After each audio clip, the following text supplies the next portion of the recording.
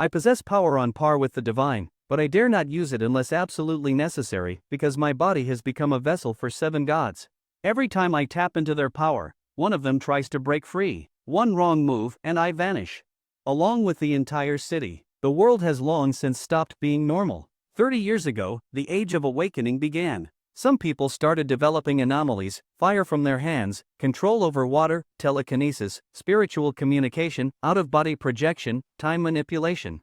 Then came the cultivators. Then, those who surpassed the very logic of abilities. Today, there are over 100 million awakened humans. They are ranked from F to A. A class, that's elite. Government orders, special privileges, license to kill. Above them S, SS, and SSS. These levels aren't public, they're hidden. Because they're unstable, clans seized control of the cities. Each district is ruled by its own force. The unawakened are considered disposable. Basic labor stock. No one saves those who can't protect themselves. Schools stopped teaching math a long time ago. Now it's combat tactics. Medical records show 2 charts, blood work and mutation levels. Even the air is classified by energy density. I didn't awaken. I have no official power. I can't be registered. I can't be measured on any scale. Because what's inside me is beyond any scale. 7 entities. 7 ancient gods. Each one capable of wiping out a city. They're not my allies. They're sealed catastrophes. And I hear their voices every single day. If I hold them back, I live. If I slip, they break loose. And if that happens, I won't be the only one to fall. My name is Chen Ping. Early morning. A regular residential area, Tangshan 2nd District. Ordinary sunlight, shining onto an ordinary bed. Ding dong. China Construction Bank, Chen Xingqiu has transferred 100,000 yuan to you. Current balance, 100,520 yuan. The phone rang. At the same time, a new message popped up on WeChat. Pippi, good morning. A beautiful day has begun. Are you up yet? This is your living allowance for this month. Spend it well. Don't forget to let me know if you run out. I can send more. Heart. A beautiful girl with a fresh and youthful profile picture was messaging him, sending him the first greeting of the morning. Early in the morning, one girl transferred him money, and another pretty girl sent him a good morning message. If you asked Chen Ping how he felt, he would say nothing. Chen Ping stared at the message on the screen, feeling a mix of anger and humiliation. Oomph. It's already enough money. I clearly said I can support myself. Why do they keep sending me money? It makes me feel like some useless guy who can only rely on his sister. He quickly typed out a reply, trying to refuse. Ding dong. China Construction Bank, payment of 20,000 yuan to Alipay's Huabei. Current balance, 80,520 yuan. Not long after, a plain-looking male avatar appeared in the WeChat chat window, replying to the beautiful girl. Thanks, sis. I got the money. I'll spend it carefully. Heart. After sending this message, Chen Ping helplessly put his phone aside and let out a heavy sigh. Without his sister supporting him, he really couldn't make it. Ha ha. Suddenly, a crisp, slightly mocking laugh echoed in his mind. What are you laughing at? Is it that funny? If it weren't for you all, would I be so desperate for my sister's allowance? Chen Ping slapped his forehead forcefully, scolding angrily. If an outsider saw Chen Ping talking to himself and even hitting himself so early in the morning, they would definitely think he was crazy. Muttering to himself, Chen Ping got up, washed up quickly, and went into the kitchen.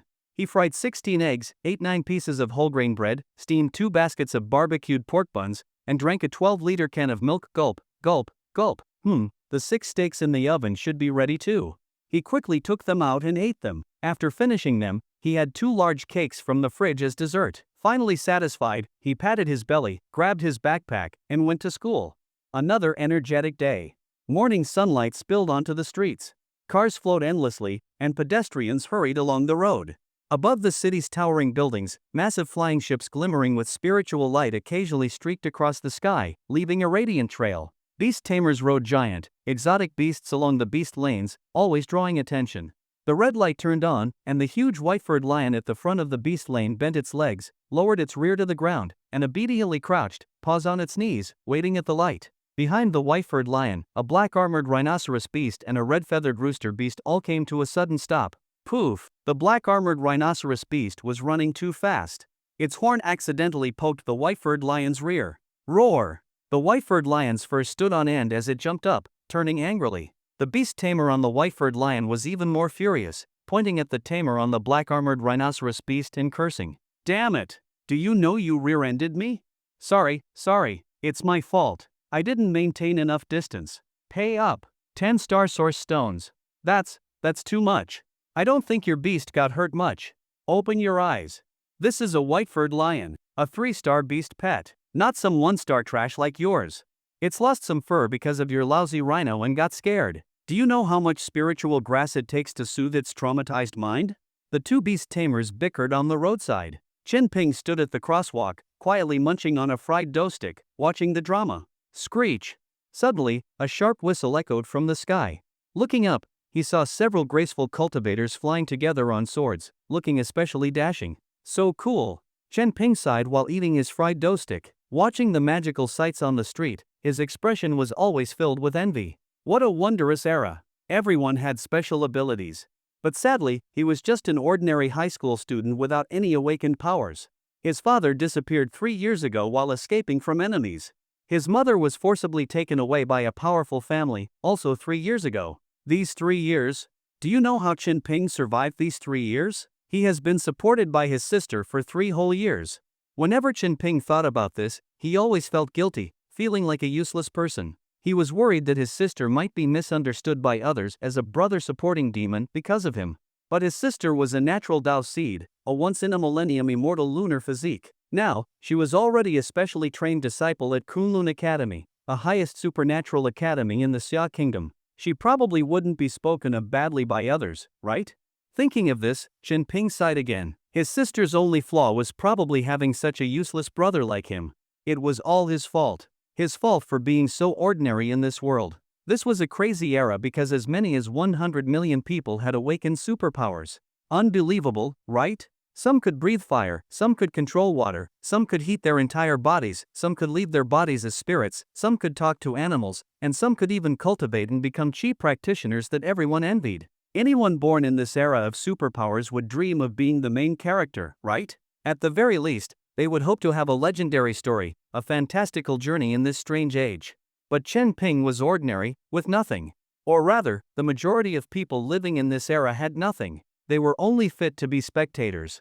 100 million people awakened superpowers. That number sounds huge, sounds exaggerated. But don't forget, there are 7 billion people worldwide. In terms of proportion, that is 1 in 70. To put it in simpler terms, getting first place in a class is already tough, right? And awakening a superpower? There might not even be one person per class. It's even harder than getting first place. After all, you can still work hard to get first place.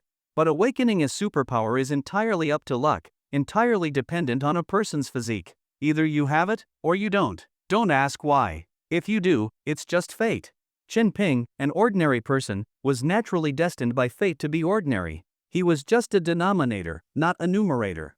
Just an unremarkable little wave in the great tide of the era, gone in an instant without drawing any attention. Like a passerby on the street, unnoticed by others. Jianbing Wezi. Fresh Jianbing Wezi. Come and see my Morong family's Morong pancake. Heated by bare hands, the taste is extraordinary. A street vendor at the corner was shouting, his hands glowing red and hot, flipping and slapping the pancake, cooking it with his touch.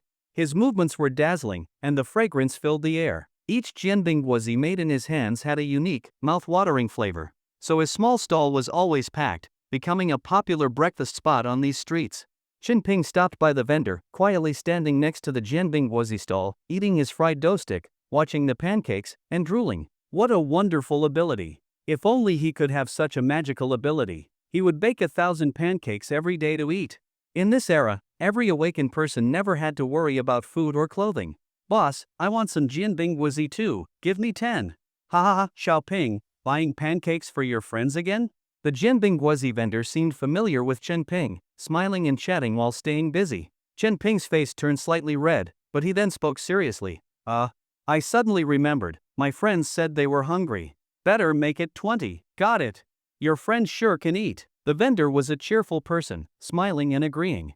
This young man was a big customer at his pancake stall, so he remembered him well. Chen Ping finished his fried dough stick, quietly waiting beside the stall, watching the flipping pancakes with envy. At this moment, a sudden commotion and screams erupted from the street not far away.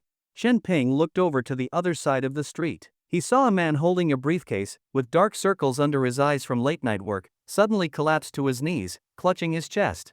His eyes turned blood red, saliva dripping from his mouth, and he screamed in agony. Ah! The miserable screams echoed across the street.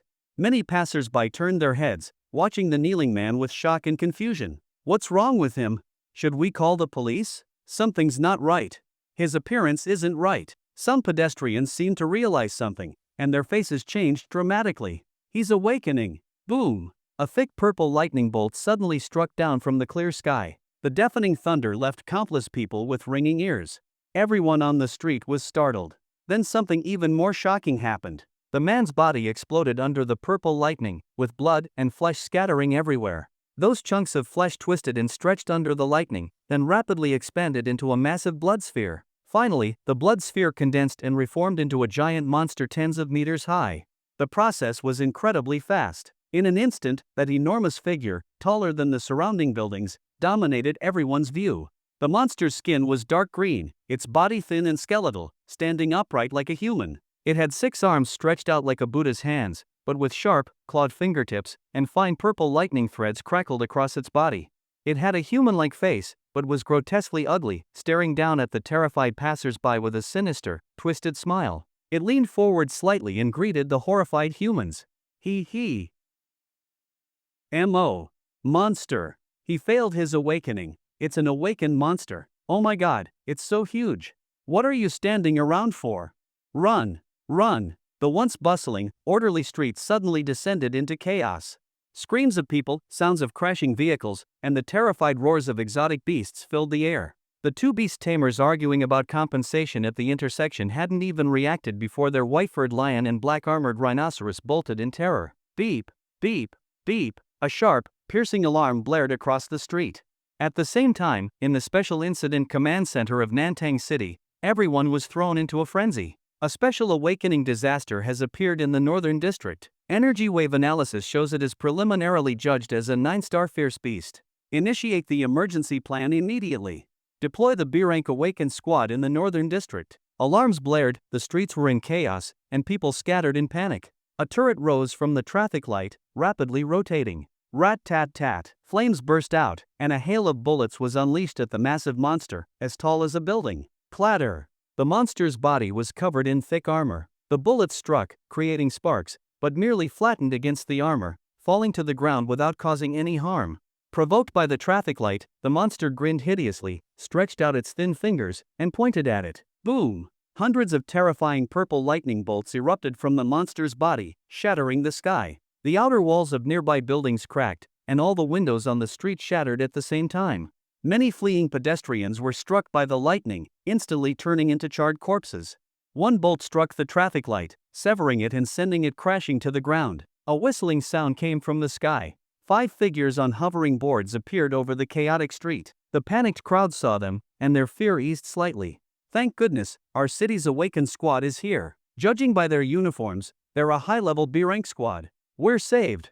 The crowd cheered, some even stopped fleeing, taking out their phones to record the scene, hoping to capture the thrilling battle. The 5 streaks of light approached, radiating powerful auras, surrounding the monster. I am Luo Guangji.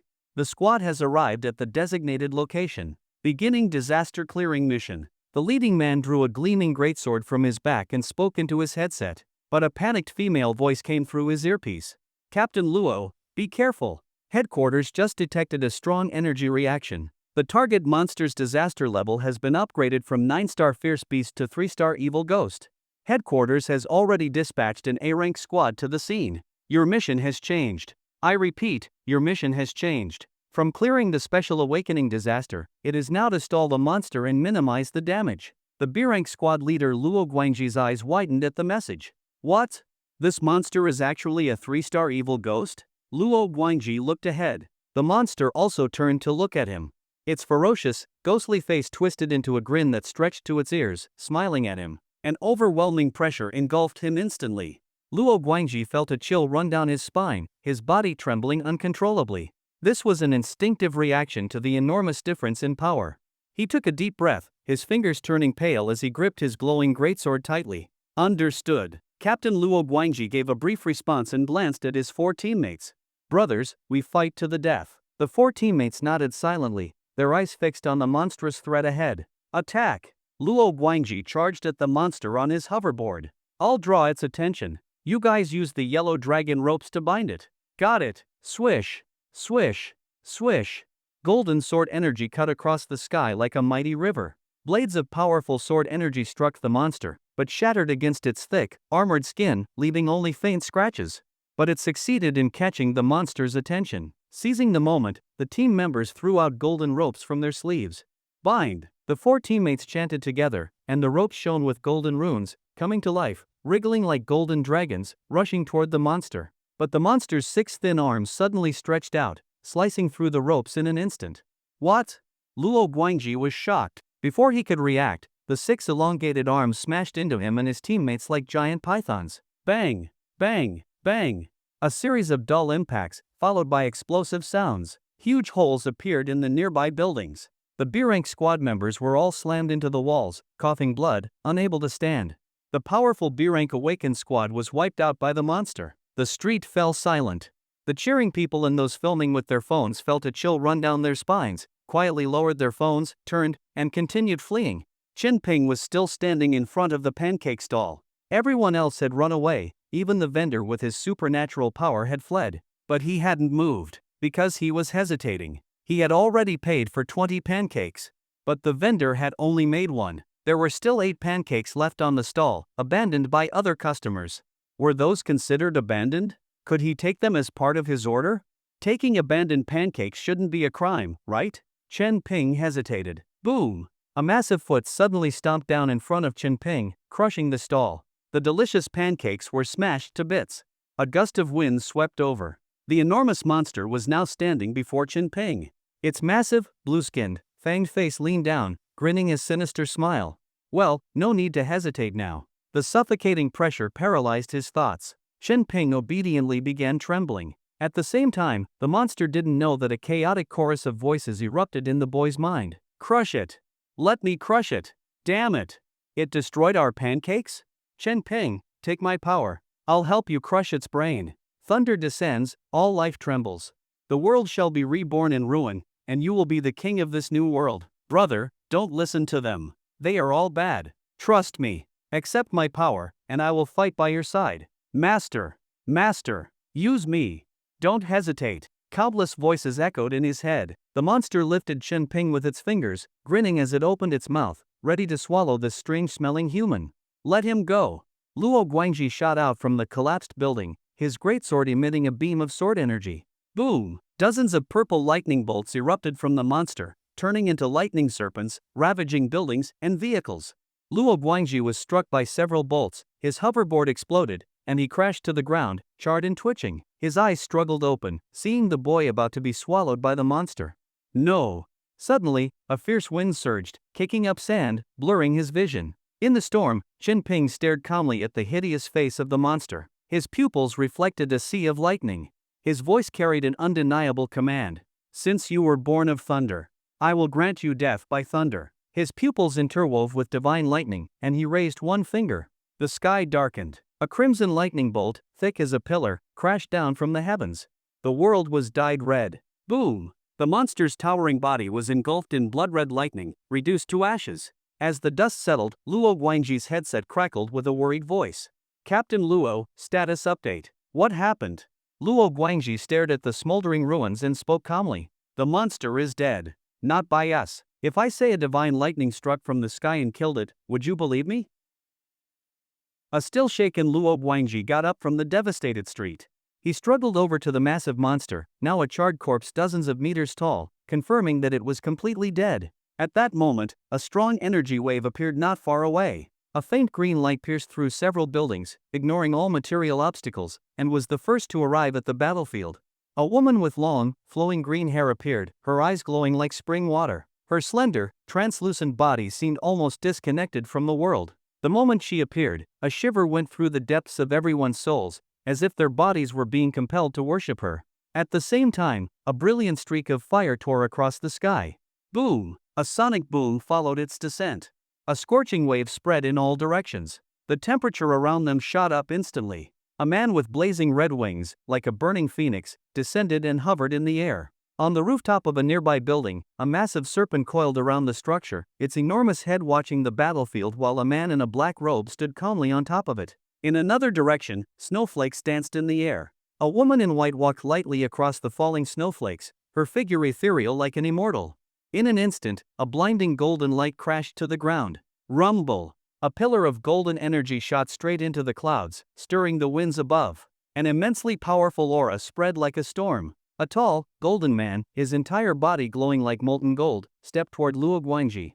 Luo Guangji took a deep breath. The A-rank awakened squad was here. This was also the only A-rank awakened squad in Nantang City. They were the city's strongest and most elite awakened. Whenever a terrifying crisis struck, it was their time to act. Captain Luo, what's the situation now? The golden man at the front walked over to Luo Guangji and asked in a deep voice. Captain Xiang. Luo Guangji respectfully greeted the man. This golden man was Xiang Jiqiu, the leader of the A-rank awakened squad. Here's what happened. That monster was extremely powerful, and we couldn't handle it at all. But just as it was about to continue its destruction, a red lightning bolt suddenly struck from the sky and killed it. Luo Guangji pointed to the half-disintegrated charred corpse ahead. Killed by lightning. Captain Xiang paused for a few seconds, his sharp eyes scanning the area before speaking slowly. Then, did you see any suspicious people at the scene? Luo Guangji was shocked. What? Do you think this was done by someone? Captain Xiang looked at him, equally surprised. Do you think this was just an accident? Luo Guangji was stunned. Fine, let me put it another way. Before the monster was struck by lightning, what was it doing? Was it looking at something? What was its expression? Were there any people nearby? Captain Xiang sighed and continued questioning.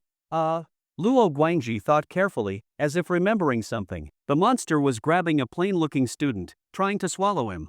Then a sandstorm suddenly kicked up, blocking our view, and right after that, the terrifying blood-red lightning fell and killed the monster. Captain Xiang's voice became serious. And that student? Sigh, what could have happened to that student? He must have been vaporized.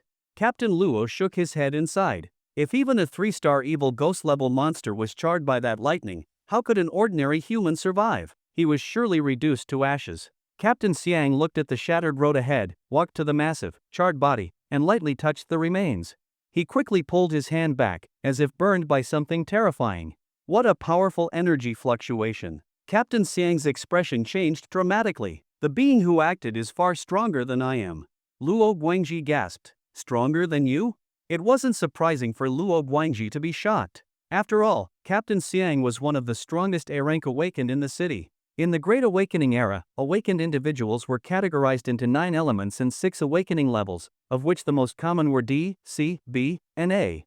D rank, basic awakened, most people fell into this category, possessing simple abilities like temperature control, fluid manipulation, mental interference, or communication with animals. C rank, intermediate awakened, these individuals mastered their abilities, capable of creating explosions, summoning storms, arranging mystical formations, or even controlling spirits and exotic beasts. B rank, advanced awakened recognized as elites, most conventional weapons could not harm them. Their abilities had massive societal impact, making them key figures in major awakened organizations.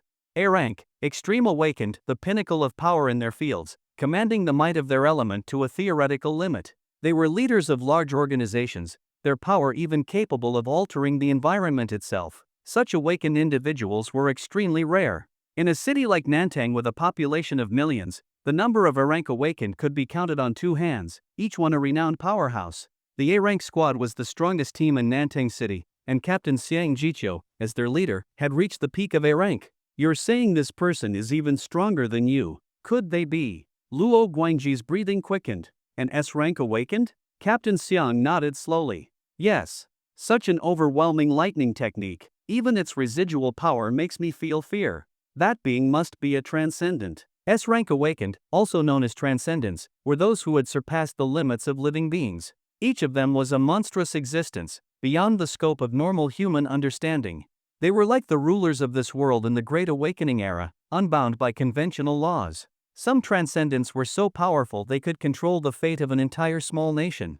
In a small city like Nantang, we actually have a transcendent? Luo Guangji muttered. But if it's him, that's not surprising, is it? Captain Xiang replied. Luo Guangji seemed to remember something, his body trembling. Not far away, the green-haired spiritual woman called out, "Captain, come here and look at this."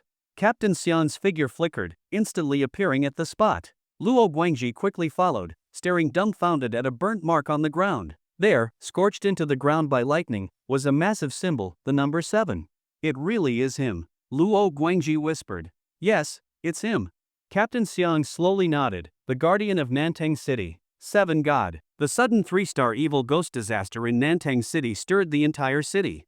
It came too quickly and ended just as fast. But its impact was far from over. Many hurried about in panic, while others discussed the disaster with heated excitement. That mysterious blood-red lightning became the most talked-about topic. Some said a powerful being cast a lightning spell to kill the monster. Others claimed the monster was so evil it was struck down by divine punishment. Some even suggested the disaster was so chaotic that the monster accidentally killed itself. A boy with a backpack walked casually through the still chaotic streets. His face twisted with pain, and he occasionally rubbed his temples. But even so, no one spared him a second glance. He was too ordinary, no striking appearance, no awakened ability, no special aura, just another background figure in a big city. No one would know that he was the one who summoned the divine lightning that killed the monster. And no one knew that in his mind, countless divine voices were echoing, "Ha ha ha." So in the end, Brother Chen used my power. 1 strike of divine lightning. Perfect. But it doesn't fully showcase your majesty as king of the world. Next time, use my forbidden divine thunder sea. Brother, don't listen to that madman. If you used forbidden divine thunder sea, Nantang City would be gone. Master, you don't love me anymore. Damn it. That beast crushed our pancakes. We should have crushed its skull instead. Voices chattered endlessly in Chen Ping's head. Chen Ping's face was filled with helplessness. In this Great Awakening era, he was just an ordinary person. So why did he have to deal with this? The only thing that made him different from others was those voices constantly speaking in his mind. They called themselves gods. Yes, as an ordinary person, Chen Ping had somehow been possessed by gods. And not just 1, 7 of them. In the Great Awakening era, 100 million people worldwide awakened superpowers. But Chen Ping did not awaken. Not only did he fail to awaken, but he also faced being possessed by gods. Being possessed by gods meant that powerful divine consciousnesses from outside tried to take over Chen Ping's body, using their consciousness to replace his, ultimately erasing his soul and making his body theirs, leaving the original Chen Ping to disappear from this world forever. While others awakened to become protagonists, Chen Ping faced the crisis of being possessed by gods, without even the right to keep living. How tragic was that? And it wasn't just 1 god. 7 gods wanted to possess his body at the same time. Super tragedy, multiplied. But perhaps when tragedy reaches an extreme, luck follows. As the saying goes, 1 monk fetches water to drink, 2 monks carry water, 3 monks have no water to drink. When 7 gods tried to possess Chen Ping at the same time, none of them would give in. They even started fighting, a fierce battle that ended with their divine brains almost spilling out. The result was that all 7 gods were seriously injured, trapped in Chen Ping's mind, forced to restrain each other while struggling for control over his body. Chen Ping, in a strange twist of fate, found that even though 7 gods tried to possess him, he still had control over his body. His consciousness and thoughts remained his own. Not only that, but in his extreme anger and unwillingness, his will and control over his body became stronger than ever. While the 7 gods restrained each other, Chen Ping gained the final say. Yes, he could decide which god would ultimately possess his body. Simply put, he could choose which god would be the one to kill him. How touching. Chen Ping actually gained the right to choose who he would die to. This right seemed ridiculous, but he could use it to delay his death. This was the only bargaining chip he had against the 7 almighty gods. This bargaining chip seemed insignificant, but when none of the 7 gods could overpower the others, and when Chen Ping could decide who he would give his body to, everything changed. The gods began using every method they could to win over Chen Ping. Some promised that if they possessed his body, they would keep his soul alive, allowing him to live one day as a god and one day as a human. Some promised that if they took over, they would help him reshape his body, allowing his soul to live on in a new vessel. Others promised to share his body with him, letting Chen Ping maintain control most of the time, while they would take over only when needed, helping him become king of the world, enjoying endless power, wealth, and women. One even promised that if it succeeded in possession, it would make Chen Ping a supreme god himself, allowing him to experience the life of a higher being. The gods' promises became increasingly tempting, but whenever Chen Ping asked if they were telling the truth, the other 6 gods would immediately list hundreds of reasons why the promising god was lying, providing evidence to prove that the promise was impossible. Chen Ping didn't understand what they were arguing about, but every time one god made a promise, the other 6 would try to persuade him not to believe it. This led to one problem. The gods couldn't convince Chen Ping to surrender his body. And so, the 7 gods remained stuck in his mind. Chen Ping, of course, was happy to see this.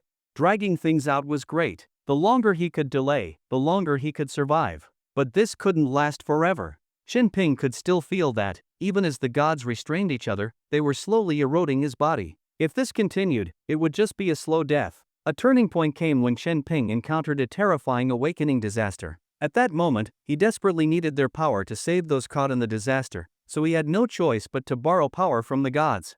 The gods were eager to lend their power to Chen Ping because every time he used their power, their influence over his body would increase. Because of this, the gods began to compete fiercely, bickering and even undermining each other. They started a twisted competition. In the end, to make Chen Ping use their power, the gods even agreed to minimize their influence on his body. Every time they helped him, their erosion of his body would only increase slightly. At this slow rate, Chen Ping could actually borrow their power many more times. Even so, the gods, eager to outdo each other, continued offering their power to him. This was how Chen Ping became an ordinary person with the power of gods. Sigh, this is the 8th time already. Chen Ping sighed. Since being possessed by the gods a year ago, he had borrowed their power 8 times. Mostly because he had encountered so many terrifying awakening disasters. He didn't have the fate of a protagonist, but he had the problems of one. Chen Ping's kind nature couldn't bear to see innocent people die in front of him, so he repeatedly borrowed the gods' power to resolve terrifying awakening disasters. Because of his actions, he had saved thousands, maybe even tens of thousands, of lives. From this perspective, even though he was an ordinary person, he had created tremendous value in his life. Maybe he hadn't lived in vain after all? Chen Ping could comfort himself with this thought. But he still didn't want to die. Even with 7 gods wanting his body, he still wanted to live. I've only used it 8 times. What's 8 times? I can let you use it 8 times in one night. A passionate voice echoed in Chen Ping's mind. Chen Ping rubbed his forehead with a dark expression. Shut up. I don't want to be a king. Why not be a king? As king, you will have the most power, wealth, and women in the world.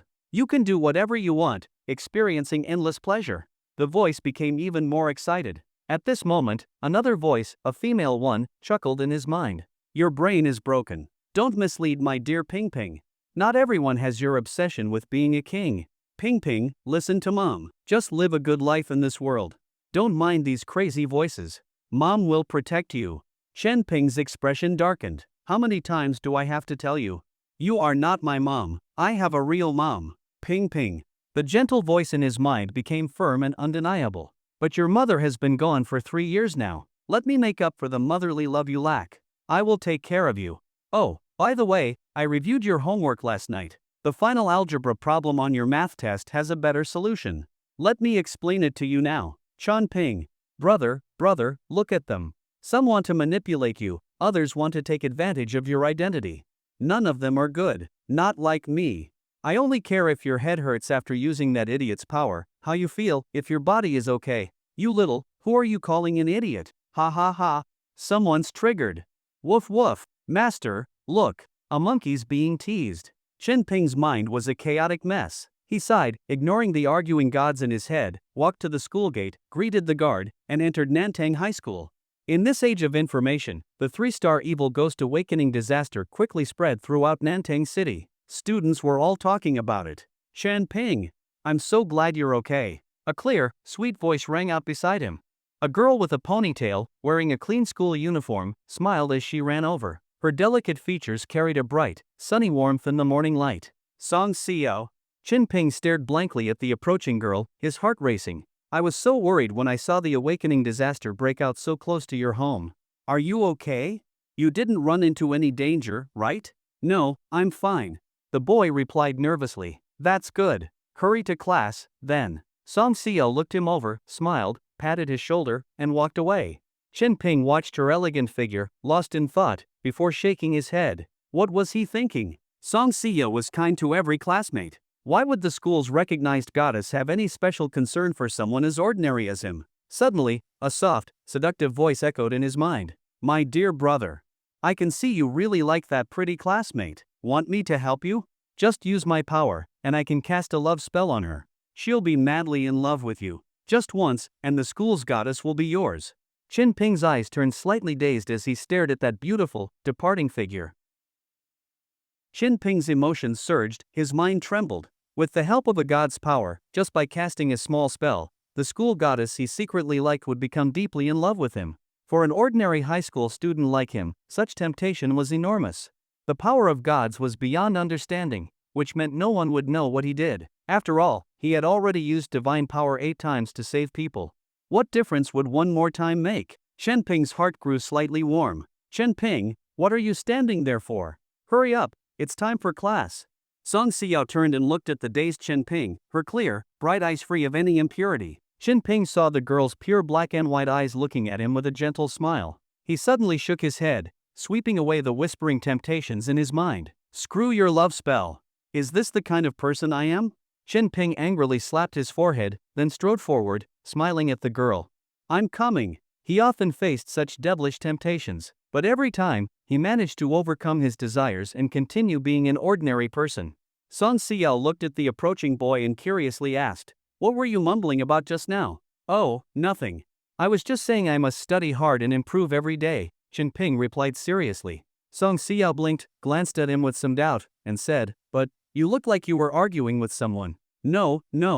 I just get really excited and intense when motivating myself," Chen Ping explained with a straight face. Song Xiao suddenly understood. "So that's one of the reasons you've been improving so quickly in your studies?" Chen Ping scratched his head in embarrassment. Sort of. His grades had soared over the past year, going from average to top of the class. But the reason wasn't self-motivation, it was because that so-called mom goddess in his mind had been seriously tutoring him. Song Xiao didn't think much of it and soon shifted her focus to the major event that had happened this morning. Chen Ping, wasn't today's awakening disaster near your home? Did you see anything? No, I was on my way to school before the monster appeared. I see, that's a shame. They say a red lightning bolt struck down the 3-star evil ghost level monster. Do you think it was the work of the 7 god? Chen Ping's heart skipped a beat, but he maintained a calm smile. Why do you think so? Think about it, a 3-star evil ghost level disaster is high risk. Even if our city's top awakened squad was deployed, they couldn't have ended it so quickly. The only one who could end a high-risk awakening disaster so decisively. Song Xiao raised her fair, slender fingers in a finger gun gesture, excitement in her eyes, is our city's guardian god, the 7 god. Her analysis was logical and detailed, making Chen Ping nod involuntarily. The 7 god was a mysterious persona Chen Ping had created for the Nantang City Special Bureau. He knew that if a high-risk awakening disaster was mysteriously resolved, the Awakened protecting Nantang City would conduct a thorough investigation. But if there was a mysterious signature at the scene, it indicated that the powerful being who resolved the disaster wanted to keep a low profile. If a mysterious figure had clearly shown their mark, further probing would be seen as disrespectful. And this was the message Chen Ping wanted to send to Nantang City. Nantang City did not disappoint him. They developed an unspoken understanding, treating the entity known as 7 with respect and compliance. As long as the mysterious figure helped them eliminate monsters, who they were didn't matter. In this Great Awakening era, many powerful individuals hid their identities due to their sensitive powers or personal reasons. Nantang having one hidden powerhouse was considered normal. The only problem was that the Mark 7 he left behind was too eye-catching. Many residents of Nantang noticed it and spread it wildly. Gradually, this mysterious figure became well known throughout the city, with many residents affectionately calling the unknown figure their guardian god, 7 god. Song Xiao was one of 7 god's biggest fans. She chattered excitedly with Chen Ping about the 7 god. Every time she mentioned 7 god, her bright eyes sparkled with admiration. This was also one of the reasons why Chen Ping liked Song Xiao. Chen Ping, you have no idea.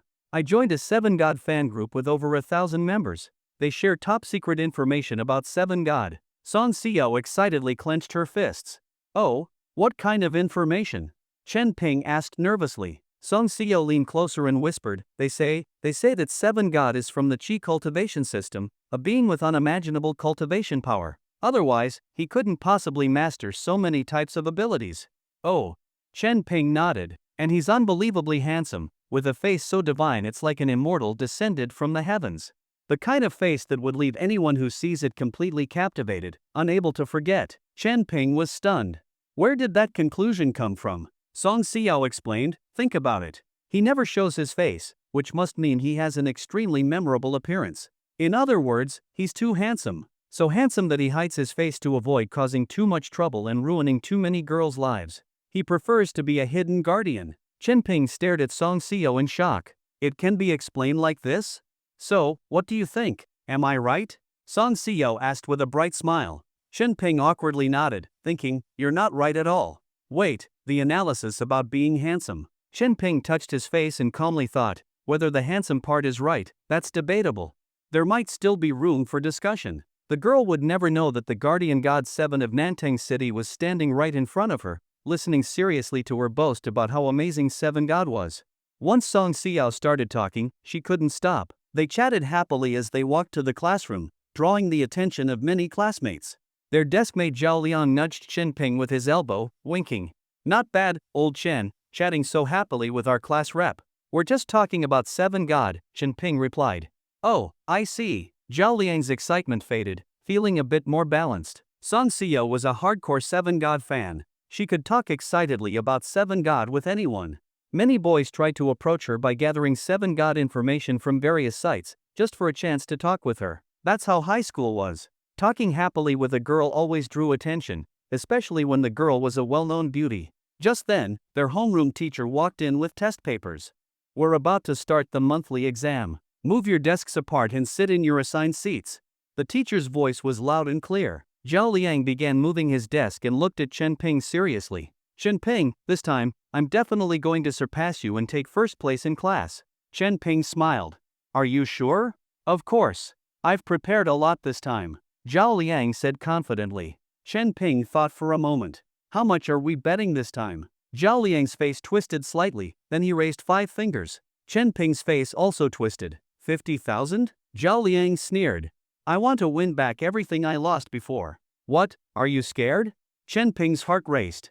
If he won this time, he could afford 2,000 more hamburgers this month. Gritting his teeth, Chenping said seriously, fine, 50,000 it is. Zhao Liang's family was wealthy. He was a well-known rich kid in Nanteng City, so 50,000 was nothing to him. But for Chenping, it was half a month's living expenses. So, no matter what, Chenping would give it his all this time. Chenping was a struggling senior high school student. Doing practice problems and taking exams was his routine. Currently, he ranked among the top in his grade and was first in his class. It took him only 1 year to go from mediocre grades to top scores. His rapid improvement this year was not just because he realized the importance of knowledge and began studying hard, but also thanks to the meticulous guidance of that mom goddess. This goddess knew everything, from astronomy to geography, physics, chemistry, mathematics. There was nothing she didn't know. She even taught him knowledge that didn't exist in this world. In the Great Awakening era, where Chenping did not awaken any powers, he understood the importance of knowledge even more clearly. Knowledge changed fate. While many relied on awakened abilities to shine in this world, ordinary Chenping could only improve his life through knowledge. As the exam bell rang, Chenping began to seriously answer the questions. Time passed slowly. Around him, the sound of pens scratching on paper filled the room. You chose the wrong answer for this one. It should be B. The voice of Mom suddenly sounded, making Chenping's hand freeze. B? Chenping's pupils slightly contracted. After checking carefully, he realized he had indeed missed a hidden trap in the question. The answer should be B. In the past, Chenping would have stubbornly refused to change his answer, thinking, that's what Mom saw, not me. I have my pride. But, he sneaked a glance at Zhao Liang, who was not far away, writing furiously. This time, the stakes were too high. In the last monthly exam, Chenping was first in the class, and Zhao Liang was third. This time, Zhao Liang came prepared. Although Chenping was confident he would stay first. But what if Zhao Liang had an amazing performance and surpassed him? If Zhao Liang lost, it was just a bit of pocket money for him. But if Chenping lost, he would be eating dirt this month. Chenping really didn't want to cheat. Sorry, Zhao Liang. I'm not going to play fair this time. Chenping quietly changed his answer from C to B and continued working on the test. In his mind, Mom smiled gently, seemingly pleased that her child had finally matured. Time continued to pass, and more subject questions appeared before him. This gravitational problem has a better solution. Okay. Tell me, do you think the concentration of this substance is this value? Calculate it carefully again. Got it. I'll recalculate. I believe Du Fu's emotions in this poem can be expressed at an even higher level. Understood. I'll revise it. This time, Jinping didn't stubbornly stick to his own ideas. This time, he just wanted to win. He didn't feel much guilt about this approach. Solving problems required brains, and since the voice in his head told him the answers, that also counted as using his brain. It was part of his strength. Besides, by triggering his deskmate's competitive spirit, Zhao Liang's grades had also soared, and Zhao Liang was even grateful to him. For Zhao Liang, his grades improved. For Jinping, he gained access to more food. This was a win-win. Unknowingly, he reached the final question of the last subject, the Chinese essay. The essay was interesting. It provided a fable and asked students to create a composition based on it. The story was a famous one from Greek mythology. Sisyphus offended the gods and was punished by having to push a massive boulder up a mountain. But every time it was about to reach the top, the boulder would roll down. Sisyphus could only keep pushing it up, over and over, endlessly repeating the process. What an interesting story. A mortal offends the gods and is tortured day after day. These gods really know how to torment people. Every time Sisyphus sees hope, the boulder rolls back down, giving him the deepest despair, a form of endless cycle, torturing him both physically and mentally. In his mind, Mom's voice sounded, carrying a hint of sarcasm. Jinping chuckled softly and whispered, "You only see the helpless side of a mortal. But do you know why he was punished?" The voice in his mind seemed confused. Looks like Mom doesn't know much about Greek mythology. Jinping's eyes grew deep, his tone calm. Sisyphus angered the gods because he set a trap and kidnapped Death. As soon as he said this, the voice in his mind fell silent. Mom went quiet, but other voices started speaking. Ridiculous fable. How could a mortal set a trap for a god? Exactly. Such a weak and insignificant being, how could a god be captured? Ha ha ha. The one who wrote this story must be out of their mind. The various gods in his mind expressed ridicule and disdain for the story. At that moment, Jinping wrote his essay title, Divine Power and Human Will. The moment the title was written, his mind erupted. Ha ha. Divine power versus human will? Xiaoping, are you actually comparing gods and mortals? Such a boring topic. The difference between gods and mortals is so vast, how can they even be compared? Jinping, writing this title shows you have no idea of the vast gap between mortals and gods. It's bigger than the gap between humans and ants. Mortals are like dust, except for you, brother. The voices of the gods echoed endlessly in his mind, mocking Jinping for his ignorance and arrogance. Jinping thoughtfully rubbed his forehead and whispered, "How should I write this essay? It seems difficult. Mom, can you teach me how to write it?" This time, the mom goddess refused, chuckling gently. Essays are a reflection of a student's personal thoughts and talent. 1,000 people will have 1,000 views and styles. I can't help you with this. Jinping nodded, as if he had expected this answer. Actually, this topic was something he wanted to write for the gods in his mind to read. Shakespeare once said, "A coward dies 1,000 times before his death, but the valiant taste of death but once." With just the opening line, the gods in his mind fell silent. Jinping continued writing with a flourish, skillfully using references to explain his views. He was not just writing an essay, he was talking to the gods. A person can live like an ant. But Sisyphus, as a mere mortal, challenged the gods, set a trap for Death, and with his life, shook the authority of the gods. The gods cast down endless punishment upon Sisyphus, forcing him to push the boulder up the mountain, only for it to roll down again, over and over. Both his body and spirit faced endless suffering, as the gods tried to crush this mortal through relentless torment. But Sisyphus never gave up. If the world had infinite cycles, he would have infinite resistance. With his mortal will, he defied the gods again and again. In that world, he was free. He was great. To that world of endless cycles, he was its meaning, its only light, a light that would never be extinguished. The power of mortals may seem insignificant compared to the power of gods, but the power of gods cannot crush human will. The greatest song of humanity is the song of courage, the unyielding courage to defy the gods. Sisyphus's resistance was not meaningless. His spirit burned like an everlasting flame, inspiring countless generations. Just as I stand here today, reading his story, feeling inspired and uplifted. This is the greatness of human will. As his pen finally stopped moving, the gods in Jinping's mind exploded in chaos once more. Jinping wrote an ordinary essay, but the gods in his mind erupted in chaos. Why did you write it so tragic? Little brother, are you trying to tell us something through this essay? Don't feel too pressured, okay? Big sister isn't the kind of bad goddess who only bullies mortals. Xiaoping, mortals are not all the same, and neither are gods. Mortals and gods don't always have to be enemies. Dad will always stand by your side and protect you. That's right, Brother, why did you write something like this? There are good gods too. Like me, even if you're immortal, I will always love you the most. Woof woof. Master, why do mortals have to fight against gods? Gods can be mortals' dogs too, woof. One by one, the gods in his mind tried to show kindness to Chen Ping, telling him about the beauty of gods and how they were different. Chen Ping responded with just a cold sneer. Humph, mere gods dare to disturb my will? Not a chance. Ha ha ha. Chen Ping, my dear brother, that was a good essay. Great writing. Next time, write about how the great will of mortals moves the gods, making them form an alliance with humans, then conquering the world and becoming world rulers. Idiot. Writing something like that would definitely get a 0 on the exam. Other voices also appeared in his mind. Of course, they were all trying to mislead him with impure intentions. Chen Ping had long since learned to filter out such useless noise. He stopped answering questions, handed in his paper, and went home.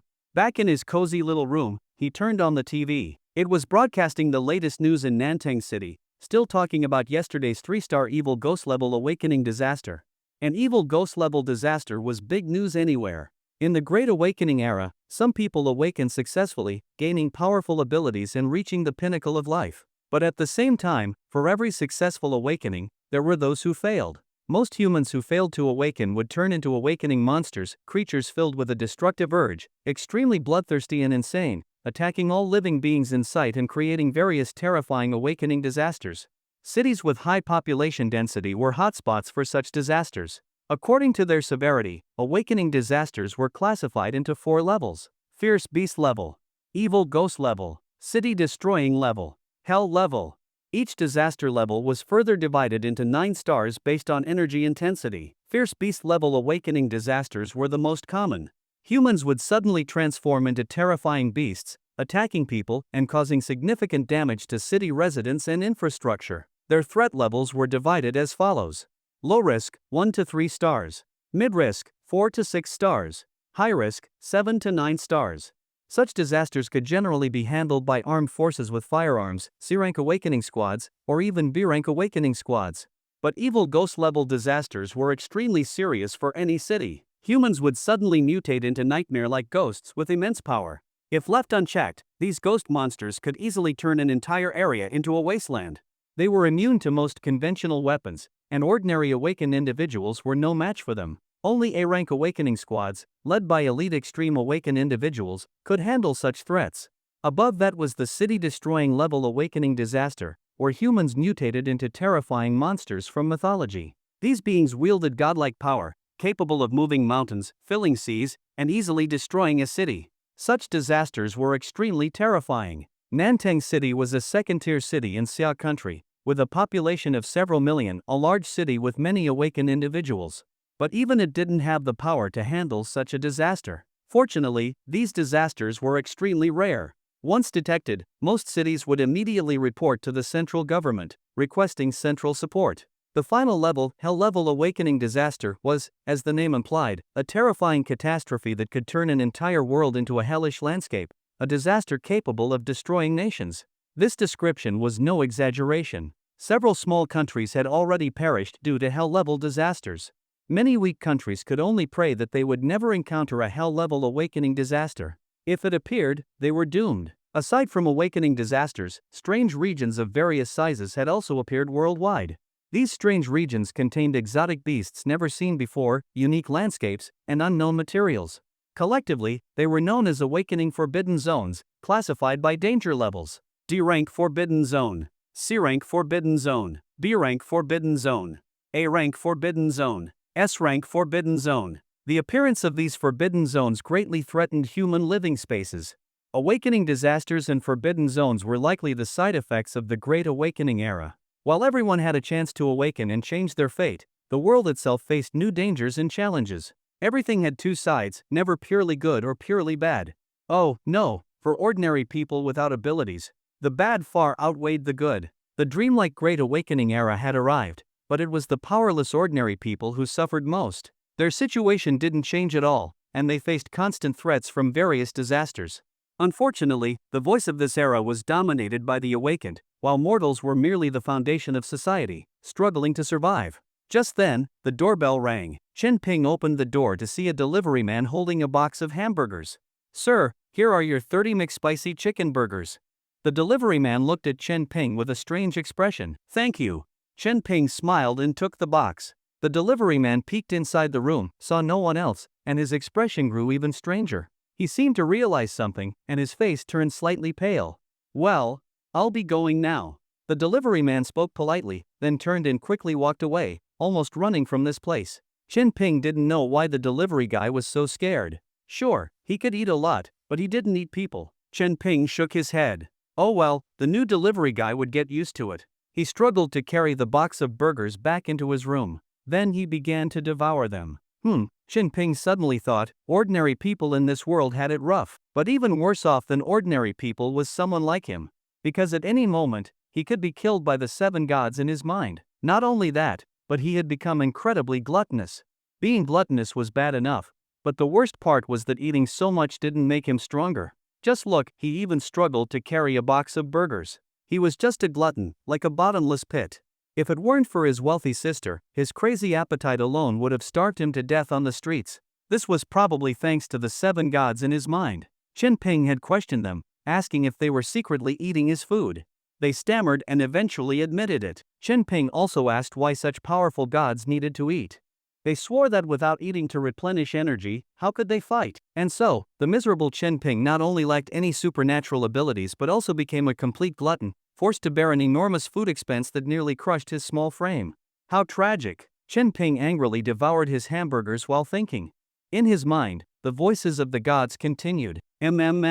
Big brother is so nice, giving me delicious food again. This McSpicy chicken burger is so crispy, spicy, and flavorful. Ah! Chen Ping, my dear brother, why did you buy this kind of food? I want steak. I want steak. Roar. So hard to please everyone. Can't you just endure it for once? Exactly, if you don't like it, get lost. Don't occupy Xiao Ping's mind. No matter what the food is, as long as master gives it, I love it. Woof. The gods reacted differently to the McSpicy chicken burgers. Chen Ping was long used to their complaints. Every time he bought something, some god would have a different opinion. But he had his own temper, he never let the gods dictate his choices. He ate whatever he liked, and if they couldn't stand it, they could get lost. Unfortunately, while they complained, leaving was completely impossible for them. Chen Ping had also asked them, why are you mighty gods so focused on someone as ordinary as me? But in rare harmony, the gods all chose to remain silent. So Chen Ping felt helpless. All he could do was turn his frustration into appetite, devouring the burgers. No matter how much he ate, he never felt full. He didn't even know how the gods managed to snack on his food. Chen Ping ate faster, chewed harder, until suddenly a choking sensation struck. Something was stuck in his esophagus. Oh no! He was choking. Chen Ping's face instantly turned red as he clutched his neck, pain and panic in his eyes. Oh no! Xiao Ping is choking on his burger. Quick, brother, drink some water. The god's anxious voices echoed in his mind. Of course, Chen Ping wanted to drink water. He reached for the glass beside him, took a big gulp, but it didn't help. His face went from flushed red to pale blue. Hit your back hard. Quick, use the Heimlich maneuver. Damn it, how can he use the Heimlich maneuver on himself? The gods in his mind were spinning in a panic. They couldn't physically appear to help him. There's no other way. Chen Ping, use my power. Yes, yes. Brother, my power can save you.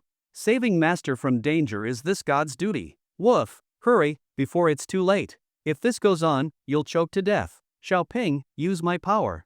The gods all started offering their powers to help Chen Ping escape death. Chen Ping clenched his fists stubbornly. Using the god's power just because he was choking on food? That was too humiliating. Absolutely too humiliating. Every time he borrowed divine power, his body would be further corrupted by that god. This power was meant for saving the world, so why would he waste it on being choked by food? Was he that useless? Just choking on food, couldn't he overcome it? Chen Ping, would rather die than use divine power for something like this. A strange sense of pride made Chen Ping want to rely on his own strength to overcome this crisis. But the suffocating sensation grew worse, almost consuming his consciousness. His vision began to blur, and the shouts of the gods in his mind seemed to grow distant. Chen Ping suddenly felt a chill in his heart. Was he really going to die from choking? No way. Not so humiliatingly. Power. I need your power. These words echoed in his mind, but his consciousness was fading. The gods still couldn't channel their power to him. Chen Ping felt an overwhelming sadness. He couldn't breathe, couldn't move. His entire consciousness was sinking into darkness and confusion. This can't be happening. The Great Awakening era. An ordinary me. Was I really going to die from choking? Chen Ping thought of Sisyphus, the mortal who defied the gods. No, he absolutely couldn't die so disgracefully. His life couldn't end like this. From nowhere, a surge of power erupted inside him, shattering his body's limits. Ah! A burst of energy surged from his abdomen. Bang! The food stuck in his throat shot out like a cannonball, smashing against the wall. Boom! The room shook violently. The wall cracked, covered in thick fractures. Dust filled the air. Chen Ping collapsed to his knees, gasping desperately for air. His blurred vision gradually cleared, his eyes widened. Chen Ping felt his blood boiling, his entire body heating up, filled with strength. This power. Chen Ping slowly stood up, his expression dazed as he carefully sensed the unfamiliar warmth flowing through his body. It was completely different from the power he borrowed from the gods. This power. Chen Ping took a deep breath, his voice trembling with disbelief. It's my own? Tap, tap. Loose gravel scattered and fell. The lingering dust gradually cleared. Chen Ping stood there, eyes wide open, his vision slightly red. The room was eerily quiet. His mind was also unusually silent. Chen Ping walked with heavy steps to the wall. The chewed food was still smeared on the surface, but that wasn't the point. The point was the cracked wall. He gently touched the cracked surface, feeling the real texture of the fissures. I awakened? Chen Ping murmured. Ha ha ha. Calm down, Chen Ping. Maybe it's just a burst of power from being pushed to the brink? A god's dry laughter echoed in his mind. I awakened? Chen Ping's eyes sparkled, and he spoke slowly. Xiao Ping, it's just a little crack on the wall. Such a tiny bit of power, whether awakened or not, makes no difference, right? Another god's voice echoed in his mind. I awakened. Chen Ping's face gradually bloomed with a smile, his eyes shining brighter and brighter. It was a kind of excitement he had never felt before, an overwhelming joy that finally engulfed him. Ha ha ha. I awakened. I actually awakened. Chen Ping laughed loudly, running wildly around the room in excitement. He lifted the living room sofa, then the dining table, and then he dropped to the ground and rolled around, tears streaming down his face. The gods in his mind. Did this kid go crazy? Poor Ping Ping, crying with joy over such a tiny bit of power. Is this the happiness of mortals? The gods murmured, quietly mocking. Though they pretended to look down on Chen Ping's power, a deep sense of worry began to spread among the 7 gods.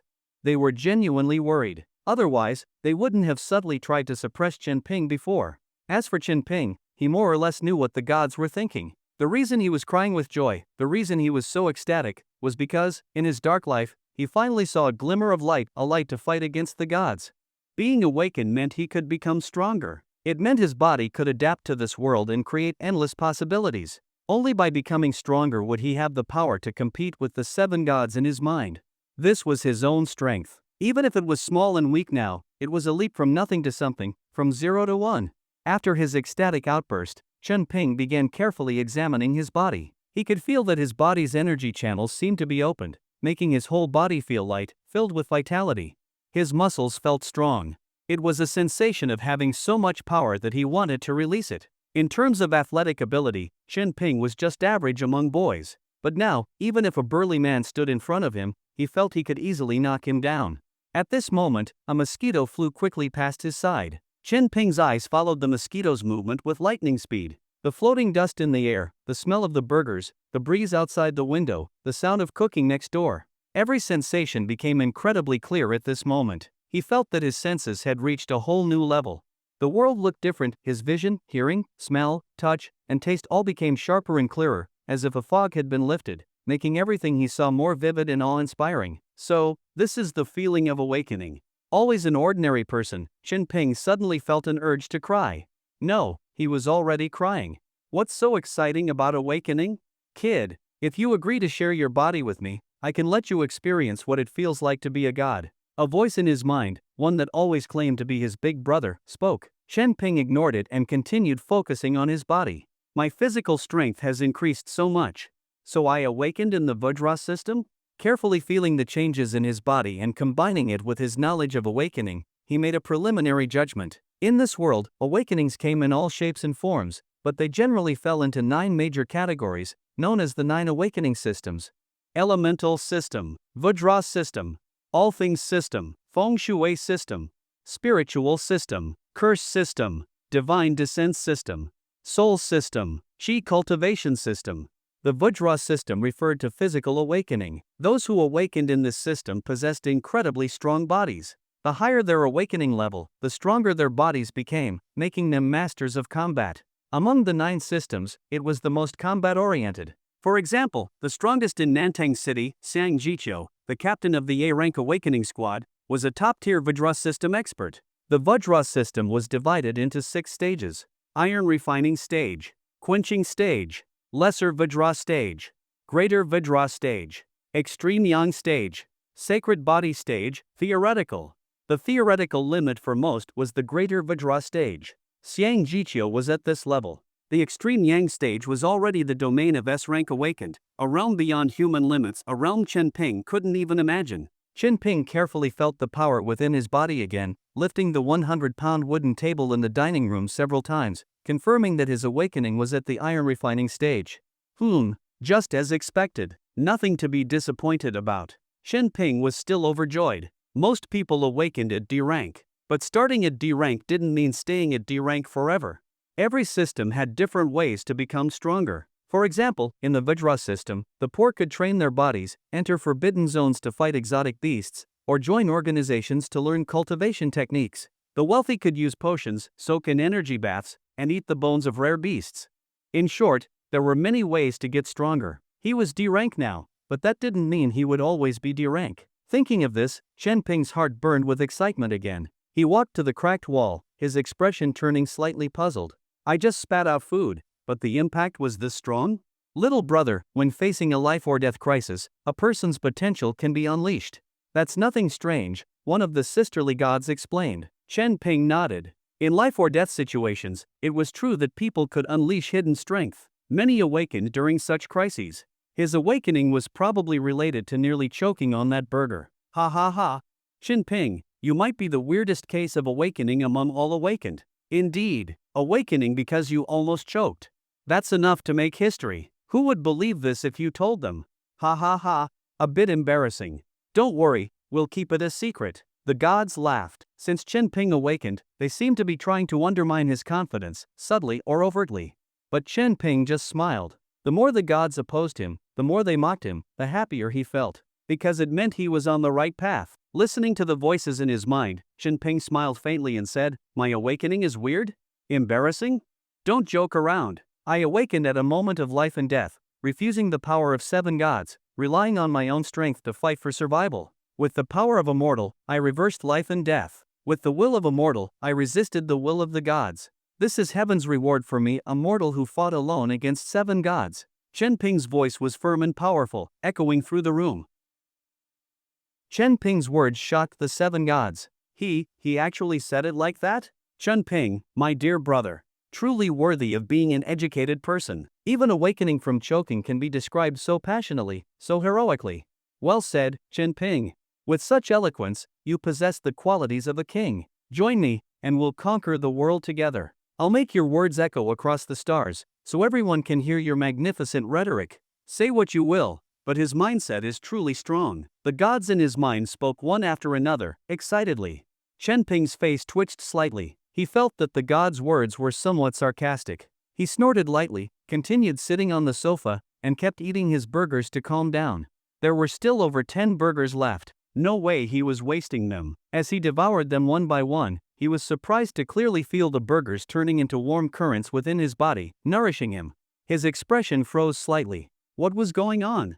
Why did eating burgers seem to slightly enhance his vitality? Chen Ping silently finished the remaining burgers and carefully sensed his body. There was indeed a faint feeling of becoming stronger. But how? He could sense that his digestion was incredibly efficient. The food he consumed was quickly broken down, transforming into energy that nourished his muscles and bones. Can eating burgers really enhance the iron body realm? That doesn't make sense. Chen Ping knew that for someone in the iron body realm to become stronger through eating, they would need to consume energy-rich pills, the flesh of energy-infused beasts, or rare, source-rich treasures. But burgers didn't contain source energy, so how was he becoming stronger? Doubts filled Chen Ping's mind, doubts about his own body. Moreover, he suddenly thought of something extremely important. After finishing his burgers, Chen Ping smiled and asked the gods in his mind, Did you all enjoy the McSpicy chicken burgers? As long as it's something from Big Brother, it's all delicious. The taste was okay, but next time I'd prefer steak. Crispy, fragrant, and tender. I like it. Blah, what kind of junk food is this? It's awful. The gods voiced their opinions one by one. Chen Ping fell silent. He could now clearly sense that the burgers had turned into warmth, merging with his body, even slightly strengthening his iron body realm. So, what were the gods eating? Thinking further, when his appetite grew larger, and he ate so much, was it really to feed the 7 gods in his mind? Or was it that all that food was actually going into his own stomach? Chen Ping began to have doubts. But he didn't voice them. Instead, he silently ordered 20 portions of steak through the delivery app. Under the horrified gaze of the delivery driver, Chen Ping took the 20 steaks. He sat on the sofa and began eating. Sure enough, as he devoured the steaks, the same warm current flowed through his body, nourishing him. He could feel his vitality slightly increasing. So it wasn't something special about the burgers. He could become stronger just by eating ordinary food. How much nutritional essence could one steak contain? It must all be absorbed by his body. The steak is delicious. Chen Ping, you're so thoughtful. Brother is so good to us. He even gave us a second meal. But the steak quality is still average. Next time, I want Wagyu beef. Having a second meal is already good. What more do you want? The gods continued chatting in his mind. Chen Ping sneered inwardly. Keep pretending. Eat up, everyone. This is a little celebration for my awakening, so I decided to treat us. Chen Ping smiled happily, acting innocent and cheerful. He then opened his phone and looked at his Weiyan chat list, his gaze pausing on a profile picture of a young, vibrant woman. The woman had long, flowing black hair, her bright eyes full of life, and her delicate, well-defined features. Even through the profile picture, she radiated an aura of elegance. Big sis. Chen Ping opened the chat window. Now that he was awakened, the first person he wanted to share the good news with was his sister. But after typing a few words, he hesitated. What level was his sister now? Last time she mentioned she had reached the core formation stage, which roughly corresponded to a B-rank awakener, and she was a chi refining type with an incredible constitution, so even among B-rank awakeners, she should be considered exceptional. But he was just a newly awakened D-rank awakener. Would it be embarrassing to show off to Chen Xingqiao so eagerly? His stubborn pride made him hesitate. Pai, why are you taking so long to type a single sentence? Suddenly, a message popped up from his sister, startling Chen Ping. Ha? How did you know I was typing? Chen Ping instinctively replied. The chat box says typing, but nothing comes out. What do you think? His sister sent a rolling eyes emoji. Chen Ping's face turned red. He had forgotten that Wei Yan had such an annoying feature. But he quickly realized something even stranger. Sis, why were you staring at our chat box? Ha? I was reading the news and saw that an evil ghost-level disaster broke out in Nantang City. I was going to ask if you were okay, and then I saw you typing. Are you okay? I'm fine. Then what's up? Spit it out. You know I hate it when people beat around the bush. Chen Ping hesitated for a moment, but finally typed, Sis, I've become an awakened. Chen Xingqiao. Are you serious? What type? Chen Ping, body reinforcement, D-rank awakener. Ha ha ha. Pai, I knew you could do it. Pai is amazing. Body reinforcement is great. Sturdy and powerful, it shows true masculinity. Pai, you're the pride of the Chen family, second only to your sister. Fantastic. Absolutely fantastic. Chen Xingqiao's messages flooded the screen. Even through the screen, Chen Ping could feel his sister's joy and excitement. He couldn't help but smile too. Maybe he was overthinking. Worrying about being a lowly D-rank awakener was pointless. In this world, there would always be someone who genuinely felt happy and proud because of his achievements. Chen Xingqiao initiated a video call. Chen Ping thought for a moment and answered. A stunning beauty with an oval face, dressed in a red and white Taoist robe, appeared on the screen. Her bright eyes curved with a joyful smile she couldn't hide. Ping, congratulations. Quick, let your sister see. A soft, clear voice came from the phone. Chen Ping smiled calmly. In front of Chen Xingqiao, he effortlessly lifted a table weighing over 100 jin, doing more than 10 reps of up and down presses. Oh, impressive, little brother. Chen Xingqiao's eyes grew brighter, and she even gave a praise that didn't match her usual image. Pai, just wait. I'm sending you an awakening gift package. Chen Xingqiao said excitedly. Chen Ping's expression changed slightly. Sis, that's not right. I've already awakened. How can I still rely on you? Cut the nonsense. You're my brother. the future of our Chen family. I'm sending you some things as an investment in our family's future. Do you have any objections? Alright, I'm hanging up. Just wait for your awakening gift package. In an instant, Chen Xingqiu went from a gentle big sister to a domineering queen. Without giving Chen Ping a chance to reply, she directly ended the video call. Staring at the chat window, Chen Ping let out a soft sigh. He was already an awakened one. Not only did he still live on his sister's allowance, but now he would also receive an awakening gift package from her? Loser! Such a useless person.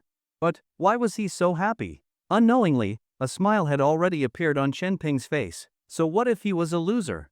Having someone who cares for you is a wonderful feeling. The next day, Chen Ping shouldered his backpack and went to school with a refreshed spirit. After awakening his ability, even the morning air seemed sweeter. He walked through the familiar intersection again. The destruction caused by the evil ghost-level awakening disaster had almost been completely repaired in just 2 days. Both the walls and roads had been restored. In the Great Awakening era, many aspects of the world had changed. For instance, infrastructure repair and construction had improved significantly. Chen Ping noticed that Morong, the stall owner who often sold pancakes nearby, was back with a new cart. Boss, 20 pancakes, please. Ha, Xiao Ping, you're here again? Morong's face was glowing with joy, and he smiled as he greeted Chen Ping. I remember you didn't get your pancakes last time. This time, you don't need to pay. I'll make you 20 pancakes right away. Ah! Chen Ping was stunned for a moment, then felt a wave of warmth in his heart, looking at the boss with newfound respect. As expected of an awakened one, such a generous mindset. He thought he could learn a thing or two about attitude from Boss Morong. What Chen Ping didn't know was that while he thought he could continue living a peaceful life, hidden cameras in various corners were quietly watching him. Nantang City Special Incident Command Center. Over a dozen pairs of eyes were fixed on the screen, watching the student. Captain Luo, are you sure it's this student? Beside him, Xiang Jiqiu, whose entire body shone with a golden glow, stood with arms crossed. Luo Guangji's eyes widened as he muttered, "It looks way too similar. It should be him. He's the one who was grabbed by that evil ghost monster before." Xiang Jiqiu nodded and looked at the data analysis staff nearby. Immediately pull up all the information on this student. See if there's anything unusual. Understood. The staff member nodded seriously. Luo Guangji glanced at Xiang Jiqiu with a bit of admiration. If it weren't for Xiang Jiqiu's insistence on investigating, he might not have discovered anything strange. The reason Xiang Jiqiu insisted on a thorough investigation was simple. Seven God was a great figure who protected Nantang City. Such a powerful and noble person couldn't possibly watch a student being grabbed by a monster and then directly strike with lightning, reducing both the student and the monster to ashes. This investigation was to prove Seven God's innocence. So they focused on the student, checking and cross-referencing footage from multiple cameras. And they found that the student was indeed still alive. Now, that was interesting. A boy who survived the hands of an evil ghost. Was he saved by that great figure and then casually went back to school? Or does this boy himself have some sort of secret? The dozen or so people in the Nantang City Special Incident Emergency Response Center felt their breathing quicken slightly, as if they were grasping at something. Although the possibility was very, very small, it didn't mean it didn't exist. Captain Xiang, the information has been compiled. Speak. Chen Ping, a student of Class 2, senior year, at Nantang City High School. He lives in the Tangchenipi neighborhood. His academic performance is excellent, consistently ranking among the top in his grade. His social circle is simple. His close friend is Zhao Liang, the second young master of Zhao Group. His social range is narrow, he has no bad habits, no criminal record, and even on the internet, he abides by the law, except for occasionally browsing some inappropriate websites. The data analyst was reporting Chen Ping's basic information. Xiang Jiqiu's face darkened slightly. Focus on the main points. Understood. It is said that he lives alone in Tangchenipi. His parents mysteriously disappeared years ago. His sister, Chen Xingxiao, is an awakened one of the Qi refining system with exceptionally high talent, a core disciple of Kunlun Academy. As for Chen Ping himself, he participated in the campus awakening survey 3 months ago and was found to have no source energy fluctuations at all. Luo Guangji breathed a sigh of relief. I knew it. How could such a young, inexperienced kid be our Nantang City's guardian god? Almost shattered my fantasy. But Xiang Jiqiu's expression didn't change much. Anything else unusual? Does having an enormous appetite count? The analyst whispered. Ha ha ha. What kind of anomaly is that? I eat a lot too. Luo Guangji laughed, thinking this analyst was being ridiculous. How much can he eat? Xiang Jiqiu seemed interested, looking at the analyst. The analyst explained, well, all 37 buffet restaurants in the city have blacklisted Chenping. Luo Guangji? Chenping arrived at school and found the place unusually lively. What's going on? Why is there a crowd over there? He grabbed a classmate and curiously asked, you don't know? Someone's confessing their love on campus. The classmate responded excitedly. Just a confession? Is it worth this fuss? In the early morning, wouldn't it be better to use this time to memorize a few words? Seeing the crowd of over 100 people ahead, Chenping shook his head in disappointment. He thought these students were way too nosy, so eager to gossip. You don't get it. It's Jiang Wenxiang confessing to Song Xiao. Such a big event, how can you miss it? The classmate's excitement was palpable. What? Confessing to Song Xiao? Chenping's heart skipped a beat, and he quickly pushed his way through the crowd. To be precise, he crashed through it. With his newly awakened Vajra-type powers, he was like a great white shark parting a school of fish, forcing his way to the front. What came into view first was a very flashy black sports car. A Lamborghini. In front of the sleek sports car stood a tall, handsome young man in a leather jacket, holding a bouquet of 99 roses. Red petals were scattered all over the ground. There were several followers holding pink balloons, and someone even brought a speaker, playing romantic music to set a dreamy atmosphere. Some lackeys even started lighting candles around. Lighting candles in broad daylight? Are they out of their minds? Why not set the confession at night? Chenping's head was filled with 1,000 questions. At this moment, a loud voice of the dean was already heard in the distance. What's going on? Confessing in public during broad daylight? Who's the brat with a death wish? The stocky dean squeezed through the crowd, looking ready to scold the student publicly confessing. And then he saw the young man, well-dressed and standing with a calm face, staring at him. It's me who's confessing. So what? Jiang Wenxiang said calmly. The dean shuddered, sweat instantly forming on his forehead. His expression immediately changed as he forced a smile. Ha ha. Oh, it's student Jiang. In that case, it's fine. Sorry for the interruption, please continue. The dean quickly cleared his throat, shifted his focus, and shouted at the onlookers, what are you looking at? What's so great about a confession? Go back to your morning reading. If anyone stays here to watch, I'll deal with you according to school rules. The dean's words were still authoritative, and most of the gossip-hungry crowd quickly dispersed. Seeing this, Chenping couldn't help but sigh in his heart. Being a rich kid really means you can do whatever you want. Jiang Wenxiang was the young master of Tianbing Group, the largest awakened power group in Nanting City, home to many awakened individuals. Who wouldn't tremble at the sight of him? Strictly speaking, he wasn't just a rich kid, he was practically a second-generation immortal. Even in school, the dean had to turn a blind eye to his actions. It showed the influence of awakened ones on the real world. Chenping didn't want to leave. He noticed that Song Xiao's expression didn't look right. In fact, anyone with eyes could see that Song Xiao's face was filled with hesitation, anxiety, grievance, and discomfort, but there was no joy or excitement. Xiao, see? Now no one can stop us. Jiang Wenxiang held the roses with a confident smile on his face. I just got the news last night. I'm leaving this afternoon to attend the entrance training at Kunlun Academy. I didn't want my high school life to end with any regrets. This statement caused a buzz among the surrounding students.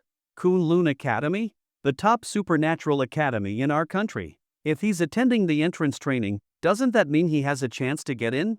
As expected of young Master Jiang from Tianbing Group, his future is limitless. The admiration of the surrounding students further boosted Jiang Wenxiang's confidence. He smiled faintly, raised his hand, and gestured behind him at the Lamborghini. Xiao, I've liked you for a long time. Please be my girlfriend. Time is short, so I couldn't prepare any special gifts. But if you agree, this car behind me will be my gift to you. This was another bombshell. Damn. Just for being his girlfriend, she gets a sports car? That car has to be worth at least 3 million. Become his girlfriend and get a Lambo? That's just too much. Jiang Wenxiang, do you mind having one more girlfriend? The students exploded with excitement. Even the dean couldn't control them now. Seeing the atmosphere build up, one of Jiang Wenxiang's followers began to stir up the crowd. Say yes. Say yes. Say yes. Gradually, more and more students began to follow along, shouting, say yes, completely ignoring that Song Xiao's expression had changed from hesitation and anxiety to one of fear. Jiang Wenxiang. I've already told you, I don't plan on dating in high school. No. You want to. Jiang Wenxiang forcefully interrupted the girl's words, his eyes burning with intensity. I think, you won't disappoint me, right? I've already done so much for you. Song Xiao's delicate face turned slightly red, and her eyes began to well up with tears. She couldn't think of a proper way to handle this situation. The nearby students thought she was blushing from shyness, moved to tears, and began cheering even louder. Song Xiao looked helplessly at the crowd. The cheering students only made her feel more pressured. But then, she noticed a student who wasn't cheering along. That familiar figure made her suddenly remember something. Chen Ping saw the girl, like a small, trembling animal cornered, and for some reason, her gaze landed on him. Her eyes seemed to brighten slightly. Chen Ping, you can hear my voice. Please don't be surprised. Song Xiao's clear, pleasant voice suddenly echoed directly in Chen Ping's mind. Chen Ping's expression changed slightly. This wasn't something she said out loud, it was a voice directly transmitted into his mind. So the class president was an awakened one too? How come he never heard about this before? Being able to transmit sound over a distance, was she from the spirit communication system or the soul system? Suppressing the shock in his heart, he gently nodded at the girl. Her voice continued in his mind, now more anxious. Can you pretend to be my boyfriend? No matter how I reject him, he won't give up. I really have no other choice. I have no interest in Jiang Wenxiang, and I've heard that those who dated him before didn't end well. I know your sister is a prodigy in Kunlun Academy. If it's you, even with Jiang Wenxiang's family background, he might be wary. Right now, only you can help me. If you agree to help me, I will do everything I can to repay you in the future. Of course, if you don't want to pretend to be my boyfriend, I won't force you. By the end, the girl's voice sounded almost pleading.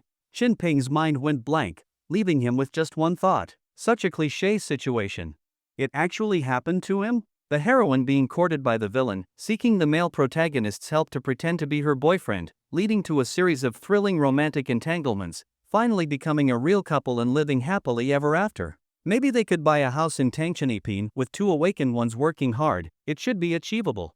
As for the kids, if it's a boy, name him Chen Tianchi, if it's a girl, name her Chen Miaoka. That should be good. They should also buy a plot in Qingyun Mountain, so they can be buried together there. Great feng shui. Chen Ping, have you made up your mind? The girl's urgent voice rang in his mind again. Only then did Chen Ping snap out of his fantasy, his face slightly red. Actually, Song Xiao was different from those melodramatic drama heroines. Those girls would drag the male lead to be a shield without asking, completely disregarding his feelings. But Song Xiao was different.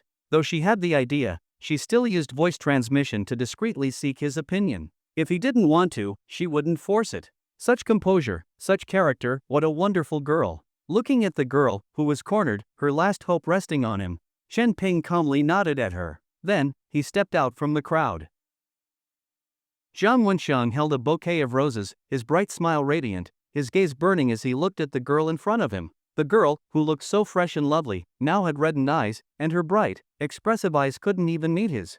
Jiang Wenxiang wasn't sure if the girl was overwhelmed with surprise or filled with worry and fear. But that didn't matter. What mattered was that he liked her. And he was determined to make her his. His underlings and the surrounding students were all helping him. Even the school didn't dare to do anything against him. The atmosphere was set, the momentum was there. He even offered a luxury car worth millions as a gift for being his girlfriend. Even if Song Xiao was the campus beauty of Nantang High School, with this overwhelming effort, she should have been won over, right?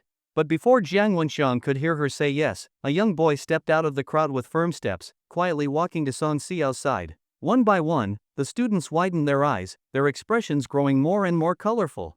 Jiang Wenxiang's smile began to freeze, and his eyes showed confusion. Hey, what do you think you're doing? Looking to die? Don't get in the way of young Master John's confession. The underlings lighting candles and scattering petals immediately shouted angrily at the boy. But just then, an even more shocking scene took place. Song Xiao's eyes suddenly lit up, and a bright smile appeared on her delicate face. She even reached out and wrapped her arm around the boy's, her clear voice ringing out. Ping Ping, you're finally here. It was the first time Chen Ping was held by Song Xiao like this. His heart surged with waves of emotion, but his face maintained a warm smile. He gently held the girl's soft, smooth hand in return and nodded. Yao Yao, what are you doing here? You scared me. Boom. The surrounding students watching the scene seemed to be struck by lightning, turning to stone. The faces of Jiang Wenxiang's underlings were equally filled with shock. The scene before them was a complete visual shock. How could this be? Could it be that kind of relationship? At that moment, Song Xiao raised her eyes to look at the boy holding the roses in front of her and spoke clearly. Jiang Wenxiang, This is the real reason why I'm rejecting you. I already have a boyfriend." Her words were like thunder exploding in the crowd. The entire place was thrown into chaos. Even the dean, who was maintaining order nearby, couldn't help but adjust his glasses, his eyes widening. A public confession on a high school campus was already outrageous enough, but what was even more outrageous was that the girl being confessed to actually had a boyfriend. And not only was the girl being confessed to standing there, but her boyfriend was standing right in front of the confessor. Could this situation get any more ridiculous? Jiang Wenxian's smile gradually disappeared. Song Xiao's expression remained serious and resolute as she looked at him. In her heart, she thought that since words couldn't reject this domineering and confident guy, she would just go all in. A girl who already had a boyfriend, surely he wouldn't keep pushing, right? Jiang Wenxiang shifted his gaze to Chen Ping and suddenly started laughing. Song Xiao, stop joking. How could you fall for someone like this? He's cheerful and positive, he's gentle and considerate, he has excellent grades, and he even got first place in the class. He's always been someone I admire. Why can't I like him?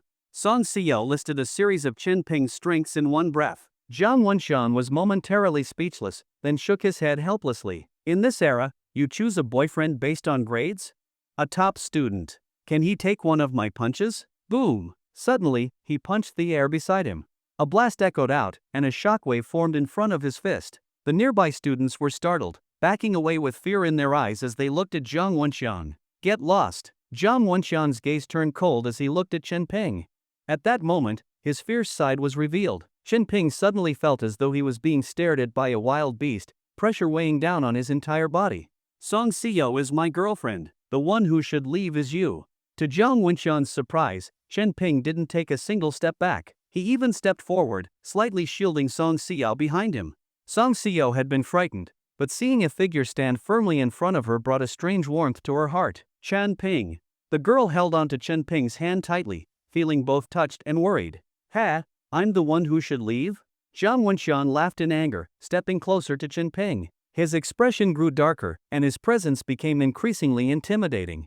Who gave you the guts to talk to me like that? A white glow began to shine in Jiang Wenxian's eyes. A strong wind began to swirl around them. The center of the storm was Jiang Wenxian. Many students were so frightened that they backed away, never having seen Jiang Wenxian look so fierce before. How terrifying could the young master of Tianbing Group be when he was angry? But at that moment, a figure stepped forward. Jiang Wenxiang. Enough, this is a school. The chubby dean's body stood between Chen Ping and Jiang Wenxiang. His fat trembled under the gusts, but his voice was loud and clear. Jiang Wenxiang, do you plan to use your awakened powers against an innocent student? Even with your background, don't think the Nantang City Special Incident Handling Center will turn a blind eye. Chen Ping was stunned. He hadn't expected the dean, who seemed so timid at first, to step forward now. The storm suddenly stopped. The students saw that Jiang Wenxiang's face had shifted to a bright smile. All right, just a joke. No need to be so tense, director. You think I, Jiang Wenxiang, can't find any woman I want? If Song Xiao is blind enough to like a useless nobody, then she's not worthy of being my woman. Jiang Wenxiang casually tossed the roses to the ground, his smile growing even brighter. After all, I'm not interested in second-hand goods. Song Xiao's body trembled slightly, her face turning pale. Chen Ping's face darkened. In his mind, the voices of the gods were already filled with fury. Oh, he dares to insult you, Chen Ping? Use my power. I can help you crush his head. That mere S-rank awakened bug dares to act so arrogantly? Brother, let me turn him into your plaything. Little brother, he insulted you and the girl you like. Aren't you a man? If you want, I can curse him so he'll never have children. The voices of the gods filled his mind. But Chen Ping remained unmoved, simply watching calmly. With a loud roar of the engine, the Lamborghini arrogantly sped out of the school. Chen Ping looked down at the bouquet of 99 roses on the ground. At some point, every petal had been sliced into tiny fragments. With a gust of wind, the bouquet turned into a pile of red dust, scattering like blood. Some students saw this and couldn't help but gasp. The roses? They're all shredded? When did this happen? So terrifying. Is this the power of a S-rank awakened one? Many students took a deep breath, and their gazes toward Chen Ping became complicated. This ordinary-looking Chen Ping actually dared to directly confront Jiang Wenxian, who was so frighteningly powerful. Should they say he was truly courageous, or just recklessly unafraid of death? S-rank awakened one. Chen Ping looked at the rose petals scattered on the ground, fluttering like drops of blood in the wind. He actually sensed the moment the roses were sliced by wind blades. That was the moment Jiang Wenxiang's gaze, filled with malice, fell on him. Chen Ping instinctively felt that this wouldn't end so easily. Trouble was definitely coming. He couldn't help but sigh. He had heard of Jiang Wenxiang's name long ago, a S-rank awakened one with wind powers, who even had the chance to join the highest academy in Huaxia, Kunlun Academy. He was practically a favored child of the heavens. Even worse, his family, the Tianbing group, was a large awakened faction in Nantang City. If possible, Chen Ping really didn't want to have any dealings with someone like him. All he wanted was to continue being an ordinary high school student, living a peaceful life. But to protect the girl he had a crush on, he could only stand up, because he couldn't let the beauty in his heart be tainted. "Chen Ping, are you okay?" A clear, worried voice sounded beside him. Chen Ping saw Song Xiao looking at him with concern and a bit of guilt. "I'm sorry. It's all my fault. I dragged you into this." The girl lightly bit her pink lips, her once bright and beautiful face now covered with a shadow. "Class rep, what are you talking about? Isn't it normal for classmates to help each other?" Chen Ping looked at the girl with a gentle, bright smile, quietly comforting her. In his heart, he silently added, "The girl I have a crush on being snatched by a pig? Impossible." Seeing the boy's pure, warm smile, Song Xiao's heart surged with a wave of warmth again. All right, it's all over now. What are you all still standing here for? Go to your morning reading." The dean shouted at the students who were watching, like a king of the school. The students scattered like a flock, but the excitement on their faces, their endless whispering, and their occasional glances at the two made Chen Ping realize what kind of storm this event would stir up in school. Holding Song Xiao's small hand, he followed the crowd back to the classroom. "Where do you two think you're going?" A shout came from behind. Chen Ping was stunned and turned to look at the dean. "Going back to study." Song Xiao answered, "To my office." The dean, wiping sweat from his forehead, walked over. "Ha!" Chen Ping and Song Xiao were both startled. The dean sneered. "What, you two are blatantly dating in broad daylight, and I shouldn't take care of it?" Chen Ping.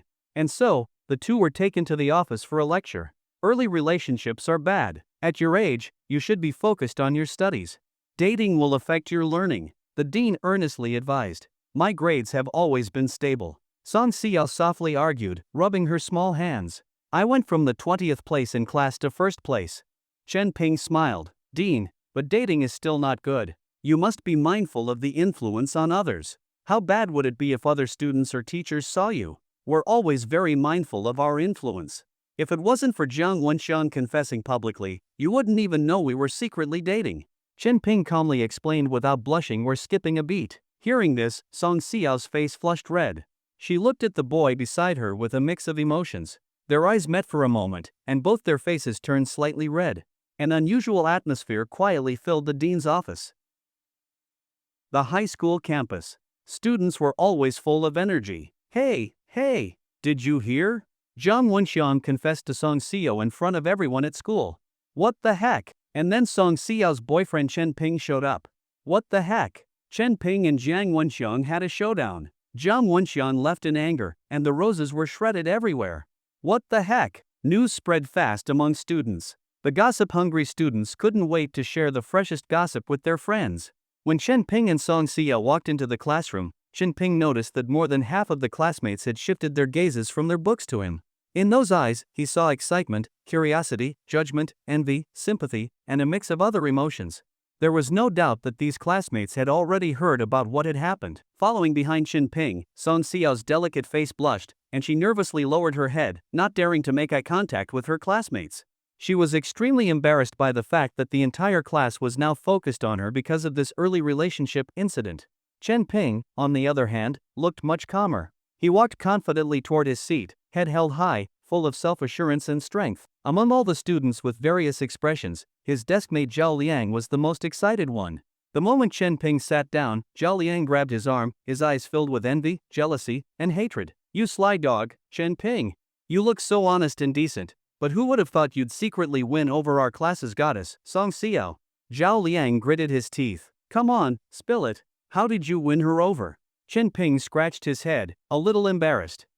She suddenly asked me to be her boyfriend." This rich second-generation kid from Nantang City stared at his deskmate in shock. "She confessed first? Stop bluffing. I honestly don't want to brag. But think about it, a plain guy like me, how would I dare to pursue Song Xiao? If she hadn't confessed, how could we have become a couple?" Chen Ping's words stirred a storm in Zhao Liang's mind. He instinctively didn't believe Chen Ping, but the more he thought about it, the more it made sense. His entire worldview started to shake. Zhao Liang began pulling at his hair, his eyes full of shock and confusion. Is something like this even possible in this world? A school goddess suddenly falling for a plain high school boy? Chen Ping nodded. It really is unbelievable. I almost thought I was the main character of some cheesy high school drama. I think that only happens in those romance movies from Sakura Country, Zhao Liang grumbled through clenched teeth. Zhao Liang turned to look at his slightly smug deskmate, gritting his teeth. Chen Ping, I might not be as good as you in love, but in studies, I will definitely beat you. Hearing this, Chen Ping's gaze became even more sympathetic. Zhao Liang, since you're so confident, how about we raise the stakes on our bet? Zhao Liang's eyes widened as he looked at Chen Ping's teasing, provocative gaze, suddenly feeling a bit nervous. What? Are you scared? Chen Ping smiled. How could I be? Raise it then. You name it. Zhao Liang snapped. Chen Ping raised 5 fingers. Zhao Liang exclaimed, 100,000? That's my weekly allowance. Zhao Liang hesitated. Chen Ping's face twitched slightly. Damn. My monthly living expenses are only 100,000, and that's his weekly allowance? Feels like I aimed too low. Aren't you confident in yourself? Chen Ping continued to tease with a smile. Fine. Let's do it. I came prepared this time. Zhao Liang's eyes blazed with determination as he clenched his fist. I hired 7 top tutors to coach me. They all say I've made huge progress, and getting first place in the class is a sure thing. Chen Ping nodded and shook hands with Zhao Liang. Deal. 7 top tutors were indeed impressive for Zhao Liang. But I have 7 gods helping me. 4,000 burgers, get. Chen Ping felt great, even humming a little tune during class. Seeing him so relaxed, Zhao Liang couldn't help but warn in a low voice, Chen Ping, I have to tell you something. That Jiang Wenxiang is not a good person. You embarrassed him today. Even if you had every reason to, with his personality, he might try to get back at you later. You'd better be careful. Chen Ping looked carefree, patting Zhao Liang on the shoulder with a laugh. Isn't there still you, the second young master of Zhao Group, covering for me? Zhao Liang shrank back a little, his face darkening. Don't drag me into your love drama. In this era, being a rich second generation isn't the same anymore. The most arrogant ones are the immortal second-gens like Jiang Wenxiang. Even I don't want to mess with him. Come on, your Zhao Group is the most valuable company in Nantang City, and your dad is the richest man here. How can you be this timid? Chen Ping joked. I've always envied Zhao Liang. With his family, he can eat whatever he wants, however much he wants, without worrying about money. That's the dream life. Sigh. Our family does have a lot of assets in the secular world, but we can't compete with the Tianbing Group's Star Source stones. If all their Star Source stones were converted into regular assets, our Zhao Group wouldn't stand a chance. Plus, they have so many powerful awakened ones. In any competition, we naturally have to give way. Zhao Liang's expression turned gloomy. Sigh, why must we live in this great awakening era? If it were the old days, I wouldn't even have to work this hard. Wouldn't it be great to just be a carefree playboy?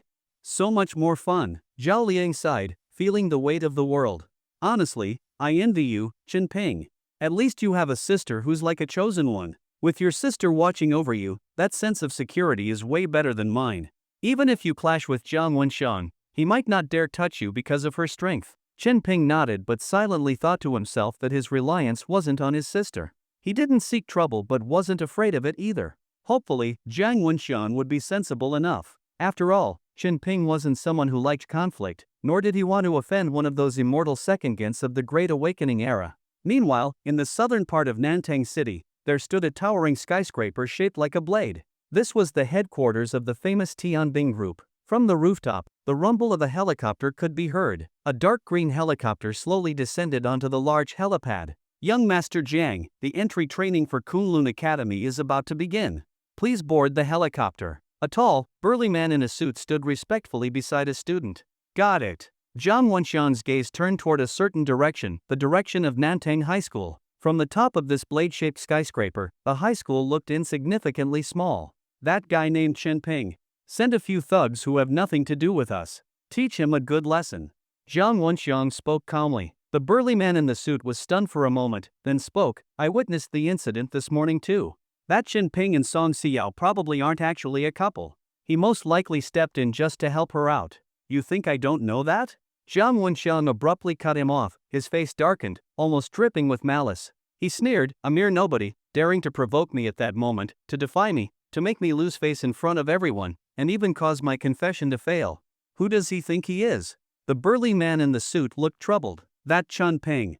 I know a bit about his background. His sister is not someone to be taken lightly. You think I don't know that? Jiang Wenxiang interrupted angrily again. Of course, I know why he dared to stand against me. If not for his sister, I wouldn't just send a few thugs, I would have sent awakened ones to kill him without anyone finding out. Jiang Wenxiang's face was twisted with a sinister smile. He thinks having just one sister will make me afraid? I am the heir of the Tianbing group, with an immense amount of awakening resources. Sooner or later, I will trample his sister underfoot too. Chan Ping? Competing with me? In this world, no one can ruin my plans and walk away unscathed. Until I see his head bleeding, I won't be satisfied. Su Yuanchao, remember, when you make your move, be clean. Tell them to control their strength, don't accidentally beat him to death. Seeing Jiang Wenxiang's determined expression, Su Yuanchao knew there was no point in trying to persuade him. He could only nod slowly. Leave it to me. I'll make sure Chin Ping learns a lesson he won't forget. Good. I'll be waiting for your good news. Jiang Wenxiang leaped, wind rising beneath his feet, and his body, light as a feather, soared over 10 meters before landing steadily on the helicopter. The helicopter roared and flew off. Su Yuanchao watched the young master leave and shook his head. Young master should be a man who soars above the world. Why must he involve himself in such petty squabbles with ordinary people? Forget it. I'll just make this matter clean and efficient, so young master can clear his mind. Su Yuanchao thought for a moment and then began making calls on his phone. After all, dealing with a powerless nobody was all too easy in this era. Nantang City. Last period of class. The homeroom teacher of grade 12, class 2, Hong Jing, walked up to the podium. The whole class held their breaths, their attention intensely focused. Because they knew this was the class where the monthly exam results and rankings would be announced. Hey, who do you think will be first in class this time? It should be Chin Ping, right? He was first last time too. Not necessarily. Our class monitor Song Xiao's grades have always been stable, and the gap between her and Chen Ping was small last time. She might overtake him this time. But they're dating now. Dating affects studies. They're bound to fall behind. I think it's Zhao Liang. His progress has been incredible lately. Maybe he'll pull off a miracle. The classmates whispered and speculated among themselves. With a smile, Hong Jing pulled out the score sheet and announced, this time, everyone did well in the monthly exams. The admission rate for top universities reached 77%. Zhao Liang's score of 694 placed him in the top 10 of the entire grade for the first time. Yeah. Zhao Liang punched the air with excitement. He couldn't wait to turn his proud, excited gaze toward Chin Ping. See that? I'm in the top 10 in the grade. Ha ha ha. Chin Ping, this time you're definitely losing to me. Low exclamations echoed throughout the class. Many cast envious and admiring glances at Zhao Liang. Being rich was one thing, but being so good at academics too. Hong Jing adjusted her glasses, her smile even brighter. Even more impressive is that Chin Ping has also shown remarkable improvement. With an excellent score of 716, he is ranked first in the entire grade. Let's congratulate him. Wow, the whole class erupted. The excited Zhao Liang instantly collapsed into his chair, eyes wide as he turned to stare at Chin Ping. What? First, in the entire grade? Chin Ping once again became the center of attention in the class. The entire class erupted in waves of exclamations. First place in the entire grade. In student life, was there any halo brighter than this? Nantang High School was one of the best high schools in Ji Province. Being first in the grade here was almost the same as being the provincial top scorer. 716 points. Are you kidding me? Zhao Liang's eyes widened, his whole being in a state of shock and self-doubt. He thought his 694 points were secure, but to his surprise, his deskmate got 716 points, more than 20 points higher. Was this even human? When he set his goal as being first in the class, his competitor had already taken first in the entire grade, mocking him with a cold laugh, as if saying, the wisdom of mere mortals. The other classmates were just as shocked as Zhao Liang, especially those who said that Chin Ping and Song Xiao's relationship would definitely affect their studies. They were now stunned, each beginning to doubt that often repeated saying from teachers. Who said dating affects studies? It's fake, all fake. Is Chin Ping going to defy the heavens? How is he so amazing? I really want to know how he studies. Not everyone has a brain like his. One by one, the students looked at the otherwise ordinary Chin Ping with shock and admiration. Song Xiao's bright eyes also sparkled as she looked at Chen Ping, her face showing surprise. Even she didn't expect Chen Ping to achieve such an incredible score. In high school, top students often had a kind of glow around them. And Chen Ping wasn't just good, he was the top student in the entire grade. And that person was even her supposed boyfriend. Thinking of this, a hint of blush appeared on Song Xiao's delicate face. Zhao Liang, it's okay. Even though you lost the bet, you beat yourself. Chen Ping cheerfully patted Zhao Liang on the shoulder, comforting his deskmate. Zhao Liang, feeling completely defeated, snapped back to his senses. Yeah, I improved by so many points. I should be happy. Why do I feel like a loser? Zhao Liang looked at Chen Ping, his eyes filled with gratitude. Brother Ping, you're right. I defeated myself. I should be happy. Chen Ping smiled with a look of approval, patting Zhao Liang on the shoulder again. Exactly. With this score, getting into our country's top university should be no problem. I bet your dad will reward you with a lot of pocket money, right? Zhao Liang's eyes shone even brighter. Of course. I'll go ask my dad right away. And as for that 100,000, it was worth it, right? Chen Ping showed a wise and mysterious expression. Zhao Liang snapped back and nodded vigorously. Of course. Brother Ping, you are my mentor and my best friend. I, Zhao Liang, am not someone who goes back on his word. I'll transfer the money to you right now. With a grand gesture, Zhao Liang immediately transferred money to Chen Ping. Looking at the bank notification on his phone, showing the series of transactions from Zhao Liang each larger than the last, Chen Ping's mood soared, even happier than getting first place in the grade. If this keeps up, he might not even need his sister to send him living expenses anymore. Thinking of this, Chen Ping's gaze toward his deskmate became even kinder and warmer. Song Xiao's score was also excellent, 682 points, consistently high. Because of this, the negative impact of their rumored romance was greatly minimized. The bell rang for the end of class. Chen Ping packed up his study materials, getting ready to go home. At that moment, a beautiful figure appeared in front of him. The girl wore a high ponytail and a clean blue and white school uniform. Her delicate, fair face had a rosy tint, possibly from the warm light of the sunset outside. Chen Ping, shall we go home together? Song Xiao's clear, melodious voice rang out in the classroom, like a wind chime swaying in the breeze. Beside him, Zhao Liang's mouth dropped open in shock. Other classmates also looked at the two in surprise. Since their relationship was now public, were they not even trying to hide it anymore? Chen Ping was also a bit stunned. He had imagined such a scene before but never thought it would actually happen in his life. Sure. Chen Ping hurriedly packed his books, put on his backpack, and nervously grabbed Song Xiao's soft, delicate hand, intending to lead her out of the classroom. Ah! Song Xiao softly gasped, instinctively trying to pull her hand back. What's wrong? Chen Ping turned around, his face filled with confusion. Song Xiao met his clear, bright eyes and felt the warm, secure grip of his hand. Her cheeks turned even redder, and she looked down shyly. And nothing. The two of them, holding hands, walked out of the classroom in the glow of the sunset. Students around the campus turned to look at them, eyes filled with surprise.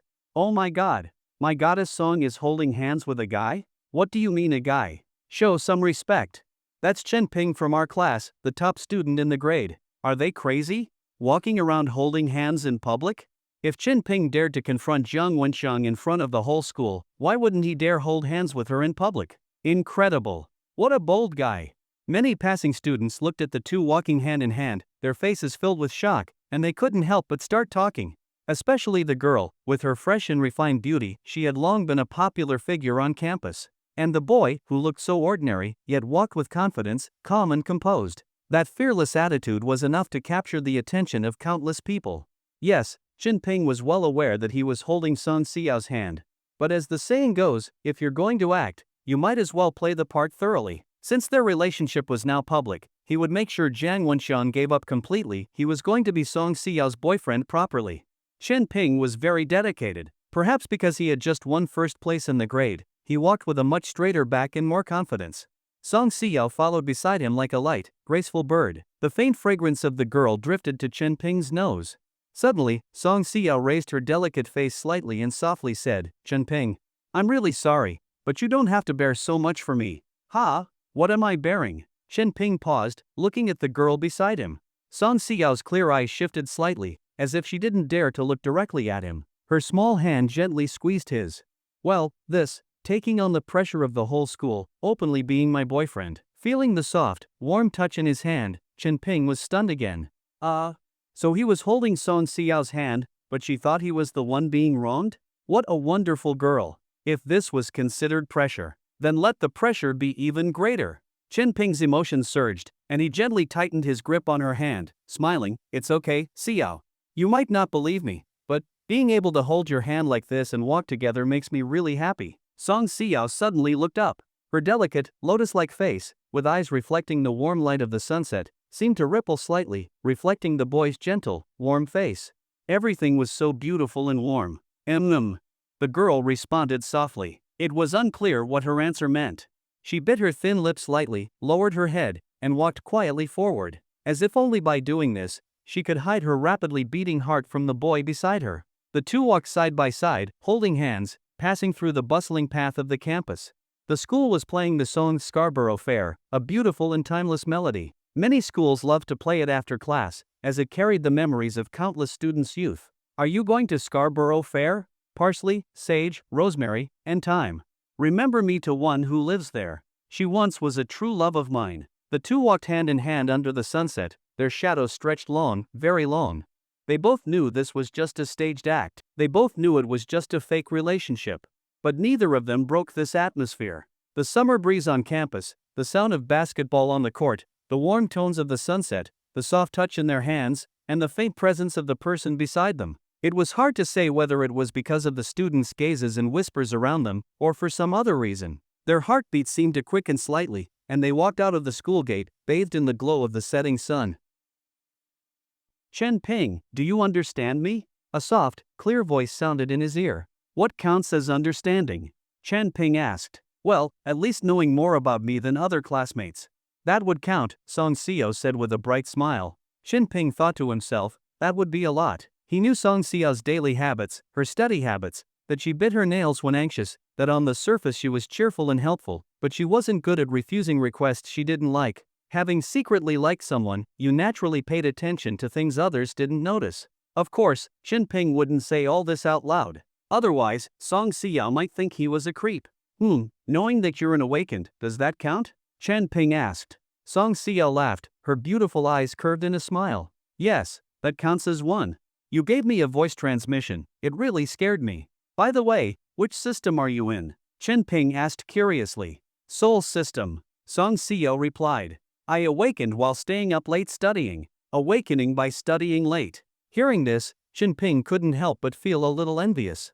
Look at how other people awaken, and then look at how he awakened. Soul system, that's one of the 9 major awakening systems, a very sought after one. Are you planning to join any awakening organizations? Chen Ping asked. Song Xiao immediately shook her head. I don't want to join any awakening organizations. Ha? Chen Ping was stunned. Why not? As far as he knew, any soul system awakened, even a low-level D-rank, could enjoy benefits far beyond those of ordinary people just by joining an organization. Because I'm afraid of dying, Song Xiao said seriously. Chen Ping was stunned again. This was not the answer he expected. Song Xiao looked at him with a serious expression, her tone solemn. Do you know? According to big data, the 10-year survival rate of awakened is only 85%. It's a high-risk profession. And for the soul system, the death rate is even higher. The 10-year survival rate is only 75%.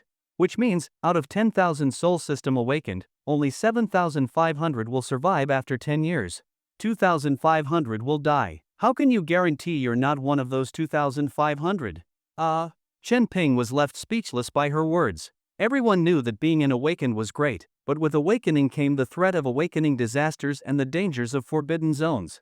Major awakening forces wanted to expand, wanted to grow stronger, which meant sending their awakened into forbidden zones to seek resources and face various awakening disasters, battling monsters to seize treasures. This process was indeed full of risks. Once you joined an awakening organization, you often had little choice in what you did. After all, the organization wouldn't raise a freeloader. Soul System awakened, due to their unique abilities, often dealt with strange phenomena, making their risks even greater. But when it came to the highest mortality rate among the systems, the Soul System had to take a step back, because there was still the Vajra system. The Vajra system couldn't do much except fight. Whenever there was a battle, they were on the front line. Whenever an extremely terrifying awakening disaster occurred, the first to die were always the Vajra system awakened. The 10-year survival rate of the Vajra system was reportedly only 69%, making it the highest risk system among all. It was a statistic that deterred countless people. That's why the Vajra system was often referred to as crude cannon fodder and outright insult. Thinking of this, Chen Ping sighed again, looking at Song Xiao with a sense of shared hardship. So what are your plans for the future? Chen Ping asked. I don't know. I'll register at the Awakening Management Bureau, study well, get into a good university, and find a good job, Song Xiao said naturally. After all, I can live well with just my brains. Chen Ping nodded. That's what he used to think too. Not all awakened would join an organization. Many chose to live among ordinary people, like Morong, the owner of his favorite pancake stall. Despite being a D-rank awakened of the elemental system with the ability to create enchanted pancakes, he chose to run a small stall. It was just that different people chose different ways of life. Song Xiao was afraid of dying, so she wanted a safer job. That was perfectly understandable. Don't worry, Chen Ping. Even though I'm awakened, I'm no different from you guys. Song Xiao looked at him earnestly, as if afraid he would overthink. Chen Ping didn't overthink. He was just wondering how a Vajra system awakened could avoid being cannon fodder. Oh, right. You helped me a lot today. I will do my best to repay you. If you need anything, just let me know, and I'll try my best to help. Song Xiao patted her chest, making a sincere promise. Looking at the girl who was promising so earnestly, Chen Ping couldn't help but laugh. Alright, if I ever need your help, I'll definitely tell you. Right now, he didn't have any particular requests for her. It wasn't like he could ask her to help him with homework, right? Before they knew it, they reached an intersection. From here, their paths home were different. Chen Ping suddenly felt the warm, soft touch in his hand disappear. Only then did he realize that he and Song Xiao had been holding hands for so long. His palm even felt a little damp. It was hard to tell if it was his sweat or hers. Both of them seemed to realize something at that moment. Under the sunset, a faint blush appeared on their youthful cheeks, and they didn't dare to look directly at each other. So? Chen Ping, see you tomorrow? Song Xiao broke the silence. Sure, see you tomorrow. Chen Ping waved, pretending to be calm. Song Xiao turned and left, her high ponytail swaying lightly in the glow of the setting sun like a happy little horse. Chen Ping stood at the intersection, watching her figure gradually fade away, seeing her off. Then, voices burst out in his mind. Ha ha, Chen Ping, did you really fall in love? How could you like such a mortal? Work with me instead. In the future, you'll have a harem of 3,000, with saintesses on your left and goddesses on your right, endless bliss. TCH, my brother isn't so superficial. Only heavenly fairies are worthy of him. Just say the word, and I'll get you one. Ping Ping, are you interested in training her into a soul god? I can help you with that. The gods in his mind began to stir, each offering him tempting deals. But Chen Ping wasn't tempted. If he had been so easily swayed, he would have lost himself long ago. He blocked out the voices in his head, walked back home with large strides, and began ordering food online. To reward himself, he decided to have 50 roast chickens for dinner. While choosing which lucky shop to order from, the sun set beyond the horizon, leaving only a faint glow in the sky. Streetlights lit up along the roadside, and the streets were still bustling. Chen Ping walked along, playing on his phone. But just as he passed a narrow alley, a hand suddenly grabbed his arm and forcefully pulled him into the alley. Chen Ping was startled, but he didn't resist immediately. He seemed to be caught off guard, letting the force drag him to the ground inside the alley. Ah, who are you? Chen Ping was thrown to the ground by the force, his hands pressed against the ground, his face pale as he looked up in panic at the strangers before him. A group of 6 or 7 men stood in the narrow alley, surrounding him from both front and back. Some had scars on their faces, others had tattoos covering their arms, all with brightly colored hair in flashy, gangster styles. They looked at him with vicious smiles. What do you think we're here for?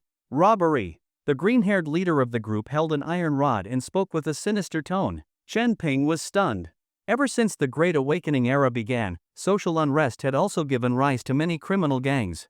Okay, how much do you want? I'll give you all the money I have on me. Chen Ping appeared obedient, but his eyes carefully watched their expressions. Oh, quite obedient. But too bad, the brothers here are in a bad mood today. We don't just want money. The gangsters walked toward him with strange grins, the viciousness in their eyes growing stronger. We also want a punching bag to vent our anger. Swish. The green-haired leader swung the iron rod straight at Chen Ping's body. Bang! A dull sound echoed in the alley. The iron rod smashed heavily onto Chen Ping's shoulder. But to the gangster's surprise, despite the heavy blow, Chen Ping's shoulder only sank slightly. He didn't fall, nor did he scream in pain. Ha! The leader was taken aback. Hiss, it does hurt a bit. Chen Ping muttered, grabbing one end of the iron rod with one hand and slowly standing up. He felt the pain even though his body had awakened, making his physical strength much greater. The iron rod's heavy strike still hurt. What the? Get him! Another thug rushed forward, swinging his fist at Chen Ping. But Chen Ping reacted faster. He grabbed the man's fist with his other hand, then instinctively kicked him. Thud! Arg! The man screamed as he was kicked into the air, crashing into the alley wall before falling to the ground. Chen Ping was stunned. He hadn't expected his kick to be so powerful. You've trained? The green-haired leader's eyes widened. Chen Ping looked at him with a faint smile. You were looking for a punching bag to vent your anger?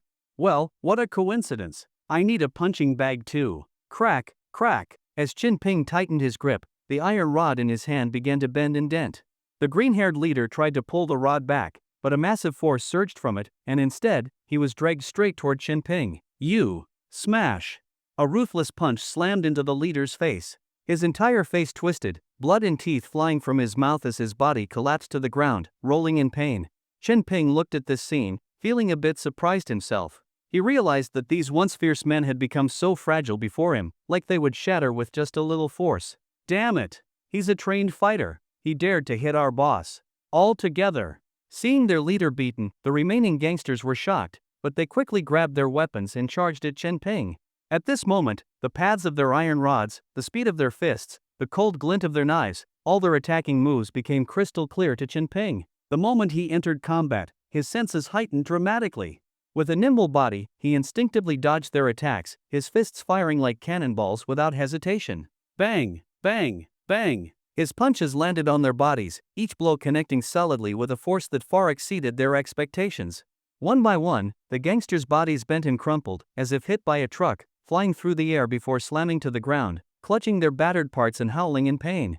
This was the first fight of Chen Ping's life, and in just a few hits, this group of thugs lost all ability to fight back. The narrow alley, dim lighting, and the echoes of painful screams. Chen Ping's breathing grew a bit heavier, and a strange warmth surged through his body. Looking at the thugs he had beaten down, he felt an indescribable sensation.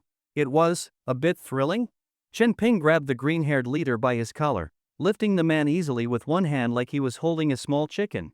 The green-haired thug, who weighed over 100 pounds, dangled helplessly in his grasp. I really don't like fighting, so why did you have to force me? Chen Ping asked calmly, staring at the thug in front of him.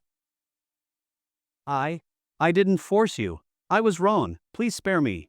The green-haired thug's face was filled with fear, his voice trembling. He realized that this thin-looking high school student in front of him was nothing like he appeared. His body contained an incredibly powerful strength. Spare you? Sure, but you have to answer one question. Hearing this, a faint smile appeared on Chen Ping's face. Under the dim streetlight, that smile became somewhat eerie. The green-haired thug instinctively felt fear. What do you want to ask? Who sent you? Chen Ping asked. No one sent us. I just wanted to rob you. The green-haired thug stuttered. Oh, robbery? I even offered to give you money, but you still wanted to beat me up. Chen Ping's eyes grew sharp. You call that a robbery? Do I look like a target? The green-haired thug's expression froze. In Chen Ping's mind, the voices of the gods stirred excitedly. Liar. He's definitely lying. Use my soul search spell. I guarantee we can pull every secret out of his mind. Chen Ping shook his head. I have my own methods. Bang! His fist slammed into the green-haired thug's stomach. The thug felt his insides twist in agony, a surge of pain causing his whole body to convulse. Arg! His screams echoed in the narrow alley. Talk! Who sent you? Chen Ping demanded again. I really don't know. Bang! Chen Ping punched him again. The green-haired thug's eyes bulged, and he spat out a mouthful of blood. Speak! Who sent you? Chen Ping grabbed the thug's collar, his fist clenched, asking once more. Ugh! I'll talk! Tears and snot streamed down the thug's face. He felt that if this kept up, he'd be beaten to death. I only know someone told us to block you on this road and give you a brutal beating, just short of killing you. They left money and a photo of you and left. I really don't know who they are. Chen Ping frowned. The photo?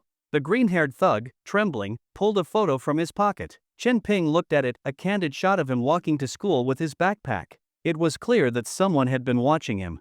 Just then, a sudden sense of danger struck from behind. Without hesitation, Chen Ping dropped the thug and turned around, only to see a shadow lunging at him, a powerful roundhouse kick. Instinctively, Chin Ping raised his arm to block. Smack! A sound like a firecracker exploding. Chin Ping felt as if his arm had been struck by iron. His whole body was forced back several steps, almost knocked over. His arm went numb, followed by a sharp ache. Oh? You actually blocked it? Under the dim light, Chin Ping saw the figure clearly. It was an extremely muscular man, around 1.9 meters tall, dressed in a black t-shirt, his body rippling with muscle. His head was shaved into a flat top, his eyes filled with a fierce and ruthless look. The most notable thing was that the man held a video camera, its lens pointed directly at Chin Ping. I was planning to film you getting beaten up, just for our young Master Jiang to enjoy. But I never thought you'd surprise us. You're actually an awakened one, a Vajra type? Young Master Jiang. You were sent by Jiang Wenxiang? Chin Ping rotated his aching arm and spoke in a deep voice. He wasn't surprised that his identity as an awakened one had been exposed. Since you're an awakened one, I won't hide it from you. The flat-top man chuckled. Yes, I'm an awakened member of the Heavenly Soldiers group. Of all the people you could have offended, you had to pick our young Master Jiang. Carefully, he placed the camera on a nearby trash can, adjusting it to point directly at Chin Ping. Then, he cracked his neck and fingers, the sound crisp and sharp, his smile growing wider. Looks like I can give young Master Jiang a great gift. After all, in a fight between awakened ones, life and death are fair game. At that moment, Chin Ping felt a powerful, oppressive aura envelop him. It was like being stared at by a ferocious beast. His hair stood on end, and his entire body instinctively sensed a deadly threat. This was killing intent. Chin Ping immediately understood. He remembered the rule of the Great Awakening era. In weak nations, ordinary people were nothing but fish on the chopping block of awakened ones, living like livestock, at their mercy. But in Xiagua, this country strongly protects the rights of every citizen. If any awakened ones are found using their awakened powers to oppress or harm ordinary citizens, they will face the most severe punishment from the Awakener Management Bureau. However, conflicts between powerful awakened ones are often extremely complicated and difficult to handle with conventional laws. As a result, the regulation of battles between awakened ones in Xiagua is relatively weak. Especially fights between awakened ones of the same level, they are generally balanced and restricted by various awakened factions, which leads to a common phenomenon: private duels between awakened ones. Life and death are not restricted. You want to kill me?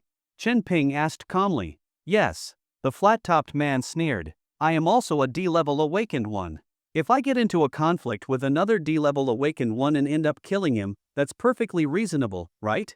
With that, he raised his fists, slightly crouched his legs, and took a fighting stance.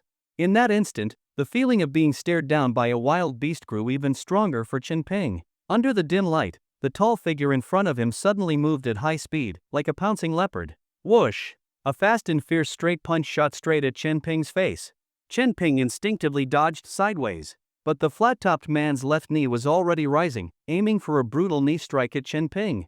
The straight punch was just a feint, the real killing blow was the knee strike. Chin Ping quickly stepped back, raising both palms to block the attack. He had planned to grab the knee and pull the opponent off balance. But the impact of the knee was so powerful that his palms went numb. At that moment, a red light flashed in the flat-topped man's eyes. He instantly retracted his leg, spun his body, and with his other arm bent, launched a fierce elbow strike at Chin Ping's chest. Chin Ping had no time to react. Bang! A dull thud echoed. Chin Ping felt like his chest bones were about to shatter. His entire body was sent flying backward, crashing against the wall. His insides churned violently, and the flat-topped man was already rushing at him again, a heavy punch aimed at his head like a cannonball. Perhaps driven by the instinct of survival, Chin Ping's potential burst out. At the last second, he dodged the punch.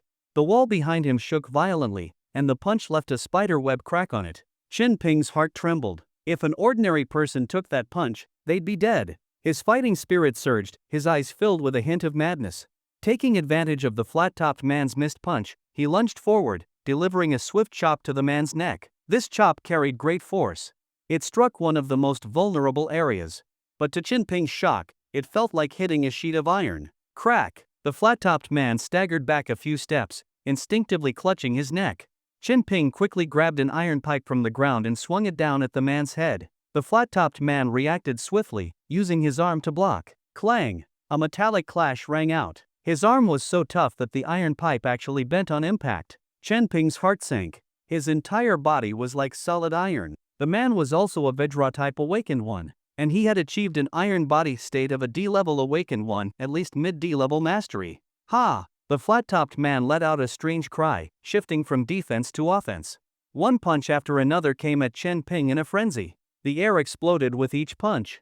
Chen Ping felt a suffocating pressure. He couldn't find any chance to counterattack and could only barely block and dodge. Even with his enhanced physique, pain spread all over his body. A storm of emotions surged within him. So this is a D-level awakened one? A D-level awakened one is this powerful? Chen Ping had gotten used to borrowing the powers of the gods, feeling like even an A-level awakened one wasn't a big deal.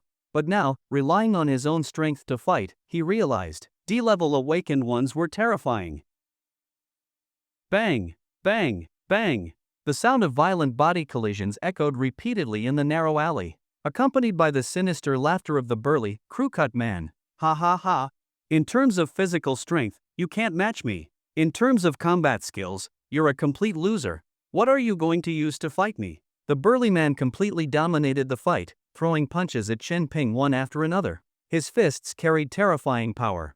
Every heavy blow made Chen Ping feel as if his flesh and bones were exploding simultaneously. The gods in his mind were already jumping around, all willing to lend their power to Chen Ping, allowing him to instantly kill this arrogant, crew-cut brute. But Chen Ping refused. He had only just awakened, and now he was struggling against a low-level D-rank awakener, forced to rely on the god's power. That would be too humiliating. Chen Ping seized a flaw in the burly man's attack and punched fiercely. But that flaw was a trap the crew-cut man had set for him. His agile body swayed aside, easily dodging it. Before Chen Ping could react, a fist like a sandbag smashed into his chest. Thud! Another brutal straight punch. Chen Ping's entire body was blown back by the punch. The intense pain momentarily deprived him of his ability to think. It felt like the terrifying force had even shattered his internal organs, making it hard to breathe. Chen Ping tumbled to the ground in a sorry state. The crew-cut man sneered, approaching Chen Ping step by step. Chen Ping tried to stand but found his entire body aching and weak. He had no strength left to get up. Damn! He really couldn't win. The overwhelming difference in strength. A suffocating sense of oppression. He was too weak. Far too weak. While he could easily take down ordinary thugs, facing this crew-cut brute, he had absolutely no chance of victory. A force pressed against his neck. The burly man lifted Chen Ping off the ground with one hand, just as Chen Ping had once grabbed a green-haired thug effortlessly, with overwhelming arrogance. See? Don't think just because you've awakened with Vajra-type powers, you can be arrogant. The crew-cut man's mocking smile deepened. In my eyes, you're no different from those losers lying on the ground. Loser! For the first time, Chen Ping was left speechless by the insult. But he refused to give in. His blood still surged hotly within him, and it felt like a flame of anger was burning in his chest. He didn't believe he was completely without a chance. It wasn't blind confidence. His body was telling him he could win. But despite using all his strength, he couldn't defeat the opponent before him. What was this contradictory instinct? He must be missing something, missing some kind of power. The grip of the burly man's fingers on his neck tightened, trying to twist it off. Chen Ping felt the pain and suffocation in his neck intensify. Hovering between life and death, with his neck being crushed, he suddenly remembered when he almost choked to death on a hamburger. The feeling was exactly the same. Yes, Chen Ping recalled that state. When he was on the verge of choking, caught between life and death, his blood had surged rapidly. A force, an indomitable, furious force, compressed to the extreme, would burst out. Its power was so great that it could even shatter a wall. Chen Ping could genuinely feel this force within him, brewing wildly in his chest, like a bomb ready to explode. Instinctively, Chen Ping opened his mouth. The energy within his chest burst out through his throat. Boom! The crew-cut man only saw Chen Ping open his mouth, and then an overwhelming golden energy shot out, instantly engulfing his face. It felt like he was struck by a scorching, forceful cannon blast. He screamed in agony, his body leaning back. Chen Ping saw the crew-cut man's face charred black, his hair twisted and smoking. Seizing the moment, Chen Ping kicked the burly man's groin with all his might.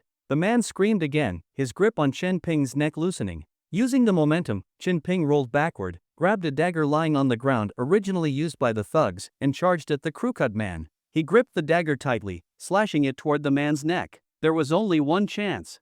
Chen Ping didn't know where this sudden burst of strength came from. His entire body unleashed all its power, his form darting like a leopard. The crew-cut man saw Chen Ping's attack but couldn't react in time. The blade was already at his throat.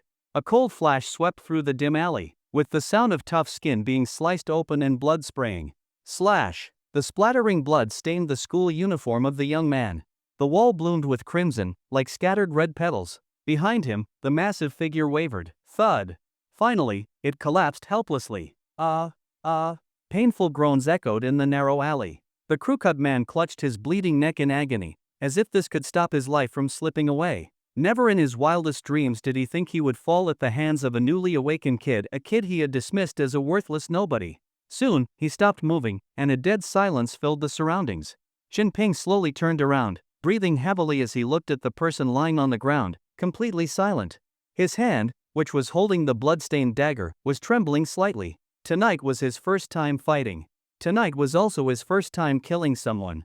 Even though he had been prepared for this, seeing the man lying in a pool of blood still caused a violent surge of emotions within him. He felt a strong sense of discomfort, both mentally and physically. The smell of blood mixed with the stench of garbage in the alley, creating an unbearable odor. Jinping, holding the dripping dagger, slowly walked toward the corpse. The few thugs around were so frightened that they screamed and ran away, stumbling over themselves. Jinping didn't bother with them. For those who only wanted to beat him up, he would simply return the beating. There was no need to kill them. As for the man who wanted to kill him, he had now been killed in return. A very reasonable cause in effect. But Jinping felt that there were many unreasonable things in the entire fight. For example, what was that cannon blast that came out of his mouth just now? Can a Vajra-type user shoot cannons? That was too illogical. Jinping walked to the crew-cut man's side, bent down, and searched his body, trying to find some clues. Finally, he found the man's work ID. Rong Jinkong, scout recorder of Tianbing Group. Besides this, he also found a strange black pouch. Opening it, he saw more than a dozen faintly purple, finger-thick stones. Jinping's eyes lit up. Star Source stones. Star Source stones were a strange type of stone that appeared only after the Great Awakening era. They were mostly found in star source veins in various forbidden zones, containing extremely dense natural energy. The most notable feature was that the energy within star source stones had a high affinity with the power inside an awakened person. Many awakeners could replenish their blood energy by absorbing the power within the stones or even strengthen themselves through them. At the same time, star source stones could also be used in alchemy, artifact crafting, array setup, and spellcasting, making them hard currency in the awakened world. Jinping carefully counted the stones and found 15 in the pouch.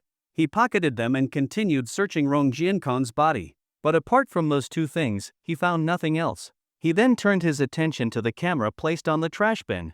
The camera was still recording. Was it because he was a scout recorder that he always carried a camera? It seemed Rong Jiankong was not a real combatant, but because he saw how weak Jinping was, he felt certain of his victory, so he couldn't resist coming out to kill him and ended up being killed instead. Jinping suddenly had a guess in his mind. He picked up the camera and opened the saved videos. Sure enough, scenes of brutal and bloody acts began to appear before his eyes. Ordinary people beaten, crippled by thugs, young girls violated, people who offended Tianbing Group's awakened members beaten to death by other awakeners, countless acts of oppression, countless blood debts, all recorded in those saved videos. Jinping watched, stunned, unable to recover for a long time. A mere record investigator had so many horrifying videos. One could only imagine how many heinous things Tianbing Group had done. Unbelievable. I never thought Tianbing Group actually did so many dirty things. Jinping also knew that Rong Jiankong was just a minor figure. He was surely not the only recorder. There must be many other hidden crimes committed by Tianbing Group. After thinking for a moment, Jinping decided to take the camera with him. Just as he was about to head home, his phone rang. It was Rong Jiankong's phone. Jinping picked it up, and the caller ID showed leader. He answered the call, and a voice came from the other end. Quan Hu, how did it go? Did you break that kid's arms and legs? Jinping thought for a moment and replied, no.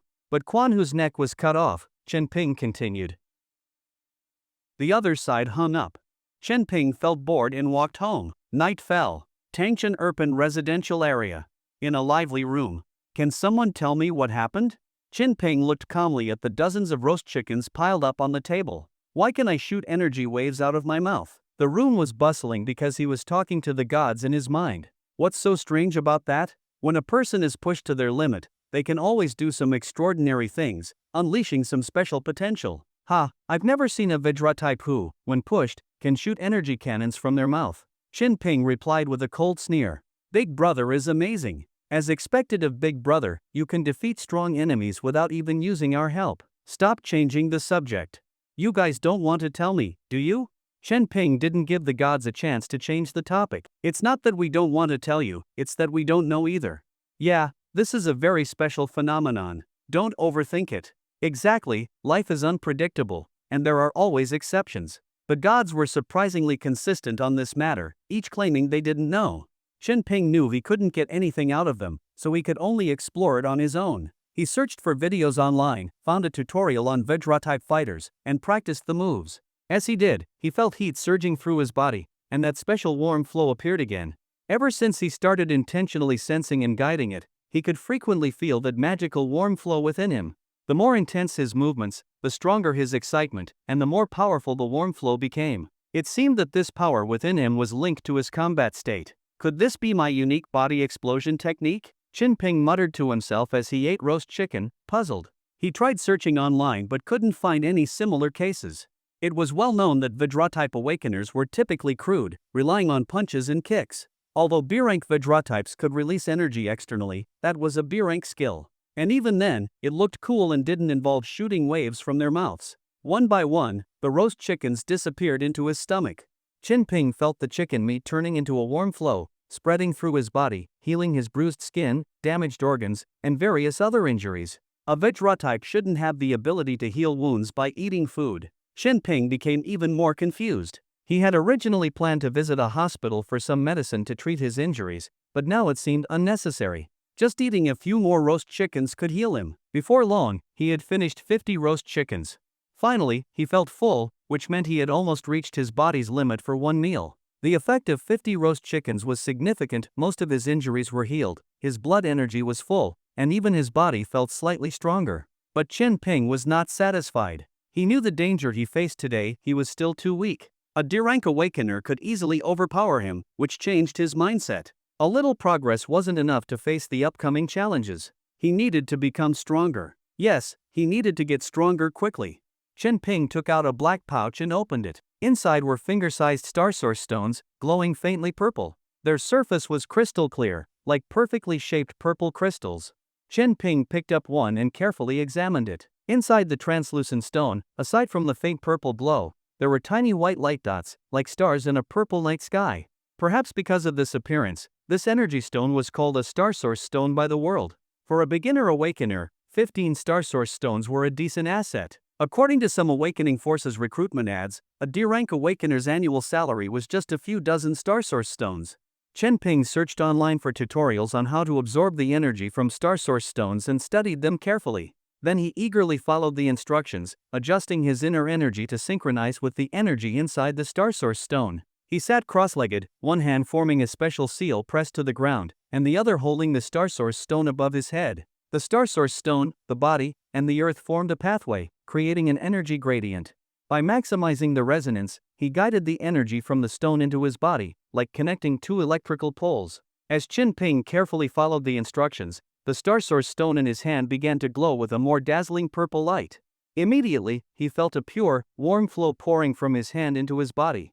Oh, it works! Chen Ping shouted excitedly, like a chemistry student witnessing a successful experiment. He began to focus on absorbing the star source stone's energy. The pure energy flowed endlessly into his body, perfectly merging with his awakened power, boosting his blood energy, hardening his bones, and strengthening his muscles and skin. Chen Ping felt a real, noticeable enhancement. It was known that awakeners could become stronger by absorbing star source stones, but he didn't expect the effect to be so obvious. It was nothing like eating burgers or roast chickens. Crack! Poof! The star source stone suddenly crumbled into dust and disappeared. One stone was completely drained. Chen Ping felt completely refreshed. He maintained his absorption posture and suddenly remembered something strange. To confirm it, he took another star source stone and began absorbing it. The pure energy flowed continuously into his body, and every part of his body felt incredibly excited. Like a black hole, his body sucked the stone's energy dry in one go. It's true. I actually drained all the energy from the star source stone? Chen Ping looked shocked as he sensed the energy change within him. This was definitely not normal. Star source stones were born from heaven and should eventually return to the earth. Normally, awakeners could only absorb a portion of the energy. That's why he had to hold the stone above his head while pressing his hand on the ground so the energy could flow back to the earth. A normal awakener could absorb about 50% of the energy. Top talented ones could reach 60% to 80%. Reaching 90% was a miracle, worthy of international news. But what about me? Chen Ping looked at his body, his eyes slowly widening. 100%? This was unbelievable. Chen Ping never thought of himself as a one-in-a-million genius.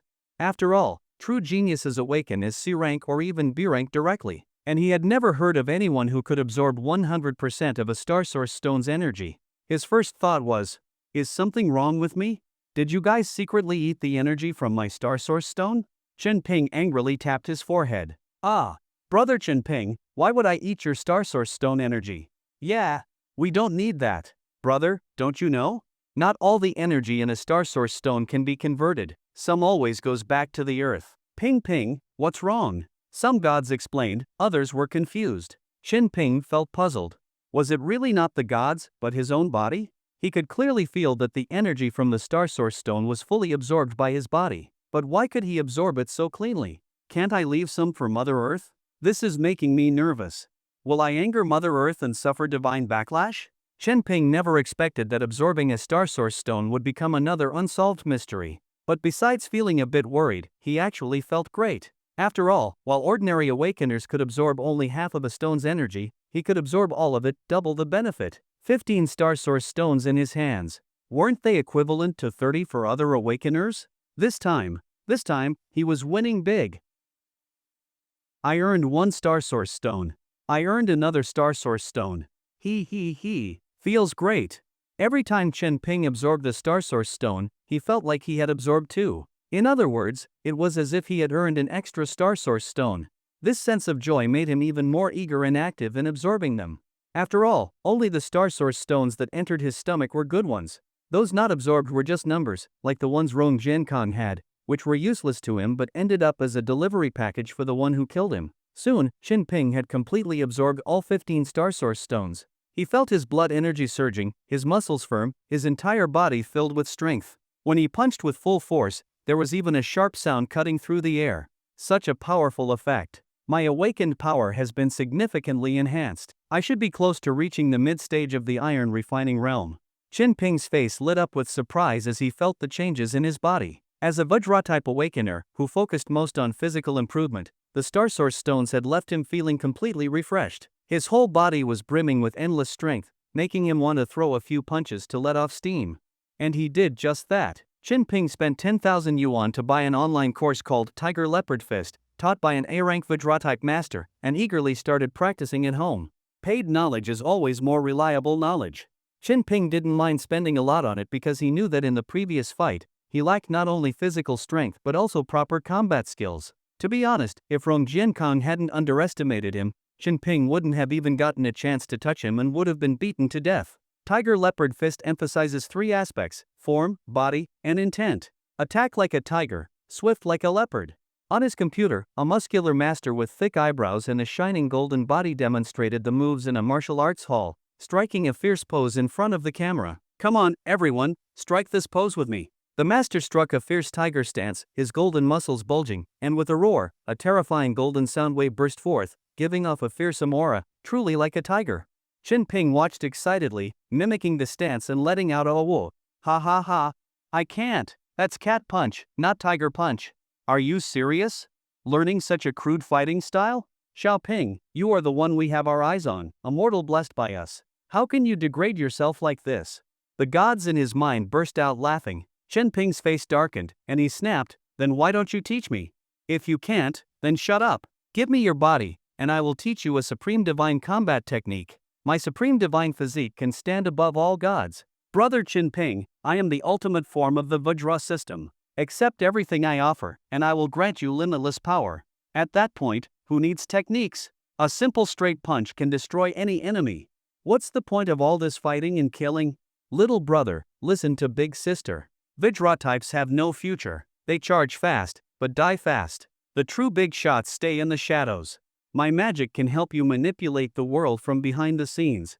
The gods started their usual tempting whispers. Chen Ping knew it, they were all useless, just greedy for his body. Ignoring the noise in his mind, he focused on the video, carefully following each move and practicing seriously. Hup, ha, roar. Punch after punch, his strikes were sharp and powerful, and he let out strange shouts as he moved. These were the battle cries of Tiger Leopard Fist, using sound and movement to enhance his attacks. But soon, there was an angry pounding on his door. Chen Ping opened the door to see a middle-aged woman pointing at his nose, scolding him furiously. "What are you doing? What are you doing? Wailing like a ghost in the middle of the night. Aren't you being annoying?" The woman yelled while peeking inside his apartment. Then she saw the cracked walls, the pile of chicken bones, the blood-stained school uniform, and a high school boy drenched in sweat, with a fierce look still lingering on his face, staring at her in silence. "Auntie, I'm sorry, I'm sorry." The woman suddenly screamed in response. "Young man, go on with what you're doing. I didn't see anything. I really didn't see anything." Her face turned pale, and she forced a smile, her lips trembling. She kept apologizing while backing away, quickly pressing the elevator button. When it was too slow, she switched to the emergency stairwell, disappearing from Chen Ping's sight. Chen Ping was stunned. Then he looked at himself. Wasn't it just a bit of sweat?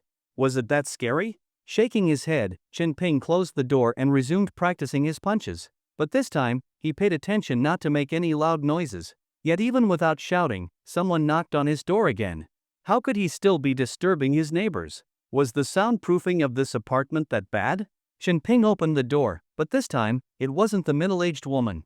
Instead, two people in black uniforms stood there, a tall, calm man radiating a strong aura, and a stunning woman with silky chestnut hair, long legs wrapped in black stockings beneath a fitted skirt. "Hello, are you Chen Ping?" The woman smiled warmly and asked. Yes, I am." Chen Ping stared at the two in surprise. "We are from the Nantou City Awakener Management Bureau." They showed their IDs. The man's name was Zhuo Wuxiong, and the woman was Kong Ling. Both were first-class investigators of the bureau. Chen Ping was shocked. The bureau's investigators were ranked first, second, and third class.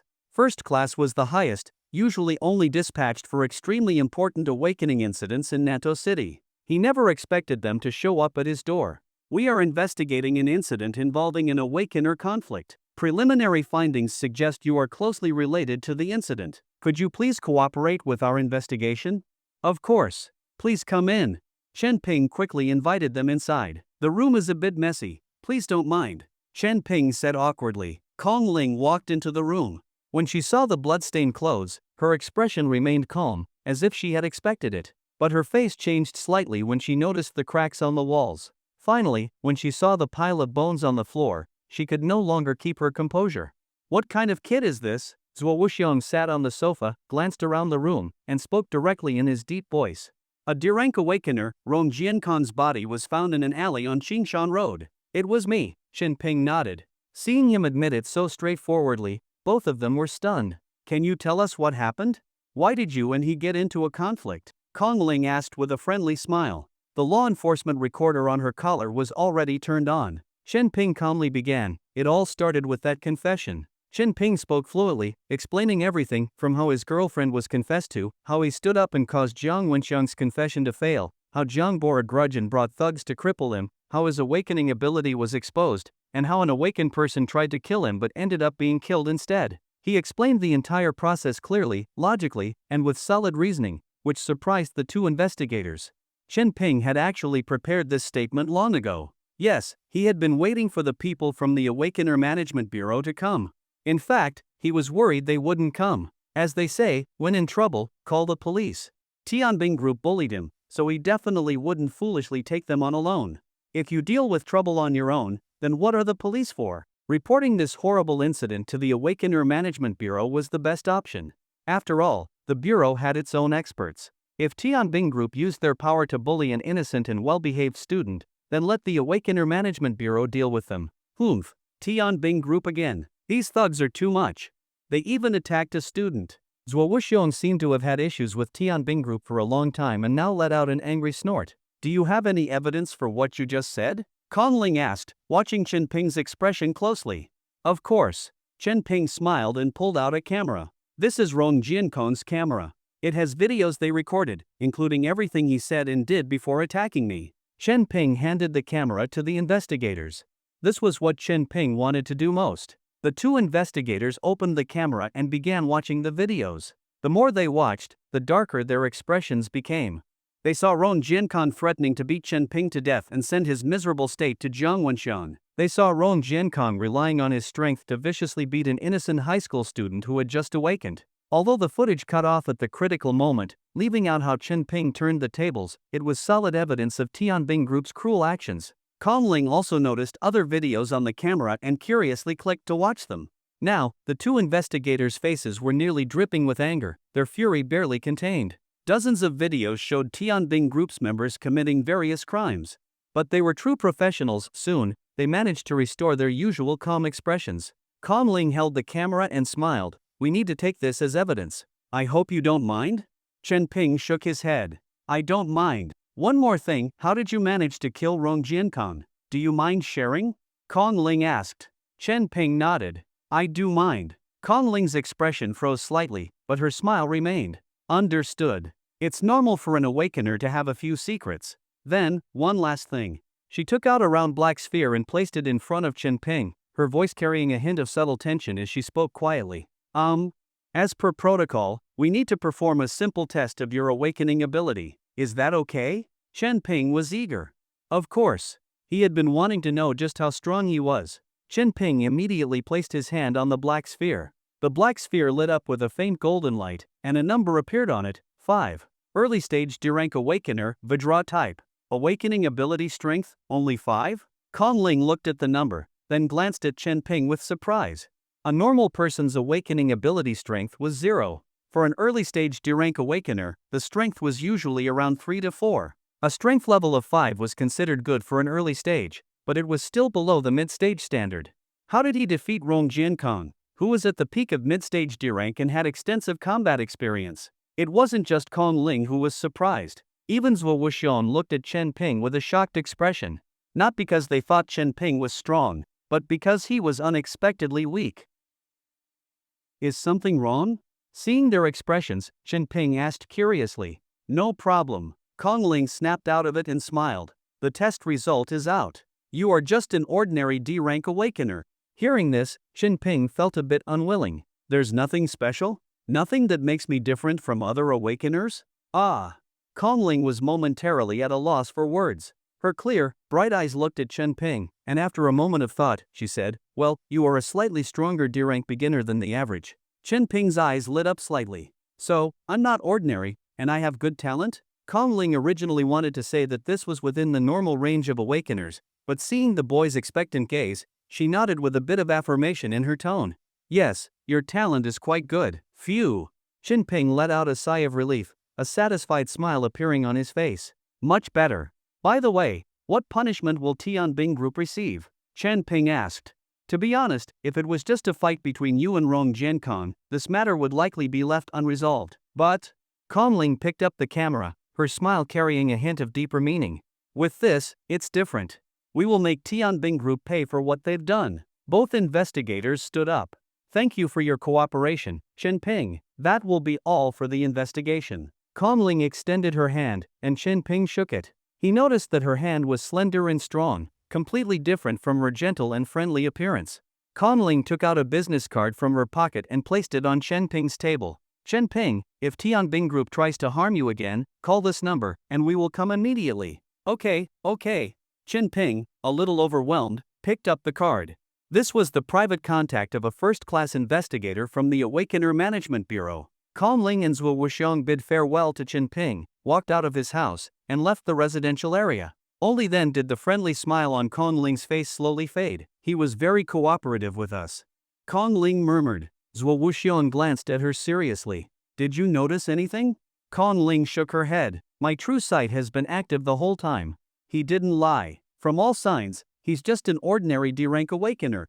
Zhuo Wuxiang frowned. "I still don't understand. How did a newly awakened D-rank manage to defeat Rong Jiankang?" Crossing a minor stage within the same major realm to counterkill is not uncommon. Kong Ling shook her head. "Even if Rong Jiankang's head had strange burn marks, that's still considered a normal anomaly. It doesn't prove he is the 7 gods of Nantou City. Could it be that Captain Xiang Jiqiu was really wrong?" Zhuo Wuxiang frowned. Yes, they suspected Chen Ping might be one of the 7 gods of Nantou City.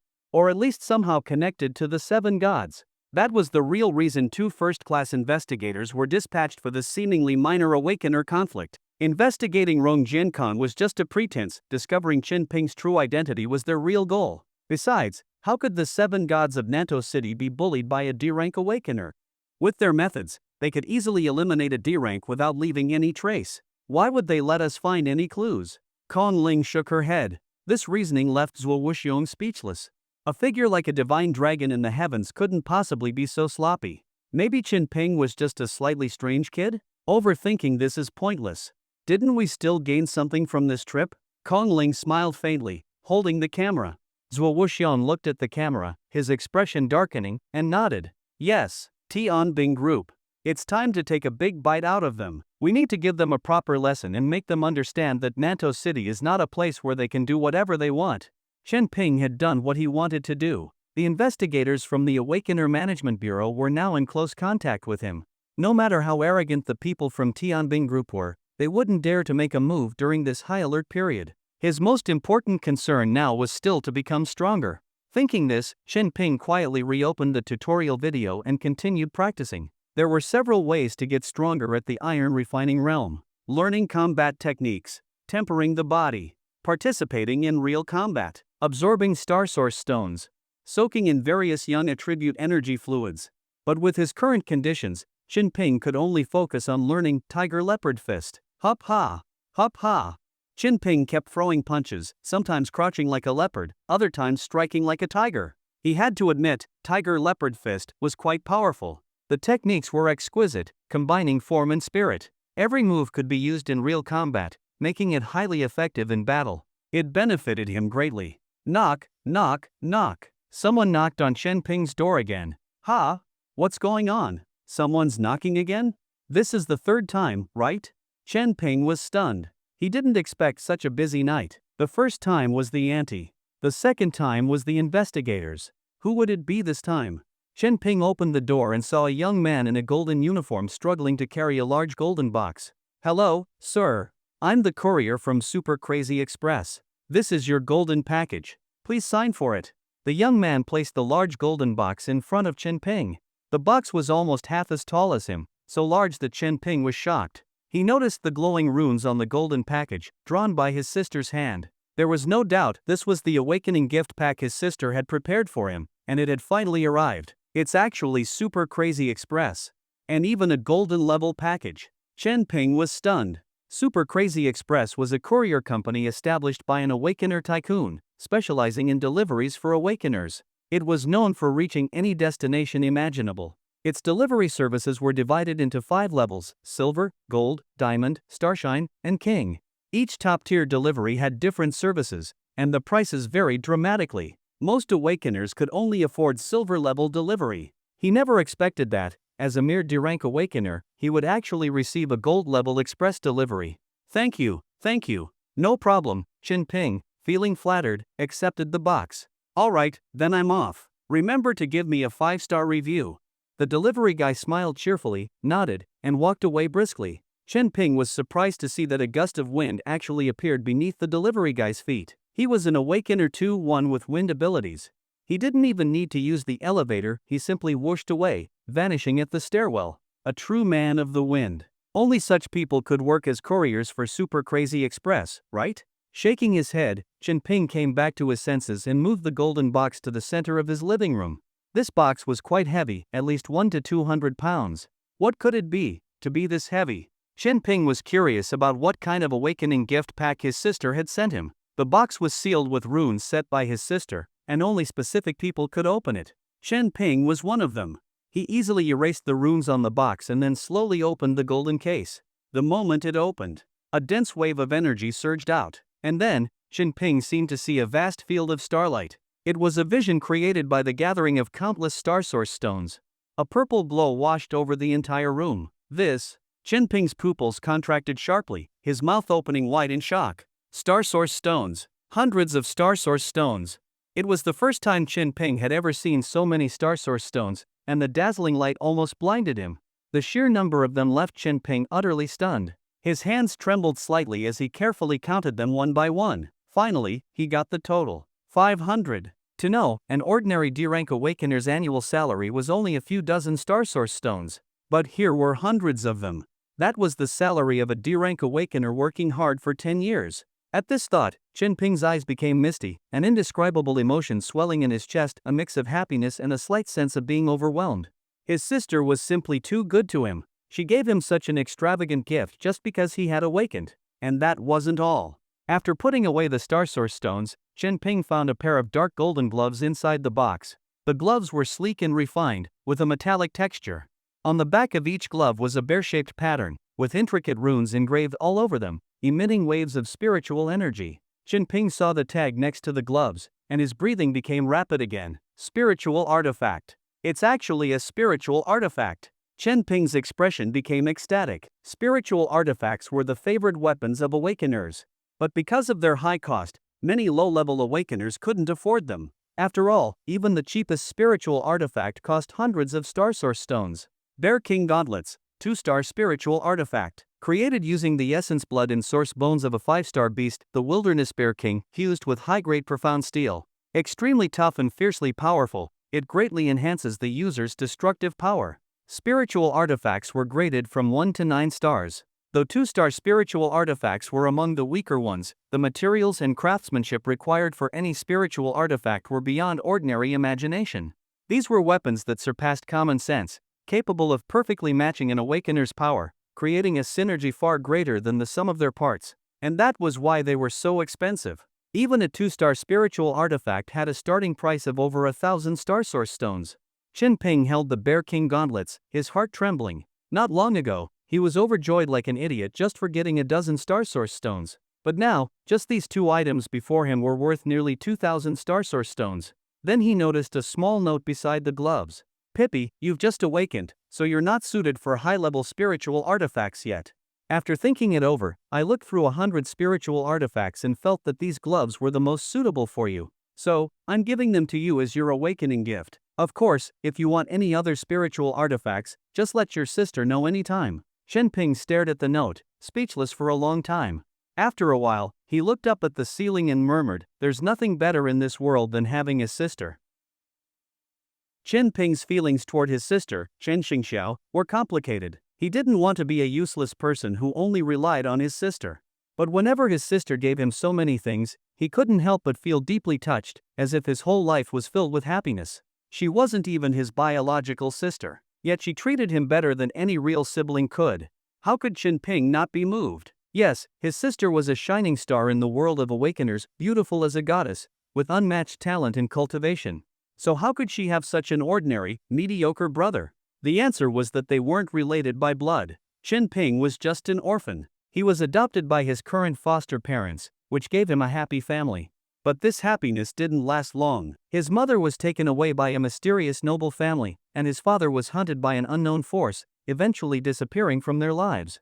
At that time, Chen Xingxiao firmly shouldered the burden of the family. She trained hard, worked tirelessly, and grew stronger, becoming Chen Ping's support. Thinking of this, Chen Ping silently clenched his fists. He had to work hard too. One day, he would help his sister. Chen Ping put on the Bear King gauntlets.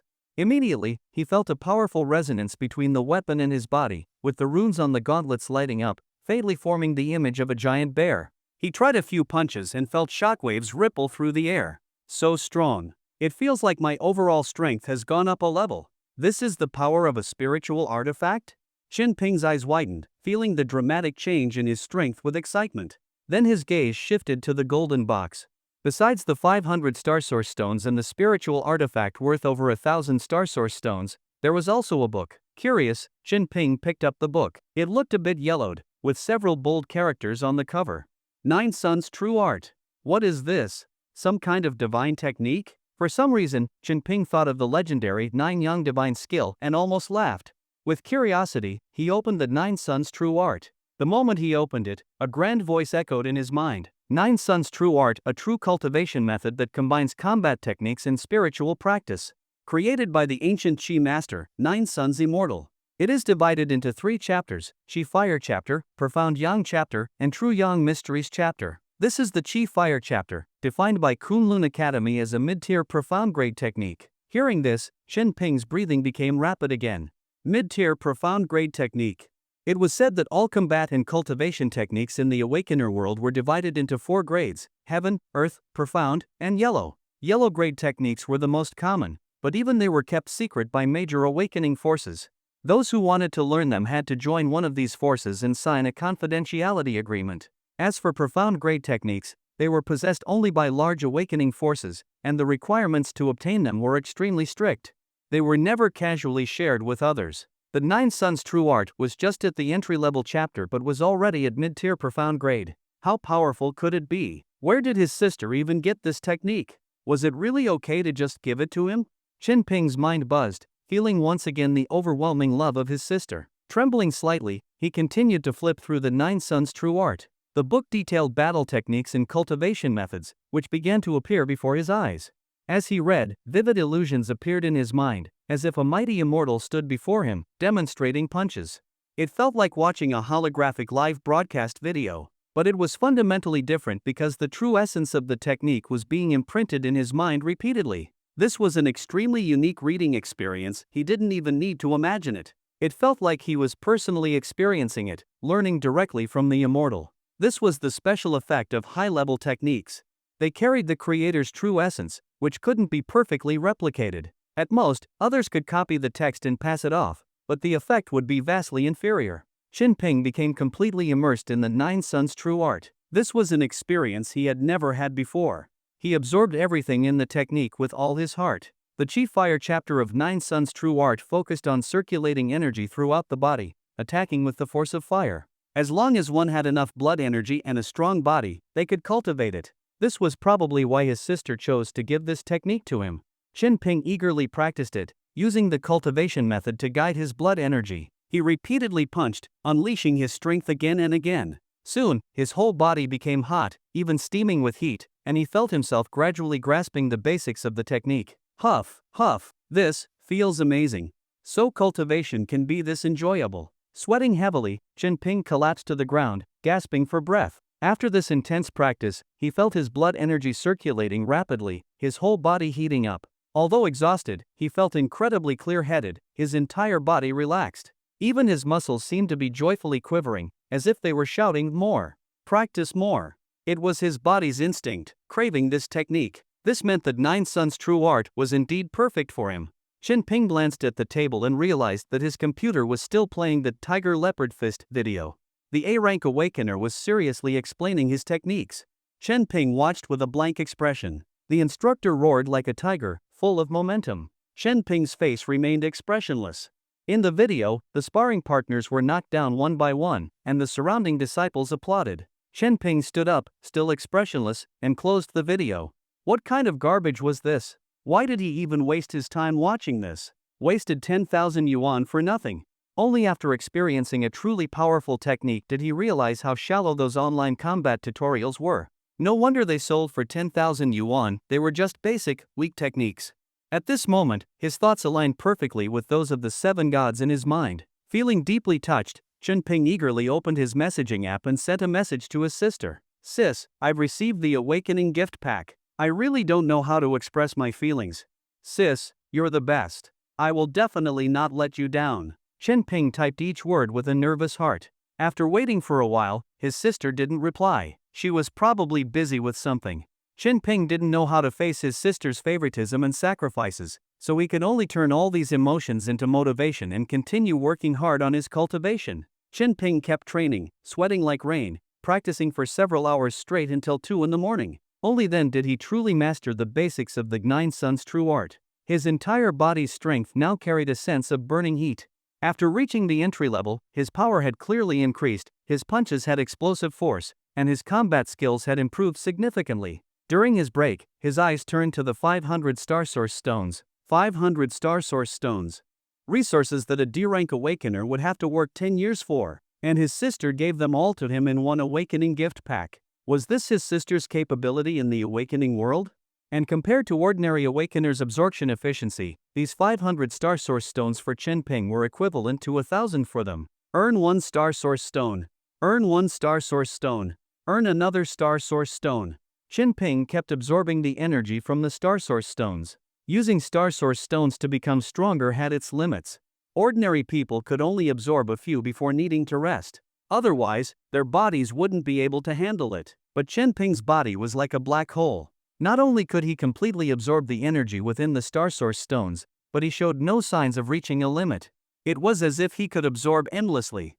The pure energy from the star source stones flowed out, nourishing his entire body, repeatedly tempering and refining it, constantly making his body stronger, continuously transforming it. Dozens of star source stones. Over 100 star source stones. When Chen Ping had absorbed a total of 208 star source stones, an anomaly appeared again. His entire skeleton began to crackle, and the strength of his flesh and blood reached a certain limit, completely breaking through its shackles. Unable to hold back, Chen Ping let out a long, excited roar. He had broken through. He had fully stepped into the mid-stage of the iron refining realm. Chen Ping felt his muscles become more flexible, his bones tougher, and his strength flowed even more freely, capable of quickly gathering immense power in any part of his body. He picked up a fruit knife and cut at his own skin. He had to use considerable force to make a small cut. This meant his skin's defense had become much harder to penetrate. The effect of iron skin had begun to take shape. Immersed in the joy of his growth, Chen Ping even ignored the complaints of the gods in his mind. Yes, the gods were chattering again, saying things like mortal efforts are nothing and so what, but Chen Ping didn't care at all. He looked at the remaining star source stones in the box and felt that his body could still grow stronger, so he continued absorbing them. Unknowingly, he absorbed another 100 star source stones. Chen Ping was thrilled to find that his awakened power was still increasing. So, he continued absorbing star source stones faster and faster. And his strength kept soaring along with it. Soon, the entire box of star source stones had been completely absorbed. His cultivation reached the pinnacle of the mid-stage of the iron refining realm, at the very limit of perfection. Just one more breakthrough, and he could step into the late stage of the iron refining realm. Unfortunately, the difficulty of transformation was high. Even after consuming all the star source stones, he still couldn't achieve the breakthrough. Chen Ping stood up, feeling the surging blood energy inside him, his muscles alive and excited, and knew that his strength was now completely different from before. At this moment, even if Rong Jiankong were to stand before him again, he wouldn't need any energy blast, he could smash his brains out with pure strength. Well, Chen Ping. Sleeping on the desk early in the morning. Zhao Liang looked at his deskmate, who was sound asleep on the desk, feeling frustrated. Got first place in the grade, and now you're getting arrogant? Chen Ping yawned and nodded. Yeah, you should hurry up and catch up with me, or I'll lose my motivation to study. Zhao Liang gritted his teeth, feeling a surge of determination at Chen Ping's smug look. Alright, Chen Ping, I will definitely crush your arrogance next time. Zhao Liang opened his book and focused on solving problems seriously. Chen Ping continued sleeping. Of course, he wasn't being arrogant, it was just that last night, while cultivating, he got so excited that he completely lost track of time and accidentally pulled an all-nighter. Only when he saw the sun rising the next day did he realize he hadn't rested for an entire day and night. With no other choice, Chen Ping had to sacrifice class time to get some sleep. The teacher was lecturing on the podium. Seeing a boy sleeping in class, they instinctively wanted to throw a piece of chalk at him. But on a closer look, it was Chen Ping, the top student in the grade. Oh, that's fine then. The teacher continued the lecture enthusiastically. After class, Chen Ping smelled a faint fragrance. He looked up and saw a pretty girl with a gentle smile sitting in his deskmate's seat, holding a bottle of honey water. Did you stay up late last night? Song Xiao asked with a smile. Chen Ping nodded, rubbing his eyes. Here, drink some honey water. It can help with fatigue. Song Xiao handed him the bottle. Chen Ping took the honey water. The bottle still had water droplets on it. Feeling slightly cold, clearly, the girl had gone to the small shop downstairs just to buy it. Feeling touched, he twisted off the cap and began drinking gulp, gulp, gulp, gulp. The sweet, refreshing taste, the healing sensation. It felt like first love. Under Song Xiao's surprised gaze, Chen Ping finished the entire bottle in just a few seconds. Actually, you don't have to drink it so fast. Song Xiao was startled by the way Chen Ping drank, then a faint blush appeared on her cheeks. This boy must really care about the water she gave him, so he drank it so eagerly to show how much he valued it, right? It's fine. I'm used to it. Chen Ping smiled at the girl with bright, lively eyes beside him. Thank you, I feel much better. No need to thank me. Song Xiao replied softly. There's not much I can do for you, but if I can help with little things, I should, after all. The girl tilted her head slightly, her pretty eyebrows rising, and she whispered with a gentle smile, taking care of a boyfriend, isn't that what a girlfriend should do? Ping was struck by the girl's sweet smile. Taking care of a boyfriend, hearing that from his crush. What kind of experience was this? Even though they had held hands before, hearing the girl bring it up on her own, even if it was just pretending, felt incredibly warm and pleasant. Ding dong! The class bell rang. Break time was always so short. Alright, now that you've recovered, make sure to listen to the lecture carefully. Don't get too full of yourself. Song Xiao stuck out her tongue playfully, stood up, and left the seat, gently reminding him. Zhao Liang returned to his seat with a bitter face. This guy, winning in both love and studies, so annoying. Ping, I don't think I should be sitting here, Zhao Liang said. Ping looked at Zhao Liang seriously. Bro, what are you saying? You should definitely be sitting here. Seeing Ping's sincere expression, Zhao Liang's mood improved slightly.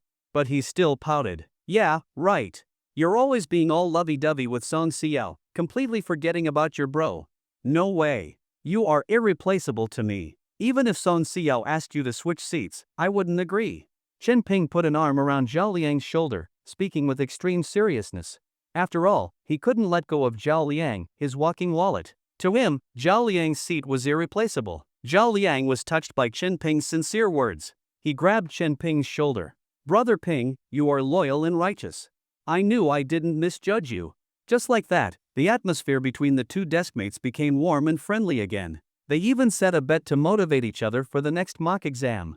Of course, staying up all night cultivating wasn't a good habit. His body, overwhelmed with fatigue, kept urging him to rest, and before he knew it, he had fallen asleep again. Seeing the lazy Ping, Zhao Liang felt a glimmer of hope to surpass him and studied even harder. Time passed slowly. The teacher's lecture, the students reading aloud, the chirping of birds outside, all were part of the memories of student life.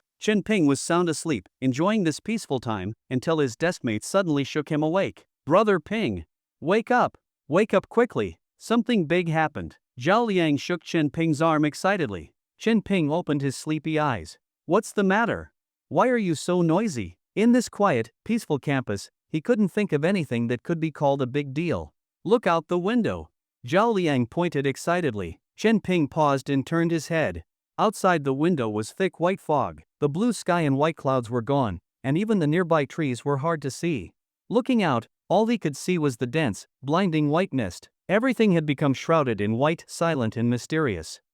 Ping immediately became alert. What's going on? No idea. The fog just appeared out of nowhere. The entire campus is covered in it, and we don't know what's happening outside. Some teachers tried to leave the campus to check, but after they went out, they never came back, Zhao Liang said nervously.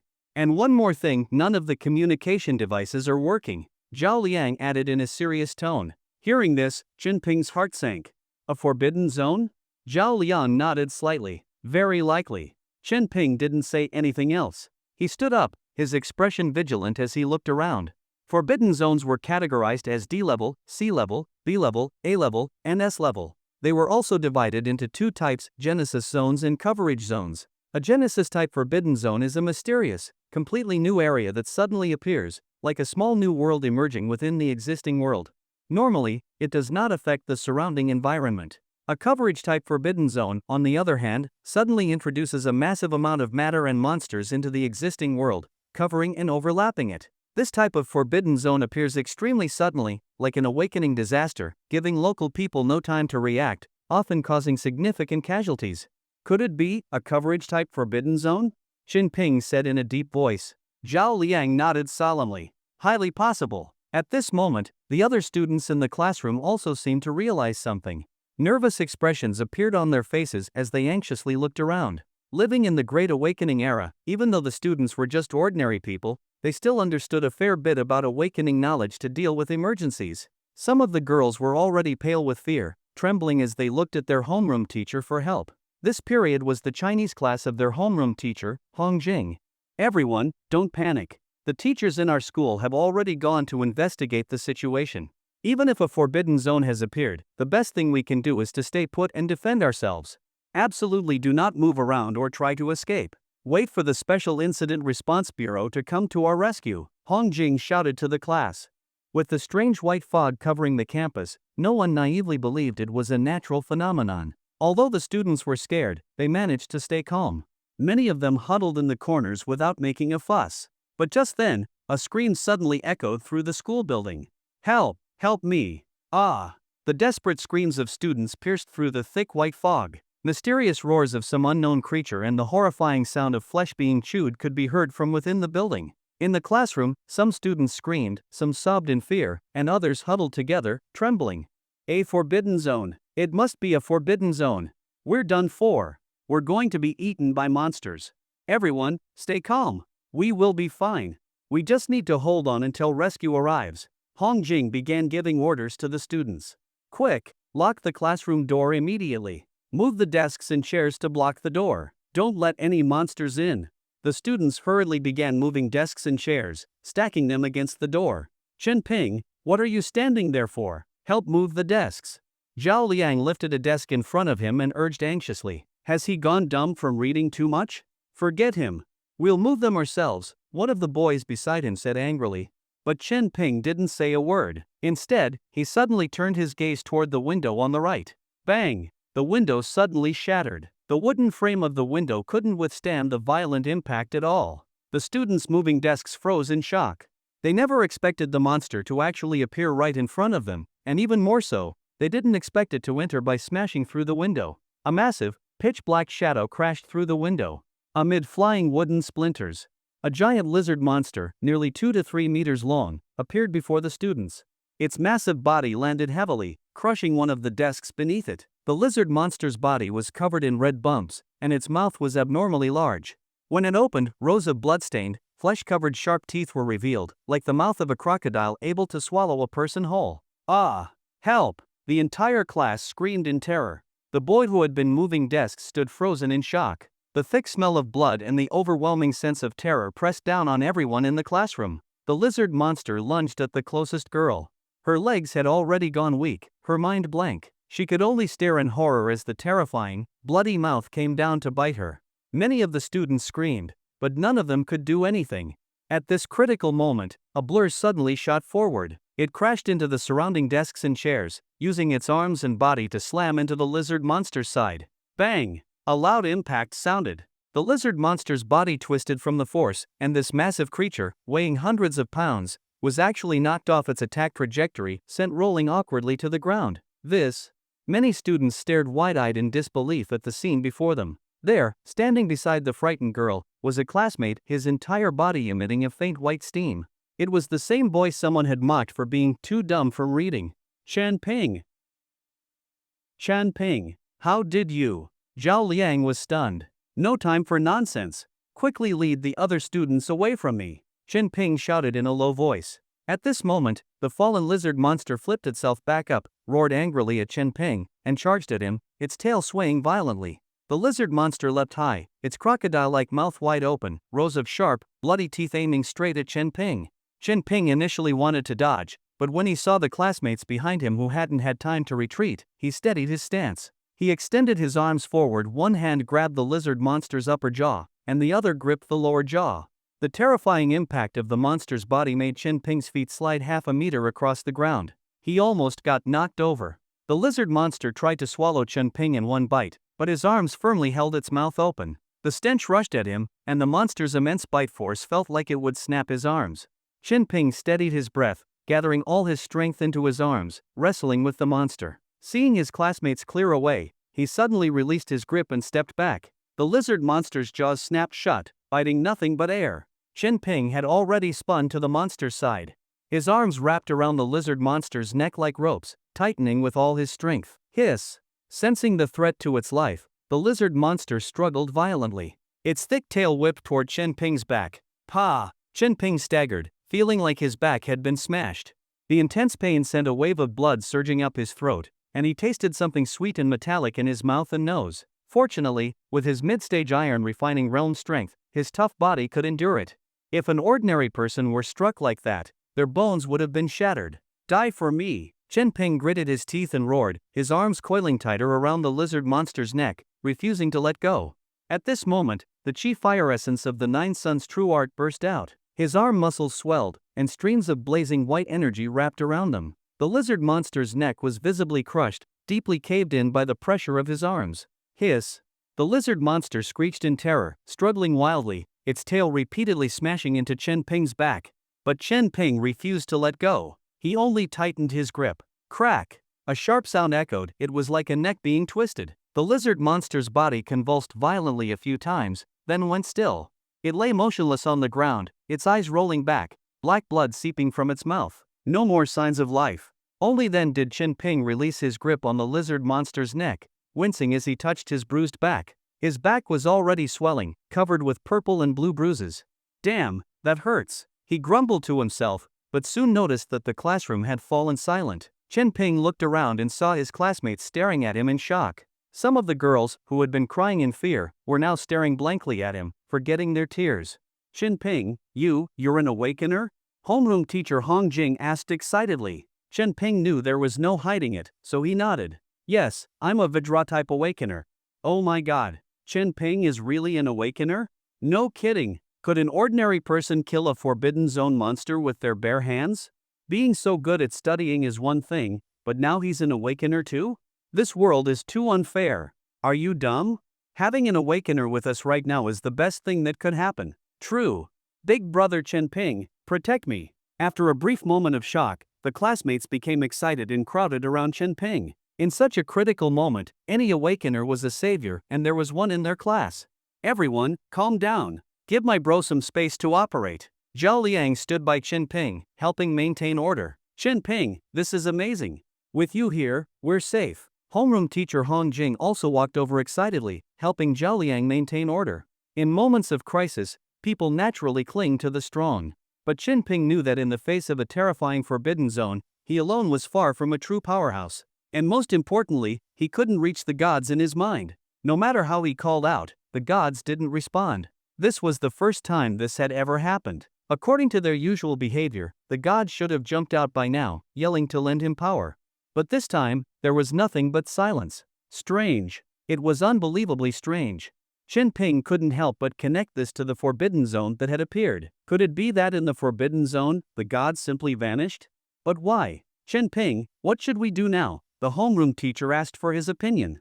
Normally, in situations like this, the teachers would make the decisions. But Qin Ping had just killed a Forbidden Zone monster with his bare hands. In dealing with the Forbidden Zone, his opinion clearly held more weight in everyone's eyes. But how could they know? This was Qin Ping's first time facing a Forbidden Zone, and the lizard monster he just killed was the first monster he had ever fought. Just then, the white fog outside seemed to thicken even more. Screams, roars of monsters, and the sounds of slaughter echoed through the school building, buried in the dense fog. The eerie, unknown sounds sent chills through everyone, making them instinctively huddle closer to Qin Ping.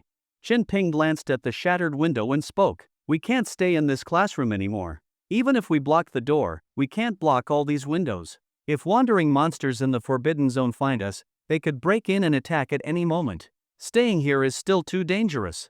But, if not the classroom, where else can we go?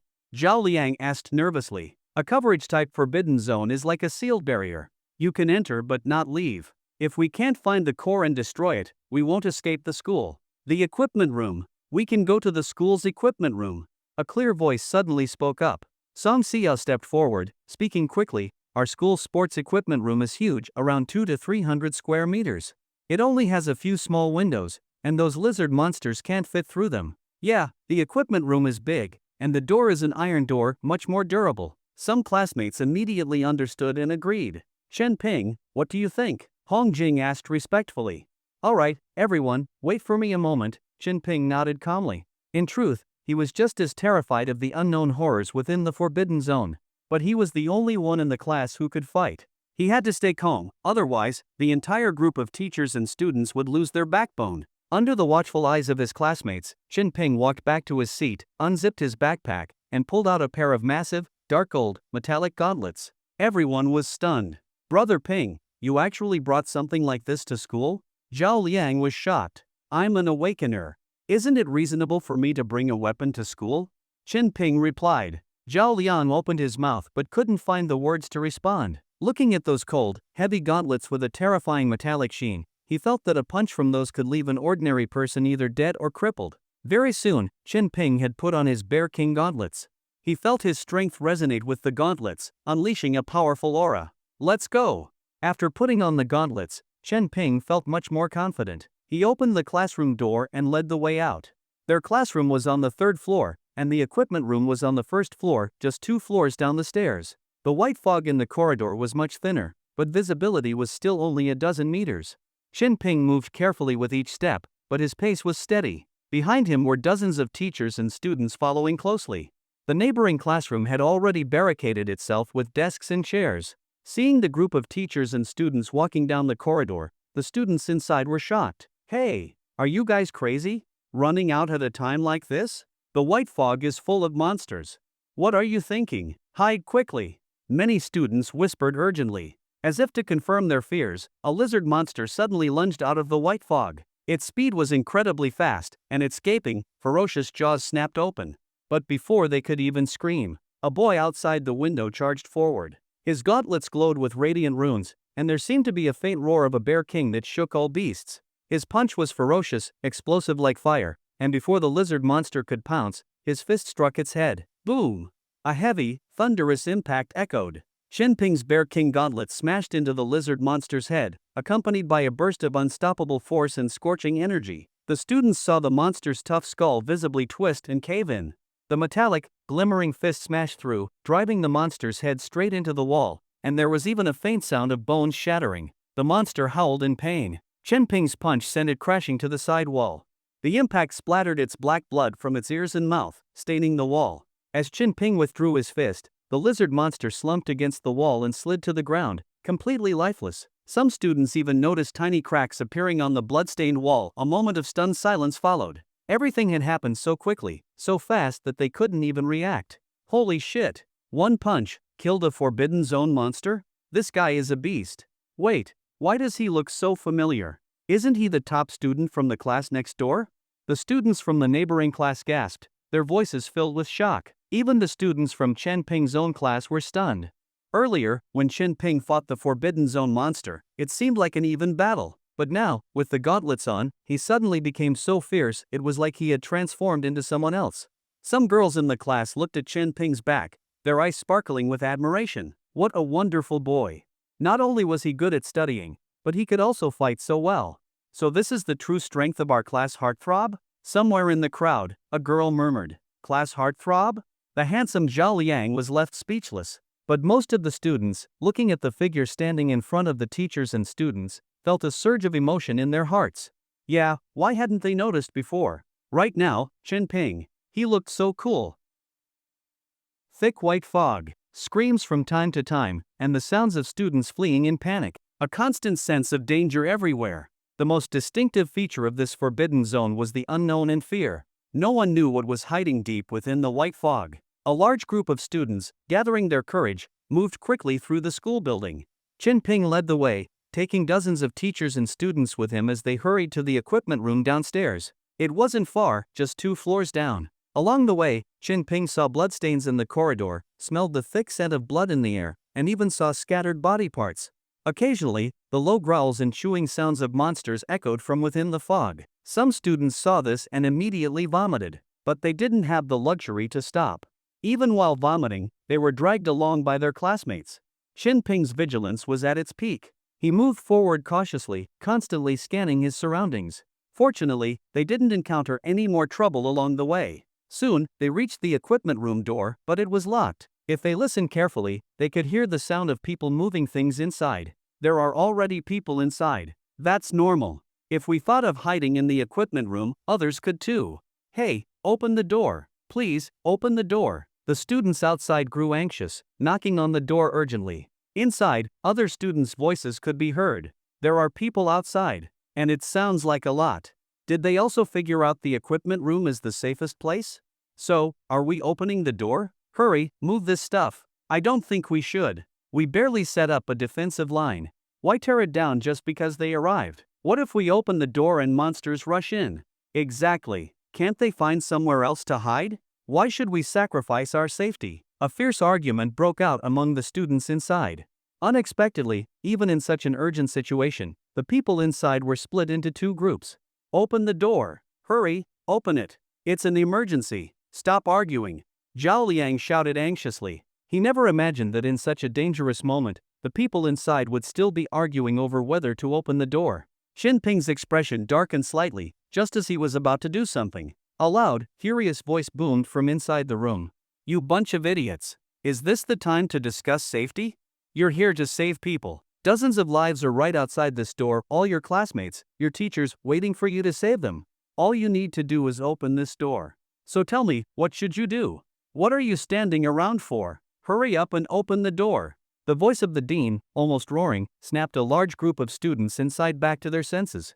The sound of moving items inside resumed quickly. Hearing this, the students outside let out a long sigh of relief. Thank goodness, finally. Once we're inside the equipment room, our safety will be much higher. But just as they were waiting, heavy, eerie footsteps suddenly echoed from the fog. The students' faces changed, and they began urging even more anxiously. Hurry, hurry up. Something's coming. But the more they urged, the slower the movement inside became. What? Something's coming? Should we still open the door? We barely built this defensive line. If we open the door and a monster rushes in, what do we do? Once again, the students inside began to hesitate. At that moment, a monster in the thick fog seemed to catch the scent of living humans and charged toward the crowd. The fog parted. Another terrifying lizard monster appeared. Jinping stomped the ground, cracking the floor beneath his feet, and charged at the monster with even greater speed. This time, the lizard monster didn't use its mouth. Its sharp claws, like blades, slashed at Jinping. Jinping leapt into the air, jumping above the lizard monster to avoid its attack. While in midair, he spun his body rapidly, gathering all his strength into one point. The chi and flame energy of the Nine Suns' true art circulated, concentrating entirely in his fist. The centrifugal force of his spin combined with the explosive force of his punch. The metallic Bear King gauntlet shone with mysterious runes, and with the force of a cannonball, his fist smashed into the back of the lizard monster's head. Boom! A thunderous explosion. The force of the punch erupted with a shockwave. The lizard monster's head burst with a spray of blood, its skull shattered. Its massive body crashed heavily to the ground, its forelimbs twitching slightly before falling still. Jinping landed firmly on the monster's corpse. The metal gauntlet on his fist was stained with the monster's black blood, which dripped slowly onto its body. The students stared, wide-eyed, at the boy standing atop the dead lizard monster. Another one-punch kill on a Forbidden Zone monster? Brother Ping is literally One Punch Man? So cool. Way too cool. All the students looked at Chen Ping with eyes full of admiration. But what they didn't know was that Chen Ping's breathing had already become slightly heavy. The combat techniques of the Nine Suns' true art were too fierce. Even though he had only thrown 2 punches, each one used his entire body's strength, putting a huge strain on him. He was already feeling a bit of fatigue. Chen Ping walked to the door and knocked hard. Bang, bang, bang. Open the door. Why did you stop moving the stuff? He shouted. Nervous voices responded from inside. The monster? What happened to the monster? What's your situation now? Hearing this, Jinping shouted impatiently, the monster is gone. What? The monster is gone? The students inside were stunned. They seemed to listen for sounds outside, and realizing there was no more noise from a monster, they started moving the barricade again, much faster this time. With a clang, the iron door swung open. The students hiding in the equipment room peeked out cautiously. The first thing they saw was a young boy with sharp eyes, wearing a pair of imposing, metallic gauntlets that looked incredibly powerful. And right behind the boy lay the corpse of a lizard monster. Looking closer, the boy's gauntlets were stained with black blood. So that's what they meant by the monster being gone? Many students inside were stunned. A classmate this powerful. Was he really here to ask for help? Quick, come in, hurry. The chubby dean waved urgently, beckoning the students outside to enter. The students outside quickly stepped into the equipment room. They were surprised to see that the students inside were all armed, some holding shot puts, some with tennis rackets, some with baseball bats, and even some with javelins. Everyone looked as if they were facing a deadly threat. Are you an awakener too? A tall boy in a sports uniform, arms crossed and wearing a confident expression, looked at Chen Ping and spoke with an arrogant tone. Around him stood several students, seemingly treating him as their leader. I'm a Vajra-type awakener, Chen Ping nodded. What? He's an awakener too? I know that guy. Isn't he Chen Ping, the top student in our grade during the monthly exam? No wonder he killed that monster outside. Wait, but does being smart have anything to do with killing monsters? Many students' eyes turned to Chen Ping. He had unknowingly become the focus of their attention. My name is Shin-Chi. I'm also an awakener, an elemental type, fire awakener. The tall boy smiled. Welcome to our group. Having an awakener join was always a good thing. In a large school, there were always some awakeners who hadn't joined any awakening factions and continued their studies, just like this Shinchi. He was already well known in school, a popular figure. Chen Ping looked at Shinchi, his expression calm, but he spoke slowly. Since you're already an awakener, why did you hesitate to open the door when we were asking for help? The room fell quiet. Some of the students in the equipment room looked away, avoiding his gaze. The classmates behind Chen Ping realized this but didn't dare to say anything. Humph. Are you questioning me? Shinchi's expression darkened slightly. Yeah. Chen Ping looked directly at him, smiling as he admitted it. Shinchi spread his palm, and a small flame burst forth, dancing in his hand as if to show off his power. Playing with the flame, he sneered. Do you even know how many monsters are in this forbidden zone? Just because you killed one doesn't mean you can ignore the whole zone. Shut up with that nonsense. My brother Ping has killed 3 monsters already, 1 punch for each. Zhao Liang shouted, correcting him. Shinchi's face stiffened, and the flame in his hand flickered slightly, but he still maintained a serious expression. Opening the door means more risks. I am the last line of defense for these students and teachers. I must take responsibility for their safety. Can you understand the burden I bear? Chen Ping understood perfectly, and so did the students in the equipment room. Brother Shen. I knew it. Brother Shen did it for our sake. Alright, Chen Ping, don't ask any more questions. We did let you in, didn't we? Yeah, we need to stay united now. Some students tried to smooth things over, but Chen Ping kept his gaze on Shinchi and asked, you say you'll protect the students, are you serious? Of course I'm serious. Shinchi snorted. Good, I hope you do. I'm leaving my classmates to you. With that, Chen Ping turned and walked toward the door. This sudden action startled many students. Chen Ping, where are you going? Where? I'm going out to fight the Forbidden Zone monsters. Chen Ping answered as if it was the most natural thing in the world. Are you crazy? It's so dangerous out there. So many unknown monsters in the Forbidden Zone. How can you, a D-rank awakener, even think of going out? Shinchi stood up, eyes wide with shock. Yeah. We've found a safe place, why take such a risk? Just stay with us, isn't that better? Many students tried to persuade him. Chen Ping looked at the anxious faces behind him and smiled slightly. You all are safe now, but other students aren't. The equipment room fell silent again. Many students looked at the boy's determined gaze and realized he wasn't joking. You? A D-rank awakener trying to play hero? Even if this is just an ordinary D-rank forbidden zone, you can't handle it alone. Shinchi couldn't understand Chen Ping's actions.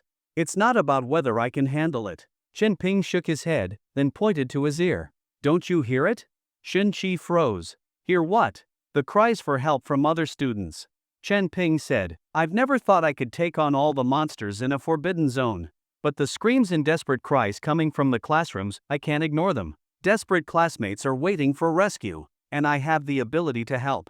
So why shouldn't I? Shun-Chi. Those who were already safe would never understand how desperate the screams from those classrooms were, and no one knew how long it would take for real rescue to arrive. Chen Ping knew his strength was limited, but he wanted to use this time to save as many people as he could.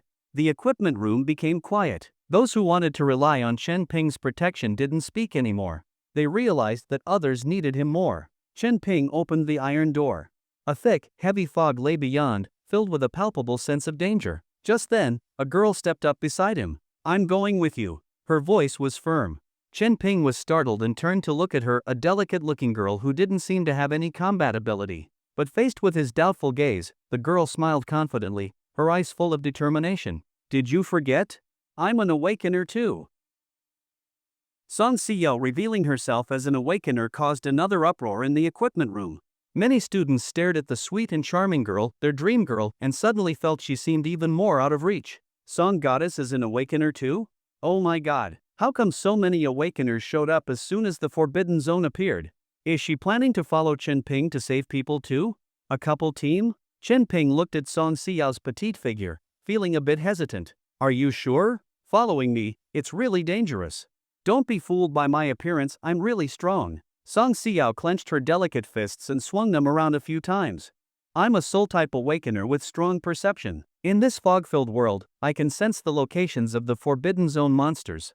I can be your radar, the girl declared confidently. Chen Ping's eyes lit up slightly, feeling tempted. If what she said was true, Song Siyao could be quite useful. But, aren't you afraid of dying?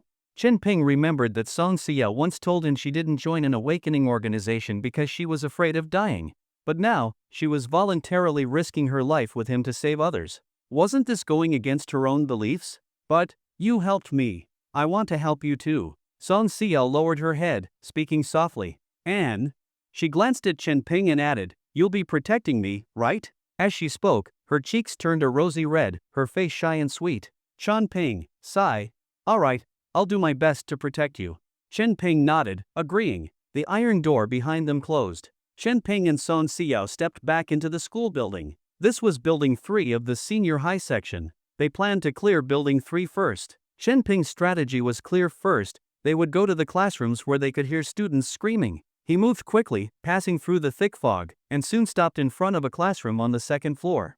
Many students were fleeing from the classroom in a panic, rushing to escape. A strong, bloody smell filled the air. A huge hole had been smashed into the window, another monster breaking in through the window. Inside, a massive lizard monster was on a killing spree. Chen Ping saw several students covered in terrible wounds. Some had an arm bitten off, others had their bodies slashed open by claws, and they lay in pools of blood, groaning weakly. One student seemed to have been swallowed. As the lizard monster's belly bulged, its mouth stretched wide. The sickening crunch of chewing echoed through the room, filling it with a terrifying, chilling aura.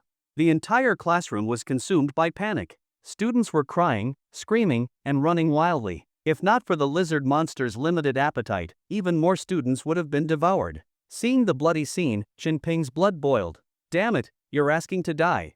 He charged into the classroom. The lizard monster was about to slash a student with its sharp claws. Chen Ping rushed forward, grabbed the student, and pulled them away. The monster's blue-black claws slashed down, but Chen Ping's metal-clad hand caught them. Clang! A sharp collision rang out. Sparks flew where the claw struck the metal gauntlets. Chen Ping's 5 fingers clenched, forcefully bending the lizard monster's claw until it snapped. The monster screeched in pain. Its other claw swept toward him, but before it could land, Chen Ping's iron fist smashed into its face. Boom! The lizard monster flew backward, crashing into a pile of desks and chairs. It struggled, trying to get up, but Chen Ping was already in front of it. His eyes were bloodshot, and his iron fist struck down again. Go to hell! Boom! Boom! Boom! Boom! Chen Ping punched repeatedly, each strike slamming into the monster's head. Finally, its skull burst open, and Chen Ping slowly stood up. The remaining students in the classroom calmed down a bit. Don't just stand there, quickly help the wounded. Song Xiao began giving orders. Her voice carried an inexplicable force, almost like a command, and it seemed to have a calming effect. The students unconsciously followed her instructions, hurrying to help the injured. But just then, chaos erupted from upstairs, accompanied by the roars of monsters and the screams of students. Chen Ping and Song Xiao didn't have time to rest. They immediately rushed upstairs. Not the 3rd floor, it's the 4th. Song Xiao called out. The two of them quickly reached a classroom on the 4th floor. The scene was just as chaotic. Another fierce lizard monster had broken in, but this time, several strong boys were desperately fighting it. Some were clinging to its limbs, some were trying to strangle its neck, and one even grabbed its tail, struggling to restrain it. One boy, aiming for the vital spot, viciously stabbed a fruit knife into the lizard monster's eye. Squish!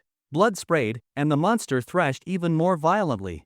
Run! Everyone, run! The boys shouted urgently. But the lizard monster's strength was immense.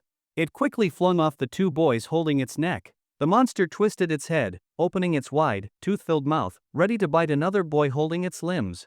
At that moment, an iron fist descended from above, slamming the monster's gaping mouth shut. The force was so great that the lizard monster's body was smashed to the ground. Somehow, a figure had appeared, riding on the monster's back, before anyone could react. Boom! Boom! Boom! Fists rained down. The lizard monster's head was smashed to a bloody pulp. The boys who had been desperately holding onto the monster were stunned. Blood splattered on their faces, but they didn't even have time to wipe it off. When they finally came back to their senses, they saw the deadly monster lying on the ground like a dead fish, completely lifeless.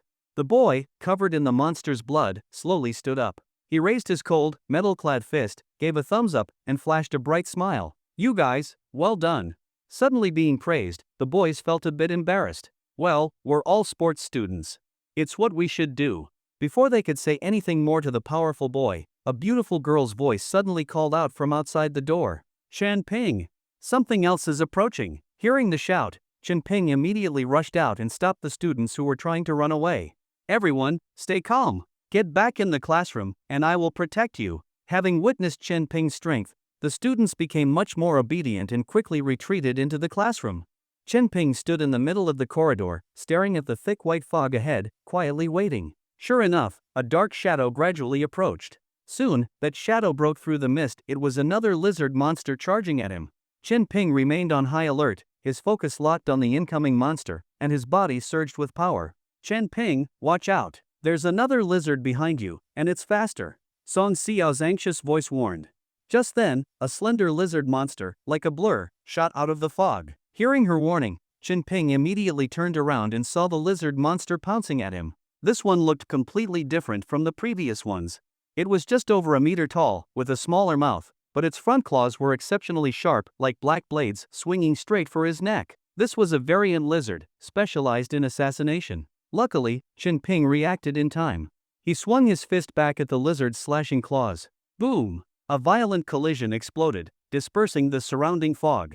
Ping's strength was superior, and his metal fist was even harder, sending the attacking lizard flying several meters away. Immediately after striking, he turned again, raising both hands to block the wide-open jaws of the larger lizard monster.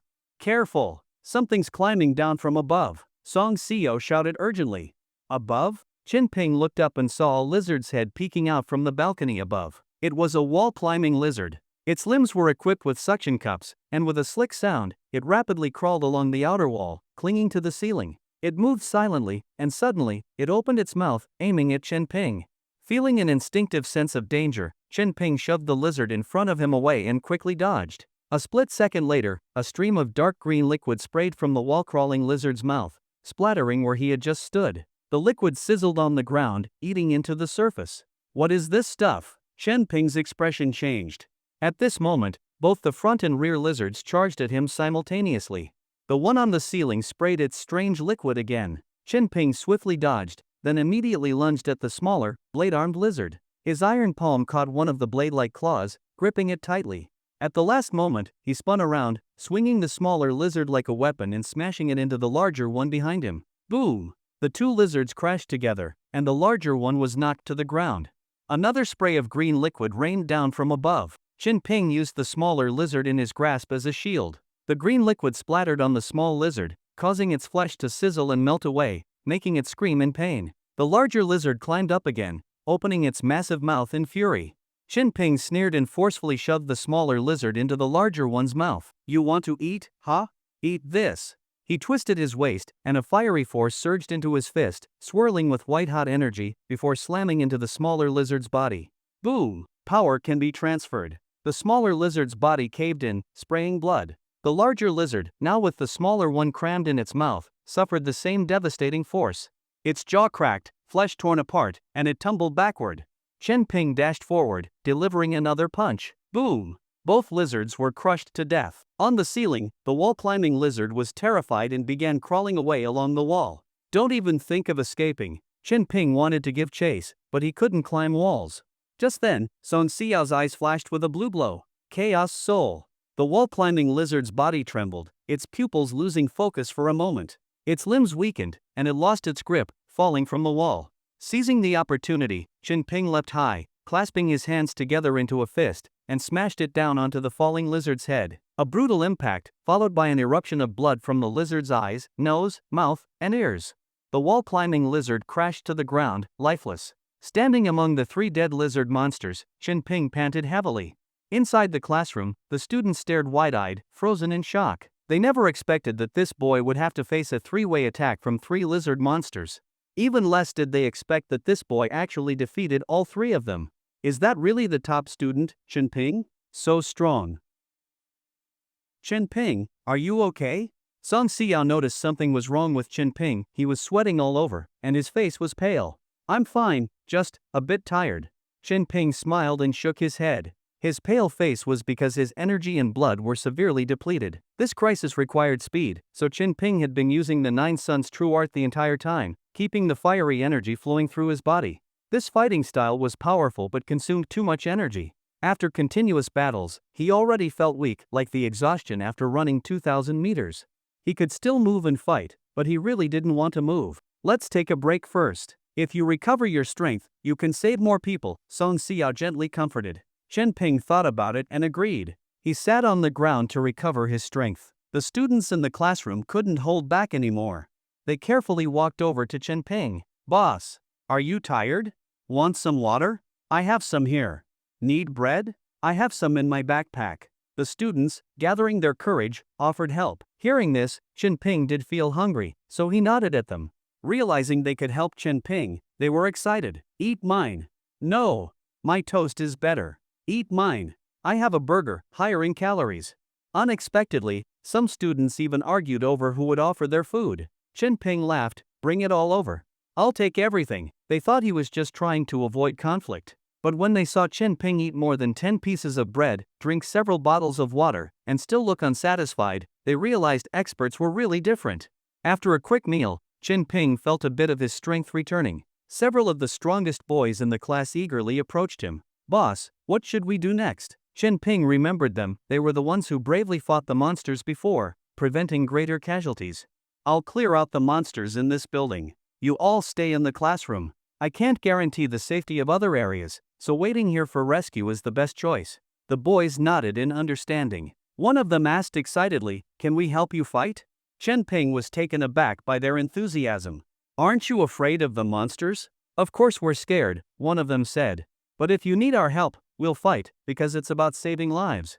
Chen Ping was momentarily stunned. It was clear that these boys weren't joking. They had made a serious decision before approaching him. Chen Ping smiled and refused. Not for now. I already have a great partner. With her help, I'm fine. He pointed to the girl beside him. Song Xiao's cheeks turned slightly red at his words. Oh, light teasing whispers filled the room. This slightly relaxed atmosphere eased some of the students' tension. After a short rest, Chen Ping, followed by reluctant glances, called Song Xiao to continue. The teaching building had 5 floors. Chen Ping searched each one, floor by floor. Fortunately, after the previous battles, there were no more remaining lizard monsters. Chen Ping searched from the 5th floor down to the 1st floor but found nothing. My soul sense range is around 20 meters. We shouldn't have missed anything along the way, Song Xiao said. Chen Ping looked at the teaching building behind him and let out a sigh of relief. At least for now, this building was safe. In the thick fog with limited visibility, Song Xiao's soul sense had become his eyes. Chen Ping turned his gaze to another teaching building. He couldn't stop now, he could still fight. Stretching his muscles, Chen Ping began walking toward the next building. Song Xiao followed closely, staying by his side and sensing the surroundings.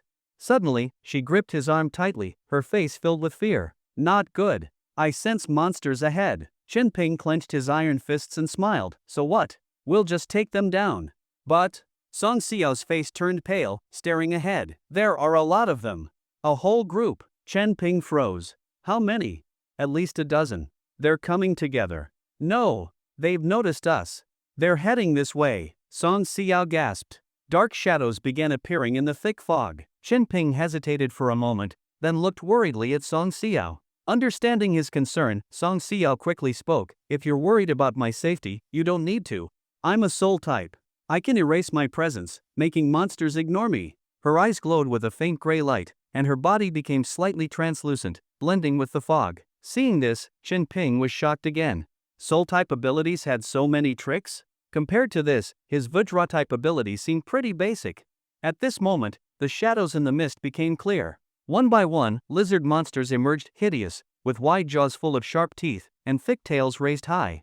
Their vicious eyes locked onto Chen Ping, assessing their prey. More and more lizards stepped out of the fog, creating intense pressure. It wasn't rare for monster packs to appear in a forbidden zone, moving together like a small army. When a D-rank awakener encounters a monster pack, the only option is usually to run. Chen Ping looked back at the teaching building behind him. He took a deep breath but didn't turn to escape. His fiery energy surged within, his blood felt like it was boiling, and streams of scorching heat coiled around his arms. Staring at the approaching lizard pack, he exhaled a breath of hot air, assumed a fighting stance, and laughed loudly. Come on! Whoever's not afraid of dying, come at me! Roar! All the lizard monsters charged at him. None of them feared death, and neither did Chen Ping. His metal fists, glowing with runes, surged with the power of a spirit weapon. He aimed at the first lizard and struck. Boom! His fist smashed directly into the lizard's skull, shattering it. But this didn't scare the pack. Instead, it made them even fiercer. A second lizard leapt at him from the left, its sharp claws slashing for his neck. Shinping's left hand turned into a palm, directly catching the claws, the force pushing him back a few steps. Another lizard leapt over the corpse of the first, attacking from the right. Shinping dodged, launching an uppercut, smashing its jaw and sending it flying. At the moment of his punch, a lizard monster charged straight at Shinping, its hard skull slamming into his chest with tremendous force. Shinping felt an intense impact, accompanied by a searing, tearing pain. His entire body was knocked into the air. I can't fall. I must stay balanced. While airborne, Shinping adjusted his center of gravity, rolled to the ground to disperse the impact, then instantly twisted his entire body's strength together. He swung another punch, striking a lizard monster that was lunging at him with its bloodthirsty maw wide open. Boom! Blood splattered. The lizard monster was killed instantly by his sudden punch. Before he could catch his breath, another lizard monster attacked from the side.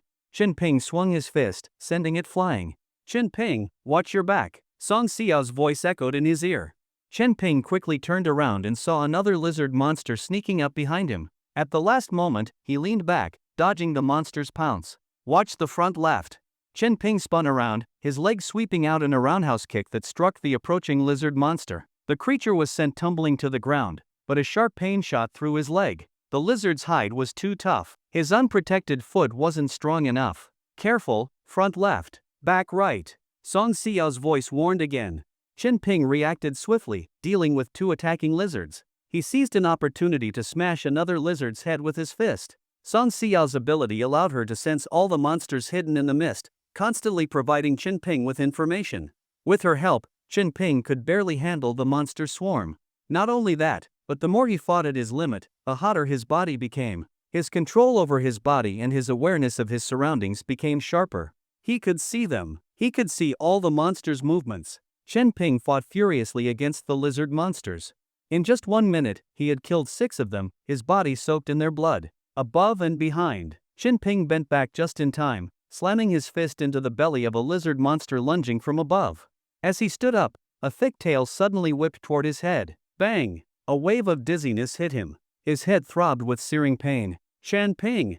Song Xiao cried out in fear. His ears were ringing, and the intense dizziness made it nearly impossible to stand. But at that moment, a refreshing, soothing energy flowed into his mind. Song Xiao's soul healing light. His mind cleared instantly. But now, 3 lizard monsters were attacking him from different directions, blocking all escape routes. "Die!" Shinping roared. Ignoring the other 2, he focused on the one in front of him, smashing it to death with 2 punches. But as he killed it, another monster's claw slashed his waist, and another rammed him, sending him tumbling to the ground. Splash! A mouthful of blood sprayed from his mouth. His internal organs were damaged, and his whole body was racked with pain. While he was down, another lizard lunged at his head, its bloody jaws snapping shut. But suddenly, the monster froze, its eyes losing focus. In the mist, Song Xiao's eyes glowed brightly with spiritual light. Shinping seized the opportunity, flipping up and smashing his fist into the monster's head, blowing it apart. He glanced gratefully at Song Xiao, seeing her face pale, her eyes still glowing as she desperately stalled the other monsters. There was no time to rest. 5 more lizard monsters rushed at him. The thick mist hid an unknown number of lurking monsters. This was a true bloodbath. A fight to the death where he could be killed at any moment. Shinping roared, as if going all out, and charged into the 5 monsters. It's said that people can unleash their potential in life or death situations. Shinping was feeling it now. Every cell in his body seemed to be burning with potential. His speed increased. His punches became even more powerful. One punch after another, he smashed the lizard monsters, leaving them bloodied. But 2 fists couldn't block all their attacks. Wounds multiplied across his body. The monsters seemed to realize his strength came from his fists. 2 lizards lunged forward, biting down on his gauntlets, locking his fists in place. Shinping tried to move, but his leg was instantly slashed open by the knife-like arms of an agile lizard. Another lizard lunged at him, jaws wide, rows of sharp teeth slick with blood, giving him no time to react. "Shinping!" Song Xiao screamed in panic. At the edge of death, Shinping also opened his mouth wide, his chest surging with energy. Roar! A blast of golden energy erupted from his mouth. The beam shot straight into the lunging lizard's mouth. Energy cannon! Thud! A lizard monster fell to the ground, its forehead scorched black, smoke still rising from its mouth. The frenzied lizard monsters around it suddenly paused, staring blankly at the boy. In their minds, this boy was just someone who fought with his fists. How could he suddenly shoot an energy cannon from his mouth? Song Seo was just as stunned, her mind filled with question marks. Wasn't Chen Ping a body type, Vidra type, awakened? How could he shoot an energy blast from his mouth? Chen Ping himself didn't know why either, but he had indeed mastered this power. Seizing the brief moment of shock when the two lizard monsters biting his fists froze, he lashed out with a sweeping kick, striking the neck of one of them. The impact forced it to release his hand. Freed, his iron fist surged with immense power, smashing the head of the other lizard monster still biting his fist. Boom! The iron fist, carrying overwhelming force, shattered the creature's head in an instant. A few lizard monsters circling him showed a slight hesitation. Their frenzied eyes now carried a hint of fear. They backed away slightly, growling, glaring at him, their bodies low to the ground, ready to pounce at any moment. Around them, the ground was littered with the corpses of lizard monsters. 7 or 8 had already been beaten to death by him. Chen Ping knew that these lizard monsters were finally feeling fear. After using his energy cannon, the energy within his body didn't show any signs of exhaustion. Instead, it felt like a furnace was burning inside him. This strange change left Chen Ping slightly surprised. He had a strong feeling that something had changed in his body. Come on. Come at me, you filthy beasts. Keep fighting. Chen Ping waved his massive iron fists, taunting with a wild grin. As soon as he shouted, the entire group of lizard monsters really charged at him again. Chen Ping cursed internally.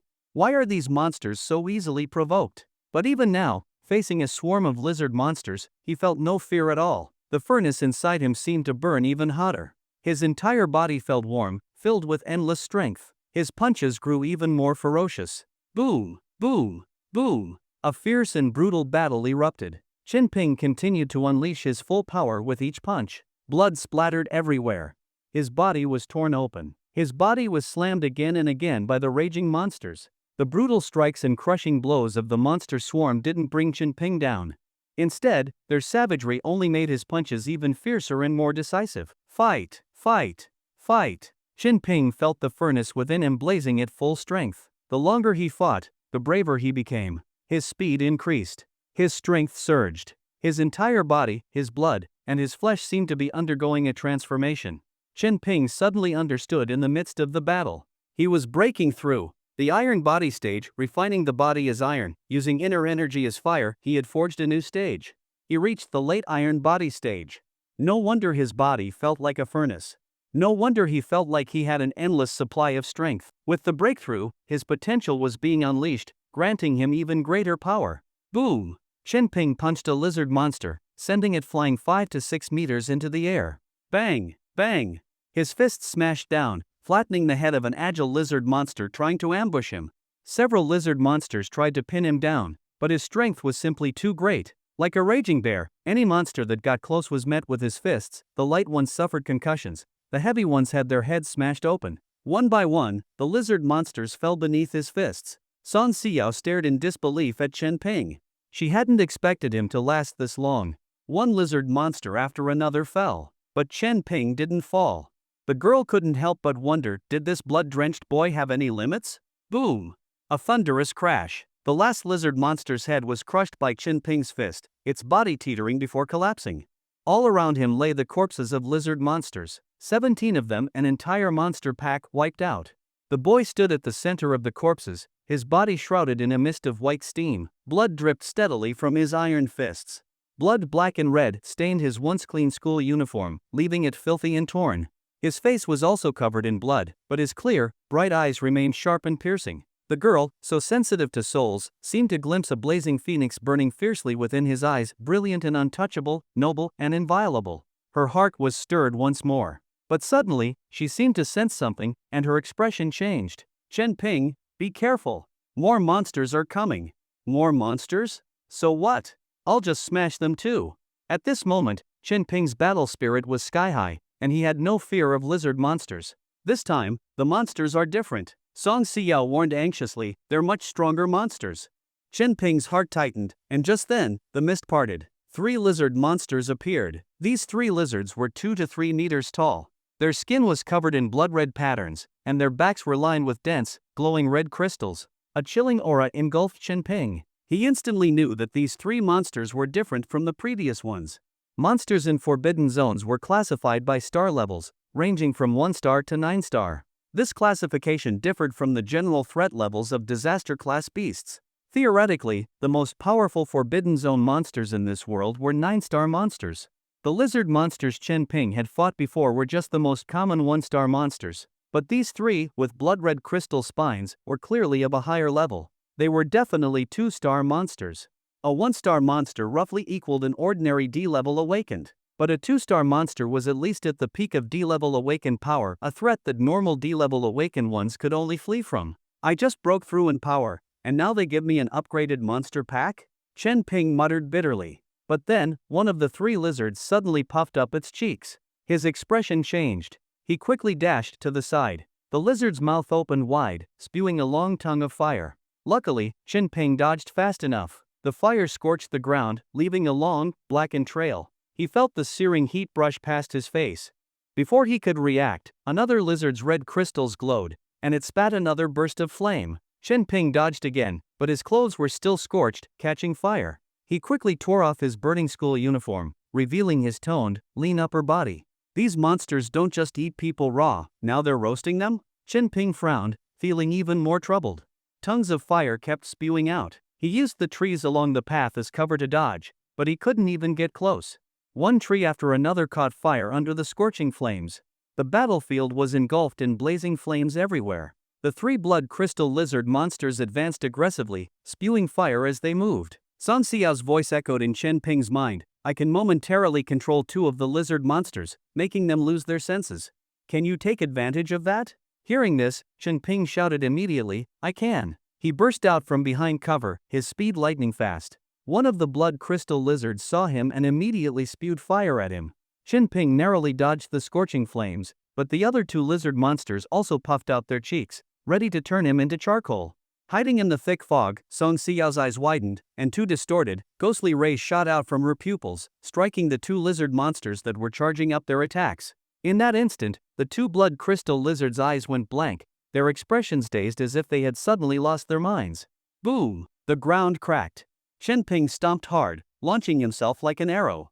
He rushed in front of one of the stunned blood crystal lizards and punched it fiercely. Bang!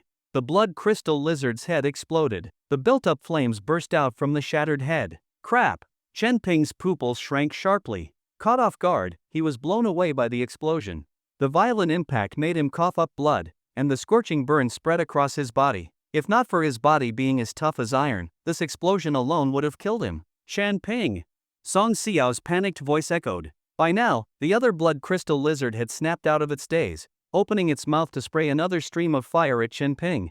Despite the searing pain, Chen Ping gritted his teeth, rolling desperately. The fire just barely missed him. He hadn't expected that blowing up the head of a blood crystal lizard would cause it to explode.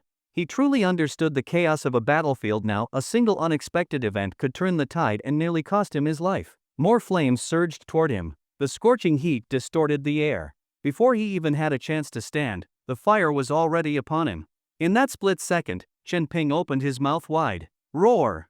A burst of golden energy erupted from his mouth. The two energy blasts collided in the air, exploding into a scorching whirlwind. He's using that energy beam again? Sun Xiao was shocked. The golden energy was even more powerful than the fiery breath, breaking through the flames and violently crashing into the blood crystal lizard's head, sending it stumbling back, howling in pain. Seizing the opportunity, Chen Ping leapt up, dashed forward, and smashed his fist into the blood crystal lizard's head, shattering it. This time, the blood crystal lizard didn't explode. Looks like he guessed right. Blood crystal lizards only explode when their heads are destroyed while charging up a flame attack. The last remaining blood crystal lizard roared furiously, spewing flames at Chen Ping. He ducked behind the corpse of another lizard monster, using it as a shield, panting heavily. His entire body was exhausted, but a grin spread across his face. Because he knew, in this fight, he would be the final victor. 3 blood crystal lizards might have been troublesome, but now, with only one left, watch me smash your head.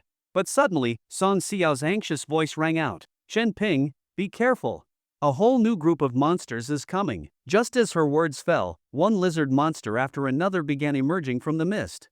There were the normal lizard monsters, and there were blood crystal lizards too. Just within his line of sight, there were over 20 of them. They sniffed the air, drooling, their crazed, bloodthirsty eyes sweeping over the battlefield. And deeper in the thick fog, more dark silhouettes were shifting, slowly approaching. From this, it was clear the number of monsters was far more than just 20. Chenping's entire body went weak, and for the first time, exhaustion and despair appeared in his eyes. What was going on? Was this never going to end? Had he stirred up a monster nest? Lizard monsters emerged one by one from the white mist. Everywhere Chenping looked, they crowded together like a dense swarm. No one could truly understand the despair he felt at that moment. He had fought with everything he had to take down one monster horde, survived a desperate comeback, and finally created an opportunity to turn the tables and kill 3 2-star monsters. But what happened next? His body was covered in wounds, and before he even had a chance to catch his breath, another wave of monsters appeared from the mist. This time, they were even more numerous, a mix of 1-star and 2-star monsters. Chenping was overwhelmed with despair, as if he had fallen into an endless abyss, suffering torment after torment. How many monsters were hiding in this white mist? The monster horde didn't give him a moment to complain or react. One after another, the lizards roared and charged at him, their jaws lined with sharp teeth, claws flashing, toxic venom and fiery breath spewing forth. Chenping felt trapped, caught in an inescapable net, unable to avoid them, unable to resist. Clang! A metallic ring pierced the sky. A black gold flag suddenly stabbed into the ground in front of Chenping, piercing the concrete floor. Chenping's eyes widened, staring at the flag covered in dense runes. He shouted in shock, "Formation flag?" Boom! The runes on the flag lit up, releasing a terrifying energy. A blue barrier with a 10-meter radius shot up toward the sky. One by one, the lizard monsters crashed into the blue barrier, as if slamming into an indestructible wall, falling helplessly to the ground. Even the fiery breaths and venomous attacks scattered harmlessly against the barrier. A man in green robes descended gracefully from the sky, landing atop the flag. With one hand, he formed a seal, and in the other, he held a talisman glowing with spiritual light. Mere beasts, how dare you cause trouble? Lock! With his command, dozens of glowing chains shot out from the talisman, spreading like a massive net, wrapping around and binding all the lizard monsters on the battlefield. They struggled but couldn't break free. At that moment, several massive lizard monsters burst out of the mist, charging like raging bulls toward the barrier. Their powerful impacts made the blue barrier tremble violently. These were giant lizards covered in black armor, 4 to 5 meters tall, exuding a powerful aura, definitely 2-star monsters. Suddenly, the roar of a motorcycle echoed. A woman in a leather jacket and pants, riding a blazing red motorcycle that looked like a beast, burst out of the mist, skidding to a halt with a sharp turn. The exhaust pipe of her motorcycle spewed a fan-shaped wave of fierce flames, slamming into one of the armored lizards. Whatever her motorcycle was made of, it shattered the black armor of the lizard. The massive beast was sent flying, its body igniting and burning into charcoal mid-air. Behind you! Chenping saw another armored lizard lunging at the woman from behind. But before it could reach her, a tall figure appeared behind the biker woman. She wore a simple white t-shirt, and her long, perfectly toned legs, exposed beneath her shorts, snapped upwards with a powerful kick. Her kick struck the charging armored lizard. No one knew how much strength was behind that kick, but it sent the several-ton lizard flying more than 10 meters. Her high-kicking leg, glowing with a jade-like luster in the mist, was flawless, so long, so straight, so perfect. Chenping was momentarily stunned. Nice legs! The woman moved with incredible agility. Her long legs seemed like the most powerful weapons, shattering the armor of the armored lizards, sending blood and flesh flying, kicking several of them to death. Roar! The lizard monsters struggled wildly, trying to break free of the glowing chains. Suddenly, a heavy blade dragged across the ground. A young man, though slender, was wielding an enormous broadsword larger than himself. He exuded a fierce aura as he slashed through the armored lizards, his blade flashing with deadly precision. Slash, slash, slash. Wherever the blade passed, blood and flesh splattered. The tough skin of the lizards was effortlessly sliced open, their bones shattered, and their bodies were either severed in half or beheaded in an instant. So cool! Chenping looked on, full of admiration. The young man's swordsmanship was clean, sharp, and precise. In just a few breaths, all the lizard monsters on the battlefield were annihilated. The air was thick with the pungent stench of blood. The corpses of dozens of lizard monsters were scattered across the area, creating a gruesome scene. Chenping knew these people were powerful, far stronger than he was at the moment. All right, the monsters are all dealt with. The man with the flag retracted it, walking toward Chenping with a friendly smile. Hello, classmate. We're members of the SSS-RANK Awakened Task Force from Nantang City's Special Incident Management Bureau. Could I ask which major awakened faction you belong to? The man asked with a smile. Ah, me? I haven't joined any major awakened factions. I'm just an ordinary high school student from Nantang City. Chen Ping hesitated, then explained. An ordinary high school student? The young man with the massive broadsword walked over, glancing at the scattered lizard monster corpses around them. His face showed disbelief. An ordinary high school student who killed so many lizard monsters? And all the lizard monsters have head injuries. Not a single one has an intact brain. Is that some kind of special hobby? The biker woman joked, removing her helmet to reveal a beautiful face. Chen Ping felt a bit embarrassed. He didn't know where the lizard's weak points were, but hitting the head usually wasn't a bad idea. I checked. This young man is a peak D-rank awakened. The woman with the long legs walked over, her eyes flashing with a golden light. Just D-rank? Oh my. Can a D-rank awakened kill so many monsters? There were even a few 2-star monsters. The team members seemed genuinely shocked, all staring at Chen Ping. A real talent. Look at that powerful physique, amazing. Chen Ping suddenly felt self-conscious under their intense gaze, especially since he wasn't even wearing a shirt, his upper body exposed. Was it really polite for these women to stare at him like that? But he quickly collected himself, expressing his gratitude earnestly. Thank you for saving me. If you hadn't arrived in time, I would probably be dead by now. The long-legged woman shook her head. No need to thank us. In fact, we should thank you. As a D-rank awakened, you managed to kill so many monsters before we arrived. You must have saved quite a few people. Well done. She gave Chen Ping a thumbs up, a sign of recognition. That girl is also an awakened one, right? Is she your teammate? The woman on the motorcycle noticed Song Xiao hiding in the mist. Chen Ping nodded. Yes, her name is Song Xiao. Nervous, Song Xiao stepped out of the mist. Hello, brothers and sisters. I'm a soul type awakened. The long-legged woman's eyes lit up. Soul type? That's rare. Our team is missing a soul type member. Song Xiao shrank back, hiding behind Chen Ping. Oh, right. I'm the team leader, Long Chaner. That guy with the big sword is Chiu Wushuang, the one who's good at formations is Chi Wenho, and the woman on the motorcycle is Chow Yi. The long-legged woman enthusiastically introduced her teammates. We just broke through the barrier of this area. Our initial assessment is that this is a D-rank coverage type Forbidden Zone. So, do you have any information you can share with us? Long Chaner asked. I can only say that the teaching building behind me is relatively safe. We just cleared out the monsters there. As for other areas, Chen Ping looked a bit embarrassed. I know nothing. Right. I almost forgot you're just a D-rank awakened. Long Chaner also looked a bit awkward, but she quickly continued. Still, being able to protect an entire teaching building is already impressive. As for the other building, we've just cleared it. Leave the rest to us. We're going to find and destroy the Forbidden Zone core. The Forbidden Zone core is the heart of any Forbidden Zone. It could be a lord monster, a mysterious artifact, or some strange energy. It's the key to the Forbidden Zone's existence.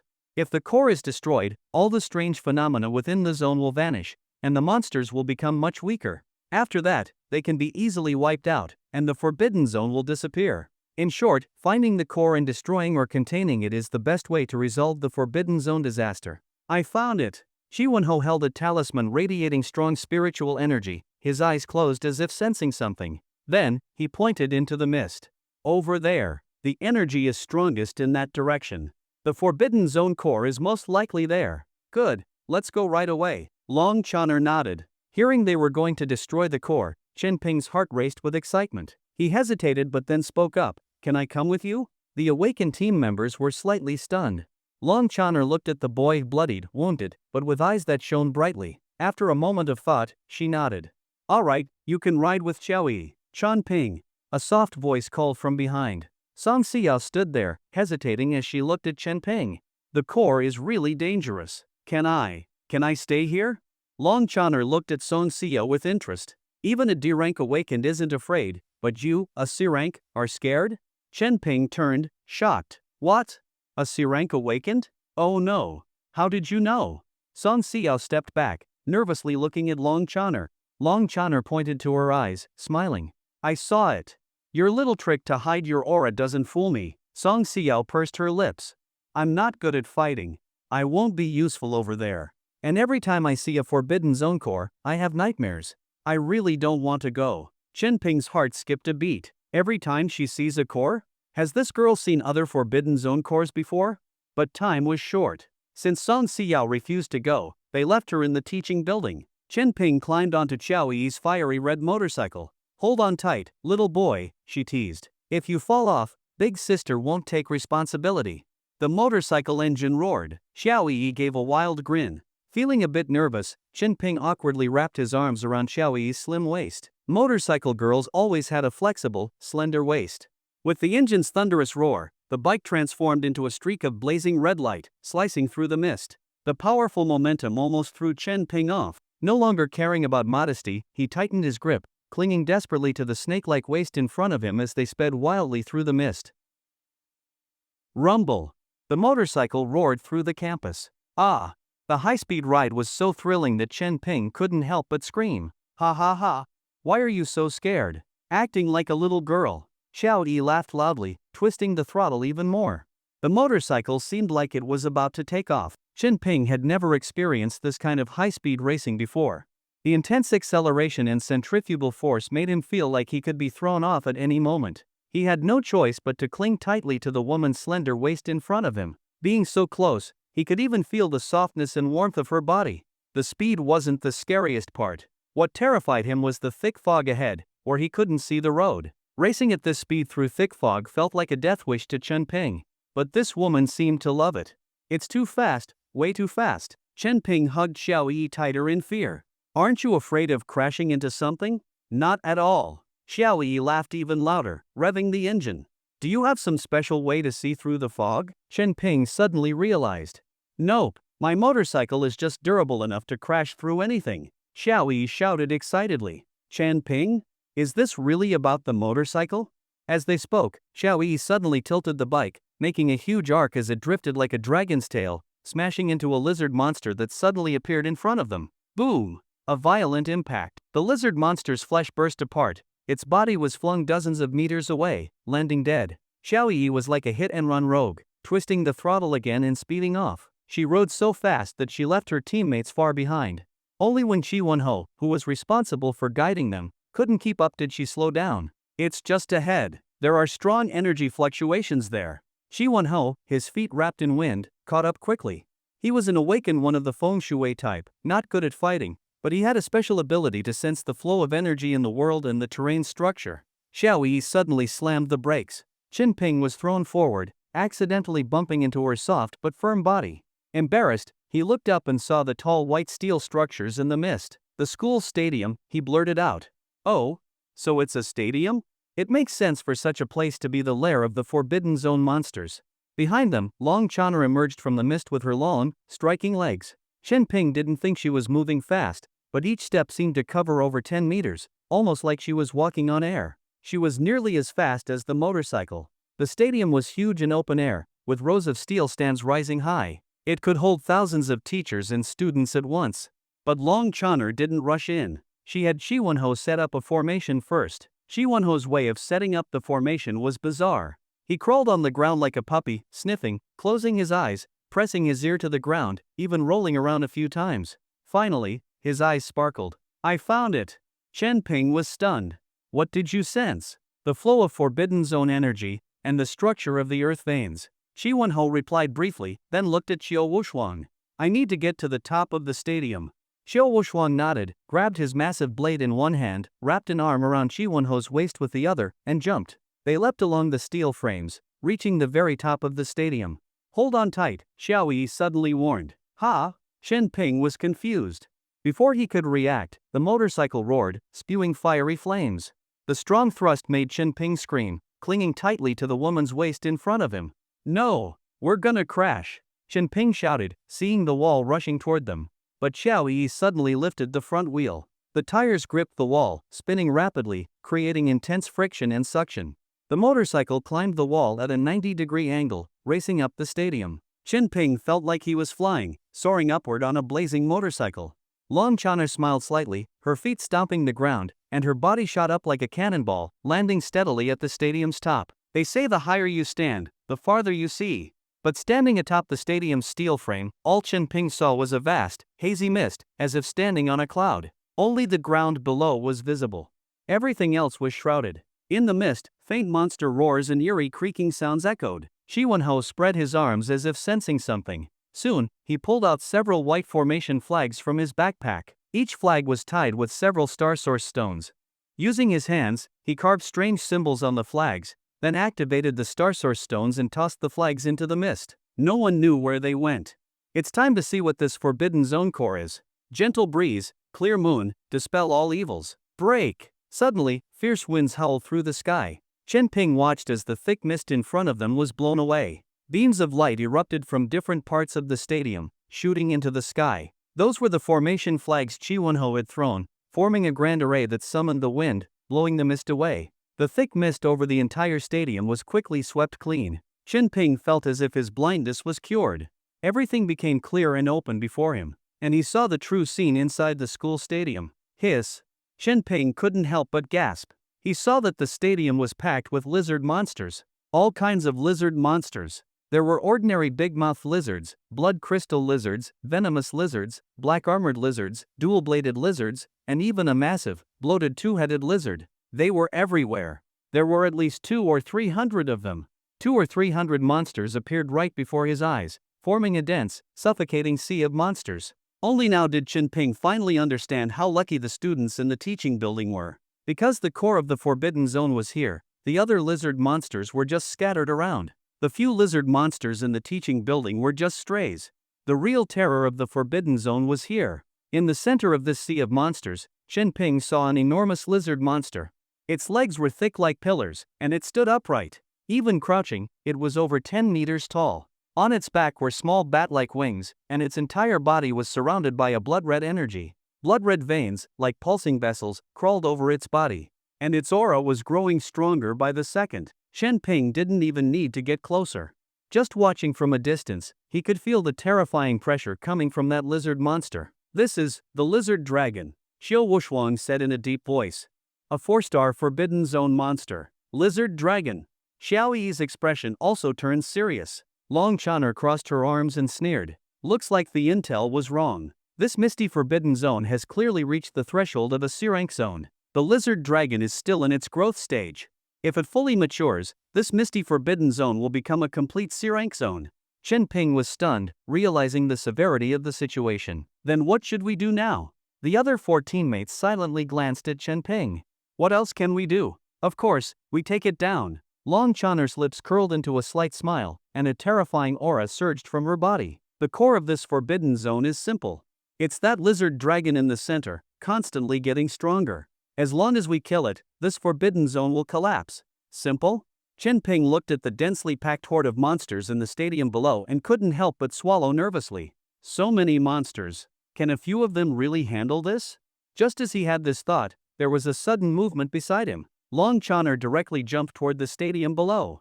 In the sunlight, her figure was graceful yet powerful, diving straight into the horde without a hint of fear. "Dragon Fawn Squad, all members listen up. Attack!" Xiao Wushuan laughed loudly, dragging his massive blade and jumping down after the captain. The roaring red motorcycle echoed through the stadium, plunging straight down into the monster horde. "Hey, hey, hey!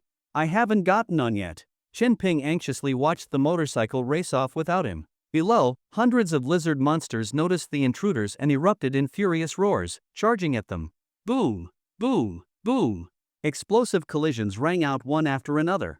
Long Chaner charged directly into the monster horde. Her combat skills were precise, and every punch and kick carried terrifying power. Any lizard monster, whether 1-star or 2-star, exploded into pieces the moment she struck. One punch, one monster. Xiao Wushuang's massive blade danced in his hands, sending out flashes of sharp, unstoppable light across the battlefield. Chen Ping could barely keep up with his movements. All he saw were flashes of blinding light, followed by lizard monsters being sliced into two, without exception. Xiao Yi rode her motorcycle, which was engulfed in blazing flames, like a wild, fiery steed. Wherever she drove, the lizard monsters were crushed into dust, shattering their formation with ease. She was like a wild horse galloping across the plains, unstoppable by any monster. Despite the presence of 200 or 300 monsters, the 3 of them had turned the battlefield upside down. The 3 C-rank awakened squad members fought with an almost artistic precision, leaving Chen Ping in awe. Roar! Suddenly, a dragon's roar echoed through the sky. Chen Ping felt a chill run down his spine. He saw Long Chaner's figure, like a swimming dragon, rushing straight toward the core, the lizard dragon. A dragon-shaped energy wave swept across the battlefield, shattering dozens of lizard monsters in front of her. The violent energy even turned into a whirlwind, making Chen-Ping's cheeks sting. A dragon-shaped crack tore through the ground along her path. Chen-Ping stared in shock at her figure. A S-rank awakened of the metal body type, that powerful? Who told you our captain is a S-rank metal body type? Shi Wonho, who was also watching the battle, smirked proudly. Our captain is an awakened of the divine descent type.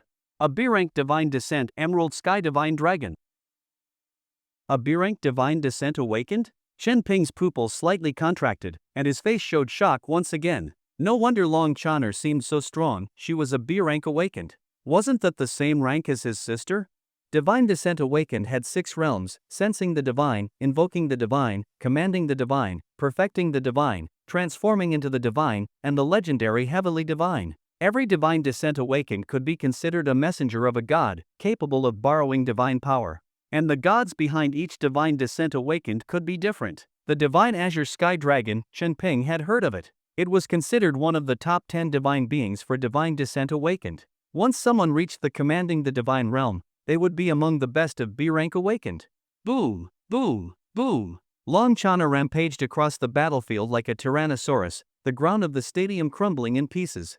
There were many lizard monsters around her, vicious and fierce, but none of them could even get close to her. Chen-Ping watched those incredible long legs, filled with boundless power, casually sending lizard monsters weighing several tons flying with a single kick. Beautiful legs. But Chen-Ping imagined for a moment, if he took a direct hit from those legs, he wouldn't be able to get out of bed for 10 days or even half a month. B-rank awakened, terrifying. Wait, that's not right. Long Chaner is a B-rank awakened, but you guys are a C-rank awakened squad? Chen-Ping looked at Chi Wen-ho beside him, puzzled. What are you thinking? A team can only be classified as a B-rank awakened squad if all its members are B-rank. In a city like Nantang with a population of several million, there are only 3 B-rank awakened squads, Chi Wen-ho explained with a smile. But, although we're a C-rank awakened squad, we're actually the strongest of the 15 C-rank squads in Nantang City. Down in the stadium, a wild laugh echoed. Second form, Crimson Lotus Hellfire. Riding her motorcycle, Xiao Yi suddenly soared into the air. Red patterns appeared on her motorcycle, glowing brightly. Then the bike shattered, transforming into various metallic components that flew into the air, wrapping around her fiery figure. Clank, clank, clank. With the clashing of metal, Xiao Yi turned into a warrior clad in blazing red armor. Over a dozen gun barrels appeared on her palms, shoulders, knees, and chest. Rat-tat-tat-tat-tat. Flames erupted, and a storm of bullets swept across the battlefield. Lizard monsters were riddled with holes, their flesh exploding under the hail of bullets. The armored warrior's chest launched missiles and energy blasts. Boom, boom, boom. Destructive explosions erupted throughout the stadium. The concrete floor shattered, and dust filled the air. One group of lizard monsters after another was blown apart, screaming in agony. Holy crap! Chen-Ping's eyes went wide, glowing with excitement. What is that? Iron Man?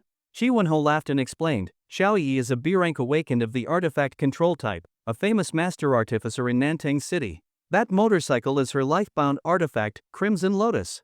Chen-Ping took a deep breath. Another B-rank awakened? He realized he had underestimated this team. The blazing red armored warrior swept across the battlefield. Her eyes emitted scorching energy beams, slicing through several lizard monsters. Where the beams passed, the monsters' bodies were melted in half, with glowing molten gold dripping from the wounds, instantly scorching the edges. Chen-Ping then looked expectantly at Xiao Wushuang and Chi Wen-ho. Are you two also B-rank? Chi Wen-ho shook his head. Of course not. If we were, this squad would be a B-rank awakened squad too. Xiao Wushuang is a C-rank peak awakened of the elemental type. I'm a C-rank peak awakened of the feng shui type. Oh, Chen-Ping nodded in understanding. Your team seems a bit heavy on the female side. Chi Wen-ho's face instantly fell. He glanced at Chen-Ping with a hint of resentment, his facial muscles twitching slightly. He wanted to refute but didn't know how. In the stadium center, a dragon's roar suddenly erupted. The lizard dragon was enraged. Its wings unfolded, and an immensely powerful energy surged out, forming a deep crimson shockwave. Xiao Wushuang, who was charging forward, was swept away by the wave. But Long Chaner shattered the shockwave with a single punch, letting out a dragon's roar in return, facing the lizard dragon. The dragon's roar was shockingly powerful, completely suppressing the lizard dragon's own roar. The lizard dragon's voice was utterly drowned out by the roar of a delicate, beautiful woman. Red energy around the lizard dragon rapidly condensed, gathering in its mouth, then blasted toward Long Chonner. Blazing crimson energy erupted, lighting up the entire stadium. Long Chonner didn't dodge.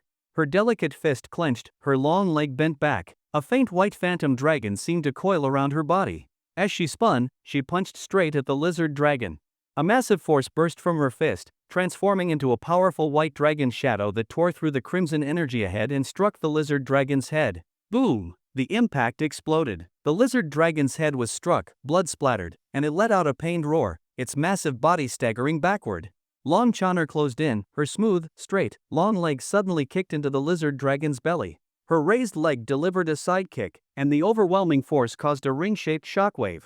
The lizard dragon's thick, tough belly caved in, sending ripples of impact across its body. With a miserable howl, the lizard dragon, over 10 meters tall, was sent flying into the sky by that single kick. Long Chonner, wrapped in the phantom dragon's aura, rose after it like a dragon soaring into the heavens.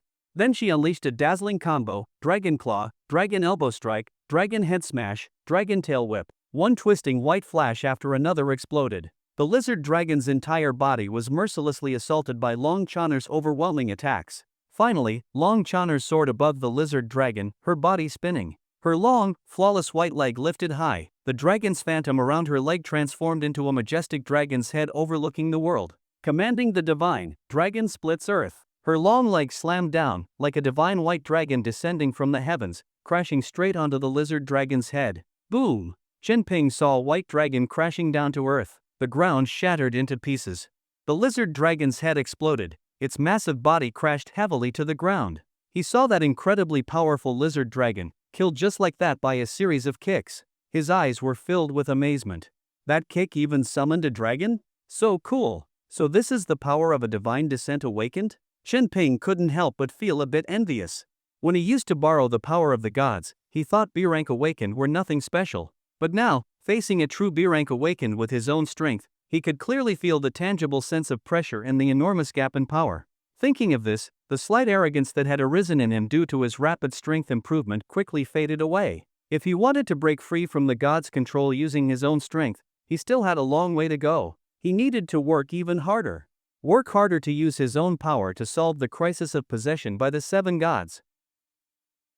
The lizard dragon fell. Shenping noticed that the entire forbidden area seemed to have lost some kind of support. The thick white mist that enveloped the space between heaven and earth began to dissipate. All the lizard monsters active within the forbidden area were in chaos, crying out in panic. Shenping could even sense that the strength of all the lizard monsters in the stadium had significantly weakened, likely reduced to only 60 to 70% of their original power. The members of the Dragon Fong Awakening Squad swept across the battlefield with even greater ferocity. Whether it was Chao Yi's Crimson Lotus Flames or Long Chonner's dragon-like attacks, they left Shenping deeply shocked. They were like battle goddesses blooming on the battlefield, their attacks dazzling and powerful. Lizard monsters that appeared terrifying to Shenping felt like grass being cut down. Shenping suddenly felt envious of other types of awakened beings. Their combat style was so much more impressive than his own, which was purely close combat as a Vajra-type awakener. Soon, the monsters in the entire stadium were completely cleared out. Long Chonner extracted a glowing red orb from the heart of the lizard dragon. Wow, we've found something good. This is an extremely rare dragon pearl. It's not only a 4-star dragon monster's energy crystal but also contains the power of the Forbidden Zone's core. Long Chonner held the red pearl with great excitement, examining it under the sunlight, her face full of joy. Shenping also looked at the pearl with great curiosity. In the Forbidden Zone, all sorts of miraculous items could appear. Some of these were known as spiritual objects, while others were called natural treasures. These were all excellent materials for crafting, alchemy, or even cultivation, and treasures related to the Forbidden Zone's core were of immeasurable value. Moreover, the higher the level of the Forbidden Zone, the more valuable the treasures related to its core. A year ago, Wei Donghai from the Xia Kingdom had accidentally obtained the Sumeru Divine Pearl, the core of an A-level Forbidden Zone, which allowed him to break through to the over-limit level of an S-class Awakener, causing a global sensation. Now this blood-red dragon pearl was merely a product of a C-level Forbidden Zone's core. Its value couldn't compare to the Sumeru Divine Pearl, but treasures related to the Forbidden Zone's core were inherently extraordinary, far superior to ordinary natural treasures, which was why Long Chonner was so excited. Ha, what's so great about a lousy pearl? Heh, the joy of mortals. A familiar voice suddenly sounded in Shenping's mind. The gods had appeared again. A faint smile appeared at the corner of Chen Ping's mouth, and he probed, "Oh, so you bunch of cowards finally decided to show up? You're driving me mad. Who are you calling cowards? I am the future king of the world, unafraid of anything." "Exactly, brother Chen Ping, I don't like hearing you say that. Xiao Ping, who are you insulting?" Sure enough, the gods were provoked. Chen Ping narrowed his eyes and asked, "Then tell me, why was there no sound from you as soon as I entered the forbidden zone? Was it because you were afraid?" Of course, it was due to special reasons." "Yes, because of special reasons, we couldn't speak." Chen Ping pressed further, "What special reasons?" "Cannot be said, cannot be said. Speaking of such things involves heavy karma. I fear you can't bear it." Ping, listen to mom, give up that thought. Knowing such things will do you no good." When the gods touched on this topic, they became surprisingly consistent, turning into mysterious riddle speakers. Chen Ping appeared very angry. "You keep saying you treat me like family, yet I nearly died in the forbidden zone, and you didn't even make a sound. Is this what you call family?" "What? You almost died? Ah, brother, I'm so glad you're okay. I was so worried about you. But please don't misunderstand. It's not that we didn't care, we really couldn't do anything. Yes, even though we knew you were in danger, the forbidden zone is just too special. We couldn't lend you power. Anyway, it's great that you're safe." The gods each expressed their concern for Chen Ping. But Chen Ping keenly noticed a new piece of information. Analyzing their words carefully, he realized that not only could the gods not intervene in the forbidden zone due to some reason, but they also knew nothing about what he experienced there. They weren't just unable to speak, they were completely unaware of anything. This was the crucial point: the forbidden zone could sever his connection with the gods.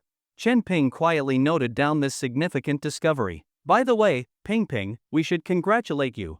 Congratulations on becoming stronger again. As expected of my chosen master, your potential is extraordinary." Woof! These gods suddenly seemed to change their attitude, now showering Chen Ping with praise. They were likely trying to divert his attention.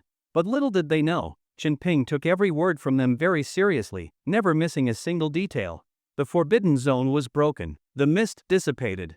What remained was to clear out the scattered forbidden zone monsters. Armed personnel with loaded guns flooded into the campus.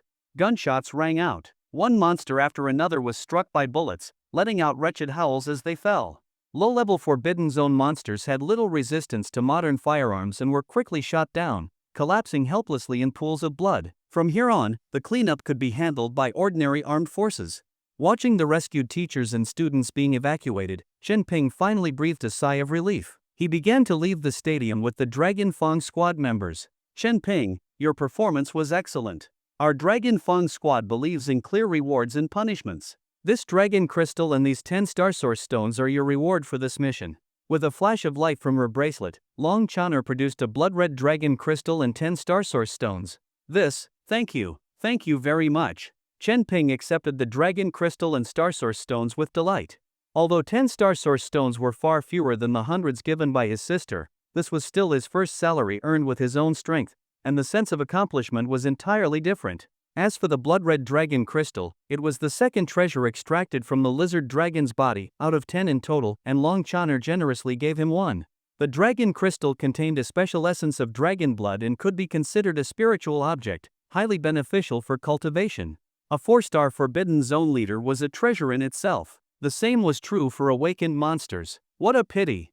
When Chen Ping previously borrowed the god's power to eliminate powerful awakened monsters, he never thought of taking anything. With just a bit of force, the monsters would be killed without leaving a trace. Thinking back now, it felt like a missed opportunity. "Alright, Chen Ping, the mission is over. We will take our leave now." Long Chaner smiled and said goodbye to Chen Ping. Rumble. Xiao Yi rode her motorcycle to Chen Ping's side, blinking her bright eyes with a smile. "Little brother Chen Ping, do you still want to ride on sister's motorcycle?" Chen Ping was stunned for a moment. Looking at Xiao Yi leaning forward slightly on the motorcycle, her hips slightly raised, his face couldn't help but turn red. Her sexy, curvy figure, slim waist, long legs, and slightly plump, youthful oval face with a charming smile and her peach blossom eyes were incredibly seductive. As a shy young student, Chen Ping was completely unprepared for such teasing from an older sister. Seeing Chen Ping's slightly flustered expression, Xiao Yi laughed even more happily. Her gaze swept over Chen Ping's strong upper body, and she said, "If you want to ride sister's motorcycle, then work hard on your training. If you are lucky enough to become a sea-level awakener, you will have a chance to join our Dragon Fong squad. We just happened to be short one member. Only then did Chen Ping remember that most awakened squads were made up of 5 members. Ha! You are the strongest among the sea-level awakened squads, so why are there only 4 of you now? Chen Ping's curiosity was piqued. But for some reason, as soon as he mentioned this, the entire team's atmosphere suddenly turned heavy. Even Xiaoyi stopped smiling and exchanged an awkward glance with Long Chaner. Chen Ping instantly realized he might have touched a nerve. It's fine, it's not something we can't talk about. Long Chaner began to explain. We had a team member, Fang Ziming, who died during a mission 2 months ago. I'm sorry. Chen Ping looked at Long Chaner and the others apologetically. Long Chaner smiled and waved it off. It's nothing. It's all in the past. The work we do is always full of danger, isn't it? We've seen too much of death. Chen Ping felt a heaviness in his heart. When he saw the Dragon Fong squad's perfect teamwork and impressive combat power before, he had almost forgotten one thing: battles for awakened squads were deadly, and death was an all too common occurrence. Unknown awakened monsters, terrifying forbidden zones that appeared out of nowhere. Sometimes, to prevent greater casualties among innocent civilians, the awakened agents of the Special Event Handling Bureau often had to race against time to rescue and fight. Many times, they were not fully prepared and often underestimated just how terrifying their enemies could be. The combat personnel of the Special Event Handling Bureau in Nantang City were undoubtedly in a high-risk profession. Yet, in this turbulent era of the Great Awakening, there were still many awakened beings who chose this path. Alright, even though it was really painful back then, people must look forward. Long Chaner turned to comfort Chen Ping instead, smiling. Look, haven't I already found a suitable new recruit now? You, a D-level peak awakener, managed to fight desperately and kill over 20 lizard monsters when danger struck. You have strength and courage, and your future is limitless. If you are interested in protecting Nantang City, then once you truly become a sea-level awakener, we will definitely come looking for you. Long Chaner looked at Chen Ping with admiration and made a promise. It was the first time Chen Ping was recognized and praised by other powerful awakeners based on his own strength, and his heart surged with excitement. But at this moment, Chi Wenho leaned closer to Chen Ping and whispered, Chen Ping, calm down for a bit. Don't get too swayed by our captain's speech. You should know that our fallen member Fang Ziming was also a Vajra-type awakener with a tough body. Ah? Chen Ping's eyes widened, and his face twitched slightly, suddenly feeling much calmer. Chi Wenho, whose side are you on? Long Chaner clenched her fist and immediately punched him. Ouch. I just think our future teammate has the right to know. Is that wrong? I don't care, you did that on purpose. Don't you believe in reason? My fist is the reason. Thud, thud, thud. Ah.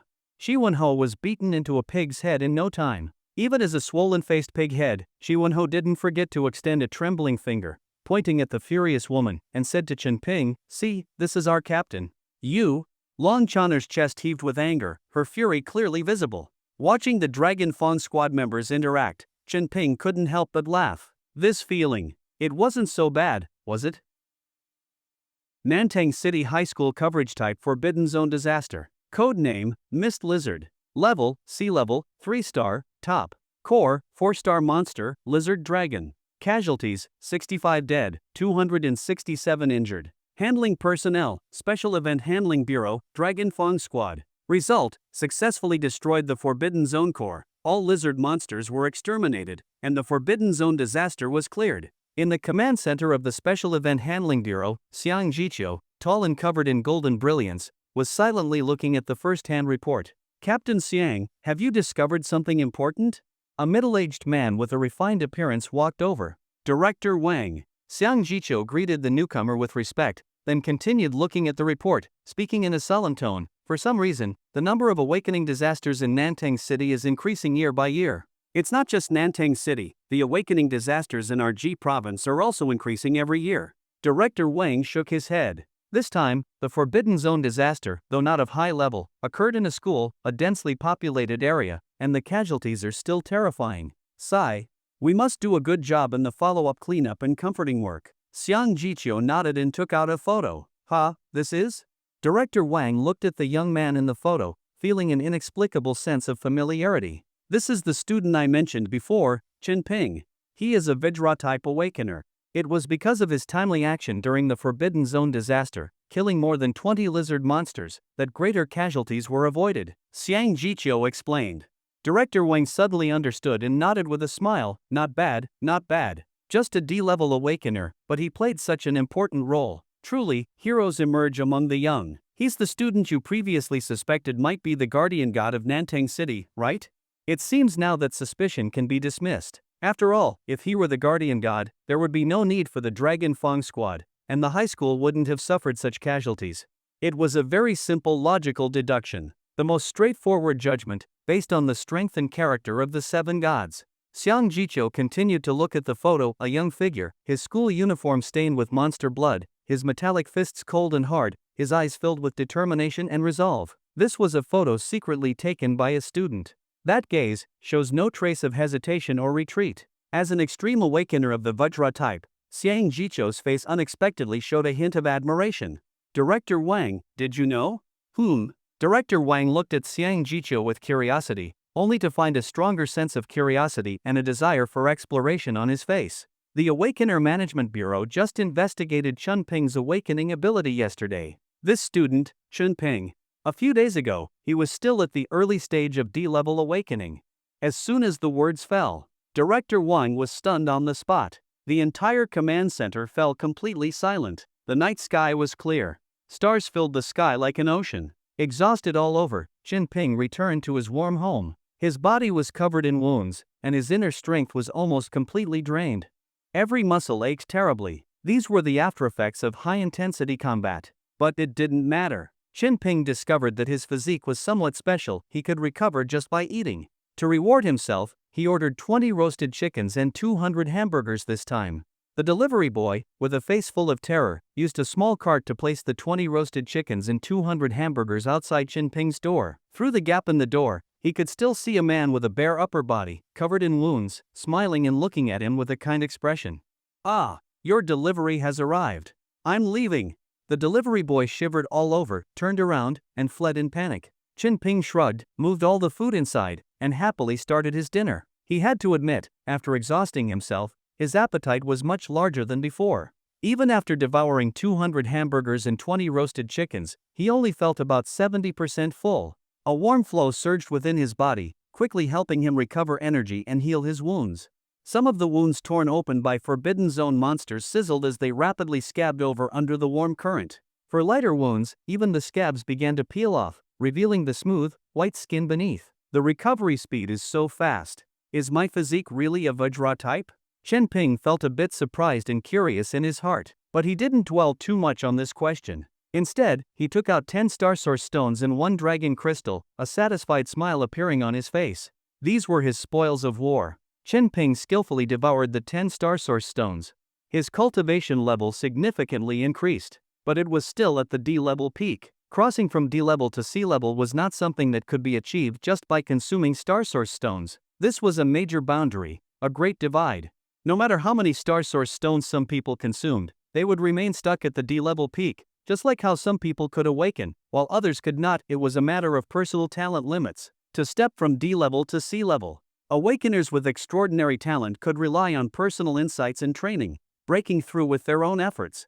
Those with strong backgrounds could break through using realm-breaking pills or cultivating powerful secret techniques. Those with extraordinary luck could receive a legacy, enter a secret realm, and gain a unique opportunity for a breakthrough. In the Great Awakening era, there were many ways to advance. There were always more solutions than problems. Whether through hard work or by seeking a powerful mentor in the awakening world, there was always hope of becoming a C-level awakener. Chunping calmed his thoughts and shifted his focus to the dragon crystal in front of him. The dragon crystal was a spiritual item for cultivation, extremely valuable in the awakening world, with remarkable effects when used for training.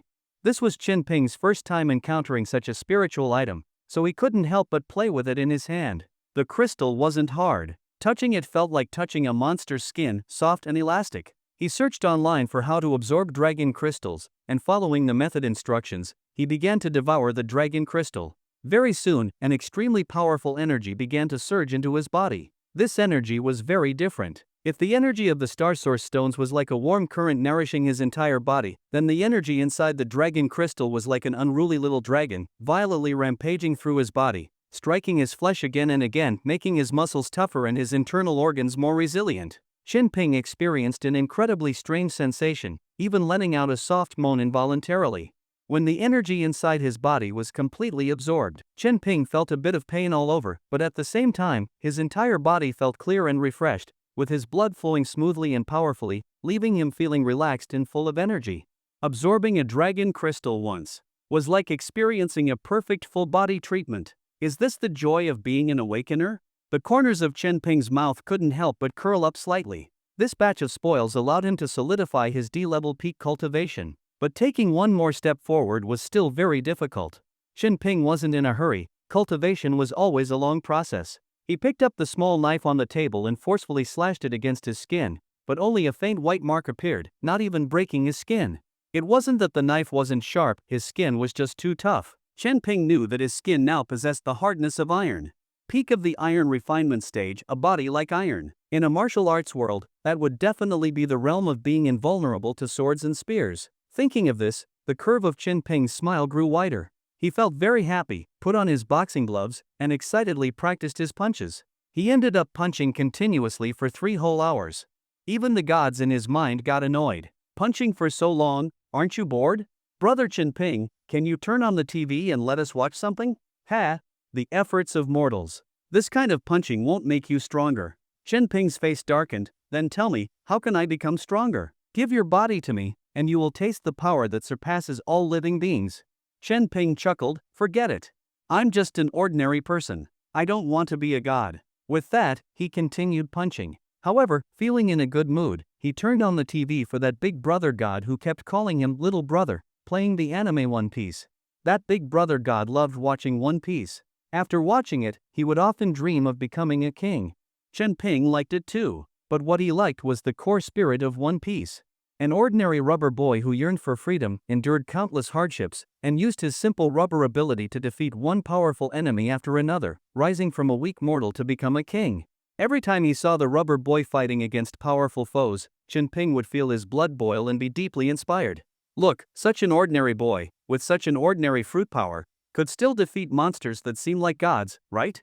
If the rubber boy could do it, so could he. He also wanted the gods in his mind to feel the charm of the rubber boy. Chen Ping continued to punch while watching. He was already at the latest episode. A big title appeared on the screen. Fruit Awakening, Human Fruit, Mythical Zoan, Nika Form. Chen Ping's face suddenly froze. He kept punching while watching, and the plot reached its climax. The mystery was revealed. The adventurer who rose from an ordinary boy to a big shot didn't need a simple rubber fruit. Its real power was actually that of the sun god Nika. The rubber boy wasn't a mortal, he was a god all along. Chen Ping fell silent.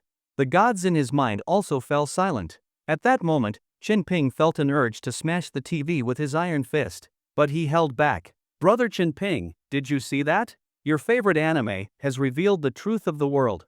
Only gods can stand at the pinnacle of the world. The big brother god in his mind was completely thrilled. Brother Chen Ping, do you want to become the rubber boy? Bang! The TV suddenly exploded. Chen Ping's iron fist punched through the TV, sending out sparks. Early the next morning, Nantang City High School resumed normal classes. However, there were now many armed soldiers with live ammunition on campus. The buildings damaged by the Forbidden Zone monsters were also repaired at an extremely fast speed. The morning sunlight spread across the campus, making it bright and clean, as if nothing had ever happened. In this era of frequent disasters, one terrifying awakening disaster after another had long numbed most people's nerves. People's acceptance and tolerance of disasters had reached their highest level. When disasters struck the students, they only felt unlucky, thinking they had bad luck. But they wouldn't dwell on it too much, nor would they be too scared to live a normal life. Of course, necessary psychological counseling was still needed. Today's classes were all led by psychology teachers and experts, responsible for counseling the students. As Chen Ping walked onto the campus, he noticed that many students were looking at him with admiration. Some female students even had a shy glow in their eyes, whispering among themselves. When they saw him looking over, they would quickly avert their gaze, their faces blushing. Is that Senior Chen Ping? I heard he can defeat a lizard monster with one punch, as powerful as a war god? That's right. I heard he not only wiped out all the lizard monsters in our teaching building but also stood alone in front of the building, blocking the terrifying wave of monsters. They say when the Dragon Fang squad arrived, the monsters at his feet were piled up like a mountain.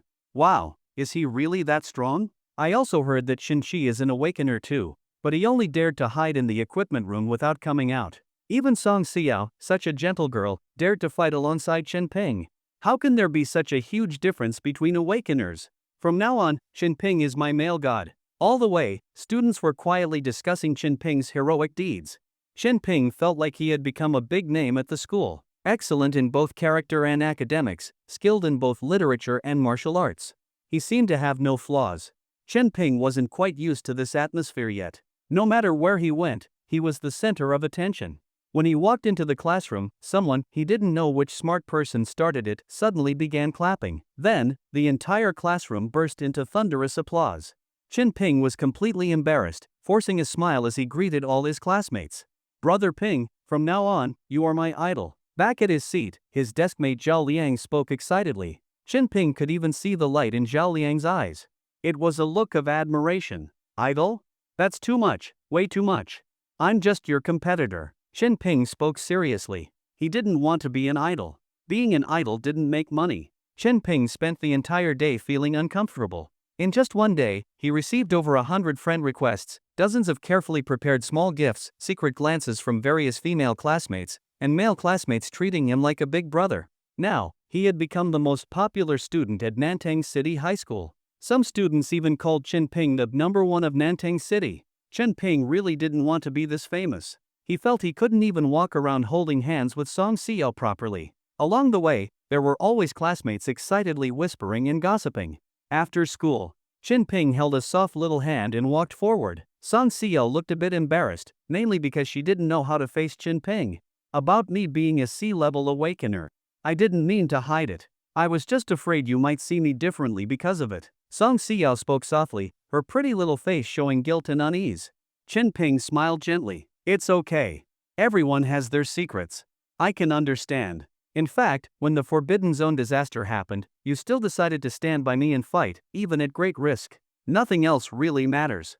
Song Xiao's eyes sparkled with emotion as she looked at Chen Ping. "But I do feel a bit puzzled. A sea-level soul-type awakener is a hot commodity. Major awakening organizations should all value you. If nothing else, joining any large awakening organization would bring you fame, wealth, and power far beyond that of an ordinary top student." Chen Ping voiced his doubts. Hearing this, the girl perked up, raised a crystal-like jade finger, and spoke seriously. "Do you know? The 10-year survival rate of a soul-type awakener is only 75%. But that's just on the surface. For a sea-level soul-type awakener, the danger level is the highest among all awakening types.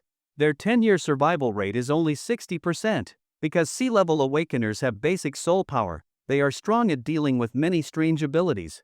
That's why most large awakening organizations assign the most dangerous and unpredictable tasks to sea-level soul awakeners. So, they die the fastest." Song Xiao explained seriously to Chen Ping. Chen Ping's mouth opened slightly. He found he had no reason to refute her. Song Xiao was still so afraid of death. Or rather, as a sea-level awakener, she seemed to have become even more afraid of dying. Returning to his warm home, Chen Ping glanced at his phone and found that his sister still hadn't replied to his message. It had already been 3 days. It was as if his sister had completely lost contact. But Chen Ping didn't find it particularly strange.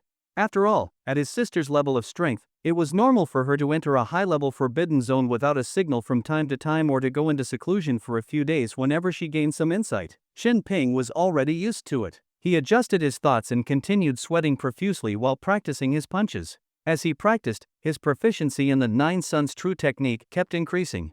He found that he actually had a natural talent for punching. The profound and complex principles in the 9 Suns True technique were clear to him at a glance, and he could quickly grasp them. His mastery of the technique gradually progressed from the beginner level to the proficient level. Chen Ping could feel the fiery energy inside him rushing through his meridians endlessly. He could feel the energy rapidly accumulating in his chest, ready to be released as a powerful energy blast at any moment. The 9 Suns True technique was a mid-grade Shen-level combat technique, perfectly compatible with Vajra-type awakeners, allowing Chen Ping to rapidly enhance his combat power. To put it simply, Chen Ping felt that he was definitely strong among awakeners of the same level. D-level peak awakening ability, 9 Suns True technique, mysterious energy blast, plus the second-grade spiritual weapon, the Xiangba gauntlets. With all these high-quality enhancements, Chen Ping felt he could at least touch the threshold of a sea-level awakener, right? Anyway, his combat power was definitely much stronger than that of Song Xiao, a sea-level awakener. There was no doubt about that, right? Thinking of this, Chin Ping confidently practiced a few more sets of punches. He practiced for an entire night. The next day, Chin Ping took a shower and went out. One advantage of being a Vajra type was having an abundance of energy. Arriving at school, Chin Ping took the opportunity during class to take a good nap. In the afternoon, the school held a teacher-student assembly. A large group of students gathered at the flag-raising platform. The principal delivered a passionate speech about how the school would rise from adversity after the disaster. Finally, an award ceremony was held. Student Chin Ping has been named one of the top 10 outstanding youths of Nantang City, awarded as an excellent league leader of G Province, and recognized as a 3-good student of G Province. Let's congratulate student Chin Ping. Let's give the warmest applause to welcome our hero of Nantang City High School to the stage to receive his award. In an instant, the entire school was filled with thunderous applause. All the students sincerely clapped and cheered for Chin Ping. The applause woke Chin Ping up, making him briefly wonder if he was still dreaming. How did he suddenly gain so many titles? Would this add bonus points to his college entrance exam? Chin Ping was a bit confused, but with everyone congratulating him and pushing him forward, he walked to the stage under the red flag. I don't think I filled out any application form? Chin Ping muttered to himself. It's okay. The teachers filled it out for you. The dean looked at Chin Ping with a kind smile, his eyes full of fatherly love and appreciation. So this is what it feels like to be the number 1 of Nantang City High School? Not bad at all. Chin Ping unexpectedly received a series of awards, making him a well-known figure at Nantang City High School. Even when he slept in class, the teachers would look at him with kindness and understanding instead of being strict. After school on Friday, he had 2 days of free time. But Chin Ping didn't want to spend it doing practice questions to improve himself as usual, because if he continued like this, his only option would be getting into the top university of Xia Kingdom, Beijing University. But now, that goal was no longer his only one. He had a higher pursuit. After awakening, what he desired even more was the world of awakeners. His current goal was the highest supernatural academy in Xia Kingdom, Kunlun Academy. In the Great Awakening era, with 100 million people awakening worldwide, just in Xia Kingdom, the number of awakened exceeded tens of millions. Because of this, countless awakening forces sprang up like mushrooms after the rain. Some were mysterious and unpredictable, some dominated entire regions, and some stirred up waves in the mundane world, becoming famous. But no matter how powerful an awakening force was, when facing Kunlun Academy, they had to bow their heads and obey, acting according to the laws set by Kunlun Academy. Kunlun Academy was the national pillar of Xia Kingdom. Most awakeners dreamed of joining Kunlun Academy. Just like how students aspired to get into Beijing University, Kunlun Academy, as a vast platform, possessed incredibly rich cultivation resources, an unfathomable heritage, and countless advanced cultivation techniques. It was even said to have many mysterious cultivation secret realms. Every student who joined the academy would have the chance to infinitely raise their awakening potential. So anyone who could join the academy was guaranteed to have an infinitely bright awakening future. This was why Jiang Wenxian had been so arrogant when he had the chance to join Kunlun Academy.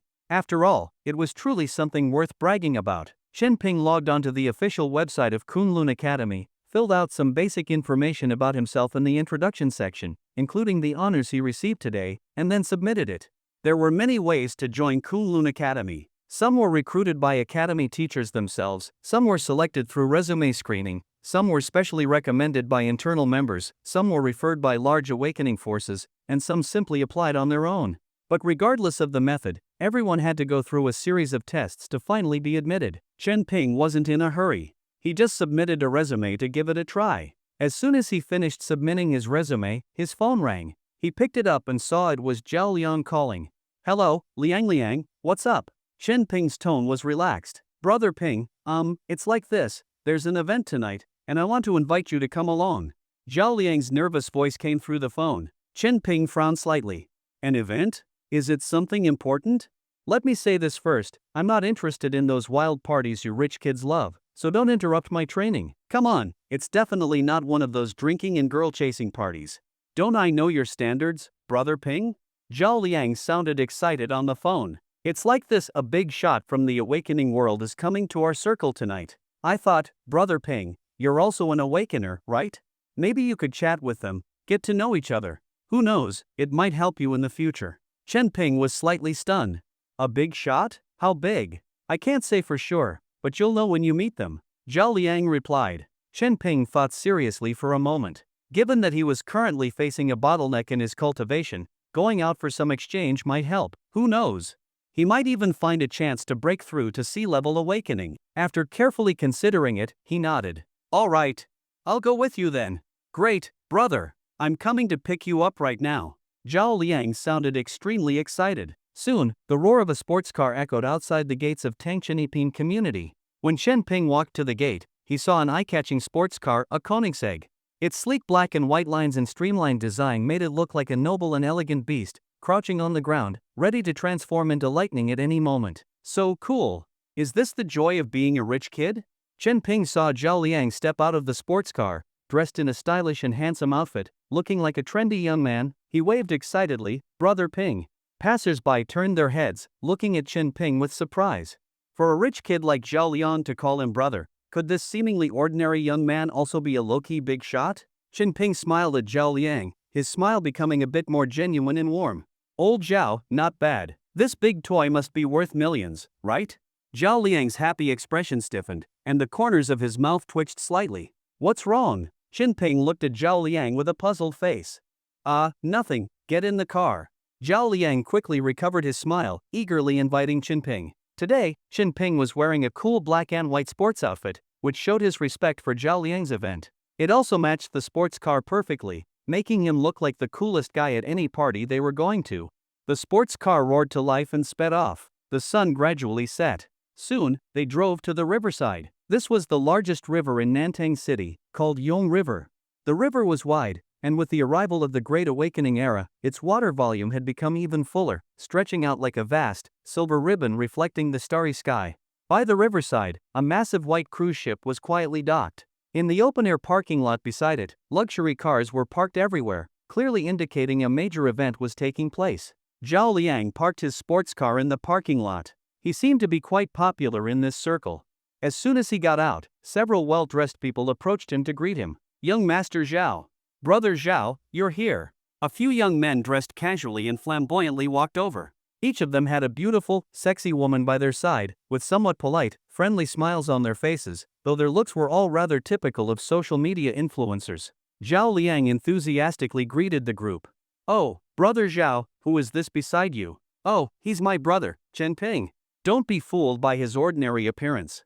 He's one of Nantang City's top 10 outstanding youths, the guy who, during the Mist Lizard Forbidden Zone incident, killed a horde of Forbidden Zone monsters with just his fists. Zhao Liang introduced him with excitement. Everyone looked surprised. "So, you're the hero of Nantang City High School? Ah, the one who single-handedly killed hundreds of Forbidden Zone monsters? Oh my god, a pleasure to meet you." Everyone immediately became enthusiastic, especially the beautiful influencer-like girls. Their bright eyes scanned Chen Ping from head to toe, their gazes practically sparkling.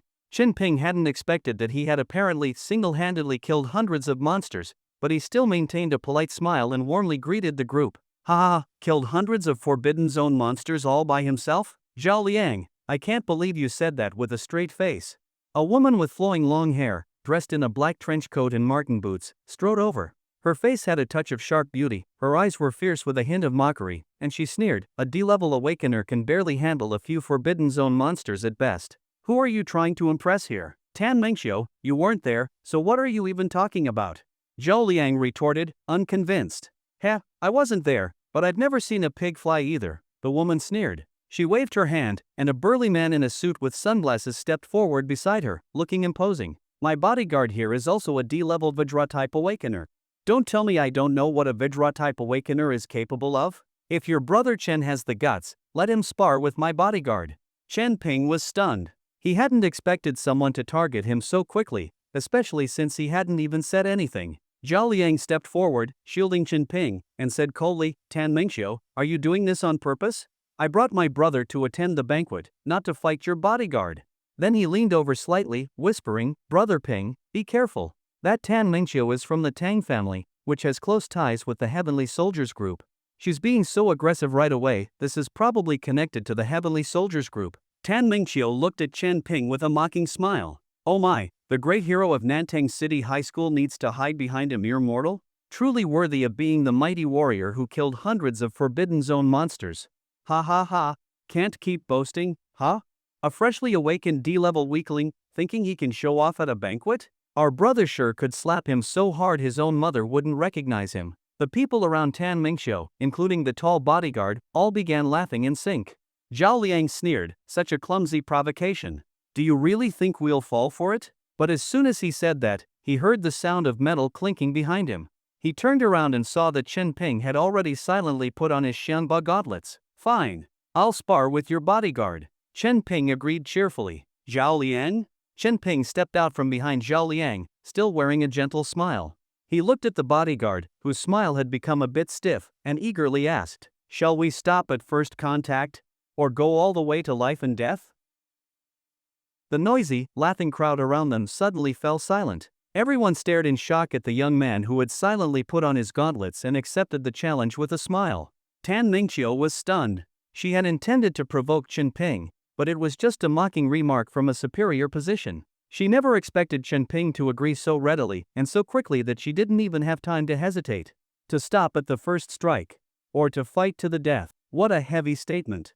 But Tan Mingqiu saw that the boy's expression was extremely serious, not joking at all. Brother Ping, are you serious? That bodyguard next to Tan Mingqiu, Shi Jintao, is said to be a D-level peak Vajra type. And he's extremely skilled at combat. He's even the chief instructor at a martial arts gym. Zhao Liang looked at Chen Ping with worry. A martial arts instructor? Even better. Chen Ping's eyes shone brightly. Oomph, ignorant brat. Just because you killed a few Forbidden Zone monsters, you think you're unstoppable? I've beaten more Awakeners than you've ever seen. Now let me teach you how to behave. The tall bodyguard beside Tan Mingqiu couldn't hold back any longer. He strode forward angrily, his joints cracking as he moved. Muscles bulged under his bronze skin, exuding a sense of raw power, and a terrifying aura burst forth. The young men nearby stepped back in fear. Chen Ping turned to Zhao Liang.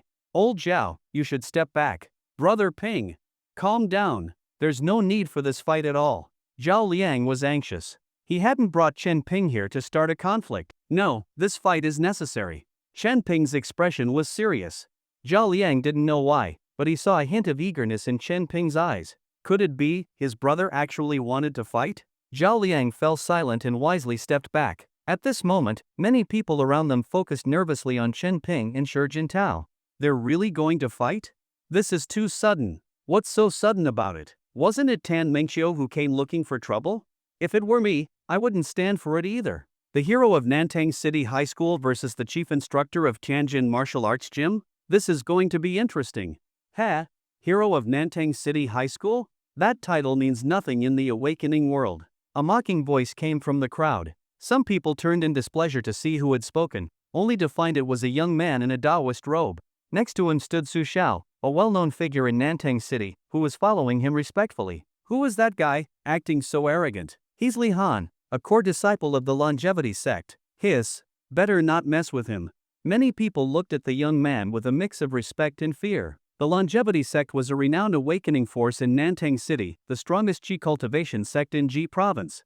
That young brother Chen Ping's willpower is still lacking. He fell for the provocation so easily. If he were just an ordinary Vajra-type awakener, that would be fine, but his opponent is Shi Jintao. Shi Jintao not only has the strength of a D-level peak awakener, but he also has extremely rich combat experience. And as far as I know, that Chen Ping has only recently awakened. He hasn't joined any major awakening force, has no cultivation techniques, and has little combat experience. How could such a naive, inexperienced awakener possibly win? Some experienced observers also began commenting on the situation. Those who had been impressed by Chen Ping began to feel uncertain. Many of the young men looked at the confident young boy with doubt, and the same question popped into their minds. Where does this Chen Ping get his confidence from? On the field, the boy was still smiling, and his eagerness to fight was clear. You still haven't answered me. Do we stop at first contact, or go until one of us is dead? Chen Ping smiled, his bright eyes fixed on Shi Jintao. Disputes between awakeners often ended in deadly battles. Shi Jintao had originally wanted to sneer and say, "I'll kill you with one punch, you brat." But when he saw the boy's gaze, for some reason, a chill ran through his heart. Almost reflexively, he muttered, It's a nice evening banquet. I'd rather not kill anyone." Good. Chen Ping nodded and assumed a combat stance. Shi Jintao's aura suddenly sank. The concrete beneath his feet cracked, and he shot toward Chen Ping like a cannonball. Ha! He roared like a tiger. Before his body reached Chen Ping, his voice did. It was fierce and intimidating. Many of the rich young men around were so shocked that they instinctively backed away, some feeling a ringing in their ears, others feeling their legs go weak. This was Shi Jintao's signature technique, Tiger Roar Soul Shaker. As he roared, his figure lunged forward like a fierce tiger, his fist crashing down toward Chen Ping's head, accompanied by a sharp, explosive sound of air being torn apart. In that instant, Chen Ping didn't show any fear. His expression was unexpectedly calm, his dark eyes reflecting the incoming fist, his pupils tracking its trajectory. A punch so fast that ordinary people could barely see it, but Chen Ping saw it clearly. With a subtle shift of his body, he avoided the terrifying punch. The sharp sensation of the air being split by the punch brushed painfully against his face. Chen Ping's aura suddenly sank as well. The Nine Suns' true technique surged wildly, and the fiery energy within his body had already condensed in his fist. The black gold gauntlet resonated with this energy, creating an intense wave of power. His waist twisted slightly, and the force spread through his entire body. His fist shot out with explosive speed. So fast! Shi Jintao had no time to block. The fist, like a falling meteor, crashed toward his body. The surface of the metal gauntlet emitted ripples of energy, instantly piercing through his defensive gap and struck his face directly. Boom! A blast of air erupted. Shi Jintao's hardened face twisted under the impact of the metal gauntlet, his iron-like face dented inwards. But blood sprayed from his facial features. Shi Jintao's massive body was sent flying backward by the terrifying force, hurtling over 10 meters away. With a loud crash, he smashed into a sports car, and the carbon fiber exterior of the car caved in. His body was deeply embedded in the car, blood streaming from his nose and mouth. His eyes rolled back, his body twitched once, then went completely still. The entire scene fell silent. The so-called experts who had been speaking confidently earlier were stunned. Zhao Liang and the others, who were about to cheer, were left speechless. Even Tan Mingqiu, who had been so confident and eager, stood frozen in place, unable to recover from the shock. Is it over? They said Shi Jintao would definitely beat Chen Ping, but he was knocked out with one punch? How is this possible? He's the chief instructor of Tianjin Martial Arts Gym. Many people looked at the scene in shock. Some of them turned their gazes to the core disciple of the longevity sect, Li Han, the one who had confidently declared that Chen Ping would lose and had even given an in-depth analysis. Now, this scene was a complete slap in the face. I see, this Chen Ping is not inexperienced in combat at all. His awakening ability is strong, his physical quality is on par with Shi Jintao, and he possesses a high-level combat technique, Li Han commented, his face calm and thoughtful, as if he wasn't the one who had predicted Chen Ping's loss. The crowd couldn't help but feel a sense of admiration. Even after being humiliated, he could still analyze the situation so calmly. Truly worthy of being a disciple of a major sect. Oops, did I use too much force? Standing in the center, Chen Ping awkwardly looked toward Shi Jintao and saw that he was completely unconscious. He couldn't help but feel a bit worried. Is Shi Jintao okay? Tan Mingqiu. Go see if he's dead. Two other men in suits stepped forward from behind her and checked on Shi Jintao. Chen Ping stood there, feeling slightly embarrassed. Actually, after his strength had increased so quickly, he had been wanting to find another Vajra-type awakener as a reference to see how his strength compared to other Vajra-type experts. And here was the perfect opportunity. How could he pass it up? Since they were both D-level peak Vajra-type awakeners, Chen Ping had chosen to fight with full force out of respect. He hadn't expected the other guy to be so weak, getting knocked out with a single punch. He's fine. He just fainted. The two bodyguards finished checking the injuries and reported. Chen Ping finally breathed a sigh of relief. Then, looking at Tan Mingqiu with some confusion, he asked, Sister Tang, are you sure your bodyguard is really a D-level peak Vajra type? You didn't just make that up to fool me, did you? Veins bulged on Tan Mingqiu's forehead, and her chest heaved with anger. This damn Chen Ping. Chen Ping's words were brutal. Tan Mingqiu's face flushed red with anger. She glared at Chen Ping, clenching her fists involuntarily. Ha ha ha, Sister Tang, calm down.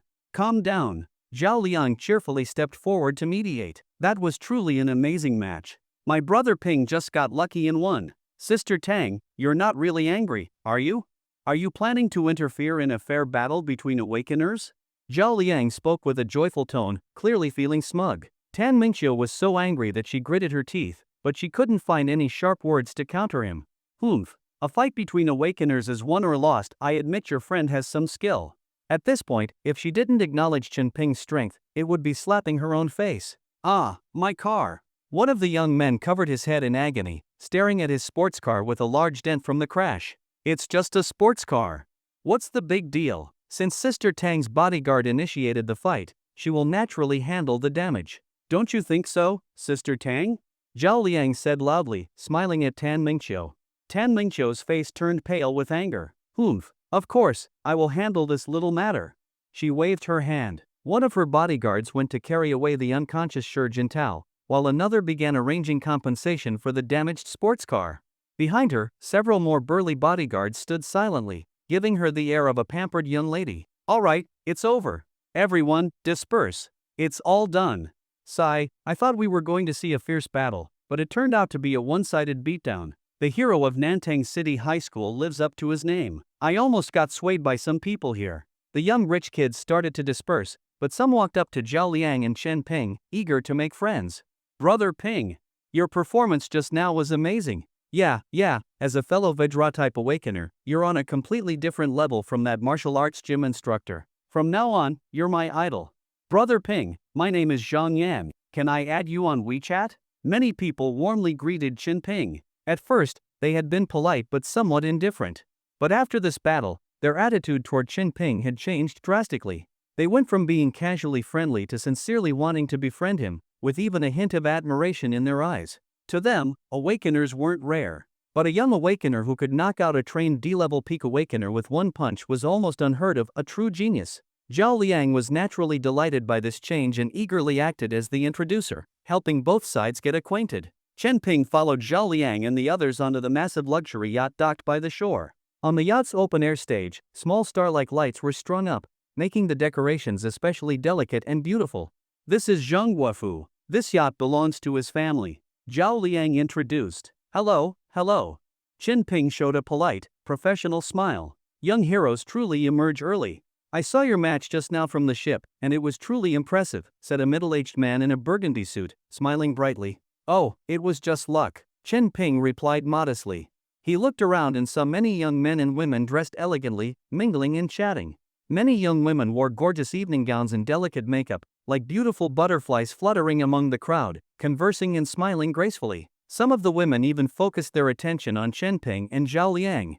Zhao Liang was one of the most prominent figures here, the son of the richest man in Ji province. A group of younger followers surrounded him, and girls constantly came over to flirt and show their interest. Chen Ping also felt like he had become more attractive tonight, with an endless stream of girls trying to invite him. But he wasn't interested in any of them. He only cared about the person Zhao Liang had mentioned. Who exactly is the big shot from the awakening world you mentioned? It's not Tan Mingqiu, is it? Chen Ping asked curiously. How could it be her? Zhao Liang rolled his eyes. My family may not be in the awakening world, but we have a team of awakeners who don't fear the Tang family at all. Oh? Chen Ping's eyes lit up slightly. So who is it? Master Zhao, young Master Chen. At that moment, a young man in a black Taoist robe walked over. He was quite handsome, followed by a few other men in similar robes. Their attire was completely different from the evening wear of the banquet, making them stand out. Hello, and you are? Chen Ping looked at the newcomer curiously. He is Li Han, a core disciple of the longevity sect, Zhao Liang said excitedly. Longevity sect? Chen Ping quickly remembered it was the top qi cultivation sect in Ji province, also very famous in Nantang City. So it's Daoist Li. A pleasure to meet you. Chen Ping greeted with a hint of surprise. Perhaps because his sister was also a qi cultivator, he had a natural fondness for cultivators. Your performance just now outside the ship was impressive. Li Han spoke slowly. You've probably heard of our longevity sect, right? Although we focus on qi cultivation, we also have many high-level body refinement techniques. I can use my authority to give you a chance to join the longevity sect directly, making you one of our disciples. As soon as these words were spoken, a stir spread around them. Chen Ping can directly become a disciple of the longevity sect? That's an amazing opportunity. I'm so jealous. Hearing this, Zhao Liang and Chen Ping were both stunned. Chen Ping's face showed a kind smile, but he politely shook his head. Sorry, Daoist Li. I already have somewhere else I want to go. Li Han's expression darkened slightly. You're rejecting me? Chen Ping was surprised. Am I not allowed to refuse? Li Han's voice turned cold. Do you know how many people would fight desperately for a chance to join our longevity sect? You will regret this in the future if you miss this opportunity. Chen Ping couldn't stand Li Han's arrogant attitude, but he held back his anger and shook his head again. I really have somewhere else I want to go. Sorry. Then tell me, where do you want to go? Li Han asked unhappily. I want to go to Kunlun Academy, Chen Ping replied.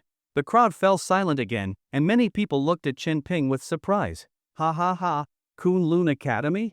Li Han laughed. Do you even know how hard it is to get into Kunlun Academy? Forget about you, even a sea-level awakener would find it nearly impossible to enter. What are you thinking? I just want to get in. I will work hard for it. Chen Ping wasn't angry. Instead, he spoke very seriously. Many people looked at him with astonishment. Some were surprised, while others couldn't help but chuckle softly. Fine, then keep dreaming. I already gave you a chance. Li Han shook his head with disappointment. I thought you were someone with potential. What a pity. He turned and walked away. Chen Ping glanced silently at Zhao Liang. This is the big shot you mentioned? Zhao Liang stiffly shook his head. Chen Ping nodded, feeling that Zhao Liang wasn't completely out of his mind. Not far away, Tan Mingqiu, who had been silently watching Chen Ping, sneered. Just a little bit of success, and he's already so arrogant. If he had ever met real Kunlun Academy students, seen how monstrous and powerful they are, he wouldn't set such a ridiculous and laughable goal. An elderly man beside her nodded and added, everyone knows Kunlun Academy is the top supernatural academy in Xia Kingdom. But without climbing its mountain, you cannot see its peak. Only those who genuinely try to join Kunlun Academy truly understand how terrifying that place is. Tan Mingqiu scoffed. Simply put, he's like those naive elementary school kids who keep saying they will go to Beijing University one day. The old man shook his head. It's probably even harder than an ordinary person getting into Beijing University. As they spoke, a beastly roar came from the riverbank. A golden-maned, one-horned lion slowly walked over, ridden by a young man who looked carefree and arrogant. Behind him, several others wearing similar attire also rode fierce, intimidating exotic beasts. The beast-taming sect people have arrived. That's the genius of the beast-taming sect, Ning Beiyan? He looks so young. I'm more envious of his mount, that's a 4-star exotic beast, the golden-maned unicorn lion. So cool. On the yacht, many people turned to look at the newcomers. Riding a 4-star exotic beast was far more impressive than arriving in a sports car. Even some of the awakeners on the yacht looked at them with envy. Not every awakener could own an exotic beast as a mount. Exotic beasts were naturally fierce and rebellious, extremely difficult to tame. Only soul-type awakeners who specialized as beast tamers could train them to become mounts. Therefore, those who owned exotic beasts as mounts were usually beast tamers. The beast-taming sect was the top sect in Xia Kingdom for soul-type awakeners, known for producing powerful and even legendary beast tamers who could command terrifying exotic beasts in battle. Boom! Boom! Boom! The golden-maned unicorn lion walked toward the yacht, its heavy steps making the yacht's metal deck tremble, showing its massive weight. Excuse me, but exotic beasts are not allowed on the yacht. Please leave your beast in the designated holding area. A well-dressed female attendant approached respectfully. The young man looked at her and smirked. Ha! My little gold never leaves my side. Are you saying you don't want Ning Beiyan to board this yacht? Roar! The golden-maned unicorn lion beneath him suddenly let out a thunderous roar. The female attendant's legs went weak, and she collapsed to the ground. Ha! The young man looked up at the terrace above. As if understanding his thoughts, the golden-maned unicorn lion leaped more than 10 meters into the air. Its body soared several stories high, its golden fur shimmering under the moonlight, like a massive golden ball landing directly on the upper deck of the yacht. Boom! The heavy weight of the exotic beast landed, making the entire yacht tremble. Oomph! There's nowhere in Nantang City that Ning Beiyan can't go. The young man sat atop the golden-maned unicorn lion, facing the shocked guests on the yacht, speaking arrogantly. Chen Ping was stunned. He turned to Zhao Liang. Is this the big shot you mentioned? Zhao Liang shook his head. No, it's not. Chen Ping nodded, feeling a sense of amazement in his heart. These awakeners. They are all so arrogant. Am I being too low-key and embarrassing other awakeners? Roar! The golden-maned unicorn lion roared at everyone on the yacht. Its imposing presence was like a mountain king surveying its territory. The young man sitting atop the 4-star exotic beast had an arrogant expression, a slight smile on his lips, clearly enjoying the feeling of being the center of attention. He merely gave Zhang Guofu a slight nod. President Zhang, my little lion ran onto the yacht. You don't mind, do you? Of course not, of course not. Having the prodigy Ning Beiyang at our banquet only adds to its prestige. Zhang Guofu replied with a bright, friendly smile. TCH. Tan Mingqiu snorted disdainfully. Li Han, however, walked over with a smile, trying to strike up a conversation with Ning Beiyang. Ning Beiyang sat atop the golden-maned unicorn lion, looking down on everyone he spoke to. Anyone who wanted to talk to him had to look up, and he seemed to greatly enjoy this feeling. Seeing this scene, Qin Ping felt that the so-called geniuses of the longevity sect weren't much. Compared to the prodigies of the beast-taming sect, the difference was huge. But thinking about it, it made sense. The longevity sect was just a famous sect in Ji province. But the beast-taming sect was one of the top 10 sects in Xia Kingdom, a true powerhouse representing Ji province. The difference in status was massive. Qin Ping curiously examined the golden-maned unicorn lion. This lion, over 5 meters long, was truly eye-catching. Its bright, piercing eyes and golden fur shimmered under the moonlight, and its body contained a vast and overwhelming energy. If it slammed its paw down, it could probably crush the entire yacht. A 4-star exotic beast was equivalent to a 4-star monster in a forbidden zone. In other words, this lion was comparable to the lizard dragon the forbidden zone Lord Qin Ping had seen before. Thinking of it this way, the display of status was indeed impressive. No wonder Ning Beiyang could be so arrogant. He definitely had the right to be. Qin Ping felt a bit envious. He wondered when he would have such an impressive mount. At this moment, he stood among the crowd, just another nobody. Everyone's attention seemed to be focused on Ning Beiyang. The gods in his mind seemed to have guessed Qin Ping's thoughts. He. Xiao Ping, you want an impressive mount too? That weak little cat is nothing to be envious of. I, your great master, am the beast king of all realms. Be it divine beasts ruling regions or sacred beasts dominating eternity, they all must bow before my throne. If you let me take over your body, you can ride whoever you want, no exceptions. The voice of the domineering god boomed with pride.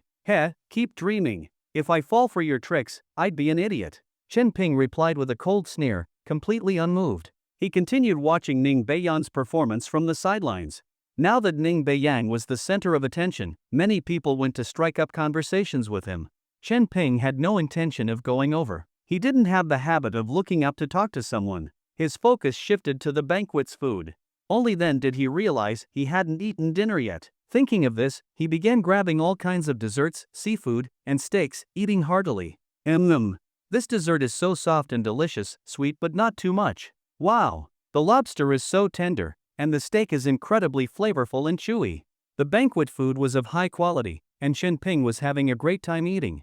He finished one table after another. Zhao Liang was stunned. Brother, you really can eat. Tan Mingxiu, who had been secretly watching him, was also dumbfounded. Is he a rice bucket? Many people at the banquet noticed Qin Ping's massive appetite and couldn't help but look over in surprise. But Qin Ping didn't care about their stares. It was like being at a buffet. As long as he ate, he was winning. Attention-seeking clown. Trying to steal my spotlight with gluttony? Ning Beiyang also noticed Qin Ping's actions, his brows furrowing slightly. He found Qin Ping annoying, but he didn't take it seriously, thinking Qin Ping was just a clown. Someone like that couldn't compare to a true prodigy like him. But before Ning Beiyang could bask in the spotlight for long, a clear and melodious cry suddenly pierced the sky. The bustling crowd on the yacht instinctively looked up. High above, a spirit kite tore through the clouds, appearing in everyone's sight. The spirit kite was over 10 meters long, its feathers a blend of azure and crimson, with its tail feathers displaying a dazzling array of colors. Under the silver moonlight, it left a long trail of spiritual light, looking absolutely beautiful, like a divine bird descending from the heavens. On the back of the spirit kite stood a graceful, unmatched figure. Draped in a flowing red phoenix robe, her sleeves embroidered with mandarin ducks, and holding a silver spear that shimmered under the moonlight, she looked like a phoenix descending to earth, arriving solely to dazzle all living beings. Nearly everyone on the yacht subconsciously stepped aside, making way for a large open space. The golden-maned unicorn lion below let out a low growl, its fur standing on end. It instinctively stepped back. Zhao Liang excitedly grabbed Qin Ping's sleeve, speaking urgently, Brother Ping, that's the big shot from the awakening world I told you about. Sigh, with an entrance like this, you don't even need to tell me. Qin Ping nodded. The spirit kite descended gracefully onto the open space of the yacht, stirring up a gust of energy-filled wind. The woman on its back gently leapt off, landing as lightly as a feather, completely silent. Only now did Qin Ping have a clear view of her face. Her warm, gentle eyes seemed to hold the poetry of autumn. Her rosy lips were more beautiful than any flower.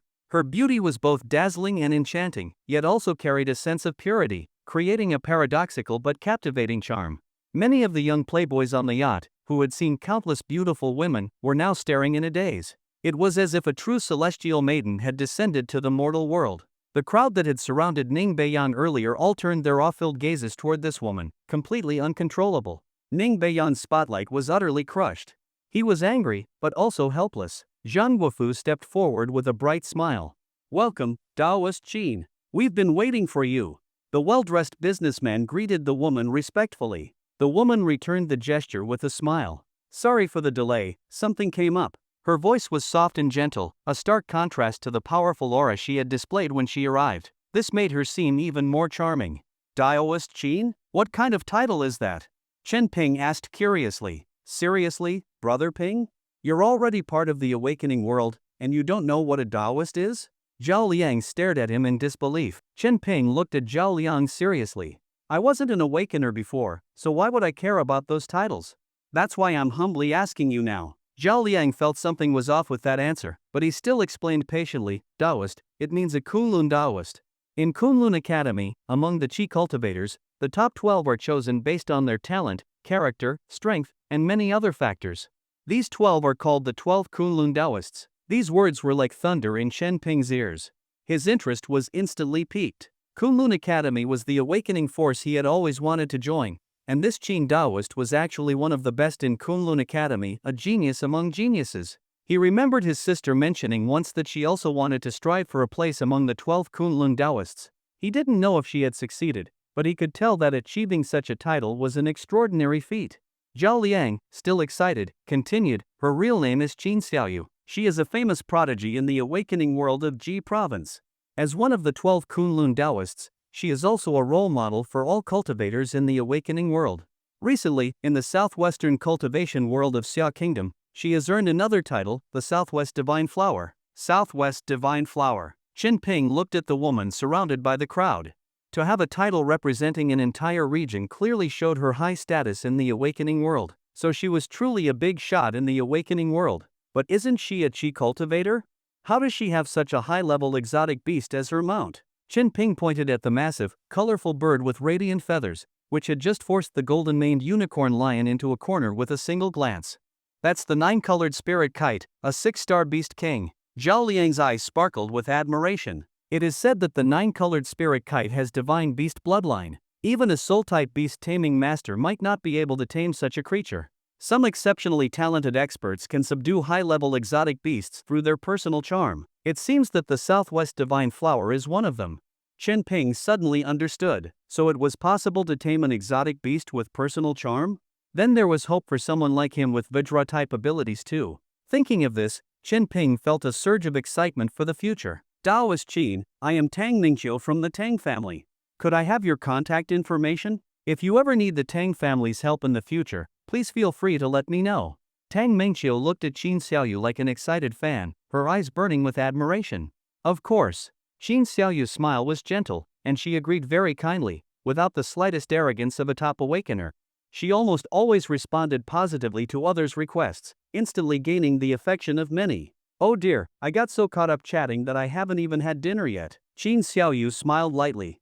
"Taoist Qin, would you like something to eat? We have everything here." Zhang Guofu eagerly offered. "From land to sea, we have several tables full of dishes." Yes. Sister Qin, this way for the food." Tang Mingqiu eagerly led the way, pointing to a spot on the terrace. "Wow, there really are so many delicious." Qin Xiaoyu began to praise, but the words got stuck in her throat. She saw that the tables filled with delicacies were now just a pile of greasy, empty plates. A boy holding a roasted turkey leg stood there, looking at her awkwardly. The atmosphere suddenly became tense. The boy looked at the turkey leg in his hand, then at Qin Xiaoyu. After hesitating for a moment, he raised the turkey leg toward her and said, Are you here to eat dinner? I haven't taken a bite of this turkey leg yet." "Here." Chen Ping felt very awkward. He was just happily eating on the side. The person who arrived was supposed to be an otherworldly fairy. But why did this fairy suddenly say she wanted something to eat? Do fairies even need to eat? Helpless, Chen Ping handed the only remaining turkey leg to the woman in front of him. "Oh, thank you."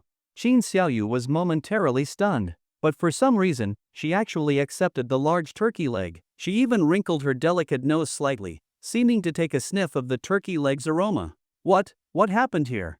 Zheng Guofu looked at the messy dining tables, clutching his head in horror. It was that Chen Ping. He ate all the food from several tables. Tang Mingqiu pointed angrily at the boy who hadn't even wiped his mouth clean. What? Chen Ping ate all the food? Is he crazy? How can he eat so much? That's not even scientifically possible. Everyone was stunned. Then some people's faces showed anger and disdain. This guy is so rude, eating all the food meant for everyone. Exactly, now what are we supposed to eat? What will Daoist Qin eat? Did he come to the yacht just to freeload on food? Facing the crowd's accusations, Chen Ping looked completely innocent. But, I asked the waiter. She said once the food on the tables runs out, it can be replenished. No matter how much I eat, they can bring out more. Chen Ping's explanation made everyone pause. Zhang Guofu looked toward the nearby waitress. Cold sweat dripped down the waitress's face as she quickly explained, "That's right. We are urgently preparing more dishes, and they will be served soon." I see, Zhang Guofu breathed a sigh of relief. That's good. Good, is that what we should be focusing on? Tang Mingqiu's eyes widened. Exactly. Isn't the main point that Chen Ping acted so disrespectfully? When Daoist Qin arrived, he showed no respect and even ate all the banquet's food? Li Han smiled and added, watching Chen Ping and Qin Xiaoyu with a look of amusement. Chen Ping, oh Chen Ping. Didn't you want to enter Kunlun Academy? Now I'll show you what it feels like to offend a prodigy from Kunlun Academy. Oh, it's fine, it's fine. What's the big deal? Qin Xiaoyu said casually while eating the turkey leg. By the way, this turkey leg is really good. Thanks. She smiled at the slightly awkward boy by the dining table, raising the half-eaten turkey leg as if making a toast. On the yacht, countless people's eyes widened. Daoist Qin actually ate the turkey leg Chen Ping gave her? And she seems to be really enjoying it. Everyone's feelings became extremely complicated at that moment. No one expected that the high and mighty goddess would so unceremoniously eat the boy's turkey leg and look so satisfied doing it.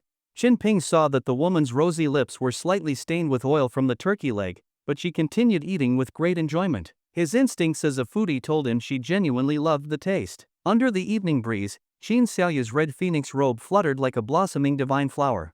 But this divine flower was munching on a turkey leg, giving a thumbs up while eating, a scene that felt oddly out of place.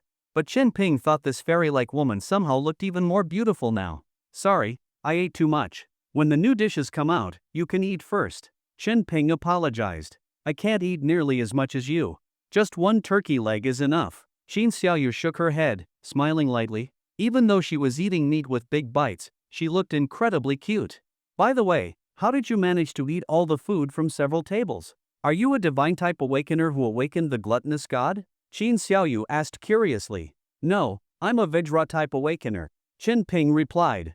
Wow, a Vajra-type can eat this much? How do you do it? Qin Xiaoyu's eyes sparkled with curiosity. Chen Ping felt a bit helpless. I don't know, maybe I'm just naturally hungry? Ha, you're so interesting. Qin Xiaoyu laughed brightly. The two began chatting happily. But the people around them felt very uneasy. Li Han's face twitched slightly. No, this isn't how things were supposed to go. Daoist Qin is way too good-natured. Tang Mingqiu also found it unbelievable. But then something even more shocking happened. They're calling you Chen Ping. Are you the Chen Ping from Tangchen Ipin community? Qin Xiaoyu asked curiously. Chen Ping hadn't expected such a strange question, but he still nodded. Yeah, Qin Xiaoyu's eyes suddenly lit up. Is your sister Chen Xingqiao? Yes, Chen Ping vaguely guessed something. I knew it was you. Qin Xiaoyu's eyes sparkled. She quickly walked up to Chen Ping, looking him up and down, and even reached out to pinch his cheek. Wow, your face is so tough. You really are a Vajra-type awakener. You know my sister? He asked. Know her? She's my best friend. We're like sisters, always together. Qin Xiaoyu spoke excitedly. Best friends who are inseparable. Chen Ping was a bit puzzled. Why had his sister never mentioned this? What? His sister is actually Chen Xingqiao, the one who joined Kunlun Academy? Oh my god, Chen Xingqiao and Chen Ping are siblings? The crowd watching was shocked. Chen Xingqiao had always kept Chen Ping's information well protected. Unless someone was close to Chen Ping or knew him well, most people didn't know that Chen Xingqiao was his sister. Even Tang Mingqiu and Li Han, who had previously thought Chen Ping was clueless about Kunlun Academy, were stunned. So Chen Ping really did know about Kunlun Academy? After all, his sister was a student there. I've heard her mention it before. She told me her little brother recently awakened, and she even asked me to visit him in Nanteng City when I got the chance. I never expected to meet you here on the yacht first. This must be fate. Jin Xiaoyu laughed happily, her crescent-shaped eyes sparkling with joy. Really? My sister hasn't replied to my messages lately. What is she busy with? Chen Ping asked curiously. She's in seclusion, trying to break through. Jin Xiaoyu sighed. To be honest, she's a real monster. She's only at the core formation stage, but she's already one of the 12 Taoists of Kunlun Academy. This statement caused another wave of shock across the crowd. Oh my god. Chen Ping's sister is also one of the Taoists of Kunlun Academy? Chen Xingqiao is that powerful? Reaching the 12 Taoists at the core formation stage? No, that's impossible. Every one of the 12 Taoists of Kunlun Academy should be at the nascent soul stage.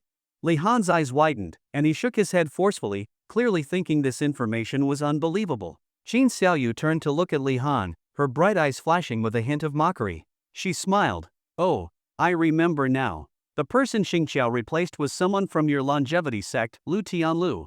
Li Han stood there as if struck by lightning. He was stunned for several seconds, then shook his head even more frantically. No, that's even more impossible. Senior brother Lu is the pride of our longevity sect. He possesses the rare dual spiritual roots of wind and thunder, and his cultivation has already reached the nascent soul stage.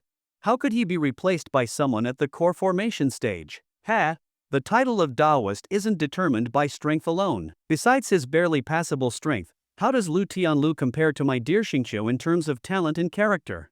Jin Xiaoyu snorted lightly. Anyway, just wait. When the latest Kunlun rankings are announced in a few days, this news will be officially revealed to the world. I don't have the time to make up stories just to fool you. Li Han felt his legs go weak. Lu Tianlu was the pride of the longevity sect, a candidate for the next sect master, and also Li Han's role model in cultivation. But now, such a dazzling figure had actually been replaced by Chen Ping's sister as one of the Taoists? And he had previously spoken down to Chen Ping, arrogantly offering to let him join the longevity sect. Now, looking back, his behavior seemed like that of a clown. With such a powerful sister, what opportunities couldn't Chen Ping get? Everyone around looked at Chen Ping with shock. Once again, Chen Ping had become the center of attention. Amazing, Brother Ping. You were hiding this so well. So your sister is that strong? Zhao Liang looked at Chen Ping with envy. That means I don't even need to introduce you to big shots from the awakening world.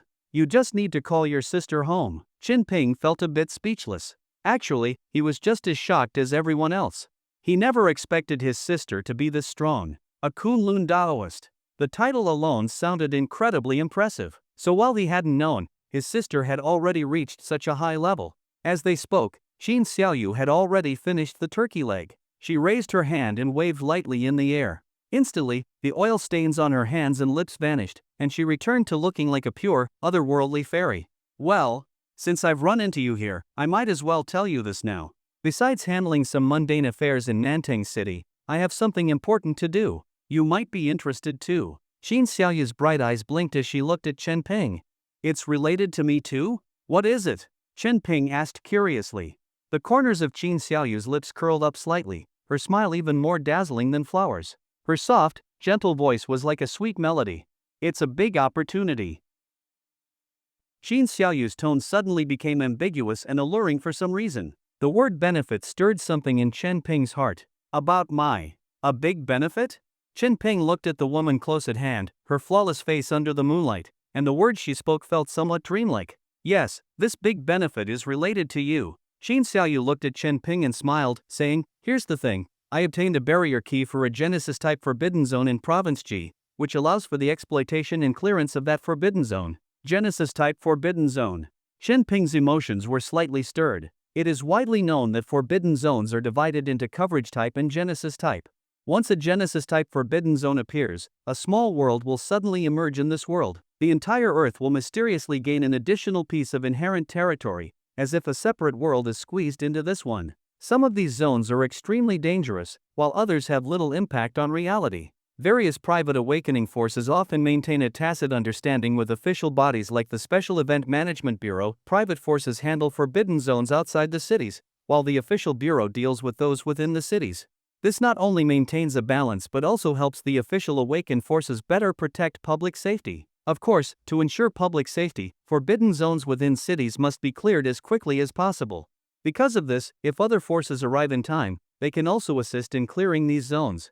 Genesis-type forbidden zones differ greatly from coverage-type ones in that they often contain a completely different, strange world. The probability of rare species and precious treasures appearing in that world is higher, which is why many forces view Genesis-type forbidden zones as high-risk resource collection zones. Many factions would fight fiercely over a single Genesis-type forbidden zone. The one I obtained is quite special, with a unique geographical location, and its surroundings are filled with extremely special barriers, requiring a barrier key to enter.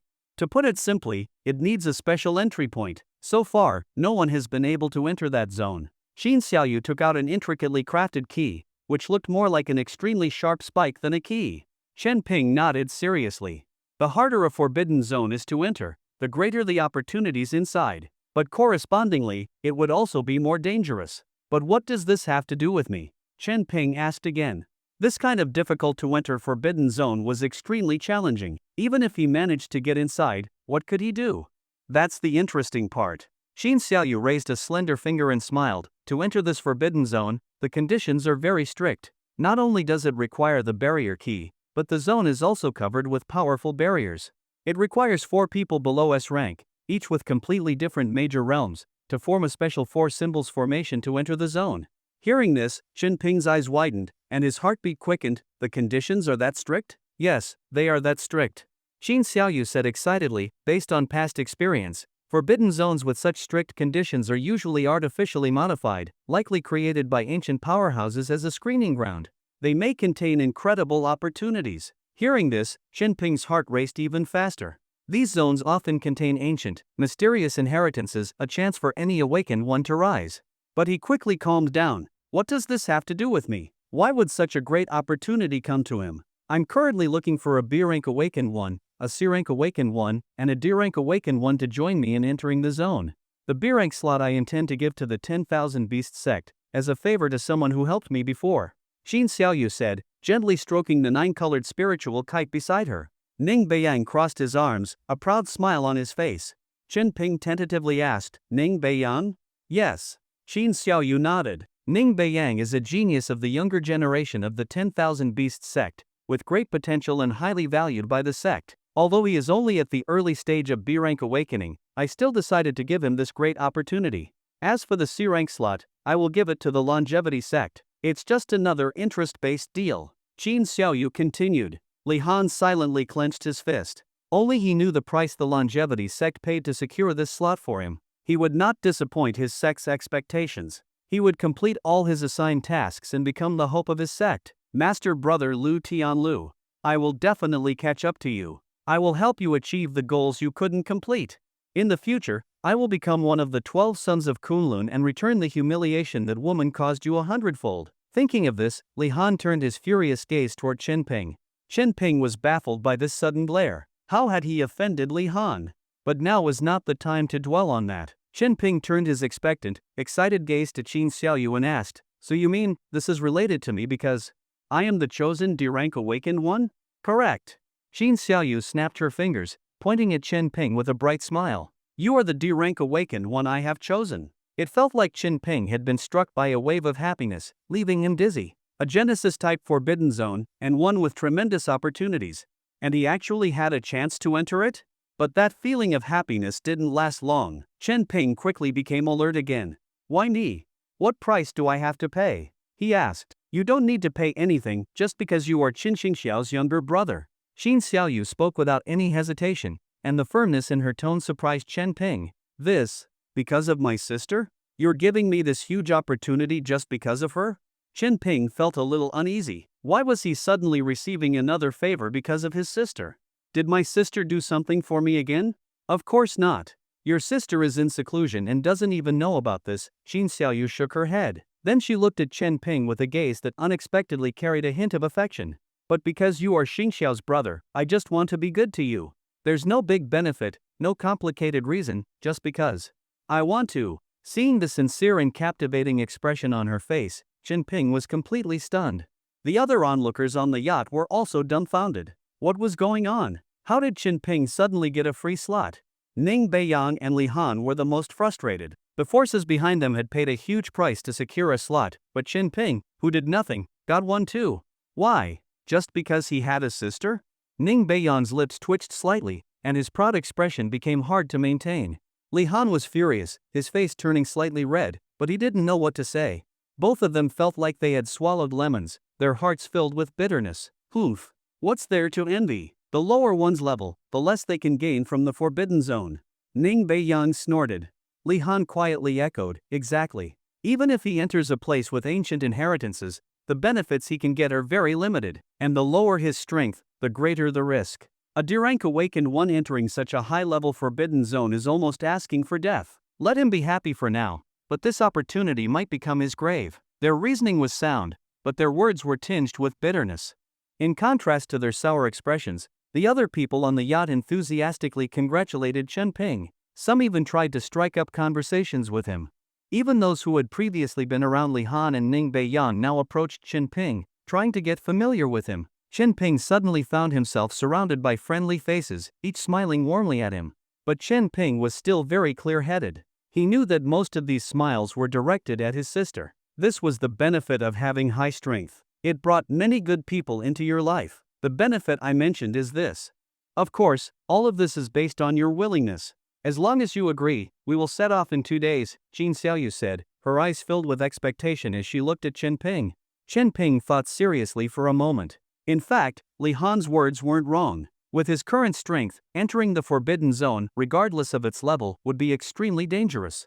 But he thought of the god in his mind, he thought of his sister, and he thought of his future. Sometimes, if you don't take risks, you have no chance, no capital to fight against the god in your mind. Yes, the risk of entering the Forbidden Zone was high. But wasn't he already living with the constant risk of being possessed? If he couldn't find an ancient inheritance to change his fate, what else could he do? I am willing to go with you. Chen Ping looked at Qin Xiaoyu and said firmly.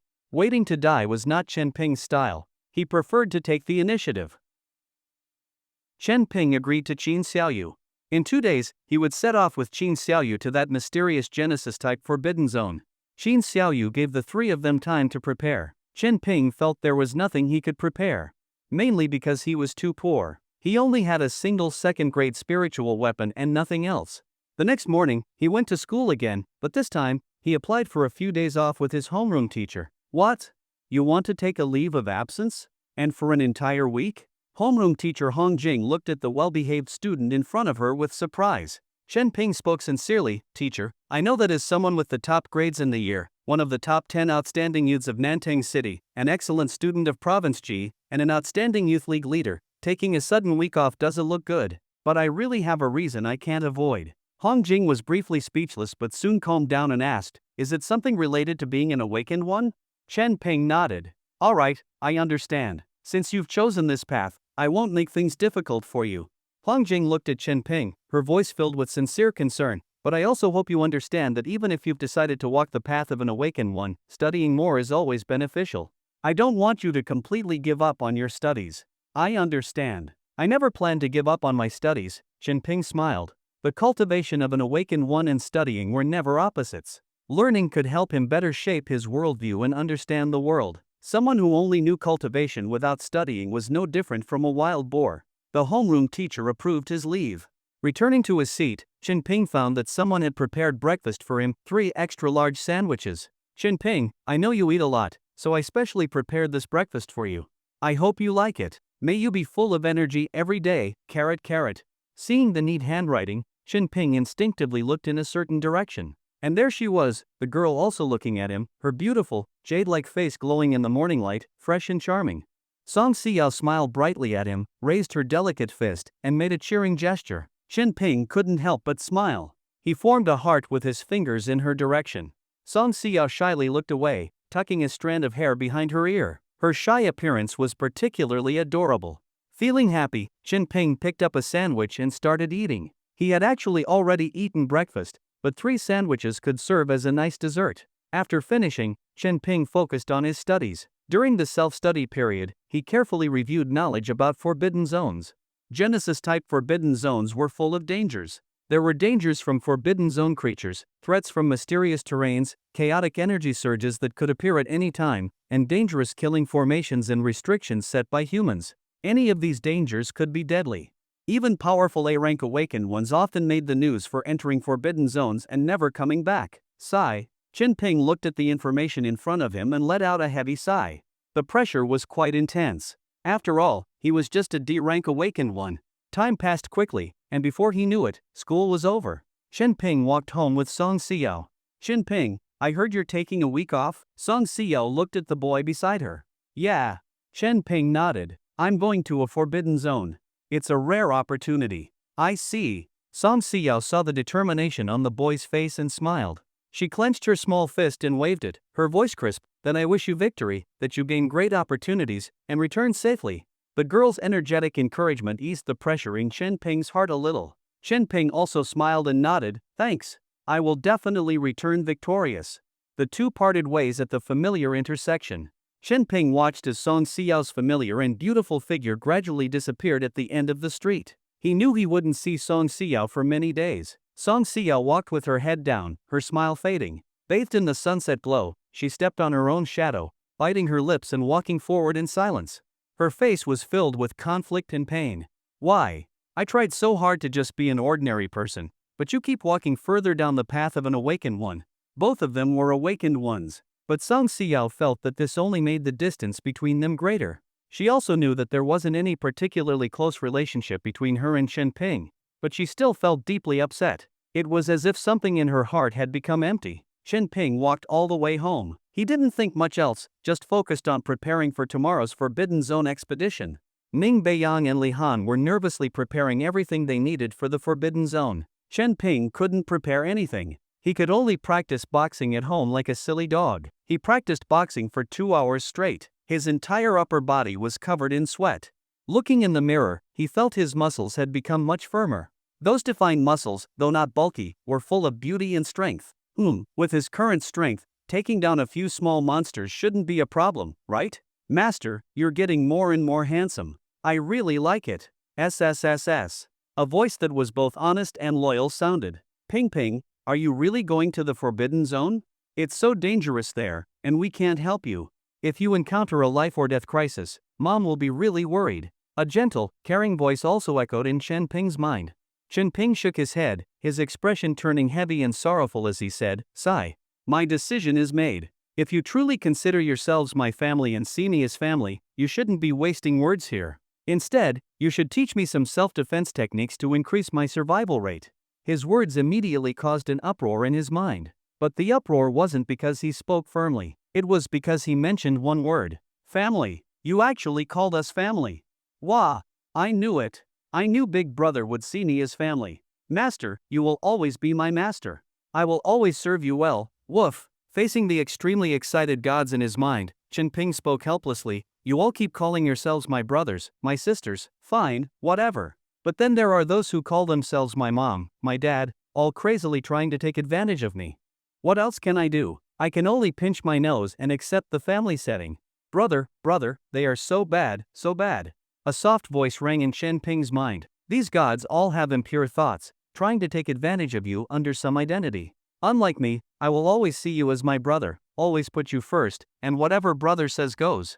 Woof, you shameless wench, watch your words. I treat Ping as my master. What is your big brother compared to that? In terms of identity, I am the god most centered on my master, the dog god objected. Tisk, dealing with brother Ping isn't about lowering yourself. Calling him brother is the best way to get along. Isn't that right, big brother? The god who called himself Ping's younger brother argued. Ha ha ha. What do you all know? I'm giving little Ping the experience of fatherly love. Let him feel my fatherly love like a mountain. That way, he will feel secure. The dad god laughed freely, not feeling that it was Ping who was at a disadvantage for having a god as a father. Of course, compared to the debate over identities. What caused an even greater stir was that Ping finally admitted they were his family. Ping. Mom suddenly feels like crying. My little Ping has grown up. Ha ha. Little Ping. Accept my fatherly love. Big brother Ping, this is the right mindset. We are a family. We are a loving, trusting family. The gods were extremely excited, so excited that they completely drifted off topic. Ping didn't even understand what they were so excited about. Could it be that by admitting they were family, they could occupy his body more effectively through emotions? But hadn't he always seen the gods as his enemies? Calling them family was just his way of mocking the gods, mocking how they kept calling themselves his family but were unwilling to contribute to his growth. Emotionally, Jinping never truly saw this group of gods as real family. At most, he used the family titles to better distinguish the different gods in his mind. Jinping had once asked the gods in his mind who they really were, but they refused to reveal their true origins. Some gods claimed to be something like Chaos Lord, but were immediately refuted by the others, who said they were talking nonsense. Every time one god claimed an identity, the others would expose it as false. Over time, Jinping stopped caring about their identities altogether. Anyway, the god who always called him brother was Little Sister God. The one who always called him brother Jinping was Little Brother God. The one who called him Little Brother was Big Sister God. The one who called him Little Brother Jinping was Big Brother God. The one who called him Ping Ping was Mom God. And the one who called him Little Ping was Dad God. Oh, and there was one shameless god who called him Master Dog God. Wasn't this much easier to remember? Seizing the excitement of the gods in his mind, Jinping struck while the iron was hot and continued, "Look, I'm already calling you all family. And your family member is about to head to a dangerous forbidden zone. As family, can't you help me in some way? Even just giving me a few techniques or secret methods would be enough." The chaotic voices in his mind suddenly quieted. "Well, Little Ping, it's not that I don't want to help you. Our ability to help is really limited." As expected, Jinping thought. When it came to making him stronger, they suddenly seemed united. But any unity is always based on common interests. And breaking that unity is actually quite simple, as long as you break the balance of their shared interests.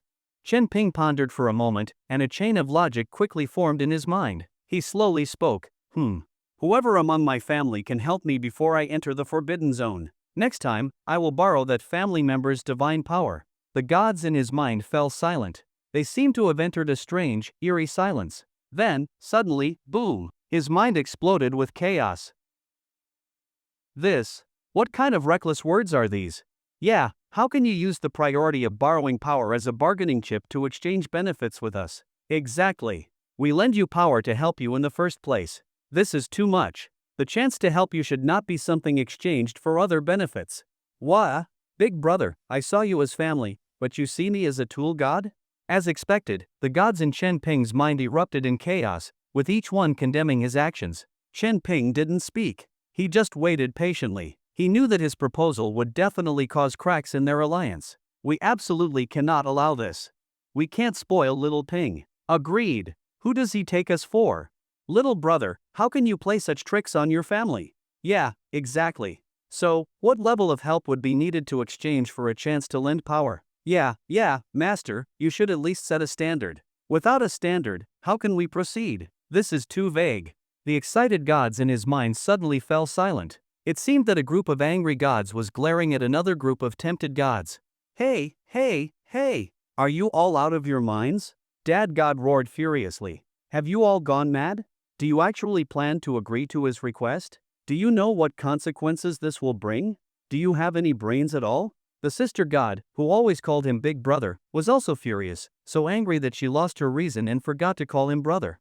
What's wrong with agreeing to Brother Jinping's request? Brother God laughed. Exactly. Aren't we family with the master? SSS dog God barked. Sigh. As expected, they can't be relied on. Such short-sighted guys. Mom God's voice was filled with disappointment. But whatever, as long as it can help Ping Ping and keep him safe, that's what I wish for. Mom God immediately switched sides. Right, Big Brother is the most important. Compared to that, what's a little loss? You all. Sister God hesitated, but then switched sides too. Absolutely right. Little Ping, just tell me, what can Dad do to help you? Jinping showed a satisfied smile. The seven gods shared a common goal. But let's not forget, they were also competitors. Being able to use his body one more time meant getting one step ahead of the other gods. This was the bait Jinping threw out. He understood that under such temptation, even if it meant damaging their common interests, they would still fight for it, because none of them could guarantee that the other six gods would stand firm. That was the reality. If one chose to take the opportunity, they would harm the common interest but get ahead of the others. If one didn't take it, but another god did, the common interest would still be damaged, and the one who held back would gain nothing. This was an inherent imbalance.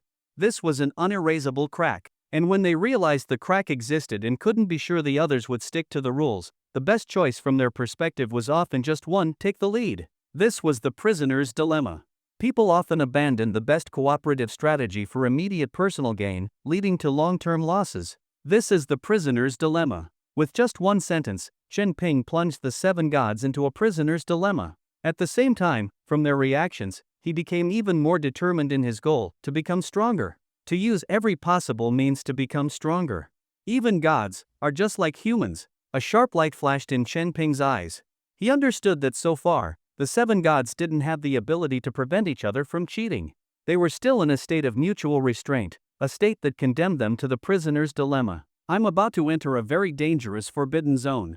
Tell me what each of you can do to help me. Whoever offers the most tempting help, I will choose them. Chen Ping didn't specify but instead threw the question back at the gods. Well, there isn't much we can do right now. Right. We can't provide material help. As for power, we can't grant it to you unless we take over your body. The only thing we can do for you is to teach you combat techniques. Chen Ping felt a slight joy in his heart, but his expression remained calm. He nodded, all right, then I want combat techniques. After thinking for a moment, Chen Ping added, and one more thing, they must significantly enhance my current combat strength without any side effects. The gods immediately became excited again. But, Master, how will you judge whose combat technique is better? Yes, Big Brother, I'm afraid you'll be tricked by some bad guys. We need to establish a fair and impartial standard. But Little Ping, with your current knowledge, I worry you might be deceived by those who talk big. Chen Ping thought for a moment and then showed an innocent smile.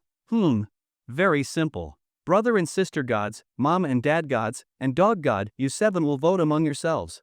Choose the god who is currently least suitable to teach me combat techniques. The one with the most votes will be eliminated. As soon as he finished speaking, the gods immediately started voting. Of course, it has to be Dog God. Exactly, Dog God's power is too wild, and the combat techniques he understands are too chaotic and dangerous. Little Ping can't handle them yet. Letting Dog God teach Ping Ping combat techniques would be harming him. Last time, when he gave power to Big Brother, it almost broke his sanity. Such a terrible crime. The risk is too great. Yes, this dog absolutely cannot stay. Before Dog God could even speak, the other 6 gods had already unanimously voted to eliminate him. Woof! You lunatics! You're all lunatics! Slander! They're slandering me! Master, I even call you master. Last time was just an accident. You have to believe me.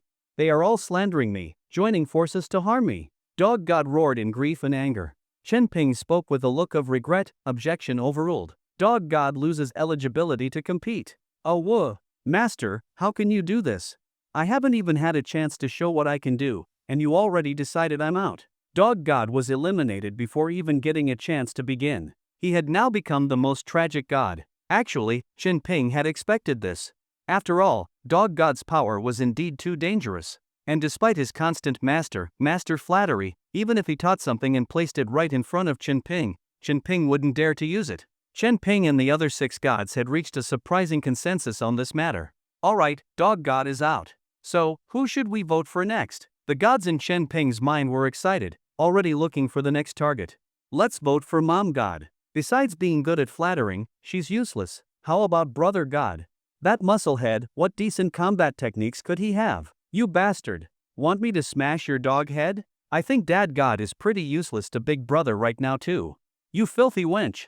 You've angered me. I'm going to tear you apart. Chaos broke out in Chen Ping's mind, a messy mix of factions and clashes. Chen Ping's face lit up with a happy smile. What a harmonious and warm family. Family. Let's all calm down for a moment.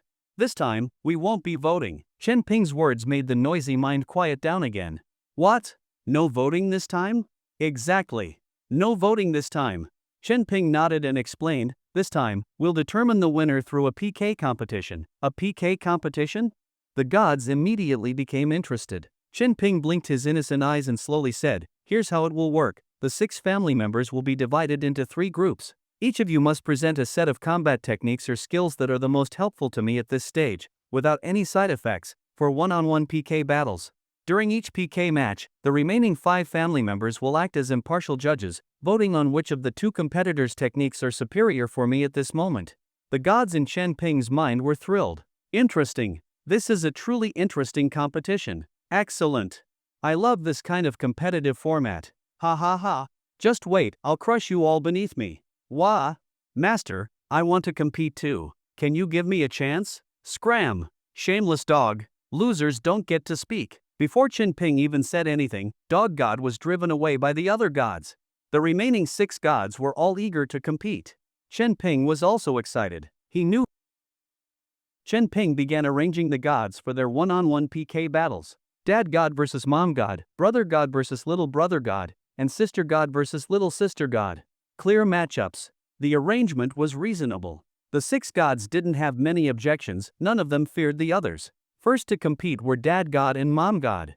The most useful combat technique for Ping Ping at this stage? That's too simple. I've already planned everything for Ping Ping's future. Mom God's voice was gentle but firm. Ha ha ha. Mere woman's wisdom, how could it be a threat? Little Ping, I will show you the true power of your father. Dad God's voice was filled with overwhelming presence. Qin Ping understood the personalities of these 2 gods in his mind. Mom always tried to win his heart with gentleness and motherly love, and Qin Ping did have the most affection for Mom God. But that didn't mean he underestimated Dad God, because Dad God always tried to make Qin Ping submit with his authority. Among the 7 gods, Dad God had always been the most domineering. He never bothered to please Qin Ping, always maintaining a majestic, fatherly presence, as solid as a mountain and as vast as the sea. His goal was to conquer Qin Ping by showing strength, proving he was an unshakable pillar of support. Dad God was no soft character. His ability to often take advantage of other gods while leaving them helpless showed how fierce he was. The gods could use a visualization method to display their combat techniques in Qin Ping's mind, allowing him to directly experience their power. Little Ping, watch closely. The combat technique I want to teach you is. In Qin Ping's mind, the world transformed. 9 suns hung high in the sky. On a vast, scorched land, countless beasts ran wildly. A figure appeared in this world looking almost identical to Qin Ping. Not only in appearance but even in power fluctuations and strength level, it was exactly the same as Qin Ping. Suddenly, a horde of strange beasts, covered in beast armor and shaped like rhinos, charged toward him. Each beast was over 5 meters long, massive, emitting the aura of 1-star and even 2-star Forbidden Zone monsters. The figure on the scorched earth showed no fear. Instead, he calmly took a stance, and an incredibly terrifying power surged into him like a vortex. Roar! A dragon's roar echoed through the sky. The figure moved like a true dragon from the heavens, charging straight into the horde of beasts. Boom! Golden dragon-shaped flashes swept across the land. One after another, the powerful armored rhino beasts were shattered by this force, their bodies crushed. The power was overwhelmingly fierce, incredibly mighty. The entire land was torn apart by exaggerated dragon-shaped cracks wherever that figure passed. Everything became ruins. This is the combat technique I want to teach you. 9 transformations of the heavenly dragon. Dad God's grand and domineering voice echoed in Qin Ping's mind. On the battlefield, that figure continued to rampage, moving like an unstoppable beast of destruction. Qin Ping watched in absolute shock. In this overwhelming attack, he saw a glimpse of the brilliance from when Long Chan'er fought. But even more shocking, an instinctive feeling told him that this power was something he could actually wield in his current state. It was a supreme combat technique perfectly suited to his current form, spirit, and will, allowing him to fully unleash his strength. Just watching it made Qin Ping's heart burn with excitement. He deeply desired to learn this technique, wishing he could immediately choose Dad God's combat technique. Finally, he understood why the gods always looked down on the techniques he had learned. How could those who had seen the vast ocean care about the rise and fall of a puddle? After witnessing Dad God's 9 transformations of the heavenly dragon, Mom God's 3 primal unity appeared in his mind. This was a completely different style of combat technique. The Qin Ping on the scorched land used a series of exquisite moves. Every move had a unique, profound rhythm, using the least effort to achieve the greatest impact. Each strike easily shattered the bodies of the charging beasts. The figure's technique formed a perfect circle around itself, unmatched in its subtlety, immune to all methods.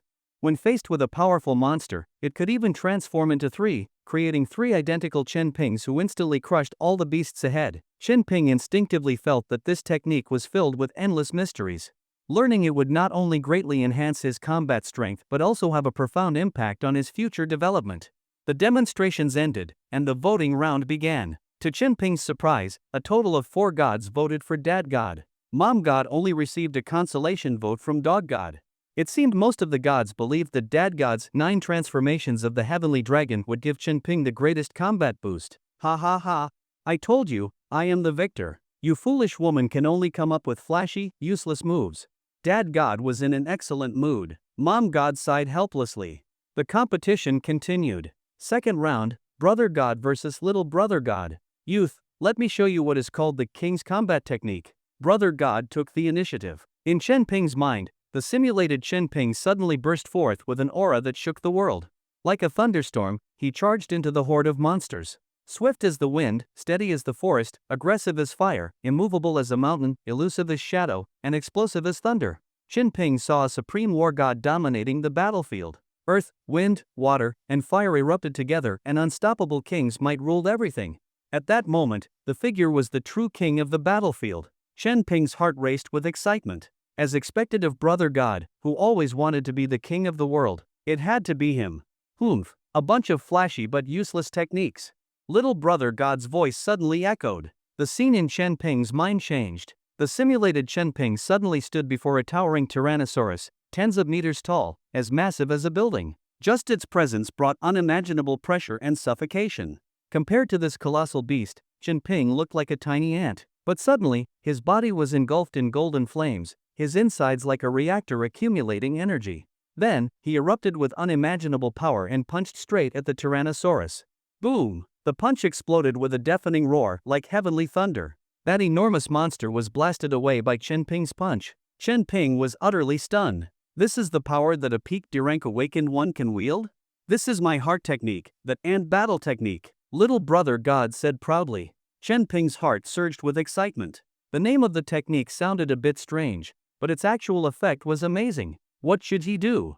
Every god's combat technique was so impressive. Chen Ping was deeply conflicted. Then it was time to vote again. The 5 gods expressed their opinions, analyzing the strengths and weaknesses of the techniques, speaking with such expertise that Chen Ping was utterly confused, having no idea what they were talking about, but he still understood the final result. 4 gods cast their votes for the King's Combat Technique. The Ant Battle Technique received only 1 vote.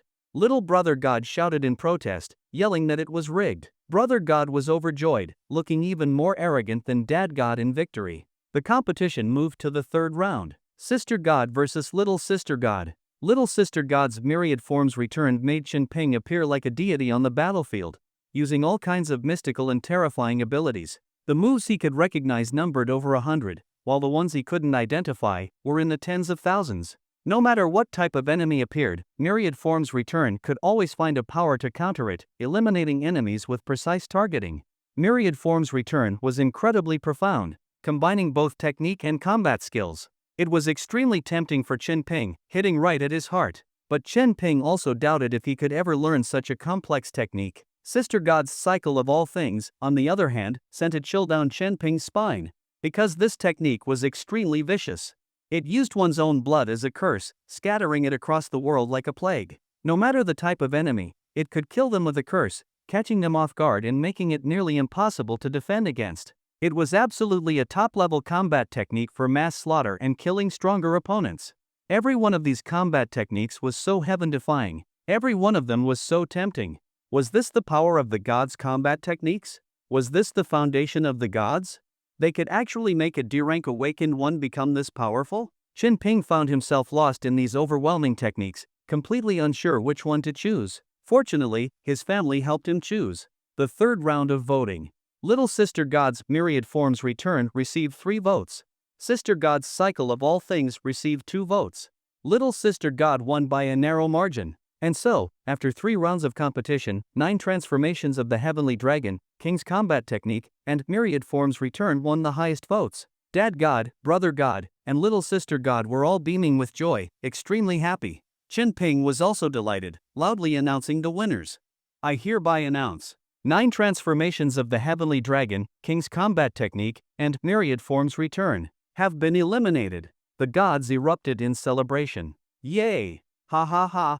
The gods froze, staring at Chen Ping in shock. Chen Ping, as if unaware of their shock, cheerfully continued, "Family, let's all congratulate 3 Primal Unity, and Battle Technique, and Cycle of All Things, for making it to the final showdown." Whoosh! A storm erupted once again in Chen Ping's mind. Little Ping, what are you doing? Are you crazy? Brother Chen Ping, I was the one who won. How did the losers get into the finals? This is completely unfair. You must give me a reasonable explanation. Wah, big brother, are you abandoning your little sister? The gods who were celebrating their victories just moments ago were now filled with outrage. But the three gods who thought they had lost were stunned at first, then burst into laughter, praising Chen Ping's wisdom. Ping Ping, Mom misunderstood you. You are such a sensible child. Ha ha ha. Big brother, I knew you had good judgment. Those idiots thought they could trick me, now they know who's the real winner. Ha ha ha. Hee hee, thinking about how happy they were just now makes me want to laugh. Bastard. What are you saying? You arrogant losers. You clearly had the lowest votes, yet you're mocking us? This is clearly against the rules. Brother Chen Ping, you must give us a reasonable explanation. Why were we, who had the most votes, eliminated? Big brother, I also want an explanation. The dissatisfied gods all turned their anger toward Chen Ping. Chen Ping knew this moment would come. He could only act dumb, scratching his head with an innocent smile, saying, "There's nothing to explain. I never said that the ones with the most votes would be the winners of this PK."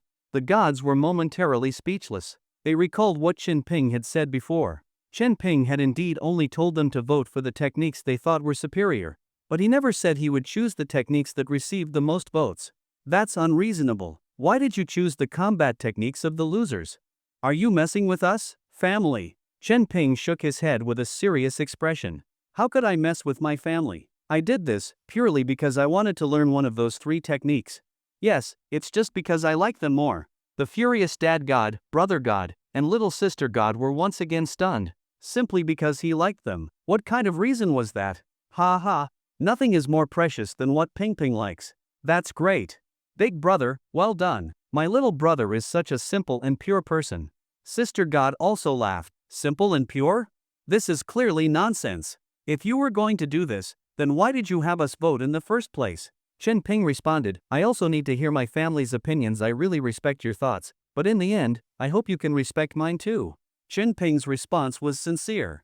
Dad god, brother god, and little sister god felt a deep sense of helplessness and despair. They were still angry but were powerless against this outcome. Because the reality was that the final decision truly lay in Chen Ping's hands.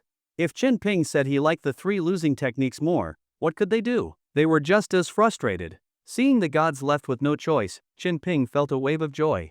Did he choose like this just because he liked them? Of course not. The first vote, where the 7 gods chose the one least suitable to teach Chen Ping, was actually an open strategy. Because all the gods knew who was the least suitable to teach Chen Ping, and they did choose the least suitable one dog god. This voting method was flawless. The gods were honest, and there was little room for tricks or manipulation. But when it came to the one-on-one PK battles, the gods' voting logic completely changed. Here, a hypothetical premise must be established. The key is that all 6 remaining gods want to win. These 6 gods must vote to eliminate 3 others. So, would the gods who want to win see the other 2 winning gods as their biggest competitors? Yes and no. Because when a god wants to compete for the final victory, they absolutely do not want the strongest combat techniques to become their competitors. They want the weaker competitors as their opponents. This shift in voting stance occurs because they hold the voting power, and they now have clear, hidden enemies. By eliminating the more threatening competitors early, leaving the 2 weaker techniques to enter the finals, it is undoubtedly in their best interest. The gods are not fools. The 4 gods watching the 2 competing gods in each PK round would assume they might face the winner in the final match. So, they would confidently discuss the strengths and weaknesses of the techniques before them, favoring the one they considered weaker, and in the end, cast their votes for the weaker god's technique. Some may wonder, following this logic, shouldn't Dog God, who was eliminated first, be a better choice? But that comes with a crucial premise. At that time, there was no clear imagined competitor. Voting 7 against 1 is completely different from 4 against 1. Voting weight, voting range, intensity of perceived hostility, and the perception of balance and fairness by the final decision maker, all these factors impact their voting stance. Dog God was clearly the least suitable to teach Chen Ping, his competitiveness extremely weak. This was obvious to all the gods and even Chen Ping. If they had gone against the flow and not voted for the weakest one, but instead targeted a slightly stronger competitor, how could the gods maintain a unified voting target? How could they ensure this move would not provoke Chen Ping's dissatisfaction, resulting in a complete loss of qualification? Under those circumstances, Dog God's elimination was a deserved outcome. However, once the one-on-one PK battles began, the gods' positions completely reversed. Any god with a bit of sense would know how to vote. Chen Ping saw through this long ago. His mind was as clear as a mirror. When he announced the results, he delivered a dramatic twist, choosing the 3 techniques with the lowest votes to advance. And in this voting round, the first to be eliminated, Dog God, was not useless. On the contrary, as a god with no hope of winning, his position became crucial at this moment. Yes, the desireless Dog God was the true voter. 9 transformations of the Heavenly Dragon versus 3 Primal Unity votes, 4-1. King's Combat Technique versus and Battle Technique votes, 4-1. Myriad Forms Return versus Cycle of All Things votes, 3-2.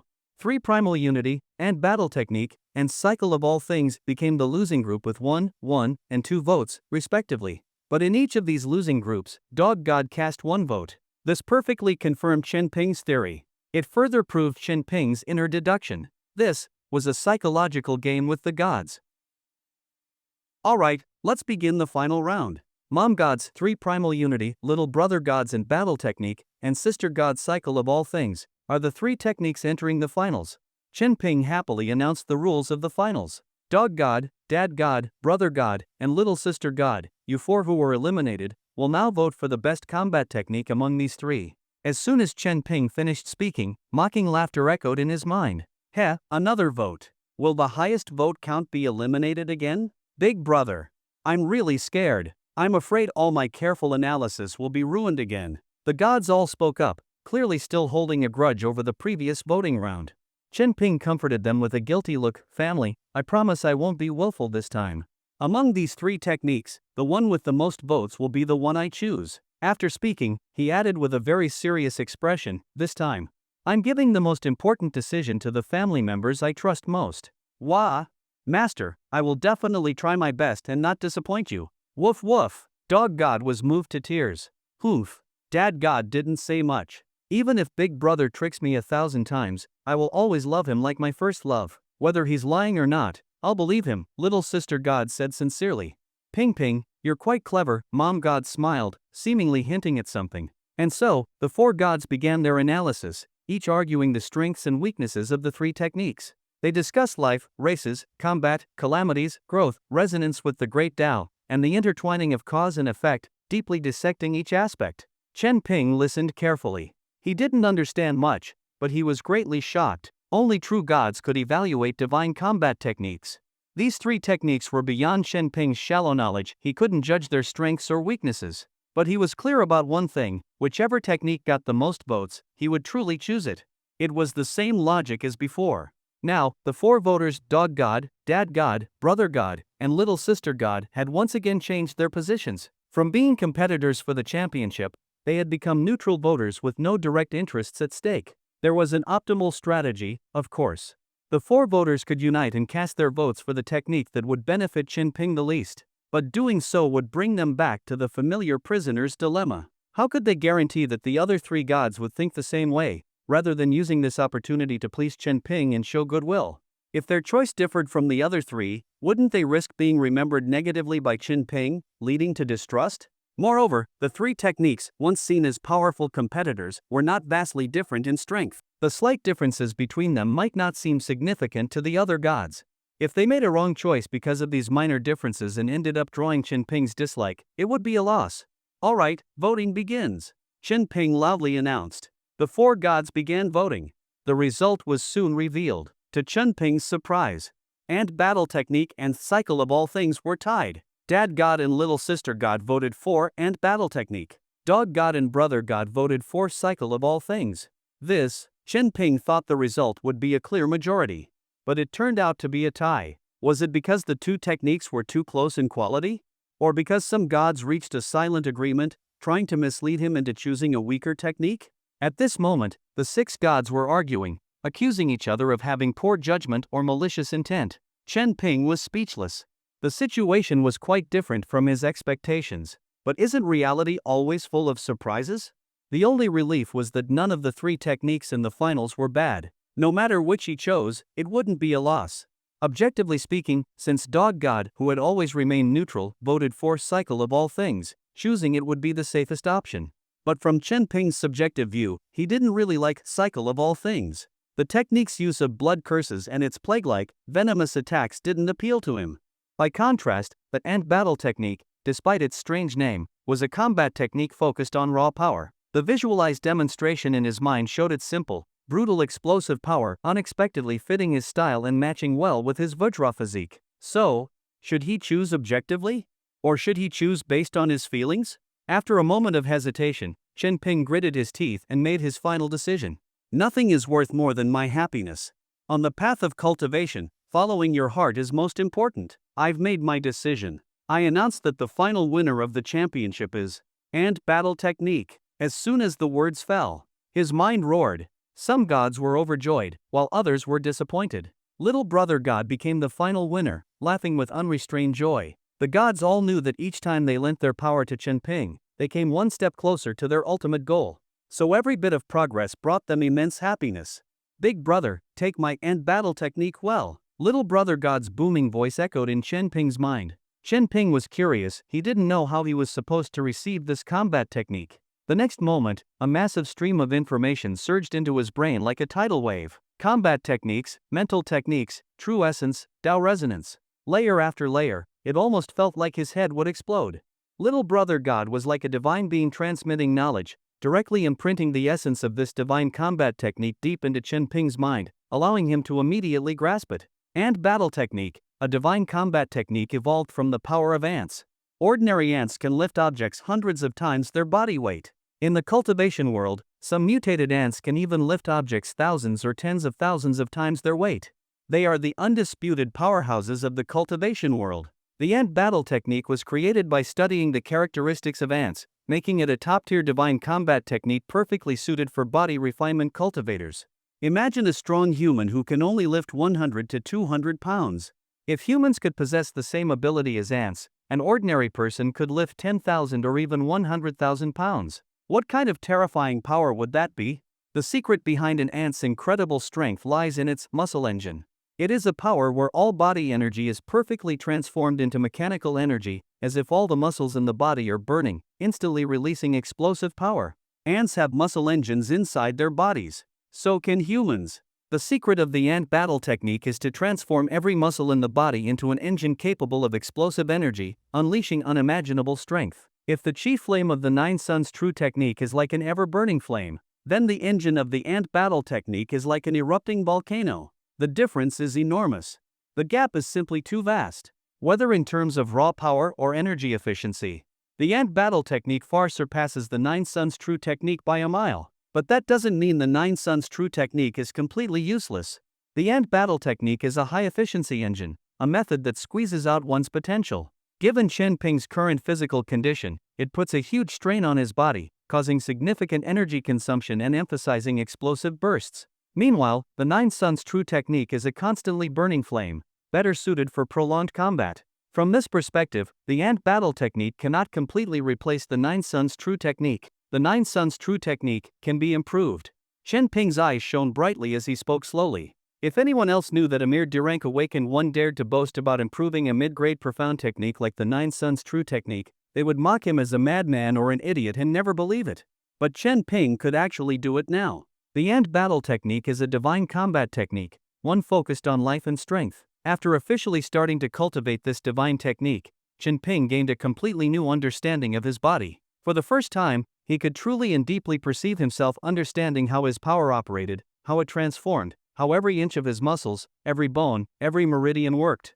Chen Ping was now viewing himself from a divine perspective, understanding himself in incredible depth. As the saying goes, understanding one technique leads to understanding 10,000 techniques. While cultivating the Nine Suns true technique, Chen Ping instinctively knew how to enhance it, transforming it into the most suitable technique for himself based on his newfound understanding of his body. And this was just one of the many benefits of the ant battle technique. Other benefits included enhanced energy gathering, power recovery, defense, and blood strength. But the greatest benefit of the ant battle technique was that it transformed his very life. This was the core of the ant battle technique, turning every part of his physical body into the strongest engine.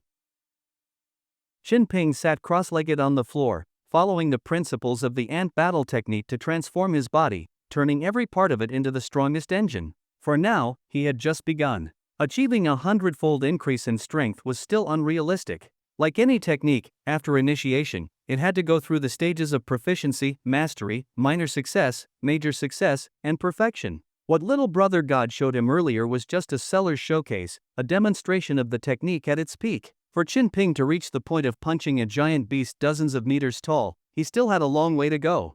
Boom! Massive heat exploded inside his body. Chin Ping's skin turned red-hot, and steam continuously rose from its surface, even distorting the air.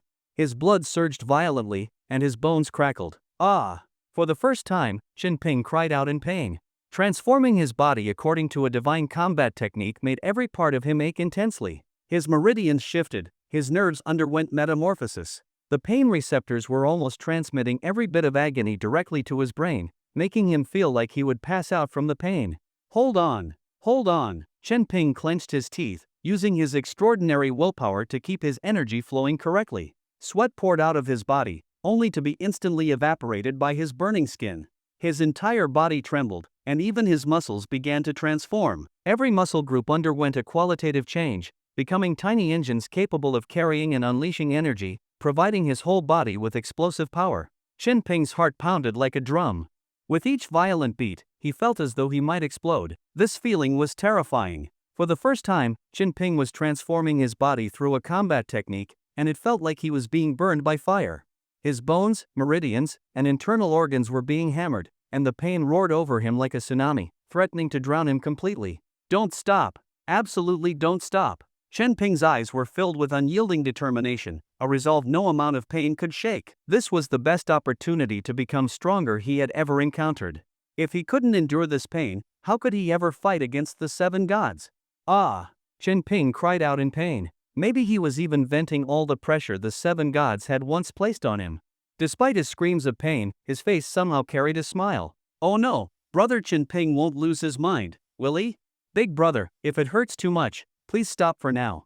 Big brother, the ant battle technique involves transforming the body, and the process is extremely painful. You've already lasted 10 minutes. For a D-rank cultivator, this is already remarkable. You should rest a bit. The gods spoke with concern, trying to persuade him. But Chin Ping's face showed a greedy and joyful smile. Ha! It's only been 10 minutes. I still have 10 hours before we set off tomorrow.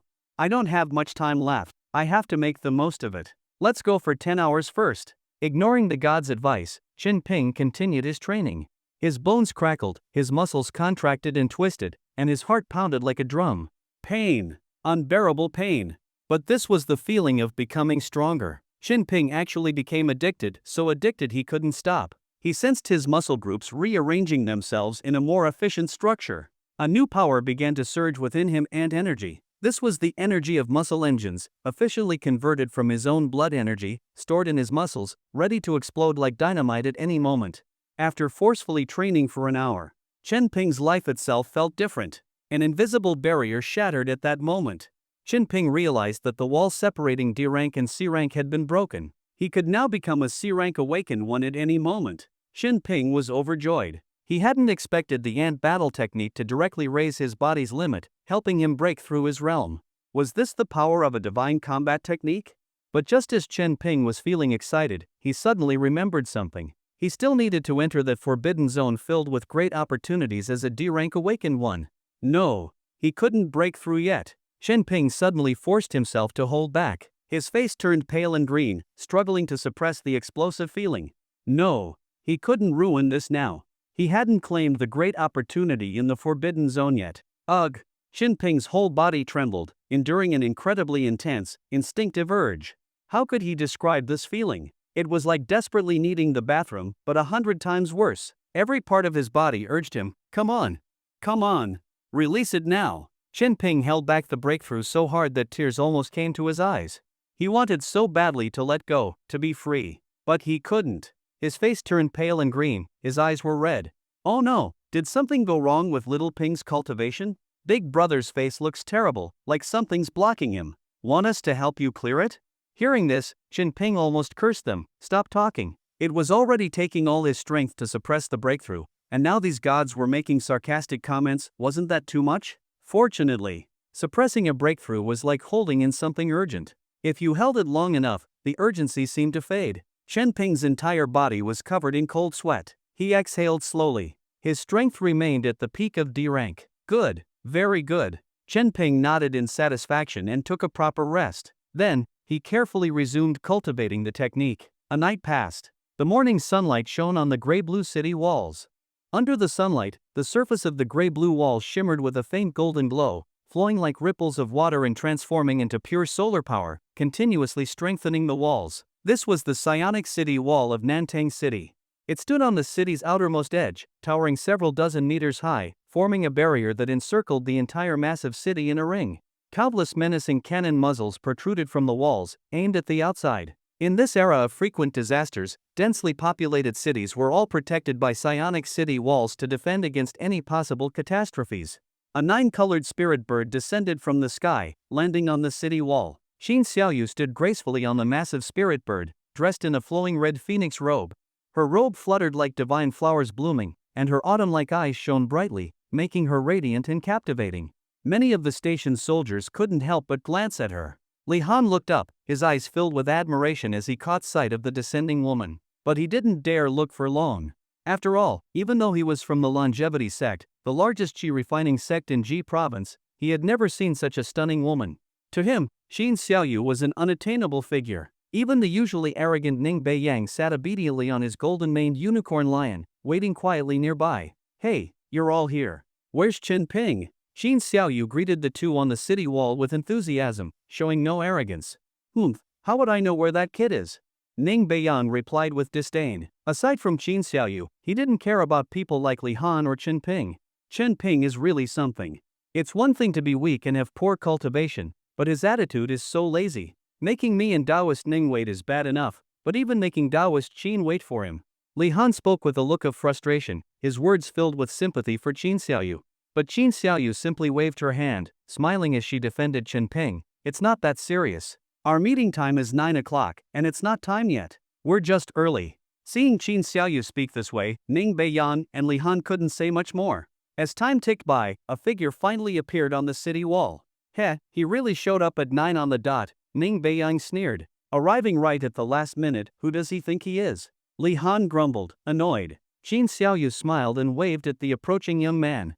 But when the boy got closer, everyone's expression shifted to shock. They saw a young man with sunken cheeks and dark circles around his eyes, staggering as he walked, his whole body exuding an aura of exhaustion and weakness, looking like someone who had completely overexerted himself. "Chen Ping? Are you okay?" Xin Xiaoyu cried out in surprise.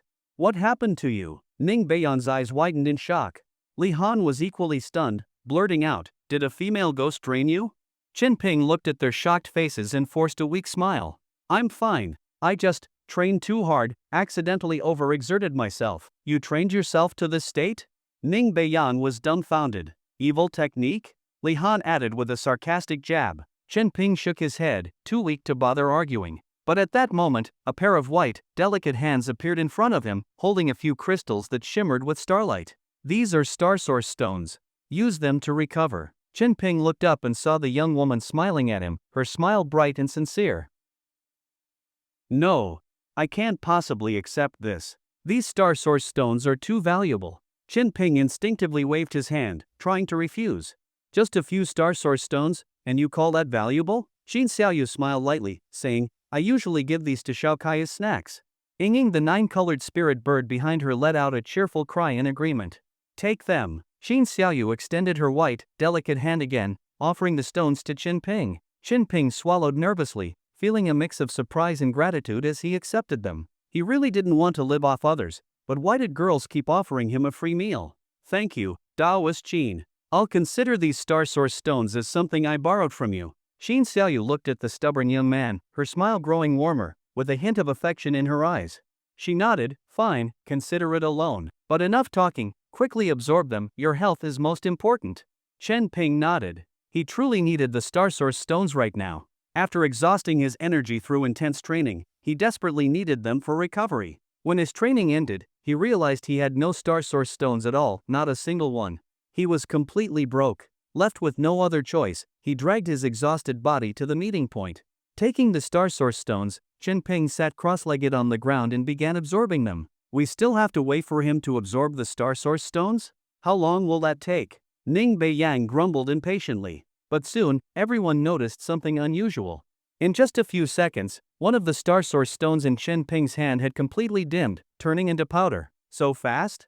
Qin Xiaoyu's beautiful eyes sparkled with surprise. This can't be real. Li Han took a deep breath. Normally, an awakened one takes at least 10 minutes to absorb a single star source stone. What's going on?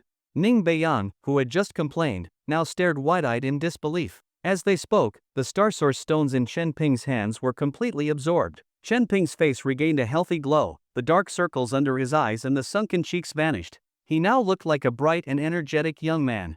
He stood up and smiled at everyone. I'm all set. That was so fast. Qin Xiaoyu couldn't help but marvel again. Chen Ping's face turned slightly red. Not that fast. Having a beautiful woman comment on how fast he was always made him feel a little embarrassed. Alright, let's set off. We'll fly directly. Qin Xiaoyu looked south of Nantang City and announced with a smile. Chen Ping was taken aback. Fly there?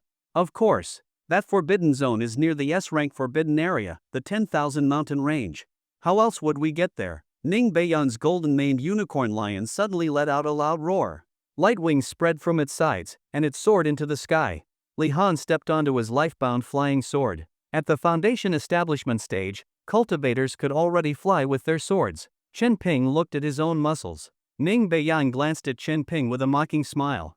Seeing Chen Ping's awkward look, Li Han felt a sense of superiority. Oh right, I suddenly realized. Taoist Chen, it seems like you don't know how to fly yet, Li Han said with a laugh. No problem. He can just ride my mount, right? Just as Li Han finished speaking, a clear and pleasant voice rang in his ears. Qin Xiaoyu gently waved her hand, and Chen Ping was instantly enveloped in a soft power, lifting him onto the back of the nine-colored spirit bird. Chen Ping sat atop the nine-colored spirit bird, his whole body surrounded by a warm spiritual light, feeling cozy and comfortable.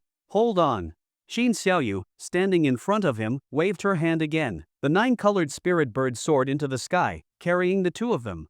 Chen Ping felt himself rise into the air, his vision suddenly becoming vast and open. The spiritual light around him not only kept him warm but also blocked the wind. It even stabilized his body, preventing him from falling. Apart from being a little afraid of heights, Chen Ping felt completely safe. He even felt a sense of freedom. So nice. Chen Ping couldn't help but dream a little. When would he have such a powerful mount of his own? The nine-colored spirit bird spread its wings, tracing a magnificent rainbow across the sky, flying as fast as an airplane. Ning Beiyang's golden-maned unicorn lion followed closely behind. Trailing at the back was Li Han. Sweat covered Li Han's forehead as he struggled to keep up, falling further and further behind. Taoist Qin, please, slow down. I can't keep up. Li Han was only in the late foundation establishment stage, equivalent to a late C-rank awakened one. Although his flying sword skills were excellent among foundation establishment cultivators, they were far behind the two in front, who specialized in flight. After flying at high speed for several dozen miles, he was already gasping for breath. Oh, the so-called genius of the longevity sect is about to fall behind? Won't you slow us down? Qin Xiaoyu turned her head, looking at Li Han with a half-smile, without slowing down. Li Han's expression froze, and a look of shame gradually appeared on his face. Those words made him feel utterly humiliated, especially since he was the one who had mocked Chen Ping earlier, claiming that he would slow down their team's progress. Chen Ping glanced at Qin Xiaoyu with some surprise and noticed a hint of playful revenge in her eyes. Was she standing up for me? But what did I do to deserve the Southwest Divine Flower helping me like this? Chen Ping couldn't shake off the feeling that Qin Xiaoyu was being overly kind to him. Even if she was his sister's close friend, she seemed to be treating him far too well, almost as if she were spoiling him. This made Chen Ping feel a bit uneasy. But soon, that unease was replaced by another, even stronger sense of fear. In the distant sky, a terrifying red cloud suddenly appeared, rapidly expanding. It grew closer and closer, covering more and more of the sky, casting a blood-red hue over the entire world. Up ahead. What is that? Ning Beiyang's expression tensed. Qin Xiaoyu's face changed instantly as if sensing something. This is bad. Hide immediately. She immediately led the group, landing on a nearby mountain peak. Without any hesitation, she cast a high-level barrier to isolate their aura. Rumble. The ground began to tremble. The sound of countless footsteps echoed like thunder, endlessly shaking the world. The red cloud drew nearer, covering a vast stretch of the sky and dyeing the entire land in crimson. Chen Ping felt an increasing sense of oppression, and the entire mountain began to shake. What? What kind of terrifying existence is this? Li Han's face turned pale. It wasn't just Li Han, even Qin Xiaoyu, a nascent soul-stage cultivator and one of the 12 paths of Kunlun, looked serious. Her eyes glowed with a green light, fixed firmly on the approaching disturbance.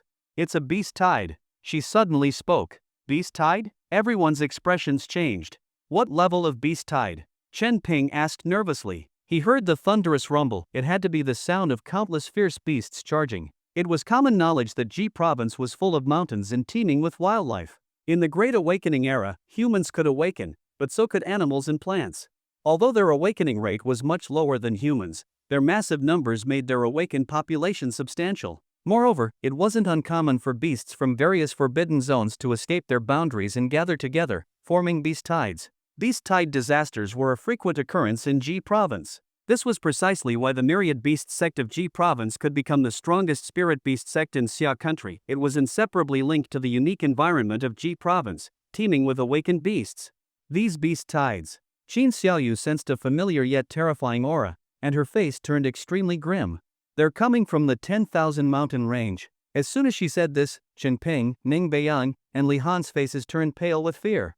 S-rank forbidden zone, 10,000 mountain range. In this world, any place classified as an S-rank forbidden zone was synonymous with mystery and terror. Even deploying S-rank transcendence might not be enough to subdue it. Its existence alone represented something unsolvable.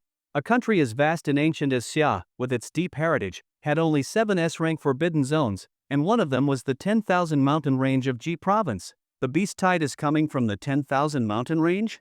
Ning Beiyang, who seemed most afraid of the 10,000 mountain range, turned deathly pale.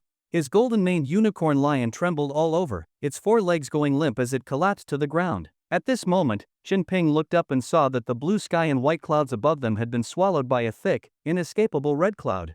Countless dark shadows appeared in the distance, and the overwhelming pressure nearly suffocated him. The beast tide, from the S-rank forbidden zone, the 10,000 mountain range. It was here. Chen Ping couldn't find the words to describe what he was seeing. A dense swarm of strange beasts surged in from the distance, covering the sky and earth. Birds with ferocious faces spread wings like black blades, slicing through the red clouds. Monsters with cat faces and snake bodies were shrouded in a blood-red aura, like countless blood-red threads crawling across the ground.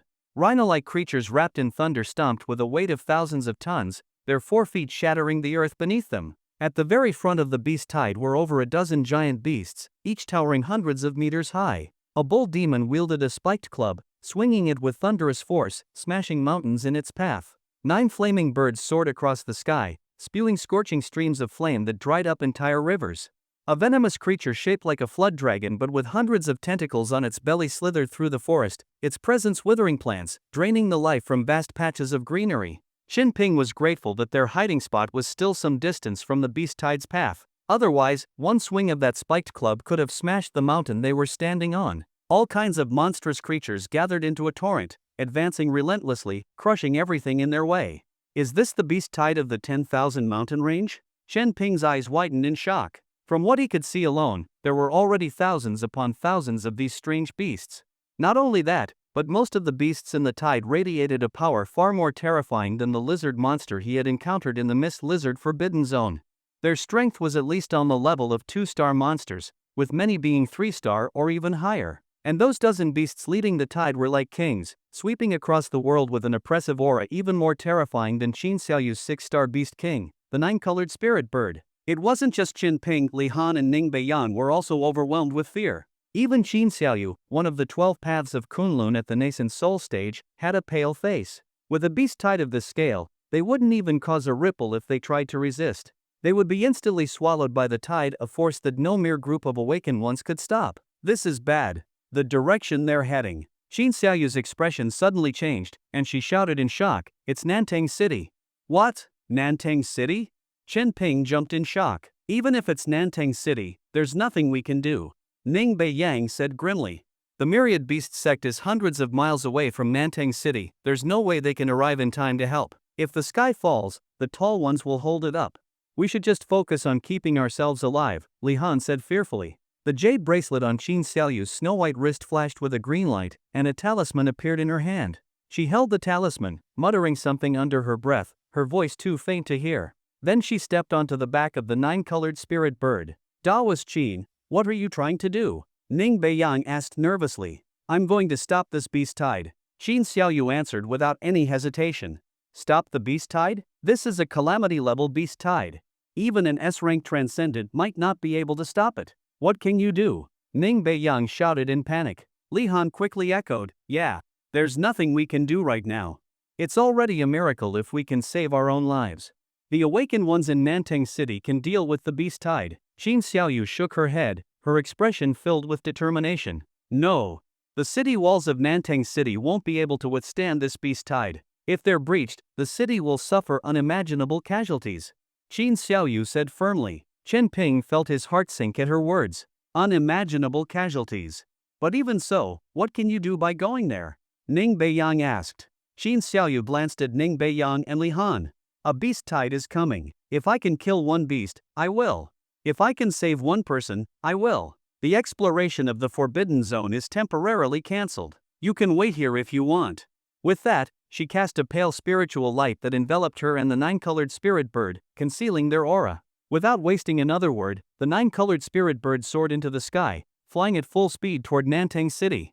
This Taoist Qin, why is she so reckless? Ning Beiyang shook his head. Exactly. Facing such a terrifying beast tide, what can we possibly do? Going there now is pure foolishness, one wrong move, and she'll die for nothing, Li Han said, also shaking his head, unable to understand Qin Xiaoyu's actions. Forget it, let's just wait here for Taoist Qin. Yeah, I hope she comes back. We still haven't gone to the Forbidden Zone with the great opportunity yet. Sigh, what a mess. Are we going to lose our chance at the opportunity because of this? The two stood within the protective barrier, feeling completely helpless against the terrifying beast tide. Not only that, but they were still thinking about the Forbidden Zone, blaming Qin Xiaoyu for rushing off to Nantang City and ruining their plan to obtain the opportunity. Ha! Chen Ping, why did you step out of the barrier? Ning Beiyang suddenly noticed the annoying boy leaving the aura-concealing barrier. Sorry, I need to relieve myself. Chen Ping forced a smile. Ha, scared so bad you peed your pants? Li Han laughed loudly, mocking him. He seemed to feel better after finding someone who looked even more pathetic. Hurry back, the beast tide isn't far. Don't give away our position. Ning Beiyang looked at the cowardly Chen Ping with disdain. Meanwhile, as Chen Ping walked toward the mountain's cover, the harmless smile on his face gradually faded, replaced by a look of determination and cold resolve. The city walls won't be able to stop the beast tide from the 10,000 mountain range. If the beast tide breaks through Nantang City, it will cause unimaginable casualties. Nantang City is home to his friends, his classmates, the people he respects. It's the place where he grew up, a city he loves. He couldn't tolerate a disaster of this magnitude striking it. Chen Ping had always been someone who couldn't stand seeing suffering in the world. Even though he was ordinary, he always wanted to use his strength to protect innocent people harmed by disasters. Even if that strength wasn't his own. Little brother. This time, I'm counting on you to protect Nantang City, Chen Ping muttered to himself. In his mind, the gods burst into wild laughter, becoming more and more rampant. Ha ha ha, finally, I've been waiting for this moment. In the Special Incident Command Center of Nantang City, red alarms flashed everywhere. The entire command center was in chaos, with everyone rushing around. The beast tide from the S-rank Forbidden Zone, the 10,000 mountain range, has been confirmed. It is heading straight for Nantang City. Estimated time of arrival, 10 minutes, reaching the city wall's edge. Sky Eye Energy Spectrum is monitoring. The threat level is being confirmed. Well, do we have the assessment results yet? What star level is the disaster?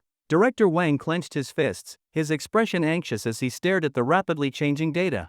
A monitoring officer responsible for analyzing the data looked at the constantly flashing numbers and the monitored energy peak values. His face turned deathly pale, and cold sweat dripped from his forehead. The data is out. The disaster level, it's not a ghost-level threat. Director Wang's eyes widened, and then he heard the monitoring officer's voice, filled with a nightmarish dread. Disaster level. City-destroying level. 5-star city-destroying level. As soon as these words were spoken, the entire bustling Special Incident Command Center fell silent for a brief moment. One by one, people's faces showed fear and disbelief. A city-destroying level disaster. That was a disaster capable of wiping out an entire city. And it was a 5-star city-destroying level. Director Wang felt his head buzzing. Since the Great Awakening era began, Nantang City had never encountered a disaster of this magnitude. Immediately request emergency support from the Xia Nation headquarters. All Nantang City fighters, listen to my order, enter wartime status immediately. Sound the red alert and guide the citizens to evacuate into the underground disaster shelters. Director Wang decisively issued a series of commands. The sound of the red alert was sharp and urgent, echoing across the entire city in an instant. Millions of citizens who heard the alarm looked up, shock spreading across their faces. This strange yet familiar sound pulled them back to the memory of the city's previous disaster drills. What are you waiting for? Run! Run now! This is Nantang City's highest level alert. A city-destroying disaster is coming. Quickly, head to the nearest underground disaster shelter. The entire city erupted into chaos. Everyone ran for their lives, like the arrival of the apocalypse. In the sky, rainbow-like beams of light streaked across, rushing against the fleeing crowds towards the battlefield. On the walls at the edge of Nantang City, countless pitch-black cannons were aimed at the distance, and the surface of the walls glowed with a dazzling golden light. Golden patterns, like veins, appeared across the walls, glowing brightly. One after another, rainbow beams landed on the walls. These were powerful awakened ones. At the forefront stood a figure radiating a blinding golden light, his energy surging like an endless ocean, ready for battle. He was Nantang City's strongest fighter, Xiang Jiqiu, a peak A-rank awakened one of the Vajra type. Surrounding him stood his 14 members, each an A-rank awakened one, unleashing power at the level of extreme awakeners. Besides them, waves of powerful auras erupted along the city wall. 3 B-rank awakened teams and 15 C-rank awakened teams had also been deployed. The Awakener Management Bureau had sent its top fighters, including senior investigators Zhuo Wuxiong and Kongling. At the same time, many local awakening factions in Nantang City also sent their fighters to stand atop the city walls. This was a battle for the survival of an entire city, and many awakened ones had rushed to the front lines. They were gathering the strength of the entire city to resist a city-destroying level disaster. Every awakened one was on edge. Long Channer's body was burning with heat, dragon shadows coiling around her. Xiaoyi sat astride her red motorcycle, the tail flame roaring, ready to charge out at any moment. Luo Guangji wiped his massive sword energy surging around him. Every awakened one was ready for a fierce battle. Rumble! The thunderous sound of footsteps grew louder and louder. Thick red clouds appeared on the horizon. A powerful and oppressive aura began to cover the entire city wall, growing more terrifying with each passing second. An endless wave of strange beasts, like a tide of destruction, surged towards Nantang City. All the awakened ones felt a heavy weight in their hearts. The beast tide from the 10,000 mountain range had arrived. The beast tide from the 10,000 mountain range approached the city walls of Nantang City. The crimson clouds pressed down on the city like a crushing weight. Every awakened one felt a suffocating sense of pressure, almost tangible. A beast tide made up of tens of thousands of monstrous creatures, a scale never seen before. Each of these beasts was extraordinarily powerful, with strong bodies and terrifying auras. The sheer momentum they created was even more terrifying than an army of 1,000,000 charging forward. Fire! A general standing atop the city wall roared. His voice spread through the entire wall via wireless communication. Boom! Boom! Boom!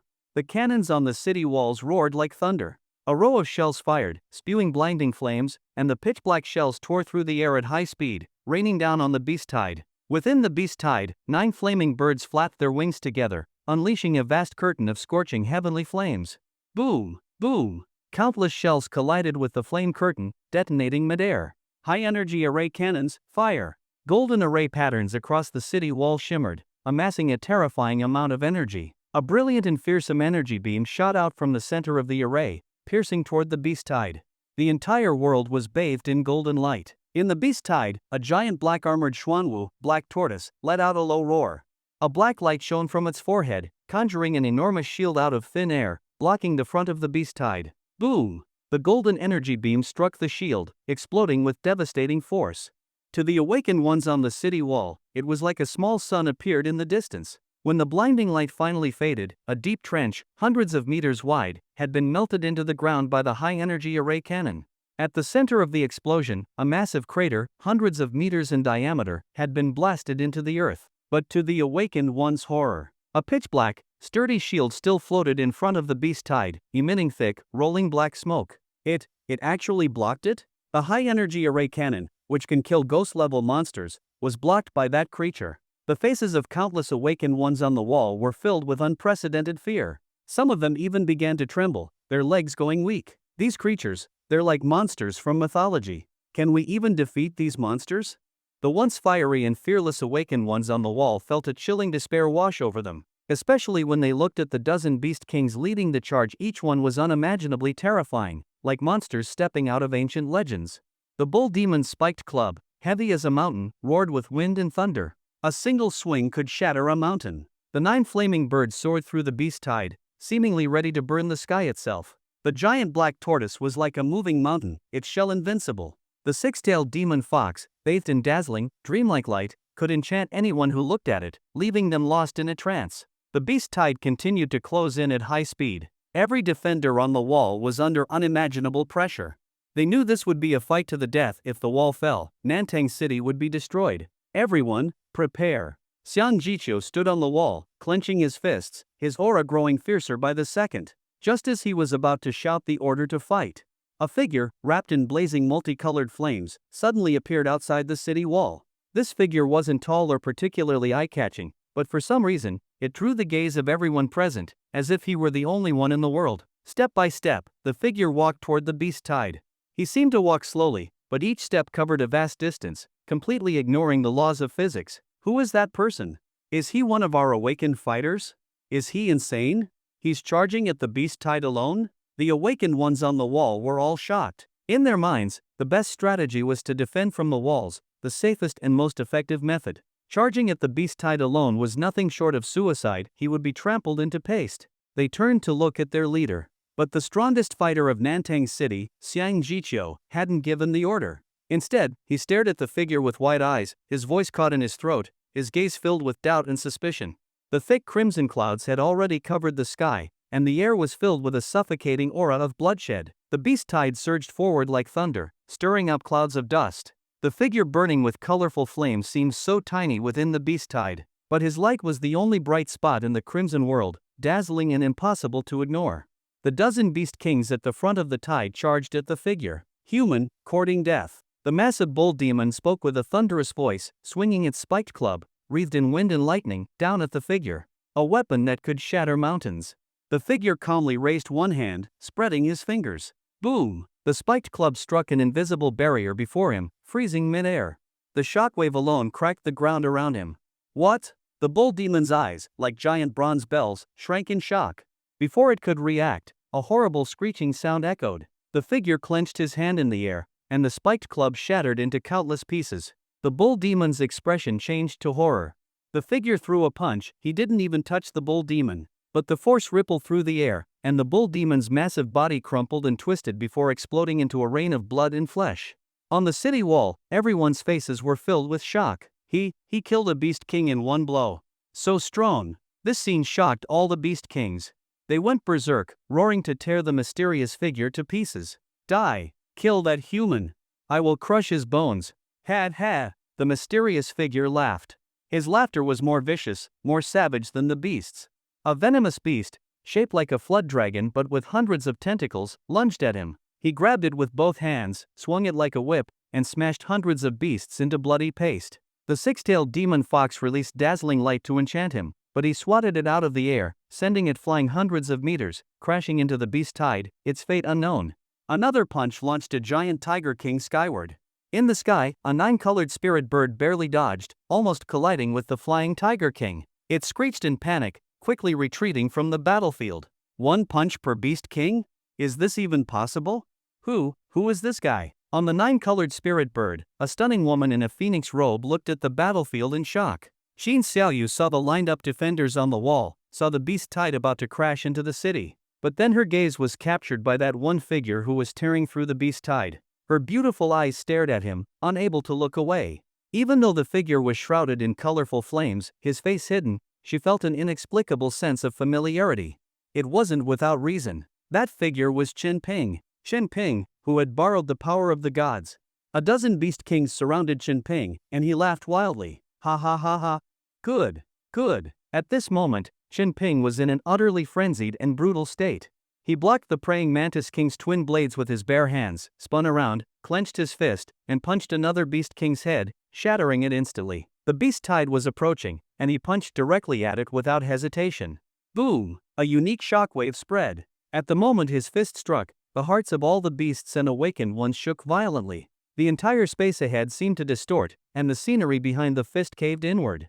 The black tortoise beast's forehead gleamed with black light, and the dark shield reappeared in the void. The punch landed heavily on the dark shield. With a loud blast, colorful light splashed everywhere, and the shield that could block a high-energy array cannon shattered into countless pieces. The unstoppable punch continued, sweeping forward and smashing into the black tortoise beast, obliterating its body and shell together. The figure burning with colorful flames leaped high, stomping down on the black-armored Tyrannosaurus King, crushing it to pieces. The shockwave spread, sending a large number of beasts flying. On the city walls of Nantang City, the awakened ones watched the scene before them with shock. Many had their mouths wide open, unable to close them for a long time. Is that man a monster? Just one person, and he has such terrifying power? They were all stunned by the sight before them. The beast tide, which seemed unstoppable, was being torn apart by that mysterious figure. The beasts were ferocious, but that man was even more ferocious. In just a few breaths, more than half of the terrifying beast kings, which had put them under immense pressure, were already dead or severely injured. All units, attack! Crush that damn human into pulp. Kill! Roar! Roar! Roar! At the command of the beast kings, tens of thousands of beasts roared and charged at Chen Ping. Violent, bloody energy surged, making the crimson clouds in the sky even thicker and more turbulent. Chen Ping looked at the densely packed beasts approaching him like a tidal wave. Ferocious and terrifying, baring their fangs and claws at him, they radiated a monstrous killing intent. But rather than feeling fear, he remained calm, even taking steady steps forward. Under the influence of Brother God, he even felt an urge to laugh. He wanted to slowly, one by one, crush those beasts' skulls and devour their brains. No! I can't go on like this. Brother God is trying to corrupt my soul. I must end this quickly. Chen Ping's eyes regained a trace of clarity. The beast tide of the 10,000 mountains. Chen Ping, burning with multicolored divine flames, murmured to himself. Facing tens of thousands of terrifying beasts and a disaster capable of destroying a city, he slowly raised his hand. From his palm, one circle after another of colorful ripples spread out. Buzz! An unprecedented supreme wave swept across the battlefield in an instant. The warriors on the city wall noticed that the beast tide charging toward the mysterious figure had slowed down. Then, an arrogant yet majestic voice, like the words of a deity, echoed across the heavens. Can you see? With my hand, I can overturn the sky. The mysterious figure raised his palm and pressed down toward the beast tide. The entire space froze. Everyone felt an overwhelming power, so immense it made them want to kneel. A thundering sound came from the 9 heavens. Xiang Jiqiu suddenly looked up, his face twitching. One by one, the awakened ones sensed something and looked up, their faces filled with shock, confusion, or disbelief. They saw the crimson clouds covering the entire sky being torn apart by a mighty force. They saw a colossal hand reaching out from the clouds, woven from countless threads of 9-colored divine power, stretching endlessly, like an entire sky in the form of a hand. Screech! The 9-headed flame birds screeched in terror, trying to flee. But no matter how they tried to escape, that enormous hand covered them. With a muffled poof, the 9-headed flame birds were crushed into a mist of blood. The hand continued its descent. Below, the violent beasts showed the same expression of terror. But they were powerless. It was as if the sky itself was falling. No matter what they did, it was useless. The hand of destruction crushed mountains one after another, descending mercilessly onto the battlefield. Boom! A deafening crash. The ground shattered and collapsed in massive sections. Nantang City trembled violently. On the city wall, the awakened one saw a blinding explosion of divine light, saw a massive cloud of dust rise into the sky. And when the dust settled, the entire world was silent. There were no beast roars, no thundering of the beast tide. Only the thick, lingering smell of blood hung in the air outside the city, refusing to disperse. One by one, the awakened ones stood in a daze, staring ahead at the collapsed and sunken ground. All the beasts had been reduced to pulp, their bodies embedded in the ground, their bones crushed. If one looked closely, they could see that the sunken ground was in the shape of an enormous palm print, a palm print stretching to the horizon.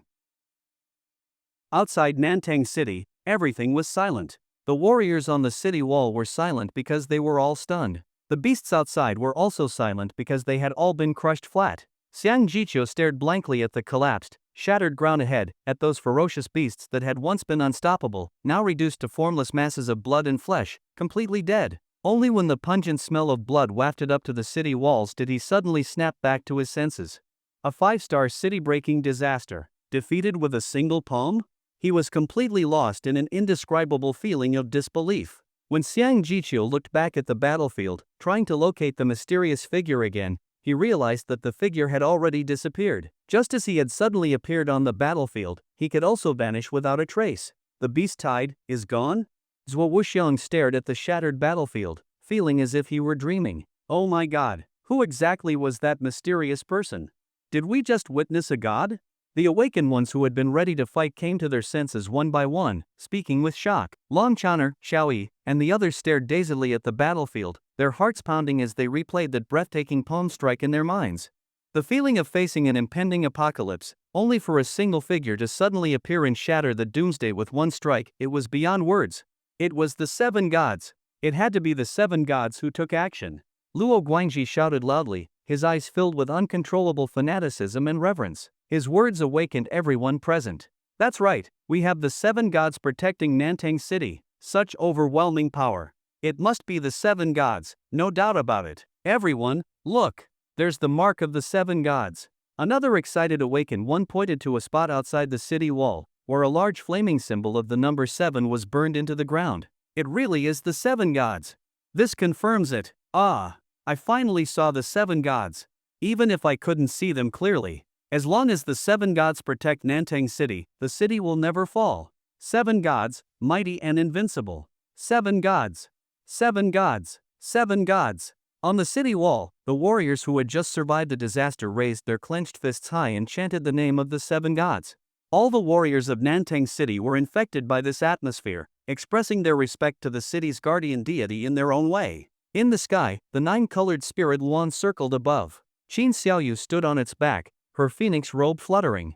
As she listened to the emotionally charged shouts of seven gods echoing into the clouds, her expression became slightly dazed. So this is the guardian deity of Nantang City, the seven gods. Truly, seeing is believing. She looked at the enormous palm print on the ground, murmuring to herself. Qin Xiaoyu had always heard that Nantang City had a guardian deity, but with her high status and having seen even S-rank transcendence, she had never paid much attention to the matter. But now, she realized she had been too naive. That single palm strike from the seven gods was so powerful that it completely surpassed her understanding.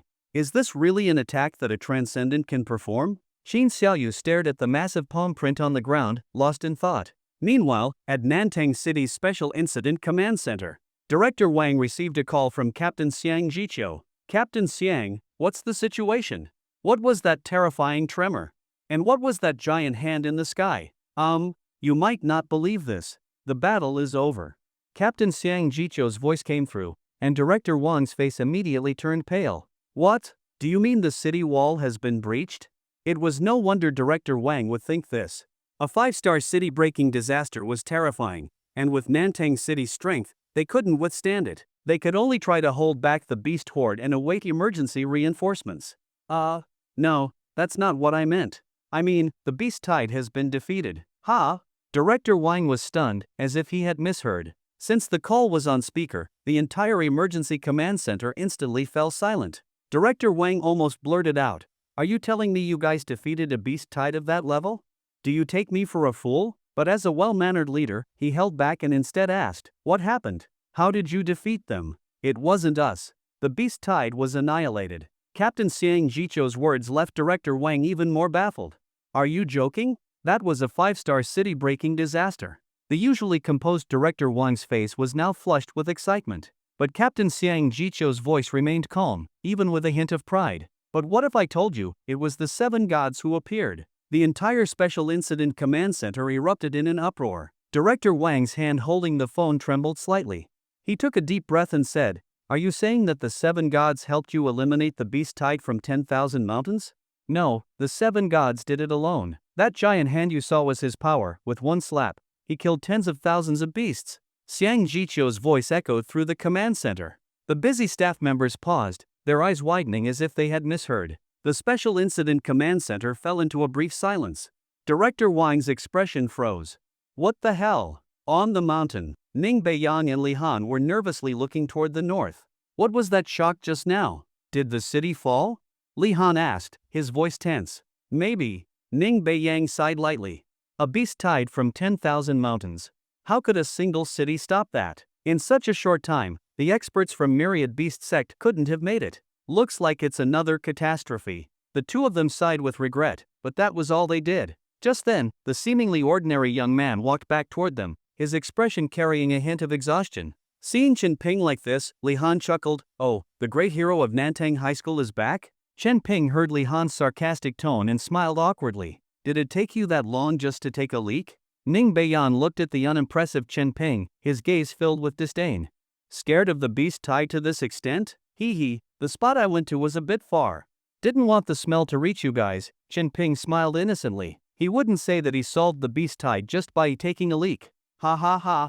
Honestly, Chen Ping, you're such a coward. Did you wet yourself and secretly wash your pants before coming back? Hearing this, the two laughed again, the air filled with a carefree atmosphere. To their surprise, not long after, the nine-colored spirit Luan flew back, cutting through the sky. So soon? Did Qin Daozi realize the situation was hopeless and decided to come back? Humph, I told you it was pointless to resist. Now she finally gets it. Ning Beiyang and Li Han felt a strange sense of superiority, as if they had seen it coming. Qin Daozi, are you okay?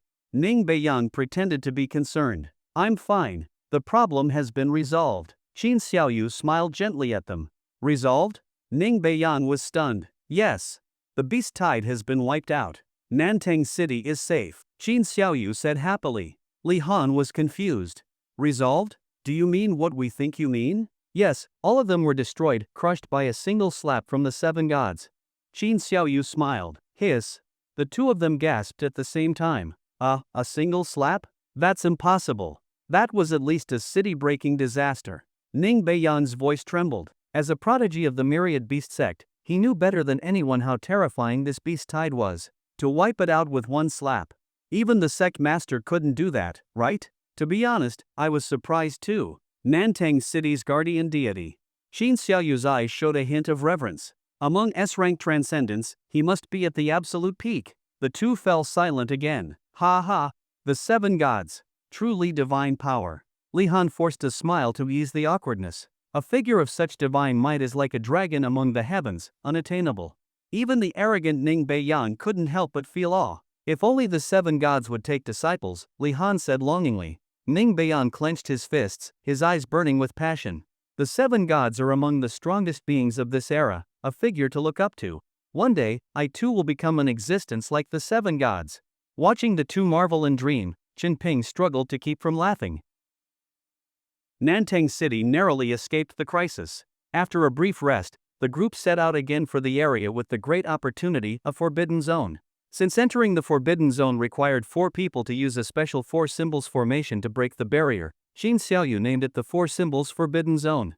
The 4 symbols forbidden zone is not far from the S-rank forbidden zone, 10,000 mountains.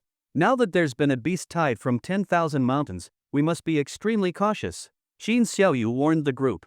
Beast tides of this scale rarely occur in 10,000 mountains. I wonder what their purpose was in attacking Nantang City this time, Ning Beiyan, who was knowledgeable about beasts, commented.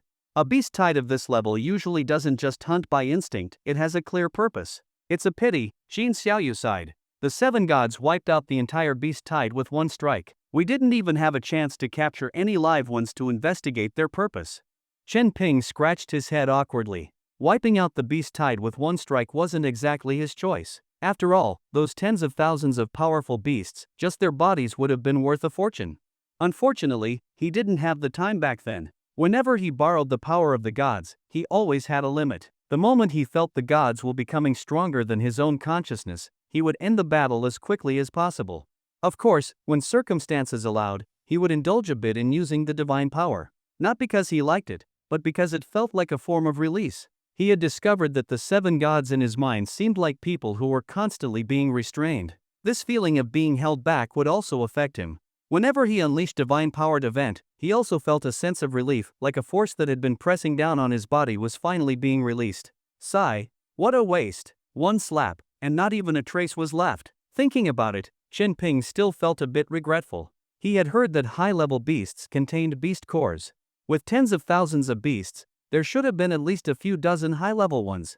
Those beast cores would have been worth a fortune. Back when he hadn't awakened, he didn't care about these cultivation resources. But now it was different. He felt the pain of the loss. Little brother, really? Couldn't you have gone a bit easier? Chen Ping complained. Phew. Big brother, you can't blame me for that. The younger god's voice sounded a bit detached, like someone who had just vented and was now calm. He explained, "It's like stepping on a bunch of ants, you can't control stepping on them without crushing their organs, right? It's not my fault they're so fragile." Chen Ping was speechless. If others heard this younger god comparing such a terrifying beast tied to ants, who knew how they would feel? Although he had missed out on beast cores and other cultivation resources, Chen Ping had a vague idea about the beast tide's purpose. He closed his eyes and sensed his mind, where a picture was floating. When he had slapped and killed all the beasts, they turned into a bloody mess, but a single image remained intact. This image was hidden inside one of the dragon-shaped beast kings and emitted a strange, bloody glow. The younger god told him it was a little treasure, and he directly refined it, storing it in his mind. Chen Ping was thrilled at the time. If the younger god called it a treasure, then it must be something amazing. The image carried a heavy aura of blood, depicting scenes of ancient fierce beasts fighting, a dragon as vast as a mountain range, a stunning phoenix, a king Zhu Yan entwining a giant serpent, a bifong burning the sky with one wing, a fiery pegasus, and a three-eyed, three-tailed divine beast. These creatures, which only appeared in myths, were depicted as extremely savage in the painting. Their eyes were blood red, their faces twisted, and they fought each other madly, devouring blood and marrow. The scene was horrifyingly brutal, with the blood in the painting seeming to almost drip out. The entire image was filled with an aura of cruelty and madness. At first glance, Chen Ping felt it was not a good thing. And the strangest part was that when he killed the tens of thousands of beasts, this mysterious image instantly absorbed all their blood energy and life essence. At that moment, the scenes in the image seemed to become even more vivid. This was terrifying. Instantly absorbing the life essence of tens of thousands of beasts, what did that mean? And being able to withstand a slap from a god, what did that mean? Chen Ping didn't think a mere beast king could possess something of this level. This left only one explanation: the beast tide's actions were closely related to this image. The beast tide might have planned to use this blood image for something. Their assault on Nantang City might have been to harvest the life energy of its millions of residents. If people died, it could absorb them. If beasts died, it could also absorb them. A perfect win-win. But they probably never expected that Nantang City had a 7 gods who ended the battle with one slap and even took the treasure. A proper villain's treasure. Did I just offend some big-time villain? Chen Ping muttered to himself, feeling a bit scared. But the gods in his mind were excited. Big brother Chen Ping, what are you afraid of? If any villain dares to mess with you, just use my power and crush their heads. Villains? They don't exist. Only crushed watermelon heads, the younger god boasted. Oof. Just a brute with no brains. All you think about is crushing heads. Brother will never become someone as crude and reckless as you, the sister god sneered. Brother, next time use my power. I promise to leave the beasts' bodies intact so you can loot them, the elder sister god offered, clearly understanding Chen Ping's thoughts. Master, I can help too. Woof, the dog god added. Forget it, you stupid dog, the father god chuckled. That's discrimination. You're attacking me because I'm a dog. Woof, woof, woof. The dog god barked in anger. Chen Ping's mind became a noisy mess. I don't care about the corpses. I'm only concerned about this Tsangshan blood image, can I use it? Whenever Chen Ping's consciousness touched the image, a message naturally appeared. This treasure is the Tsangshan blood image, an innate supreme treasure. It can sacrifice all things under heaven, refining an entire world. It can summon thousands of blood beasts, becoming the lord of all beasts. The information about this treasure was eerie and sinister. Sacrificing all things to refine a world? It was a pure demonic treasure. But Chen Ping couldn't help but feel tempted. He had never seen a treasure of this level before, so he didn't know how powerful it was. Big brother, your current strength is too weak. You can't draw out the power of this image yet. That's just because you're useless. Brother, let me lend you power. I can transform it into a treasure you can actually use now. Ping, don't listen to that little green tea. If she modifies it, the treasure might no longer be the same, and you might end up being controlled by it. How can you falsely accuse me? Everything I do is for brother's sake. Brother, you must trust me. Of course, I trust you. Chen Ping nodded and then asked, Mom, by the way, what cultivation level do I need to reach to use the power of this Tsangshan blood image? Younger sister god. Mother god smiled gently and replied, the Tsangshan blood image is an innate supreme treasure. To fully unleash its power, you must reach the level of a true immortal or true god. Chen Ping was stunned. True immortal? True god? What the heck is that? In your current cultivation system, it's hard to describe. But in simple terms, it's definitely stronger than your world's S-rank awakened beings. Mother God patiently explained, however, if you don't aim to unleash its full power but only use a tiny portion of it, Then once you reach B rank as an awakened one and combine it with our special techniques, you should have a chance to use it. Chen Ping paused, stunned. A B rank awakened one? He needed to reach the level of a high-level awakened being just to use a tiny part of its power? How powerful was this treasure? Chen Ping felt a sense of anticipation, feeling like his future was full of hope. Unknowingly, a vast expanse of colorful clouds appeared ahead. Chen Ping saw waves of auspicious light rising. In the distance, there were vast, continuous mountains, and even the soil was multicolored. This was very interesting. Such a unique landscape was often accompanied by all kinds of incredible phenomena. The 9-colored Lingyuan landed on a mountaintop. This mountaintop didn't seem special, but when Chen Ping stepped on it, he felt his body being wrapped in some kind of power, and the noisy voices in his mind suddenly quieted down. The 4 symbols forbidden zone, we've arrived, Qin Xiaoyu announced. Chen Ping looked around and saw nothing particularly unusual. 4 symbols forbidden zone? Where is it? Ning Beiyang also looked puzzled. Follow me. Qin Xiaoyu led the way into the mountains. Chen Ping soon saw a rocky cliff covered with strange formation patterns. Qin Xiaoyu took out a small nail, the key to the forbidden zone. She flicked it with her finger, embedding it into the cliff wall. The cliff began to split open, expanding rapidly. A strange light shone through the crack. The group walked along the expanding crack for dozens of steps, and then, suddenly, the space opened up. A whole new world appeared before their eyes. After walking dozens more steps, it suddenly opened up ahead. It really feels like something out of the peach blossom spring, Chen Ping said with emotion as he looked at the wondrous scene in front of him. This is even more stunning than the description in the peach blossom spring, Qin Xiaoyu said with a smile. What is the peach blossom spring? Ning Beiyang asked in confusion. As soon as he spoke, he was met with slightly contemptuous and speechless glances from Qin Xiaoyu, Chen Ping, and Li Han. In the end, it really was a generational gap. The Peach Blossom Spring is a very famous piece of classical literature, and you don't know it? Even Li Han looked down on him. Isn't it just a classical essay? So what if I don't know it? Does it affect my cultivation? Ning Beiyang said, a little unconvinced. The others couldn't be bothered to talk to Ning Beiyang anymore. What's the point of talking to someone who slipped through the cracks of 9 years of compulsory education? Some so-called geniuses from great sects are like this. Once their talent is confirmed to be extraordinary, they devote everything to cultivation and completely neglect cultural education. In the age of awakening, power is indeed important, but so is a well-rounded character and spiritual foundation. Chen Ping felt that 9 years of compulsory education were still necessary, but Ning Beiyang clearly lacked it. Chen Ping also couldn't be bothered with him and instead looked toward the magnificent scene before him. Through the crack in the stone wall, Chen Ping saw a picturesque world. Sunset light painted the sky. White cranes flew between the clouds. Large peach blossom forests in full bloom were especially colorful and romantic. Cute little beasts scurried through the forest, blinking their round eyes, curiously and nervously watching the unfamiliar people in front of them. Chen Ping was standing on a small floating island. Looking down, there was a vast sea of white clouds.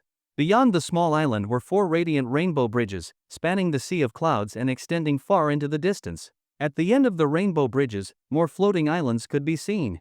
So beautiful, Li Han was amazed by the scene. This isn't a forbidden zone at all, it's clearly a cultivation paradise. Ning Beiyang blushed with excitement, took a deep breath, opened his arms, and ran while laughing on his golden-maned unicorn lion. Even the air is sweet. He had completely let himself go. Chen Ping could clearly feel a difference. In this world, it felt like all his pores had opened up, making him especially relaxed. His mind also seemed sharper.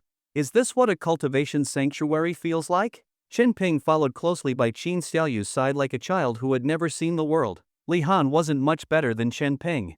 Sometimes he lay on the ground smelling the fragrance of the earth, sometimes he ran to the peach blossom forest to examine a petal seriously, nodding thoughtfully like he understood. But Qin Xiaoyu couldn't help rolling her eyes at the sight. They're just low-grade spiritual plants. Look at how excited you guys are. Come on, time to gather. She walked to a strange round altar. The altar was made of bronze-colored black stone, inscribed with dense runes Chen Ping couldn't understand, and complex formation patterns he couldn't make sense of. Bang! A crashing sound came from afar, followed by the wailing of a lion tumbling to the ground. Chen Ping looked over. It turned out Ning Beiyang had ridden the lion too happily and crashed into an invisible barrier. Both man and lion toppled over. There was indeed an enchantment in this place. They needed to cooperate to activate this special passage. Ning Beiyang, with a red bump on his forehead, rode the lion over. Although he still looked proud, There was a hint of embarrassment on his face. This place is definitely a land of inheritance. At the end of the rainbow bridges, there must be a great opportunity for us. Ning Beiyang said. Qin Xiaoyu nodded, of course. Your sects aren't stupid. If this weren't a rare land of inheritance, how would they be willing to exchange such important favors and resources with me? Come, stand in position. Qin Xiaoyu directed them to their spots. East Azure Dragon, West White Tiger, South Vermilion Bird, North Black Tortoise. Qin Xiaoyu rode her 9-colored spiritual kite and stood at the position of the South Vermilion Bird. Ning Beiyang, you stand at the Azure Dragon position. Li Han, you go to the White Tiger. Shen Ping, you to the Black Tortoise, Qin Xiaoyu instructed. Everyone stood at different positions on the altar. Qin Xiaoyu's fair hands flew through the air, forming seal gestures one after another. She traced symbols in the air that landed on the altar. Shen Ping didn't understand a thing but felt it was amazing. Soon, the entire altar lit up. Shen Ping felt like his body was being scanned by something. Qualification approved. Conditions met. For symbols assessment begins. The grand voice entered Shen Ping's ears. The syllables were extremely strange, not like Mandarin, but somehow Shen Ping could understand the speaker's intent. A small turtle's phantom crawled out from the altar, turned into a stream of light, and struck Shen Ping's hand, leaving a turtle shell mark on the back of his hand. Little Black Tortoise, trial begins. The grand voice sounded again. Shen Ping felt a strange force enveloping his body. Soon, a white light appeared and landed on the back of Li Han's hand as well. Mortal White Tiger, trial begins. A pale cyan light fell on Ning Beiyang's hand. Great Azure Dragon, trial begins. A magnificent phantom spread its wings and landed on Qin Xiaoyu's hand. Divine Vermilion Bird, trial begins. All 4 people on the field received the key to enter the barrier. Shen Ping looked at the other 3 with a strange expression. Little Black Tortoise, Mortal White Tiger, Great Azure Dragon, Divine Vermilion Bird? Weren't the 4 symbols supposed to be equal? Since when did they create a hierarchy like this? Are they looking down on the Black Tortoise? Li Han noticed Shen Ping's emotional shift and said with a laugh, Shen Ping, you should be thankful for this kind of trial. The little Black Tortoise might sound small, but with your strength, it's the only one that'll keep you alive. Thanks for the reminder, Shen Ping said coldly. He really didn't get it. Li Han was just a mortal white tiger, which only sounded slightly better than his little Black Tortoise. What was there to be smug about? Alright, I can only help you this far. Let's each seek our own opportunities now. I wish everyone success in the trial and good luck all the way. Qin Xiaoyu's pretty face was full of smiles. Obviously, the title Divine Vermilion Bird had put her in a good mood. She waved at everyone and walked toward the Southern Vermilion Bird Rainbow Bridge. Goodbye, Ning Beiyang said as he rode his lifebound battle pet toward the Great Azure Dragon. Shen Ping looked at the 9-colored spirit kite and the golden-maned unicorn lion and asked curiously, your battle pets can go in too? Ning Beiyang crossed his arms and looked aloof, too proud to answer. Lifebound battle pets are connected to their masters by blood and can follow them in. Qin Xiaoyu said with a cheerful smile. Shen Ping felt a bit envious.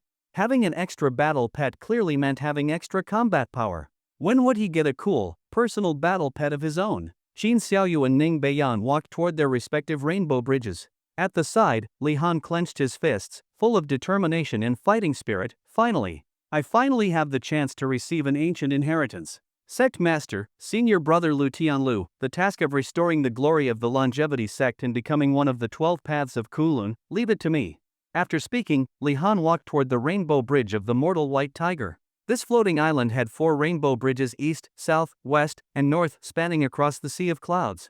Shen Ping looked at the northern rainbow bridge and nervously took a step forward. This world was most likely an inheritance site left behind by ancient powerful beings, but just how dangerous it was, he still didn't know. The god in his mind had already disappeared, and everything that followed would rely on him.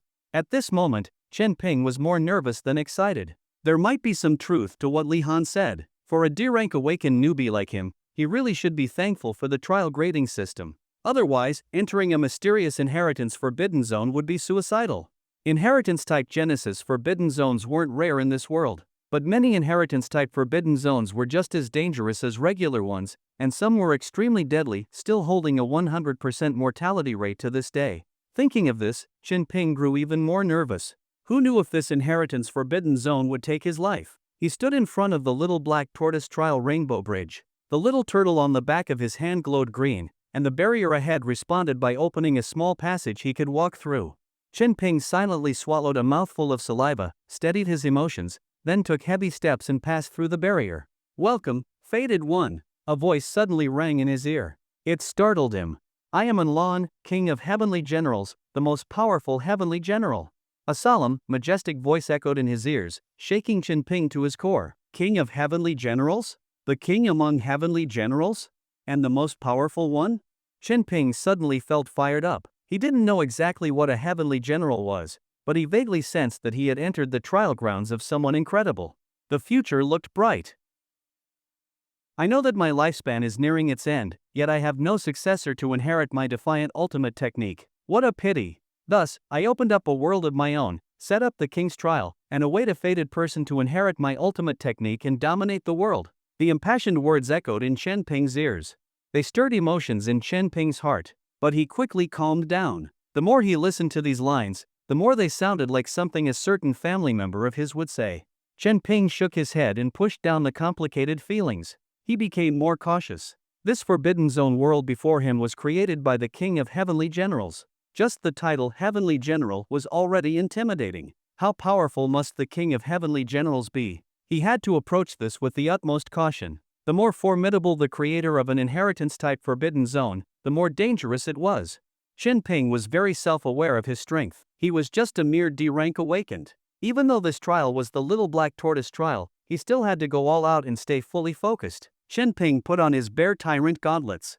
His internal chi fire circulated continuously as he adjusted his power to its peak and stepped forward onto the Rainbow Bridge. The floating island was connected by a semi-transparent rainbow light bridge, arching toward a distant island. Qinping stepped onto the Rainbow Bridge, which felt like walking on some kind of colored crystal. His steps were firm. Looking down, he saw the white cloud sea churning below the bridge. He didn't know what lay beneath the cloud sea. Could there be land?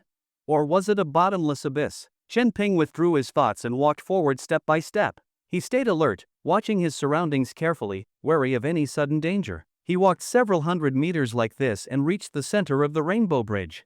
Nothing happened. The island behind him had grown small, while the floating island ahead became larger in his field of vision. Qinping could see lush trees on the island ahead. The land at the front and edges protruded outward, vaguely resembling a massive green-furred tortoise. Suddenly, the Rainbow Bridge lit up. Red rainbow light gathered above the bridge, and vague human shapes began to form. Enemies? Qinping's expression changed drastically. Ahead, more than a dozen humanoid figures were taking shape. He had already prepared for battle. He stomped hard on the ground and shot forward like a sharp sword toward one of the forming figures, throwing a punch without hesitation. Boom! Qinping felt like he had struck solid rock. Break for me! The forming figure was hard, but his fist was harder.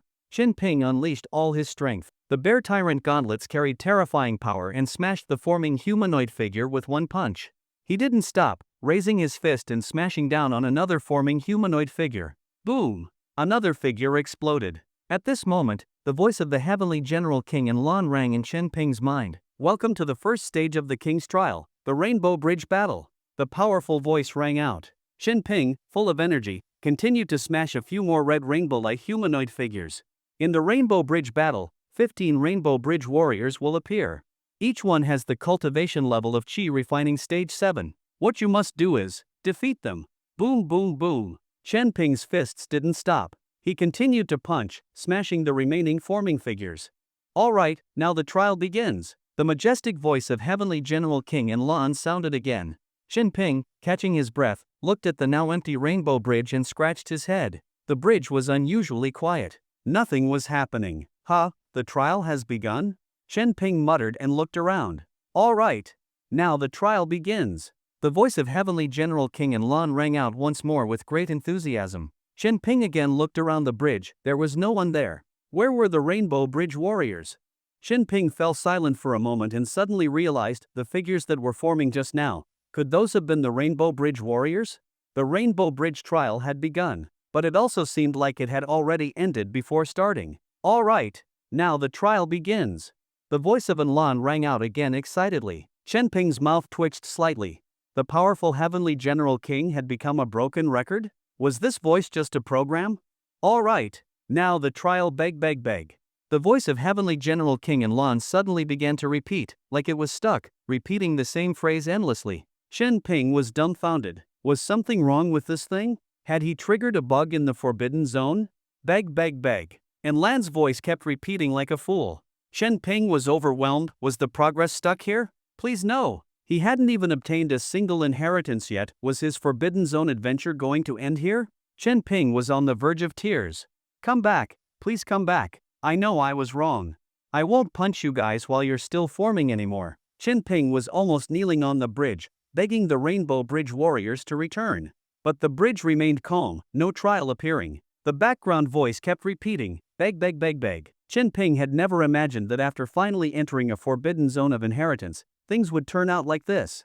This was completely absurd. After waiting a while with no reaction from the bridge, he had no choice but to keep walking forward. Beg, beg, beg, beg. Start. Congratulations, fated one. You have successfully passed the first stage of the king's trial. When Chen Ping heard this, he was so moved he almost cried. It's finally back to normal. He realized he had reached the end of the Rainbow Bridge, and it was probably this change in location that made Lan return to normal. You were able to defeat 15 Rainbow Bridge warriors at Qi Refining Stage 7. This proves you are among the best in the Qi Refining realm. Chen Ping was speechless at Lan's words. He wasn't even in the Qi Refining realm, and he hadn't fought 15 warriors simultaneously. This Forbidden Zone master's words were completely off. There are 3 stages in the king's trial. I hope you continue to give it your all. Chen Ping crossed the bridge and arrived at a mysterious island. From afar, the island had looked lush and green. But the moment he stepped onto its land, the vegetation began to wither rapidly. Green leaves turned yellow, then fell. Trees that had been full of leaves became bare branches. Beautiful blooming flowers wilted into the soil. Small beasts turned to skeletons. Snow began to fall from the sky. In an instant, it was like magic. The vibrant spring turned into a desolate winter. Chen Ping watched this scene in shock. He could feel that what was happening wasn't an illusion, it was real environmental change. He could smell the scent of spring flowers and feel the life energy. But at the same time, he could also sense life fading and everything withering. In the end, the cold wind howled, and icy snowflakes fell on his head. How could the world change so quickly? Chen Ping grew nervous, every nerve in his body tense. His chi fire circulated rapidly, heating his body to resist the cold. He walked forward step by step through the barren forest and soon saw a massive palace appear at the end of the trees, glowing with faint black light. The palace stood over 20 meters tall, built entirely of black stone. On either side were 2 black tortoise statues with beads on their heads. Could the trial be inside the palace? Chen Ping swallowed nervously, clenched his fists, and carefully moved forward. When he stepped within 100 meters of the mysterious palace, the beads on the tortoises suddenly emitted thick black smoke. Chen Ping instinctively sensed danger. Attack! The ground exploded. Chen Ping shot forward like a cannonball, chi fire bursting out. His fist, carrying roaring power, smashed down on the bead. Boom! The bead on one statue's head exploded. Welcome to the second stage of the king's trial, the battle of mind and soul. The powerful voice sounded. In this stage, you will face 2 terrifying monsters that can crush your mind and spirit. What you must do is overcome the fear they bring. Boom! Chen Ping's iron fists, filled with immense power, crashed down again, cleanly blasting apart the second tortoise statue's bead. Hiss! A reluctant shriek came from the black smoke above the bead, then it completely dispersed. With your strong will, to defeat. And Lan's voice got stuck again. Chen Ping stared silently at the shattered beads on the 2 black tortoise statues, falling into deep silence. Defeat. The voice of the heavenly general king and Lan stuttered and repeated endlessly. Chen Ping sighed helplessly, looking at the 2 shattered beads in front of him, and shook his head. His nerves were tightly wound, and when the black mist appeared, he instinctively sensed danger and wanted to eliminate the source of it. That was reasonable, right? He admitted, he did it partly on purpose. But seriously, who would just stand around listening to Lan brag at a moment of danger? The first reaction should obviously be to eliminate the threat. Defeat. Sigh. Listening to the endlessly repeating playback in his ear, Chen Ping felt very complicated inside. He was starting to think, was the creator of this forbidden zone perhaps inexperienced? Why else would strange things like this keep happening? Chen Ping, now getting used to this, stepped forward into the palace. Sure enough, the moment he stepped inside, the voice began to change. Defeat. 2 monsters. Now the trial begins. Ha. Congratulations, fated one, for defeating the monsters. To withstand such intense attacks from the 2 monsters and still keep your heart firm and fight back, it's clear that you are a person of courage, strategy, and great willpower. Your assessment in terms of mental fortitude fully up to standard. And Lun poured out praise on Chenping.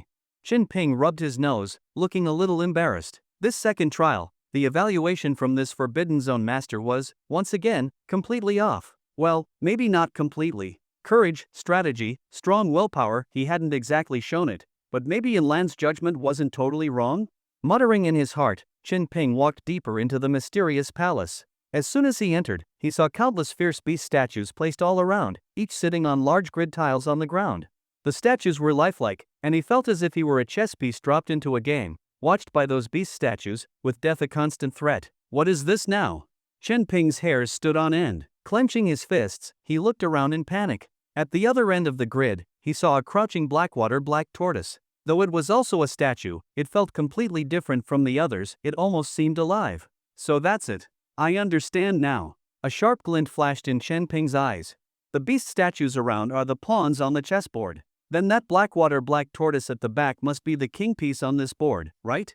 Chenping murmured. His body tightened like a drawn bowstring. Breathing slowly and steadily, his eyes locked firmly onto the black tortoise. Welcome to the final stage of the king's trial. The voice echoed in his mind. Hearing it felt like a signal. Chenping suddenly charged forward, darting past statue after statue, straight toward the blackwater black tortoise, and threw a punch. Checkmate. His rock-hard fist crashed down. The black tortoise trembled. He felt terrifying rebound force from his punch, his fist ached. Cracks appeared on the statue. It was working. A sharper glint flashed in Chenping's eyes. His fists became a storm, pounding continuously. Boom boom boom. Terrifying impacts echoed through the palace. Chenping had figured out how to exploit the Forbidden Zone's bug. Who still plays fair? Striking first was clearly the better choice. The final stage of the king's trial is called the king's chessboard. You are trapped in a terrifying beast chess game. Each beast statue will transform into a monstrous beast to attack you. And Lan's voice sounded again. Chenping smiled knowingly and pounded away at the black tortoise statue. Just like before, he wanted the trial to end before it even began. As his punches rained down, the cracks on the black tortoise statue deepened. Almost there. He was about to smash it. Chenping was thrilled. The voice in the palace continued. At the other end of the board is a blackwater black tortoise. It will be your most helpful ally in this trial, coordinating with you across the board to jointly resist these terrifying beasts. Chenping's excited fists froze mid-air. His face showed fear and disbelief. What? Cold sweat appeared on his forehead. The black tortoise was his trial ally? Almost in despair, Chenping looked at the cracked statue before him. Under his storm of iron fists, the statue was covered in cracks, its dark glow fading. Black tortoise bro. He shakily reached out, trying to patch it up, but the moment his hand touched it, it was the last straw. The statue emitted a groaning sound. Crack crack crack. Boom. The black tortoise statue shattered into rubble in front of him. In that moment, his heart sank to the bottom. He wanted to slap himself. What the hell had he done? He had destroyed the black tortoise bro who was supposed to fight alongside him? The trial was originally designed for him and the statue to team up and defeat all the beast statues. Now that the black tortoise was gone, didn't that mean the trial's difficulty just skyrocketed? Chenping was filled with regret. Was this what they meant by being too clever for your own good?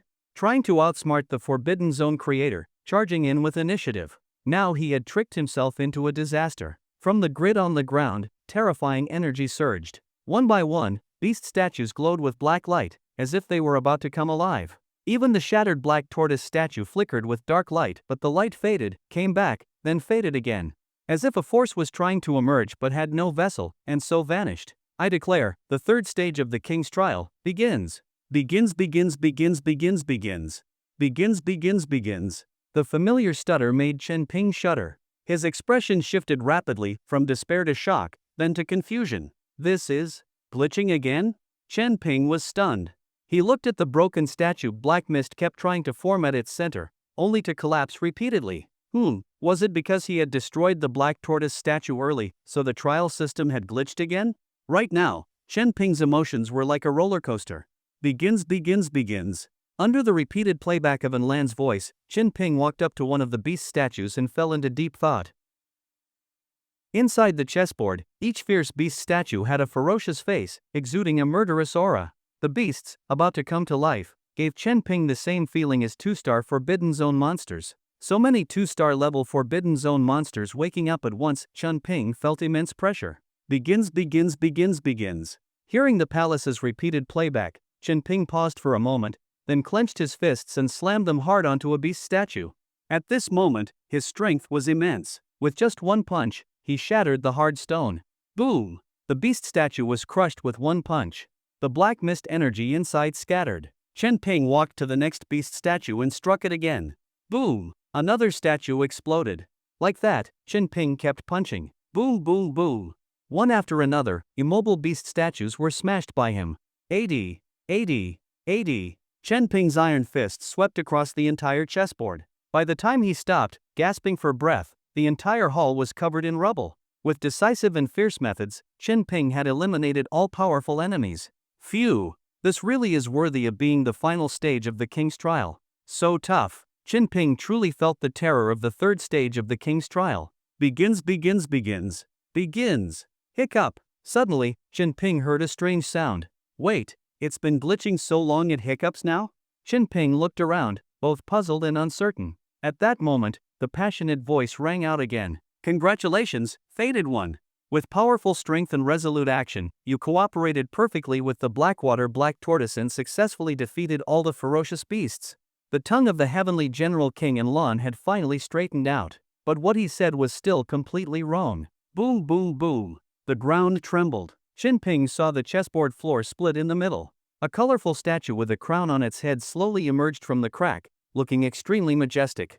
It was 9 feet tall, had an eagle-like nose and phoenix eyes, and radiated authority. It held a large box in its hands. Chenping's nerves tensed again. This statue was very likely the creator of the Forbidden Zone, the legendary heavenly general King in Lan. That powerful aura, it really did have the bearing of a king. I am the heavenly general, King in Lan. The statue spoke, its words full of authority. Listening to that imposing voice, Chenping was confused. Wait, wasn't it supposed to be Heavenly General King in Lan? Why did it turn into Heavenly General King in Lan? Congratulations, fated one, you have passed my little black tortoise trial. Among all chi refining cultivators, you are undoubtedly one of the best. Now, I declare that you are qualified to receive my chi refining inheritance. This is my battle technique, War God Cannon. This is my cultivation method, Purple Star Immortal Sutra. 2 beams of divine light shot from the statue's forehead straight into Chenping's head. Boom! Something exploded in Chenping's mind. As his head throbbed with pain, countless truths and insights were etched into his mind like a divine revelation.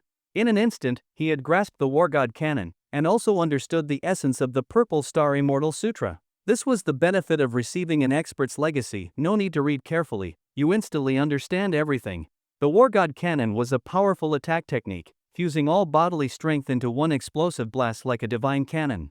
It was extremely suitable for Chenping. Chenping was thrilled and then turned his attention to the Purple Star Immortal Sutra. This sutra was even more astonishing. It was a supreme cultivation scripture. As he carefully comprehended it, he found it endlessly profound. If trained to the highest level, it could lead directly to the immortal path. It was the ultimate secret scripture of the celestial realm. What Chenping received now was only the first half, allowing cultivation up to the nascent soul stage. But that was already enough. Chenping was only in the chi refining stage now. Wait, chi refining stage? Chenping checked his body in confusion and realized he wasn't even compatible with the Purple Star Immortal Sutra. Chenping, Omega. He was just an awakened from the Vajra system. Senior. Chenping looked sadly at the statue. The cultivation method you gave me is outdated. Can I exchange it? But the statue ignored his words and continued speaking. How is it? Now that you've obtained the Purple Star Immortal Sutra, you must be overjoyed. No need to be moved, it's what you deserve. But don't celebrate too early. As my successor, you'll receive an extra surprise based on your performance. The statue spoke proudly, like a senior showing off to a junior. Next, I will give you an additional reward based on your performance. The box in the statue's hands started changing colors. At times it turned bronze, at times silver, at times gold. The treasure chest in my hand, whether bronze, silver, or gold, depends on your overall performance in this trial, King in Lan continued. As expected of a big shot who created a forbidden zone, he really knew how to show off. Chenping, amazed, also grew slightly nervous. Would his exploitation of the forbidden zone's bug be discovered? If so, would he only get a bronze chest? Or worse, would the statue attack him? King's Trial Stage 1, clearance time. 0.01 breaths. King's Trial Stage 2, clearance time. 0.01 breaths. King's Trial Stage 3, clearance time. 0.01 breaths. Oh, my boundless supreme lord of the grand purity, what an unbelievable record. Even the tone of the rainbow-colored statue became breathless. At this moment, Chen Ping felt that the statue seemed almost human, full of emotion. What's with this data? This kind of number is simply unreasonable. Could there really be such a heaven-defying person in this world? The statue was clearly shocked by Chen Ping's insane stats. This performance is truly unprecedented and unmatched. I've actually met such a peerless talent. Is this the guidance of destiny? Yes, you are the seed of heavens, the future of the celestial realm. You are the one I've been searching for all along. You are the ultimate person I sought. The statue trembled violently, and under Chen Ping's astonished gaze, it moved. It crushed the box in its hand. Startled, Chen Ping stepped back quickly and saw that from the shattered box came 3 treasure chests, bronze, silver, and gold, each one bigger than the original box. The statue tossed a bronze chest at Chen Ping. Instinctively, Chen Ping caught it. It was extremely heavy. Just as he was about to complain why, despite performing so well, he only got a bronze chest, the statue tossed the silver chest at him too. Here, take them all. After the silver chest came the gold chest. Chen Ping actually received all 3. The statue waved its arms frantically, clearly feeling that even this wasn't enough for such a genius. Glancing around anxiously, it suddenly clenched its teeth and plunged a hand into its own chest. Boom! Its heart exploded. It pulled out a glowing, rainbow-colored stone from within. This is the rainbow glass heart, my most precious treasure. I now give it to you. Chen Ping watched in stunned silence, mouth agape. Senior and Lan, what are you doing? Are you really giving me your heart? He wanted to say, Senior, don't, this is too much. But the moment he heard most precious treasure, his hand reached out and grabbed it reflexively. The mission to rebuild the ancient heavenly court. I leave it to you. The rainbow-colored statue looked at Chen Ping with hope in its eyes, as if it had fulfilled a great mission. Its surface began cracking, light dimming. Boom! With a loud sound, the statue shattered into rubble. In the vast palace, only Chen Ping stood there, holding the rainbow glass heart, completely dumbfounded. After a long time, he finally murmured, Senior, what is the ancient heavenly court?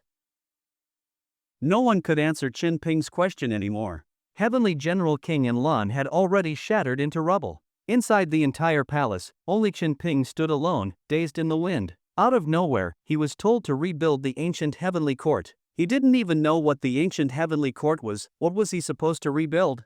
Chen Ping felt helpless and speechless. But honestly, from the moment he entered the forbidden zone, had he not already encountered enough absurdities? One more didn't make much difference.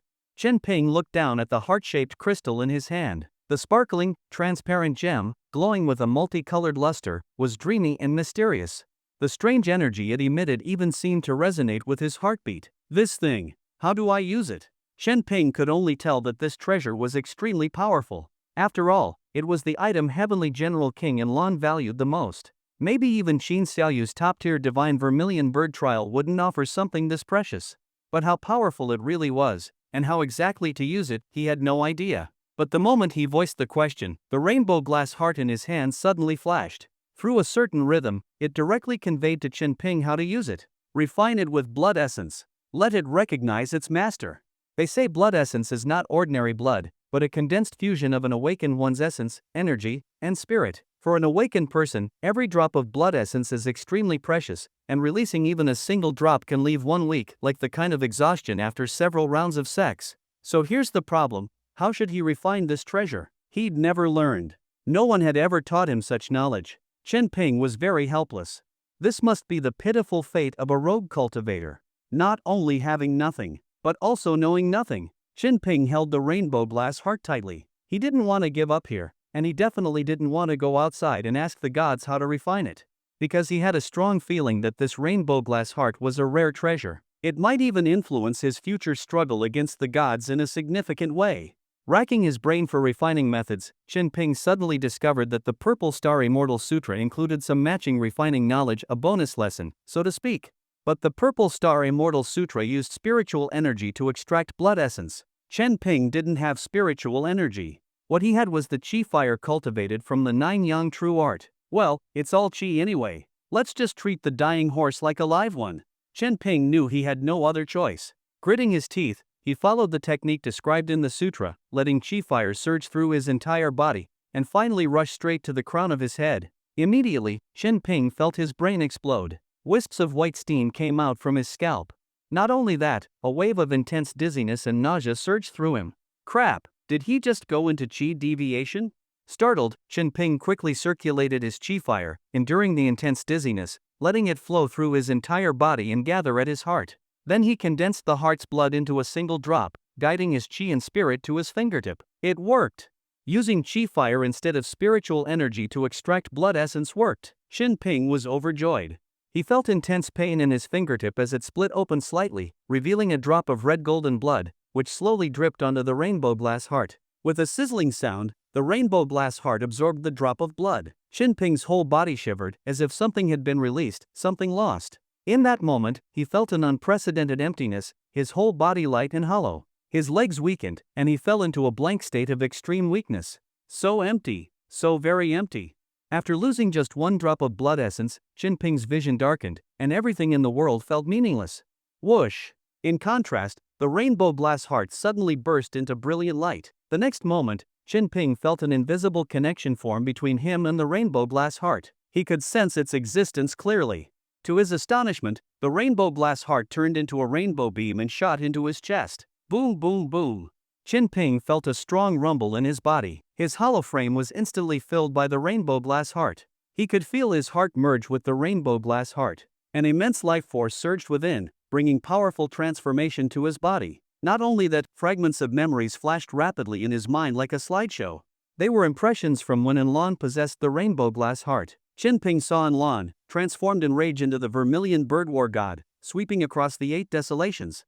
So it turned out, Heavenly General King Enlon was an incredibly powerful vermilion bird in human form. He also held the title of Vermilion Bird General of the ancient Heavenly Court. As the images kept flashing, Qin Ping also saw him drinking with the Azure Dragon General, quarreling with the White Tiger General, and even brawling with the Black Tortoise General only to be pinned down and beaten. Suddenly, Qin Ping seemed to understand why the 4 symbolic beasts were divided into different ranks in the Forbidden Zone: Divine Vermilion Bird, Great Azure Dragon, Mortal White Tiger, and Little Black Tortoise. Scene after scene played in his mind before abruptly ending. In the final image, Qin Ping vaguely saw the eternal heavenly palace being twisted and torn apart by some incomprehensible force, crumpled like paper. The gods bled. The vermilion bird fell. Startled, Qin Ping snapped back from the strange vision, drenched in cold sweat.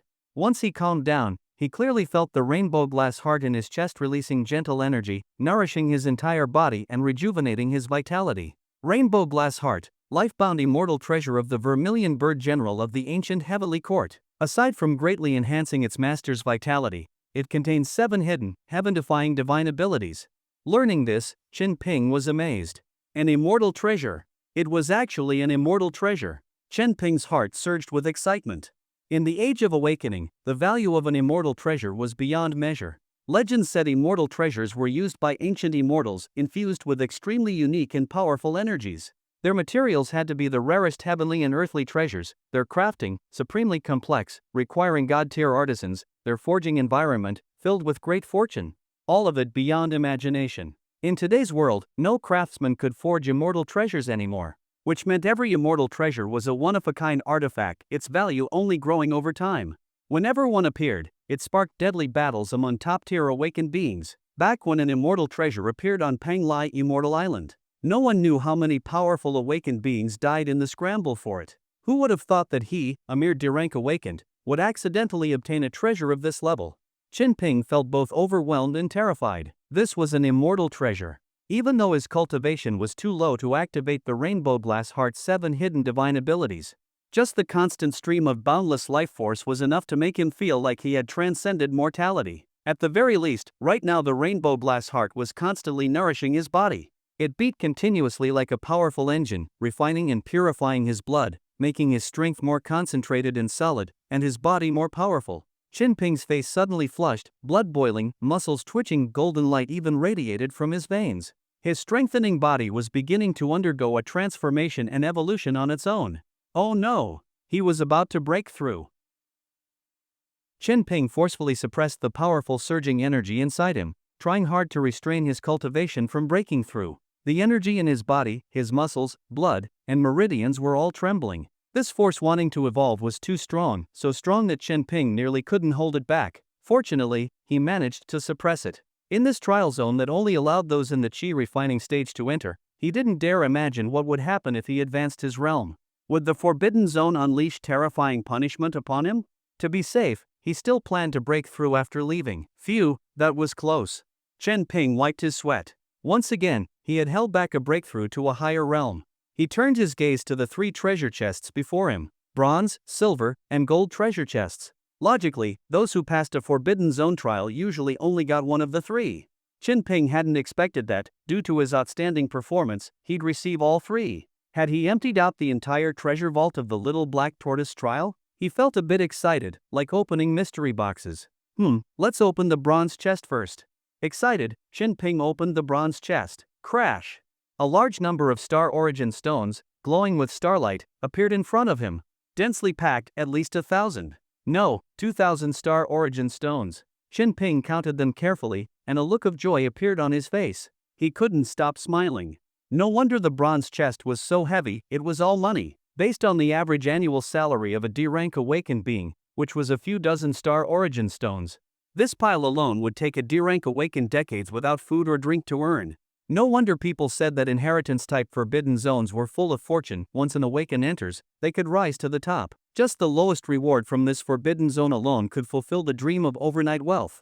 And this was just the bronze chest. What about the silver chest? Chen Ping's hands trembled as he opened the chest. Whoosh! Red light poured out. A root burning with crimson flames, shaped like a flood dragon, appeared before him.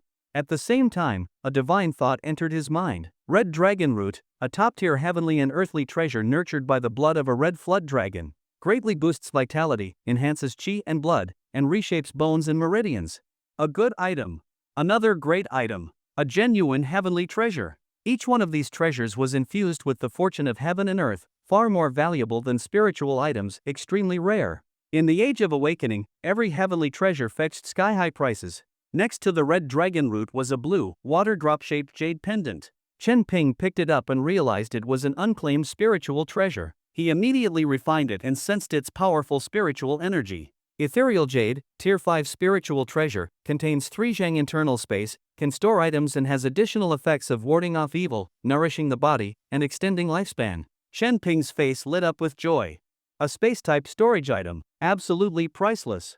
In the Age of Awakening, anything related to space power was extremely rare. Many B-rank high-level awakened had never seen such items. Because there were so few people who mastered space power, and forging even a simple space storage ring required a master blacksmith and a top-level space-type awakened working together. So, those who possessed space storage items were usually children of awakened elites. A 1 zhang space ring was already precious. 3 zhang, with bonus effects, it was equivalent to a premium space ring, worth far more than the standard ones. Happily, Chen Ping wore the ethereal jade on his chest and immediately sensed a special connection and awareness of space. Space was a unique sensation. The ethereal jade felt like it granted him a space authority, letting his body link with space, and allowing the pendant's inner space to swap with the external world. He bent down, touched the star origin stones in the bronze chest, activated the space power, and with a flash of space light, the star origin stones vanished, transferred into the ethereal jade. The once empty space inside the pendant was now filled with star origin stones. Interesting. The unique experience made Chen Ping's eyes shine. He had never felt space power so clearly. He flipped his hand, the pendant on his chest glowed, and that familiar spatial wave appeared. He sensed the vast internal space of the pendant, feeling the space power under his control, letting him freely interact with any location inside the jade. Space swap. With a thought, the starstone-filled space inside swapped with the empty one under his palm. Instantly, a star origin stone appeared in his hand like magic. Out of nowhere. Well, not quite. It wasn't really something from nothing, just spatial substitution. All matter still existed in its original space. Interesting, this is so fun. Chen Ping's eyes grew brighter as he kept playing with the power. The starstones disappeared and reappeared in his hand again and again. Hey, I'm out. Oops, I'm in again. He, here I am again. Chen Ping kept playing and muttering to himself. He had a blast. After a while, he finally felt tired and turned his attention to the final box. The gold chest. The bronze and silver ones had already given him huge surprises. Surely the gold one would be heaven-defying? What kind of treasure was inside? Chen Ping's heartbeat quickened. His hands trembled as he opened the gold chest. Whoosh! A dazzling green light blinded him, it was painfully bright. Inside the gold chest was an armor, but its color was painfully eye-piercing, glowing green all over. Chen Ping refined it, and information flooded his mind. Black tortoise armor, tier 7 spiritual treasure. Armor forged from a shell fragment of the black tortoise general. Incredibly tough, can resist various powerful and deadly attacks. Top tier defense. Downside, extremely heavy. Chen Ping looked shocked. It was actually made from the black tortoise general's shell? A memory flashed in his mind. When King Enlon fought the black tortoise general, he was pinned down and beaten. But Enlon didn't yield. He fought back desperately, and finally pecked off a shell piece with his beak. So that's how it came about. Chen Ping understood. Looking at the green, turtle shell-like armor, his gaze softened. After all, it came from the black tortoise general of the heavenly court. It must be tough. Green? Sure, it was. But Chen Ping could definitely forgive that. War God Canon, Purple Star Immortal Sutra, 2000 Star Origin Stones, a Tier 5 spiritual treasure, the Ethereal Jade, a heavenly material treasure, the Red Dragon Root, a Tier 7 spiritual treasure, the Black Tortoise Armor, and also the immortal treasure Rainbow Glass Heart. This journey was an absolute jackpot for Chen Ping. He stayed inside the Great Hall, searching here and there, trying to see if he had missed anything. But unfortunately, aside from piles of rubble, there was nothing else. After hesitating for a moment, he stored the shattered statue of King Enlon into the ethereal jade as well. Even though the statue no longer emitted any glow, it was, after all, made in the likeness of the Forbidden Zone's creator. The material looked quite special. Additionally, the bronze, silver, and gold treasure chests, now empty, were also stored inside the spatial jade pendant. These chests were made of valuable metal. Even if the gold and silver parts were just plated, they could still fetch a decent price when resold. After finishing all that, Chen Ping finally left the little black tortoise trial fully satisfied. He returned to the familiar altar and found that Qin Xiaoyu, Ning Beiyan, and Li Han had not returned yet. He was the first one back. Not only the first to return, he was probably the one who gained the most. After all, he had obtained King Enlan's ultimate treasure, the Rainbow Glass Heart. Could there be anything more valuable than that? He was the true hidden winner of this inheritance-type Forbidden Zone. Thinking about it, Chen Ping felt even more delighted. He laughed out loud alone on the altar. That was the problem. Once he laughed, he couldn't stop. His whole body relaxed, and then came a sudden rush. Oh no! He was about to break through. Chen Ping's face twisted, his body trembled. He couldn't hold it anymore. He immediately sat cross-legged on the altar, relaxed his whole body, and let the power that had been building up inside erupt. Boom! Intense golden energy waves surged out like a shockwave. Ah! Chen Ping let out a strange high-pitched sound, as if his body had been fully released. He felt completely refreshed and at ease. The harder the suppression, the more explosive the breakthrough. After forcibly suppressing his breakthrough twice, his body finally seized the opportunity. This transformation was stronger than any he had experienced before. The energy in his body broke its shackles and erupted freely. His qi and blood slammed into his physical body repeatedly, tempering it like steel. This was a qualitative change, a transformation of life itself, a refinement of power. Golden patterns suddenly appeared on the surface of his skin. Those were his meridians, evolving, becoming tough as steel. His qi and blood burned like fire, igniting unimaginable potential. Iron refinement stage. After repeated tempering and refining, he successfully stepped into the quenching stage. This marked his transition from a beginner awakened to an intermediate one, proof that he had gained full control over his power. In the awakened world, he had now entered the inner circle. From now on, his entire body would be as tough as steel. His power boiled like fire. 15 minutes passed. Chen Ping opened his eyes, and in that instant, they blazed like flames, before quickly returning to their calm black and white. So this is what it feels like to be a C-rank awakened. Chen Ping stood up and found himself overflowing with strength. He could sense and control every muscle and organ in his body. It was a very strange feeling, like he had acquired a new level of perception. He could clearly feel how his organs worked, how his internal systems operated. He could even control his heartbeat, manage intestinal movement, and yes, even determine when to defecate with pinpoint control. Naturally, Chen Ping believed that even his male functions were under full command now. How long to last, how hard, how hormones were secreted. Strong. Unbelievably strong. Was this the new view from the path of awakening? Chen Ping suddenly felt on the verge of tears. To know oneself. To control oneself. To improve oneself. This was the evolution path of the Vajra system. Chen Ping had never understood himself so thoroughly. His 5 senses had sharpened tremendously. His awareness of his surroundings had risen to another level. He could even see a flying mosquito 100 meters away. He flicked his finger. Snap! A golden arc of electricity tore through the air and struck the mosquito mid-flight. The mosquito froze, turned black, and fell to the ground. As expected, Chen Ping murmured. He really wasn't a normal Vajra type awakened. After gaining further understanding and control of his body, he was surprised to find 7 completely different types of power remaining inside. Those 7 powers were all too familiar. Weren't they from his family?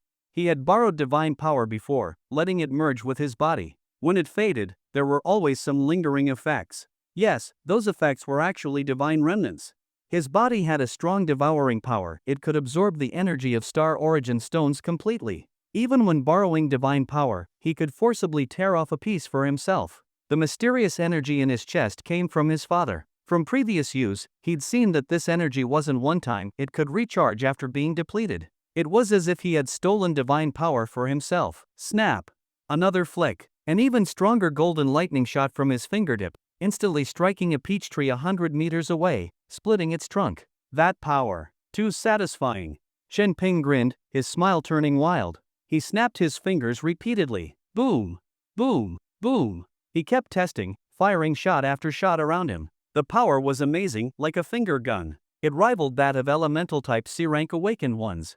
That lightning power had come from his brother, branded into his arms. Chen Ping used to resist the divine powers. But once he understood his body and found that using these remnants not only caused no harm but instead became part of his strength, he realized how sweet it was. Unfortunately, he hadn't yet figured out how to use the remaining 5 divine powers. Maybe deeper control was needed. He shook his head, and just then, the altar beneath him suddenly shook violently. Boom, boom, boom. A strange light beam exploded from within the altar.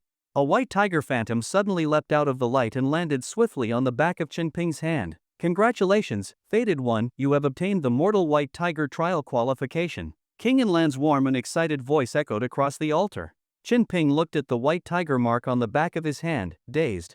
What the hell? He had evolved from Little Black Tortoise to Mortal White Tiger?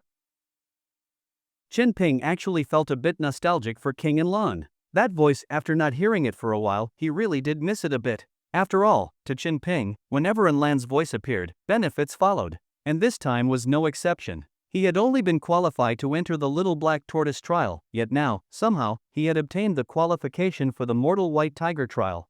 But calling it completely inexplicable might be a stretch. Logically, a Foundation Establishment cultivator could participate in the Mortal White Tiger trial. Since Chen Ping had advanced from a D-rank awakened comparable to the Qi refining stage to a C-rank awakened comparable to the Foundation Establishment stage, then qualifying for the Mortal White Tiger trial made perfect sense, right? Thinking of this, Chen Ping's expression became a bit strange. Did he bug the system again? Chen Ping was half suspicious as he walked toward the Rainbow Bridge to the west. A barrier appeared before him, shimmering with flowing waves. Chen Ping paused for a moment, then stepped forward. The white tiger mark on the back of his hand lit up, opening a gap in the barrier. And just like that, he swaggered into the barrier. What appeared before him was a familiar rainbow bridge. Chen Ping cautiously stepped onto it. I've entered. I wonder what kind of impact this will have on Brother Li Han. He walked forward with some concern. When he had entered the Little Black Tortoise trial, he was a peak D rank, which was the highest allowed cultivation for that trial, so he had felt confident. But now, entering the Mortal White Tiger trial as a beginner C rank, the lowest level qualified for this trial, it was no wonder Chen Ping felt extremely nervous. Right now, he was definitely the weakest one here. But Chen Ping just couldn't hold back his curiosity. He really wanted to see this forbidden zone for himself. He walked forward cautiously and alert. In the center of the Rainbow Bridge, he saw remnants of chaotic energy currents. It looked like Li Han had also faced a trial on the bridge and had passed it. Li Han was a late-stage Foundation Establishment cultivator, a prodigy of the longevity sect, definitely strong. Chen Ping crossed the terrifying energy currents and found that he didn't trigger any trial. Did that mean this trial could only be activated once? Or perhaps only once within a certain time period? That would make sense. Normally, 4 people would each enter a different trial. Who would randomly break through a major realm midway, then go try another class of trial? Chen Ping kept walking, eyes full of caution. He safely made it across the Rainbow Bridge. The floating island ahead was a barren land, filled with reddish-brown hills rising continuously into the distance. Strange and sharp stone spires jutted out from the hills, looking oddly out of place, as if forcefully inserted there. Chen Ping heard beastly roars and the sound of violent collisions. Following the noise, he arrived at an area full of stone spires. Over a dozen beast-shaped monsters made of stone were attacking a man in Taoist robes. That robed man was Li Han. Wielding his spiritual sword, he used incredibly agile movement techniques to dodge the beasts, drawing out surging energy from the sword to unleash dazzling, sharp sword auras. The sword aura was light blue, like translucent blue air blades. Though it looked like air, it was immensely powerful, able to cut through metal and stone. When it swept across nearby stone spires, it left deep gashes. So cool! Watching Li Han wield his sword aura, Chen Ping couldn't help but admire him. As expected of a prodigy from the longevity sect, he had style. But despite how cool and flawless his swordsmanship and movements were, Li Han was in a terrible situation. His Taoist robe was already stained with blood, torn by the claws of those beast-shaped monsters. Li Han was at a disadvantage because the monsters' bodies were incredibly tough. Though they appeared to be made of stone, their bodies contained a high concentration of strong metal elements. His sword aura could split stone, but on the monsters it only left shallow wounds, not enough to kill. Roar! A stone ape charged at Li Han from behind with a punch. Li Han raised his sword to block, but the overwhelming force bent the blade. He was flung away, slamming into a stone spire, cracking it. Ugh! Li Han coughed up blood, his face turning deathly pale. This wasn't good. At this rate, Li Han couldn't win this trial. Watch your left! Chen Ping suddenly shouted. Li Han jerked with surprise and leapt to the right. Whoosh! A black stone tiger with blade-like steel forearms lunged from the left. Its massive black blade arm, over 10 meters long, sliced an entire stone spire in two. Cold sweat poured down Li Han's face. He looked toward the figure who warned him and shuddered. Chen Ping? He screamed in disbelief, as if seeing a ghost. That's right, it's me, Chen Ping nodded. Even though Li Han had looked down on him, mocked him, and insulted him, Chen Ping knew Li Han was just a show-off. He didn't deserve to die. Since they were technically teammates, Chen Ping decided to help him out. Behind you! Chen Ping shouted again. Li Han, ignoring his shock, leapt forward just as a stone flood dragon crashed down behind him, its hard head smashing the ground into a crater. How are you even here? Li Han shouted while fighting the stone monsters. Chen Ping laughed. If you, Li Han, can come here, why can't I? Li Han's face twitched slightly. Is that what I'm asking? Chen Ping appearing in his mortal white tiger trial was just too strange, so strange that even while in danger, Li Han couldn't help but ask. But before he could catch his breath, a bear-shaped stone monster slapped him on the shoulder and sent him flying over 100 meters. If it weren't for the tough body of a Foundation establishment cultivator, that one hit would have killed him.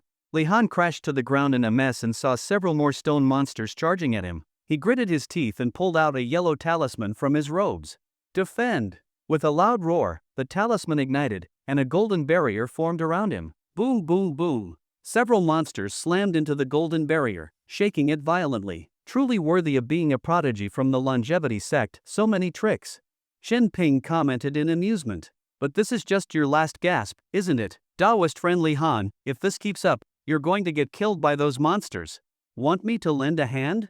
I'll help you clear the trial, and we split the rewards 50-50. How about it? Li Han's whole face darkened. What did you say? 50-50? That's robbery. And, with your strength, what help can you even offer? He felt like Chen Ping had gone mad. A mere D-rank awakened actually dared to propose splitting loot with him, a late-stage Foundation establishment prodigy? But soon, a glint appeared in Li Han's eyes. He had thought of a good plan. He suddenly shouted and unleashed an incredibly powerful sword aura from his blade, slashing at several of the stone monsters in front of him. The sword aura contained intense wind pressure, blasting several monsters over 100 meters away right in the direction of where Chen Ping was standing. That slash likely didn't intend to cause real harm. The monsters rolled along the ground and quickly got back up, but now they noticed Chen Ping standing nearby. Roar! The stone monsters shifted their focus and let out low growls at Chen Ping. Li Han's eyes lit up. It worked. Using Chen Ping to attract the attention of a few monsters, he could now go all out to handle the rest. Li Han, you're ruthless. Chen Ping's angry shout came from a distance. Taoist friend Chen Ping, don't forget, we're teammates. If you survive these monsters and hold them off, once this is over, I promise we split the treasure equally. Li Han laughed loudly and launched a fierce assault on the remaining monsters with his sword. He spoke sweetly, but he had no intention of Chen Ping actually surviving. He just wanted to use Chen Ping's life to stall a few monsters for a while. Die! Li Han's sword burst with unprecedented brilliance, violently slashing at a stone python in front of him. He finally managed to kill it. Just as he planned to repeat the same tactic on the remaining stone beasts. Boom boom boom. Loud explosions echoed from the distance.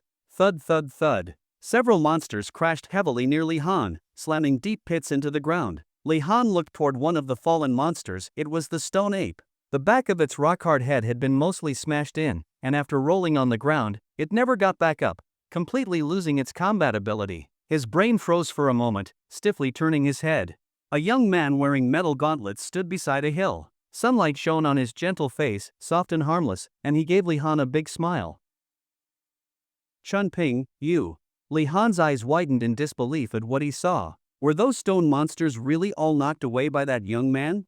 He saw the youth's bulging muscles, saw the faint golden patterns flowing rapidly across his skin, and could sense an unimaginably terrifying power within his body. That wave of energy. SSS-RANK. Chun-Ping had become a quenched body stage Vajra-type awakened one. Li Han was utterly shocked. As he froze in place, a bear-shaped stone monster charged over and slapped Li Han to the ground. Several stone monsters surrounded him. The ones Chun-Ping had blasted away also got back up, shifted their focus, and joined the attack, encircling Li Han. Once again, Li Han was outnumbered, fighting 1 against more than 10, barely holding on. Cough cough cough. Daoist friend Chun-Ping. Well done.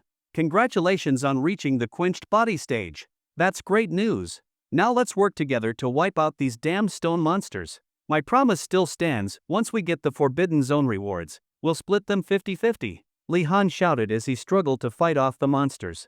The young man in the distance, smiling, watched Li Han's battle without making a move. Li Han, insulting my strength was one thing, but why insult my intelligence too? Chun-Ping's smile carried a trace of coldness and indifference. Li Han froze. Somehow, the youth he had always looked down on now gave off a faintly overwhelming aura. Suppressing his frustration, Li Han shouted, Chun-Ping, you've misunderstood.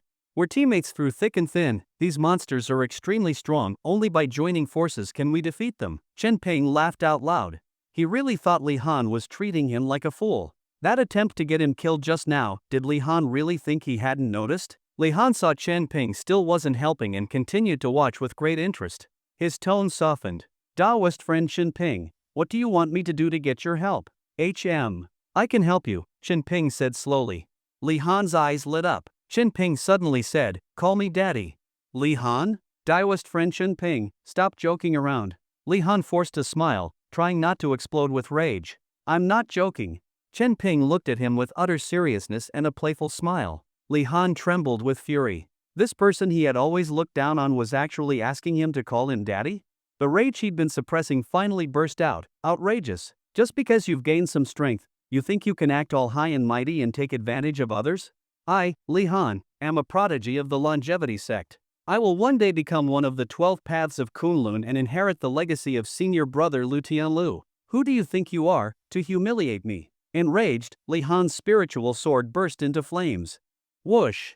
A crimson sword light bloomed like a lotus, instantly beheading 2 attacking stone monsters. Flame Lotus Slash. It was a profound level Dao technique Li Han had mastered, instantly killing 2 strong stone beasts. Even more, the slash left molten lava seeping from the wounds, dissolving the monsters' bodies. Its power was clear.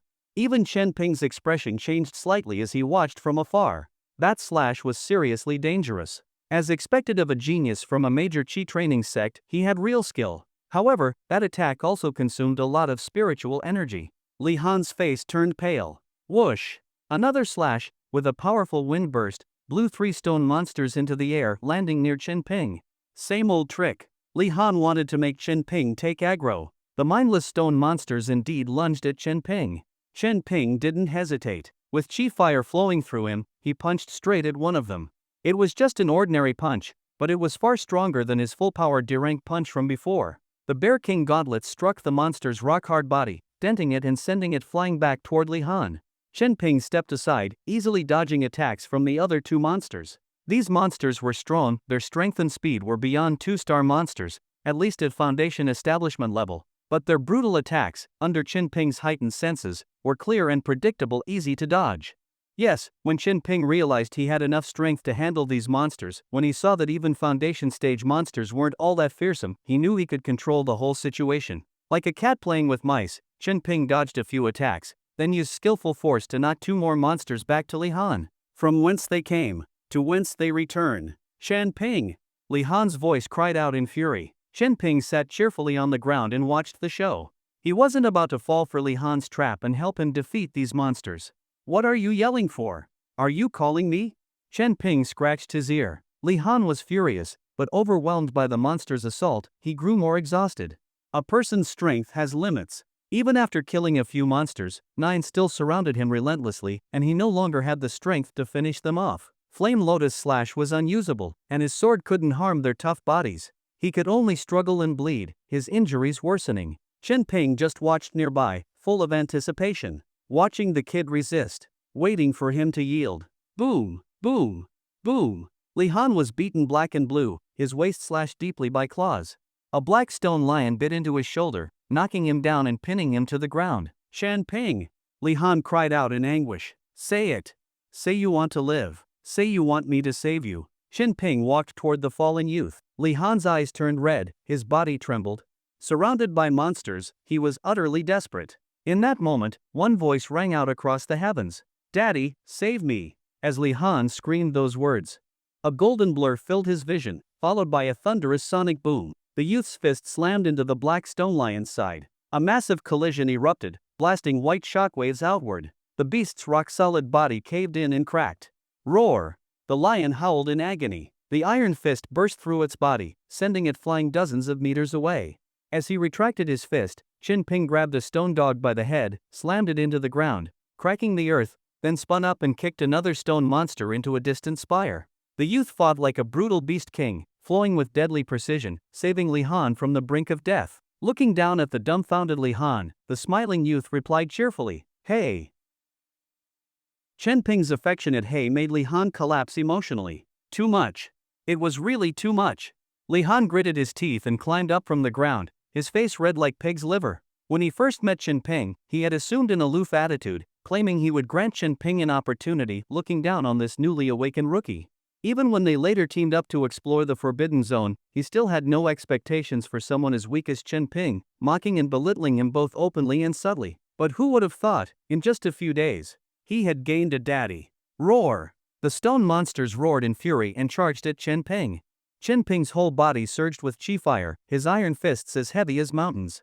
Each punch brought explosive sonic booms, hammering again and again into the monsters, shattering their tough bodies and sending them flying. Howls of pain echoed across the field. The once formidable stone monsters were incredibly fragile under Chen Ping's iron fists. Any monster hit by him was smashed apart by the terrifying force within his punch. Li Han stared again, dumbfounded.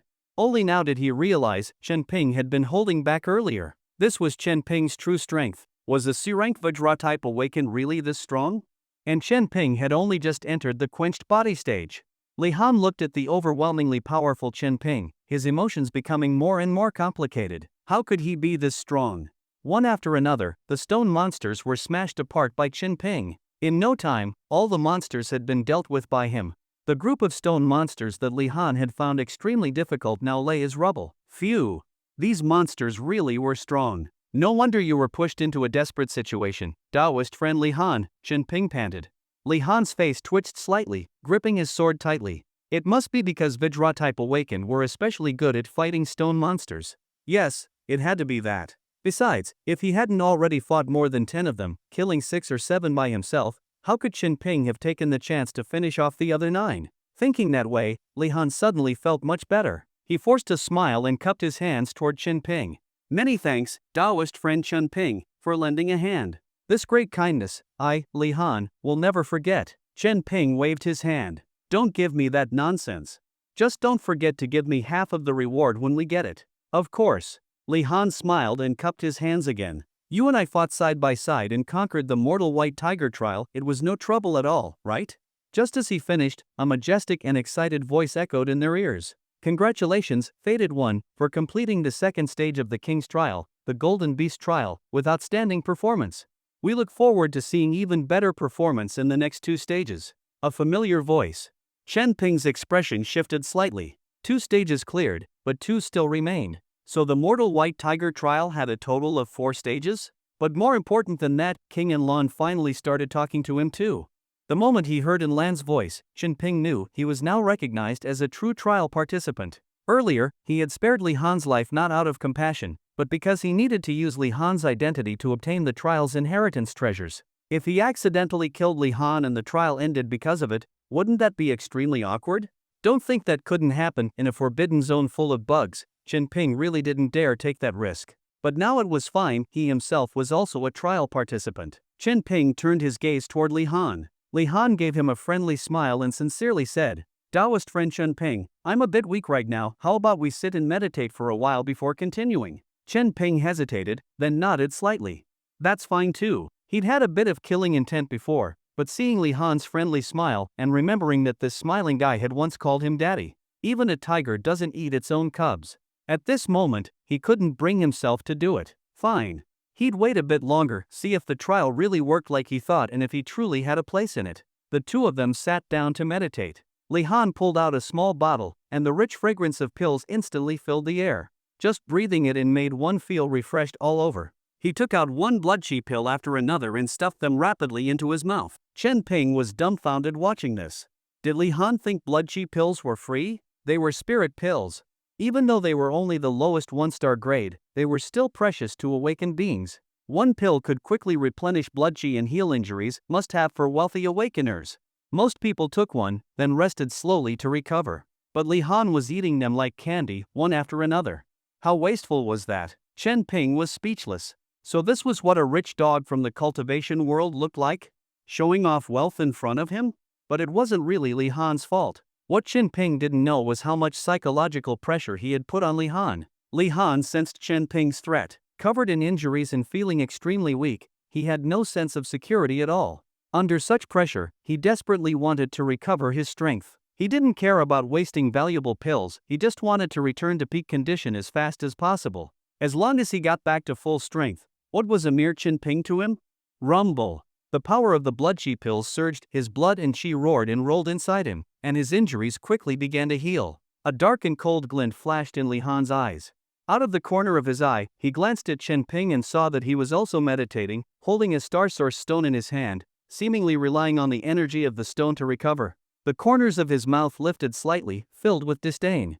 Oof. This is exactly why people say rogue cultivators are like children without mothers. He didn't even have a single blood-chi pill and could only rely on absorbing star source stones, such an inefficient method, to regain his strength. A sense of superiority rose in Li Han's heart. But the next moment, he saw the star source stone turn into dust and disappear on the spot. Was it already used up? Li Han's pupils shrank slightly. Then he saw Chen Ping, as if performing a magic trick, take out another brand new star source stone and continue absorbing energy. In just 3 seconds, another star source stone was completely consumed. That's speed. Li Han suddenly remembered how, on the city wall that day, Chen Ping absorbed star source stones at a terrifying speed. And now, his speed had significantly increased again. 3 seconds passed, another stone vanished. A new star source stone appeared in Chen Ping's palm, and he continued to absorb. Li Han looked on in despair. This speed of absorption provided far more energy than he could get from blood-chi pills. How could it be this fast? How was Chen Ping doing it? And this sudden spatial artifact, and the large amount of star source stones, none of it matched the formerly destitute image of Chen Ping. So, after obtaining the little black tortoise's inheritance, he ran to the mortal white tiger trial to compete for more treasure? Such seamless transition? Li Han was being crushed again and again by Chen Ping. But his shock didn't stop there. Right in front of him, Chen Ping consumed 10 star source stones in a row. By all normal standards, a S-rank awakened one would have been full long ago. Whether restoring energy or healing, that amount would already be beyond a person's capacity. Chen Ping should have stopped to digest it. But Chen Ping didn't stop. He continued consuming 1 star source stone every 3 seconds. 20, 30, 100. Chen Ping's body seemed to have no limit. Like a black hole, it kept devouring the star source stones. Li Han suddenly realized Chen Ping wasn't just recovering. He was cultivating using the star source stones. He could feel it. Chen Ping's aura, unintentionally released from his body, was slowly but steadily growing stronger. One after another, the star source stones turned to powder. Before he knew it, Chen Ping had absorbed 300 star source stones. Li Han was numb from watching. Chen Ping didn't seem to have any limits and kept absorbing. Until he had absorbed a total of 600 star source stones, only then did he stop. Burp! Chen Ping let out a loud burp, patted his stomach, and his face was glowing with color. He stood up, full of energy, and smiled as he looked at Li Han. I'm good now. How about you? Li Han, I'm good too. Li Han stood up awkwardly, forcing a friendly smile. After half an hour of downing pills and resting, he barely managed to recover his original state. As for the serious wounds on his body, they couldn't heal quickly, but at least they didn't affect his combat ability too much. At this thought, Li Han looked at Chen Ping in even more despair. He had hoped to recover quickly through spending resources and eliminate the threat that was Chen Ping. But Chen Ping not only used Star Source stones to rapidly recover, he also consumed 600 in a row, forcefully raising his cultivation from just having entered C-rank to the peak of early C-rank. His strength had increased by a huge margin. What kind of monster was this? A dark and sinister light flashed in Li Han's eyes. From the corner of his eye, he glanced at Chen Ping and saw that Chen Ping was also meditating, holding a Star Source stone in his hand, seemingly trying to recover by absorbing its energy. The corner of his mouth lifted slightly in disdain. Oof, no wonder people say rogue cultivators are like motherless children. He didn't even have a single blood chi pill and could only use such an inefficient method like absorbing Star Source stones to recover. Li Han felt a sense of superiority rise in his heart. But the next moment, he saw the Star Source stone turn to dust and vanish on the spot. Already absorbed? Li Han's pupils contracted slightly. Then he saw Chen Ping, like performing a magic trick, take out another new Star Source stone and continue absorbing it. In just 3 seconds, it was completely consumed again. That speed. Li Han suddenly remembered how Chen Ping had absorbed Star Source stones on the city wall that day. And now, Chen Ping's absorption speed had increased significantly again. 3 seconds passed, another stone vanished. Chen Ping produced another one and continued. Li Han looked on, almost despairing. That kind of energy replenishment was much faster than what he got from blood chi pills. How could it be this fast? How was Chen Ping doing it? And this sudden spatial artifact and the pile of Star Source stones didn't match his previously penniless appearance at all. So Chen Ping had obtained the little black tortoise's inheritance, and then came to the mortal white tiger trial to compete for more treasures? Such seamless progression? Li Han was being crushed by Chen Ping again and again, but his shock was far from over. Chen Ping, in front of him, absorbed 10 Star Source stones in a row. By common sense, a C-rank awakened absorbing that many would already be full, whether for energy recovery or healing, that would be beyond one's capacity. Chen Ping should have paused to digest it. But he didn't. He continued 1 Star Source stone every 3 seconds. 20, 30, 100. Chen Ping's body seemed to have no limits, like a black hole, continuously devouring Star Source stones.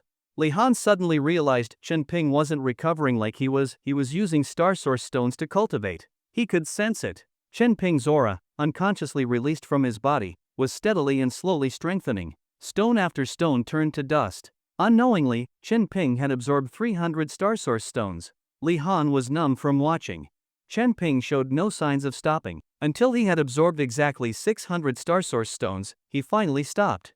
Burp! Chen Ping let out a loud burp, patted his stomach, and his complexion was radiant. He stood up, energetic, smiled, and looked at Li Han. I'm good now. What about you? Li Han. I'm good too. Li Han awkwardly stood up, forcing a friendly smile. After half an hour of intense pill use and rest, he had barely restored his original strength. As for the serious wounds on his body, they couldn't recover quickly, but at least they wouldn't affect his combat power too much. Thinking of this, Li Han looked at Chen Ping with even deeper despair. He had hoped that by spending money on pills he could quickly recover and eliminate the threat of Chen Ping. But Chen Ping not only used Star Source stones to recover quickly, he actually swallowed 600 of them in one go, raising his cultivation from newly entered C-rank to the peak of early C-rank. His strength had grown by a huge margin. What kind of monster was this? Congratulations, Chosen One, for reaching the 4th trial of the King's Challenge, the final stage. At that moment, the same thought rose simultaneously in both their minds. The golden ape before them, it was the final enemy. Chen Ping immediately strode excitedly toward the golden ape, apparently intending to replicate his previous tactic and take advantage of the ape's weakened state. Li Han also tightened his grip on the spiritual sword in his hand, but his eyes were fixed intently on Chen Ping. Chen Ping was entirely focused on the golden ape. This was the perfect opportunity to strike Chen Ping. If he hadn't known about the exploit before, he might have still considered relying on Chen Ping's strength to pass the trial together, increasing their chances of success. But now, he had already learned the trick of advancing early through the trial. What use did Chen Ping's strength have for him anymore? If he didn't act now, once they defeated the golden ape together, he'd have to split the treasure with Chen Ping. But if he struck now, not only could he wash away past humiliation, he could also claim the treasure for himself. What could be more satisfying than that? Li Han's gaze grew sharper and sharper. A never-before-felt surge of powerful energy gathered in his body. Slowly, he drew out a small black wooden sword etched with blood-red runes from his sleeve. There was one thing he hadn't lied to Qinping about. Who doesn't have a few secrets and hidden strengths? He had his too. Forbidden artifact, blood curse killing heart sword. It was a top-tier one-time assassination weapon personally given to him by Guan Mufei, the sect master of the longevity sect. When used in a surprise attack, pouring all his strength into the blood curse killing heart sword, it could even kill a nascent soul cultivator in one strike. This level of forbidden artifact was definitely a top assassination treasure in the awakening world. It was both the trump card gifted by the sect master and a symbol of the high expectations placed upon him. He hadn't used this forbidden weapon, even when facing desperate situations before reaching the final stage. He had borne the burden with patience. But now, he knew victory was in sight. Sect Master. The inheritance of the Forbidden Zone is right before my eyes. I will restore the glory of the longevity sect. Li Han poured all his power into the blood curse killing heart sword. The sword radiated an unprecedented blood-red light. The runes on its surface squirmed like blood-colored worms, and the intense murderous aura seemed to freeze the entire space. Die! Li Han hurled the blood curse killing heart sword. Only then did Qinping seem to sense something and turn around. Li Han laughed. It was too late now, the sword had already locked onto Qinping's vital energy. There was no way Qinping could react in time. The blood light from the black wooden sword lit up half the sky, forming a deadly bloodline aimed straight at the young man's heart. It was an attack capable of killing a nascent soul cultivator. In that moment, Li Han didn't see fear on the young man's face. Instead, the corners of the boy's lips curled up slightly, as if he had expected this. The blue jade pendant on his chest flashed. A brilliant green light surged across his body. A set of green turtle shell armor instantly covered him. Boom!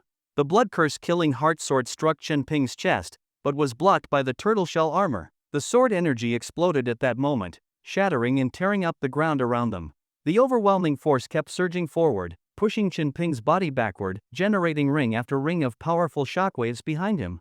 The terrifying thrust and piercing force felt like they could penetrate anything. Qinping felt an intense murderous pressure, but the vibrant green light from his chest gave him an unprecedented sense of safety. It was his 7th-tier spiritual treasure, the Xuanwu armor. The black wooden sword struck the Xuanwu armor. From its initial explosive burst to its final weakening screech, the armor's strange rebound force caused the black wooden sword to tremble uncontrollably, and in the end, the blade shattered inch by inch. Crack!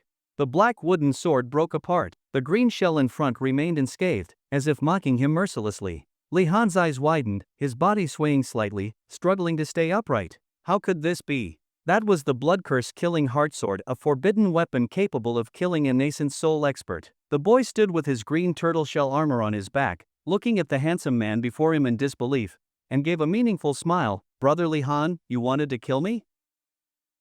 Fellow Daoist Qinping, it's a misunderstanding, this is just a misunderstanding. Li Han hurriedly explained, I was trying to use the flying sword to kill the golden ape behind you. Qinping laughed, put away the heavy Xuanwu armor, and walked step by step toward Li Han. I told you, don't insult my intelligence, okay. Li Han pulled out a bunch of blood chi pills and stuffed them into his mouth. Qinping hunched forward. The next moment, the ground shattered, clouds burst behind him, and his body shot toward Li Han like a bolt of lightning. His iron fist ruthlessly smashed at Li Han. Li Han's spiritual sword burst out with crimson sword energy, blooming like a fire lotus. Fire lotus slash.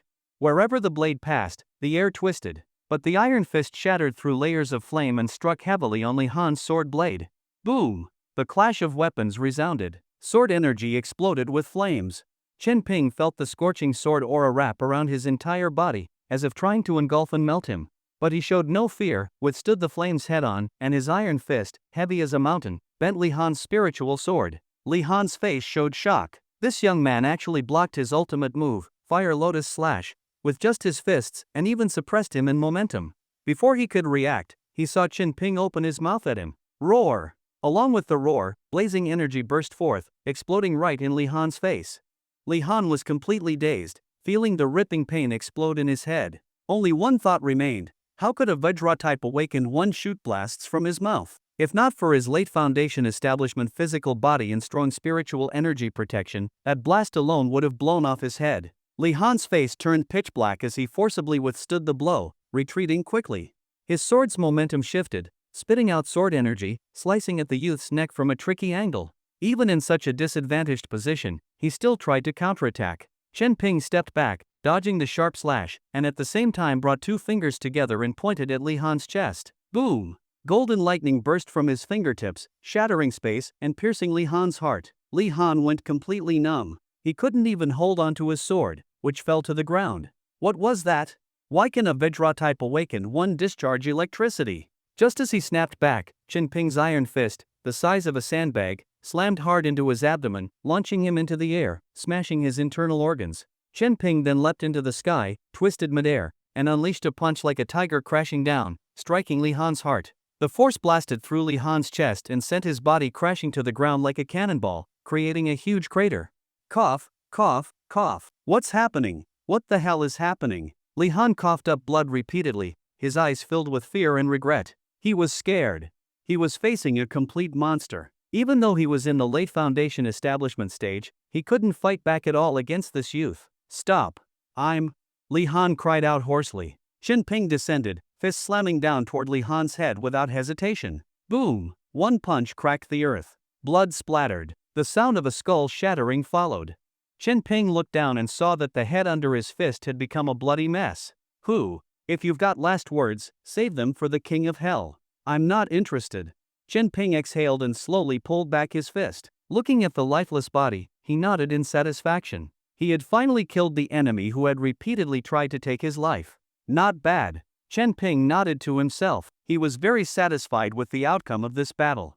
Once he decided to strike, he never babbled and never gave the enemy a chance to breathe. He would fight until the enemy was completely finished. And clearly, this method worked well. This was a brutal era. Killing others for treasure was far too common. But if you wanted to kill, you had to be prepared to be killed in return. After all, when a person is killed, they die. Even a genius from the longevity sect dies just like that. Li Han's death deeply moved Chen Ping. Maybe an hour ago, Li Han had no intention to kill him. Maybe Li Han had dreams and hopes for the future. But now he was just a mangled corpse on the ground. That was the cruelty of this era. Chen Ping had always been working hard to adapt. He had come to understand the dangers of this era. He knew that once someone had greed, killing intent would follow. He knew that to avoid danger, one couldn't rely on morality, but on fists. Now, he felt he could be considered a qualified sea-level awakened one. After all, he had stepped over the corpse of a late foundation establishment genius to prove himself. The golden ape is my proudest creation. Whether it's speed, strength, or defense, it's flawless. It can even use special battle techniques from the celestial court. It will definitely give you an unforgettable experience. Wang Anlin's voice echoed in Chen Ping's ear. Chen Ping had just killed someone. And this guy was still bragging about his masterpiece. But to Chen Ping, that was fine too. You must be very careful. This is a life or death battle. Wang Anlin continued speaking. Chen Ping had already clenched his fists and charged swiftly toward the golden ape. He leapt high into the air, reaching the level of the over 10-meter-tall golden ape's head, and threw a heavy punch at its skull. This was a punch that could smash steel. As long as he could crush the golden ape's head, the trial would be over. But just as his fist was about to strike, a dark shadow suddenly appeared in front of him. Chen Ping focused his eyes and saw an enormous head, an oval-shaped head like a whale's, and an enormous golden beak. The creature's head directly crashed into his fist. Dong! Fist collided with the creature's head. Chen Ping's fist, capable of smashing bronze to bits, felt like it had hit an indestructible treasure. The immense force rebounded through his fist and arm, making them go numb. His body was sent flying backward and crashed to the ground. Shocked, he looked up and saw a strange giant bird perched on the golden ape's shoulder, angrily squawking at him. Quack! Despicable human, the trial hasn't even started yet. What do you think you're doing? Quack! The strange bird stared furiously at Chen Ping. Chen Ping looked at the bird, a bit at a loss. Who are you? The bird flapped its wings proudly and said, I am the loyal mount under General Vermilion Bird's command, the white jade whale duck. Chen Ping was stunned. This was actually General Vermilion Bird's mount? That's insanely powerful. But the name was a bit strange. What kind of name is white jade whale duck? Then, Chen Ping looked strangely at the bird. Its feathers were earth gray, its beak was golden and dazzling, looking noble and eye-catching. But that wasn't the main thing. The main thing was its massive head, and the beak was wide and thick. The huge head took up half its body, and the big mouth took up half the head. It looked as weird as could be. Its appearance was a bit like a shoebill from Earth, but 5 or 6 meters long, making it look far more imposing. How could General Vermilion Bird have such a strange mount? The bird still glared imposingly at Chen Ping, its wise little eyes seemingly seeing through everything, and it scolded angrily, "I am the judge of the final stage of the king's trial. Don't even think about attacking the trial target early. If you do it again, I'll cancel your qualification, quack." Chin Ping became a bit embarrassed. "Sorry, I didn't know that was wrong. I'll be more careful next time. A miscalculation. This trial actually had a judge. Why does this one have a judge but the others didn't? Where were they before? Could it be the Forbidden Zone was short-staffed?" Chen Ping grumbled inwardly, but outwardly showed a respectful smile and obediently waited in place, listening to Wang Anlin continue his nonsense. Waiting obediently like this for a trial felt really unnatural. He couldn't force it either. That white jade whale duck was strong. Even when he punched with full force, the bird blocked it just with its head, and it looked completely unharmed. His own fist was the one that hurt. That alone showed that the bird's strength was way beyond his level.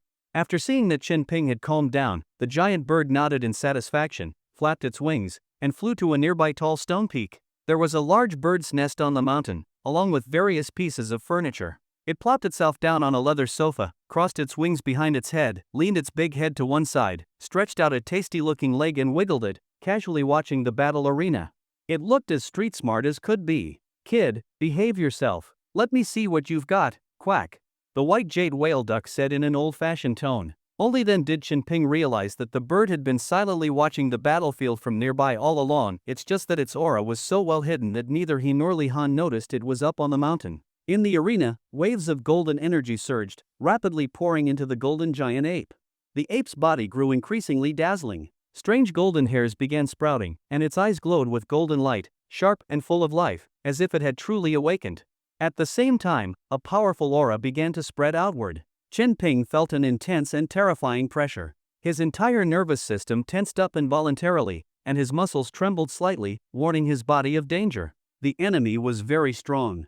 Stronger than ever before. The over 10-meter-tall golden ape slowly began to move. It was the first time Chen Ping had faced a Forbidden Zone trial fair and square. And right from the start, he was facing the final challenge for a C-Rank Awakened One. To say he wasn't nervous would be a lie. He had just become a C-Rank Awakened One, and already he had to face the ultimate test for his level. How could he not be nervous? Then came Wang Anlin's emotionally detached voice once more. "Now, I announce the final stage of the King's trial. King's battle, begin." At the center of the battle platform, the golden ape had fully awakened. Roar!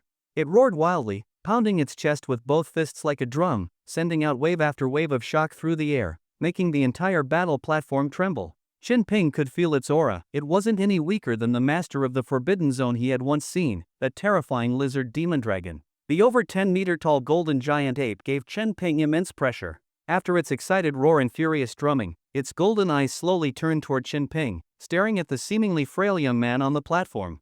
The corners of its mouth curled up to its ears, forming a creepy grin. At that moment, Chen Ping's nerves tightened, and his heartbeat sped up uncontrollably. Boom! A sound of air being torn apart. A fierce gust of wind surged.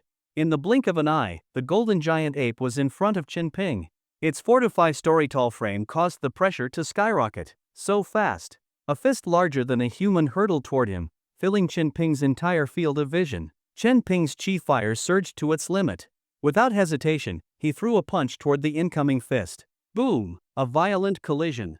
A wave of energy burst out. Along with an earth-shaking explosion, Chen Ping felt an overwhelming force slam into him like a tidal wave. His right fist felt like it cracked from the impact, and his entire body was thrown back more than 10 meters by the terrifying force.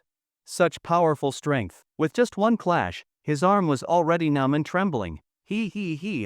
The golden ape laughed sharply and eerily, charging forward with wild speed, closing the gap again. Its fist exploded toward him once more. One punch after another, each one like a cannon blast, accompanied by sonic booms in the air. Chen Ping clenched his teeth and met the punches head-on. His entire strength was pushed to the limit. Golden patterns on his skin flared with burning energy, unyielding and tough, as he unleashed a flurry of punches. This was the most powerful strength he could summon after entering the tempered body stage. Thud, thud, thud, fist against fist. A series of intense collisions. Both Chen Ping and the golden ape had extremely hard, heavy fists. It was like two lumps of solid metal smashing into each other. But after just a few breaths, Chen Ping felt tearing pain and numbness spreading through both arms. He stepped back, shifted his posture, and quickly moved around the platform. The golden ape wasn't just terrifying in speed and strength, it also possessed combat skills.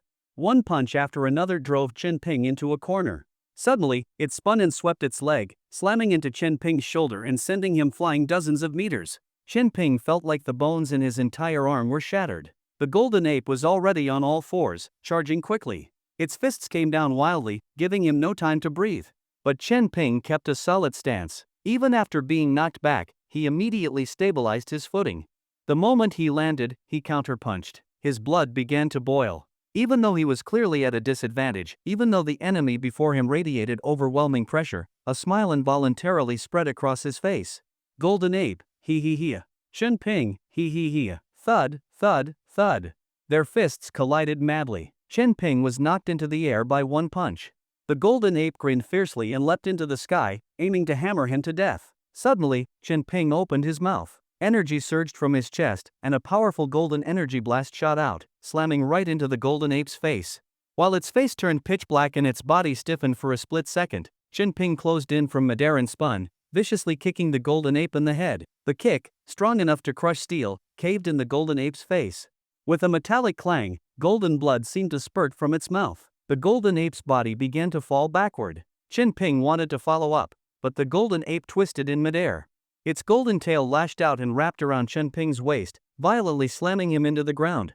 Boom! The battle platform shook violently, rocks flying everywhere. Chen Ping's body slammed into the ground hard. He felt his internal organs jolt, a metallic taste rushing up his throat as blood seeped from the corner of his mouth. He didn't stop to wipe it. His body rolled quickly to the side, just in time, as a fist smashed down, caving in and shattering the ground. He. The golden ape laughed wildly, pounding the ground as it chased Chen Ping, punching again and again. Chen Ping used every ounce of his strength to dodge.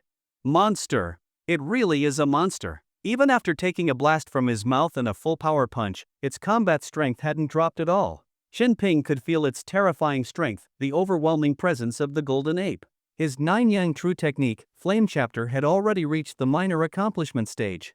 He had mastered the Ziwei immortal scripture, undergone the baptism of the divine ant battle method, and gained a deep understanding of life and himself. He also had remnants of divine power imprinted in him, and the spiritual gauntlets his sister gave him. With all these boosts, Chen Ping felt that among sea-level awakened ones, he was already a top-tier powerhouse. The fact that he had taken down Li Han, the genius of the longevity sect, was solid proof. But only now did Chen Ping realize what true strength really looked like. Unmatched power and speed, fists heavy as mountains, oppressive combat techniques. It wasn't an exaggeration to say that if Li Han stood before the golden ape, he wouldn't last 10 rounds. Chen Ping's chi fire surged rapidly through his body. Each time he exchanged punches, though his body was in unbearable pain, he also felt a strange thrill. His whole body felt unblocked and alive, the tingling of every cell made him unable to stop. Just like how some people get more exhilarated the more they run, Chen Ping, in this intense battle, was actually getting more and more fired up. Boom! Another straight punch slammed toward him. Chen Ping crossed his arms to block, and the overwhelming force shot through his entire body, blasting him back over 20 meters. He gripped the ground tightly with his feet and suddenly dodged to the side. Boom!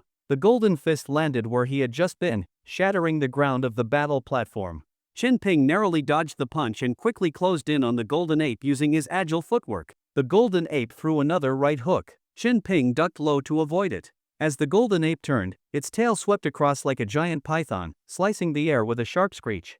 Chen Ping leaped and arched his body. The tail swept just under him, and the gust of wind whipped his robe wildly. As soon as he landed, he charged under the golden ape without hesitation.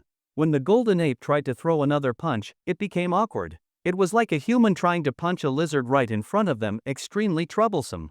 Its height and arm length were its greatest hindrances. Yes, although the golden ape had fierce attacks, boundless strength, and flawless speed, it still had a weakness: its own body size. Chen Ping was now less than 2 meters from the golden ape. The golden ape tried to retreat to create distance. Chen Ping's internal chi fire surged to its peak. His right arm swelled unnaturally, radiating intense heat and light, as if an extreme power was being compressed and stored. As the golden ape retreated, Chen Ping exploded forward even faster. The power gathered in his fist had reached its limit. His swollen arm suddenly contracted, focusing all the energy into his fist. Then, he struck toward the golden ape's chest. He launched the punch. It burst forth. Martial God Cannon. The boy's fist shot out like a cannon, savagely smashing into the golden ape's tough, thick chest. Boom! At the moment the punch exploded, it was like a small sun flared. A punch-shaped dent appeared on the golden ape's body, followed by the sound of bones breaking. The over 10-meter-tall golden ape spewed blood from its mouth and nose, unable to withstand the terrifying force of the blast. Its massive body traced a huge arc through the air and crashed hard outside the battle arena. The golden ape crashed to the ground, forming a large crater. Atop the mountain, the white jade whale duck opened its huge flat mouth in shock. Quack! This kid just used the master's martial god cannon? But how can a Foundation establishment cultivator unleash a martial god cannon with such terrifying power? Quack! The white jade whale duck no longer sat with its legs crossed but stood up, wings spread wide, staring at the battlefield in amazement. Its small, wise eyes locked onto Chen Ping, as if trying to see through him. It had thought this would be another boring one-sided slaughter of a trial, but now it seemed the process was far more interesting than expected. The golden ape lay on the battle platform, gasping for breath. Its enormous and tough body had a massive dent in the chest, with golden blood constantly seeping from the corners of its mouth. Chen Ping had completely broken through its defense, but he didn't hesitate or pause. His body tore through the air as he charged toward the golden ape, his arms swelling, muscles once again radiating scorching heat and light. Chi fire circulated to its limit, and the power in his fist surged to the peak. If one martial god cannon couldn't kill the golden ape, then hit it with two. Chen Ping leapt high, over the golden ape's legs and dented chest, and charged to a position directly above it. His fist fell like a cannonball, aiming straight for its head. But he hadn't expected the golden ape to still have the strength to resist. It crossed its arms in front of itself at the fastest speed and forcefully blocked Chen Ping's second martial god cannon. The impact of the punch burst outward, stirring a 100-meter gale. The golden ape's arms were crushed under Chen Ping's blow, its wrists hit directly by the unstoppable force. Its body twisted and dented, with the sound of bones breaking. In that instant, Chen Ping felt a terrible force grip his waist. The golden ape's tail had wrapped around his body and violently slammed him into the ground. Boom! Stones shattered.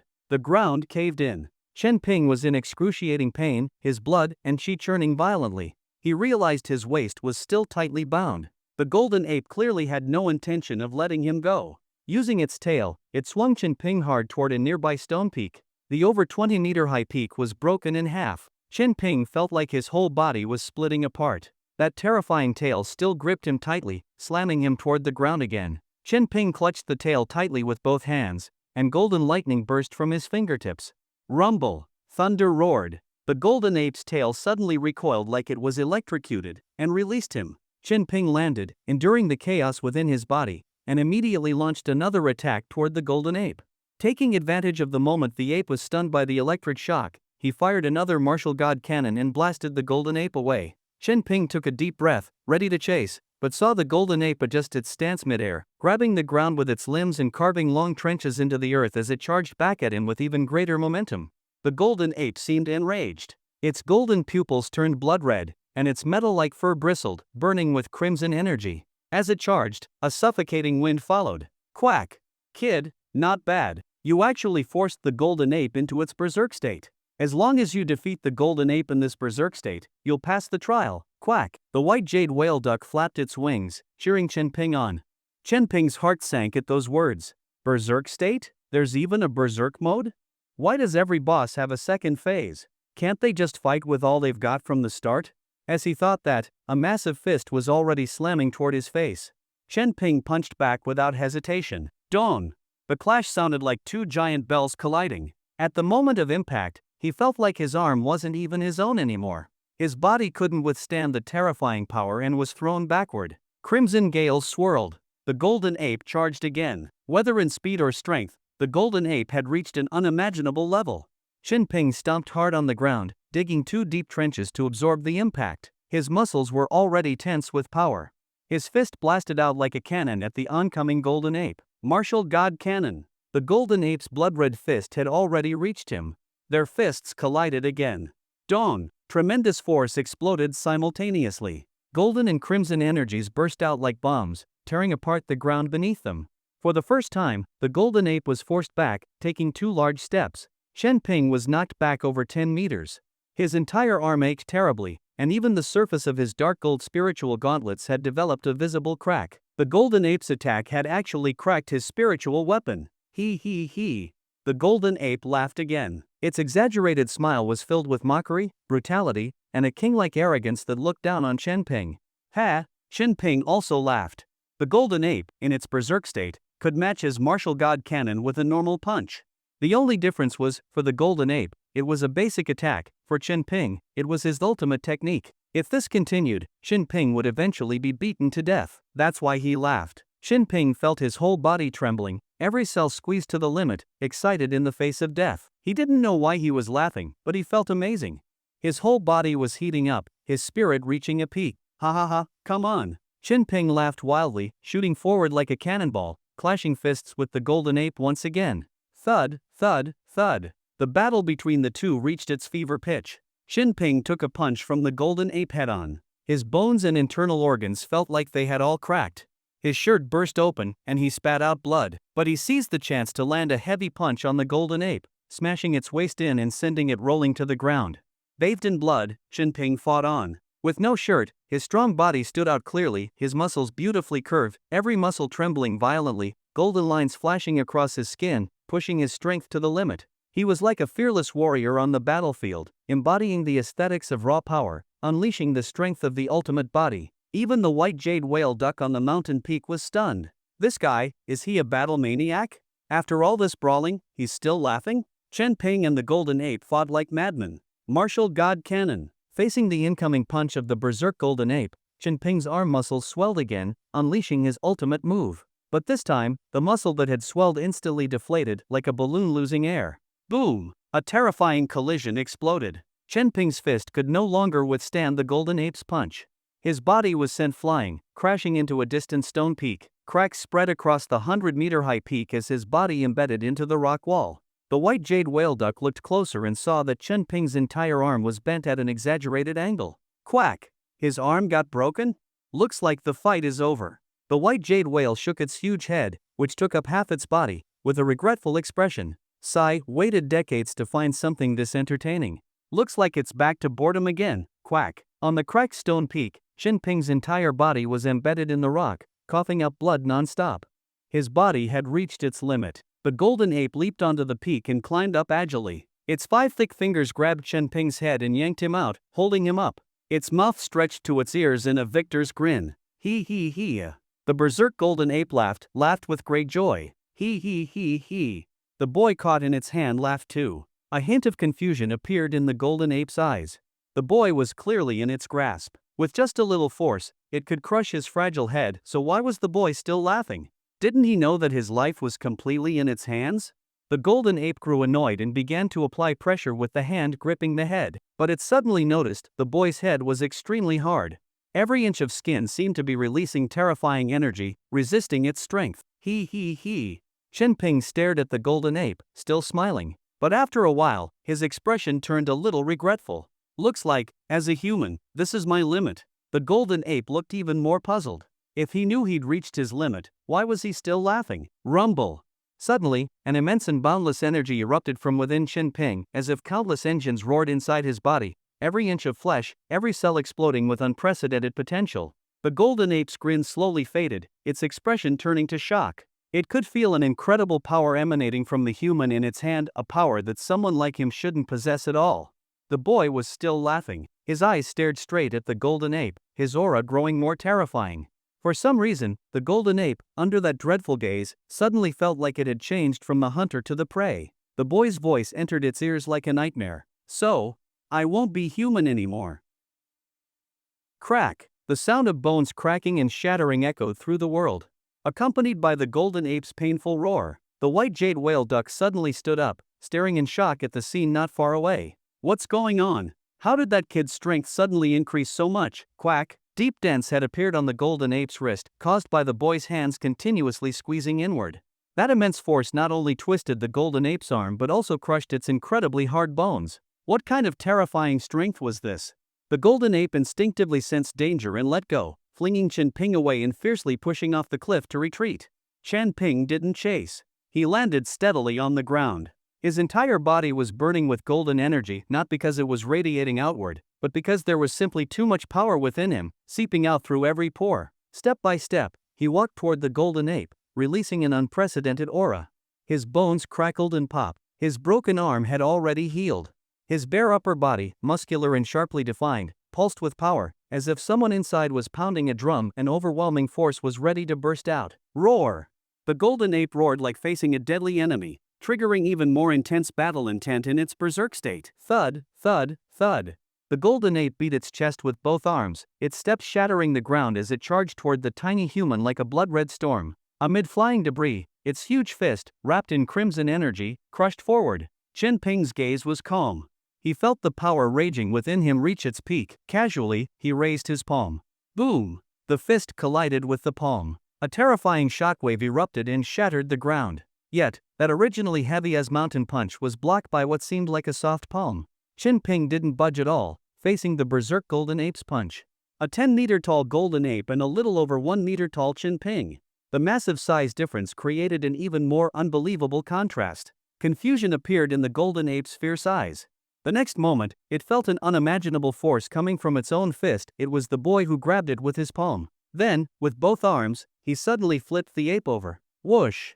The golden ape, weighing tens of tons, was uncontrollably flung through the air in an arc by that seemingly tiny human, smashing like a cannonball into the same massive stone peak it had slammed Chen Ping into earlier. An eye for an eye, an immensely powerful impact. The towering peak shattered. The 100-meter-high stone peak was broken clean in half by the golden ape. The golden ape tumbled to the ground in a mess, its blood-covered head cast into shadow. Looking up, it saw the upper half of the stone peak being lifted high by the boy. My God, quack! Isn't this boy a Foundation establishment cultivator? How can he have such terrifying strength? Quack! The white jade whale duck was dumbfounded. This scene exceeded its imagination. Such a small body lifting a mountain-sized stone like an ant lifting a giant boulder. The extreme visual contrast demonstrated an unmatched power. This was why Chen Ping said he wouldn't be human anymore. Because he was using the battle method of the gods. A method that turned every part of his body into an engine, transformed his body into an endless furnace, and released the ultimate power with the highest efficiency, the ant battle method. Chen Ping felt invincible at that moment. Thousands of miniature engines roared inside his body, pushing his strength to the limit, surpassing human boundaries, releasing a power close to that of the divine. If a man were like a god, he could move mountains and fill seas. Chen Ping raised the massive stone peak, many times larger than himself, and hurled it down toward the golden ape. The sharp peak fell like a giant stone spear, plunging toward the golden ape. Boom! The stone peak whistled as it slammed into the golden ape's body with an explosive bang. Roar! The golden ape's already sunken chest was pierced by the sharp stone peak, and golden blood spurted out. The golden ape howled and struggled, but the peak nailed it firmly to the ground. Chen Ping stood atop the inverted stone peak, overlooking the golden ape like a king. No matter how the golden ape struggled, he stood immovable, like a divine pillar. The golden ape's resistance was futile. Golden blood kept flowing, the light in its eyes dimmed, and finally, its entire body froze, returning to stone, lifeless. Chen Ping stood silently atop the peak, gazing down at the fallen golden ape. A cold wind blew. He stood like a peerless master atop the forbidden zone. Not being human felt pretty good. The power to break through limits. The might to do anything. Chen Ping's eyes gradually cleared, and he slowly let out a long breath. With that exhale, the surging energy within him receded like a tide. The golden light leaking from his skin vanished. The engines shut down. The next moment, an overwhelming fatigue and soreness washed over his entire body. This was the aftereffect of using the ant battle method. How could there be no price for using power that exceeded his limits? Almost in the next second, he was about to pass out, but he couldn't faint yet. He knew he couldn't collapse at this moment. Chen Ping clenched his teeth and decisively sat cross-legged on the ground, madly absorbing star source stones to replenish his blood and energy. At that moment, a dark shadow landed in front of him, looking at Chen Ping with a mix of shock and confusion. Chen Ping saw that big head, the wide and thick beak, and those wise little eyes. Who exactly are you? The white jade whale asked with a shocked, drake-like voice. Chen Ping rolled his eyes. I'm just an ordinary sea-level awakened one. The white jade whale looked left, looked right, still appearing completely unconvinced. Chen Ping couldn't take it anymore and said directly, aren't you the judge? Shouldn't your focus be on win or loss? Does this mean I've won? Quack! The white jade whale froze for a moment, then awkwardly chuckled, cleared its throat, and loudly announced, I declare that the final winner of the final round of the king's trial, the king's battle, is. It pointed its wing at Chen Ping. You, quack! The moment it finished speaking, brilliant light fell from the sky, enveloping Chen Ping. Wang Anlin's laughter echoed through the heavens. Ha ha ha ha.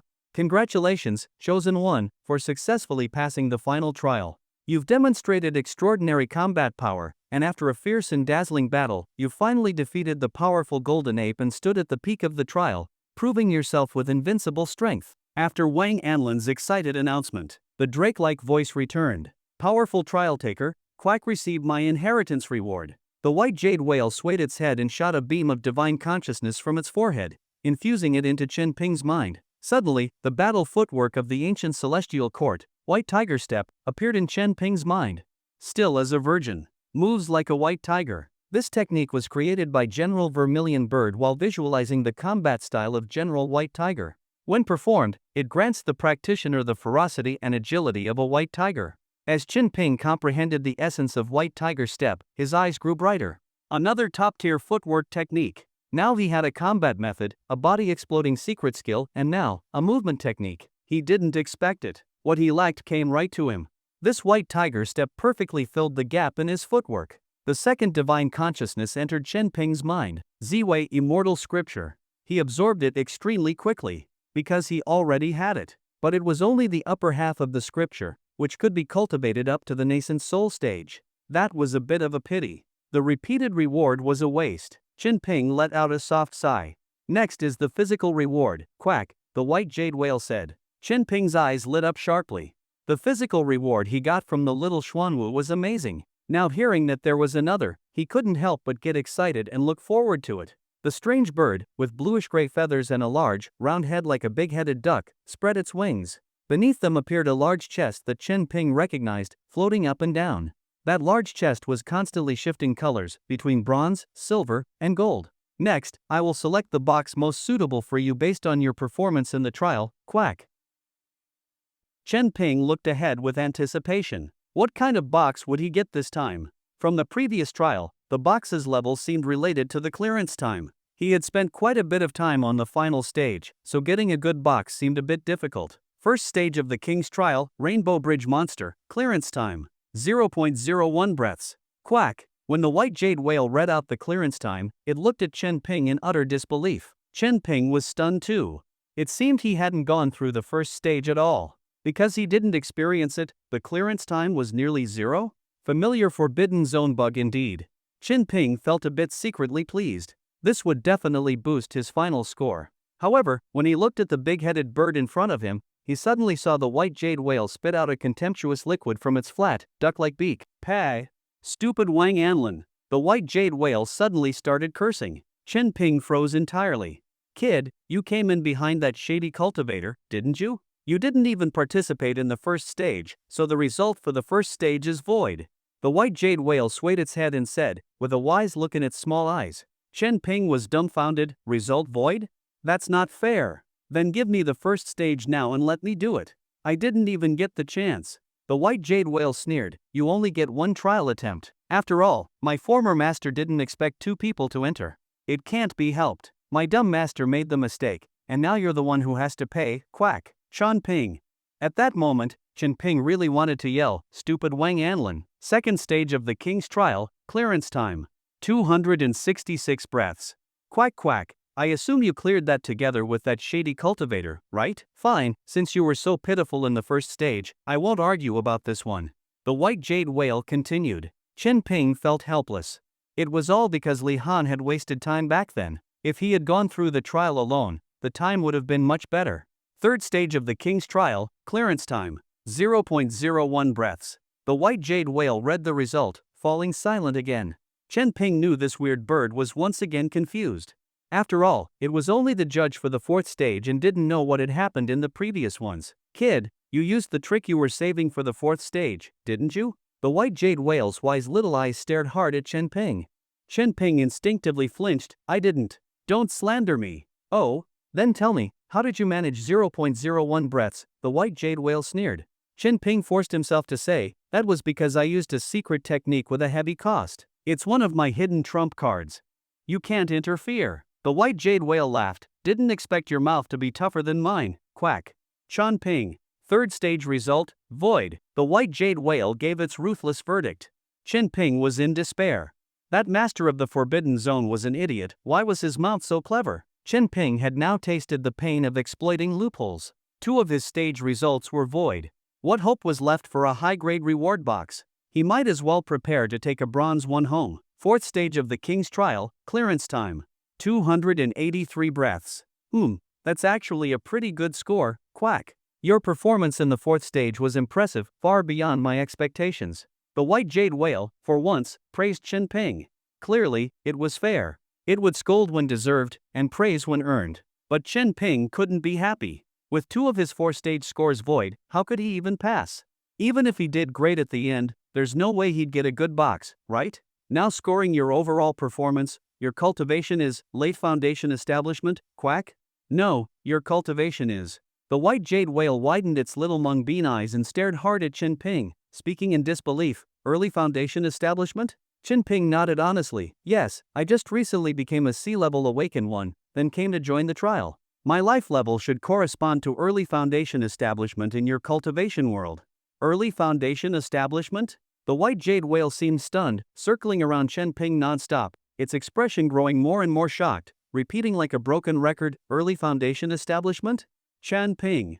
Incredible, truly incredible. An early foundation establishment actually took down a golden ape nearly equal to the core formation level. The White Jade Whale grew more and more excited, its voice filled with exhilaration, even its breathing became rapid. Such earth-shattering strength, such astonishing, peerless talent.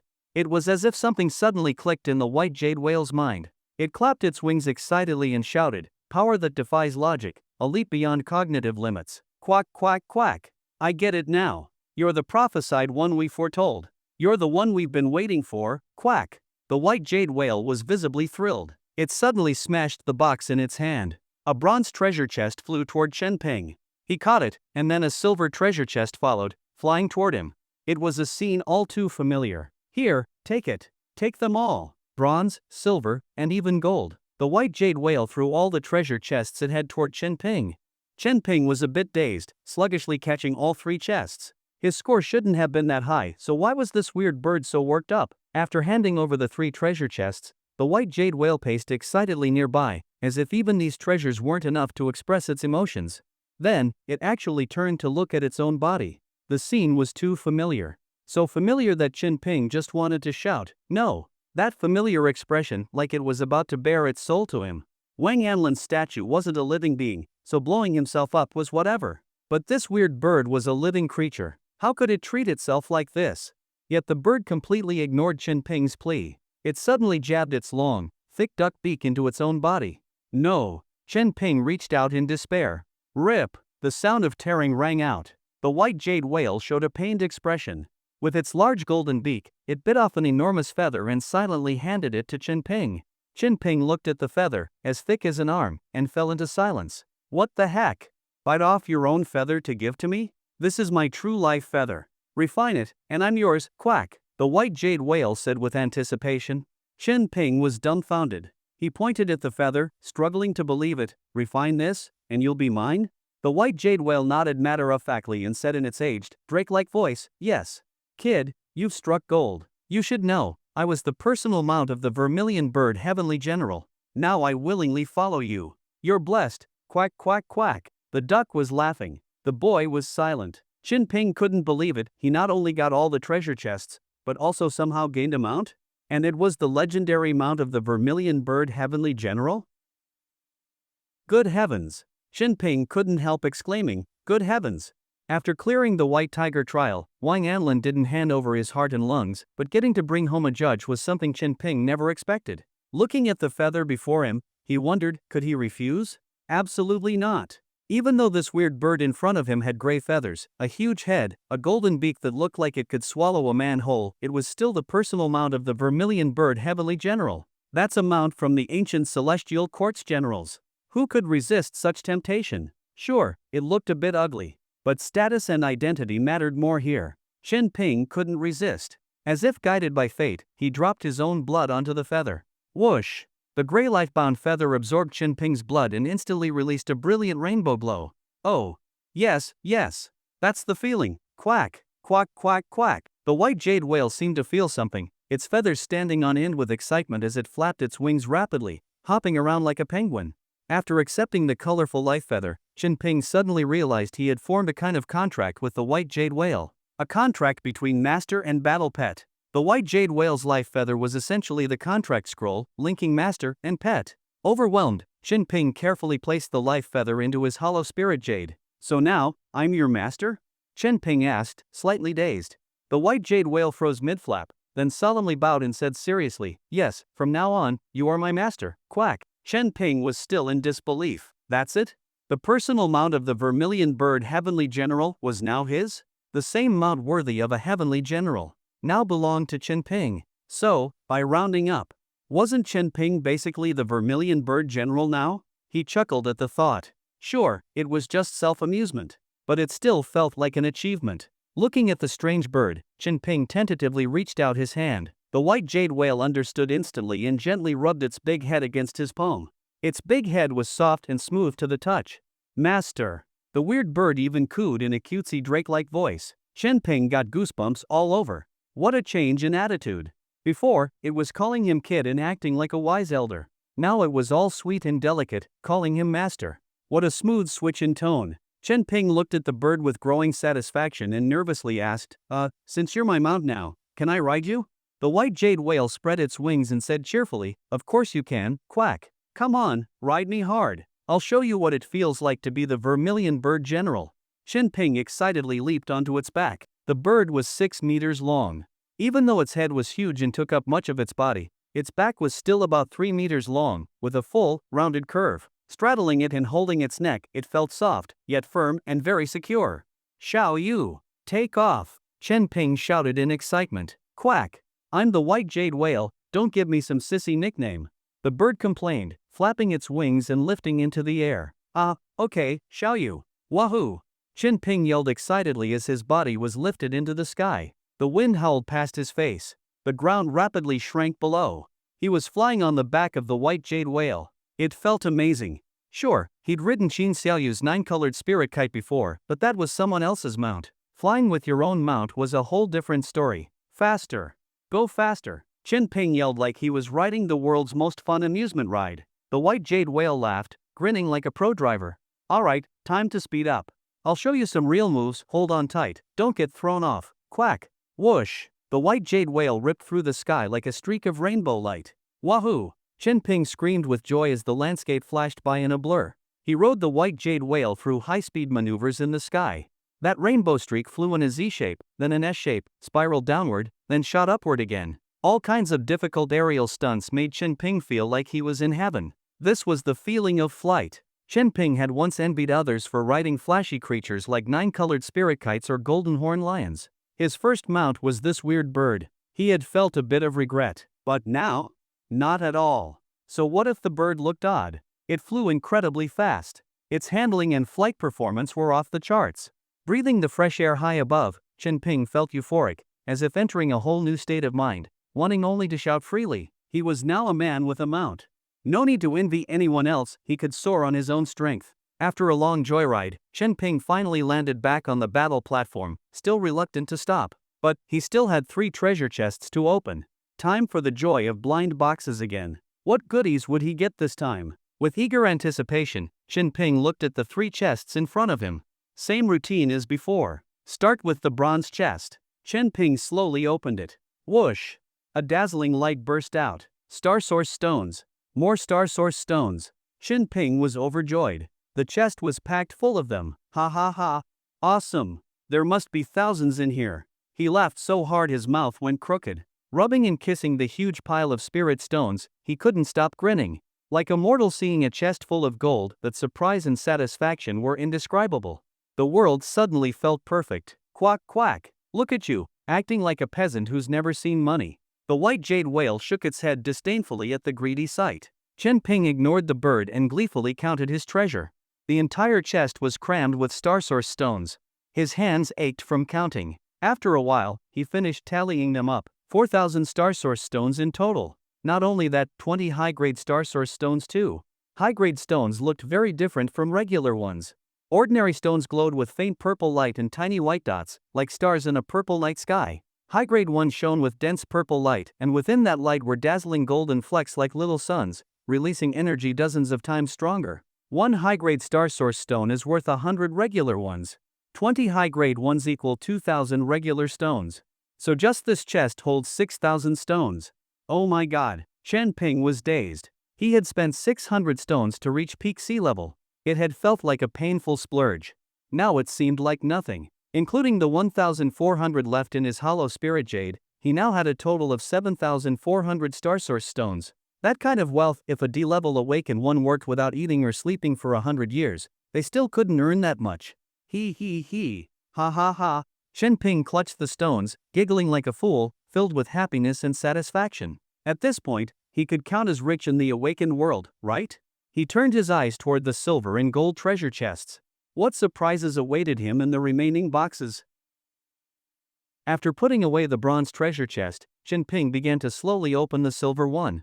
A wave of thick black spiritual light shot out from inside. Chen Ping's vision suddenly turned pitch black, his soul plummeting as if falling into eternal slumber. His body jolted, snapping him out of it. He forcefully expelled the terrifying energy that had infiltrated his body. What is this thing?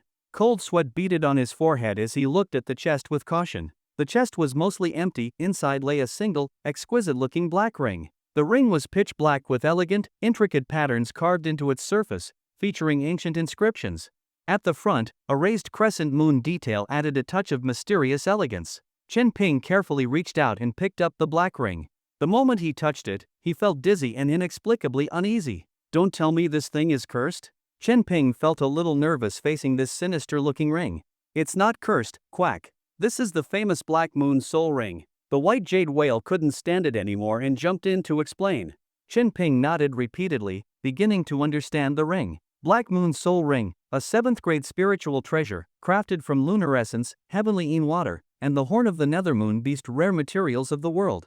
It contains immensely powerful soul energy and can only be worn by those with strong souls. Once worn, it grants access to dark soul powers and summons the spiritual manifestation, Black Moon. Only strong souls can wear it? Can I use it? Chen Ping asked with anticipation. He didn't have any soul-type spiritual items yet, and this one looked pretty great. The white jade whale seriously examined his soul, then shook its head and said, Master, you're just a muscle head. No trace of soul cultivation at all. So, no, you're not worthy, quack. Boom! Chen Ping felt like lightning struck his brain. This amazing spiritual treasure, and he's not worthy? Only people with strong souls can wear it? Then how do I strengthen my soul? Chen Ping asked unwillingly. For someone at Foundation Establishment, there are almost no methods. Normally, only core formation cultivators can nourish their souls using their golden core.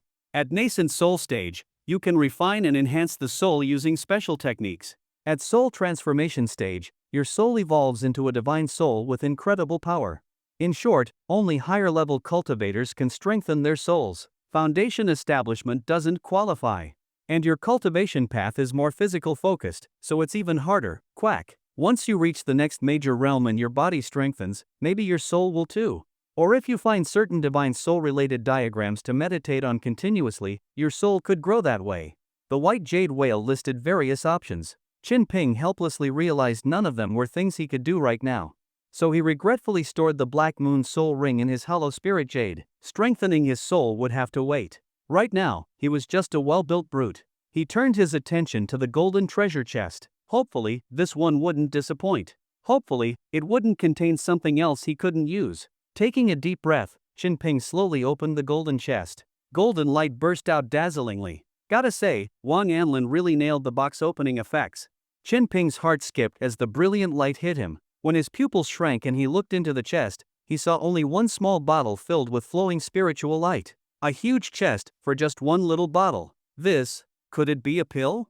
He shook the bottle and heard liquid sloshing inside. The white jade whale didn't answer directly, teasing, "Open it and see for yourself." Chen Ping carefully uncorked the bottle. Immediately, a strange fragrance filled the air. 1 breath, his body felt unblocked. 2 breaths, he felt light as air. 3 breaths, his soul felt like it was ascending.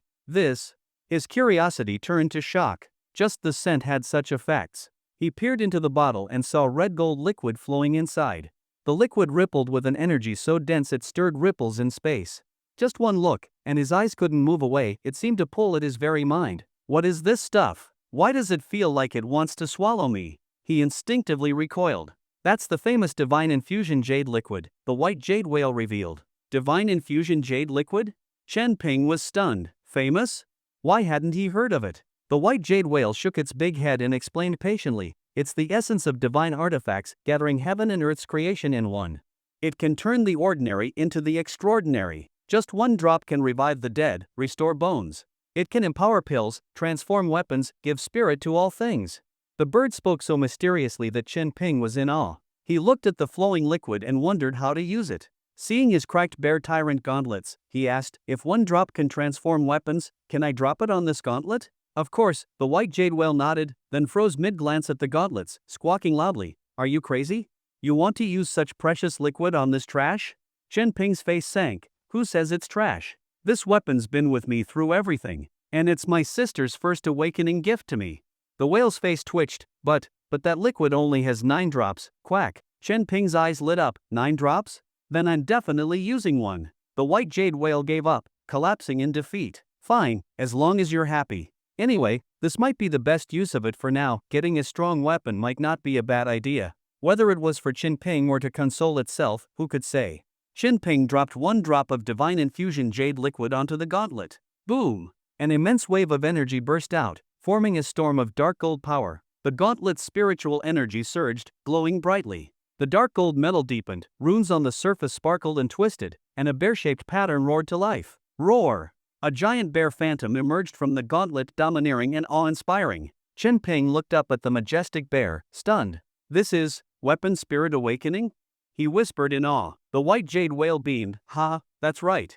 The weapon has birthed a spirit. The Divine Infusion Jade Liquid can awaken a weapon's spirit and evolve it. You're lucky, it worked. The cracked gauntlets were fully restored. More than that, their grade was skyrocketing. From 2-star to 3-star. Then from 3-star all the way to 4-star.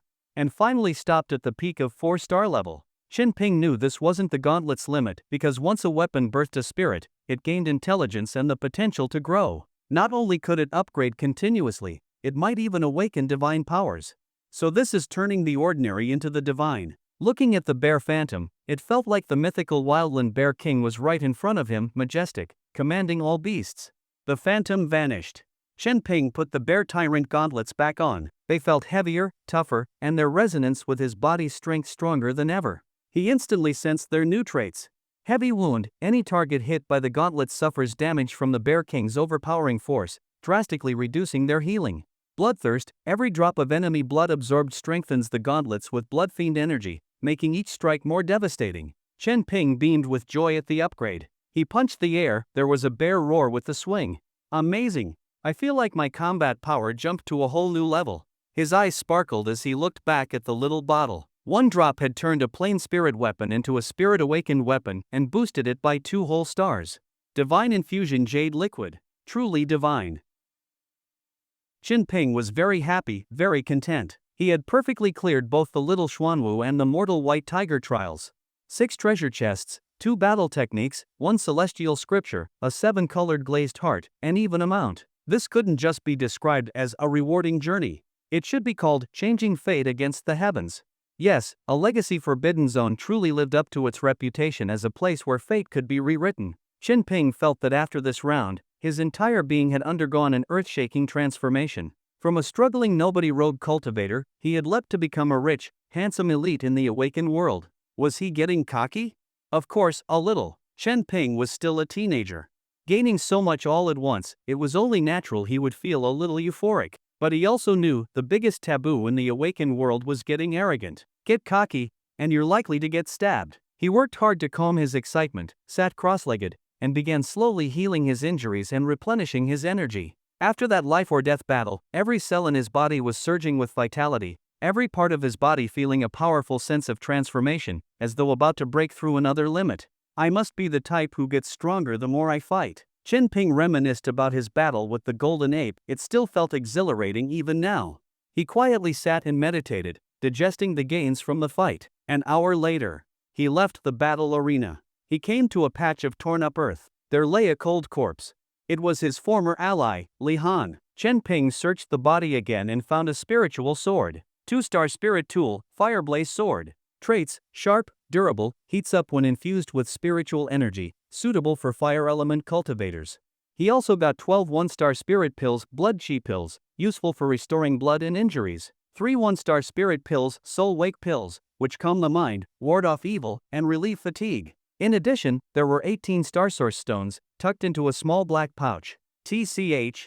That's it? And you were supposed to be a genius of the longevity sect. Chen Ping looked at the loot in disdain. A so-called top talent from the longevity sect didn't even have a spatial storage device? He thought about it, then dug a hole beside the body and buried Li Han.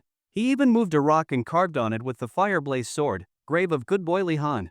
Li Han, the mountains are high, the water's long. Our paths end here. May you be a better person in your next life. Chen Ping spoke solemnly at the grave, his expression filled with melancholy. The autumn wind blew, his robe fluttered. The white jade whale beside him rolled its eyes. After finishing, Chen Ping felt at peace.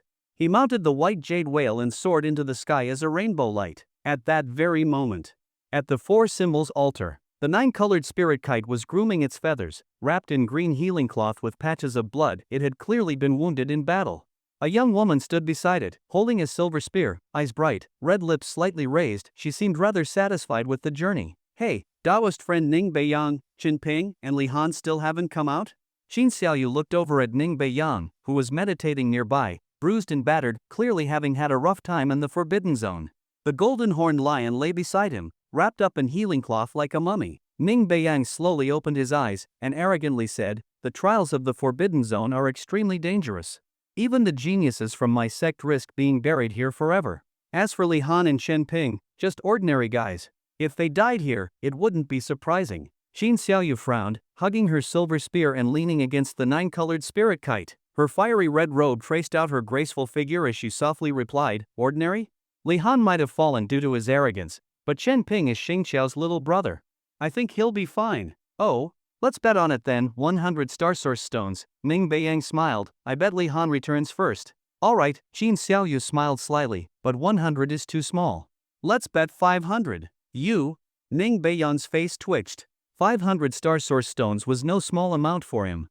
This woman was crazy, making such a huge bet over nothing? But facing her challenging stare, he couldn't back down. Retreating would make him, a genius of the beast sect, look like a coward. "Fine, let's bet." Ning Beiyang snapped.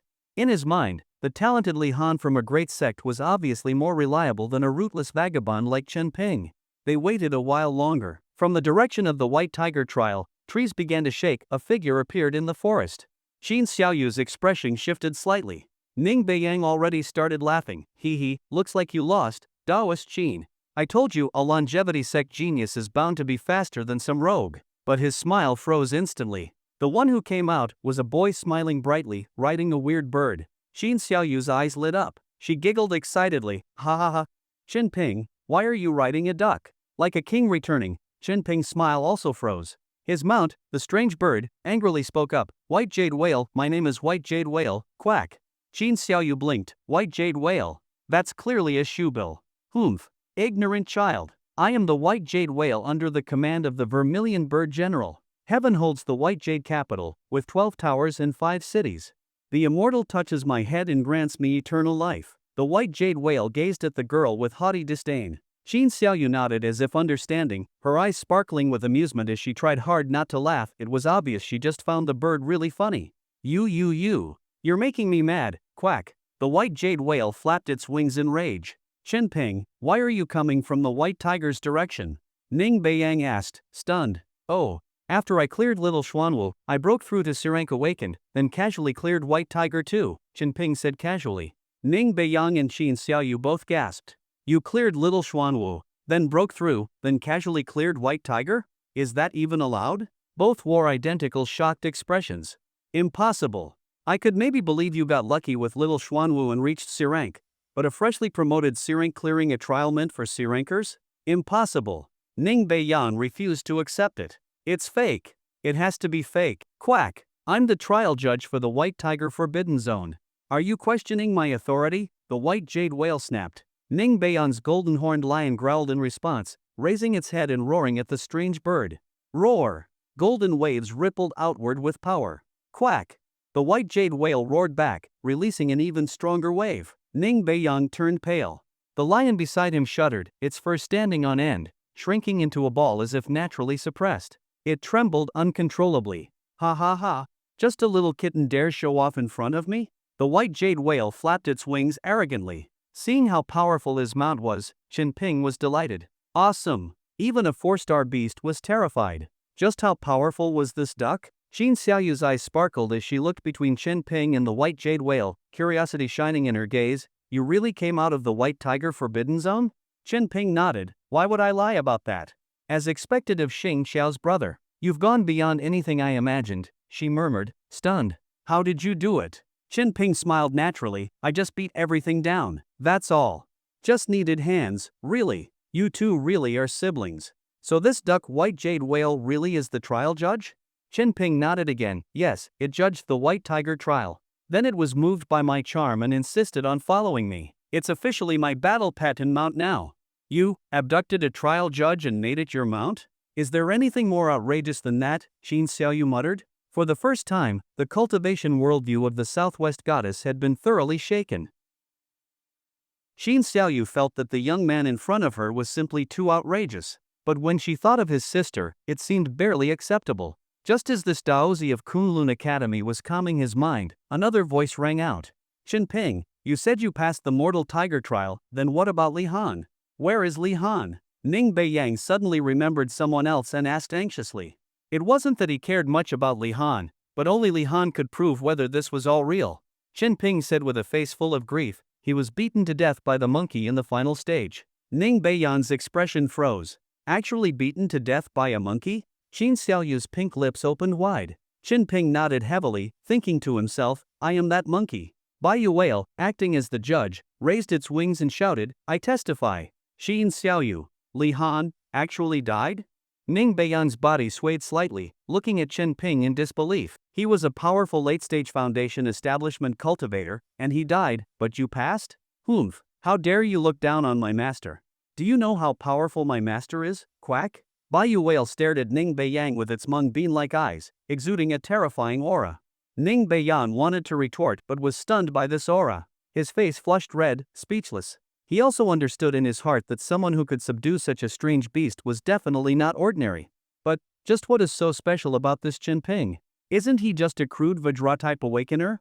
Why was he recognized by Baiyu Whale? Why could he pass the extremely difficult mortal white tiger trial? Ning Beiyang couldn't figure it out.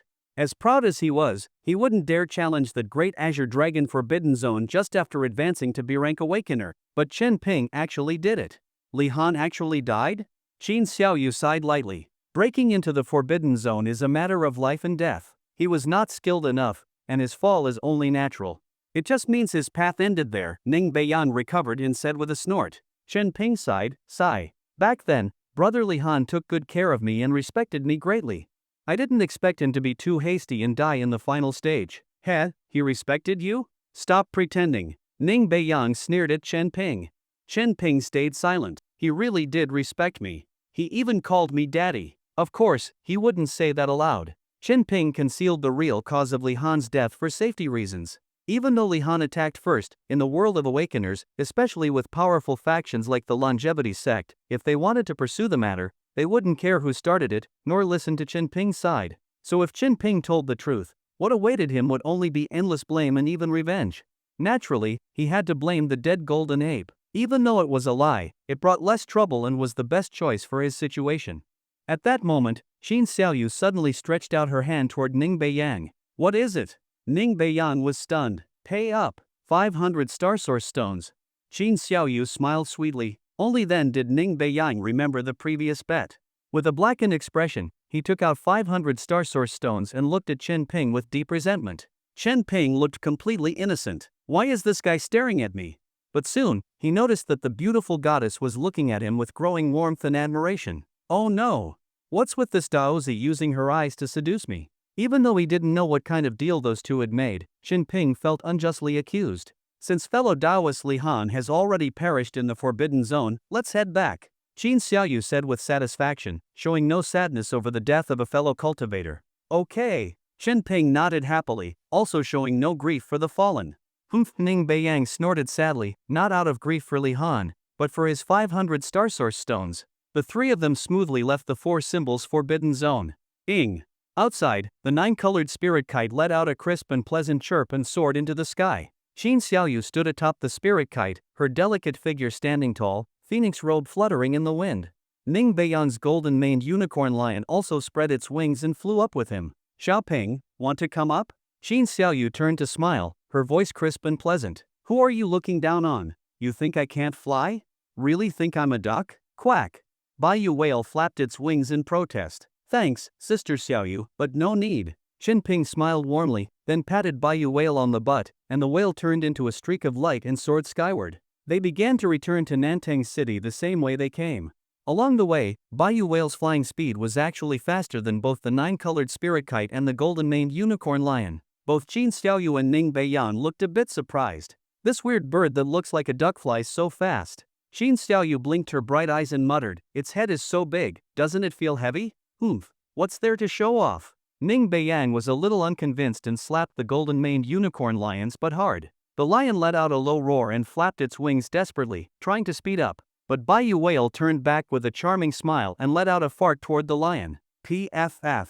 Oh whoa. The golden-maned unicorn lion roared angrily at the smell, furious, and flapped its wings harder to accelerate.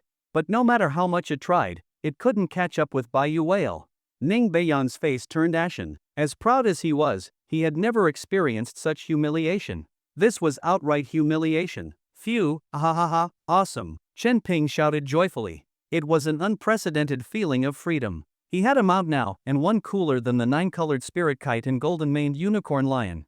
He no longer had to hitch rides from others. Quack quack quack. I can make you feel even better, quack. Seeing its master so pleased, Baiyu whale felt a long-lost sense of respect. It spread its wings and flew even faster, doing complex spirals in front of the nine-colored spirit kite. The nine-colored spirit kite looked at Baiyu whale's provocative maneuvers with a zen-like calm, spread its wings, emitted brilliant colors, and straightened its elegant neck like a noble white swan, utterly disdainful of competing with Baiyu whale.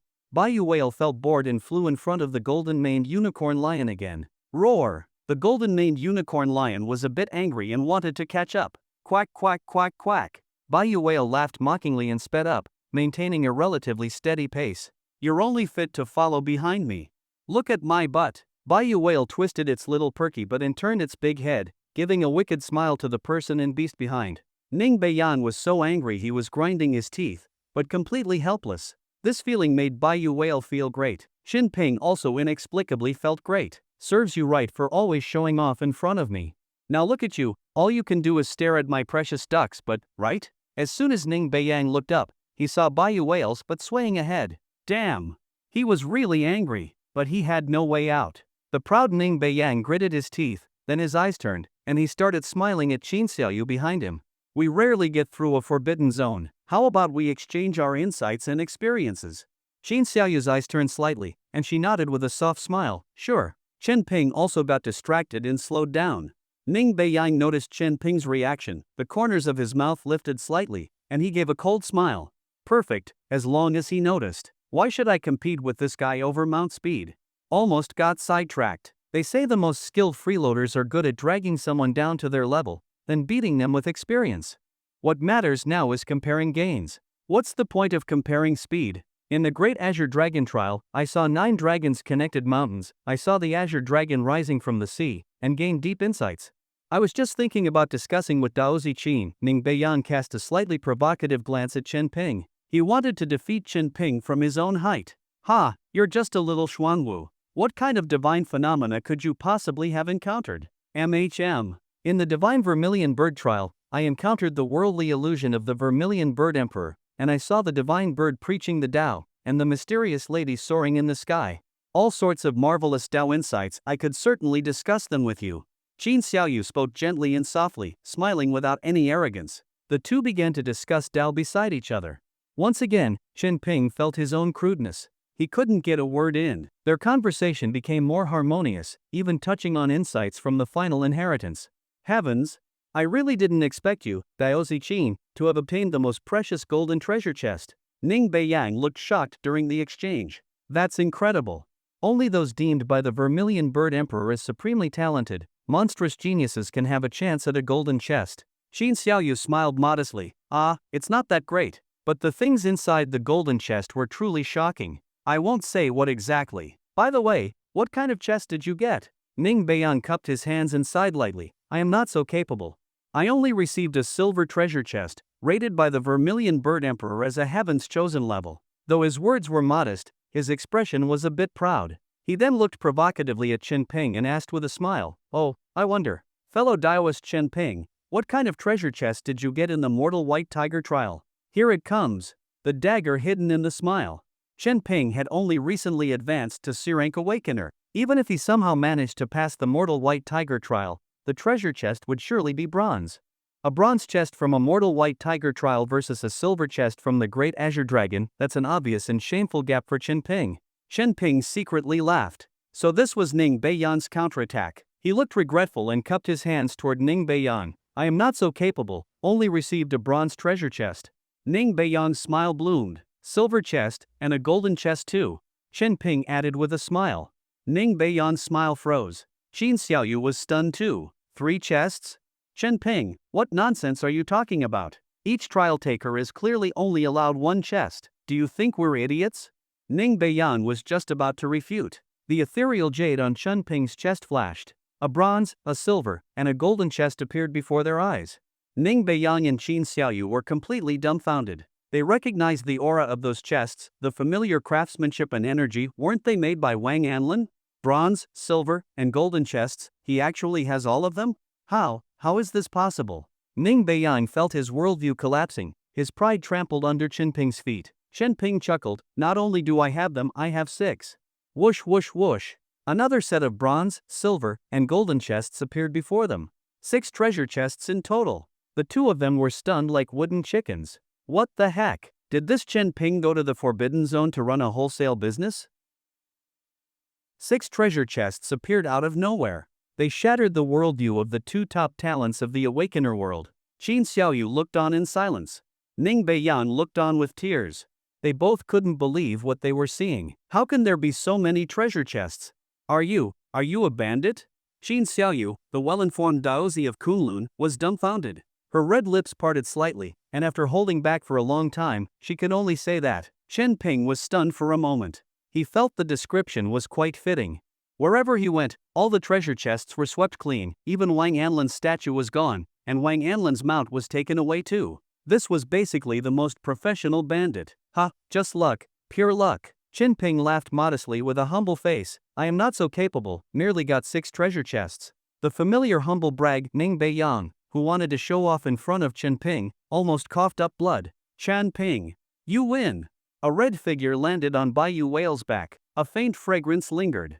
The girl knelt on Baiyu Whale's back, her delicate and beautiful figure leaning forward. Her big, dark, shiny eyes stared at Chen Ping, a bit excited. Tell me, how did you do it?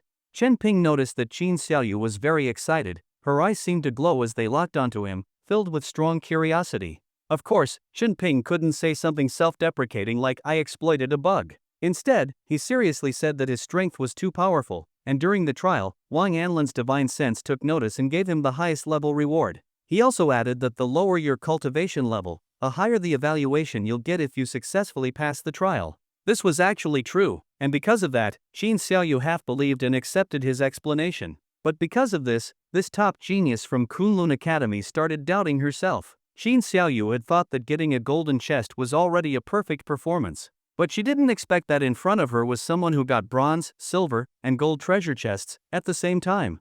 And he even crossed 2 major realms and completed 2 different trials, getting 3 chests from each trial. 6 times the happiness. Qin Xiaoyu looked at the young man in front of her, biting her lip lightly, thoughts surging in her heart. For the first time, she felt a bit of admiration and envy for this young man. Fine, I'll admit you're amazing. Qin Xiaoyu pouted her red lips slightly, said that, and turned to fly back to her mount. Chen Ping looked at the girl's ethereal, graceful figure. It was like a fairy, elegant and unmatched. He suppressed the stirring in his heart and turned his gaze forward. Who knew? The Baiyu Whale under him noticed this detail and chuckled. My dear Master Quack, do you like that girl? Chen Ping blushed when he heard that and said, don't talk nonsense. I already have someone I like. Master, you're definitely going to be a great man in the future. What's wrong with a great man having a few more women? Baiyu Whale said earnestly, in the cultivation world, strength is everything. Lots of powerful figures have multiple wives. That's a very face-giving thing, quack. Stop talking. Shen Ping stood firm, refusing to be corrupted by Bai Whale's depraved thinking. Besides, that girl is indeed not bad. Young as she is, she's already at the peak of nascent soul. She has a very pure ancient divine phoenix bloodline, and must have inherited my previous master's legacy. Her future is limitless. Bai Whale flapped its wings, its big duck beak curling up slightly as it smiled. Master, I think this makes sense. Right now you have no background, no strength. Why not pursue her, make her fall in love with you, let her be your strongest support, eat her food, use her resources, let her help you grow, become your Tao protector. Just thinking about it feels great, quack. Shen Ping had a face full of black lines. How could General Vermilion Bird have a mount like you? Quack. If my former master hadn't taken my advice and successfully married the daughter of the immortal emperor, how could he have become one of the 4 heavenly generals of the celestial court? Bai Whale shook its head proudly. Shen Ping didn't expect to be left speechless by Bai Whale's retort. He seemed to have heard some amazing gossip? He had to admit, his impression of Wang Anlin had once again been overturned. He didn't expect such a high and mighty general of the celestial court was actually a freeloader? After flying for half an hour, Ning Beiyan's lion left the group. I need to return to the sect to report. Farewell. Alright, I wish fellow Taoist great success on your path.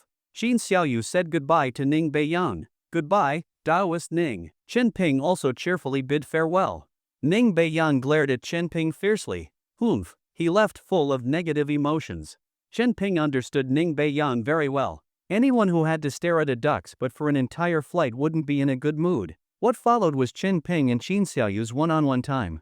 Bai Whale kept hinting for Chen Ping to behave well and show his manly charm. Chen Ping didn't want to bother with Bai Whale, but he still chatted casually with Xin Xiaoyu, mostly about his older sister's funny school stories, like some senior from an academy who liked his sister and tried many ways to confess, only to be coldly rejected, or a genius from some academy who looked down on her, slandered her, and ended up getting slapped in the face. Listening to all his sister's experiences felt like the plot of a power fantasy heroine. Chen Ping admired and looked forward to it. Both of them were quite interested in talking about Chen Xingqiao. They laughed and chatted along the way. Your sister is actually someone who really likes to show off. She might seem cold in front of outsiders, but around friends, she loves to flaunt things, Xin Xiaoyu said with a smile, her brows curved, her bright eyes like crescent moons. But she also has a big heart. Sometimes she's too careless and always makes people worry. She was talking about Chen Xingqiao, but for some reason, Chen Ping saw a bit of affection and fondness on her face. They chatted for a long time. Ahead, the city walls of Nantang City came into view. I still have some things to take care of, so I'll say goodbye here. Yumei-shim, goodbye, Sister Xiaoyu. Bye, Ping Ping. I believe your sister will be especially surprised to see your progress. They said goodbye in the air. Chen Ping rode Bai Whale and flew to the rooftop of the Thompson Riviera complex. Little duck, you're too big. I'll have to leave you on the rooftop for now, Chen Ping said helplessly. Quack. Bai Whale protested angrily, Master, what's with you? You used to call me Xiaoyu, now I'm just little duck. Chen Ping looked at the big-headed bird with some disdain. The name Xiaoyu is too cute. You can't carry it. But I'm not a duck, quack. Bai Whale was still making its final struggle. Chen Ping looked at the bird's big head, flat wide beak, and his gaze gradually turned calm, as if saying, no, you are a duck. A real duck.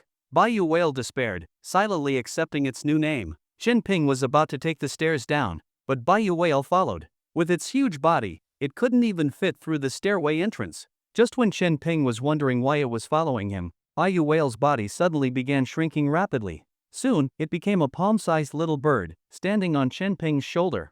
Chen Ping looked at Bai Whale in surprise. Oh my god, you can shrink? Quack quack, basic stuff, quack. Don't underestimate the Vermilion Bird General's mount. Bai Whale flapped its tiny wings and chirped crisply. It had a big head, a golden beak, and was covered in fluffy feathers. Looking at it now, Chen Ping somehow found it a bit cute.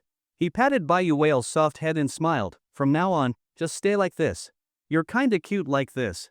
Chen Ping returned to his room and took some time to rest. He started watching the evening news from Nantang City. The news was reporting on the Beast Tide incident from the S-Class Forbidden Zone, the 10,000 Mountains. This city-breaking level disaster was stopped before it reached Nantang City, but its aftermath still lingered. Countless people were still in fear and silently prayed to the 7 gods. The godlike performance of the 7 gods made their prestige reach a new height in Nantang City. Millions of citizens began worshipping the 7 gods. Simply put, they prayed to the 7 gods for everything. For exams, they prayed to the 7 gods. For work, they prayed to the 7 gods. When sick, they prayed. When going out, they prayed.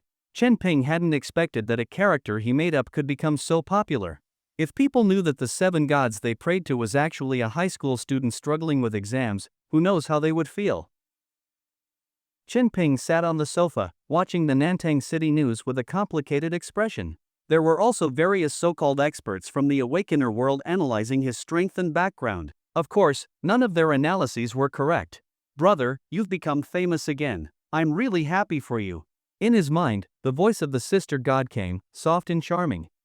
Big bro, did you enjoy using my power? Use my power again next time, and I'll let you feel the invincible fist that sweeps across the 8 desolations." The brother god spoke proudly. It was clear he was in a good mood. Chen Ping smiled upon hearing that. "To be fair, little brother, your end combat technique is actually really good. Keep it up. If your performance is good, I'll use your power again next time." Leave it to me," brother god said excitedly. "Little brother, you can't be biased. Have you forgotten how good your sister has been to you?" Sister god said a bit resentfully. "Chen Ping bro, that guy is just a brute, no class at all when fighting. Listen to your big bro. Let's take the noble path. Use me next time, and I'll show you something amazing. Master, please love me once more." As soon as Chen Ping praised brother god, the gods in his mind began a fierce internal competition again. This was exactly what Chen Ping wanted to see. Ping, congratulations, you've made another breakthrough." The voice of the mom god came from his mind, her tone joyful, as if she was truly happy for Chen Ping. "Thanks." Chen Ping's lips curled into a slight smile. When he left the Forbidden Zone, he had already shocked the gods in his mind. Not only had he successfully broken through a major realm, but he had also obtained a huge amount of cultivation resources. His entire aura and demeanor had undergone a drastic change. He was no longer the struggling rogue cultivator on the poverty line. "But Zhao Ping, there seems to be something strange in your heart. That thing is very dangerous. Just to be safe, I think it's best to remove it." Dad God tried to gently persuade. "Dangerous?" Chen Ping's smile deepened. "That's great. I like danger." Dad God. Chen Ping wasn't a fool. The 7-colored glazed heart in his chest was an immortal treasure. It could greatly enhance his vitality and contained 7 top-tier divine abilities. To say nothing else, even just sitting on the sofa, the glazed heart could slowly absorb energy from the surrounding world and nourish his body. It was like auto-cultivation. How could Chen Ping not know how good this thing was? Now for a breaking news story. On the TV, the anchor's serious voice suddenly came. Chen Ping looked up and saw the skyscraper of Tianbing Group, sharp like a blade. Level 1 investigators from the Awakener Management Bureau, Kong Ling and Zhuo Wuxiong, have uncovered a total of 89 charges against Tianbing Group. They accused the company of crimes including illegal magic drug trading, unlawful detention, harming innocent civilians, and conducting human experiments. The Awakener Management Bureau has decided to arrest 226 individuals involved, including 35 Awakeners. At the entrance of Tianbing Group's building, a fleet of black vehicles arrived. Investigators in suits, neatly lined up, escorted the criminals of Tianbing Group into the vehicles. Chen Ping clicked his tongue in surprise. It wasn't the first time the Bureau arrested people from Tianbing Group, but it was the first time so many were taken at once. Could the cameras I provided really have been that effective? No, there must be other charges too. Some of the crimes mentioned on TV weren't in the footage he intercepted. Maybe the investigators followed the leads and uncovered even more horrifying crimes? Chen Ping didn't know the truth, but seeing so many people from Tianbing Group taken away still gave him a sense of satisfaction. Evil should be punished, right? It was just a pity that Tianbing Group's chairman Jian Longpeng wasn't punished and wasn't taken away. He was only placed under limited supervision by the Awakener Management Bureau, with no restrictions on his movement. Jian Longpeng even appeared on TV to refute the harmful rumors about Tianbing Group. This burly extreme Awakener wore a black suit on TV, had a buzz cut, sharp eyes, a calm and capable demeanor, and such powerful presence that his large hands looked like they could crush a skull in one squeeze. When the chairman looked at the camera, Chen Ping could feel his terrifying aura through the screen. Chen Ping sighed helplessly. This is what the Great Awakening era is like. The stronger an Awakener is, the harder it is to control them. Some top Awakener factions had internal rules that even overrode national laws. As long as their actions weren't too outrageous, even the Xia Nation couldn't do much to rein them in. Jiang Longpeng single-handedly founded Tianbing Group and built a powerful Awakener force.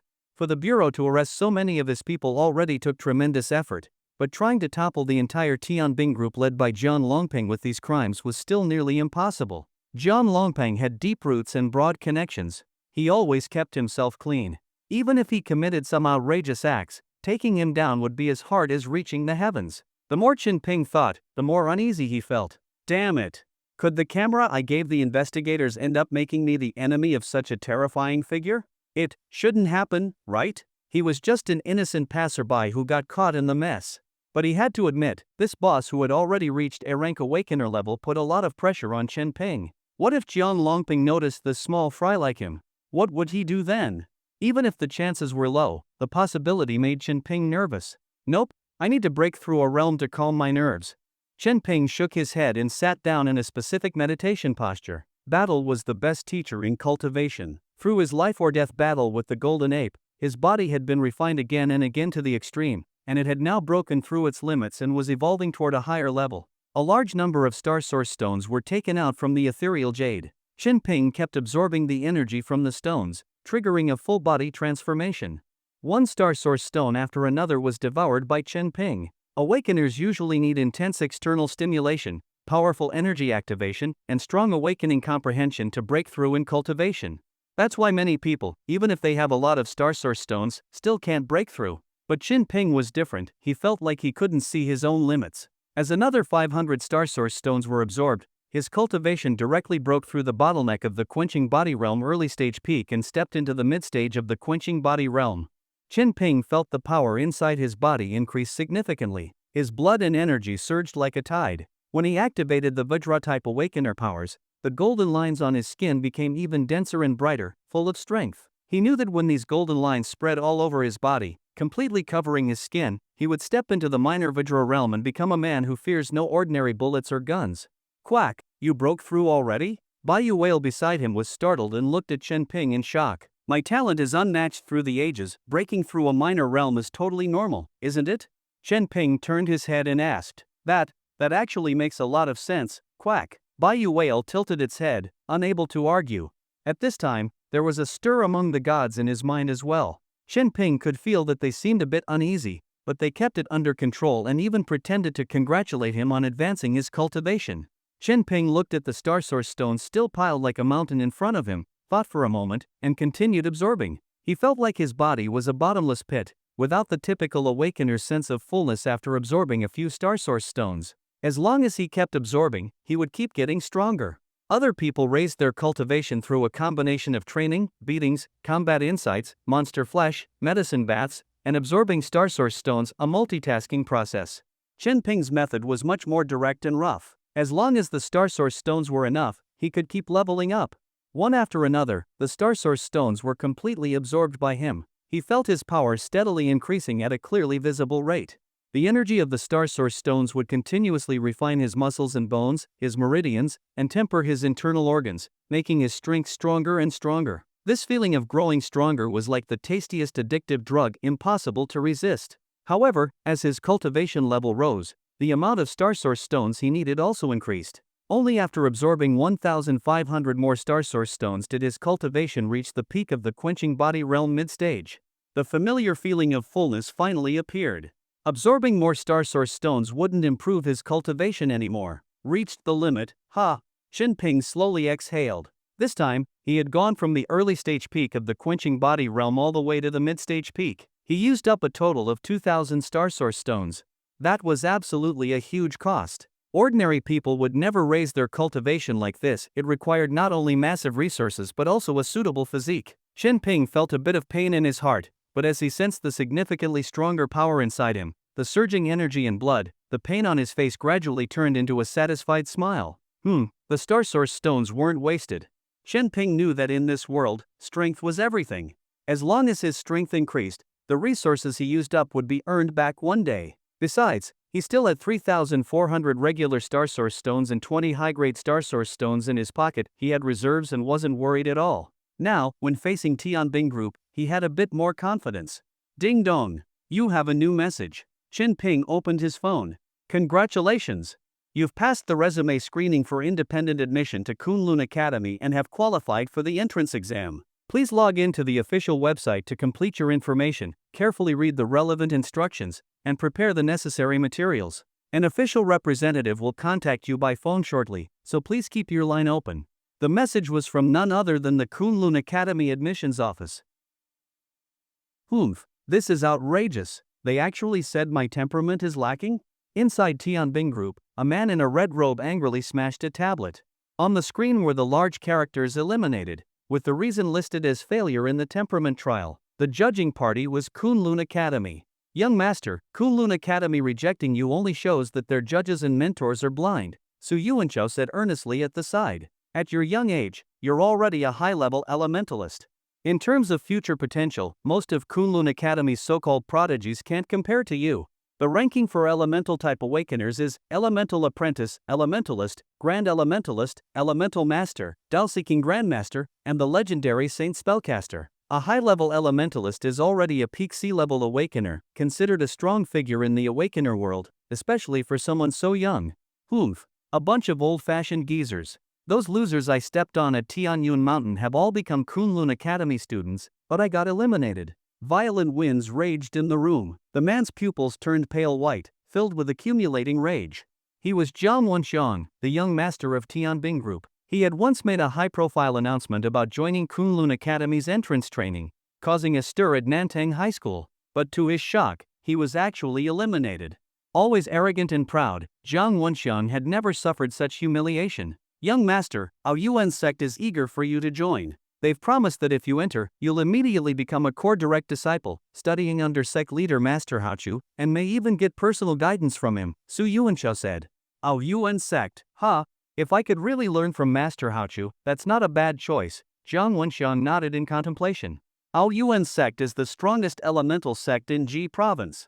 Its leader, Master Haochu, is an elemental master and half a step into S-rank Dao-Seeking Grandmaster. His insight into the elemental path is extraordinary. Countless elemental awakeners long for his guidance. Let's leave our UN sect aside for now. This major punishment of Tianbing Group really hurt us, Jiang Wenxiang said, turning to Su Yuanchao. Su Yuanchao's face turned a bit unnatural. He forced a smile and said, yes, indeed. Then quickly added, but our Tianbing Group has deep roots and strong vitality. We'll recover soon for sure. Jiang Wenxiang laughed coldly. What I'm more curious about is that the operation against Chenping failed, and Rong Jiankang is dead. It said he had a habit of taking a camera on missions, and it actually contained undeleted video evidence. Tell me, does this punishment of Tianbing Group have anything to do with you?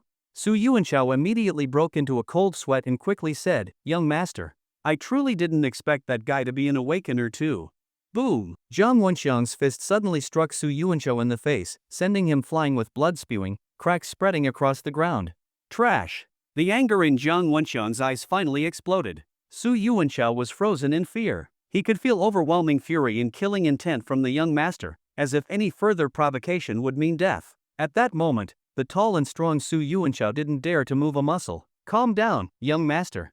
Give me time. I'll find a chance to eliminate Chenping completely, to soothe your anger. Ugh! Before he could finish, Jiang Wenxiang kicked him flying again, slamming him into the wall. Trash is trash. You think I'd trust you again?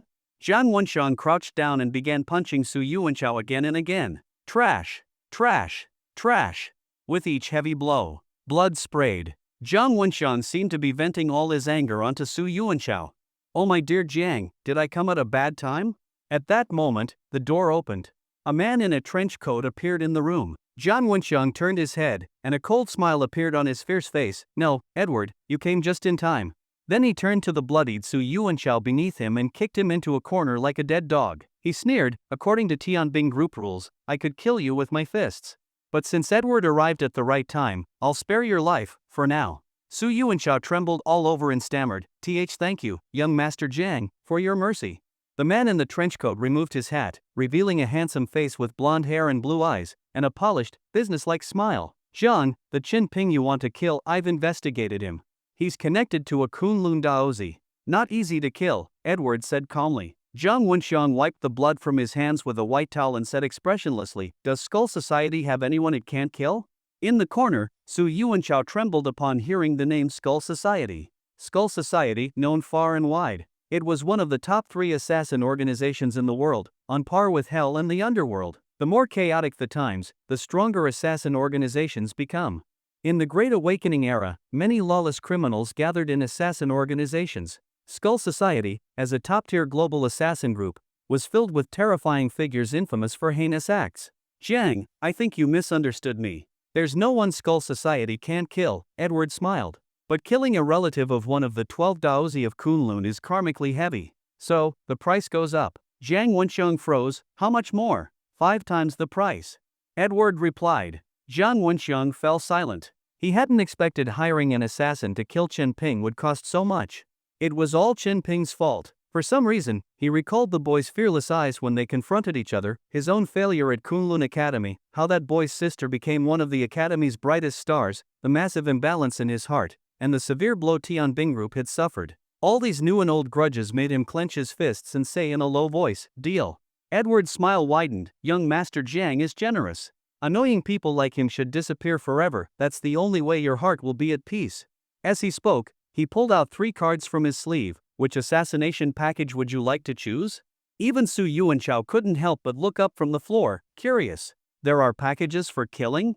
Jiang Wenxiang was also surprised. It was his first time dealing with Skull Society. If not for Chen Ping's sister being a threat, he would have crushed Chen Ping himself. Hell's headquarters was too close and too entangled, too inconvenient. Skull Society, with its broad international reach, was the most suitable. Edward revealed 3 tokens and explained. The Scarlet Kill Order is our most common service. We'll send 3 professional assassins of the same rank as the target to set a trap. Quick and quiet.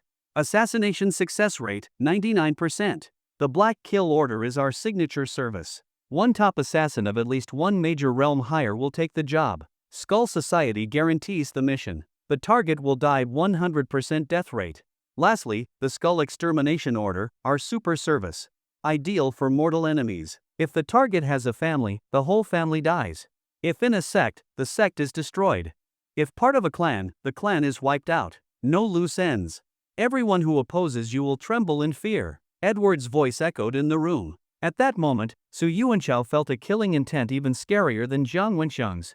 Such terrifying options, Jiang Wenxiang laughed. The Skull Society's representative in Xia Nation had truly impressed him, but when he saw the prices on the tokens, his delight turned to shock. So damn expensive. Oof, that trash isn't worth the high-end options.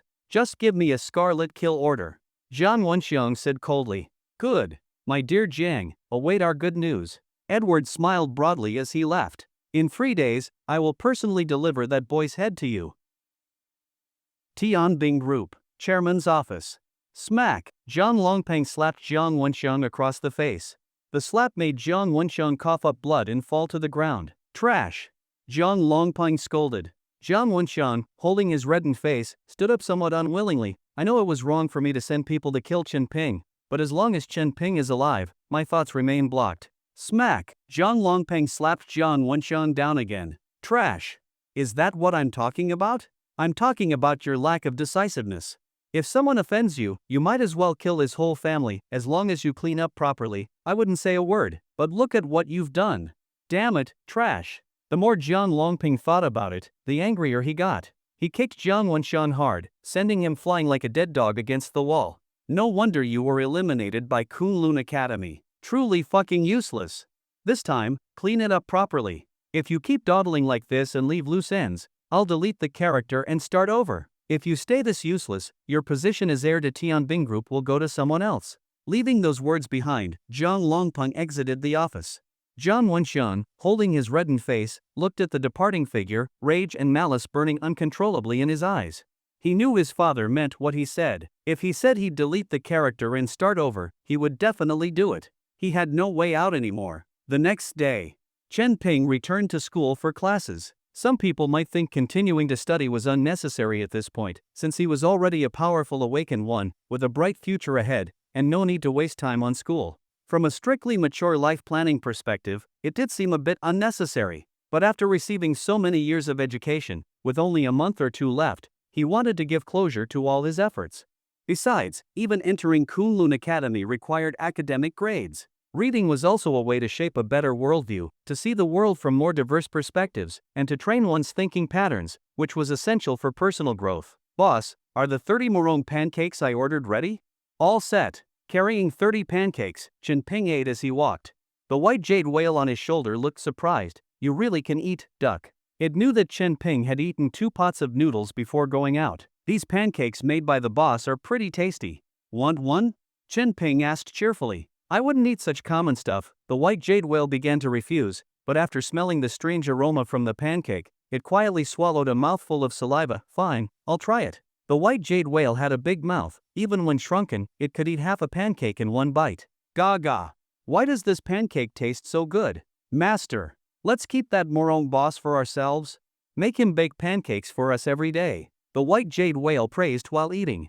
Chin-ping rolled his eyes. His beast pet was always thinking about either keeping someone or being kept. Why was it so weird? Thinking this, he also took a bite of the morong pancake, and the delicious flavor made him squint with joy and smile blissfully. Now that awakened ones were entering all kinds of industries, they often produced amazing results. Morong the boss was only a beginner-level D-class awakened one, willingly living an ordinary life, but his pancake making had made his breakfast stall famous in the neighborhood, earning loads of money.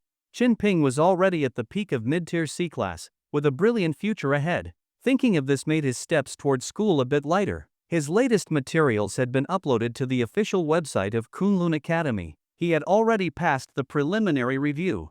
If all went well, in half a month, he would be able to take part in Kunlun's entrance exam and training. That was the top academy for awakened ones in Xia Nation.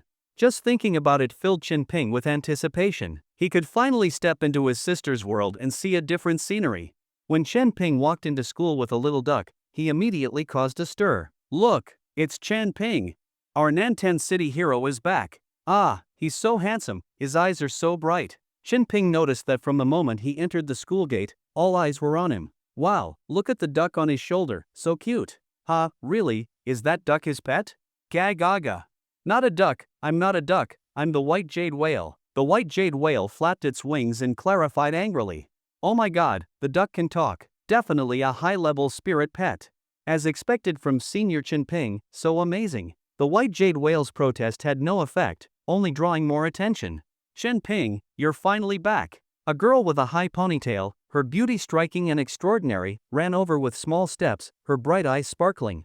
Xiao. Chin-ping looked at the girl running toward him, a smile appearing on his face. She was still just as wonderful, full of life. Thank goodness, you're all right, the girl said, smiling brightly. The two smiled at each other in the morning sunlight. The white jade whale on Chin-ping's shoulder, with bean-sized little eyes, looked at the two of them, seeming to taste something unusual, a meaningful smile appearing on its face.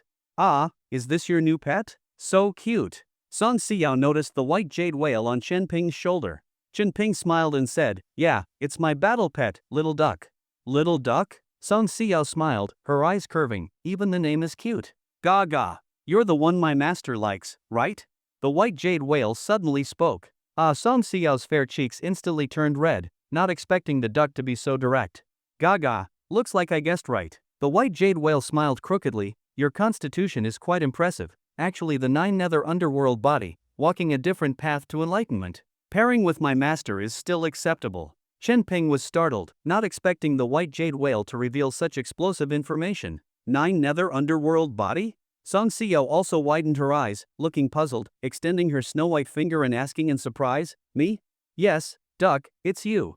The white jade whale nodded. Before the two could digest this, the white jade whale said something even more shocking. Xiao duck, I approve of you, you can be my mistress, but I think you shouldn't mind if my master has other female confidants, right? You know, someone like my master, the child of destiny, encounters all sorts of amazing women on the cultivation path. It's normal to have stories and entanglements occasionally. You don't mind, right?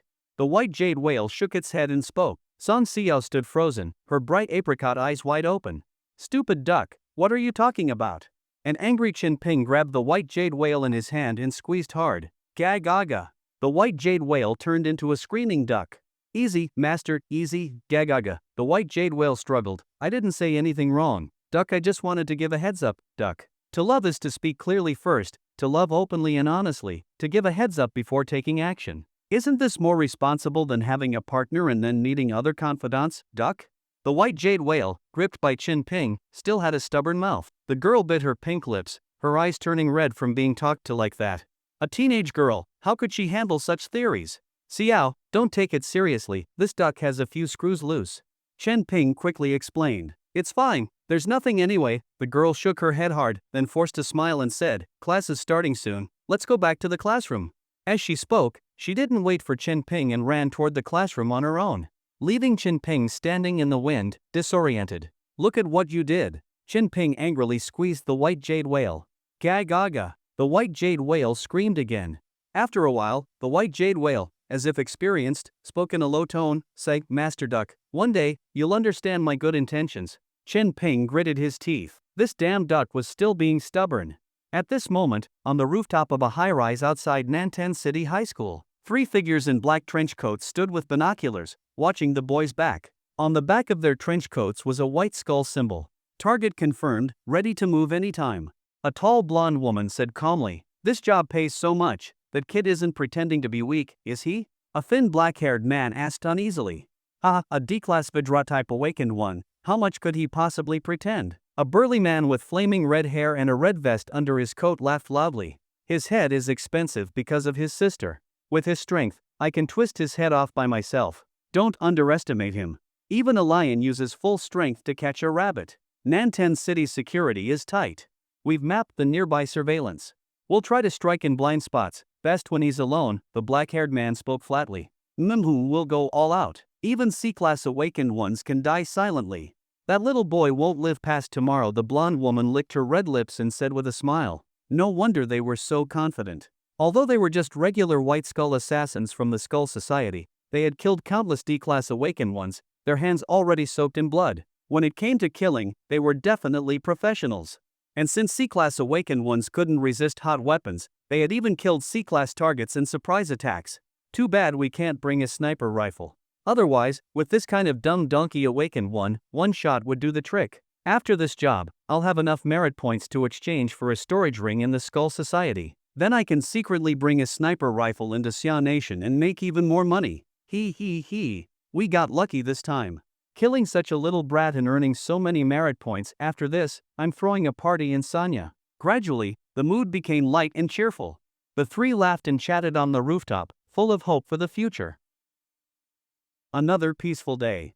Chen Ping just liked this kind of steady and calm time. The vitality and beauty of youth, and the longing and hope for the future, isn't that what youth is? Brother Ping, did you know, your name has already spread through our circle?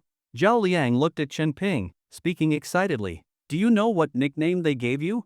What nickname? Chen Ping became curious. This was the first nickname he had earned by his own strength, so he was secretly looking forward to it. Brother Flathead, Zhao Liang said solemnly. Do you guys have a grudge against me? Chen Ping glared.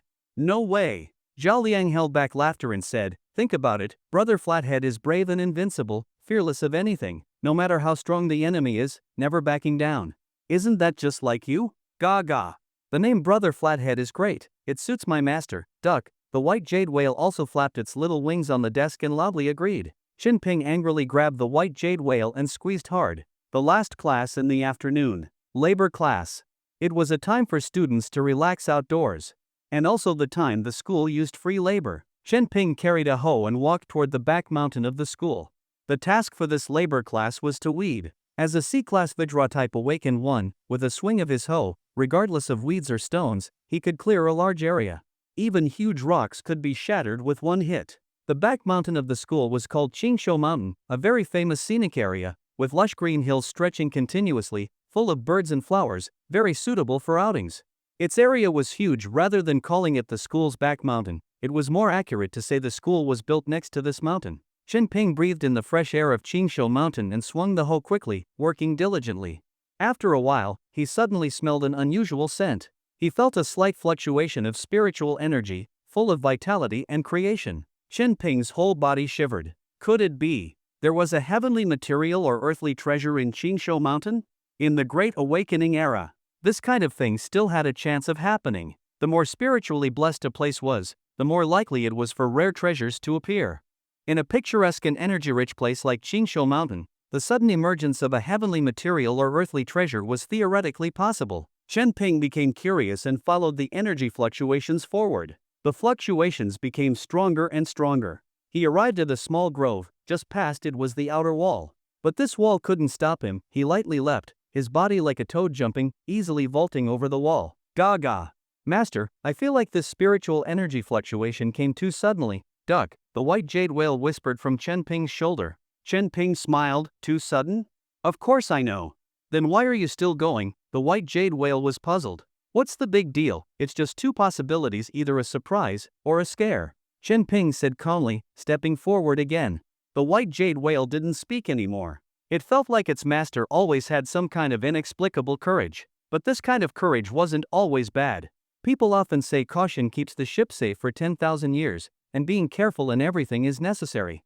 But in the awakened world, opportunities come and go in a flash. Being too cautious could mean missing out on every chance, ending up stuck at a level, the path forward cut off. Chen Ping followed the spiritual energy fluctuations and finally discovered, deep in the forest, a plant glowing with spiritual light. It was a large red mushroom, with a diameter of 0.5 meter, releasing strange energy. Han, it's really here. Is it a common spiritual item, or a legendary heavenly treasure?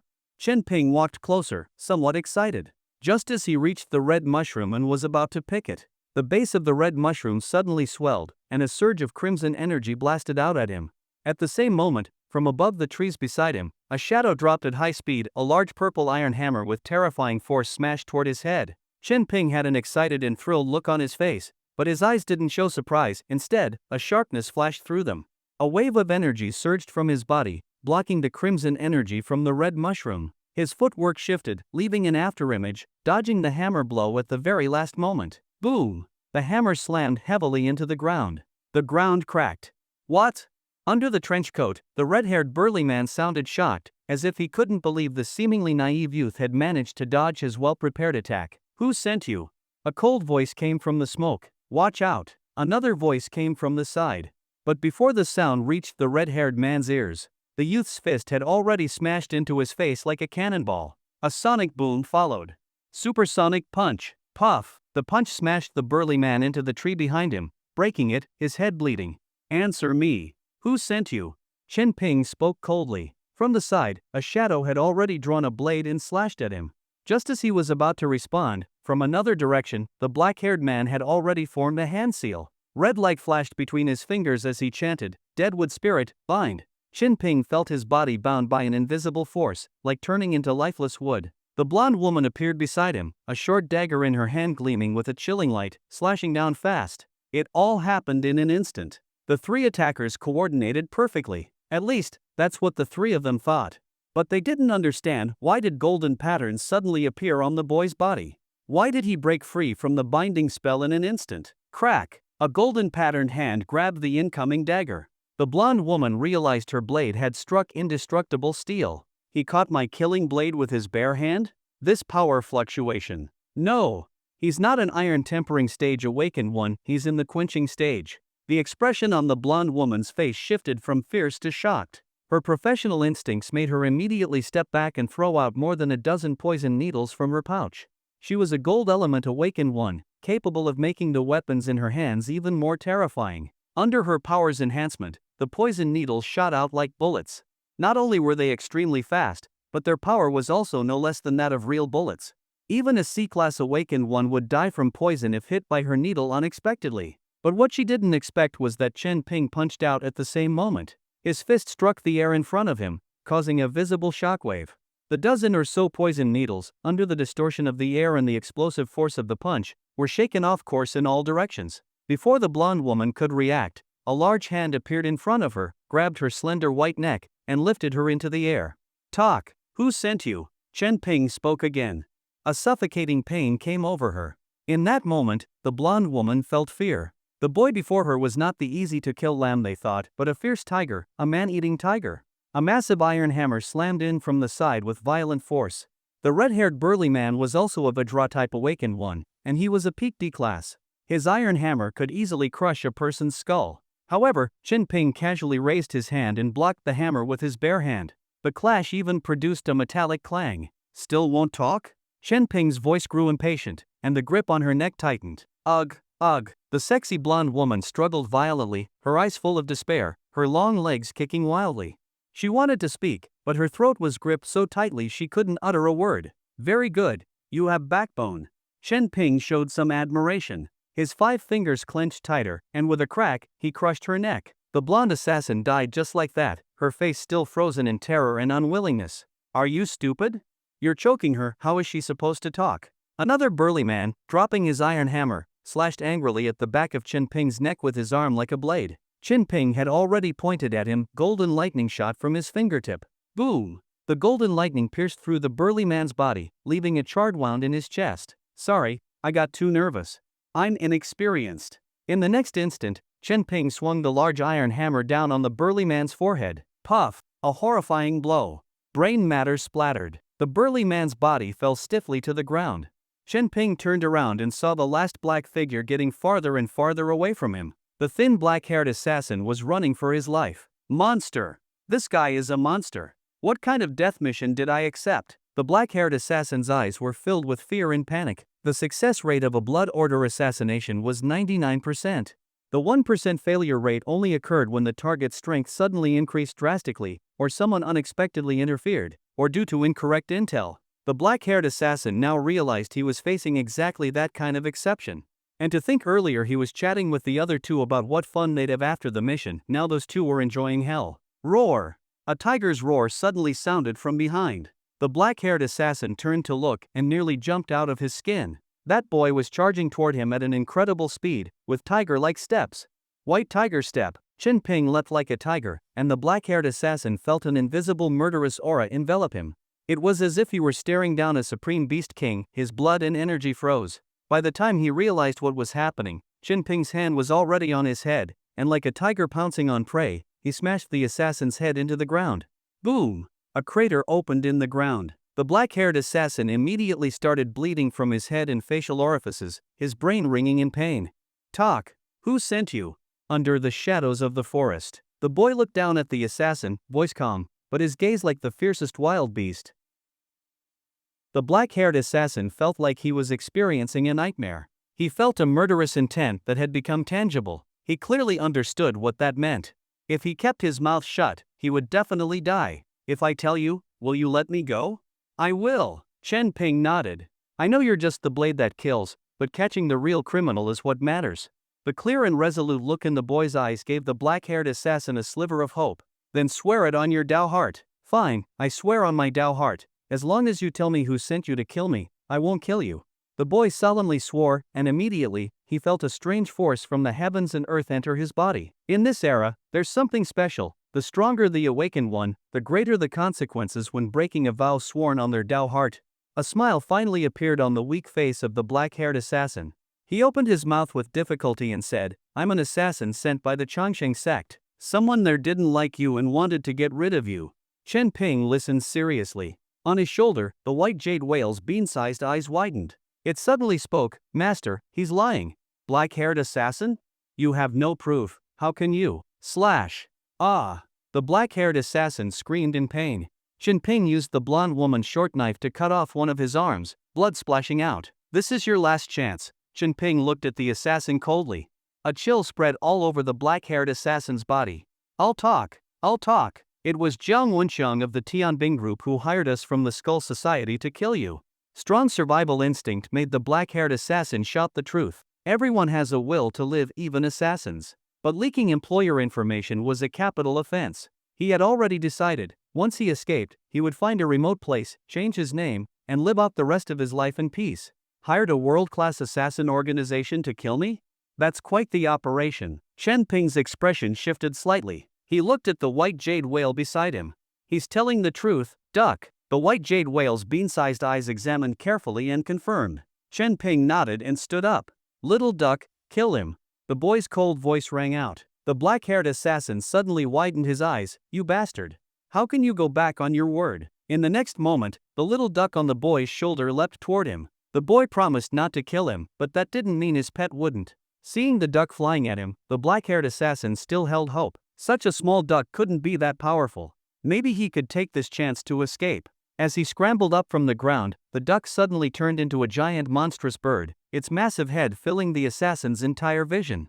Boom! A loud impact. The black-haired assassin's eyes rolled back, brain matter flying, killed by a single headbutt from the white jade whale. Gaga! Totally useless, duck. The white jade whale shook its head, flapped its wings, and strutted proudly. Chen Ping smiled, feeling this white jade whale was actually quite useful. The white jade whale's strength was always a mystery. When Qinping asked about it, it would only say its power wasn't very high and claim that if it used its true power in this world, it would be punished by the heavens, so it could only fight using the simplest methods. That's what the white jade whale said, so Qinping believed it. Not bothering to question the white jade whale's true strength, Qinping looked at the 3 assassins who had been killed and carefully searched their bodies for any possible clues. But apart from a few assassination tools, he found nothing. That red mushroom, though, was interesting. It wasn't a real heavenly treasure, but it could mimic one, releasing similar spiritual energy. If anyone got close, it would spray out poisonous mist. The mist had strong paralyzing effects. For an average D-class Vajra-type awakened one, getting sprayed would paralyze their whole body. Then, with a big iron hammer falling from a tree, they'd basically be finished. The plan was solid, too bad they ran into Qinping. Qinping used the hoe he brought for labor class to dig a big pit. He buried all 3 assassins, then returned to school. Tianbing Group. Jiang Wenxiang. Skull Society. Why can't people just live properly? Why do they have to come kill me? Qinping felt deep unease and anger. He clearly hadn't done anything wrong, he hadn't even tried to hurt anyone. But why was that Jiang Wenxiang chasing him like a mad dog? This awakened world truly devours people. If he were a little weaker, if he hadn't had all those lucky encounters, then the one buried in the ground right now would very likely be him. It was precisely because of this that Qinping felt angry. He didn't want to cause trouble, yet he suffered terrifying retaliation. The Tianbing Group was like a giant mountain pressing down on his head. It made him feel suppressed, suffocated, and filled with uncontrollable rage. Brother, if you can endure this, I can't. Master, I can't stand it anymore either. Zhaoping, listen to your father's advice. Cowardice is the beginning of destruction. If you don't resist now, when will you? In the eyes of those people, you're just a weak, easy to bully loser. If you don't resist, if you don't kill, they'll keep pushing you, setting trap after trap to kill you. Stand up. Stand up for me. Big brother. Use my power to crush your enemies' skulls. A king cannot be humiliated. Since they've gone so far, we must carry out the king's judgment. Ping, kill them. One voice after another, full of temptation, exploded in his mind. Blood veins appeared in Qinping's eyes, and a strong desire kept rising within him. He didn't know why, but this time he felt like his family members were right. Endless patience and forced retaliation only made enemies more aggressive. Maybe Jiang Wenxiang really thought crushing him was as easy as squashing an ant? Otherwise, he wouldn't try to kill him over such a small matter. If one stomp didn't work, then stomp twice. When someone finds an annoying ant that doesn't die after 2 stomps, their first thought isn't to stop, but to stomp more until it's dead. Yes, they were already mortal enemies who wouldn't stop until one was dead. Qinping's personality was not cowardly. He didn't seek trouble, but he wasn't afraid of it either. Since he had the power to resolve all of this, why should he act like a turtle hiding in its shell, standing there and taking the blows? That wasn't his style. He should go and kill all his enemies. Stop killing with more killing. Kill until the enemy trembles in fear. Kill until no one dares to bully him again. You're all right. He's already tried to kill me twice, why can't I kill him? Just once. Just use the power of the gods once, kill all the enemies, and there won't be any more problems. Qinping's breathing became rapid, the blood veins in his eyes began to writhe like earthworms, and a wave of uncontrollable hatred and killing intent surged even more violently. But suddenly, his heart jolted. A coldness beyond words, like flowing water, spread throughout his whole body. It was like someone had dumped a bucket of cold water over his head. His overpowering rage and killing intent quickly subsided. He was startled. This was the power of the 7-colored glazed heart. Qinping's mind quickly cleared up. He began seriously weighing gains and losses, analyzing the situation. The voices of those gods in his head could no longer stir his emotions. He stood silently in the small grove for a long time. Sometimes the killing intent surged, sometimes he held it back. In the end, under the astonished gazes of the gods, Qinping silently took out his phone and called the police. Using the power of the gods to solve problems. Undoubtedly, it's the simplest and most direct method. It's also a shortcut to solving problems that ordinary people could never imagine. But Qinping didn't want to rely too much on them. Because it's poison. The more you use it, the more addictive it becomes. You get obsessed, you lose yourself. Killing all your enemies is a false proposition. How many enemies does he have? How many people must he kill to truly prevent retaliation? How many people deserve to die? How many don't deserve death? How should he exercise the right to kill, and where is the limit? Qinping had only ever borrowed divine power to protect. He had never used the god's power to kill, to satisfy selfish desires, or for personal gain. He didn't know what it would mean to take that step, to set that precedent. What changes would it bring to his heart? Too many unknowns. Chen Ping once again restrained his desire-driven impulse and made another choice. Brother Ping, where did you go? You said we'd clear land together here. Zhao Liang, carrying a hoe, looked toward the boy approaching from a distance and complained a bit. Chen Ping smiled and explained, I went over there to dig some soil. Dig soil? Zhao Liang was stunned. Aren't we supposed to be weeding? You pull the weeds on the graves, I loosen the soil for them. Nothing wrong with that, Chen Ping said cheerfully. Zhao Liang froze, the corner of his mouth twitching slightly. Bad luck. After saying that, this rich kid resumed his weeding with great effort. His movements were serious, and the sweat soaked through his upper body. It was clear Zhao Liang was taking the task seriously. Chen Ping watched and sighed inwardly. Both were sons of major corporations. Why was there such a big difference between rich kids? If Jiang Wenxiang had a personality like Zhao Liang's, how much better the world would be. Before class ended, investigators from the Awakener Management Bureau rushed over. Familiar faces, Investigator Level 1, Kong Ling and Zhuo Wuxiong. Kong Ling was surprised to find the person who reported the case still attending labor class, diligently weeding with a hoe. Look, isn't that our most famous investigator from Nanten City? Oh my god, why are they here? The students were shocked at the arrival of the investigators. Wherever these two appeared, major events usually followed, like the recent severe crackdown on Tianbing Group, which they had led. They saw the beautiful woman with chestnut curls and black stockings walk up to Chen Ping, smiling warmly with an official tone, and asked, We rushed here as soon as we got the report. Are you okay? Chen Ping stopped wielding the hoe and smiled brightly. I'm fine. Where are they? Kong Ling asked curiously. Come with me. Chen Ping carried the hoe and led the way. Zhao Liang was a bit puzzled. Chen Ping, where are you going? To the spot I just dug, Chen Ping replied. Ha? Zhao Liang was even more confused. There were some arrogant assassins there. I just buried them. Chen Ping said it casually. Zhao Liang's mind buzzed instantly. He stared blankly at Chen Ping, at that seemingly spotless young boy, his eyes dazed. His instincts told him his deskmate was bragging. But the presence of Kong Ling and Zhuo Wuxiong left him speechless. Why can someone bury assassins during a labor class? Zhao Liang could only mutter a soul-shaking question. In the forest of Qingshou Mountain. Chen Ping pointed at the soft soil and said, right here. Why did you bury them? Zhuo Wuxiong frowned. That makes our investigation harder. Kong Ling smiled gently and said kindly, that's a good habit. Even for enemies, Chen Ping still didn't want them exposed in the wild. Such a gentle person. As she spoke, she patted Chen Ping's shoulder and smiled. Don't mind what Zhuo Wuxiong said. He's just like that, too rigid. Not at all, not at all. Chen Ping shook his head repeatedly. Kong Ling's words were pleasant, being around her always made people feel comfortable. Zhuo Wuxiong stomped the ground, and the earth rumbled and cracked open, revealing the bodies of 3 men inside. The soil above them seemed to move on its own, spreading apart and uncovering the assassins' intact corpses. Chen Ping looked on in amazement. Kong Ling smiled and explained, Zhuo Wuxiong is an Earth Element Awakened One. A peak-level Grand Elemental Master. A very reliable person, you can call him if you ever need help. Chen Ping understood. Elemental-type Awakened Ones were classified as Elemental Apprentice, Elementalist, Grand Elementalist, Elemental Master, Dao-Seeking Elementalist, and the legendary Saint Magus. A peak-level Grand Elementalist was equivalent to a peak B-class combat power. A peak Grand Elementalist was definitely considered powerful in the awakened world. In a 4th or 5th tier city, they could be the local top dog. The two began inspecting the assassins' bodies and quickly confirmed that they were indeed assassins from the Skull Society. As for Chen Ping saying that it was Jiang Wenxiang who sent them, that still couldn't be confirmed.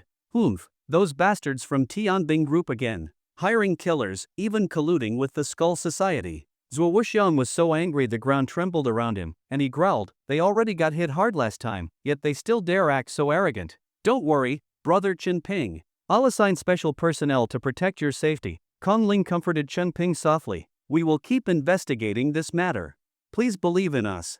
Although it couldn't be confirmed, as investigators, how could they not sense that this matter was absolutely connected to the Tianbing Group?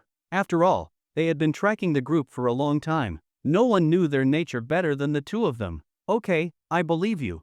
Chen Ping nodded, a bit touched. At the very least, both investigators had clearly expressed that they were standing on his side. After school, Chen Ping walked home. He didn't ride the white jade whale. Because in dealing with the crisis from Tianbing Group, the white jade whale could be used as one of his hidden trump cards, it wasn't the right time to reveal it. Song Xiao pursed her lips and silently followed beside the boy.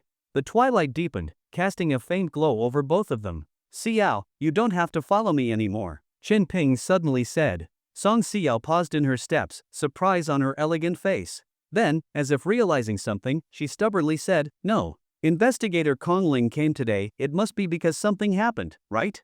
It's the Tianbing Group, isn't it? Qin Ping stayed silent, not expecting the girl to be so sharp. It must be the Tianbing Group, right? After all, if it weren't for my situation, how would you have gotten into a conflict with them? It's all because I dragged you into this. I can't let you face it all alone. Song Xiao lifted her head, her eyes clear and bright, with a determined expression as she said, Qin Ping, I want to help you. Qin Ping laughed, you're so afraid of dying, how are you going to help me? Song Xiao pouted a little, clenching her fists. I'll help you as long as I don't die. Just like when we mistakenly entered the Forbidden Zone back then, please believe in me. Qin Ping recalled how the two of them had fought side by side in the Forbidden Zone. Back then, Song Xiao didn't flinch in front of monsters, and she did help him. But now, the gap between them had widened significantly. Qin Ping was already at the peak of the mid-stage quenching realm, while Song Xiao was still standing still. Though she had S-rank awakened power, she hadn't been trained. She could handle brainless lizard monsters, but in the face of terrifying, intelligent enemies with blood on their hands, the risk would be much higher for her. Qin Ping was still hesitating. On his shoulder, the white jade whale suddenly whispered, Master, you can give her the Black Moon Soul Ring, Duck. She has the 9 nether underworld body, and her soul power is quite good. She can fully utilize the power of the soul treasure, it'll be a great help to you. Qin Ping's eyes lit up. Right, why didn't I think of that? Song Xiao froze, think of what? Then she saw the jade pendant on the boy's chest glow, and like a magic trick, a ring appeared. That ring was pitch black all over, like a world where night had fallen. Its surface bore exquisite patterns, and a small crescent moon rose within the darkness, carrying a mysterious and noble beauty. Song Xiao was instantly captivated by the ring's charm. Her bright, black eyes were fixed on it. Give me your hand, Qin Ping said. Song Xiao, not knowing why, followed his words as if under a spell, and stretched out her smooth, fair hand. Qin Ping took hold of the soft, delicate hand, its feel was incredibly pleasing. With one hand holding her hand, and the other holding the black ring, the glow of dusk fell upon their faces. Qin Ping looked solemn and serious, while Song Xiao's face unknowingly turned a shade more vibrant than the evening glow. Oh no! Why does this scene feel so weird? Song Xiao opened her small mouth, wanting to say something, but whether it was from the burning of her face or her pounding heartbeat, she began to stutter. Qin Ping slowly slid the ring onto her slender, white finger. The boy and the girl's figures weren't eye-catching among the busy streets. Yet under the dim twilight, their shadows seemed to connect in that moment. No one witnessed it, except the white jade whale on Qin Ping's shoulder, which watched intently, excitedly, its big head showing a wickedly pleased smile. How is it? Do you feel anything? Qin Ping placed the Black Moon Soul Ring on the middle finger of Song Xiao's right hand. Ah! Song Xiao came back to her senses.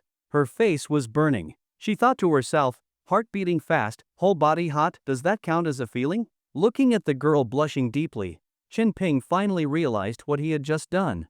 He looked at the girl's hand he was holding, and the ring on her finger, and shouted in his heart, crap. He turned his head and saw that damn duck actually laughing sneakily. In a fit of anger, he reached out and grabbed the white jade whale by the neck, squeezing hard. Gaa. The white jade whale let out a screech like a tortured chicken. Song Xiao saw this and found it amusing, so she laughed. That finally eased the awkwardness between the two. After putting on the ring, I feel like my soul power and body are more coordinated.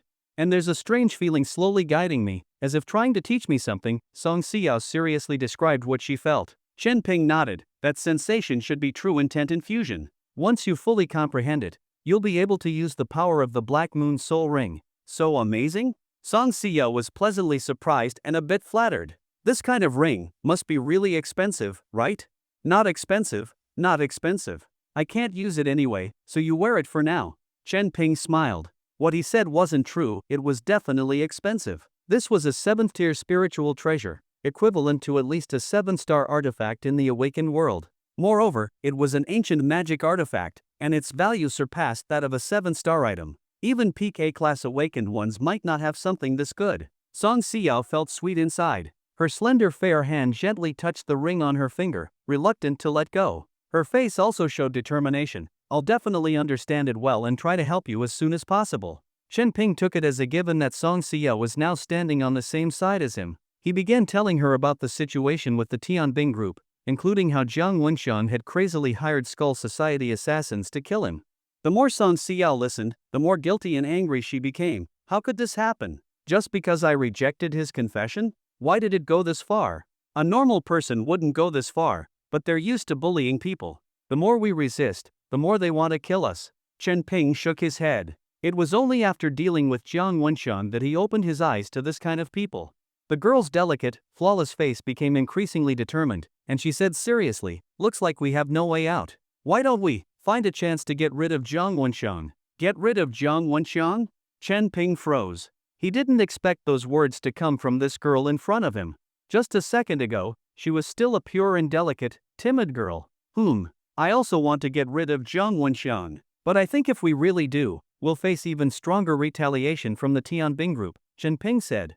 Then let's do it quietly, so no one knows. Song Xiao waved her delicate fist and said seriously. Chen Ping. He had to admit, that was the same idea he had. He just didn't expect Song Xiao would think that way too.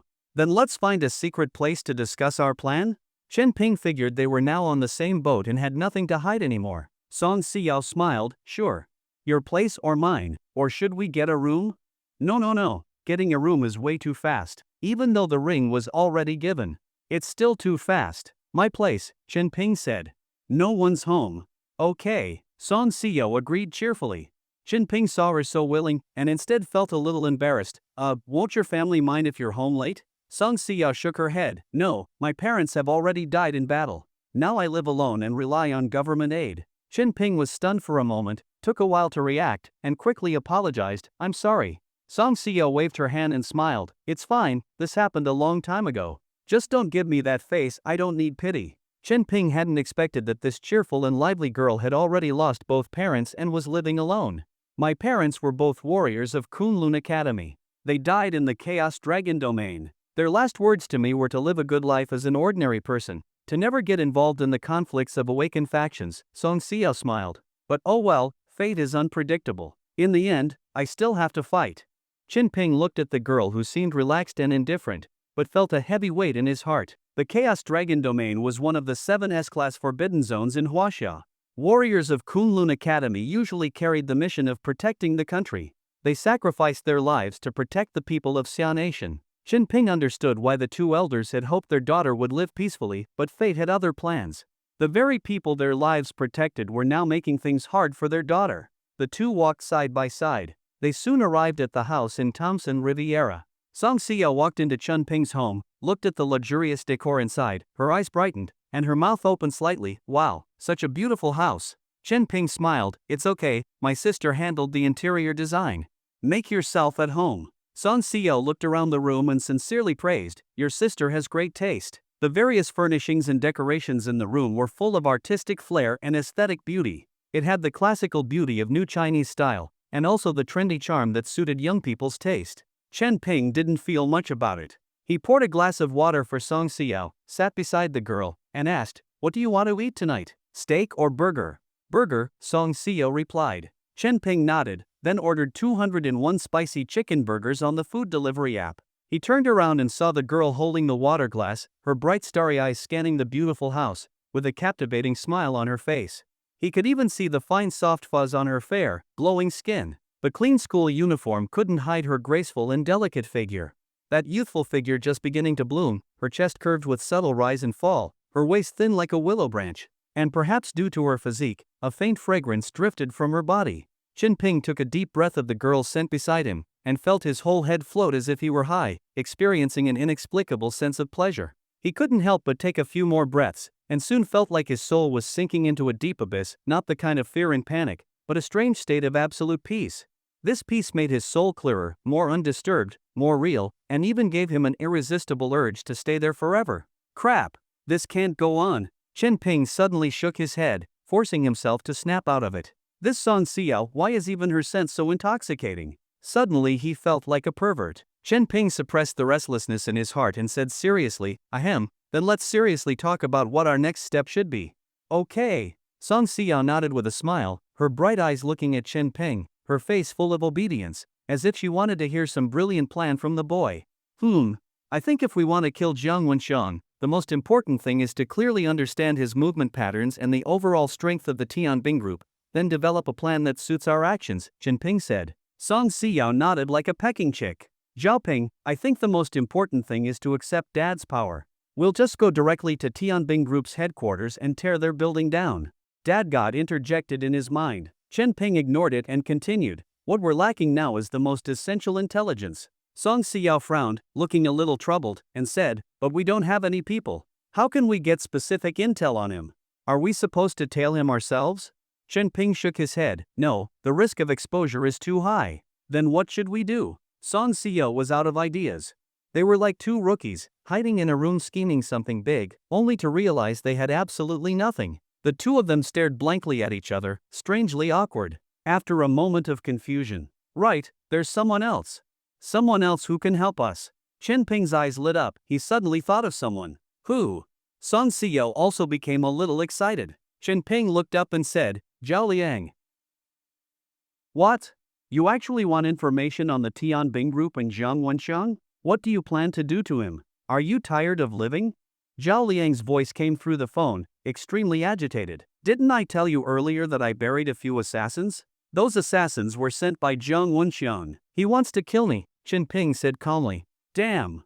Zhao Liang suddenly got angry. That bastard dares to hire assassins to kill you? Damn it, is he crazy? Alright. I'll go to the company right now and get all the intel on the Tianbing Group and Jiang Wenxiang. Wait for me, I'll be right back. Zhao Liang's furious and impatient voice rang out. Seeing Zhao Liang so decisive, Chen Ping felt a wave of warmth inside, but also a little worried. Are you sure it's okay? No problem. I'm the heir of the Zhao Group, I still have the necessary access. I just usually don't pay attention to this stuff. Zhao Liang replied. Chen Ping nodded. He knew that in the entire Nantan city, no one knew the Tianbing Group better than the Zhao Group. The Zhao Group was the largest corporation in Nantan City and even in the entire Ji province on the surface. But its position had long been shaken by the Tianbing Group, which was dominated by awakened ones. In the world of awakened ones, the Tianbing Group had already replaced the Zhao Group. To say the Zhao Group wasn't nervous would be impossible. They say a person's enemies often know them best. The Zhao Group definitely had a lot of intel on the Tianbing Group. Oh right, Brother Ping, do you need someone to protect you? Zhao Liang's voice came again. After that zone coverage incident, my dad insisted on spending a lot of money to assign a C-rank awakened one to protect me. Since your situation is critical now, I can have that C-rank awakened one protect you. Chen Ping was touched by those words. No need, I can protect myself. Providing intel was one thing. Sending people was another. He didn't want to drag his friends too deeply into this. The reason the Zhao Group could still stand strong in Nantan City was because it could afford to hire awakened ones. But with limited awakened resources, it was said that the group had no shortage of D-rank awakened ones, but C-rank ones were rare. As for B-rank, there was only one Zhao Liang's father's personal bodyguard.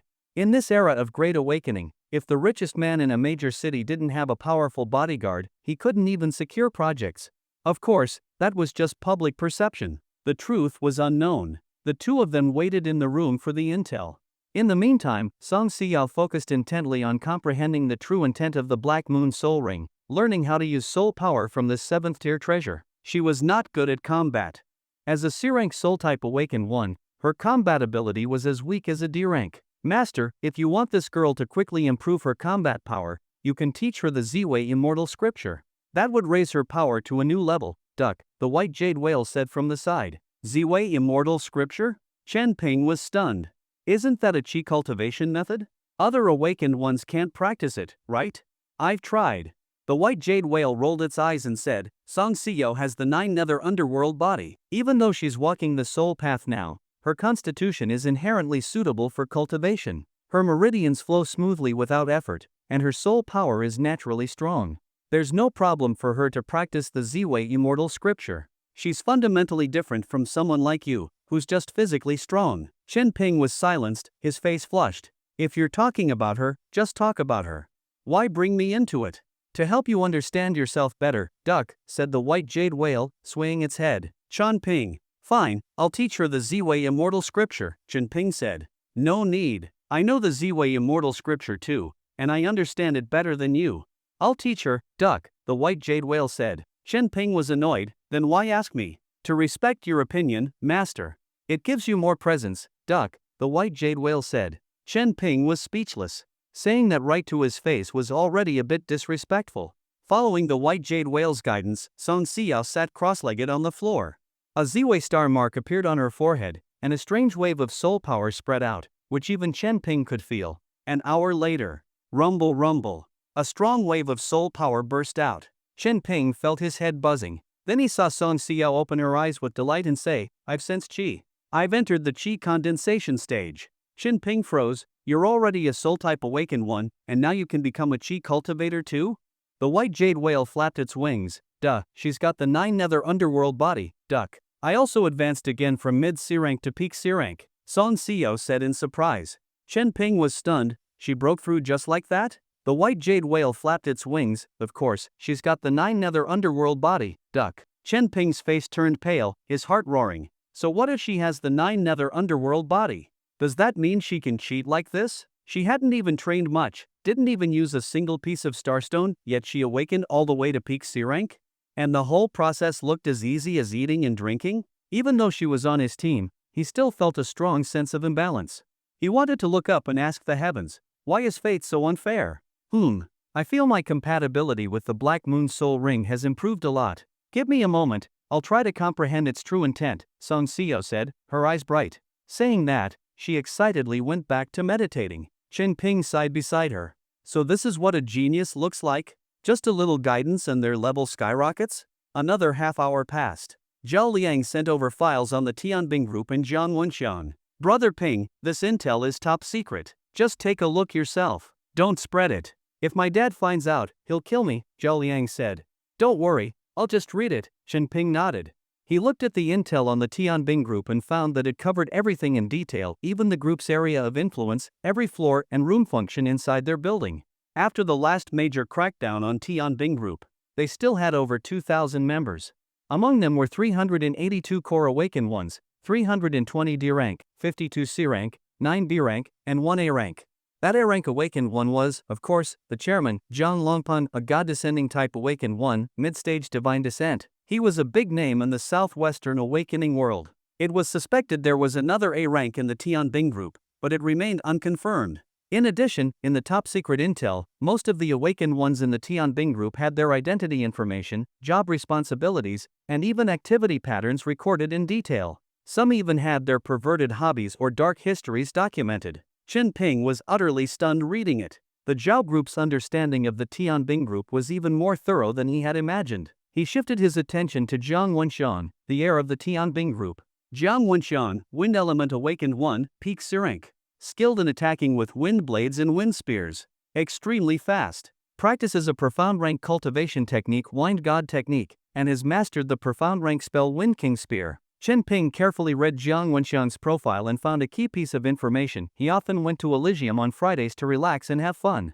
Elysium was a high-end club and a property under the Tianbing group. It was said that this club offered many hidden services and was frequented by many dignitaries and high-ranking officials who played hard there. Chen Ping and Song Xiao looked at each other and instantly understood what the other was thinking. When people are relaxed and enjoying themselves, their alertness is at its lowest. This is a good opportunity. Exactly. Song Xiao nodded, visibly excited and eager to try. But when they looked at the intel on Elysium, their expressions changed. Elysium was guarded by 2 C-rank awakened ones, along with 10 D-rank awakened ones, and dozens of armed personnel responsible for security. That lineup was quite exaggerated.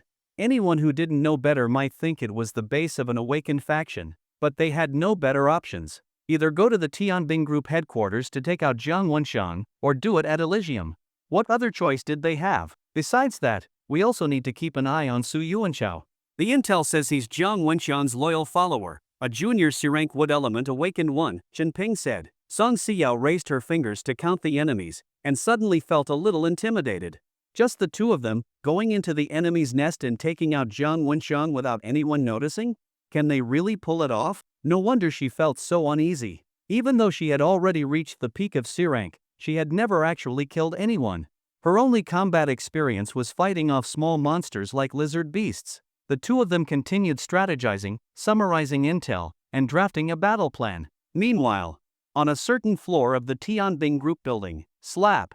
A loud smack. Zhang Wenxian's body was flung away, crashing into the wall behind and cracking it, vomiting blood as he collapsed on the floor. Trash! Zhang Longpeng cursed loudly, spent a fortune to hire assassins and still couldn't get it done. You worthless piece of trash! As he cursed, his fists pounded down on Zhang Wenxiang. Zhang Wenxiang endured punch after mountain-like punch, gritting his teeth, eyes full of confusion and helplessness. He couldn't understand why even hiring the Skull Society couldn't kill Chen Ping. Why did he end up as the 1% failure case? Chen Ping. Damn Chen Ping. Blood dripped from the corner of Zhang Wenxiang's mouth, and hatred twisted his face. His father's fists kept hitting him, but to him, it felt like every punch came from Chen Ping. He shifted all his hatred onto Chen Ping. The hatred built up again and again. He wanted to skin Chen Ping alive. Give me one more chance. Dad, give me one more chance, I will definitely. Zhang Wenxiang spoke with difficulty, only to hear a cold voice. No need. Zhang Longpeng grabbed him by the hair and lifted his bruised and battered body off the floor. That dignified, stern face showed no mercy, only cold indifference. This time, I'll do it myself. Hearing the man's words, Zhang Wenxiang was completely stunned. Zhang Longpeng then showed a cruel and sinister grin. Useless son, I'll demonstrate just once, and show you how killing should be done. Chen Ping and Song Xiao spent the night together in the room. Neither of them slept, but both were full of energy. S-rank awakened ones had vigorous energy and no longer needed to sleep every day. Chen Ping spent the whole night cultivating the various combat techniques he had learned before, increasing his proficiency. Song Xiao stabilized her peak S-rank cultivation and earnestly comprehended the true intent within the Black Moon Soul Ring. She was like a blank sheet of paper, knowing no combat techniques at all. But the Black Moon Soul Ring, which fused a spiritual treasure with true intent, happened to make up for this shortcoming and could greatly enhance her combat strength. Under the morning sunlight, Chen Ping looked out the window. Today is Friday, Chen Ping said. Hearing this, Song Xiao's face became serious. They both knew Zhang Wenxiang had a habit. He would go to Elysium every Friday for fun. And Zhao Liang had given them a very critical piece of information. Elysium would be holding a masquerade ball this Friday. All participants would wear masks to hide their identities and faces, dancing with their desired partners. Of course, that was the polite version. In reality, the masquerade ball at Elysium was extremely wild. When someone could hide their identity and not be recognized by others, all their pride, shame, and image would be shed. When they could do whatever they wanted to a certain extent, the whole Elysium truly became a paradise. Chen Ping and Song Xiao both knew that for them, the masquerade was the perfect opportunity. To enter the masquerade ball, you needed an invitation. In Nantan City, only political and business elites recognized by the Tianbing Group, or powerful awakened ones, had a chance to get such an invitation. This was a big challenge for Chen Ping and Song Xiao, but Zhao Liang said he could secretly get 2 invitations. That meant everything was ready. They only had to wait for nightfall, attend the masquerade, and then make their move. Chen Ping and Song Xiao still had to attend school as usual to avoid arousing suspicion. On the way, Chen Ping ate dozens of meringue pancakes as usual. Song Xiao was already used to it. After watching Chen Ping eat 200 burgers in one go last night, she had a wildly different perception of his appetite. Today Chen Ping was actually being low-key. He had eaten several pots of cured meat rice before leaving. Otherwise, he might have eaten a few hundred pancakes. As she munched on her pancake, the girl thought, and unknowingly ended up eating a few more. Living with Chen Ping made her appetite better, too. Arriving at school, Chen Ping began discussing the masquerade ball with Zhao Liang again. If you're going to pretend to be an elite, you have to go all the way. I'll teach you some basic etiquette for attending the ball.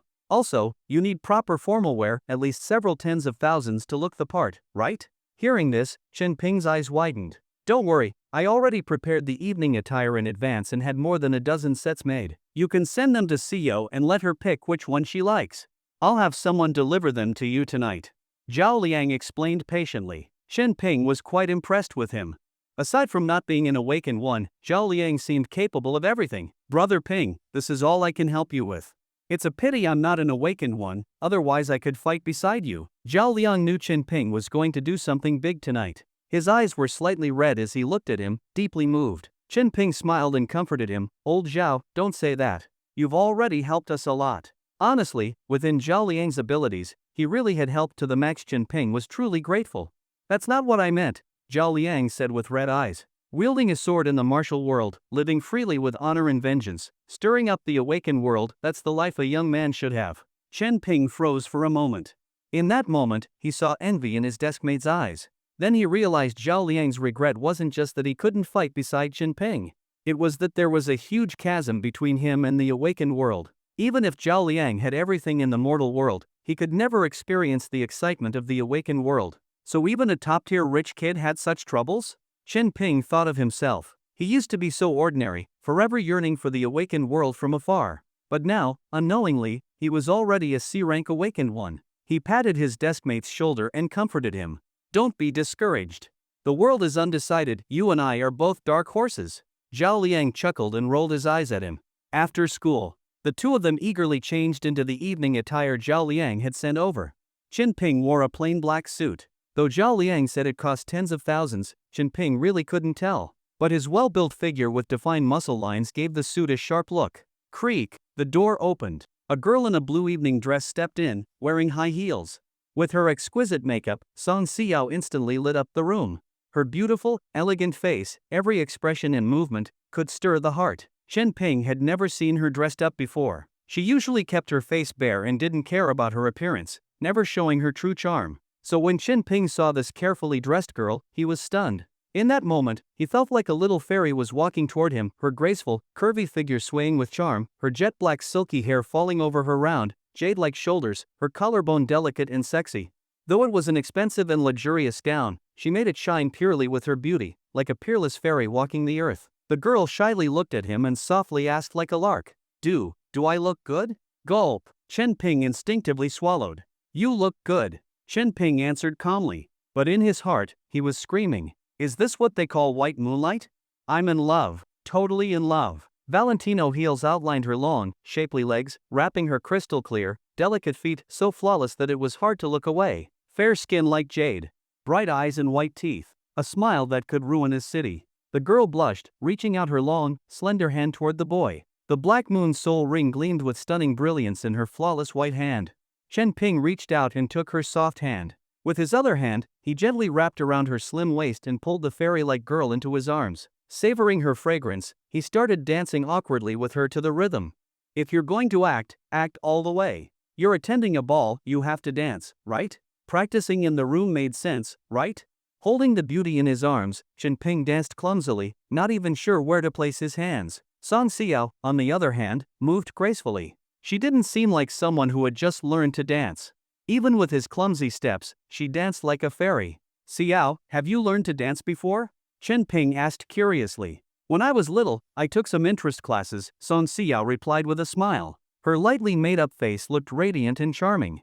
As Chen Ping raised his hand, she twirled around it, her skirt fluttering, neck raised gracefully like a noble swan. Chen Ping was dazed.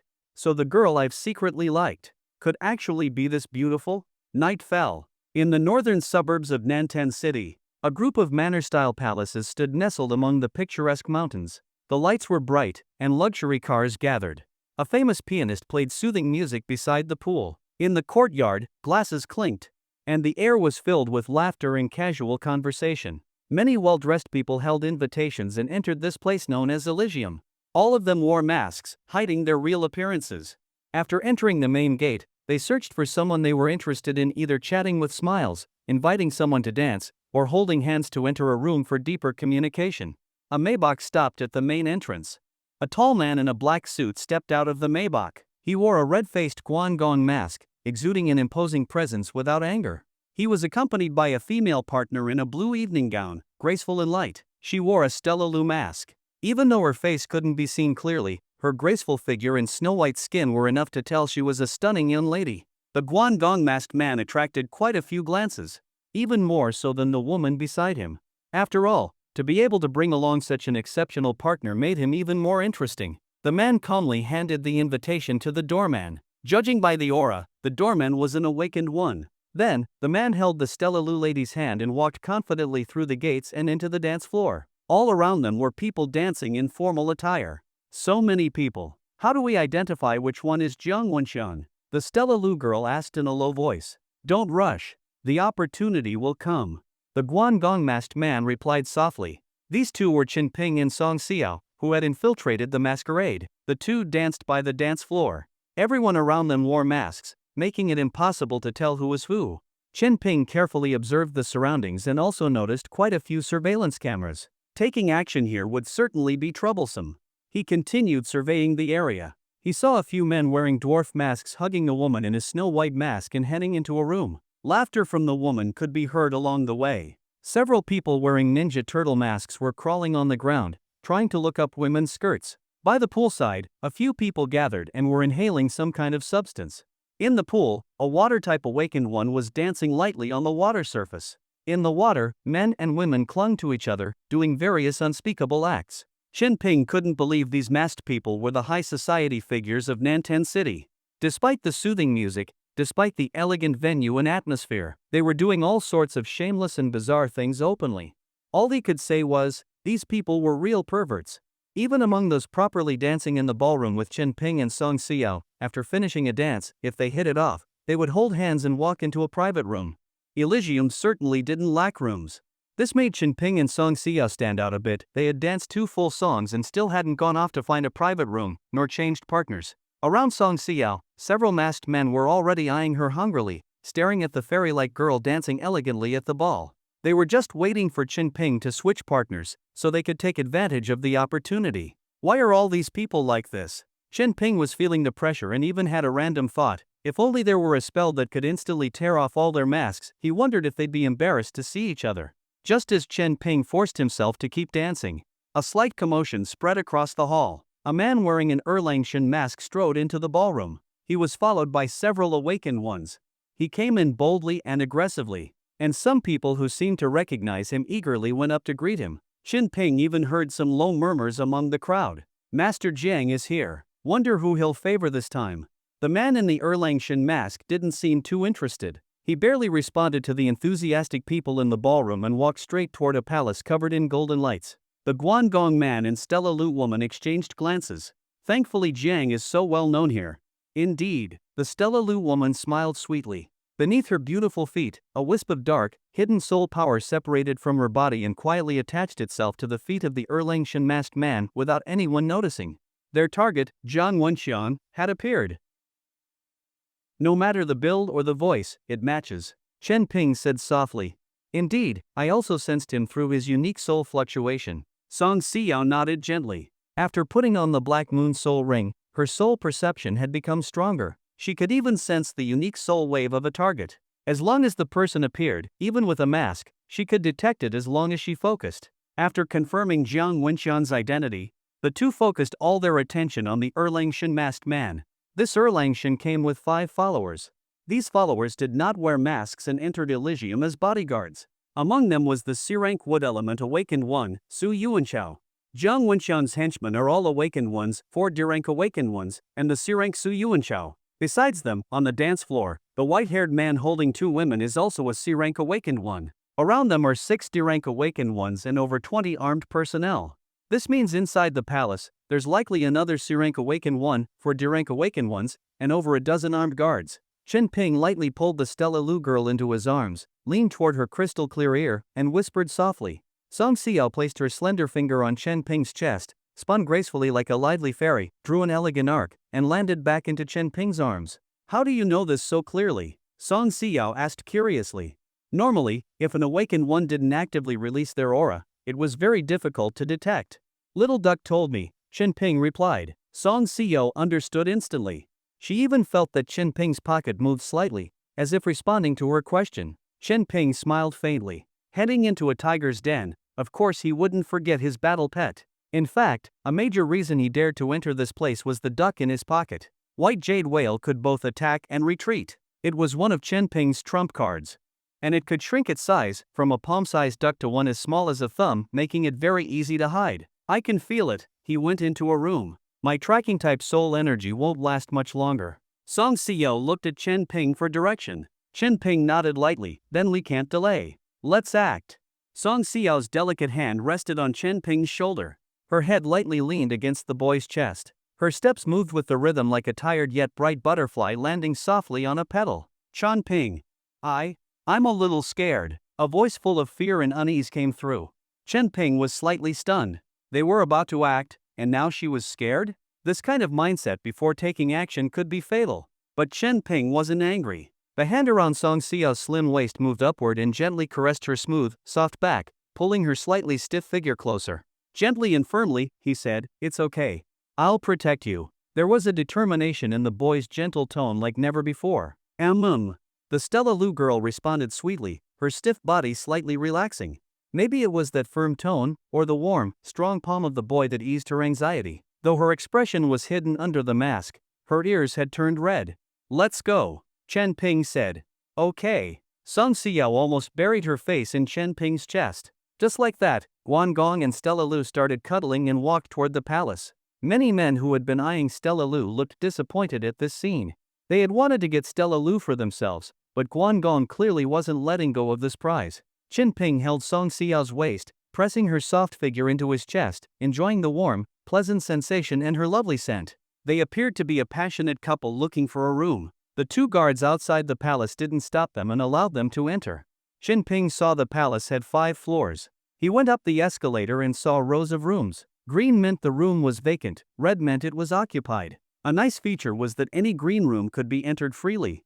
To make it easier for guests to find their desired partner, Elysium placed masked beauties and handsome men on each palace floor, first floor in evening gowns, second floor in hanfu, third floor in maid/butler costumes, and fourth floor had exotic foreigners, all for the guests to choose from. "Zhang Wenxiang is on the second floor, in that big room," Song Xiao whispered. Chen Ping realized he didn't even need directions. 5 bodyguards stood rigidly around the largest-looking door, fully alert.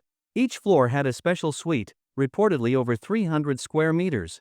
The special suite on the second floor had been taken by Zhang Wenxiang. Chen Ping was lucky to see that the room next to the suite was green. He held Song Xiao close, acting like an impatient couple, and headed to the green room next door. The 5 bodyguards glanced at Chen Ping and looked away. Chen Ping and Song Xiao smoothly entered the room and locked the door. The green light outside the door turned red. Successfully inside, Chen Ping and Song Xiao both let out a heavy sigh.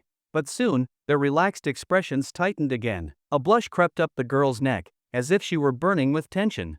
They found the room to be antique in style. But that wasn't the focus. What shocked them were the red paper decorations everywhere and the festive atmosphere. There was even a big double happiness character above the bed. Chen Ping and Song Xiao were both stunned, shocked by what they saw. Their minds went blank. Who am I? Where am I? Why am I in a wedding room? The atmosphere suddenly became incredibly ambiguous. Chen Ping was still holding Song Xiao, feeling the soft and smooth sensation, along with the enchanting fragrance.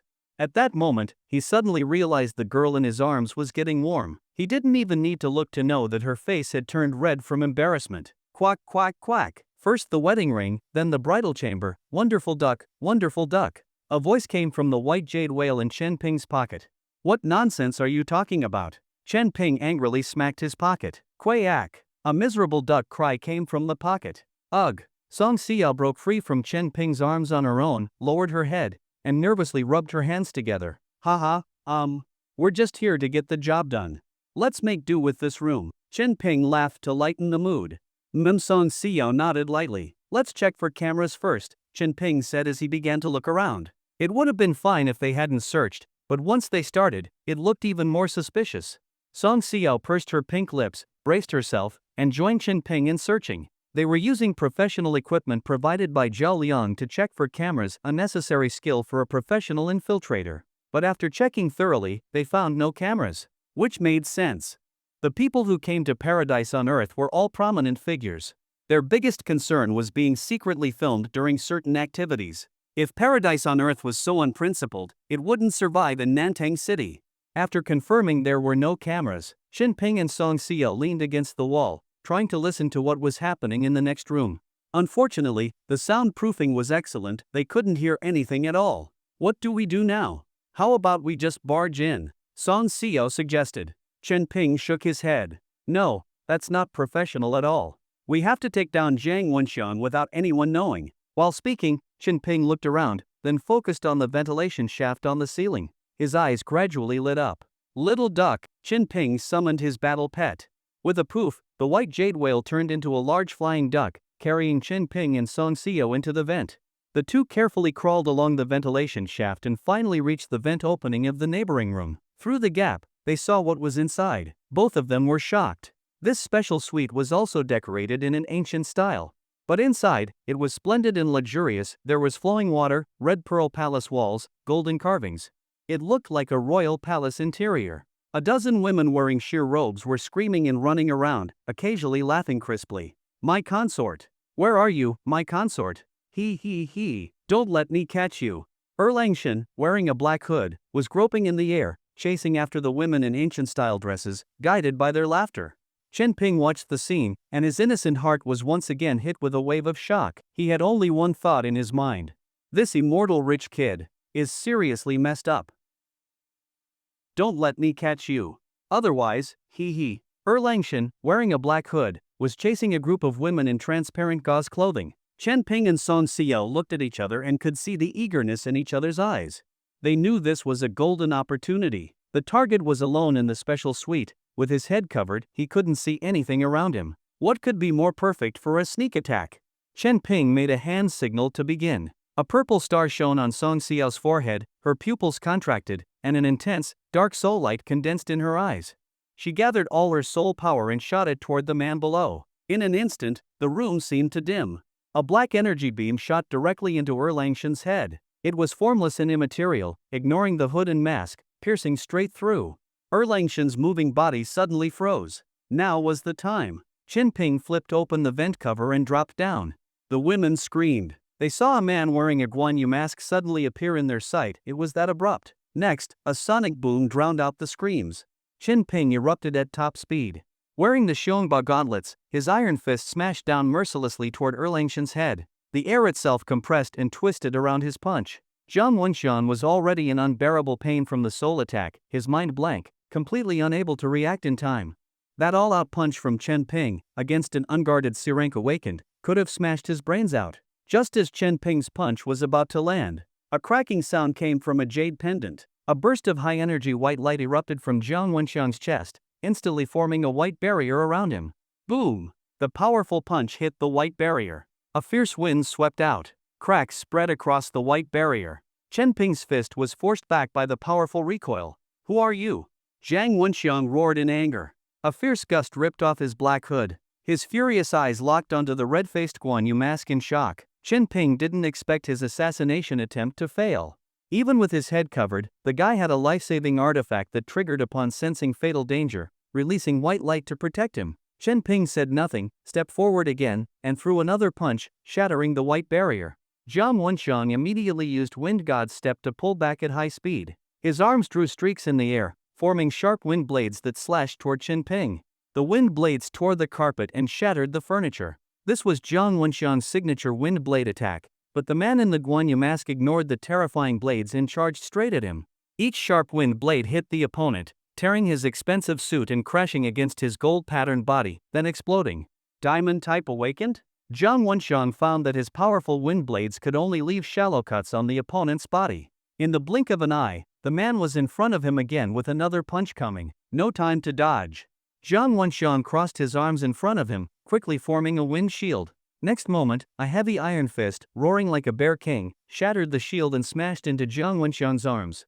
Jiang Wenxiang felt an overwhelming force, his arms felt ruined. The terrifying impact sent him flying more than 10 meters, slamming into the wall and cracking it. Cough! Erlangshan coughed blood, eyes full of shock. The opponent was a S-rank diamond type awakened, but his strength and speed were terrifying, far beyond what he imagined. The moment this thought formed, the red-faced Guan Yu was already in front of him again, raising his dark gold bear king fist, ready to smash his head. Death loomed over Jiang Wenxiang. Jiang Wenxiang's storage ring flashed, and a talisman glowing white appeared in his hand.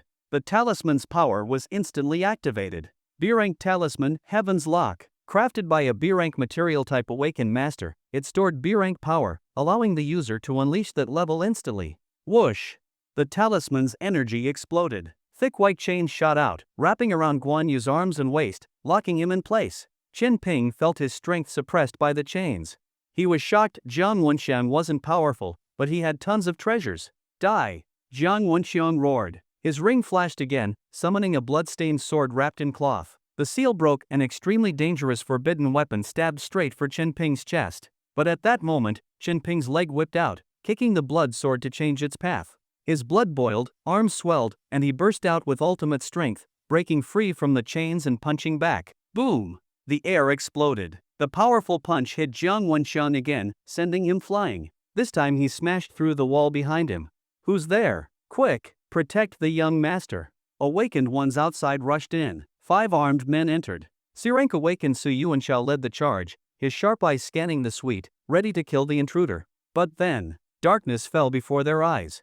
For S-RANK awakened were instantly hit by a powerful soul shock, eyes rolling back, fainting on the spot. Su Yuanxiao's head throbbed. Only his strong S-RANK soul let him resist fainting. But when he looked up to assess the situation, he saw only endless darkness. In the darkness, a Zingdalo dressed in a blue evening gown stood before him. Her figure was elegant and graceful, like a secluded orchid in the dark. Behind her hung a pitch-black crescent moon. Spirit treasure manifestation, black moon. This area is off limits. Her voice was serene, but carried an undeniable firmness. Zingdalo pointed at Su Yuanxiao from a distance, and black ripples spread across the entire area. Su Yuanxiao's soul suddenly trembled violently, his brain stalled, and his body wouldn't move. He was completely frozen in place. This was the battle plan between Chen Ping and Song Xiao. If Chen Ping couldn't kill Jiang Wenxian instantly, he would fight him alone while Song Xiao blocked the entrance, keeping all outsiders out of the room. Jiang Wenxian hadn't expected the enemy to have an accomplice. Lying in the rubble of the shattered wall, blood dripping from his mouth, he shouted angrily, "Who are you? Why are you trying to kill me?" The red-faced Guangong didn't say a word, just advanced on Jiang Wenxian again, swinging his fist toward him. Boom boom boom. Jiang Wenxian's body released a strong wind pressure, blasting at the approaching Guangong. Guangong's body paused slightly from the hit. Taking advantage of this moment, Jiang Wenxian's ring flashed, and another talisman appeared in his hand, its power instantly activated. S-RANK Talisman, Blood Demon Cannon. A red cannon blasted out from the talisman, hitting Guangong's chest and exploding. Guangong coughed up blood and was blasted backward, his strong body instantly charred. Ha ha ha. You think you can kill me? Don't you know your own limits? Jiang Wenxian stood up laughing, his eyes filled with rage and bloodlust.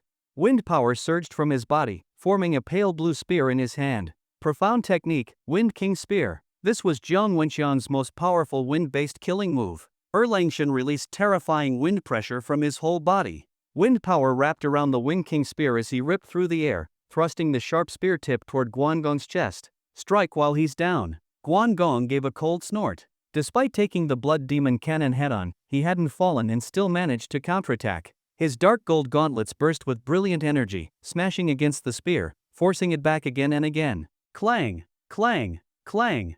Their bodies blurred as they moved, Bear King gauntlets clashing fiercely with the Wind King spear. Sparks and wind energy exploded everywhere. Waves of terrifying power rippled through the air. Sharp wind blades shredded everything around them. The women in transparent gauze were terrified, huddling in the corners of the room, watching Guangong fight Erlangshan.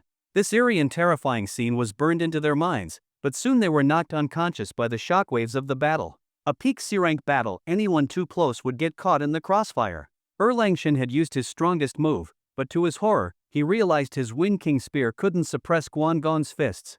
This opponent was incredibly terrifying, faster and stronger than expected, and only growing more dangerous with each clash. Even after taking 2 S-RANK talismans head-on, his momentum didn't drop. Instead, after taking a heavy punch, Jiang Wenxian felt a strange power seep into his internal organs, worsening his injuries. That was the Bear King Gauntlet's heavy injury effect. As the Wind King spear swept out again, the Bear King fist slammed into its center. Bang! The wind shattered. The Wind King spear was violently broken in half. Oh no! Jiang Wenxian's heart went cold. He saw Guangong's merciless iron fist already in his face. Thud! Erlangshan's mask shattered. Jiang Wenxian's face twisted from the heavy blow, blood spraying as he crashed to the floor. His once handsome face was now bruised and swollen, his high nose bridge knocked crooked. The red-faced Guangong advanced again, ready to end Erlangshan's life. Suddenly, the broken Wind King spear turned into 2 deadly wind blades and flashed past. Guangong punched one wind blade into pieces, but the other slashed toward his head. He leaned back just in time, narrowly dodging it. But as he straightened up, the Guangong mask cracked down the middle and fell to the ground, revealing the face behind it. Jiang Wenxian finally saw his opponent's face clearly. His expression froze, utterly disbelieving what he saw. "It's you, Chen Ping?" It seems quite a few people have deep grudges against young Master Jiang. Only now do you realize who I am, Chen Ping sneered. Why is it you? No. This is impossible. Jiang Wenxiang's face twisted in disbelief, unable to accept what he was seeing. The shock of Qin Ping's identity being revealed was far more intense than the fact that Guan Gong wanted to kill him. Jiang Wenxiang could accept being crushed in power by a S-rank diamond type awakened, but he couldn't accept that the one crushing him was Qin Ping, a person he had once thought he could kill like an ant. While he was in shock, Qin Ping's fist came down again like a cannonball. Jiang Wenxiang released all his wind power to build a wall of wind. But the next second, the powerful fist shattered the wind wall and landed hard on Jiang Wenxiang's head. Bang! Another punch. Blood flowed from all 7 orifices of Jiang Wenxiang's face. His skull was almost shattered. No, you can't kill me. If you kill me, our celestial soldier group will never let you go. The intense pain nearly knocked Jiang Wenxiang unconscious. The fear in the eyes of this immortal second generation was overwhelming. He realized that the boy in front of him had become so strong that he now controlled his life and death and had stomped him into the dirt like a dead dog. Heh, are you stupid or what? We've already been at the point of no return for a while now. Qin Ping stomped on Jiang Wenxiang's chest, cracking his ribcage. Ignoring his desperate cries for mercy, Qin Ping's arm bulged with muscle and heat, releasing terrifying force in that moment. Martial God Cannon. Boom! Qin Ping's explosive punch blasted into Jiang Wenxiang's chest, piercing his heart with a single strike. Jiang Wenxiang let out a final, agonizing scream. His eyes filled with fear and tears. His expression froze. He died anything but peacefully. Why is it that every immortal second gen says they can't be killed? It's always a life or death feud. While alive, they show no mercy, but when they're about to die, they think others should spare them? Qin Ping looked at Jiang Wenxiang's corpse, speaking softly. He really didn't understand how these people fought. But he didn't waste time. After taking Jiang Wenxiang's storage ring, he pulled out a 2-star spiritual weapon, the flaming sword, from the void jade. Qin Ping walked straight toward Su Yuanchao. Might as well finish it. Su Yuanchao saw the boy coming out of the darkness. He recognized him. His face showed undisguisable terror. It was Qin Ping. The very Qin Ping he once thought he could crush at will now stood alive in front of him. This boy had soloed the young master? How was that possible? How could it be? Su Yuanchao stared wide-eyed, seeing only the youth's cold, killing intent-filled gaze, not something a regular high school student would have. He finally realized what kind of existence he had provoked. But it was too late for regret. Under the sole control of the mysterious woman, he couldn't do anything. Su Yuanchao struggled to speak. Wait, listen to me. No time. Qin Ping coldly replied. The boy's sword blazed like flowing fire, and with one slash, Su Yuanchao's head was severed. Then, he turned to the 4 unconscious D-rank awakeners on the floor and killed each of them with one strike. He didn't say a single word the entire time. Song Xiao turned pale watching the blood splatter everywhere. She still hadn't fully adapted to the sight of someone casually killing multiple people. Next, a sharp alarm blared through Paradise on Earth. Intruder alert! Paradise on Earth has been breached. Quick! Lock down all exits. In an instant, Paradise on Earth's armed personnel and awakeners were mobilized. The entire place became extremely dangerous. Armed forces started converging on the special suite.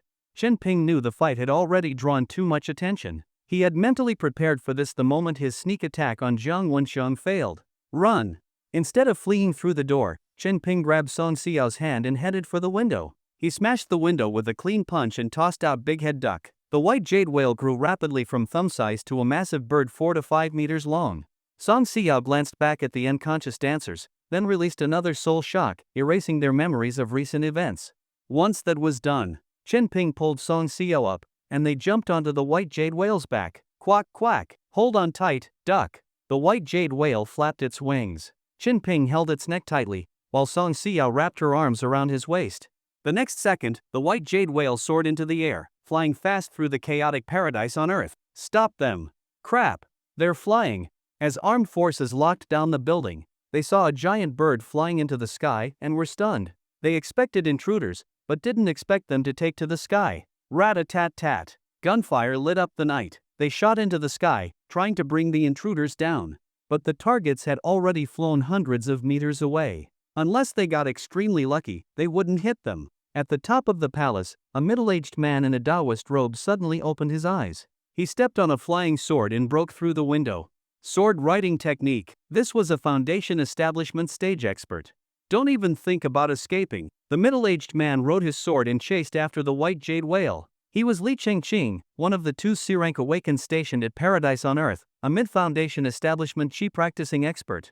From paradise on earth, beams of light shot into the sky, attacking the flying beast. Li Chengqing quickly closed the distance using his sword-riding technique. He saw Song Xia wearing the Zingdala mask, Qin Ping wearing a new Pikachu mask, and the white jade whale with a Donald Duck mask. Come down here. Li Chengqing, standing on the flying sword, pulled out a pistol from his coat. Bang! Bang!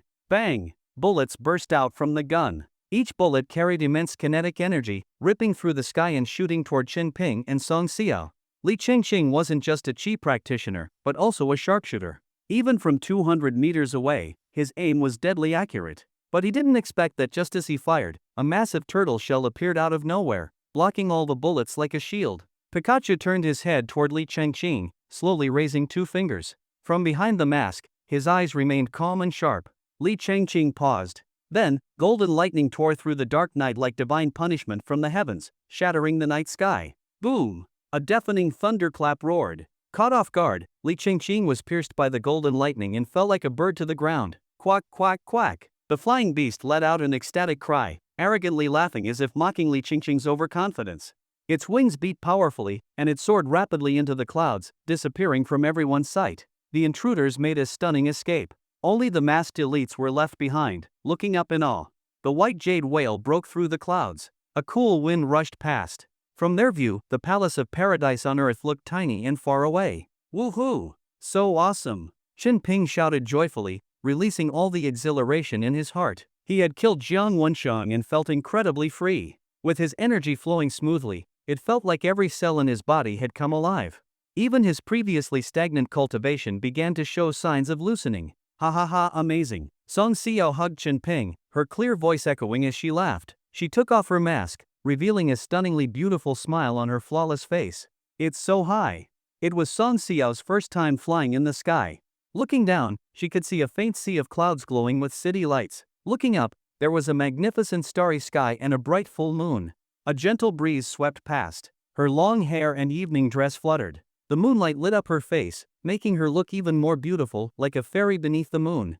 The sea of clouds was vast, and the starry sky boundless. A strange sense of solitude came over Song Xiao. But as she hugged the boy, the one who stood before her and protected her, that feeling disappeared. All she wanted was to share this breathtaking scene with him. Shan Pai, look, that star is so bright. And it's glowing blue. That's probably a satellite, right? Look at that one, it's even prettier. Yeah. And look over there, don't those stars look like a horse? The two rode the flying beast, gazing at the stars, excitedly sharing what they saw. In the vast, endless world, it felt like only the two of them existed. Beneath the stars and moon, they soared above the clouds. Boom! The entire palace shook violently. Dozens of awakened ones knelt on the ground, trembling with fear. A tall, imposing middle-aged man stared coldly at the kneeling awakened ones.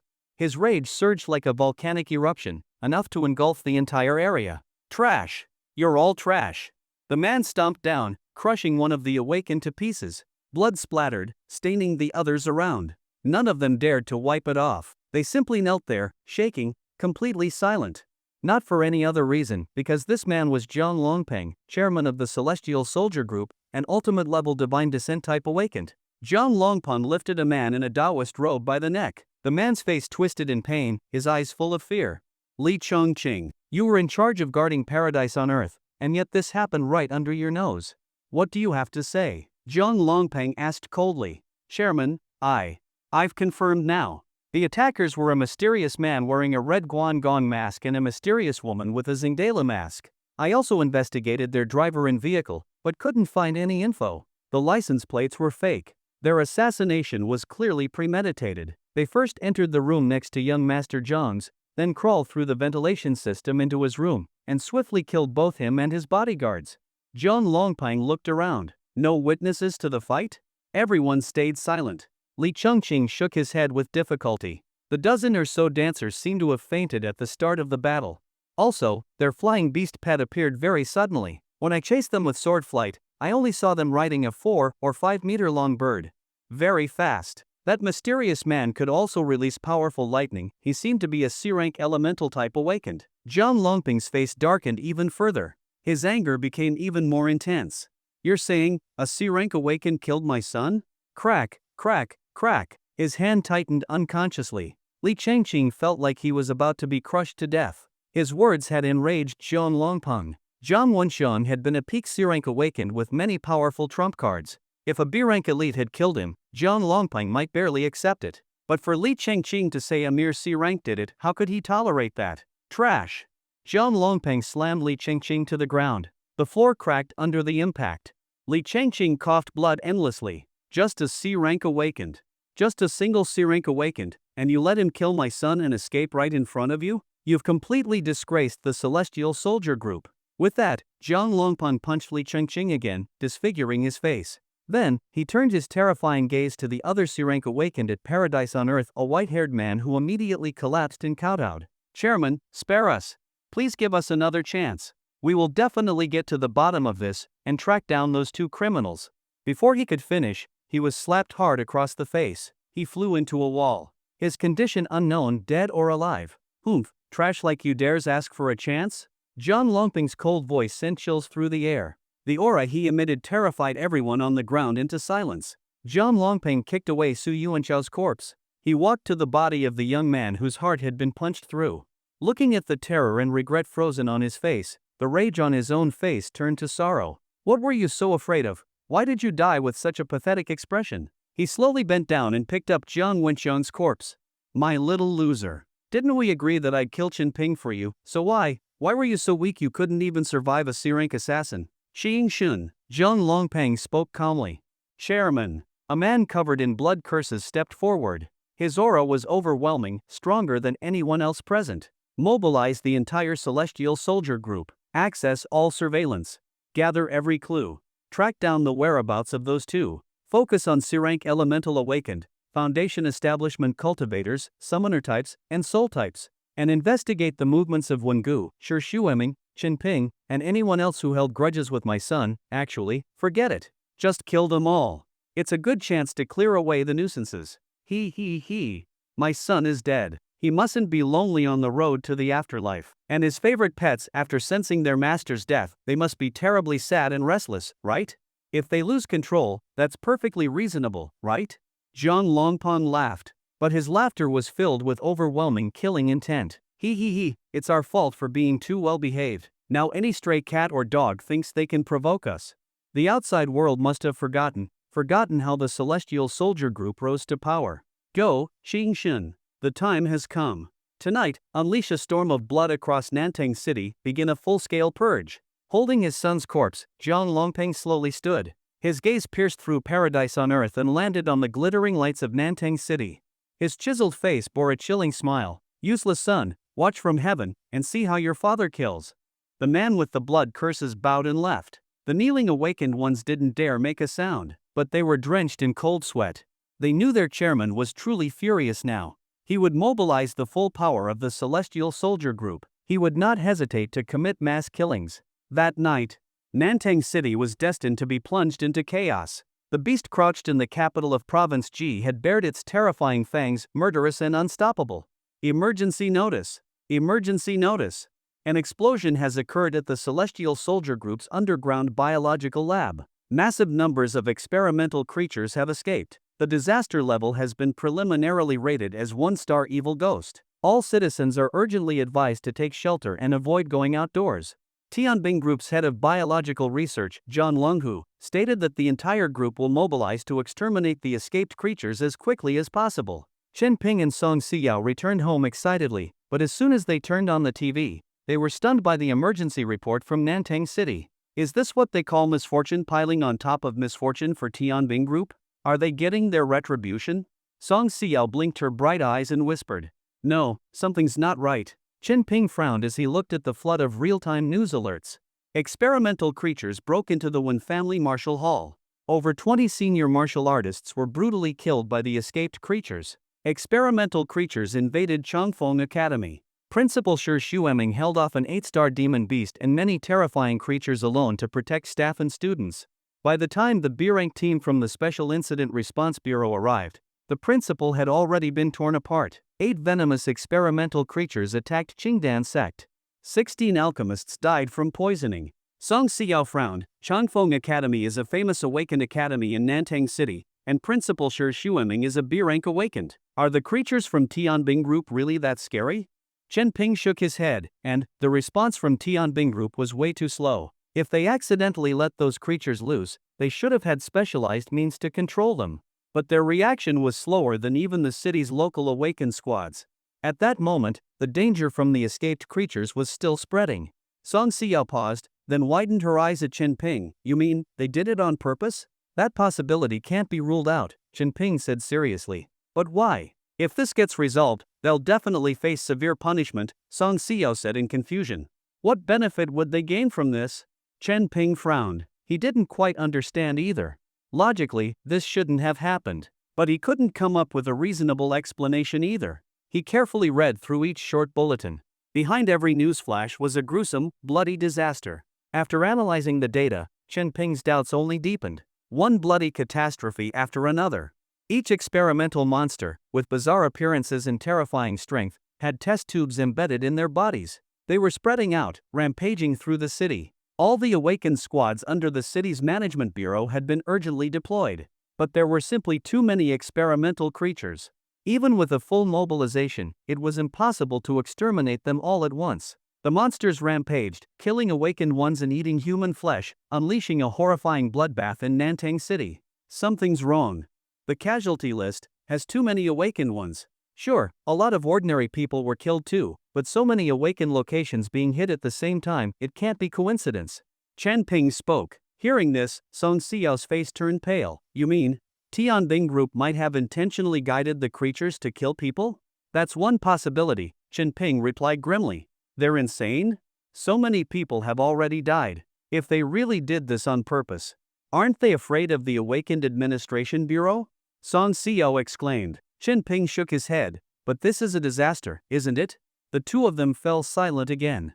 Their unease grew stronger. Deliberate killings. And on such a massive scale. No way, right?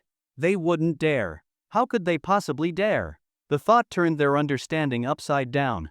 Logic told them that no rational leader in Tianbing Group would ever do such a thing, but they couldn't completely deny it either. After all, in the Great Awakening era, even crazier things had happened. Reality never needed logic. It's just that those absurd and outrageous events usually happened in news stories from other places and other countries.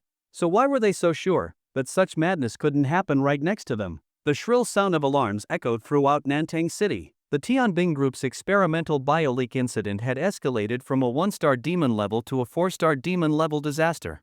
Even the Special Incident Response Bureau had not anticipated that there would be such a massive and terrifying number of experimental organisms within Tianbing Group. The threat these creatures posed to Nantang City far exceeded their expectations. Organ-fused experimental creatures, bloodline mutated beings, grotesque human-animal hybrids, one horrifying experimental creature after another escaped from the basement of Tianbing Group. Driven mad, they went on a killing spree. Some armed personnel of Tianbing Group tried to resist, but they were mercilessly torn apart by the creature's claws. The roars of monsters, the screams of civilians, and the deafening explosions echoed endlessly through the night sky of Nantang City. Thick black smoke billowed from every corner of the city. This night was destined to be sleepless. On the top floor of the tallest building, the chairman of Tianbing Group stood by a floor-to-ceiling window, overlooking the chaotic Nantang City, watching as blood and fire intertwined throughout the metropolis. As the experimental creatures slaughtered civilians, he remained indifferent. As they killed Tianbing Group's own armed personnel, he was still unmoved. Director Jiang, you really spared no cost. An aged voice sounded behind Zhang Longpeng. Zhang Longpeng turned to glance at the old man behind him. The man wore the garb of a samurai from the Sakura nation, with an ancient-looking sword at his waist. He looked like a wandering swordsman, yet no one would dare underestimate him. These are all necessary sacrifices. No matter how many armed personnel die, they can always be replenished later, Zhang Longpeng replied calmly. But so many interesting experimental creatures, they will all be gone, the samurai-clad elder said with regret as he stood before the window. In the towering metropolis, beams of light tore through the sky, powerful spells illuminating the night. With every burst of brilliance, more experimental creatures were crushed. Nantang City's awakened elites had begun to cull the terrifying monstrosities. They were all failed products anyway. Besides, by using these monsters, we can baptize the city in blood and fire. We can eliminate everyone we detest from this city. Is that not a worthwhile endeavor? The tall and robust figure stood by the window like an iron pillar. He exuded an aura of solemn majesty. Yet, the old man noticed that in the reflection of the window, the imposing middle-aged man's smile had almost reached his ears. That usually stern face was now twisted with madness. The samurai also chuckled, he. Director Jiang, on this point, we are of the same mind. Using garbage to clean up trash, very cost-effective. Yes, but when the awakened authority comes to hold us accountable, I'll need to trouble you to handle them, Jiang Longping said, turning. Do not worry. You and I are both directors of the Hall of the Gods, representing its will. Most of Xia Nation's ultralimiters are trapped in the S-Class Forbidden Zone, Starsea. What authority do they have to constrain us awakened? What power do they have to oppose the Hall of the Gods? We awakened were always meant to be the rulers of this world, to stand above all like deities. This is an unstoppable destiny, the samurai said in a low voice. Jiang Longpeng nodded calmly, his gaze pierced through the window, overlooking the city's myriad lights, and an ambitious spirit welled up in his heart. Yes, this is indeed an era where strength is paramount. Xia Nation insists on shackling us with laws, stripping our freedom, managing us alongside useless commoners. That is wrong. It is a foolish act that disrespects this era. This time, I want to show this city, show this world, who truly rules this era. Jiang Longpeng spoke with an uncanny calm, but his face bore a continuous smile. He pointed to the chaotic city, his smile deepening, as if admiring a masterpiece. Miyamoto Yuzon, look, how beautiful this city is now. I like a city like this. In front of him, Nantang City was rocked again and again by magical explosions, like dazzling fireworks lighting up the entire sky, illuminating this sleepless city of the night. The power of the awakened had painted the city in magnificent hues. Yes, Director Jiang. It will become even more beautiful, the samurai replied, nodding with satisfaction. Thompson Riviera Complex. Chen Ping and Song Xiao stood atop the rooftop. Though it is only a hunch, I think I should go. Chen Ping said, you stay here, find a place to hide. If my guess is right, and Tianbing Group is truly using experimental subjects to target specific individuals, then it is not just the Zhao Corporation at risk, even those associated with me face immense danger. Song Xiao bit her lip, wanting to follow, but Chen Ping would not let her. In a disaster of this demon level, even B-rank awakened could die. If he joined the fight, he would certainly attract Tianbing Group's attention. It would be too dangerous for Song Xiao to follow. Alright, but be careful. I will wait for you to return. Okay. I'm off. Chen Ping mounted the white jade whale and soared into the sky. Song Xiao gazed upward at the departing youth, clenching her fists. For the first time, she realized how deeply she worried for someone, her entire heart tethered to his safety. Chen Ping, riding the white jade whale, sped toward one of the skyscrapers. It was the sailboat-shaped headquarters of the Zhao Corporation in Nantang City. Yes, that was where Zhao Liang was. Tianbing Group and the Zhao Corporation had been in open and covert conflict for a long time. If this disaster was premeditated by Tianbing Group, then the Zhao Corporation would not be spared. As expected, by the time Chen Ping saw the sailboat building, it was already shrouded in thick smoke. Terrifying experimental organisms were locked in intense combat with the Zhao Corporation's armed personnel and awakened. The ground was littered with corpses of both creatures and guards, and blood had stained the building's exterior red. A monstrous beast with the body of an ox, the back of a turtle, and a huge human face charged at the sailboat skyscraper with a crazed grin. It shattered a load-bearing column, causing the building to quake. Terrified screams echoed from those still working inside. A S-Rank Vajra-type awakened was crushed to death by a gray python-like creature embedded with dozens of black tubes, his strong body contorted and crushed on the spot. An armed soldier fired his rifle wildly at a massive blood-colored rat over 10 meters long, but the rat was unerringly agile, darting through the streets. Even as bullets tore bloody holes into it, it kept moving like a streak of red shadow. It lunged forward and devoured the shooter, weapon and all. Chen Ping rode the white jade whale past towering buildings toward a nearby residential area behind the sailboat skyscraper. He needed to confirm Zhao Liang's safety, that was his main reason for coming. He quickly descended. The air was thick with the stench of blood. There were experimental monsters in the residential area too, but they had been eliminated by armed personnel, leaving only the reeking corpses scattered across the ground. Chen Ping saw Zhao Liang's apartment ablaze with light. He saw her curled on the sofa, nervously watching the news, and a man standing guard beside her in silence. The man, a S-Rank awakened, held twin blades and radiated intense power, ready to fight at a moment's notice.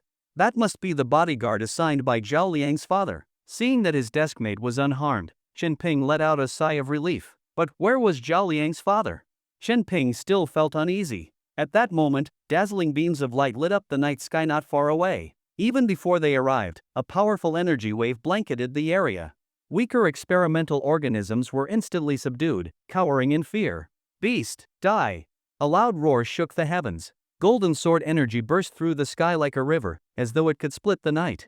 The ox-turtle-faced monster ramming the Zhao Corporation building was cleaved in half by the overwhelming force. Black blood rained onto the ground. Several awakened warriors stood atop floating boards, storming into the horde of monsters with awe-inspiring might. Each of them exuded extraordinary power. Nantang City's B-rank awakened team had arrived.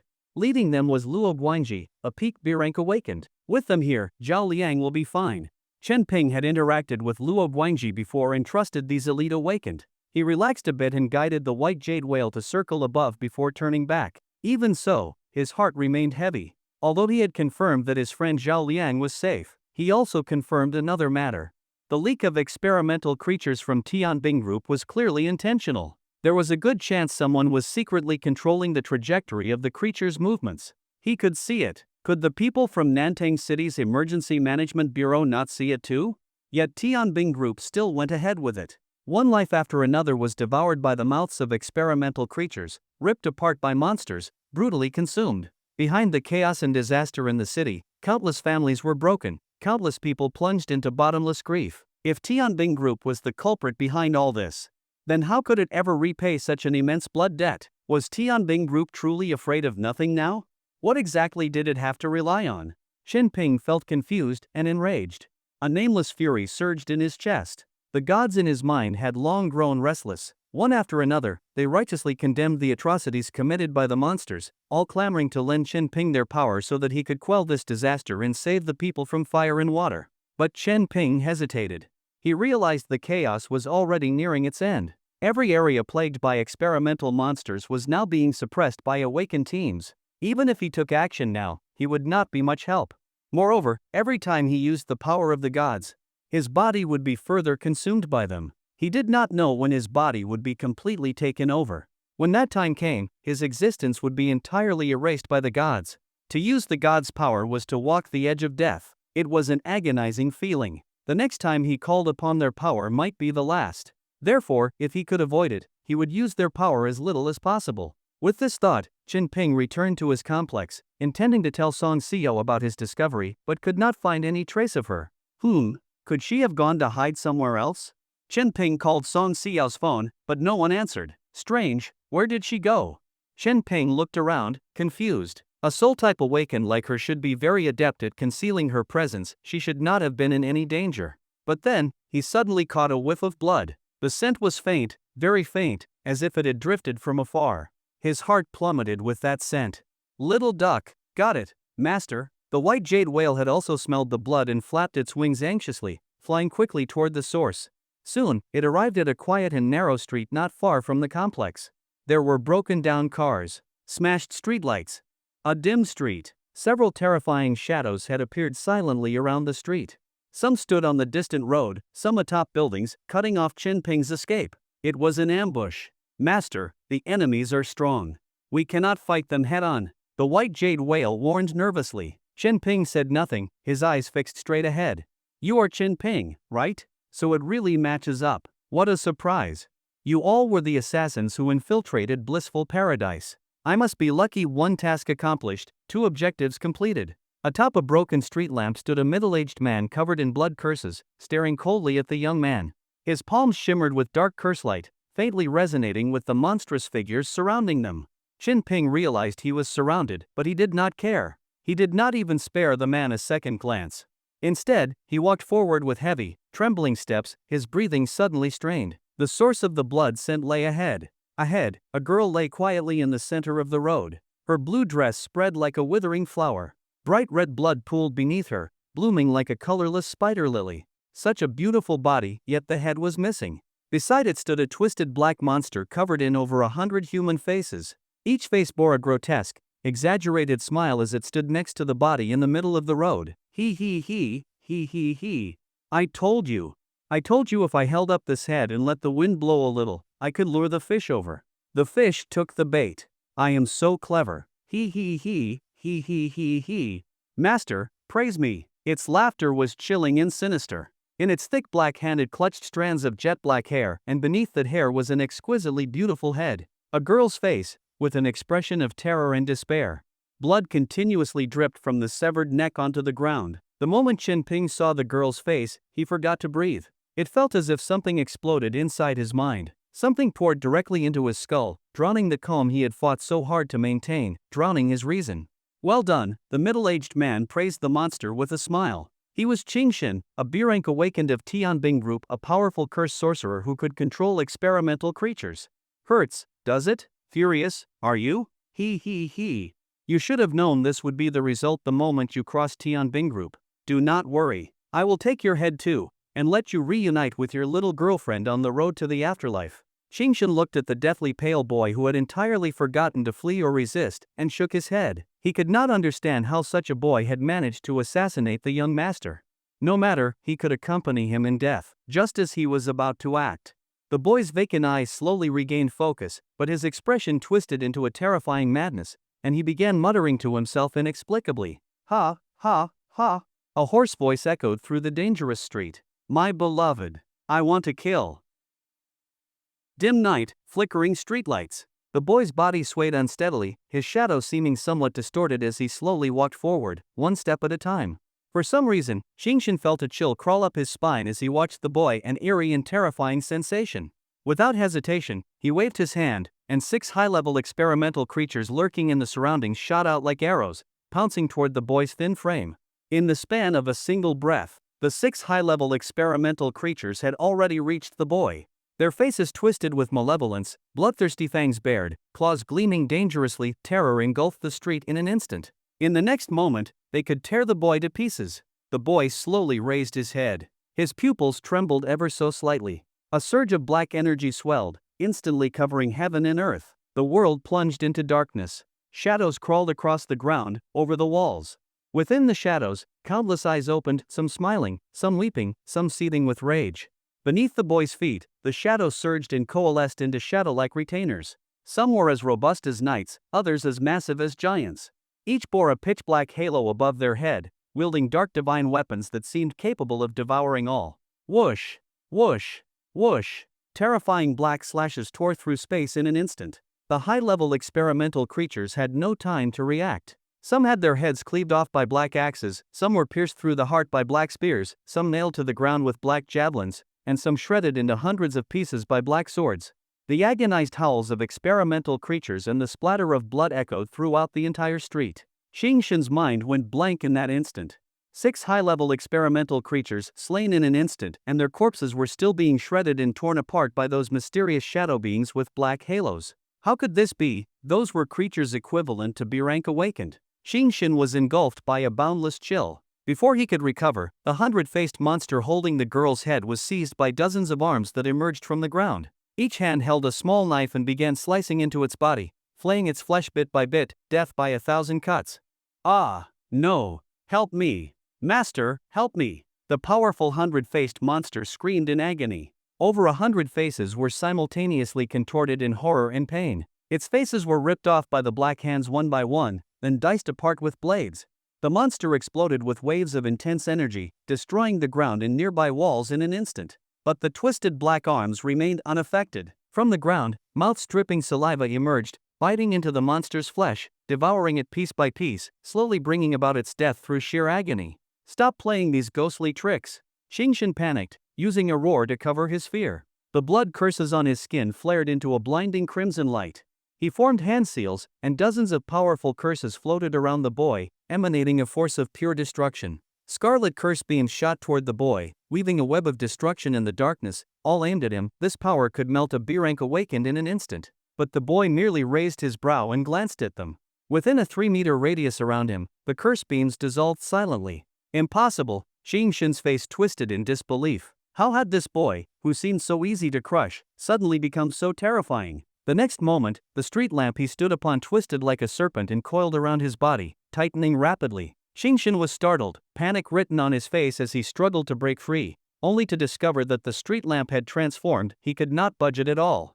Black hands and mouths emerged from the lamp, slicing and biting into his flesh. Ah! The pain was excruciating, and the terror of death overwhelming. This man who, just a moment ago, looked down on the boy with arrogance, now screamed in utter despair. "Spare me, senior, please spare me. I did not know who I was dealing with." Qingshan was soon reduced to a bloody mess.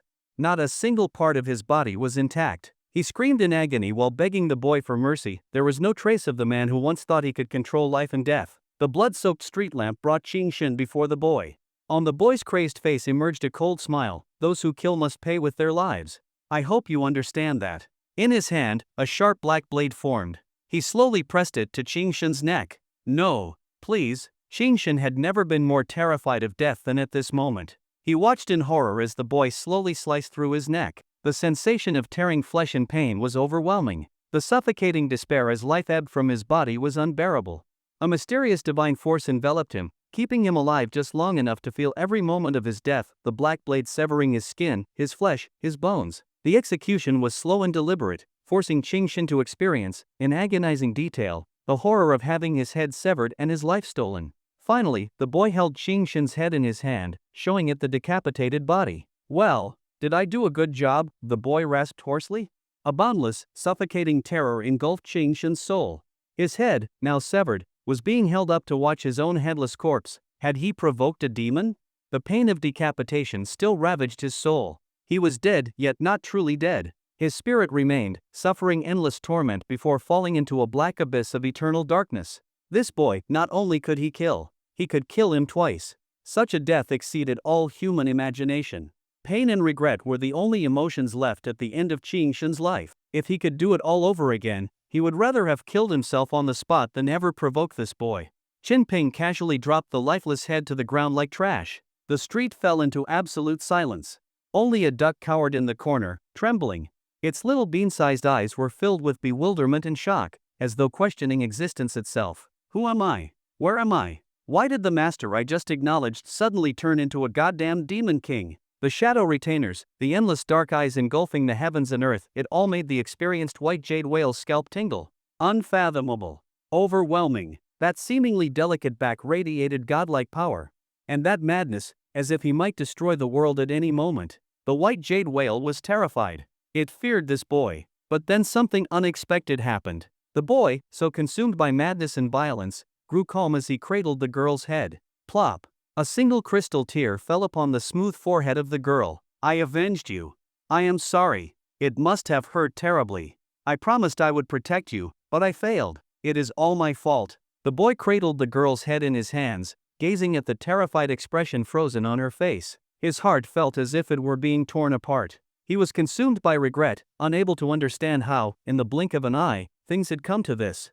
But suddenly, it was as if he sensed something. Still holding the girl's head, he slowly placed it back onto her body. Dark energy rose gently from the ground in waves, tenderly and meticulously mending the wound at her neck. Very soon, the girl's whole body appeared before the boy, her neck seamlessly restored, no trace of injury remained. It was as if she were only sleeping.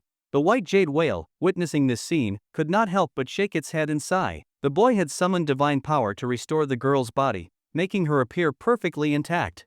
But the girl was already dead. How could her soul be saved? After all, death was death. Even if her body looked untouched, it was nothing more than a self-deceiving illusion. The boy lifted the girl in her blue evening gown into his arms, gazing at her delicate and beautiful face. He reached out and gently touched her forehead with a fingertip. Boom! A pitch-black pillar of light shot into the heavens and plunged into the underworld. A mysterious and grand power instantly enveloped the heavens and the earth.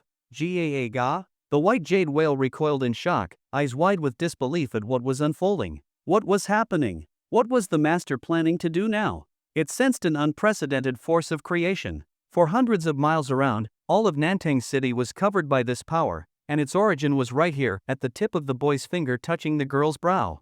"I do not permit anyone to take your life from you." Chen Ping's voice echoed like a divine decree, commanding all creation. The white jade whale felt, in that moment, as though an invisible giant hand had descended upon Nantang City, reversing the 5 elements, controlling yin and yang, forcibly seizing the fabric of creation to overturn the cycle of life and death. A vast torrent of black wind surged into the girl's forehead like a tide. The white jade whale seemed to understand something. It stared at the boy with an expression of utter disbelief. "Master, is he trying to resurrect Song Xiao?" It was said, life and death are fated, and once a person dies, it is as if the lamp has gone out. Once truly dead, there should be no return. This was a law of the universe. And yet this boy wanted to defy the law of heaven and reverse death? How could that be possible? Had he lost his mind? But soon, as the surging black wind poured into the girl's body, the white jade whale sensed something in the depths of her head. A core source of power was awakening. It began drawing in and merging strands of broken and scattered soul fragments from the surroundings. This, soul reconstruction? The white jade whale was dumbfounded, then suddenly understood. Of course. Song Xiao possesses the 9 netherine physique. Deep within her body lies the origin of the 9 netherworlds that serves as an anchor. With this anchor, even scattered soul fragments can be drawn back. The white jade whale spoke with excitement. It can work. It is actually possible to resurrect Song Xiao, though it now understood that reviving the girl was theoretically feasible. The shock in the white jade whale's eyes had not lessened. In fact, it was only growing stronger. Knowing how to revive someone was one thing. Actually being able to do it was another matter entirely. It was like a person trying to restore a shattered mirror. One could explain that it merely required assembling thousands of tiny fragments and reconnecting them at the molecular level, and then the mirror would be whole again. Sounds simple, does it not? But try handing that theory to someone and telling them to do it. They would only think you were insane, and reconstituting a dispersed soul was millions of times harder than fixing a broken mirror. Once a person dies, the soul disperses into the heavens. This kind of soul dissipation is nearly irreversible. Even with the 9 nether origin as an anchor, collecting all the scattered fragments across the vast world and fusing them into a perfectly reconstructed soul, this was truly defying the heavens. It required an unfathomable, heaven-defying power that could steal from the laws of creation itself, along with divine mastery over the soul. Only then could a single sliver of life be pulled back from death. In any case, the white jade whale could not even imagine such a feat. And during the process, not a single misstep could occur. Any error would cause the soul to dissipate again. The white jade whale gazed at the boy's determined, stubborn figure. Even its heart trembled. Could this boy really accomplish something that only a god might achieve? Zhaoping, stop now. Do you have a death wish? Master, with your current condition, to seize the creation of heaven and earth, your body cannot withstand it. Brother, please stop. In Chen Ping's mind, the anxious and frantic voices of the gods echoed. Chen Ping held the girl in one arm, while his other hand pressed against the center of her forehead. He remained completely unmoved. Today, I will bring her back to life. No one can stop me. Divine power engulfed the entire city of Nantang, enveloping every dissipated fragment of soul, reversing the 5 elements, overturning the balance of yin and yang. The hearts and minds of millions shuddered violently, as if stirred by some unseen force.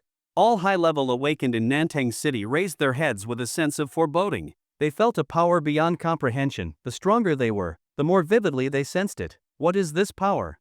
What kind of existence has appeared in this city? At the top floor of Tianbing Group, both Jiang Longpeng and Miyamoto Yuzong's expressions changed drastically. Far away, Xiang Jiqiu, who was dragging the severed head of a giant beast back toward the headquarters of Tianbing Group, also turned to look in that direction. There, an unimaginable divine power was reversing something. Chen Ping's actions had already triggered a world-shaking ripple. But he did not care about any of that. All he wanted was to resurrect the girl in his arms. In his mind, many gods strongly objected.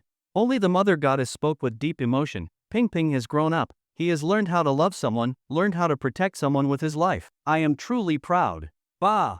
You scheming goddess, like I don't know what you're thinking? Exactly. If brother had not used your power, would you be saying this now? Zhaoping, harsh words are often true. Do not keep using such immense soul power. Master, reversing life and death consumes far too much of your body. If this continues, your body might truly be taken over by that scheming goddess. Aside from the mother goddess, all the other gods urged Chen Ping to stop. Chen Ping said nothing. He simply continued wielding the divine force as if he were a god himself, repairing the soul of the girl in his arms, piece by piece, with the power that covered all of Nantang City. In battle, he had used the sister goddess's power, the power to create all things, to grant them consciousness and strength, to summon every surrounding force to his aid, an ideal force for taking life. But when he sensed the presence of the 9 nether origin within Song Xiao, a bold idea took shape. Using that origin as an anchor, he could reconstruct the scattered soul and bring Song Xiao back from the dead. Once the thought took root, it grew like wild grass in his mind. He did not know if it would work, but he had to try. Even if it meant reaching for the heavens, he would ascend like a god and fight for her life. At that moment, without hesitation, he turned to the power of the mother goddess among the 7 gods. She was the most adept at mastering souls. If anyone's power could help reconstruct Song Xiao's soul, it would be hers. Rumble. Pitch-black energy pierced the skies, linking the heavens to the 9 netherworlds. Countless fragments of soul surged wildly from every corner of existence. Chen Ping had to pick Song Xiao's soul out from among countless others and reassemble them according to a specific pattern, a process so incomprehensibly complex no ordinary person could even imagine it. He had never borrowed divine power at such intensity before. His body was screaming. His brain felt as though it would split apart. Agony. Unbearable agony. But Chen Ping clenched his teeth. He did not relent for even a second. He knew that if he took one step back, all his efforts would be in vain. In this, the mother goddess had spoken truly. For the first time, he was risking everything to save someone. He had promised to protect her, so he would. The pitch-black gale nearly swallowed the boy's slender frame.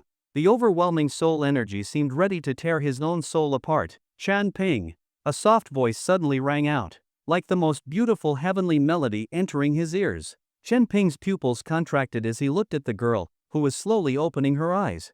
An overwhelming joy filled every corner of his being. She was awake. Song Xiao was truly awake. Chen Ping wanted to throw his head back and shout, but he knew, now was not the time to relax. The soul reconstruction was not complete. He had successfully gathered all the fragments, but they had not yet merged into a unified whole. Hold on. Keep holding on. Chen Ping gritted his teeth, unleashing soul energy wildly, commanding the cycle of reincarnation itself. Chen Ping, it hurts, does it not?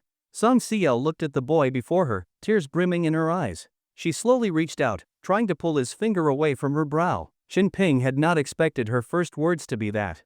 Even more unexpectedly, Song Xiao was trying to stop him from resurrecting her. He looked down at the girl in his arms and saw 2 streaks of tears flowing from the corners of her eyes. I can feel it. Your soul, it hurts so much.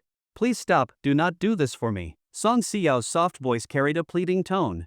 She knew that this boy was pouring out his life to save her. She did not want to die, she desperately wanted to live. But somehow, she sensed his soul screaming in pain, she felt the unbearable torment tearing through his spirit. Suddenly, she ignored the terror of death itself, she just wanted this boy to stop. It is all right. I said, I will protect you.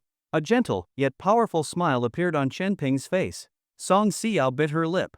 In her heart, she thought, when you said you would protect me, you never said it meant bringing me back from the dead. She knew perfectly well she had died once. That was why she was so stunned to find herself alive again. She did not even need to ask to know that this had cost the boy an unimaginable price. Song Xiao tried to push his hand away, but Chen Ping's hand felt as though it had penetrated her very mind, unshakable. Rumble. A terrifying burst of soul power erupted. It expanded like a black hole, devouring everything. The white jade whale stumbled backward in fear. Its little green pea eyes bulged to the size of soybeans. Holding its head with its fins, it cried, Jiega. This is too terrifying. Is this truly power a human can wield? The black energy exploded. Accompanied by the girl's cry of pain, the white jade whale's heart dropped. It stared intently at the center of the soul energy explosion. The dark power began to disperse. And the divine force that had filled the heavens vanished at the same time. The white jade whale saw Chen Ping carrying the girl, slowly walking out of the explosion center. The girl's eyes were closed, as if peacefully asleep. Her delicate arms hung limply, swaying gently in the air. It's over. It failed. The white jade whale had expected this. It was a normal outcome, but still, it felt a sudden pang of disappointment. But the next second, its disappointed expression froze. Because it saw the sleeping girl slowly open her eyes, gazing dumbly at the boy who held her. Her small, trembling hand reached out and gently wiped the sweat from his forehead. Chen Ping looked down at the girl who was trying so hard to do something, anything, for him. His eyes were soft, their gazes met. No words were spoken. Yet in that shared smile, everything was understood. At the far end of the street, the white jade whale held its head in both fins, its golden beak agape wide enough to crush an ox, its feathers standing on end, clear signs of extreme emotional shock. It had just watched a boy achieve a feat worthy of gods. To steal back his beloved girl from the hands of death itself.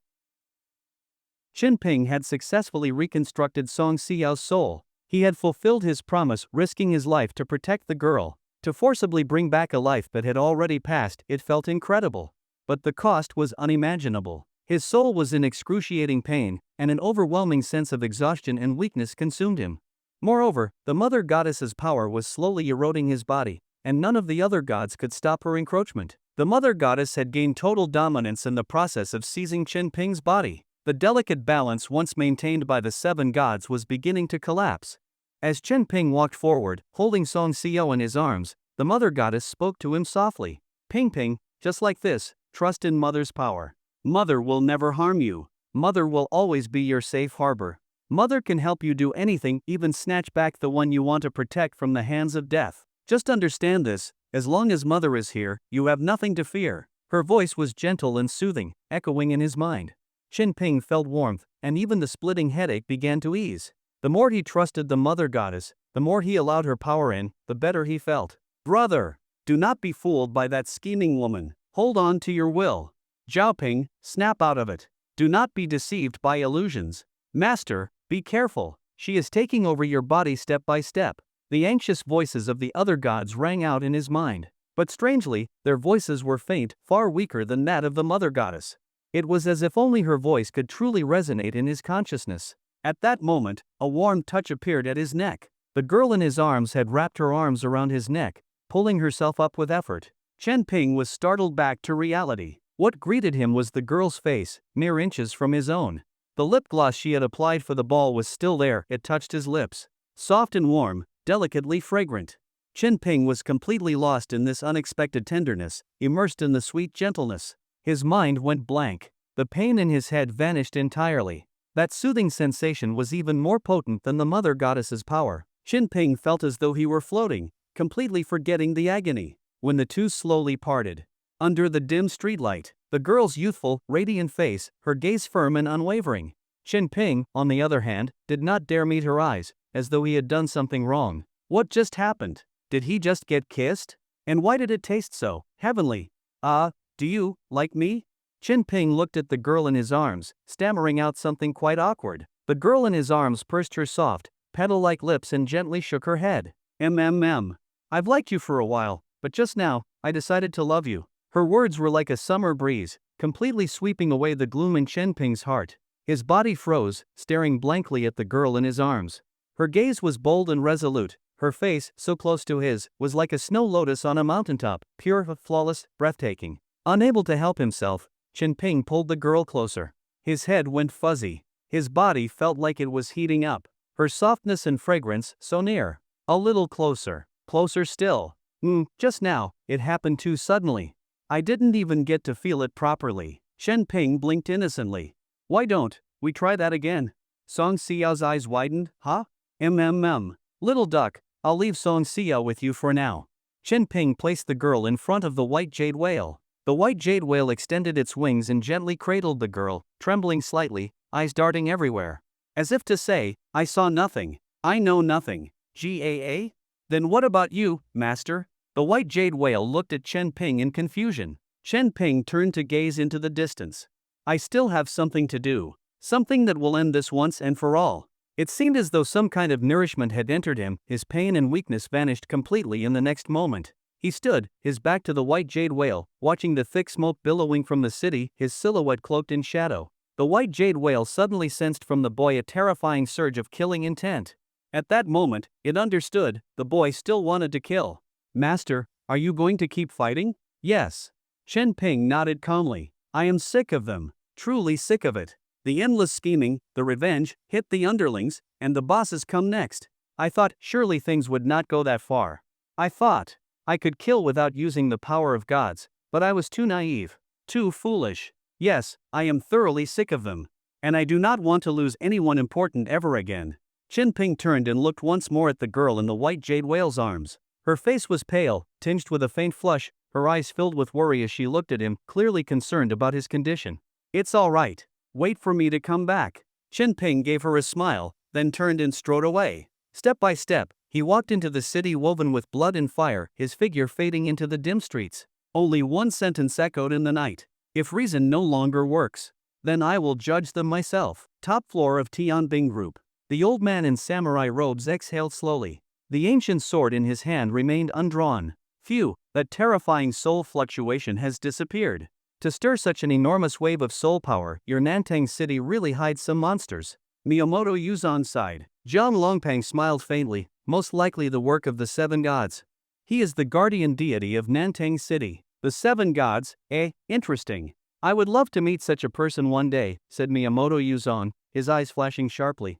The sword in his hand trembled slightly. Jiang Longpeng knew the old man beside him was getting eager. Miyamoto Yuzong, a swordmaster from the Sakura Nation, had reached near perfection in swordsmanship after becoming a peak A-rank elemental awakened, rarely meeting his match among elemental masters of the same level. Don't go picking fights based on the data. That so-called 7 god is an S-rank ultra-limiter, Jiang Longpeng reminded. An ultra-limiter? Not like I've never fought one, Miyamoto Yuzong chuckled, resting his hand on his sword, his aura unshaken. Jiang Longpeng shook his head and fell silent. The strong from the Sakura Nation were all like this, see a strong opponent, want to fight. All maniacs. But if the 7 god truly is an S-rank powerhouse, then technically he should be the master of this city. You have stirred up so much chaos, are you sure he will not mind? Miyamoto Yuzong asked. Jiang Longpeng shook his head with confidence. I have long conducted a comprehensive profile analysis of the 7 god.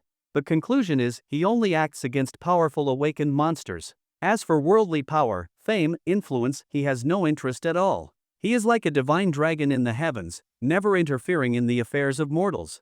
Speaking of the 7 god, Jiang Longpeng could not help but admire. He knew that true power should be like this, ruling all, but not clinging to the mundane. He himself had not yet reached that state. He still needed strength. He needed to command cultivation resources from an entire region to continue advancing. Perhaps when he, too, stepped into the ranks of S-rank ultra-limiters, he could live as freely as the 7 god. Jiang Longpeng looked out at the smoke-filled city through the window and said slowly, "It is time to reel in the net." The Wen Family Martial Hall, Changfeng Academy, Qingdan Sect, Dragon Blood Pavilion, everyone who needed to die is dead. My objectives have all been achieved. From now on, Nantang City will be even more beautiful. This burly man spread his arms toward the blood-scented city outside the window, his expression enraptured. Outside Tianbing Group, a violent golden light shot into the sky, a golden beam piercing the clouds. Jiang Longpeng, get your ass out here. A man bathed in radiant gold, radiating terrifying power, appeared outside Tianbing Group's building and shouted up at the top floor. The armed guards outside the building, upon sensing his aura, all collapsed to the ground. They could not even stand, let alone lift their guns. He was Xiang Jiqiu, the publicly recognized strongest in Nantang City. Xiang Jiqiu dragged the head of a special-grade experimental creature behind him, leaving a trail of stinking black blood as he approached Tianbing Group. He had clearly found a lead, his face filled with barely contained fury, demanding an explanation. Jiang Longpeng, seeing Xiang Jiqiu's arrival, was not the least bit worried. Instead, he smiled, "Captain Xiang is here. I will go down and explain things properly. Director Miyamoto, care to join me?" Miyamoto Yuzong nodded calmly, "Of course. If he refuses reason, I will simply cut him down." Neither man showed the slightest respect for Nantang City's strongest. They radiated quiet confidence. They were about to leap down from the top floor. Suddenly, the sky sank. Both men simultaneously sensed a force so dreadful that even they, at their level, felt their hearts seize. A thick, oppressive red light swallowed the sky. Space itself seemed frozen.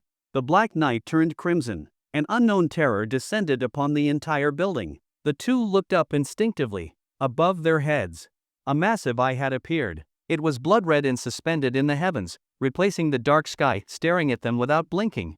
Its gaze was penetrating, as though it saw through their entire being. A chill unlike any they had ever known surged from their feet to their crowns, and a single thought filled their minds. What the hell is that? That night, a blood-colored eye dominated the night sky above the entire city of Nantang. Countless citizens of Nantang witnessed the appearance of that enormous eye. There were no words to describe the feeling it evoked.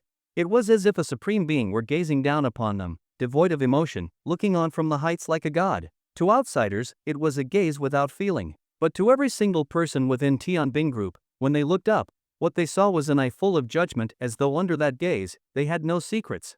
All the darkness and evil in human nature was laid bare beneath that eye.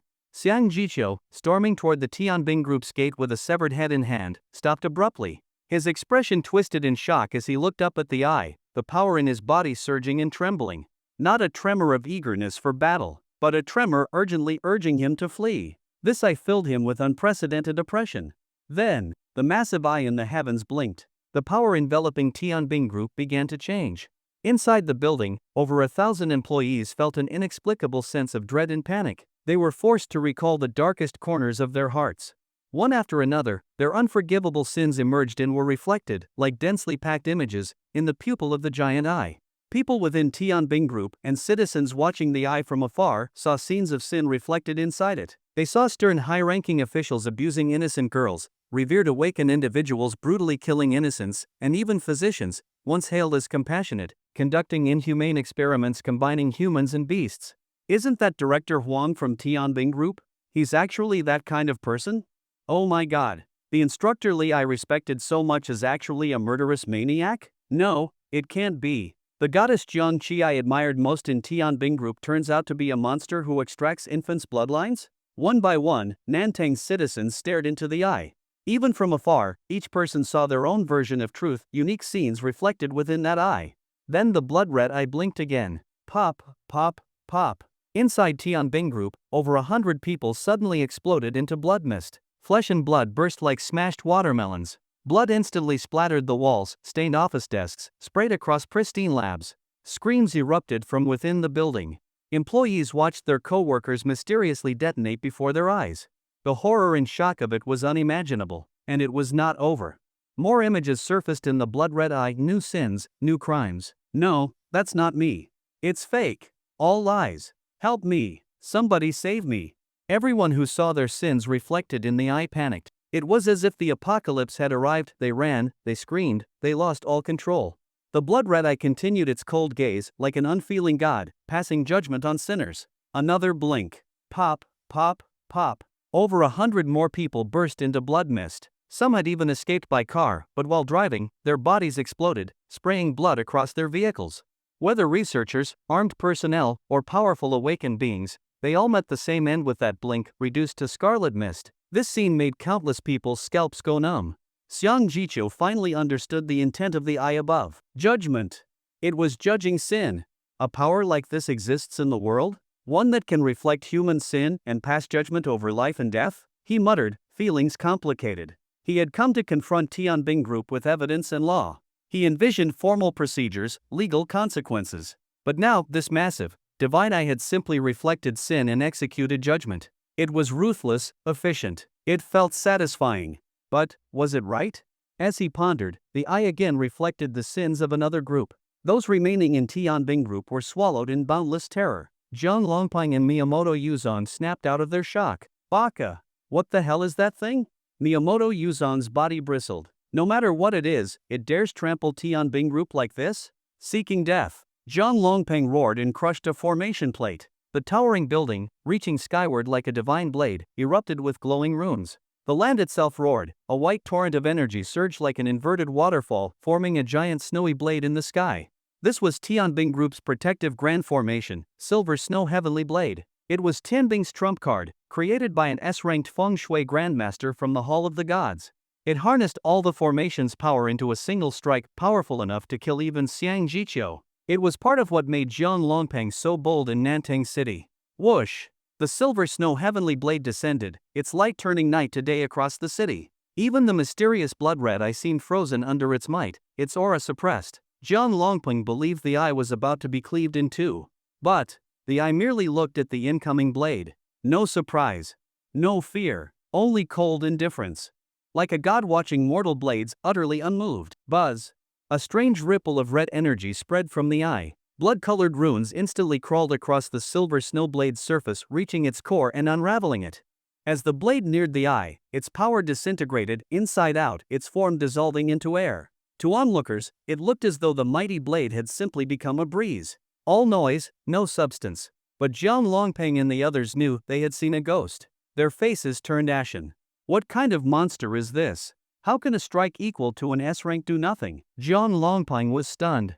The eye continued to gaze upon Tianbing Group's people. Lofty, cold, emotionless, yet behind that detachment, Zhang Longping saw something else. Arrogant mockery. Like a god toying with ants. Another blink. Pop, pop, pop. 156 more people burst into blood mist. Among them, several powerful B-rank awakened individuals. But even they, as they were obliterated, could not resist. In death, they were no different from the mortals they once oppressed. Tianbing Group's core and backbone collapsed in moments. In just a few minutes, Tianbing Group fell from its zenith to ruin. Zhang Longping trembled, eyes red, gripped by boundless fear and disbelief. Director Jiang, what is that monster? Why would such a terrifying being exist in Nantang City? Even the arrogant Miyamoto Yuzong spoke with trembling voice. His feet backed away, gripping his sword tight. With such overwhelming, unfathomable power, besides the 7 gods of Nantang, I cannot think of another, Zhang Longping said grimly. Miyamoto was stunned. The 7 gods? But didn't you say that God would never act against others? Zhang Longping's face twisted with grief and bitterness. I don't know anymore. Minutes ago, he dreamed of ruling all of Nantang. Then the I came and Tianbing group was no more. If Zhang Longping were not mentally resilient, he would already have lost his mind. Who had he offended? Why had the divine dragon soaring above Nantang turned its wrath upon Tianbing group? This is the 7 god of Nantang? Miyamoto's whole body tensed, his sharp eyes filled with an uncontrollable dread. Moments ago, he had wanted to duel the fabled 7 god. Now, face to face, he felt only terror. Even with his power and perception, he could not understand how the 7 god had acted, but something more horrifying happened. In the enormous eye appeared the reflections of 2 figures, a burly man and a samurai with a sword. Their sins began to unfold within the eye. Zhang Longping and Miyamoto Yuzong, as if summoned by fate, suddenly began recalling the evil deeds of their lives. Baka? Fuck. Zhang Longping and Miyamoto Yuzo burst out in profanity simultaneously. While they were shocked and enraged, an overwhelming sense of fear surged within them. The 7 gods are going to strike at us. Zhang Longping cried out in alarm. Director Jiang, I can understand him targeting you, but Whiny too. Miyamoto Yuzo shouted furiously. The wicked deeds they had committed were laid bare in the reflection of the blood-colored eye. Those were the evils they had buried deep in the core of their being. Zhang Longping, abusing his power, kidnapped infants for blood infant experiments, brutally suppressed every awakening faction that defied him like an emperor shedding blood. Any who opposed his will, be they awakened or ordinary, suffered the most barbaric persecution. Miyamoto Yuzo, having studied under a swordmaster, murdered his teacher without mercy upon mastering the sword, and massacred hundreds of his fellow disciples. Amidst mountains of corpses and oceans of blood, he bowed respectfully to his master's corpse. When the darkness of their past was exposed, the entire city was in an uproar. And the perpetrators felt as if 10,000 divine beasts were stampeding through their hearts. Senior Miyamoto, it has already struck. We have no way out. We must join forces now. Zhang Longping shouted. Miyamoto Yuzo nodded. Indeed, that eye is demonic and strange, but not without flaws. Before it casts its spell, it reveals a vision of sin. That must be its casting prelude. We must strike with thunderous force before it unleashes its full power and shatter its spell. The floor-to-ceiling window before them exploded. They shot into the sky, launching an assault toward the blood-colored eye. The samurai drew his ancient blade. As it slashed through the air, the night shattered like thunder, illuminating the sky with radiant light and bringing forth a vast surge of blood aura and countless killing forces. Ashura Iato slash. Zhang Longping's bloodline power erupted. Divine markings of a great rock appeared on his forehead as golden flames engulfed his body. His form transformed into a massive rock spanning hundreds of meters, blazing like a small sun as it rammed toward the blood eye. Divine descent lineage, golden-winged rock. At that moment, the night sky over Nantang City was once again pierced by brilliant light. It was the desperate strike of 2 ultimate awakened ones. Yet that massive blood eye remained cold and indifferent, watching the oncoming attacks with detached calm. Its pupil slowly contracted, as though scrutinizing the 2 who dared attack. Tens of thousands of runes flowed within its depths, pulsing once. Bang! The ancient sword in the samurai's hand shattered. Tens of thousands of rune forces crossed space, pierced the void, and invoked karmic cause and effect. That eerie blood eye, despite its demonic nature, reflected horrifyingly clear images, the samurai's heinous deeds, the blood and hatred of those he wronged, seemingly transcending time to fall upon him. Splat! The mighty samurai was torn to pieces midair. A brilliant bloom of blood erupted, just as radiant as his sword strike. Even in death, Miyamoto Yuzo could not understand how he could perish before such a strange eye. The 7 gods he had once longed to challenge, just a single glance was enough to kill him. Ah! Zhang Longping roared, his terror and fury reaching a fever pitch. All the power in his body surged to its peak, forming a blazing sun that seemed capable of incinerating all, intent on melting the eye before him. The merciless blood-colored eye cast its gaze. At this point, Zhang Longping was already upon it, ready to unleash his powerful golden rock might to shatter it. But for some reason, as that gaze swept across, though they were so close, it felt unimaginably far. as though heaven and earth stood between, as though the moon and a firefly. All of Jian Longping's power, that dazzling golden force, scattered in the night like fireworks under the blood eye's stare. His fast-moving body froze in the sky, locked in place under the gaze of the blood eye. Though inches apart, it felt like the end of the world. No matter how he struggled, he could move no farther. The blood eye stared at him coldly, still showing images of his past sins. Jiang Longping's eyes turned red as he shouted in despair, "Yes, I did all of it. So what? In this era of awakening, how many of the strong can swear they've never committed evil? Hundreds from the Heavenly Soldiers group have died under your gaze. Why? Why do you have the right to judge who lives and who dies? In the end, you're just following the law of the jungle. Do you really believe you're some legitimate god who can judge and rule over all?" He howled in fury. He spoke in grief, shouted in indignation at the eye before him. Yet the blood eye showed no emotion, no reaction. It simply continued projecting his sins, as it had from the beginning. In that instant, Jian Longping felt an overwhelming sense of bleakness. He unexpectedly understood the eye's message. It had not come to reason with him. It had come to judge him. What he thought, what the hundreds of dead heavenly soldiers thought, what the world thought. What did any of that matter to it? Jian Longping was left with nothing but despair. He felt like an ant before this eye, utterly powerless. Just like the powerless people he once dominated, deciding who lived or died at his whim, treating them as ants. Now, he was the ant. Are you truly one of the 7 gods? Why are you doing this? Why? Jian Longping muttered in despair, having given up resistance. He just wanted to know why he had to die. At that moment, unexpectedly, a trace of human expression appeared in the blood eye above the sky. As if it wanted him to die with clarity, an image appeared in its gaze, a young man. Jian Longping had seen that boy before. In an instant, he understood. His expression froze, his mind thundered. It was him. It was really him? Even with death at his doorstep, Jian Longping was stunned.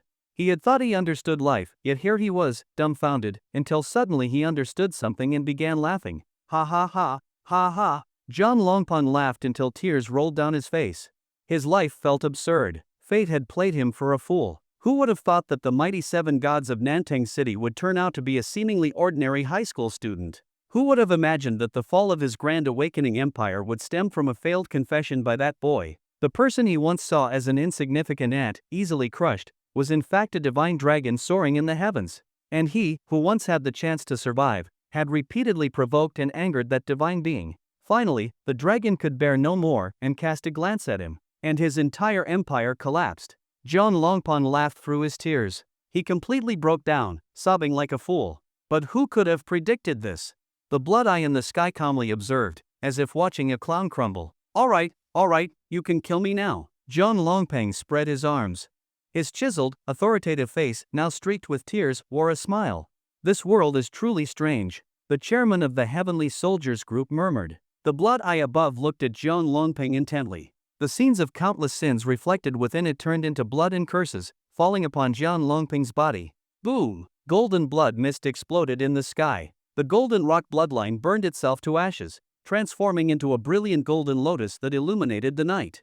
A man whose life was steeped in sin, who brought endless darkness and suffering to Nantang City at the moment of his fall, finally offered the city a firework that pierced the darkness. The blood-colored eye atop the sky slowly faded away. Xiang Jiqiu felt the boundless pressure that had enveloped him suddenly vanish. He let out a heavy breath and looked toward the Heavenly Soldiers group, now thick with the stench of blood, his expression immensely complicated. More than 500 core members of the Heavenly Soldiers group had just perished, slaughtered cleanly and decisively by that mysterious, otherworldly eye in the sky. This malignant tumor that had long been a headache for the awakened management of Nantang City was eradicated within mere minutes. It made Xiang Jiqiu feel as if he were dreaming. In the vast building, only 700 or 800 survivors remained. They slumped to the ground one by one, pale-faced, weeping and laughing at once. Ha ha ha ha. This is wonderful. I am alive, I am not dead. Heaven bear witness, I, Kong Mingwen, am pure and innocent, truly a good person. From this day forward, I, Huang Feida, shall do one good deed every day. Whoa! I quit. I am done. Whoever wants the supervisor position can have it. Those who survived the Heavenly Soldiers group were overwhelmed with emotion. They were terrified that the blood eye would reflect their own images, that a single blink from it would reduce them, like their colleagues, into a mist of blood. It seemed that as long as one was not a truly irredeemable villain, one would not be judged by the eye. He. Looks like the remaining ones, even with 10 times the courage, would never dare commit evil again, said a dark-robed man, standing atop a pitch-black giant python that slithered beside Xiang Jiqiu, his tone laced with schadenfreude. Xiang Jiqiu glanced at the man. "Nye Changlin, how is the situation in Shitong district?" "Heh. The very fact that I am here means it has been handled," the man in black replied with a grin. Just then, a beam of eerie green light shot in from afar. A girl with long, floating green hair and a translucent body appeared beside Xiang Jiqiu, her eyes wide with curiosity as she scanned the surroundings. "My God, they are all dead? Captain, who did this?" A trace of awkwardness flickered across Xiang Jiqiu's face. Even though he had witnessed the entire scene with his own eyes, he still had no idea who had made the move, nor did he understand what kind of power it was. The only thing he could be certain of was that the being responsible was far stronger than himself. As he pondered, a man with flaming red wings soaring from his back flew in from above, casting a crimson glow across half the sky, blazing like a phoenix descending from the heavens. Members of the A-rank awakened squad began arriving one after another. This signified that disasters across Nantang City had been quelled. "Captain, come quick, look at this." A woman in white descended lightly onto the Heavenly Soldiers Group rooftop, stepping on drifting snowflakes like a celestial being. She called out excitedly to those on the ground. The others on the ground immediately transformed into radiant arcs of light, streaking toward the rooftop. As limit-level awakened beings, each of them possessed unique means of flight. When the members of the A-rank squad landed on the rooftop of the Heavenly Soldiers Group, each of their expressions changed drastically, unable to suppress their excitement. On the helipad, there was a massive character painted in blood, 7. It is the 7 gods. It really was the 7 gods. In our Nantang city, only he could topple this vast awakening empire that was the Heavenly Soldiers Group. The 7 gods truly are the guardian deities of Nantang City, dispelling evil, delivering justice. It is so satisfying. As the team members all expressed reverence for the 7 gods, a brawny man beside them lightly shook his head. "No, things may not be that simple." Xiang Jiqiu stared at the bloody 7 painted on the helipad, his expression grave. This is the first time the 7 gods have acted directly against humans. Even if those were unpardonable villains, the meaning of his existence, the impact of his actions, these are things we can no longer control. Under the night sky, a chaotic street. A young man clutched his head tightly, as if only through this motion could he ease the pain racking his mind. He. Does it feel good, little brother? All those villains you hated so deeply are now dead. This moment, you are the great hero of all Nantang City. Let us continue judge all evil, curse all who deserve death. We can become the greatest force of judgment in this world, banish all darkness, and make this world better. His sister's rousing words echoed in Chen Ping's mind without end. Chen Ping felt a thrill, having slaughtered hundreds from the Heavenly Soldiers Group. He truly felt exhilarated. That exhilaration dulled the tearing pain in his soul. Ping, do not be swayed by your sister. The world does not need judgment. You cannot be that judge, came the gentle voice of the Mother God. This was my brother's will from the start. He delighted in delivering judgment. Who are you to interfere? And whether he can be a judge is not yours to decide. You, who imprisoned and bound him under the pretense of protection, what a mother's love that is. The sister god retorted coldly to the mother god. At first, the only voice Chen Ping could hear was that of his mother. But after using his sister's power, his sister began to talk back, and other family voices began to appear in his mind, growing ever clearer. He knew a new balance was beginning to form. It was no longer just the dominance of the mother god. He had drawn too much from both the sister god and the mother god. It was clear he should avoid using either power in the future. Chen Ping walked home, deep in thought. He fought to suppress the urge to judge all the evil in the world. The multicolored glass heart pulsed gently, sending waves of warmth to restore his drained body. The headache and soul-tearing pain eased significantly under its healing flow. Nantang City's citywide alarm had been lifted. The streets remained largely deserted. Only a few panicked people darted about, those who had not yet returned home, trying to get back to their beds. Some braver thrill-seekers drove toward the Heavenly Soldiers Group building, trembling as they held phones and cameras, trying to uncover the secret behind the colossal, mysterious blood eye. No one knew that the ordinary-looking boy walking calmly down the street was the very being who had summoned that divine eye in the sky. Chen Ping had completely resolved the issue with the Heavenly Soldiers Group. He no longer had to worry about those old enemies returning in endless cycles of revenge. Now he could go home and sleep in peace. As for the fact that his hands were now stained with the blood of hundreds, did he feel any guilt? To tell the truth, he did not. In fact, he actually felt exhilarated. His sister had not lied, he truly felt great. When he wielded the sister god's power, he could clearly see the evil beneath each member of the Heavenly Soldiers group's human skin. The divine incantation he had used could pierce to the very core of karmic causality, called the Eye of Karmic Judgment.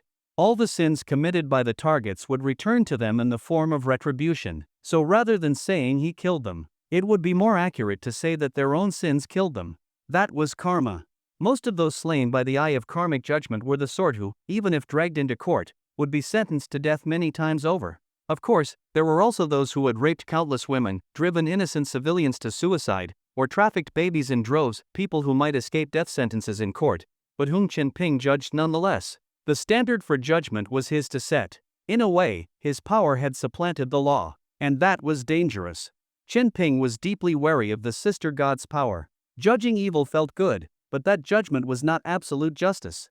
He was still human, he was subjective, and could easily lose himself in the act of judgment. Because he understood this clearly, even as his sister tried to seduce him into judging all the wicked in the world, he remained unmoved, simply walking forward on his own. Entering the gates of his residential compound, Chen Ping looked up to see a light on in his room. In this chaotic and tumultuous city, a warm light shone through the curtains. Someone was waiting for him to come home. This night had been a long one. A smile of relief spread across Chen Ping's face.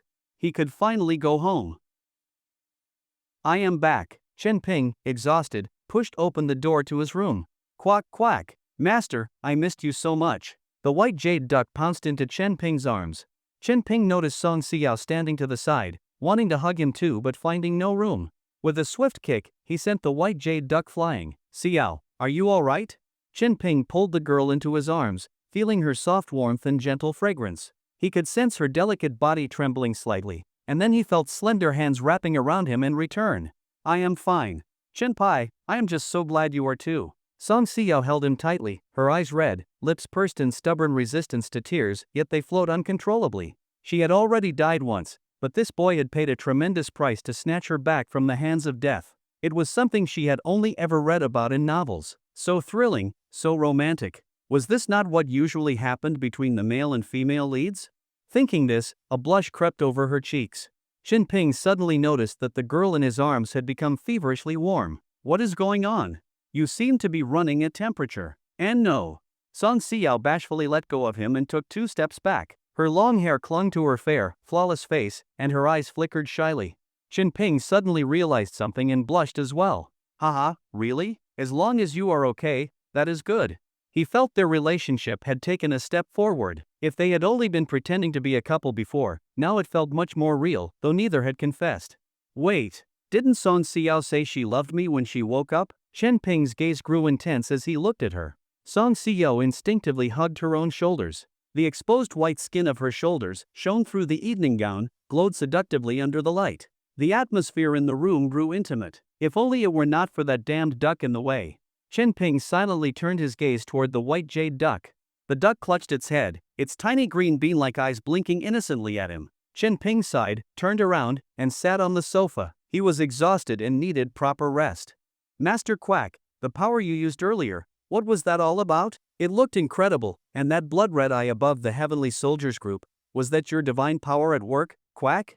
The white jade duck waddled over, its beady eyes full of curiosity. Chen Ping glanced at his battle pet and nodded silently. The duck's expression turned to shock, its golden beak hung open in disbelief. Even Song Xiao gasped, her rosy lips parting in amazement as she looked at the boy. She had heard Chen Ping say he wanted to solve the problem completely.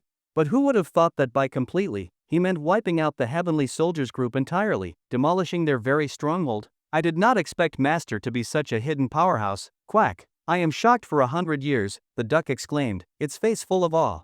No wonder you passed the trial with such monstrous scores. Come on, tell me, who are you really, disguised as? That is a long story, Chen Ping said as he looked at the duck, his gaze deep and steady. Little duck, you said you once served as the mount of the Vermilion Bird Emperor of the ancient heavenly court, so how much do you know about gods? Quack! The duck blinked in confusion. Gods? What kind of gods are we talking about? It asked curiously. What kinds are there? Chen Ping asked. The duck thought for a moment, then said, if we are talking about gods in terms of cultivation, that refers to powerful experts at the nascent soul stage. Their powers are godlike, and they are sometimes called earthly immortals. Chen Ping considered this. Nascent soul stage corresponded to S-rank spiritual cultivators. Indeed, such individuals were sometimes called earthly immortals in the mortal realm. But the gods in his head felt far beyond the level of earthly immortals. The power he could borrow did not seem like something any ordinary S-rank awakened could wield. What else? What other kinds of gods? He pressed further. At that moment, the voices in his head erupted. Brother, why are you prying into our secrets? Exactly, big brother, do you not trust us? Distance makes the heart grow fonder. The gods began chastising him. Chen Ping remained calm and smiled. As family, should we not get to know each other more deeply?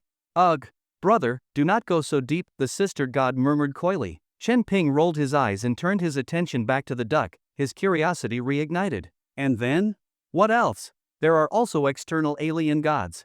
As you know, this world is vast. There are other life realms, and the most powerful beings in those realms are external alien gods. They vary in strength. The powerful ones understand laws and are creators of worlds. The weaker ones might merely rule over a single planet.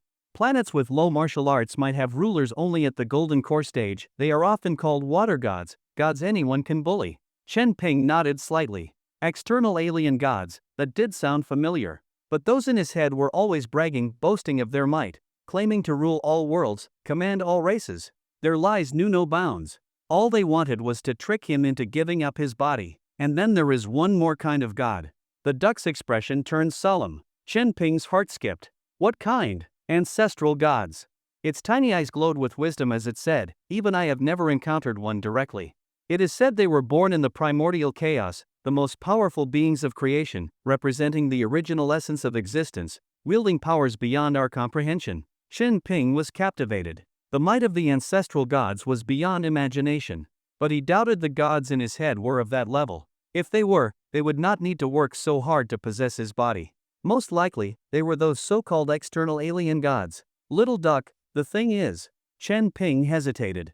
I have a friend. The duck's little eyes stared at Chen Ping, gleaming with curiosity and intensity. Chen Ping choked on his words.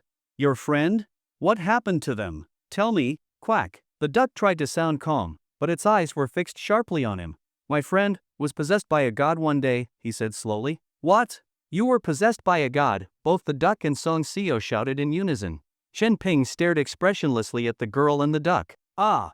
No, I mean, your friend, Song Seo mumbled. Your friend was possessed? What is their condition now, quack, the duck asked, trying to sound composed. Chen Ping's lips twitched, but he answered patiently, he is managing. He was possessed by several gods at once. But they seem to be locked in a mutual balance, and he can even negotiate and borrow their powers. Possessed by several gods at the same time. The duck was dumbfounded. Yes, Chen Ping nodded. I just wanted to ask on my friend's behalf. Is there any hope for him? The duck froze. It was the first time since they met that Chen Ping had seen the duck look so shocked and bewildered. Unbelievable, quack. This is just ridiculous, quack. There is someone like that in the world? The duck muttered in disbelief. When it looked at Chen Ping again, its gaze had changed. When was your friend possessed? A year ago, when he was still a mortal. A mortal. The duck was stunned again.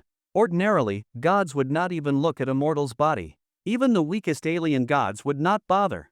Nor would they be unable to fully possess such a body. Chen Ping's eyes lit up. So, my friend might be a peerless genius with extraordinary talent? The duck glanced at Chen Ping. If he were really that talented, why would he still be immortal after all that time? Chen Ping was speechless. But then he protested. Do not take it personally, the duck said, patting Song Seo on the shoulder. You know your little girlfriend?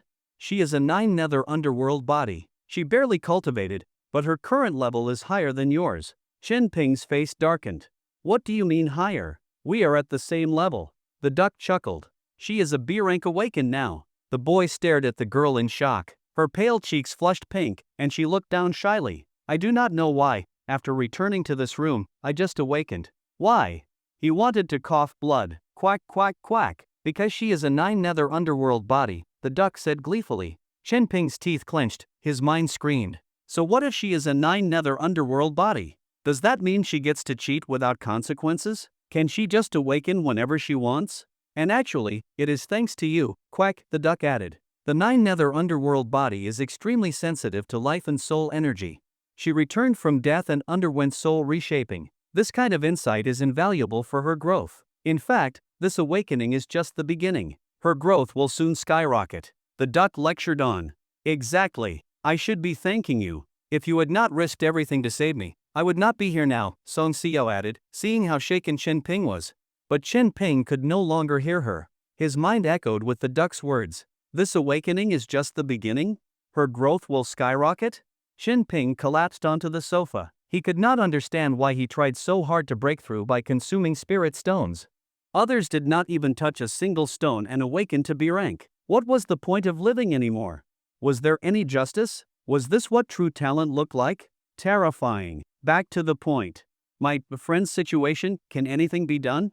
Chen Ping shifted the topic back. The duck hesitated, then said cautiously, in this kind of case, I have never seen it before, and I dare not make assumptions. I think you should be grateful. Chen Ping froze. Grateful for what? The duck gave him a sympathetic look. Grateful you are still alive, quack. Chen Ping lay hopelessly on the sofa. Even the erudite white jade duck did not know how to deal with the situation. It seemed that everything would have to be explored by him alone. Right now, he was still too weak. When dealing with the 7 deities in his mind, he could only rely on the rivalries among them to maneuver. Everything returned to one fundamental question: become stronger. As long as he became stronger, there would eventually be a solution. With that thought, he directed his consciousness inward. Now then, are you going to teach me your divine combat techniques? All right, brother, take my 10,000 forms returning to the flow. Little brother, reincarnation of all things is not easy to learn, you need to comprehend it patiently. The voices of the sister god and the younger sister god rang out in his mind, stirring his spirit. Yes, when Chen Ping had borrowed their powers earlier, he had struck a temporary deal. Whichever deity agreed to teach him a divine battle technique, he would use that one's power. The powers of the sister god and the younger sister god were most suitable for the situation at that time. But Chen Ping had not needed to use only their powers to accomplish those tasks. So he had added a condition: if they refused, he would use someone else's power. The result was predictable. Neither the sister god nor the younger sister god hesitated much, they agreed to his terms almost immediately. Chen Ping not only used their power, he also got 2 divine techniques for free. The only pity was that he did not obtain the mother god's triunity Tao origin. When Chen Ping wanted to repair Song Xiao's soul, the mother god's attitude was indifferent, not even considering offering triunity Tao origin in exchange. Chen Ping had no way to deal with the mother god, the situation was too urgent, and he had no choice but to use her power anyway. Boom! A massive influx of true intent surged into Chen Ping's consciousness.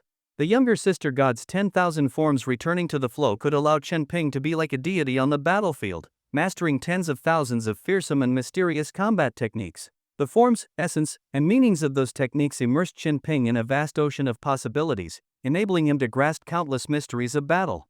No matter the type of enemy or move, within 10,000 forms returning to the flow there would always be a countermeasure, precise and lethal. A technique that combined cultivation and combat. 10,000 forms returning to the flow was extremely difficult to learn. Even with a direct infusion, he could not digest it all at once. Next came the sister god's reincarnation of all things. By name it sounded bright and spring-like, but in truth, it was an eerie and terrifying curse-based technique. Using one's own blood as a curse, it could be as sharp as a blade or as uncontrollable as a plague. In skilled hands, it could curse and kill any enemy. Its greatest strength was in its surprise and stealth. The target was nearly defenseless. It was a top-tier technique for mass slaughter and cross-level assassination. But it had limitations too. It demanded a strong bloodline and a deep understanding of karma. Right now, it was very difficult for Chen Ping to master it. Both divine techniques were far from simple. Chen Ping quietly digested them. Unknowingly, the long night passed. As morning sunlight filtered through the curtains, Chen Ping exhaled softly. Just a few hours had gone by. He had barely reached the introductory level of 10,000 forms returning to the flow and reincarnation of all things, and even that was the most basic level, nothing compared to his full mastery of the ant combat technique. That was why the ant combat technique suited him so well. Even so, his gains were enormous. These 2 divine arts vastly enriched his combat repertoire and deepened his understanding of life, karma, and the nature of all things. Not to mention, with his current cultivation at the peak of the middle-tier tempering realm, the refinement through divine techniques had already shaken his foundation. A breakthrough to the late stage was only a matter of time. At that thought, Chen Ping felt proud. Very soon, he would be a late-stage C-rank awakened. But when his eyes fell upon the B-rank girl sleeping soundly on the sofa, that sense of pride instantly vanished. Why are you still sleeping? Get up! Time for school! Chen Ping shouted. The girl jolted awake. She rubbed her sleepy eyes, looked at the boy's stern face, and smiled sweetly. "Good morning, Chinpai." Her voice was soft and gentle, more pleasant than the chirping of birds in the morning. Seeing her radiant smile, Chen Ping's frustration vanished, and his tone softened. "What do you want for breakfast?" "I'll make it." "Ha? You do not need to go to all that trouble," the girl replied bashfully. "It is no trouble. Making hundreds of portions or one extra, no difference to me," Chen Ping said. "Then, just a sweet potato," she said shyly. She had seen several sacks of sweet potatoes in the storage room. Chen Ping nodded and carried a full sack to prepare breakfast. After eating, they headed to school together. Despite last night's terrifying disaster, the morning roads were once again full of traffic. People were back to school, back to work. In this age of great awakening, nerves had become numb. The only difference from yesterday was the frenzied repair work. Some roads and pipelines were under urgent reconstruction, and damaged buildings were cordoned off with safety nets. Otherwise, nothing had changed. Chen Ping and Song Xiao arrived at class. Returning to the classroom, they found their classmates in heated discussion about last night's events. "Did you hear? Half the Heavenly Soldiers group was wiped out by the Seven Gods, including most of their top brass. Their operations have been suspended, and they are headed toward bankruptcy. The Seven Gods are amazing. I always hated the Heavenly Soldiers group. Do you not think what the Seven Gods did was terrifying? So cruel, hundreds of lives gone with a blink. Oh, shut up, stop acting so righteous. Do you even know what the Heavenly Soldiers group was doing? The Special Incident Bureau and the Awakened Authority are investigating. They found all kinds of crimes. Turns out last night's disaster was actually engineered by them to eliminate rival awakened factions and harm citizens. The Seven Gods were doing justice for the people. But even so, should he not have judged them first? Sister, the times have changed. I still think the Seven Gods went too far. I think he was completely right. It was so satisfying. Yes, he is still our guardian deity of Nantang City." The entire class was abuzz, discussing the events passionately, and the focus was on the appearance of the Seven Gods and the complete annihilation of the Heavenly Soldiers group's elites. Opinions varied on whether the Seven Gods should intervene in mortal awakened affairs, though most supported him. Some questioned his methods. It was a heated debate. Morning reading had turned into a debate session. Song Xiao could not help glancing at the boy sitting at his desk, passionately discussing the Seven Gods' deeds with Zhao Liang. She bit her lip, stifling a giggle. He really is putting on a show. She knew that the very person they were all talking about was sitting right there among them, even joining the discussion. Song Xiao was no fool. Based on everything from last night, it was easy to guess that Chen Ping was the legendary guardian of Nantang City, and she used to be utterly obsessed with the Seven Gods, a devoted fan. As long as the Seven Gods were in the city, she felt safe. But who would have thought? Chen Ping was her idol all along. And even more unexpectedly, that very Seven Gods was now her boyfriend. Her dream had come true. It felt surreal. Wait, if that was the case, then all those times she had gushed about the Seven Gods in front of Chen Ping, even called him husband. Oh no. Her cheeks turned as red as apples as she buried her face in her textbook. This is so embarrassing. Brother Ping, the Seven Gods wiped out the Heavenly Soldiers group with just a single glance. How fucking awesome is that? It is just like a real god deciding life and death in the mortal world. Zhao Liang winked at Chen Ping conspiratorially, leaned closer, and whispered, "Truly, heaven is helping you. You had better thank the Seven Gods properly." Chen Ping forced a smile. "I am immensely grateful to the Seven Gods.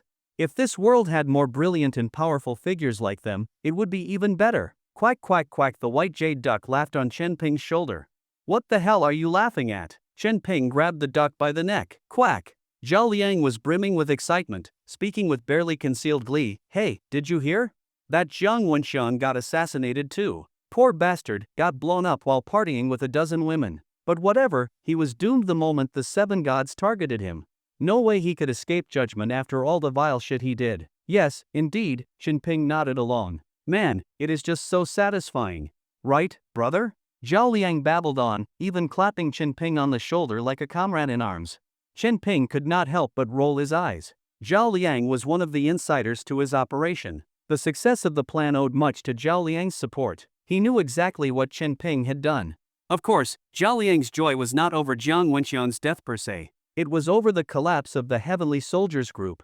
After all, the greatest enemy and threat to the Zhao group was the Heavenly Soldiers group. Now that they had fallen, Zhao Liang was glowing with pride. Since morning he had been grinning like an idiot, praising the fall of the Heavenly Soldiers and lauding the Seven Gods. But to Chin Ping's surprise, the public reaction to the event was even more intense than he had expected. Even during class, with the teacher present, students could not contain themselves, they kept whispering and discussing excitedly. If the students were like this, one could imagine what the adults sneaking phone time at work were doing. His class was at least somewhat measured, most views on the seven gods' actions were positive. After all, who did not want to be a superhero, punishing evil and upholding justice? But the online atmosphere was different. Many people were posting what they called rational and objective arguments.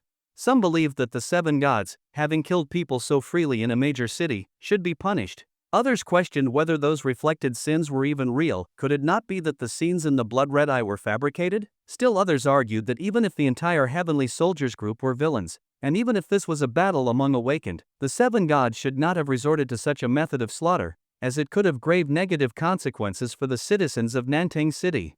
The web was flooded with conflicting opinions. The Blood Eye incident of Nanting City exploded across the internet. Not only was it the hottest topic on the city's forums, it had even climbed into the national top 10 trending news, a rare feat in a country where major events occurred daily. Some supported him, some opposed him. Some even offered better ways he should have handled things, teaching him how to act. Topics this controversial always drew immense attention. The last time anything had garnered such attention was when the sword immortal Yi Qianqiu of the Xia Nation wiped out a demon sect base with one slash. Afterward, it was discovered that the sect had held over 100 innocent people hostage in a hidden chamber, who also died from the shockwaves of the sword strike. Yi Qianqiu was then viciously attacked by netizens for a long time. Chin Ping had done far better this time, using the Eye of Karmic Judgment, a divine karmic technique, to precisely execute only the guilty, without a single mistaken kill. And yet, even so, plenty still insulted him online. The most liked comment read, "He is no longer the guardian god I imagined. A true guardian should only kill monsters, not people." The second highest like was, "I support the seven gods, but only if they become an emotionless machine for punishing evil." Once a god has human emotions and preferences, can he still be just? The third highest like said, "I used to really like the seven gods. Now I am just afraid he will glare at me." Chin Ping understood, the image of the seven gods he had built up had now been tarnished. The seven gods were no longer a perfect deity in the public eye. Humph. Ungrateful bastards. Brother, ignore them. If we had not intervened, who knows how many more would have died in Nanting City, the younger sister god declared indignantly, aligning herself with Chin Ping.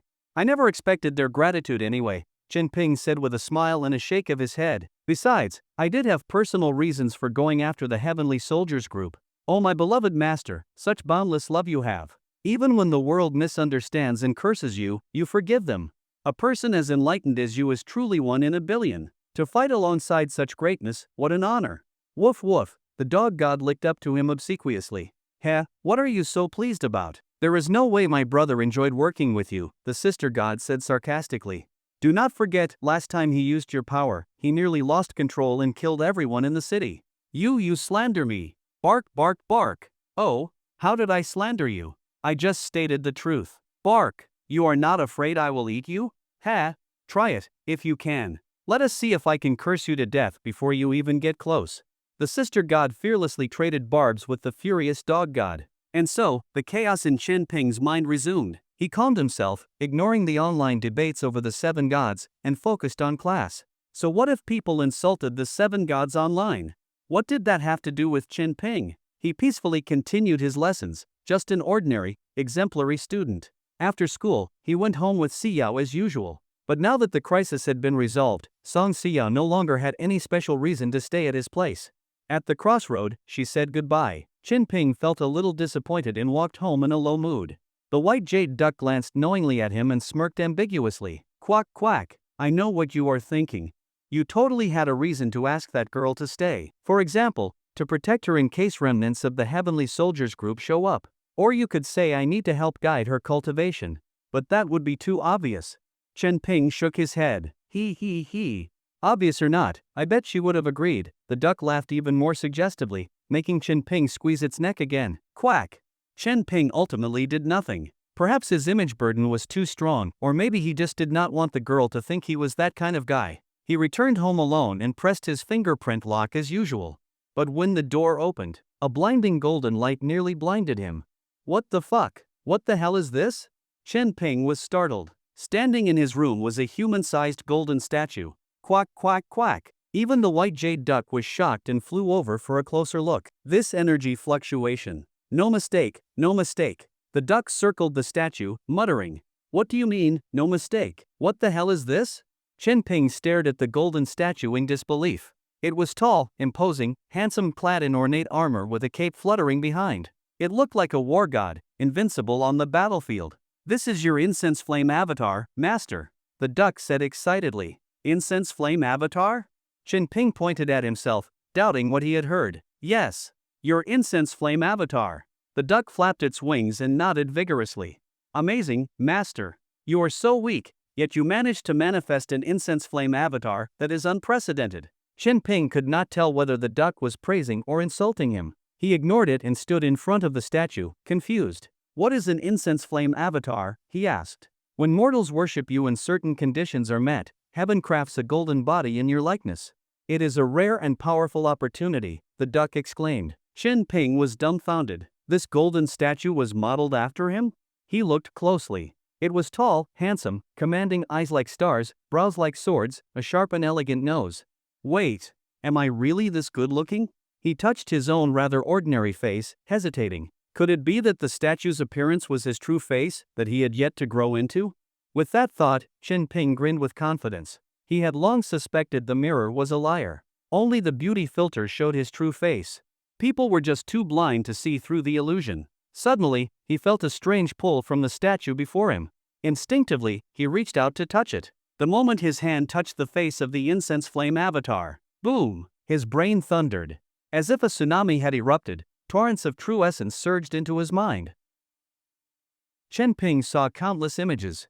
They were scenes that appeared in people's minds when they thought of him. Some were in ancient-style academies, discussing fervently with fellow disciples. Some were at work, raising their heads to gaze at the white clouds. Some were curled up under blankets, clutching a photo and silently wiping their tears. Some were excitedly playing on their phones, battling others online. Some were standing before graves, offering flowers to the departed. All beings, living their own lives. Yet at that moment, they were all thinking of the seven gods. Some were grateful to him, some missed him, some worshipped him, others feared him. Some were even making wishes to him without end. 1,000 minds, 1,000 thoughts, flowing together, converging into one. Chen Ping felt the thoughts of believers, sensed the presence of faith. He nearly lost himself in the vast ocean of belief. Each thought, each belief, was intoxicatingly rich, irresistibly sweet. He did not know how much time had passed before he suddenly regained his senses, drenched in cold sweat. So this is the power of incense worship. Chen Ping felt that something inside his body had changed. "Quack, quack. How do you feel now?" The white jade duck flew to his shoulder, observing him curiously. Right now, Chen Ping looked around seriously, feeling the strange transformation in his body, then said, "My senses are particularly sharp, my thoughts light and full of clarity. Oh, and I can perceive your emotional fluctuations much more clearly. Quack. That means your soul has grown significantly stronger." The duck flapped its wings and explained. "This is just the preliminary benefit of the incense flame avatar. As you continue to cultivate it, there will be many more advantages." "So it really is my incense flame avatar." Chen Ping gently stroked the golden, imposing statue in front of him and smiled with satisfaction. "Not bad, quite handsome, quack quack. Way better looking than you," the duck chimed. Chen Ping's face darkened. "What the hell? That's me." The duck shook its head smugly and said, "Go look in the mirror. That is just how others imagine you."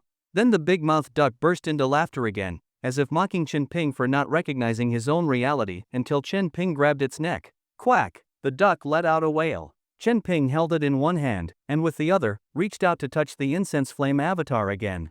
The sensation was indescribable. It felt like touching himself, but also like touching someone else. That someone else could be anything: a cute, well-behaved child, a brawny warrior, a seductive woman, or even a rude duck. Any living being who thought of him could cause the avatar to appear in a form that matched their perception. "This incense flame avatar is amazing. How is it formed?" Chen Ping asked.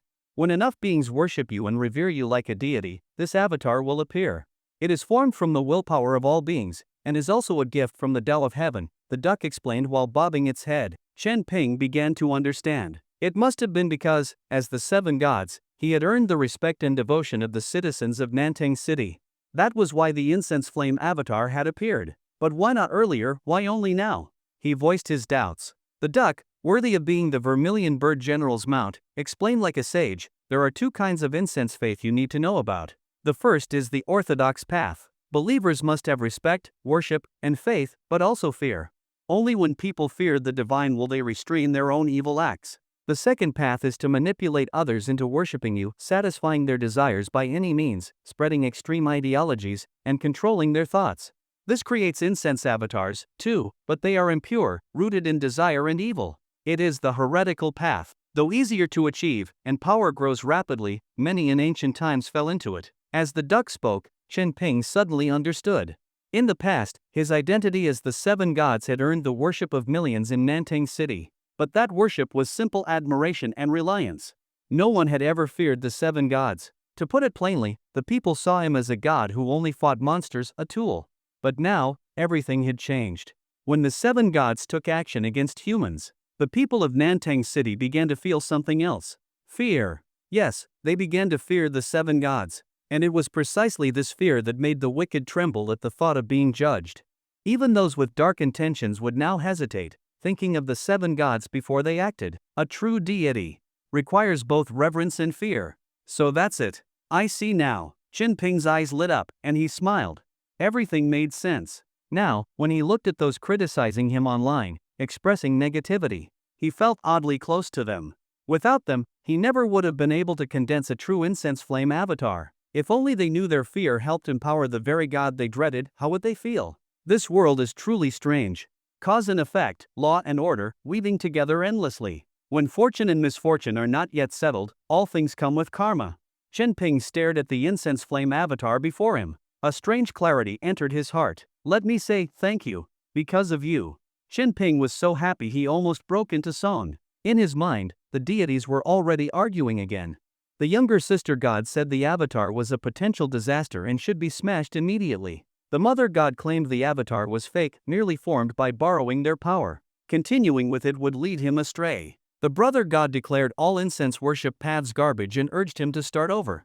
Of course, Chen Ping ignored all of them completely. Do the opposite of whatever the gods in his head suggest, that was the key.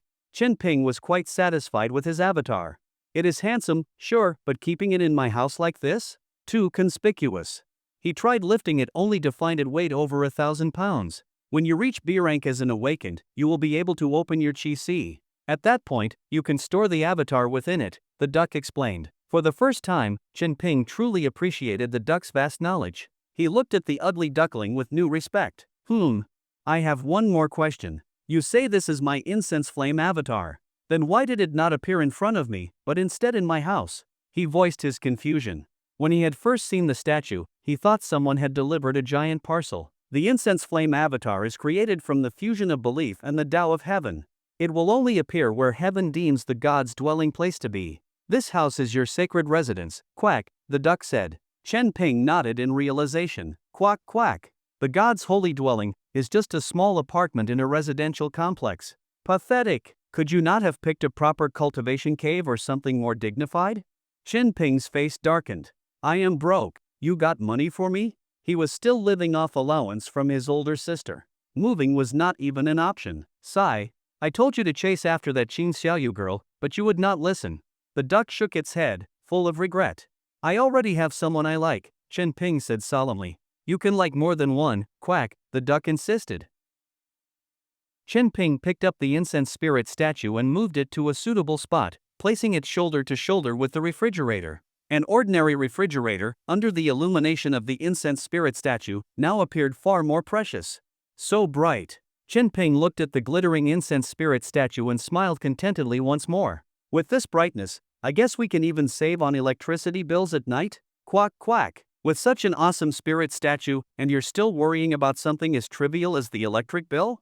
The jade duck flapped its wings, mocking Chen Ping for having such a limited outlook. You know nothing. Frugality is a traditional virtue of the Xia kingdom, Chen Ping retorted loudly. The jade duck had no idea how much he had scrimped and saved in the past just to survive. Thankfully, his strength had improved now, and his financial situation was better. Not to mention, just those boxes holding treasures, the 2 gold chests, 2 silver chests, and 2 bronze chests, he had taken them all to the antique shop and exchanged them for cash.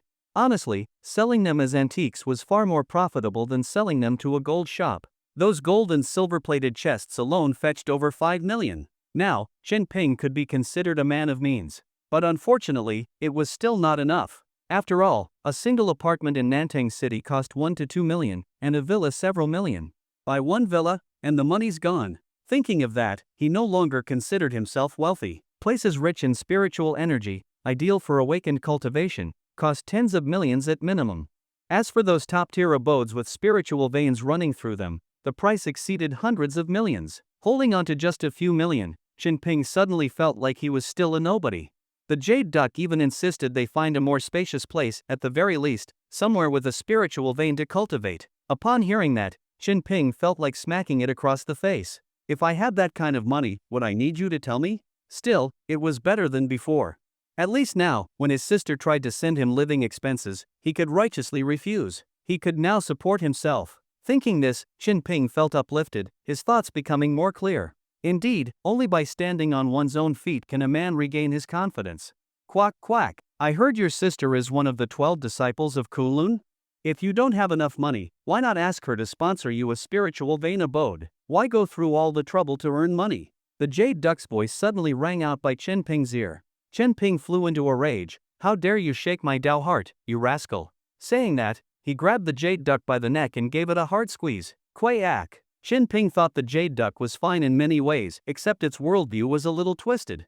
Of course, this might be because the precedent of the Vermilion Bird Emperor had made the duck somewhat superstitious and obsessed with that path. He had courted the daughter of an immortal emperor and successfully become one of the 4 great generals of the ancient heavenly court. If that story were true, and if the Vermilion Bird General's path of mooching off a woman was indeed encouraged by the Jade Duck, then it was no surprise the duck would be obsessed with such an idea. After all, if one could reach the pinnacle of life without hard work, then why bother working? No. How could he be thinking like this? Chen Ping shook his head vigorously to clear his mind. He looked again at the Jade Duck in his hand and saw its tiny moonbeam-like eyes sparkling with an almost loving, "I'm doing this for your own good" gaze. Chen Ping. For some reason, he felt the duck's power of temptation was more terrifying than the gods in his head. He tossed the duck aside, out of sight, out of mind. Now, although Chen Ping did not have much mundane money, he was not lacking in awakening resources. A flash of ethereal jade light. 5 space storage rings appeared before him. They lay on the table, glowing enticingly. These were the spoils of his battle with the Celestial Soldiers group. While channeling the power of the gods in his mind, he had used spatial techniques to silently collect the space rings of fallen experts. 5 storage rings. 1 belonged to Jiang Longpeng, 1 to Jiang Wenxiang, 1 to a B-class curse-type awakened who had controlled experimental creatures on the street, and 2 belonged to B-class awakeners from the Celestial Soldiers group who had faced karmic judgment. In this era of great awakening, spatial storage tools were rare commodities. Only B-class awakeners typically had the strength and resources to own them. The only puzzling thing was that the A-class awakener who looked like a samurai did not even have a storage ring. Even that seemingly decent ancient sword of his was shattered by a single glance from Chen Ping. Never mind that. Anyway, he still had 5 space storage rings to open. It was time for the crowd-favored blind box opening. Chen Ping smacked his lips, eyes gleaming. The Jade Duck scurried over, eyes glowing with anticipation. Open it. Open it. What's the rush? Let's open the Immortal Heir's blind box first. Chen Ping chuckled, then began refining Jiang Wenxiang's ring. Once refined, he pulled everything out of the ring. Clatter! A pile of glittering items appeared first. It was a pile of shining gold bars. Quack! Why is it just a bunch of vulgar junk? The Jade Duck looked disdainful. Ha ha ha! Fantastic! As expected of an immortal heir. Chen Ping, a self-proclaimed vulgar man, laughed uncontrollably as he swept up the gold bars. This pile likely weighed over 10 kilograms. Just these would be worth several million. In addition, there were 18 high-grade star source stones. These alone were worth 1,800 regular star source stones. Truly worthy of an immortal heir. Chen Ping happily put them away. Huh, what's this? Chen Ping picked up a bottle, opened the lid, and found it filled with blue pills. He sniffed them and sensed a unique spiritual energy, low-grade spiritual pills, barely reaching a 1-star level, possibly not even that. He. This one's a goodie. The Jade Duck waddled over, sniffed, and grinned even wider. What is it? Chen Ping was very curious. These are strength-boosting pills, the duck said suggestively, also called female cultivators' delight pills. Chen Ping? Quick, put them away, you'll need them one day. They boost male vitality. Just one and you'll be roaring like a tiger. The Jade Duck's eyes sparkled like it had found a treasure. Chen Ping's face darkened. An immortal heir using this stuff? Shameful.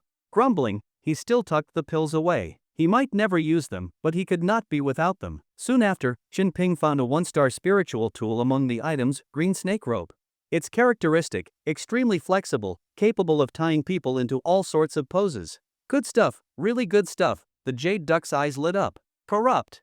Absolutely corrupt. Chen Ping grumbled as he continued unboxing the loot of this immortal heir. But finally, he found something truly worthwhile. 2 spiritual pills, wrapped in white source energy, 3-star pills called essence break pills.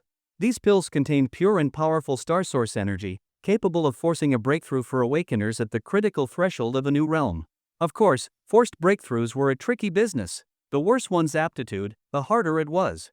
The higher one's realm, the harder it was. Some immortal heirs had taken over a dozen essence break pills and still failed to ascend from C-class to B-class awakening.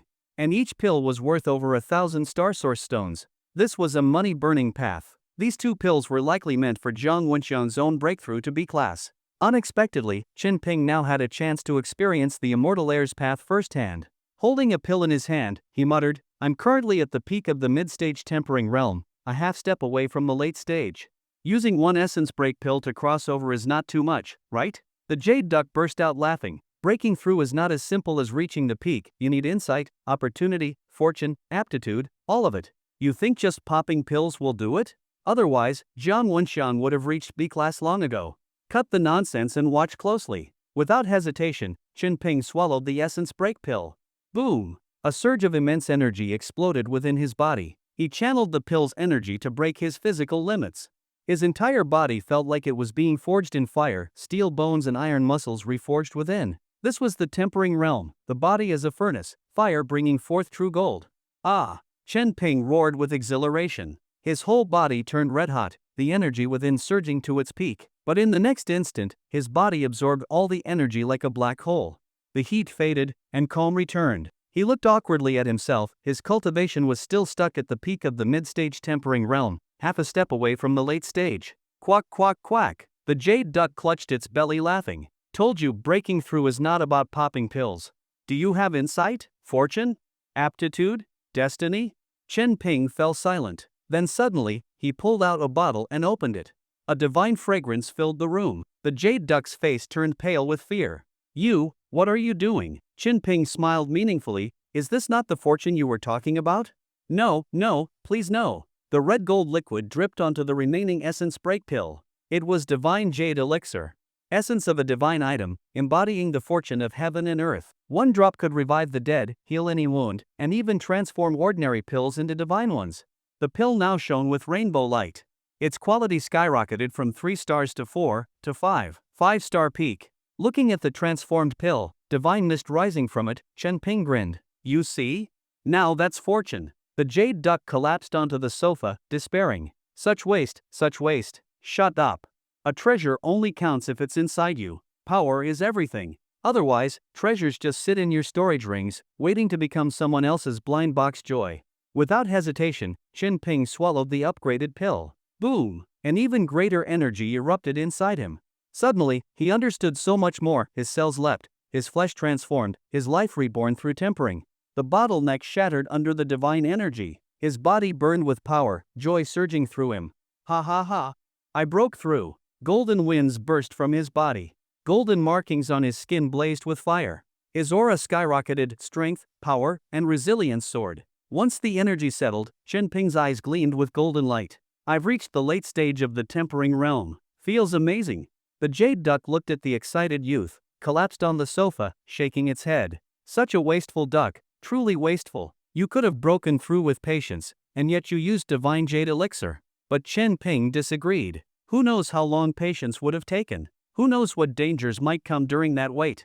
Strength must be improved whenever possible. That is the true path of cultivation. Chen Ping, basking in his soaring power, laughed heartily. The immortal heirs had the joy of popping pills. But he had the joy of swiping his credit card. The divine empowerment jade elixir truly was a miraculous substance. It could elevate the star grade of his spiritual weapons and enhance the quality of his elixirs. Chen Ping had already used 2 of the 9 drops of divine empowerment jade elixir in his possession. But he was not the least bit anxious after all. He still had 7 drops left. The sense of satisfaction from stockpiling this elixir could hardly compare to the joy of successfully breaking through to the late stage of the tempering realm. After pondering for a moment, Chen Ping resumed inspecting the contents of Jiang Wenxiang's storage ring. Unfortunately, aside from some miscellaneous items, there was nothing else of significant value.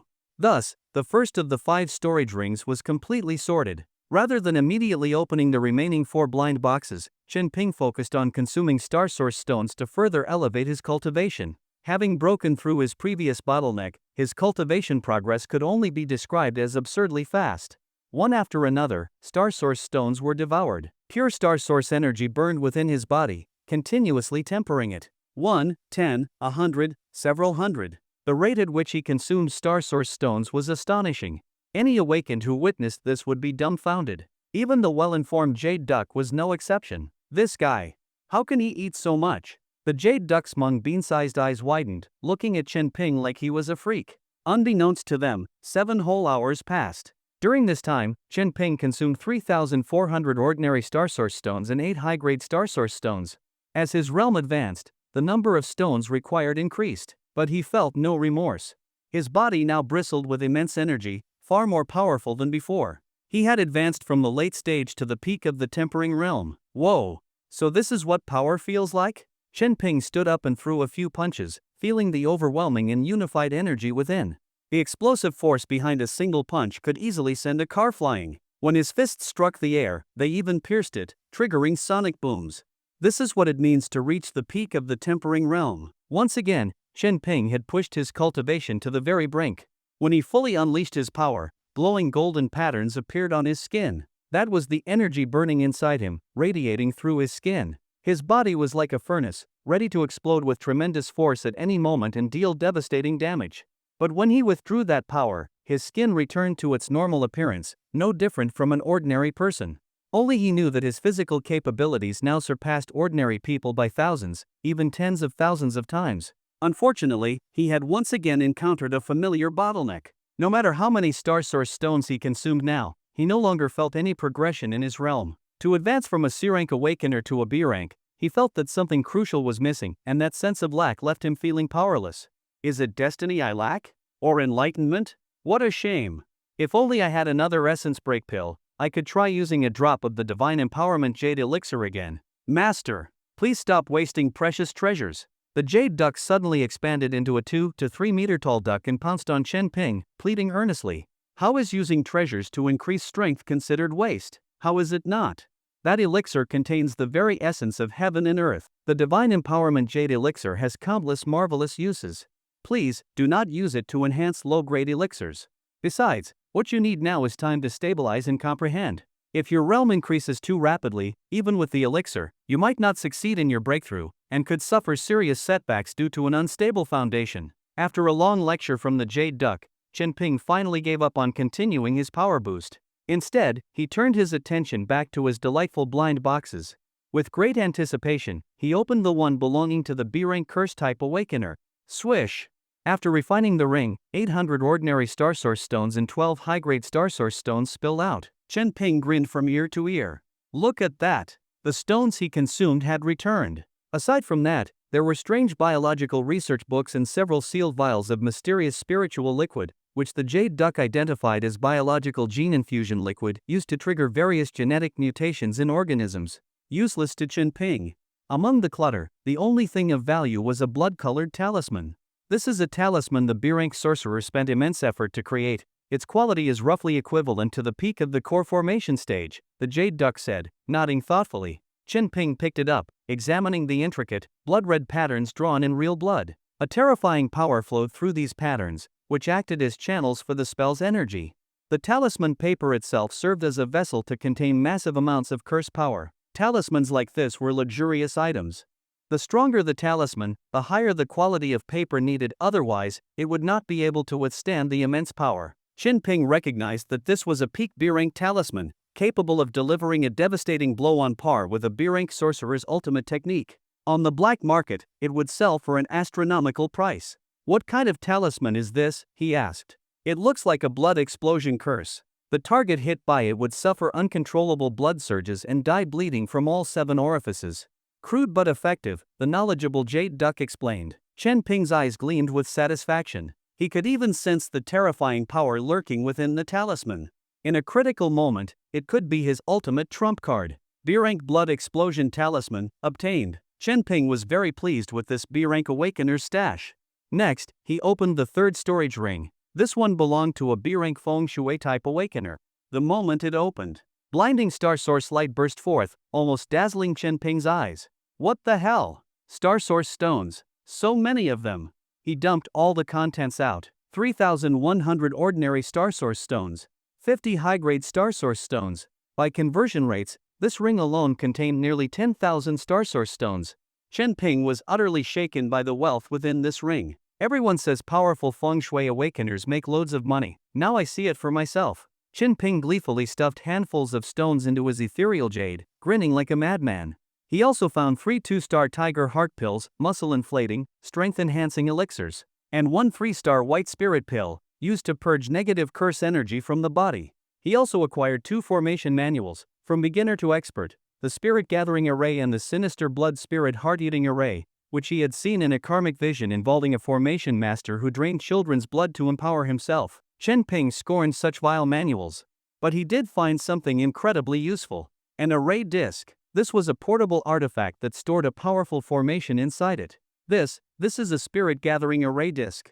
Chen Ping was delighted. He had only ever seen such items on television. This kind of disc allowed wealthy awakeners to bring a spirit gathering formation with them, concentrating heaven and earth's spiritual energy anywhere for training. He placed the palm-sized disc in the center of the room, refined it, and activated it with his inner energy. Swish! Bright spiritual light flared from the disc as pale blue lines spread across the floor, enveloping the entire room.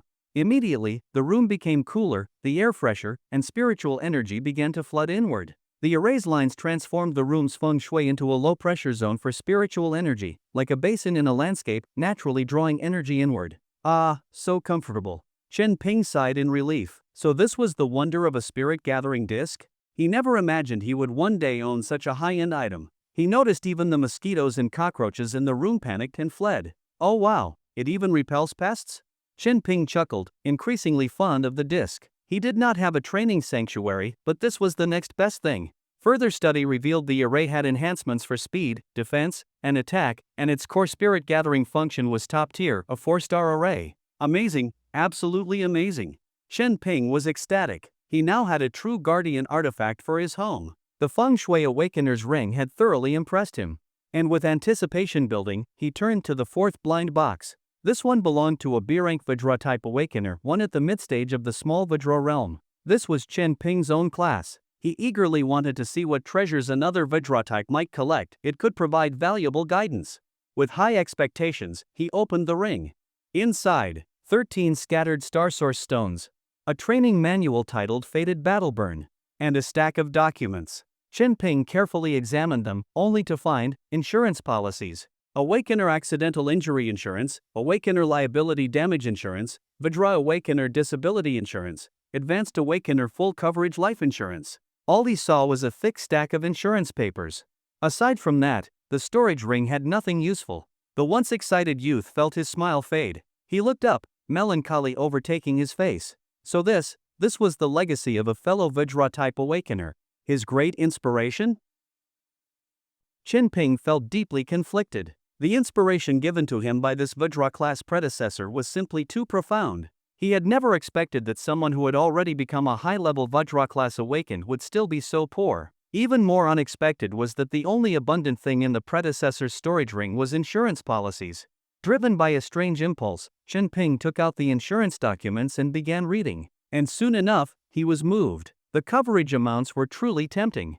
That predecessor had likely perished, right? But his family would never have to worry about food or clothing again.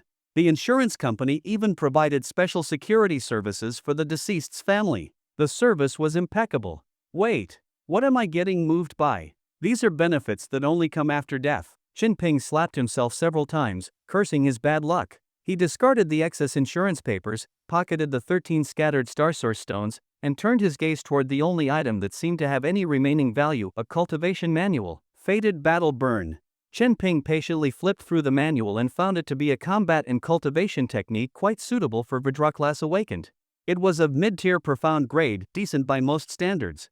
Unfortunately, it clashed with the Nine Suns true art that Chen Ping practiced. Compared with the divine techniques from the gods, it was simply not on the same level. Most importantly, cultivating this technique consumed vast amounts of star source stones. It required burning their energy within the body to activate physical potential, followed by constant insights and power enhancements. Now he understood why that Vajra predecessor was so poor. Sigh, useless junk. Chen Ping sighed and tossed faded battle burn into the ethereal jade like it was garbage. By now, he had started to become a bit arrogant, even daring to discard what another Vajra predecessor had regarded as a treasure. And he had no awareness of this change in himself. This Vajra-class predecessor had given Chen Ping quite the surprise, so bring him up from the joy of unboxing loot.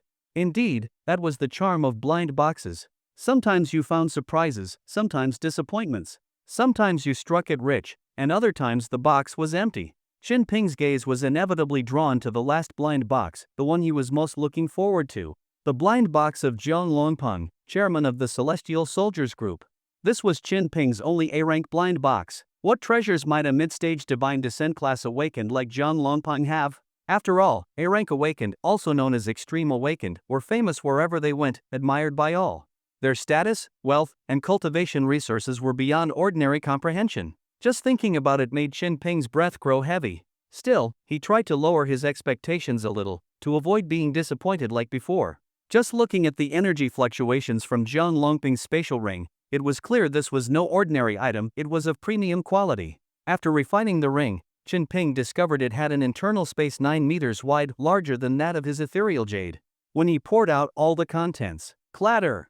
A multitude of colorful orbs scattered across the ground, causing a tidal wave of intense energy to erupt. What is this?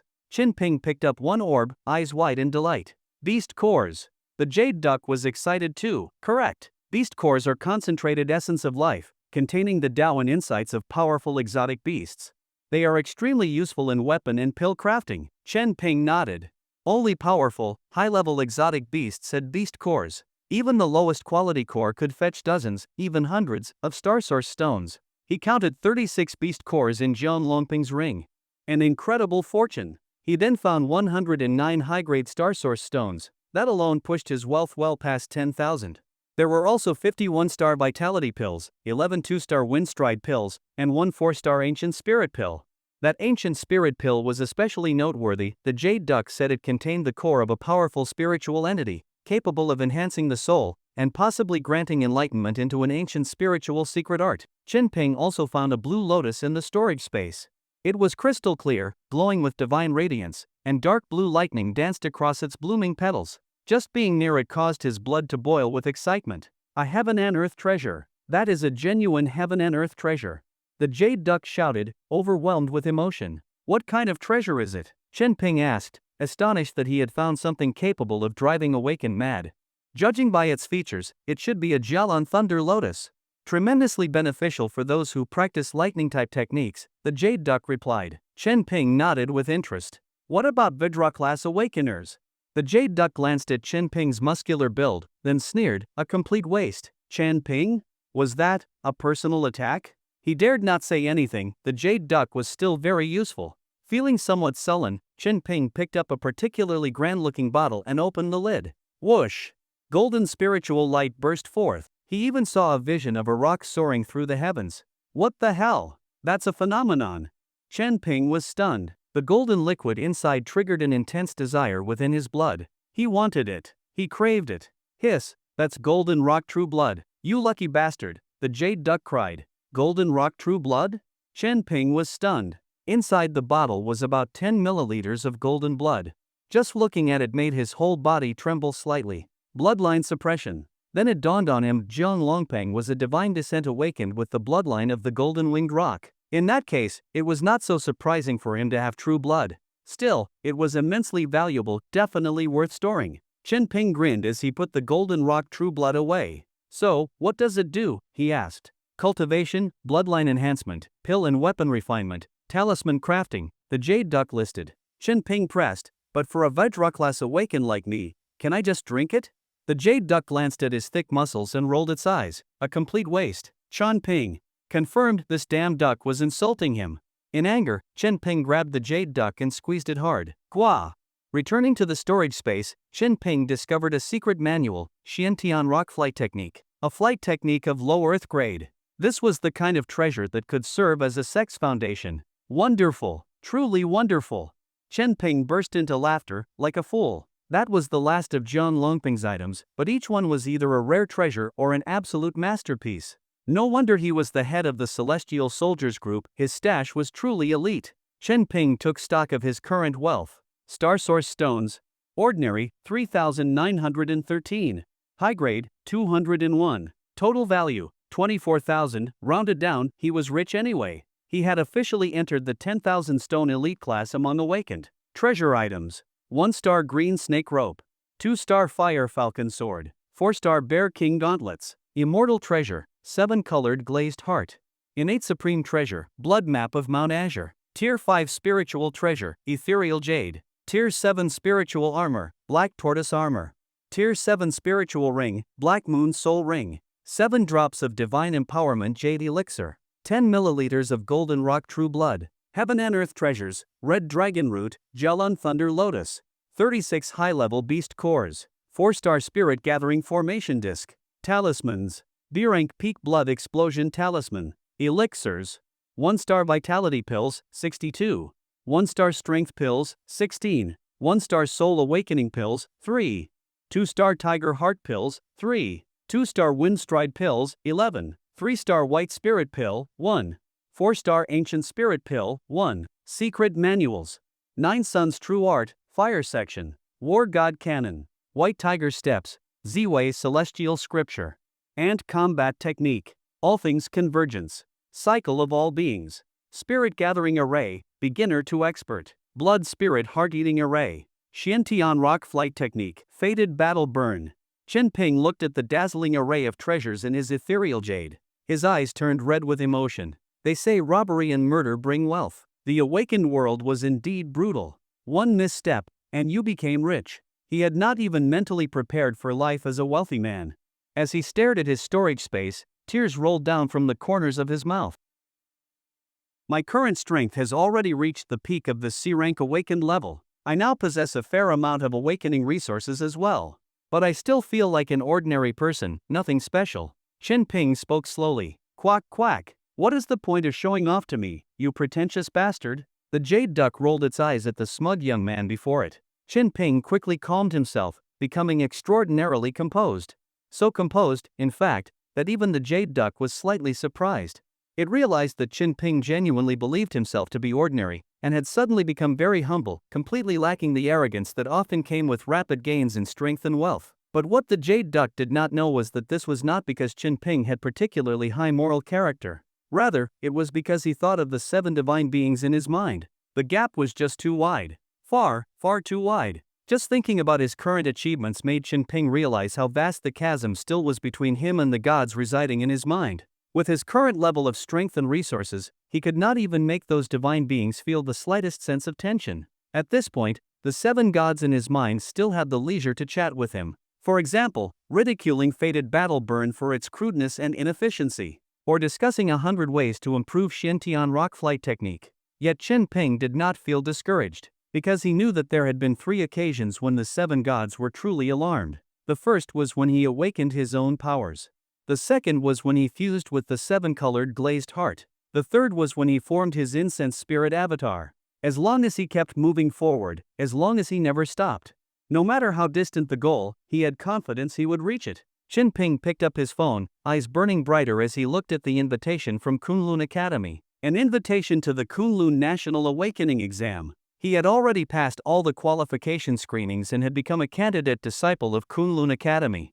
Candidate disciples usually had 3 paths to choose from. The first path was to select a mentor and undergo a mutual evaluation for entry. If the mentor was satisfied, the candidate would become that mentor's inheriting disciple. Jiang Wenxian likely took this route back then, though he was eventually eliminated for unknown reasons. The second path was to enlist directly as a Kunlun warrior, serving to protect the nation. Kunlun warriors are deployed to dangerous forbidden zones, tasked with clearing threats or holding the line in perilous, unsolvable areas to safeguard the country. This path was extremely dangerous, but those who accumulated enough military merit could receive abundant inheritances and national-level recognition. It was also the most beloved path in the Xia Kingdom. The third path was to participate in the Kunlun National Awakening Exam. Held once every 4 years, the exam was a grand event watched across the Xia Kingdom and even the world. Any candidate disciple of Kunlun Academy was eligible to participate and compete against the most talented awakened individuals from all regions. The benefit of participating was that one could earn points through raw strength. As long as one ranked highly, Kunlun Academy's resources would be heavily inclined toward them. Regardless of a mentor's opinion, regardless of anyone else's evaluation, if your score was high enough and your performance brilliant, you would be honored, your status elevated, and your identity transformed through admission to Kunlun. Many prodigies in the awakening world saw the Kunlun exam as their proving ground. Some even headed to the exam's trial site, Yuhua Mountain, in search of opportunities and blessings. Even some geniuses who had already joined Kunlun Academy through other means would participate as special entrants, not to compete, but for fortune. For anyone, entering Yuhua Mountain was a rare opportunity. Originally, Qin Ping had planned to find a beautiful female mentor, a muscular Vidra mentor, for his training. But he suddenly realized the 4-yearly Kunlun exam was approaching. Why not sign up while he was at it? The Kunlun exam, held once every 4 years, accepted only 500 disciples. Competition was fierce, only around 100 were admitted per year on average. By comparison, the top non-awakened universities in Xiai Tsinghua and Beijing University each accepted tens of thousands of students over 4 years. Clearly, Kunlun's acceptance rate was extremely selective, admitting only the brightest in the awakened world. Truly worthy of being Xia's #1 academy, he would be competing against the nation's finest. As a humble C-rank Vidra awakener, peak stage, barely half a step into B-rank, could he make it? Qin Ping hesitated briefly, then clenched his teeth and pressed the registration button. Damn it, bring it on. He refused to believe he could not make it into the top 500. Ding! Congratulations, Tianjiao Qin Ping, your registration was successful. Your candidate number is 2333. A line of text appeared on his phone screen. Qin Ping giggled foolishly at the name Tianjiao Qin Ping on the screen.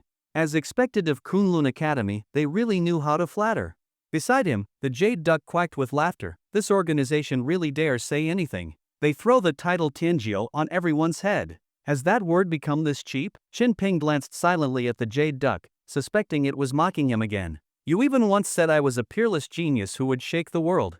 Quack! The jade duck choked, then cackled. Did I say that? Quack quack! Master, you must be mistaken. I was referring to other contestants, they are not worthy of being called Tianjiao at all. Qin Ping narrowed his eyes. Then according to you, what kind of person qualifies as a true Tianjiao? The jade duck blinked its tiny eyes and stroked its chin with a wing. At the very least, someone like Song Xiao, who possesses the 9 nether spirit body. Qin Ping's face twitched. He was instantly at a loss for words. Indeed, Song Xiao had become a B-rank awakener seemingly without doing anything. It was despairing. Truly despairing. Qin Ping suddenly realized that all his effort in cultivation and consuming star source stones still could not compare to a girl who simply ate and slept yet leveled up faster. That kind of oppressive advantage, only a true Tianjiao possessed it. Qin Ping admitted defeat. Just then, his phone suddenly lit up with a message. It was from his goddess, Song Xiao. And the message left him stunned. Ding! Congratulations, Tianjiao Song Xiao, your registration was successful. Your candidate number is 2323. Qin Ping stared blankly at the registration confirmation. Qin Ping, what? Xiao, you actually registered for the Kunlun exam, Omega. Song Xiao, #nervousface #, well, I figured you would register for it. You've always said you wanted to join Kunlun, right? So I assumed you would sign up for the exam too. Qin Ping, but, you said you were afraid of battle, afraid of joining awakening factions? Song Xiao, I figured it out. I used to think that if I did not provoke anyone, I would not get hurt. But look, I tried so hard to live a quiet life, and I still died once. Song Xiao, oh. So I decided instead of hiding, I should take initiative. I will work hard to become stronger. Only by becoming truly powerful can I choose a peaceful life, degree. The girl's determined words appeared before Qin Ping. He felt her resolve. Judging from the registration number, Song Xiao had even registered before him, proof that she genuinely wanted to improve herself. Qin Ping, ha. Congratulations. You finally figured it out. Do not fear death, just hiding will not solve anything. Only by becoming truly strong can we shape our own fate. The boy laughed heartily, encouraging the girl. Once drifting apart, the two seemed closer again in this moment. What Qinping did not know was that in a house just a few hundred meters away, a girl wearing sheep print pajamas lay on her bed, white legs lifted, nervously kicking her butt. Her face, as flawless and pale as porcelain, was flushed red like it was bathed in sunset glow. She pursed her lips slightly and looked at the boy smiling on her screen, then whispered softly, "Fool. I am still afraid of death. But what I fear more is that from now on, you and I will never cross paths again." The Kunlun National Awakening exam would be held in 15 days. Qinping decided to prepare thoroughly for the exam, so he requested a half-month leave from his homeroom teacher. During this period, he would solidify his cultivation, and if he could manage to break through to B rank, all the better. The days of cultivation were always monotonous. During this time, Qinping diligently focused on reinforcing his understanding of the Nine Suns True Art, War God Canon, White Tiger Steps, and Combat Technique, All Things Convergence, Cycle of All Beings, and Xiantian Rock Flight Technique. However, the Xiantian Rock Flight Technique required someone with flight-type talents and the ability to project energy outward. Qinping was still somewhat lacking in that regard. The Nine Suns True Art, which best suited his attributes, he had cultivated to a mastery level. His internal qi and flame surged like a river, flowing endlessly. The area around his heart burned like a small sun, pulsing powerfully and radiating energy. Qinping could feel that his strength had become even more solid. If previously he was a C-rank late-stage peak Vajra type awakened at the superficial level, now he was a C-rank late-stage peak Vajra type awakened with a solid foundation, just half a step from B rank. Without realizing it, another week has passed. Qinping stood on the balcony, gazing over the city bustling with traffic. His eyes seemed to flicker with faint golden light and aura born from the intertwining of his tempering and flame power. It made his senses incredibly sharp. He could clearly track a mosquito's flight path even 100 meters away. Only 1 week left until the Kunlun exam. He turned to look at his incense spirit avatar. The incense spirit avatar remained solemn and majestic, handsome and radiant with golden light. If moved outdoors, it could easily be mistaken for an actual deity and be worshipped. Over the past few days, the influence of public discourse had intensified the worship of the seven gods. The energy radiating from the incense spirit avatar grew stronger as well. Accordingly, Qinping's spiritual strength had also increased. Unfortunately, his control over his soul remained weak. In other words, his soul was like a statue, solid, massive, but immobile. As night fell, Nantang City, with millions of residents, lit up brilliantly. Qinping made his way to the rooftop of his residential complex, looking out at the sea of lights ahead, making the city appear sleepless. For some reason, he felt uneasy tonight. His incense spirit avatar also emitted faint, unusual energy fluctuations, as though trying to convey something to him.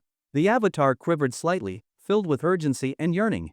It seemed there was something in Nantang City that it cared deeply about. The feeling was bizarre. With no other option, Qinping patted the duck beside him. "Come on, little duck, let's go get some fresh air." Qinping looked at the illuminated city ahead, where the shimmer of building facade screens and neon lights interwove into a stunning dreamlike spectacle. "All right, quack." The jade duck leaped from Qinping's shoulder, rapidly expanding in size, flapping its massive gray wings as it carried Qinping skyward. Lying on the jade duck's back, Qinping looked down over the vast city, feeling his spirit open up. He rarely viewed the city of his youth from this angle. From above, everything cars, buildings, streetlights, pedestrians looked tiny. Yet together, they formed a sea of light that gave the city a majestic and magnificent feel. "Ha ha ha, fairy girl, look, someone's riding a duck." A sharp voice suddenly came from behind. Qinping turned around to see a man in Taoist robes standing atop a white-feathered, red-headed eagle. The man stood tall, with flowing garments and striking features. His mount was massive, its wings sharp as blades, slicing through the air and generating powerful gusts. The eagle passed them with a loud shriek, its winds buffeting them as it glanced at Qinping and the jade duck with scornful eyes. "Ha ha ha, how vulgar. Absolutely vulgar. Can you believe I just saw a hideous big-headed duck flying in the sky? Is this supposed to be a joke?" The man atop the eagle laughed brightly as he passed Qinping. He raised a hand and gently twirled a lock of golden hair above his head, his posture graceful. In the blink of an eye, he left Qinping behind. Even after passing, he turned back to shoot a disdainful, mocking look at Qinping and the jade duck. Sigh, a duck will always be a duck. Even if it flies, it will never become a swan. Vulgar to the point of absurdity. As his words ended, The white-feathered eagle unleashed a violent gust of force, nearly knocking Chin Ping and the jade duck from the sky. Boom! Boom! Boom! The eagle kept blasting explosive gusts, sending shockwaves through the air. This was an exotic flying beast breaking the air barrier. Its eyes gleamed with contempt and arrogance. Chin Ping and the jade duck both fell silent. Master, are you ready? The jade duck suddenly spoke. Chin Ping looked ahead at the laughing man and eagle, then silently hugged the jade duck's neck tighter. I am ready. Quack quack. The jade duck's furious roar pierced the clouds. Chin Ping felt like he might be thrown off at any moment. The terrifying acceleration forced him to grip the jade duck's neck tightly. It was like slamming into an invisible wall of air. A trail of exaggerated white pressure flared behind them, but was their body breaking the sound barrier. Supersonic flying duck. The sky tore apart. A sonic boom exploded. The cultivator on the eagle was dumbfounded. A brilliant white streak of light shot toward him, smashing through gust after gust of wind. Before he could react, the enormous duck was right before him. The jade duck's beady eyes flashed with terrifying divine light, and its bloodline erupted like a volcano. Boom! The overwhelming pressure shook the heavens and the earth. The eagle screamed in terror. Its feathers stood on end, and its bloodline trembled as it felt an oppressive force of supreme blood. It lost control of its bowels in fear and plummeted from the sky. Quack quack! Who the fuck gave you permission to insult your grandpa? Down you go. The jade duck struck the arrogant man's face with a bird claw. A loud smack echoed. A red duck footprint of humiliation was left on the man's face. His terrified scream echoed through the sky. The man and eagle fell in utter disgrace. Quack quack quack, that's what you get for mocking your grandpa. Now you see your grandpa's power, do you? The jade duck carried Chin Ping, wings akimbo, laughing haughtily as it looked down on the one who had fallen, its posture one of absolute dominance. Well done, Chin Ping praised with a grin, feeling immensely satisfied. In front of him and his little duck, no one could act like a pompous prick. Woohoo! Faster! Even faster! Push harder, use your strength. Quack quack! I am already trying my best. In the sky, a white streak tore through the air, splitting the clouds as it surged forward at high speed. Chin Ping had become obsessed with the thrill of duck riding. It felt amazing. Like piloting an aircraft. He was the ace pilot soaring through the blue sky. In less than a minute, he and the jade duck had reached the outskirts of Nantang City. They could even see the high outer wall of the city. Searchlights on the wall swept across the land and sky, illuminating the darkness. Heavily armed soldiers stood guard atop the wall, constantly on high alert, protecting the millions of citizens of Nantang City day and night. Seeing the orderly rows of patrolling soldiers, Chin Ping felt a surge of respect well up in his heart. The night in Nantang was a sleepless city. And the border of Nantang was also sleepless. Only, one was filled with joy and peace. The other, tension and the weight of battle. Chin Ping tugged at the jade duck's neck. Let's head back. Keep it quiet, he added. Quack, got it. The jade duck glanced at the soldiers on the wall, its mung bean eyes filled with amusement. Kid, you are lucky to be growing up in the Xia Kingdom. No shit, obviously, Chin Ping laughed. Then he looked at the dazzling lights of Nantang City and murmured, that's exactly why. I have always wanted to join Kunlun. The jade duck tore through the clouds, flying back. Chin Ping gazed down at the city he had lived in for more than 10 years, aglow in lights. Suddenly, the blare of sirens echoed in the distance. Red and blue flashing lights accompanied by urgent alarms reverberated through the streets. Chin Ping's expression changed instantly. An awakening disaster. We need to get over there. Quack, awakening disaster? The jade duck blinked. Since arriving in this world, it had been working hard to learn the local knowledge. Isn't that the Emergency Management Bureau's job? Why are we going? Cut the crap, move. Chin Ping snapped. Left with no choice, the jade duck flew him toward the site of the disturbance. Dream Island Shopping Plaza. Chaos had broken out. Civilians fled in panic. A giant mantis, at least 7 or 8 meters long with 6 purple wings, was slaughtering everything in sight. Its massive side-like arms were razor-sharp, slicing people in half with a single swing. Blood sprayed everywhere. The stench of blood filled the air, accompanied by human screams and the strange laughter of the giant mantis. The 6-winged mantis vibrated its wings at high speed, darting forward in a blink, its blood-stained sights slashing downward mercilessly. Stop right there! A furious roar rang out. A man wielding a blade larger than his own body rushed up to the mantis and swung hard at it. Clang!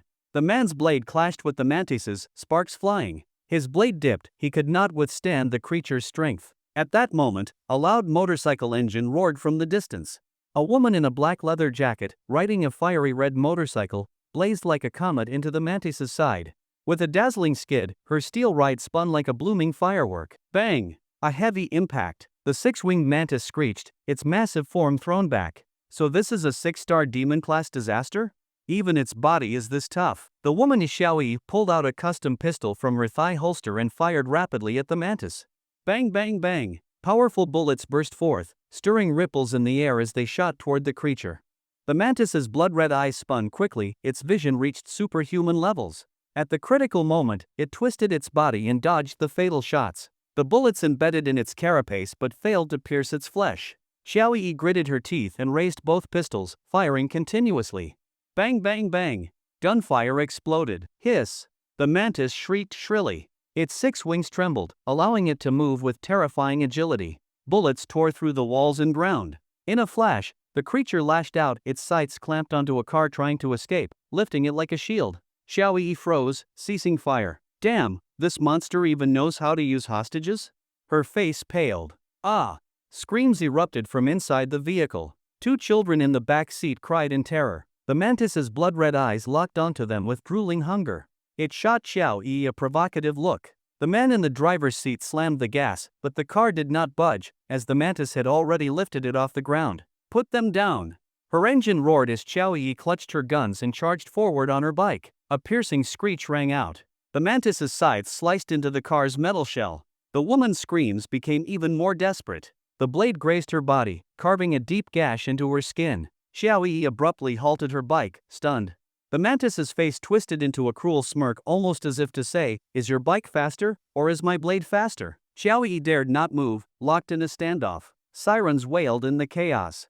The mantis retreated, slashing at the car like opening a tin can, trying to extract its prey. Cunning monster. Not far away, a young woman in a white t-shirt and blue denim shorts, legs flawless and pale, stared coldly at the mantis. Energy surged within her, she was waiting for the right moment to strike. But then, she suddenly looked up at the sky. A shadow descended. Someone had leaped from high above, riding a bird, falling straight down, directly toward the 6-winged mantis. Long Channer's expression changed. No, too slow. The hostages will be in danger. Why is he so reckless? The one falling was Chen Ping. The mantis noticed the falling boy, enraged that its dominance was being challenged. It prepared to kill the hostages, its sides slicing toward the car. At Chen Ping's speed, he could not reach it before the sides fell. But the next moment, the dark sky shattered. A golden bolt of lightning crashed down. Long Channer trembled, eyes wide as she watched the golden thunderbolt cleave through the night. Chen Ping was too slow. But what about the lightning? A divine bolt struck the mantis's skull. Boom! A thunderous explosion erupted into a storm of electric serpents. The mantis stiffened instantly, its head blackened and smoking, stunned by the blast. Then the boy dropped like a rock, golden runes surging across his body. He unleashed a massive aura and slammed his palm into the mantis's head. Bam! A golden shockwave burst forth. The 6-winged mantis was smashed into the ground. The car slipped from its grasp. But Chen Ping caught it with one hand. The woman inside screamed again, but the 2 children in the back seat only stared in awe at the boy's silhouette. In their young eyes, that was the figure of a hero, forever etched in memory. Xiaoyi looked at the boy who descended from the sky. Her red lips parted slightly, and her eyes showed astonishment, as if she could not believe her eyes. She softly exclaimed, "Chen Ping?" The boy glanced at Xiaoyi, a smile flickering in his eyes. "It's me." As he spoke, he gently placed the vehicle back on the ground. "Watch out!" Xiaoyi suddenly shouted. Behind him, a sharp blade slashed through the air, aiming straight for Chen Ping's neck. The 6-winged mantis lying on the ground was not dead. Its eyes filled with bloodlust and madness, and its side-like arms suddenly tore through the air, unleashing a thunderous trajectory of death midair. Golden light flashed in Chen Ping's eyes, his perception had reached its peak. As if he had eyes on his back, he bent backward and narrowly dodged the lethal strike. At that moment, the roar of a dragon echoed. Chen Ping seemed to see a white divine dragon shooting toward him from afar. A terrifying pressure enveloped the world. The next second, Long Channer rushed in front of Chen Ping. Her powerful, long legs kicked the mantis squarely in the body like a dragon's dive. The overwhelming force shattered the creature's armor. The mantis let out a wretched scream.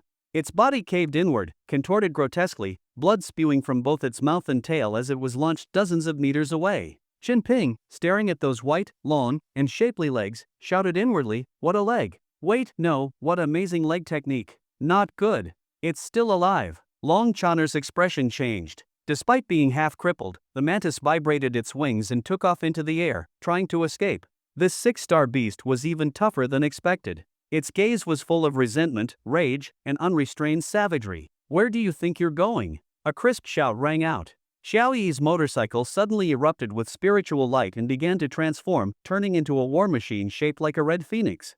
Wearing black leather, she leapt high into the air, landing on the back of the phoenix jet. It blasted fiery energy from its rear and surged forward at incredible speed. This was her natal weapon's third form, Fire Phoenix form. The Fire Phoenix was much faster than the fleeing mantis. From its front, it launched blazing hot energy beams, striking the mantis mid-flight. 5 of the mantis's 6 wings were incinerated, and it screamed as it fell. The Fire Phoenix followed up, its long and thin wings like scarlet blades slicing through the air. Swish! The mantis was cut clean in half. Xiao Yi stood atop the phoenix jet, facing forward without glancing back at the slain creature. Her long, dark hair and the gushing blood danced together in the night sky. Chen Ping watched in awe and murmured, "So cool. A woman with an amazing figure is hard for any man to resist. But a woman who can transform into a mecha at will? That is even harder to resist." Xiao Yi, who perfectly embodied both, left Chen Ping momentarily stunned. This biker girl was as stunning as ever. Aha! Done and dusted. In midair, the Fire Phoenix reverted to motorcycle form. Xiao Yi landed smoothly on the bike. With a proud smile, she looked at the two halves of the fallen creature. Perfect. Shi Wenho approached with an awkward smile. Ha ha, I'm late.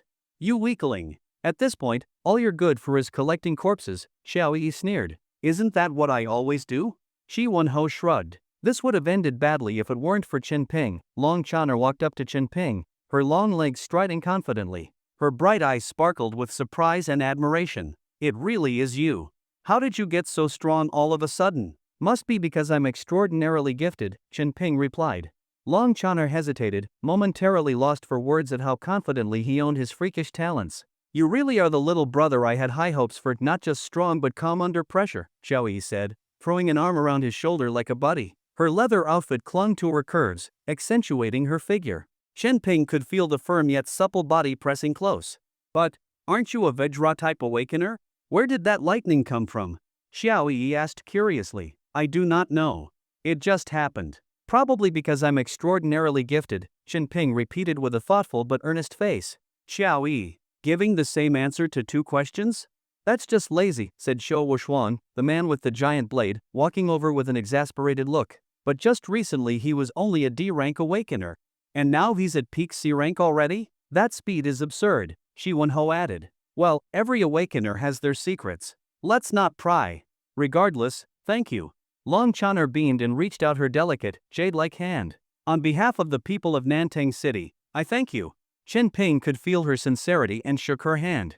As the top student in my year, a provincial-level model student, and one of Nantang City's top 10 outstanding youths, this is what I should do. Long Channer, Shi Wenho and Xiu Wuxuang. So impressive. Xiao Yi covered her mouth in awe. I never even ranked top in my class. As for the provincial awards, I've never received any. And Nantang's top 10 outstanding youth? Never stood a chance. Is this really the focus? Everyone shouted inwardly. Quack quack quack. Master is so cool. I give Master a big thumbs up. The jade duck dropped from the sky, its massive head instantly grabbing everyone's attention. Whoa, is that your battle pet? A duck? Even Xiao Yi gasped. The jade duck's expression darkened slightly. So cute, she exclaimed, her eyes sparkling. Everyone else, speechless. Cute? This thing's head is half its body size. Isn't that weird? But none of them noticed the duck's face visibly soften. The jade duck suddenly bit off one of its gray feathers with its wide, flat beak and offered it to Xiao Yi. This is... Xiao Yi blinked. A gift for our first meeting, the jade duck grinned. Xiao Yi smiled, accepting it. Thank you. Wow, such a strong energy wave, she said, her eyes lighting up. This is spirit material? She was a skilled artificer and recognized its value immediately. The jade duck nodded gravely. Top-grade spirit material. Gasp. Everyone was stunned. Shi Wenho, Xiu Wuxuan, and even Long Channer all looked at Xiao Yi with envy and deep regret. Why didn't I sweet-talk the weird duck when we met? This is too valuable, Xiao Yi said, the feather suddenly feeling heavy in her hands. As a master artificer, she knew the worth of top-tier materials. It's fine. You cannot put a price on Grandpa's happiness, the jade duck said proudly, lifting its head with an air of aged wisdom. Now everyone turned their astonished eyes to Chin Ping. A battle pet that casually hands out top-tier materials? Just what kind of divine encounter had this guy experienced? Brother Chin Ping, you are so powerful. Have you joined any awakening organizations yet? Xiao Wushuang asked, his eyes gleaming. Well, not yet, Chin Ping hesitated before answering. Immediately, the 4 members of the Dragon Feng squad looked at him with eager eyes. Really? You have not joined any organization at all? Shi Wenho asked in surprise. Hey, my dear little brother Chin Ping, are you interested in joining our special event emergency management bureau? I can take you for a spin on my motorcycle. Xiao Yi winked at him. Though valiant in appearance, her gesture carried a unique charm. But I have already signed up for Kunlun. I plan to take part in the Kunlun Grand Exam. Chen Ping hesitated for a second, then shook his head. Kunlun Grand Exam? Everyone looked surprised at first, then their expressions turned to understanding. Of course, with your talent, joining Kunlun is the best choice, Shi Wenho realized. But perhaps you do not know this yet, Kunlun and the Emergency Management Bureau are not entirely separate. For example, our squad captain Long Chaner and team member Xiao Yi are both elites from the Kunlun Academy. Xiao Wushuang added with a smile. Shin Ping's eyes lit up. Really? Xiao Yi looked at the young man with a smile. Of course. I entered through the Kunlun Grand Exam 4 years ago. So technically, I will be your senior. Shen Ping grew excited.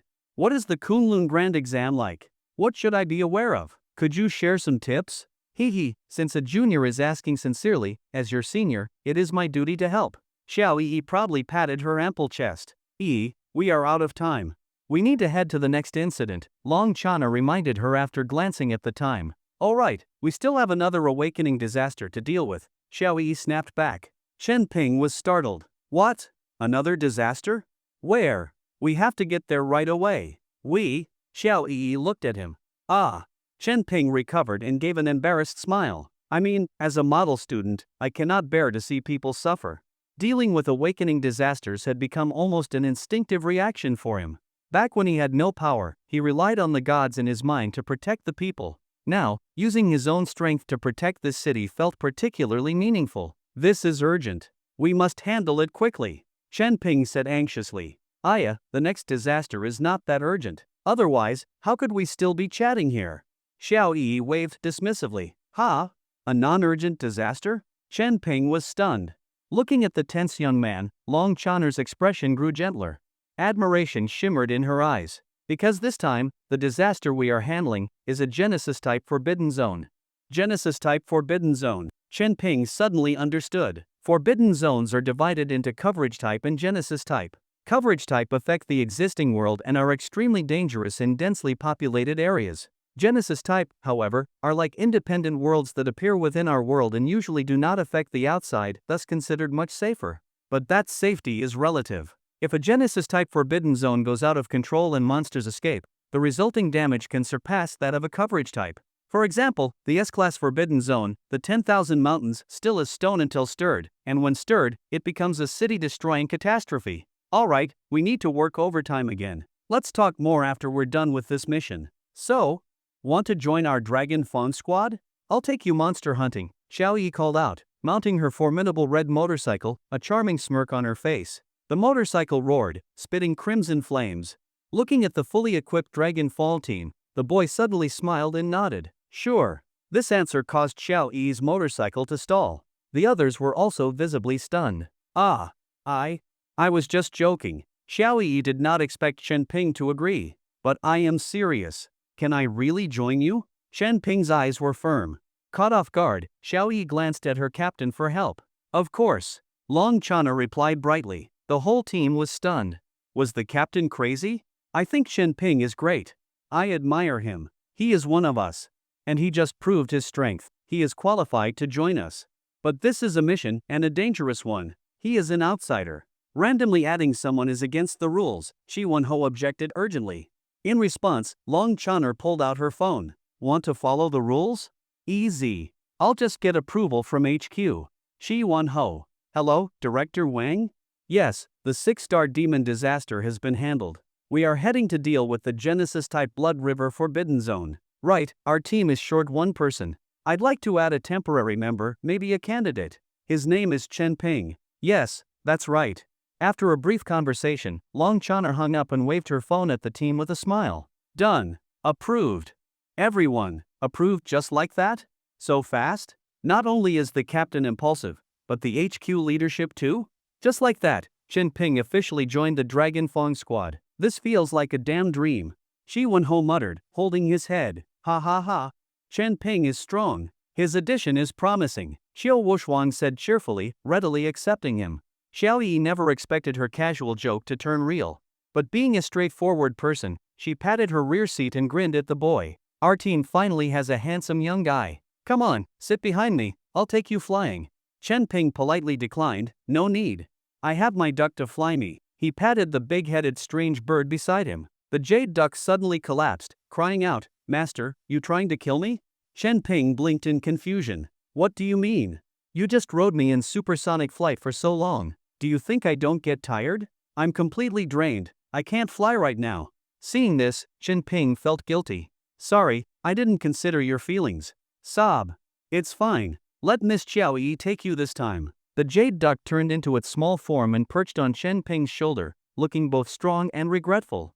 Chen Ping turned to Xiao Yi, a little embarrassed. Then, I'll ride with you, if it's not too much trouble. Xiao Yi's lips curled up. She patted the seat behind her.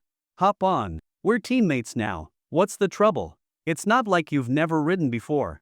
And so, Chen Ping once again climbed onto Xiao Yi's red motorcycle. Take off. Ah. Haha, thrilling, isn't it, little brother? The boy's scream and the woman's laughter echoed through the night. The motorcycle roared through the brilliantly lit city, leaving a trail of dazzling red light. Chen Ping clung tightly to the girl's supple, slender waist, trying not to be thrown off by the acceleration. The extreme speed, sharp turns, and bursts made him feel the rush of speed and passion all over again.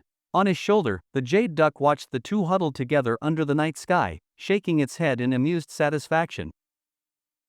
Boom! Boom! Boom!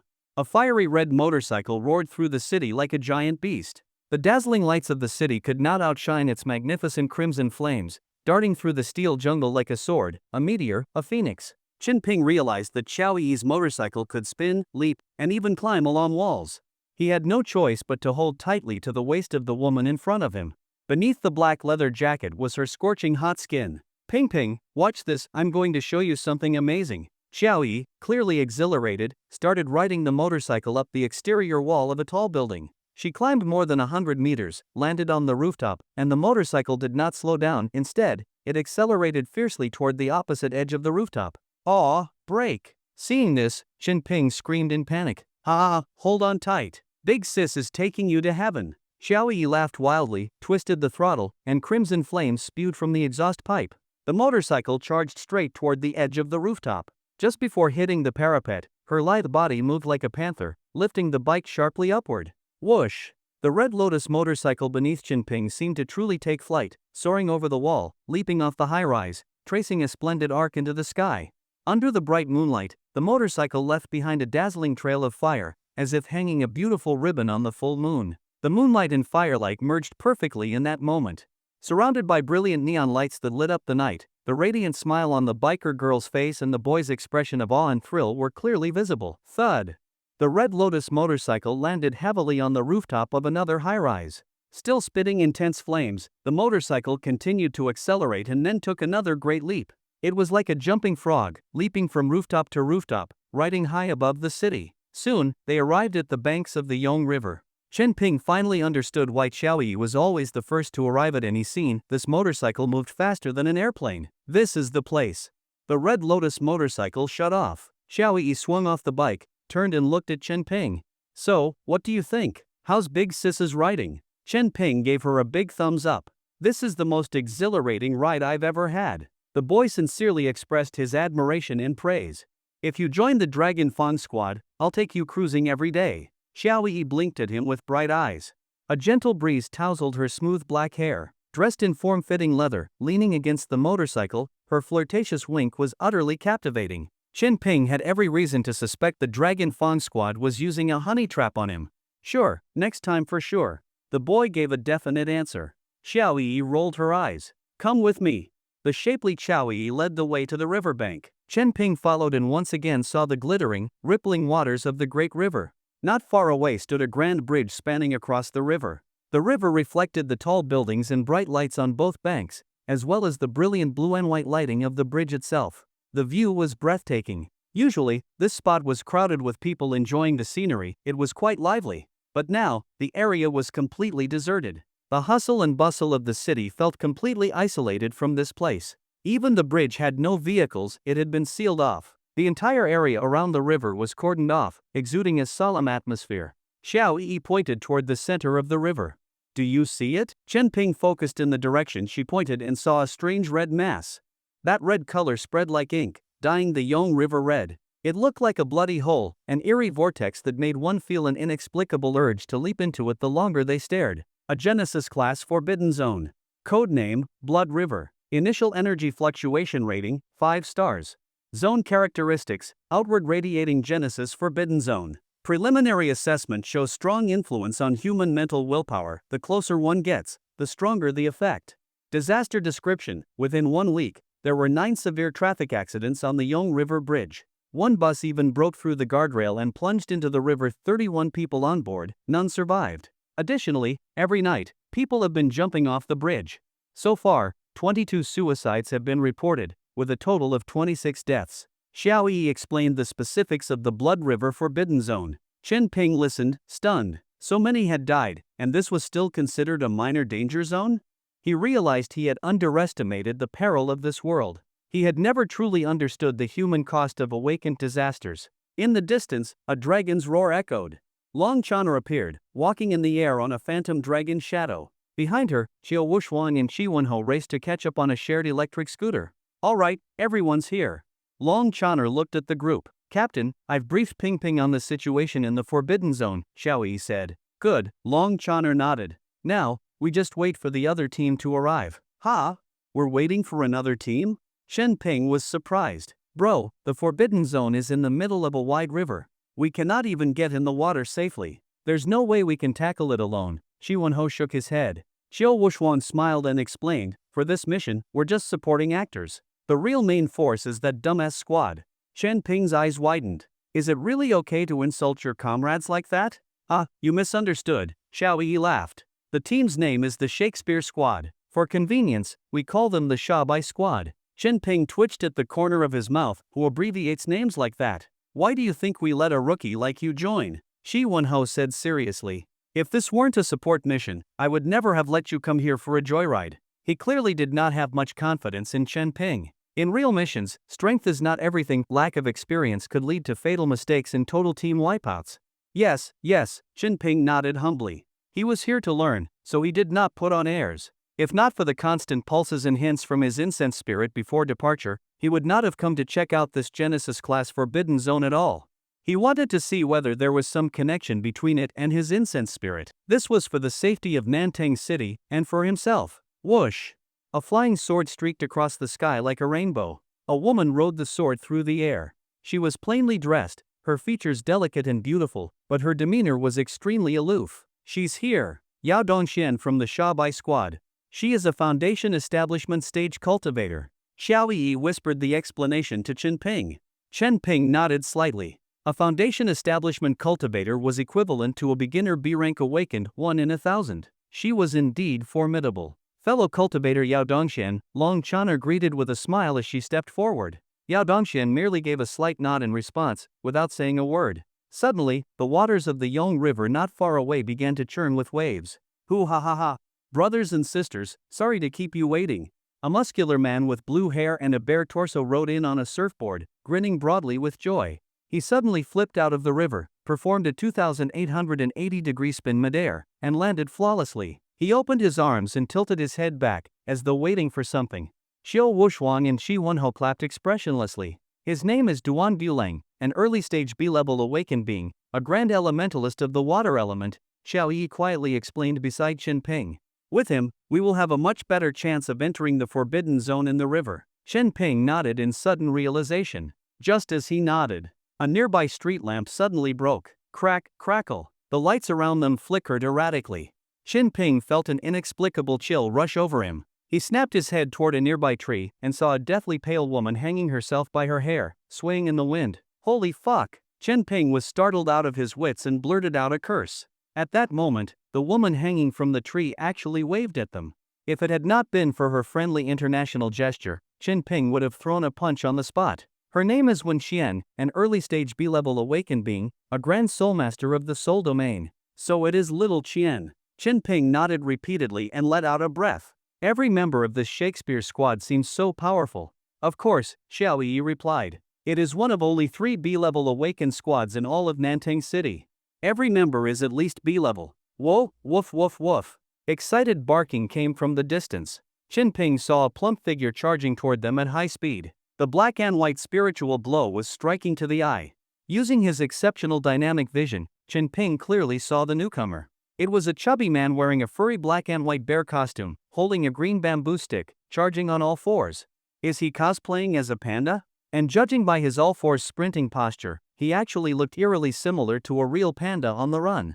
But why the hell was the panda barking like a dog? Woof woof woof. The chubby man's eyes lit up as he looked at Long Chonner and Xiaoyi, and he ran even faster. With a loud poof, he pounced in front of Long Chonner.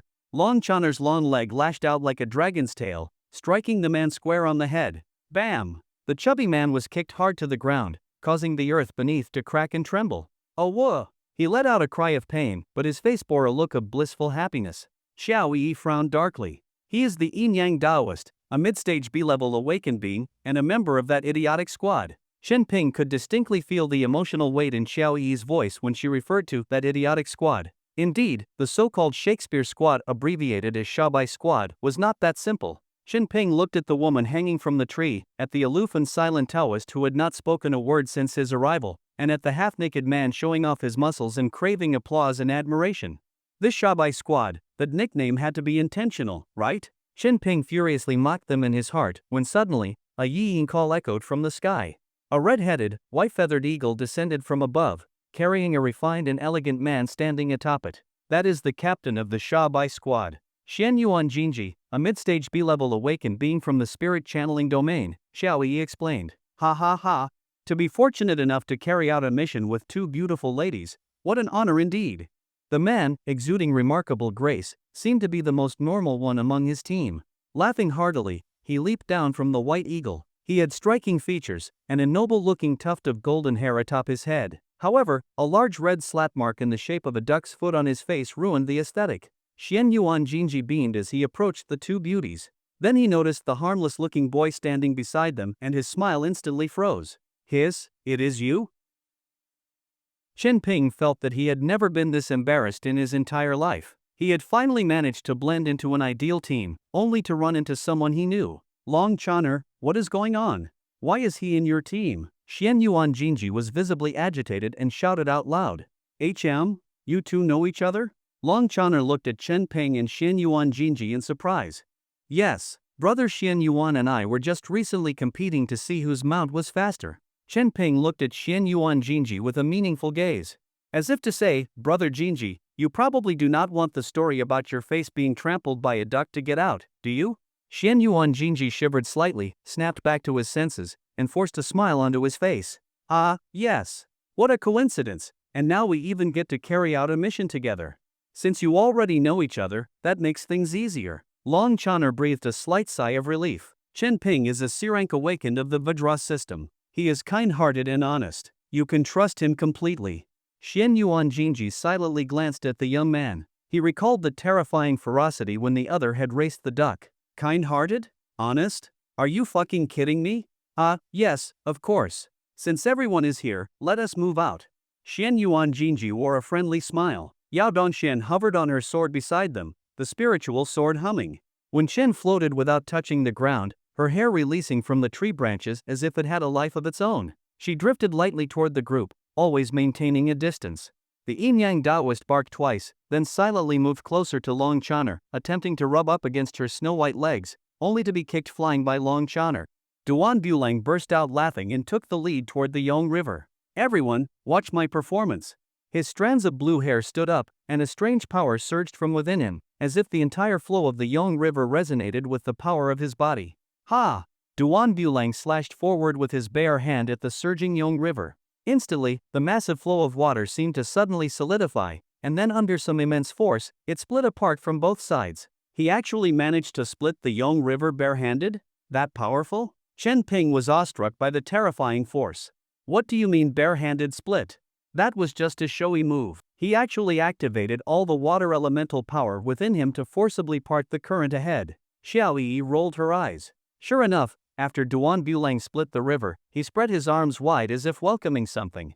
Xiao Wuxuan, Shi Wenho, the Yin-Yang Taoist, and others applauded him in unison. Wow, amazing, so powerful. Truly worthy of being an elite of the dumbass squad. Everyone praised him expressionlessly. Only then did Duan Bulang cheerfully continue walking ahead. Chen Ping followed behind Duan Bulang, moving forward through the parted Yong River. He walked along the riverbed at the very bottom. The soft, wet soil, the stranded fish, the constantly sloping terrain, and the flowing water walls on both sides gave Chen Ping a deeply unique visual sensation. Chen Ping looked toward the center of the river.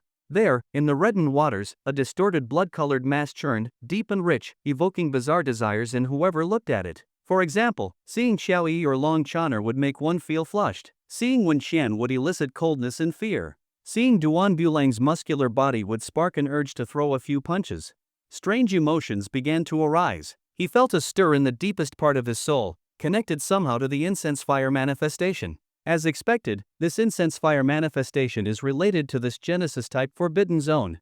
Chen Ping's gaze grew ever more resolute. Everyone, stop staring at that red mass. A hollow and eerie voice suddenly spoke out. Everyone was startled and turned their attention to the woman floating beside them. When Xian slowly explained, "That is not good." Not good? What do you mean not good? Chen Ping asked curiously. When Xian silently glanced at Chen Ping, then floated away, resuming her silence. Chen Ping. Am I being ignored? Chen Ping felt a bit awkward. That is just how Wen Xian is. She only says what she wants to say. If explaining something is too much trouble, she will just ignore it, Xiao Yi whispered quietly beside him. Xian Yuan Jinji saw this and immediately grinned. Hee, when our team member Wen Xian speaks, you had best listen. She is a grand soul master. No one understands the soul better than she does. As he spoke, he wore a look of pride and calm, saying slowly, we are a B-rank awakened team. Every member is B-rank. Our strength speaks for itself. Once we enter the core of the forbidden zone, you just stand aside and observe. We do not need someone like you, a mere C-rank awakened, to act. While speaking, Xian Yuan Jinji naturally lifted his head in pride.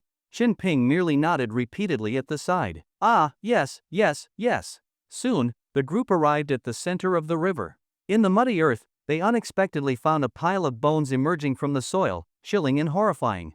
The Yin-Yang Taoist sniffed the air and frowned. Woof! These are the bones of someone who has only recently died. Chen Ping looked at the black and white bear man in shock, thinking, you can talk? These must be the bones of those who jumped into the river. How did they become skeletons so quickly? Long Chaner frowned, staring at that twisted mass of red energy ahead, as if pondering something.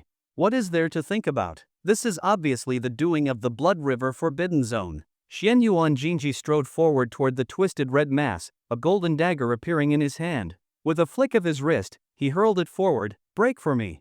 Whoosh! A blazing golden light transformed into a blade, slicing toward the front. The dense red energy was instantly cleaved in two by the sharp golden light. A twisted, illusory gate appeared deep within the red energy. As expected, there is more than meets the eye within. Xian Yuan Jinji walked boldly ahead. But in the next moment, the red energy flowed into the bones scattered on the ground. Watch out! Chi Wenho cried out in alarm upon seeing this. Whoosh, whoosh, whoosh. More than a dozen skeletons burst forth from the mud, red light glowing from their hollow eye sockets, emitting a chilling and terrifying aura that engulfed the surroundings. Chen Ping felt the entire space's temperature drop by at least 10 degrees, and a bizarre energy seemed to pierce into his soul. In his ears, countless shrieks of madness and agony echoed. Madness, agony, despair.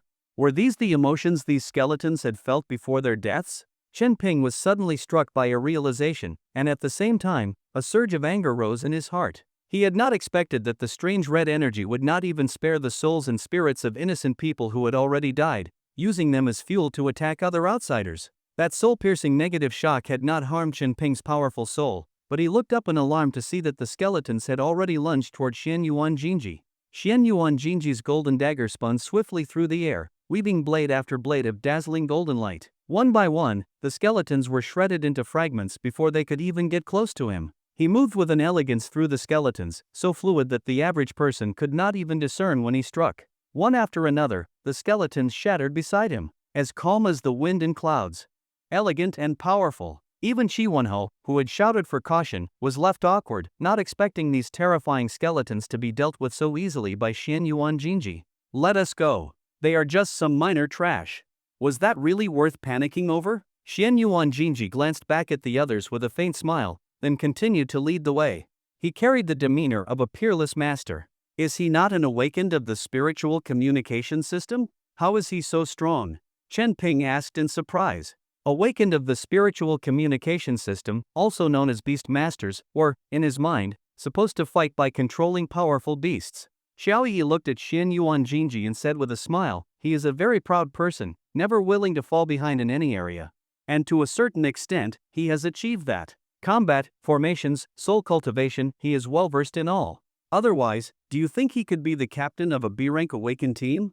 Chen Ping glanced at the group of eccentrics around him and began to feel genuine respect for Xian Yuan Jinji. He had underestimated him earlier. Indeed, to make such a strange bunch willingly follow him, he must have real skills. By this time, Xian Yuan Jinji had already arrived at the distorted entrance. He looked back at the group with a confident smile. Keep close to me. Do not fall behind. The forbidden zone is filled with danger. With me, there is light. With that, he led the way into the Blood River Forbidden Zone. Chen Ping felt a bit nervous. This was his first time entering a Genesis-type Forbidden Zone, and the closer he got to the gate, the more intense his unease became. Is it really okay? Can we really handle the dangers inside? Should we call in an A-rank awakened team? Chen Ping asked nervously. Ha ha, brother Chen Ping, are you already scared? Xiao Wuxuan laughed heartily, seemingly regaining some confidence in front of the nervous newcomer. He said, do not worry. It is just a 5-star Forbidden Zone. We do not need the only A-rank awakened team in Nantang City to handle this. Captain Xiang's team is our city's core squad. Unless it is absolutely necessary, they never act. Do not worry, little brother. Among the 9 major awakening systems, we have experts in nearly all of them. With this lineup, how can we lose? Xiao Yi said with a comforting smile. Do not jinx it like that. Now I am even more scared. Chen Ping became even more nervous at her words. After all, inside the Forbidden Zone, he would not be able to use the power of the 7 gods. And above all, the ominous feeling in his heart was growing stronger, leaving him deeply unsettled. Chi Won-ho looked at Chen Ping with some disappointment. Did I not say? Bringing a newbie into the team is unreliable. Relax, relax. Since you are already here, Big Sister will protect you. Xiao Yi cheerfully grabbed Chen Ping's hand and led him into the tunnel of the Forbidden Zone. Chen Ping had no choice but to grit his teeth and step through the passage. A powerful wave of distortion struck him. Chen Ping felt a creeping fear and unease welling up from deep within his heart. The air was chaotic, and in his ears, there seemed to be a devilish whispering. What appeared before his eyes was a blood-red world. The sky was red, the ground a deep crimson. Withered trees stretched endlessly into the distance, their bare branches devoid of leaves. Pale white mourning ribbons hung from them, swaying in the wind, as if waving to the group. Chen Ping's eyes widened. This Forbidden Zone world, so beautiful. When Xian suddenly said in agreement. Chen Ping? Huff. Duan Bulang suddenly collapsed onto the ground, drenched in cold sweat, gasping heavily for air. What is wrong with you? Chen Ping jumped, thinking the man had been possessed. You think it is easy to split open a whole river for that long? Duan Bulang snapped. Only then did Chen Ping realize that manipulating such an exaggerated force was not as effortless as it had seemed on the surface. Everyone, be careful.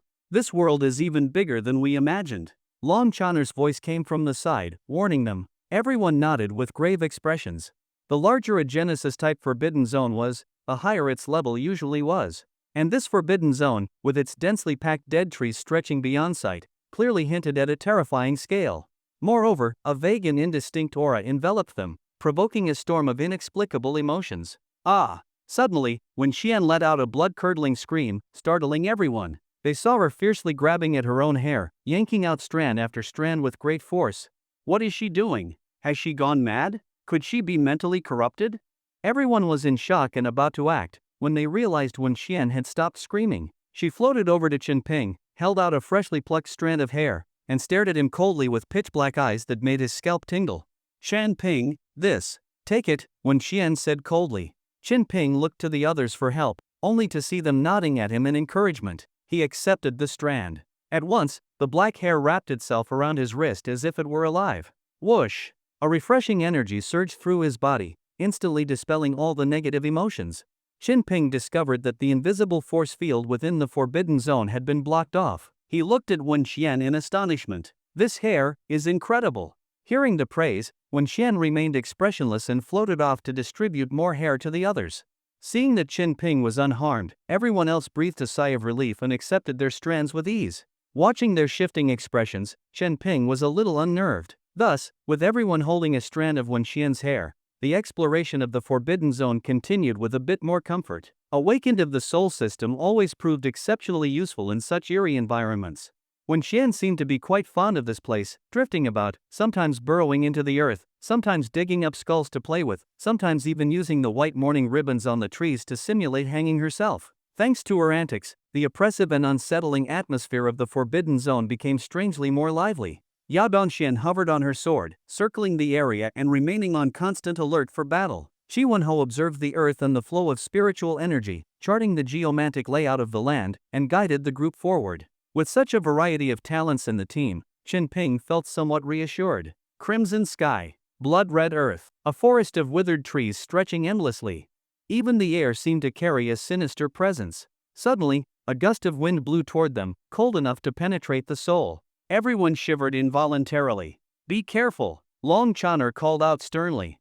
In the next instant, the white mourning ribbons drifting in the air seemed to come alive and started wrapping themselves around the group. Clang! The spiritual sword unleashed sharp blades of light. Yao Donxian, wielding her sword, cut down many of the incoming ribbons, but several still slipped past her defense. Long Chaner's hands transformed into dragon claws, tearing the ribbons apart one after another. Yet more and more ribbons surged toward them.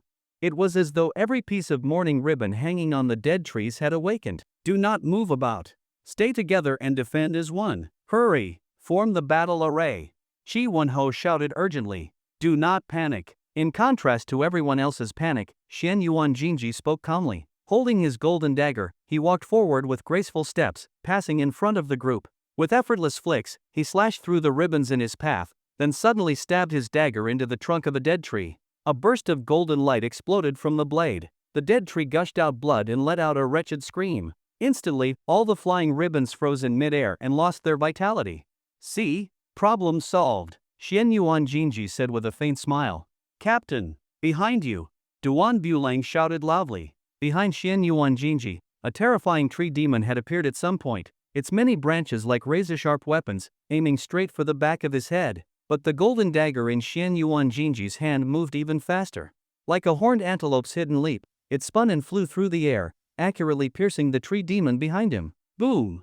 The tree trunk exploded, its demon core shattering within. A torrent of blood sprayed out. The tree demon gave a final wail and then fell completely still. Throughout the entire process, Xian Yuan Jinji never turned around. He simply took out a white cloth and calmly wiped the blood off his palm. "I told you, no yelling.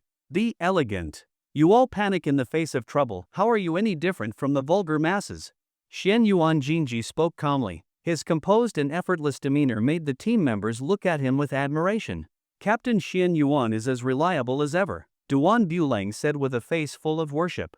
"Woof woof, woof woof." The Yin-Yang Taoist barked excitedly, seemingly praising his captain too, and glanced proudly at Long Chaner, as if to say, "See? Even among captains, there is a clear difference. Did you see that? That is our captain, grace and power combined."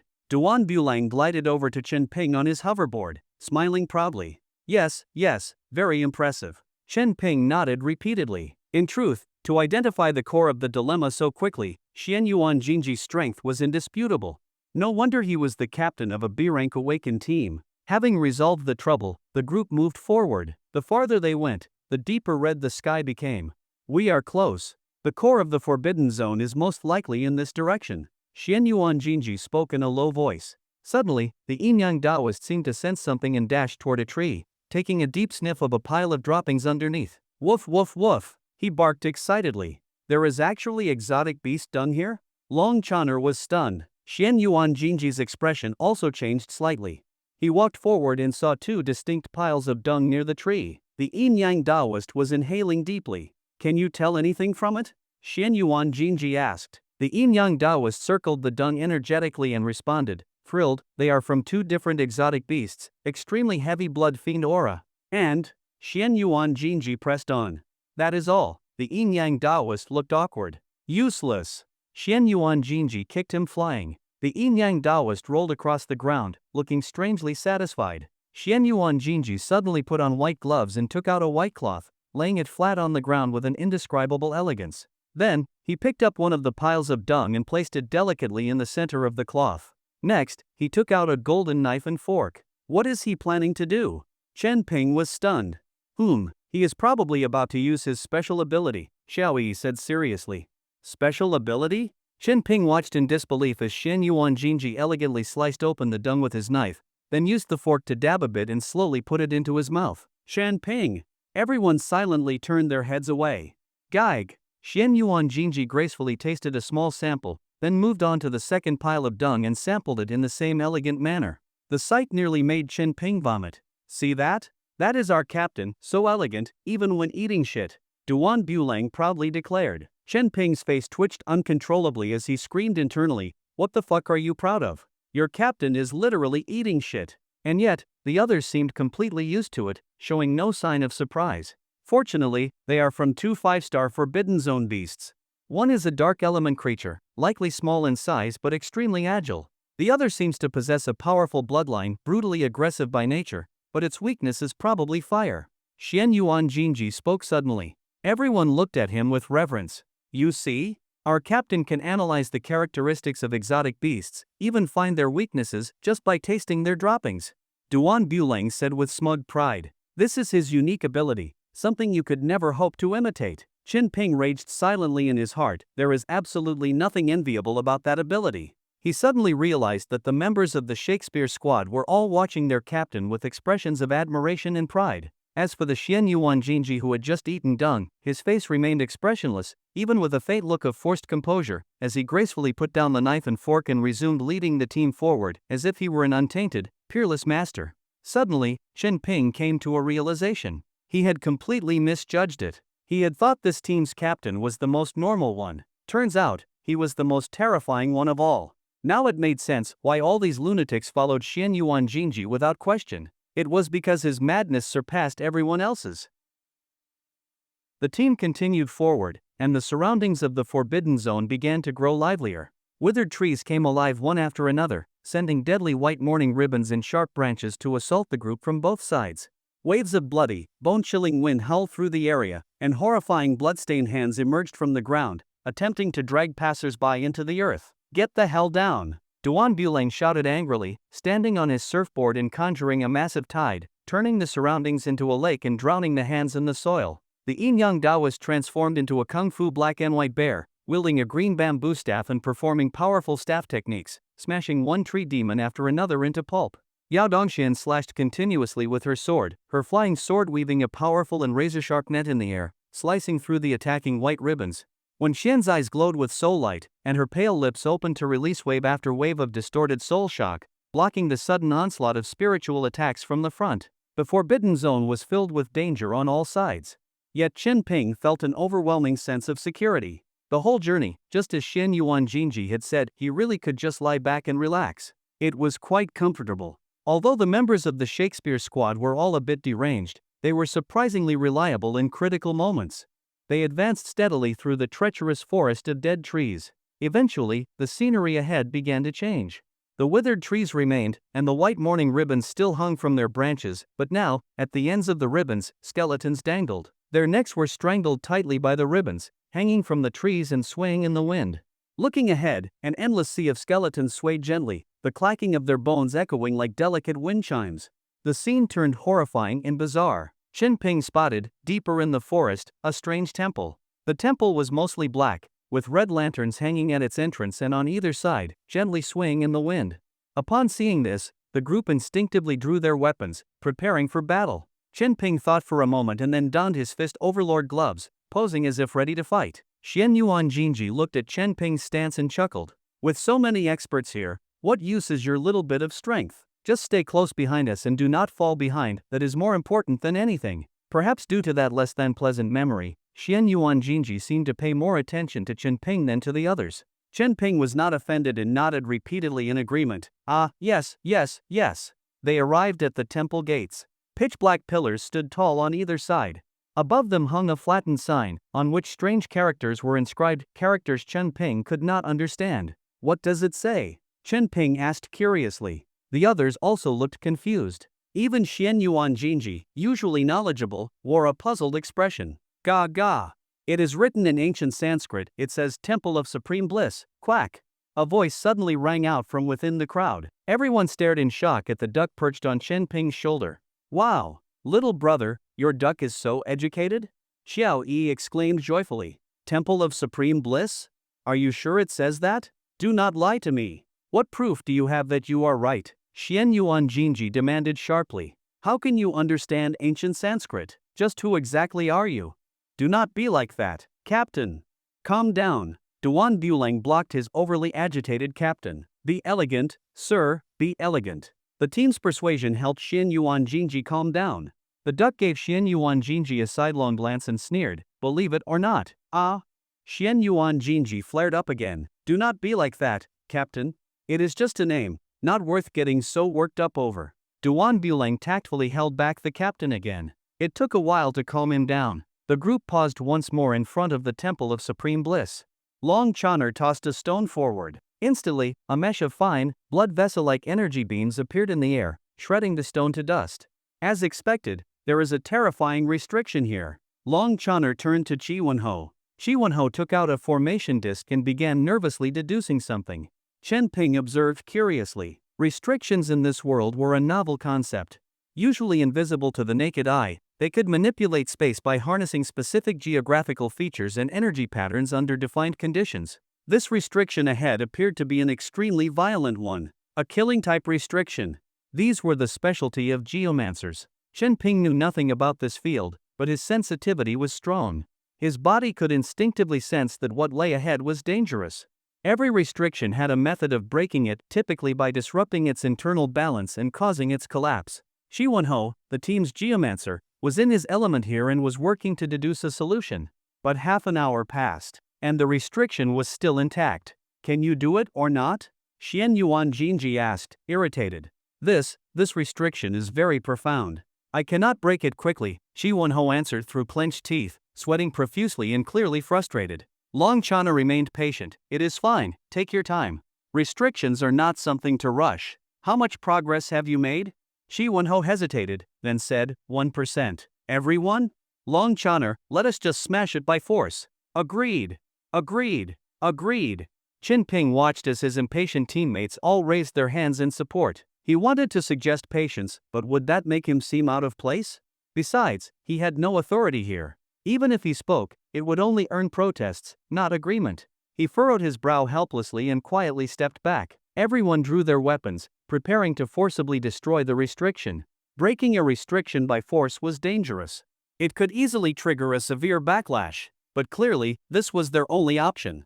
Judging from Chi Wenho's uncertain expression, they might never break it through deduction. The core of the forbidden zone was likely the temple itself, and that left them with no real alternatives. Xian Yuan Jinji began the countdown. 3, 2, wait! Chi Wenho suddenly shouted. Everyone froze, only to see Chi Wenho staring forward in disbelief. The restriction is gone, he suddenly exclaimed. What? You broke it? Duan Bulang asked excitedly. No, it was not me, Chi Wenho said with a strange expression. The temple removed the restriction on its own. The group's joy turned to unease. What? The temple removed it itself? What, is it going to say welcome next? Duan Bulang scratched his head. Xiao Yi deadpanned, more like welcome to your coffin. Her dark joke made everyone even more anxious. The temple lifting its restriction and inviting them in? That was far more suspicious. The lanterns grew a deeper red, swaying and emitting faint, eerie laughter as if mocking their overconfidence.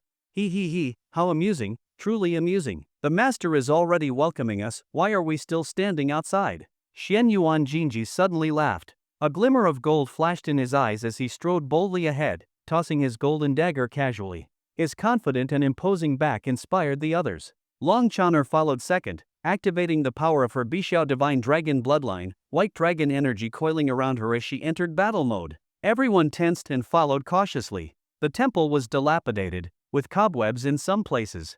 Inside was a courtyard. Behind the courtyard stood a temple hall over 10 meters tall, seemingly enshrining a deity, but the figure's features were indistinct. They continued forward, and suddenly saw a ruined bus next to the temple. "This is the bus that fell into the river in Nantang City," Long Chaner exclaimed. "There are people inside." Xiao Wushuang rushed forward but was pulled back by Qi Wenhou. "Do not be reckless. Look inside first." Chen Ping looked at the bus and saw passengers sitting properly in their seats. Their faces were deathly pale but wore expressions of blissful satisfaction. Each of them had turned their heads 90 degrees to look out the windows, staring directly at the group outside. They were smiling perfect, international standard smiles, and some even raised their hands to gently, mechanically wave at the outsiders, as if saying, "Come join us." The withered temple, the ruined bus. Neatly dressed, deathly pale corpses grinning broadly, waving at everyone from behind the bus window.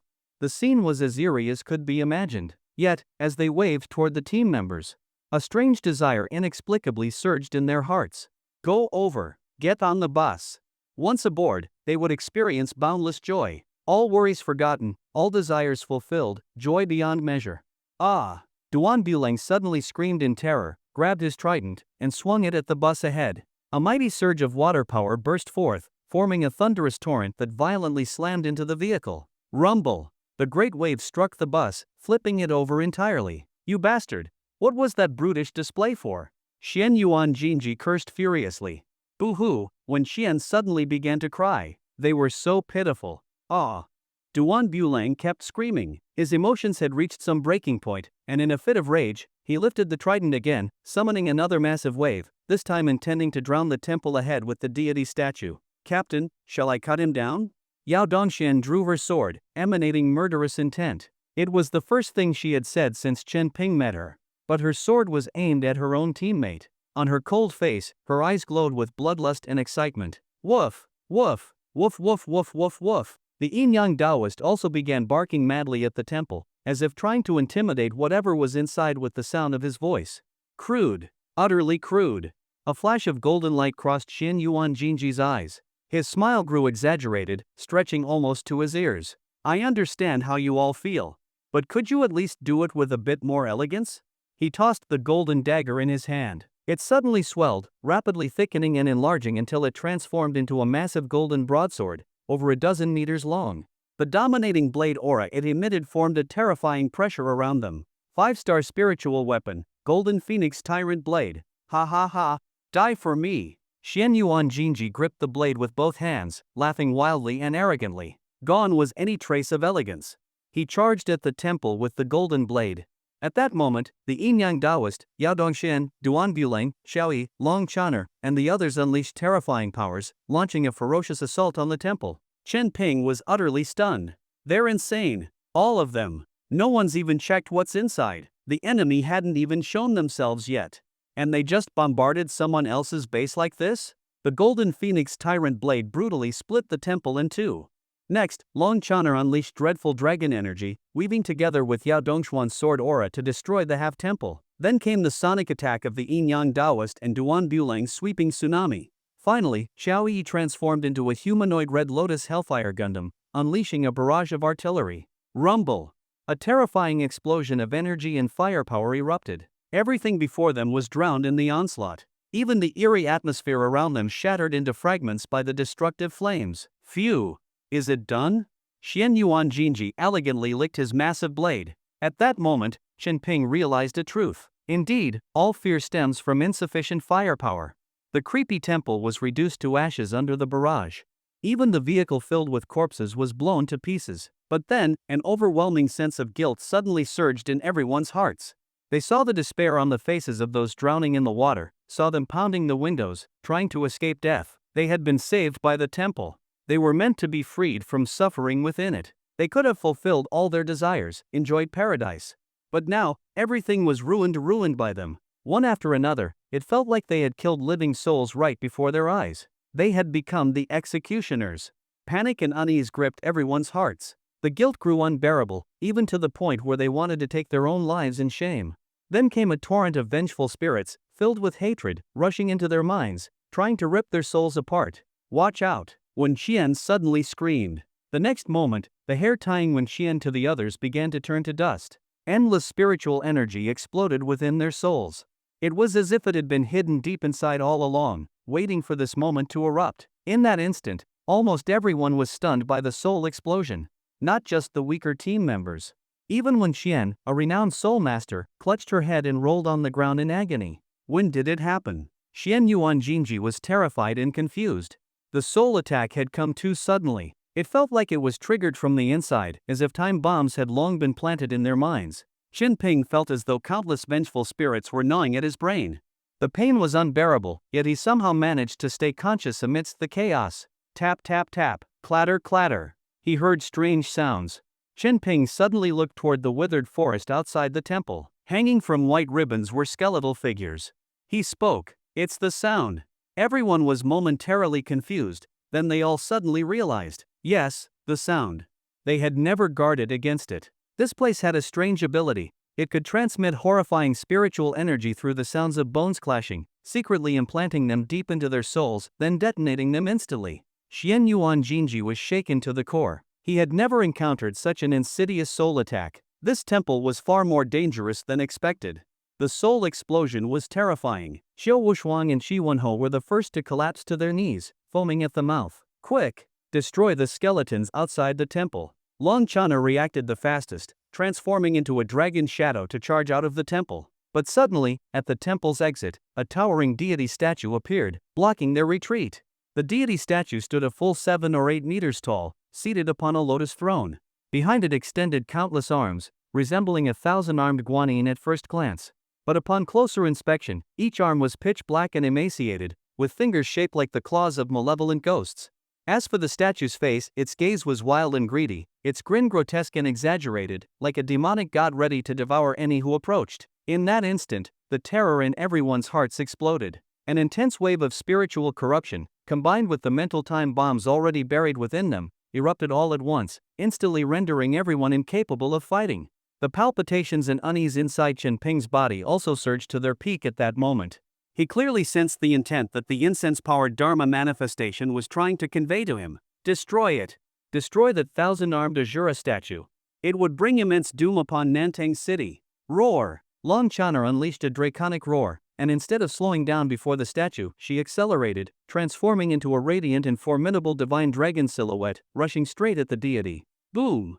But just then, a burst of blood-red light slashed through, colliding with the white dragon and instantly shattering it. Long Chana spat out a mouthful of blood and was sent flying backward. Qin Ping got a clear look at the intruder. It was a two-headed blood lion over 10 meters tall. Roar! The blood lion let out a roar, sending out crimson ripples as if summoning something. The ground suddenly began to shake violently. Streams of blood-drenched energy erupted from the soil. The earth around the temple rapidly swelled, coalescing into towering, 5 to 6 meter tall blood-colored giants. Dozens of blood giants burst forth from the ground, each wearing a savage and sinister grin, muscle-bound brutes who seemed to be laughing ceaselessly at the group. Laughing as they killed, the blood giants charged at them at terrifying speed. These titanic creatures were not only massive and physically powerful, but each one possessed strength on par with Class 3 or even Class 4 Forbidden Zone monsters. Ordinarily, for a team of B-rank awakened individuals, such monsters posed no threat. They could wipe them out in minutes. But now, their souls were heavily damaged, their strength significantly reduced by continuous spiritual pollution, and they were being brutally overpowered by the blood giants. Duan Dulang was sent flying by a single punch from one of the giants. Yao Dongshan tried to use her sword to strike the deity, but a blood giant intercepted the blade with its body. The sword stuck in its pulsating flesh, unable to be retrieved. Damn it! Is there any way to resist this spiritual corruption? Our power has dropped too much. The Yin-Yang Taoist shouted as he used his bamboo staff to block a blood giant. Everyone turned their pleading eyes toward Wen Qian only to find her still rolling on the ground, clutching her head and screaming in agony. How was the one with the strongest soul power performing the worst? Qin Ping noticed that the 1,000-armed Azura statue was staring directly at Wen Qian with crazed eyes. An invisible, terrifying spiritual shock blanketed the entire field, targeting everyone present. But it was clearly focused. Its strongest impact was concentrated on Wen Qian. Strike the leader first. This statue was sentient and knew how to fight strategically. Ah!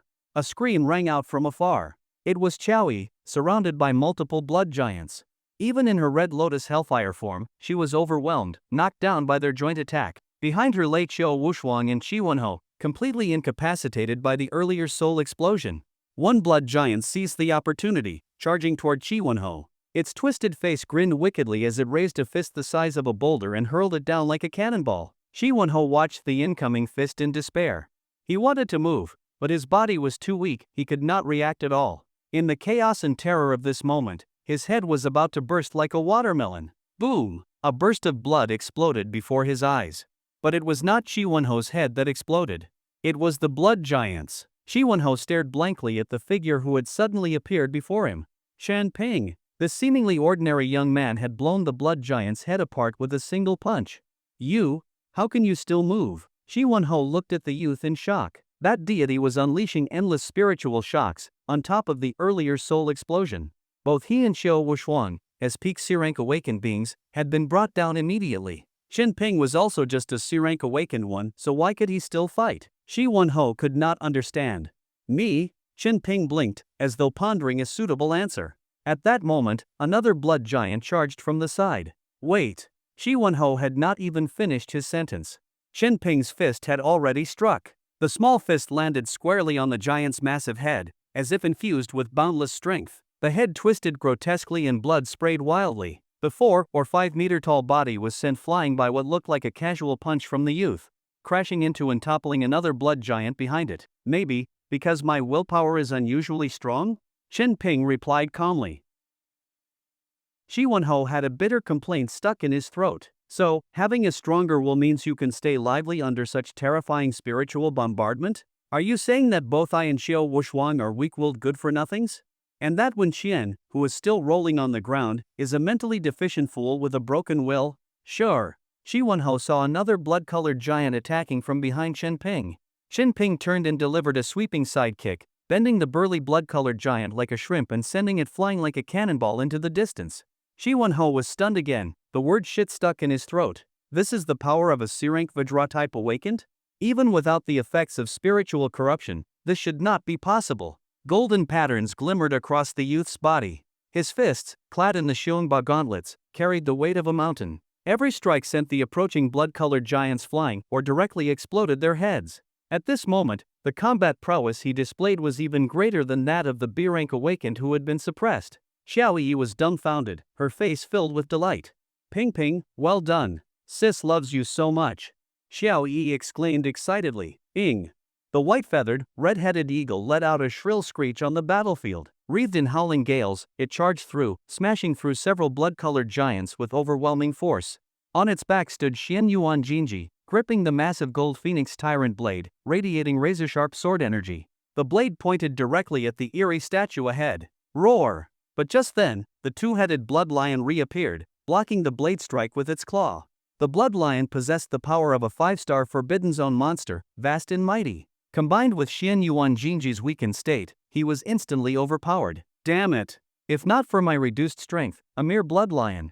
Xian Yuan Jinji gritted his teeth in frustration, pouring all his remaining power into the gold phoenix tyrant blade, trying to forcefully break through the beast in front of him. Chen Ping looked at the blood-drenched lion and suddenly recalled what Xian Yuan Jinji had said when eating shit. The blood lion was one of the aberrant beasts he had foreseen. In that case, everyone be careful. Another terrifying aberrant beast is lurking. Chen Ping's warning echoed across the battlefield.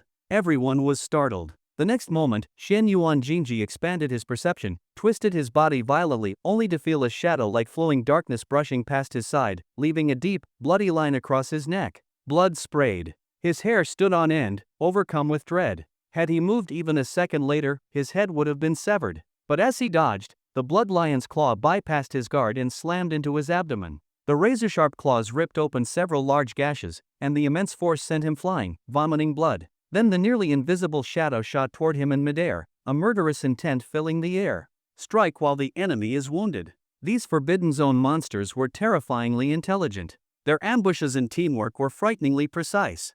Damn it! Cornered, Xian Yuan Jinji clenched his teeth and made a decision. He grabbed a lock of golden hair on his head and yanked it out. Transform! The golden strand of hair suddenly glowed brilliantly and transformed into a 3 to 4 meter tall humanoid battle chicken with rippling muscles. Golden muscle, powerful limbs, a radiant chicken head. Caw caw caw.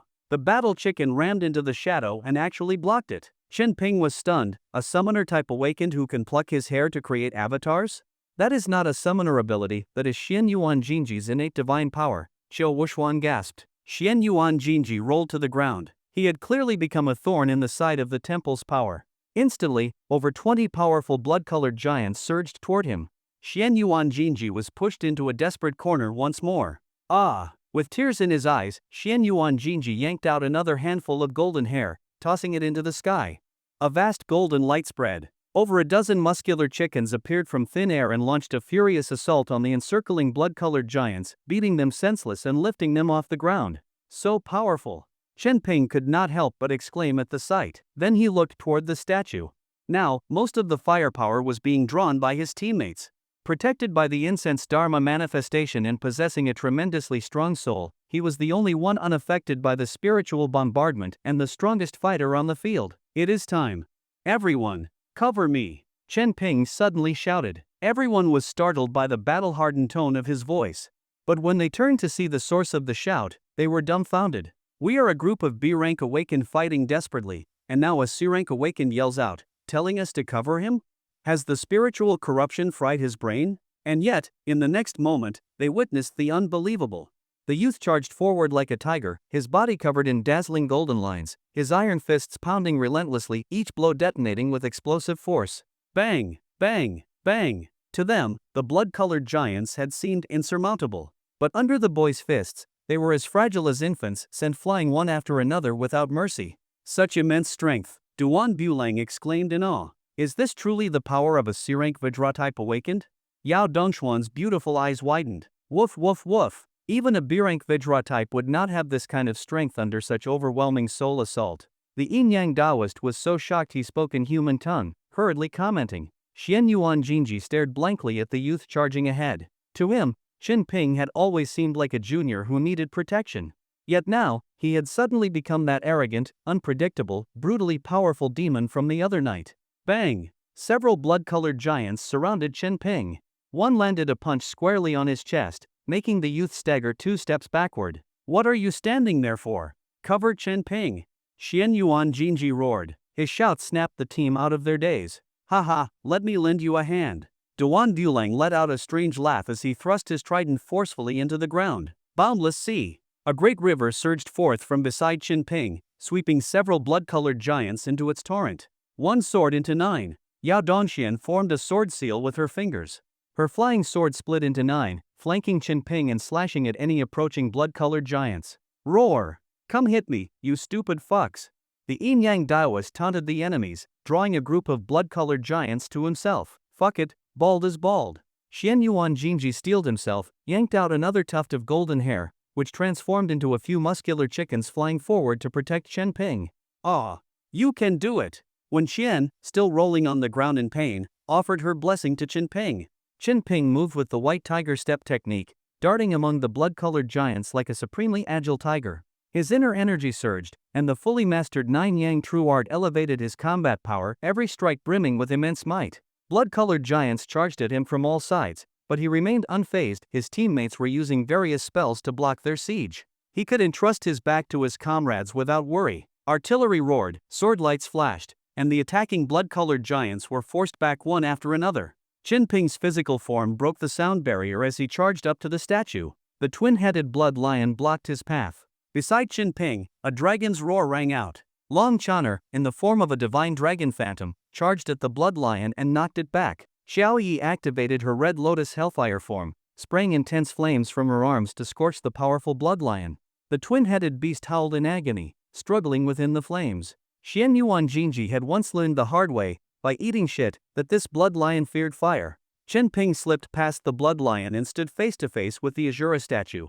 The muscles in his right arm bulged, turned red-hot, as all his strength coiled into his fist, where a vortex of warped energy light formed. Martial God Cannon! In that flash of danger, his hair stood on end. A shadow stretched across the ground, sharp claws emerged from it, darting toward his heart at blinding speed. Chen Ping, watch out! Xianyuan Jinji shouted. It was the second aberrant beast on the field. His muscular chickens had long been torn apart by this shadow-based beast. Now, in this critical moment, the elusive creature launched a deadly strike at Chen Ping. Everyone's hearts sank at the sight. They no longer had the strength to aid the brave youth. The statue remained unmoved, its eerie smile fixed on the boy charging toward it, mocking his overconfidence. The shadow beast lurking underground revealed its most terrifying form at that instant. The entire world seemed to descend into darkness. Shadowfall. Heaven and earth obscured. But that boy, facing the darkness, showed no despair or fear. Instead, a smile tugged at his lips, and his eyes stared straight ahead. The next moment, golden thunder erupted from his body. Like 10,000 golden serpents, it shattered the darkness with brute force. Boom! Golden lightning exploded like a rising sun, like a divine blade cleaving chaos, a godly axe shattering all ghosts and demons. The beast within the shadows shrieked in agony. Waves of shadow power were annihilated, revealing a panther-like beast now cloaked in thunder. Its body scorched black under the lightning's wrath. It still attempted to strike, but suddenly, a bizarre giant bird with an enormous head slammed into it savagely. Die, duck! Bayou Whale's headbutt smashed the Black Panther's skull. It all happened too fast. Everyone's eyes widened at the youth's stunning counterattack. His confident, solitary back never once retreated, never looked back. His punch charged to its peak. He leapt high and hurled his fist at the face of the divine statue, where, at last, some trace of surprise had appeared. Martial God Cannon. The golden iron fist smashed directly into the statue's grotesquely smiling face. The explosive force shattered dozens of meters of ground. The statue's head was blown apart by Chen Ping's punch. Fragments of the divine statue shattered and scattered in all directions. The youth, like a god descending to the mortal world, had blown the statue's head apart. It worked! Brother Chen Ping, that was amazing! Too cool! Everyone, seeing the statue's head blasted to pieces, shouted in excitement. The boy's act of turning the tide stunned everyone present. Xianyuan Jinji also grinned from ear to ear. So elegant. That punch just now was simply too elegant. Especially the moment when thunder shattered the shadow, so beautiful it almost brought tears to my eyes. But the next instant, as if sensing something, his expression changed dramatically. Wait, if the statue's head has been destroyed, why is the spiritual assault still ongoing? Chen Ping sharply turned to look at the statue whose head had just been shattered. From behind the now headless statue, countless pitch-black arms suddenly began to move, twisting like dark serpents, extending rapidly, transforming into razor-sharp black spears that shot out explosively. It all happened too quickly. Chen Ping barely managed to raise his arms to shield his head before sharp pain pierced every part of his body. The emaciated, razor-sharp fingers tore through his flesh and plunged into his body. Even his tempered body, impervious to blades and bullets at the quenching level, could not withstand these skinny, deadly hands. Chen Ping felt his arms, legs, chest, abdomen, every inch being pierced and shredded. The excruciating pain coursed through his entire body, nearly driving him insane. His powerful will to survive and combat instincts enabled him to use the white tiger step technique to rapidly retreat at the brink of death. But those black arms, like venomous snakes, pursued him relentlessly, refusing to rest until they had pierced his organs and torn him apart. Chirp, chirp, chirp. A large flock of muscular chickens, conjured by Xianyuan Jinji, flew in and wrapped their thick arms around the terrifying black limbs, halting the thousand-armed Azura's pursuit. Chen Ping finally escaped the onslaught. His entire body was covered in gaping wounds, the pain unbearable. But before he could catch his breath, the black arms tore the muscular chickens to shreds and surged toward Chen Ping once more. The razor-sharp limbs spread out like a deadly, petal-like formation, engulfing the space around him, sending chills down his spine. Suddenly, green light engulfed everything. A thick tortoise shell instantly covered Chen Ping's body. 7th tier spiritual treasure, black tortoise armor. The malevolent arms struck the armor glowing with green light, producing the sound of bones shattering. All the limbs were twisted and broken by the armor's shockwave. Ha! Chen Ping inhaled deeply, then exhaled an energy blast from his chest toward the statue. Boom! A violent explosion erupted. His teammates were dumbfounded. What was going on with this Vajra type awakened? How could he summon lightning and fire energy blasts from his mouth? The statue reeled from Chen Ping's mouth cannon, its chest now covered with large cracks. It appeared enraged.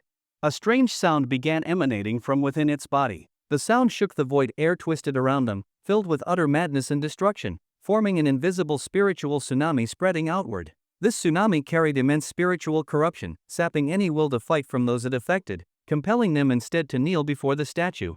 Submit to it. Worship it. Offer reverence to it. Do so, and eternal bliss shall be yours. In that instant, almost everyone's expressions turned vacant, their eyes glazed over. Ah! A sharp scream from a woman broke the eerie atmosphere. Everyone snapped back to their senses. It was Wen Qian. She hovered in the air, emitting a powerful psychic shock of her own, trying to contend with the headless statue. But in the next moment, the statue began to emit thick black divine light, dyeing the sky in darkness.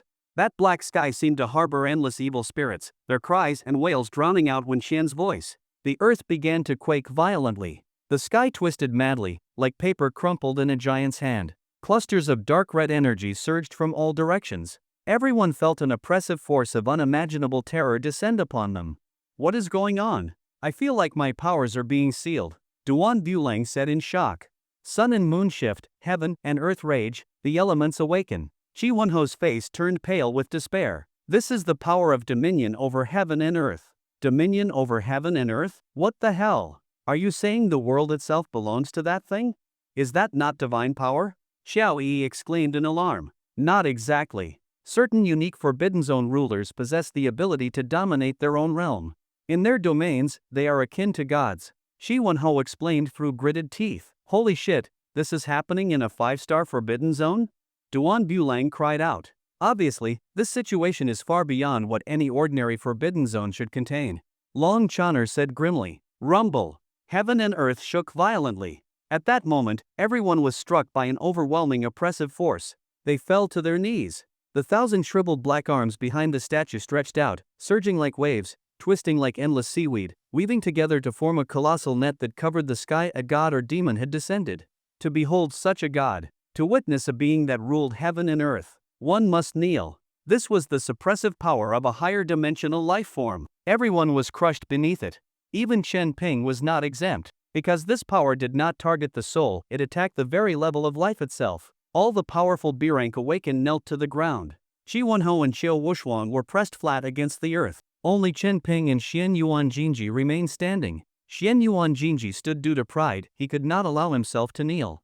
Chen Ping stood through the sheer resilience of his physical body and the protective strength of the black tortoise armor. But even as they stood, their ability to fight was drastically reduced. From all directions, a crushing force bore down on the two of them, making movement nearly impossible. The blood-colored giants, along with the two heavily injured aberrant beasts, remained entirely unaffected. Their eyes gleamed with bloodlust as they locked onto the kneeling crowd, ready to deliver the finishing blow. Quick, think. How do we break through this situation? Xian Yuan Jinji shouted to everyone. Shi Wenho responded loudly. 2 methods. The statue must be the core of the Forbidden Zone. We either destroy the statue directly, or we forcefully tear open a hole in this Forbidden Zone world. But now, the statue possesses the power of a Forbidden Zone ruler. Killing it will be extremely difficult. Our only option is to violently tear open this Forbidden Zone. As long as there is direct connection to the outside world, this internal realm will be replaced by the external world, and the dominion power of the statue will be weakened to its lowest point. Shi Wenho's voice rang out, clearing the minds of all present. At that moment, the blood-colored giants began charging toward them. Clearly, the 1,000-armed Azura was not planning to give them that chance. Long Channer clenched her teeth, trembling as she tried to rise, but a blood-colored giant struck her chest with a punch, sending her rolling back to the ground again. The giants swarmed forward, attempting to finish off the group. But one figure stood out starkly in that moment. The youth's slim silhouette stood alone as the only ray of brightness before the tide of blood-colored giants. He unleashed flawless and intricate martial techniques. His fists, engraved with bear-shaped patterns, carried tremendous power, knocking back one giant after another. Chen Ping. Why? Why is he still able to fight? Everyone looked at the youth still battling on the field in astonishment. They no longer had the strength to even stand, yet Chen Ping could still fight. Is it because of some special constitution, able to resist the Dominion force? Or is it some special artifact? None of them could understand. But what they did not know was that Chen Ping had nothing. He was enduring it all, head-on. Every inch of his flesh, every organ, was functioning like an engine operating at maximum capacity. The ant martial technique. This divine combat method elevated his strength to the extreme, allowing him to resist the all-encompassing pressure of heaven and earth with his own power. Xian Yuan Jinji saw hope and immediately shouted, Chen Ping, protect me. Got it. Chen Ping answered without hesitation and dashed toward him. Xian Yuan Jinji's spatial ring flashed, and a crimson gold feather appeared in his hand. He spat a mouthful of essence blood onto it, igniting the crimson gold feather. Immediately, an unprecedented energy wave erupted, stirring terrifying ripples through the heavens and earth. Baiyu Whale's eyes widened. That is a feather of the golden phoenix divine beast. Xian Yuan Jinji said nothing. Using his blood as the medium, he focused entirely on activating the feather's power. The force it released grew more and more terrifying. The headless statue seemed to realize something. The entire world began trembling violently. Waves of mental shock surged higher and higher. Blood began seeping from all 7 of Xian Yuan Jinji's orifices, but he continued to forge the feather's power with all his might. Blood-colored giants furiously lunged toward him. Qin Ping stood by his side, his body suddenly erupting in a spray of blood. The blood splattered onto the charging giants and immediately burst into fierce flames. Within that blood lay terrifying curse power. While burning, it seeped rapidly into the giants' bodies. The previously vigorous monsters suddenly contorted in pain, collapsed, and within seconds turned into lifeless dirt once more. Divine combat technique, cycle of all things. This was the supreme curse technique of the elder sister god, using blood as the spell medium. It drew upon the blood Qin Ping had spilled when the statue pierced his flesh, turning it into a deathly plague curse. So much blood, none of it had been spilled in vain. Everyone witnessed the utterly surreal sight. The giants charging at the youth were one by one felled by his blood, collapsing in waves. Where the boy stood became a forbidden zone in itself. The charred and blackened twin-headed blood lion suddenly let out a roar and charged toward the youth. A suffocating blood aura filled the sky, and its enormous claw, bigger than a man, swept toward Qin Ping's head. Damn, it was the twin-headed blood lion. Even under normal conditions, without spiritual assault or environmental suppression, this beast was already a match for a B-rank awakened. Now, with that youth facing it alone in this oppressive world, it was unimaginably dangerous. That thought had barely formed in their minds. Boom! Golden energy burst from every pore of the boy's body. Terrifying power erupted within him. He raised his hand and slapped toward the lion's oncoming paw. The small hand met the massive, ferocious claw. A shockwave exploded outward as the youth slapped away the beast's paw. Too slow, Qin Ping said flatly. And even as he finished speaking, his fist had already smashed mercilessly into the lion's skull. Like thunder, like lightning, like a cannon. Boom! The force of the punch exploded, accompanied by the sound of a skull shattering. The massive lion was hurled back over 100 meters by a single punch. The twin-headed blood lion had become a single-headed blood lion. Everyone was stunned into stone. What? Just one punch? The single-headed blood lion, its skull shattered by Qin Ping's punch, rolled across the ground and could no longer rise, clearly incapacitated. And the youth standing beside Xian Yuan Jinji radiated golden energy, with waves of unimaginable power erupting from within his body. He was like a war god incarnate. So incredible, has Ping Ping turned into a Super Saiyan? Xiao Yi stared at the boy blazing with golden light, his hair standing on end, utterly astonished. Absurd. This is truly absurd. You're telling me this is a C-rank Vajra type awakened? Duan Bulang was shouting now, his emotions so intense they even dulled the mental assault of the statue. Shi Wenho, too, was dazed. He had initially opposed Qin Ping joining the team. Only now did he realize how utterly wrong he had been. He had nearly excluded the team's strongest pillar of support. This was no naive rookie. This was a once-in-a-lifetime prodigy. As long as Qin Ping stood beside Xian Yuan Jinji, no monster could get close. At this moment, the golden feather in front of Xian Yuan Jinji was releasing terrifying energy waves, generating searing shockwaves that spread outward in all directions. Roar! The Forbidden Zone monsters went mad. Even the withered trees outside the temple, wrapped in white ribbons, began frantically shifting their roots toward Xian Yuan Jinji, who was in the middle of casting his spell. Boom boom boom! Qin Ping's fists were filled with immense might. Each strike landed with enough force to obliterate a monster's body. He was like an invincible guardian, standing firm beside Xian Yuan Jinji. An indescribable emotion welled up in Xian Yuan Jinji's heart. He never expected that Qin Ping would give him such a profound sense of safety. Alone yet luminous, shining divine radiance. The golden phoenix soars to the heavens, one feather ignites the skies. The burning golden feather began to slowly ascend into the air. Complicated Tao patterns emerged, seemingly consuming all of its energy to unleash one world-shattering strike. Roar! The headless statue was enraged and personally joined the fray. It began with a terrifying soul attack. Formless, immaterial power swept across the realm. In an instant, billions of evil spirits howled in the minds of the crowd, as if trying to drag every soul into an abyss of despair. Xian Yuan Jinji bit his tongue to stay conscious and complete the final step. At the same time, the thousand-armed Azura behind the statue unleashed a tide of 1,000 pitch-black skeletal arms, surging toward Chen Ping and Xian Yuan Jinji. Some were like black blades, others like venomous serpents, or spears that could pierce hearts, dense, endless, inducing complete hopelessness. Chen Ping gasped sharply. No way, there were too many. He could not block them all. He glanced at Xian Yuan Jinji, still casting his spell. It felt like time had slowed to a crawl. Fuck. So those long-winded casting sequences in TV shows weren't a joke after all? Chen Ping could not block this level of attack, yet his expression showed unwavering resolve. Xian Yuan Jinji had entrusted his safety entirely to him. Therefore, he would see his duty through to the end. In that moment, even Xian Yuan Jinji could not imagine what Chen Ping might do to withstand such despair-inducing attacks. Before him, a swarm of Azura hands filled the sky. Suddenly, a radiant spiritual light replaced everything. A vibrant green protective armor appeared on his body. Boom, boom, boom. The horde of Azura arms struck him fiercely, but the armor blocked them perfectly. Even the deadly claws aimed at his head were deflected by the radiating light of the armor. This is... Xian Yuan Jinji's eyes widened as he recognized it. It was Chen Ping's life-saving treasure, the black tortoise armor. Chen Ping had given Xian Yuan Jinji the only armor that could withstand the Azura's attack. But then, what about Chen Ping himself? Xian Yuan Jinji looked to the side. There stood a boy soaked in blood, his entire body riddled with wounds, standing silently by his side, unmoving. Xian Yuan Jinji's heart shook violently. Chen Ping, you. Cut the crap, just focus. The boy clenched his fists, teeth gritted, standing with sheer willpower. I said I'd protect you. I meant it. But you stop fucking stalling.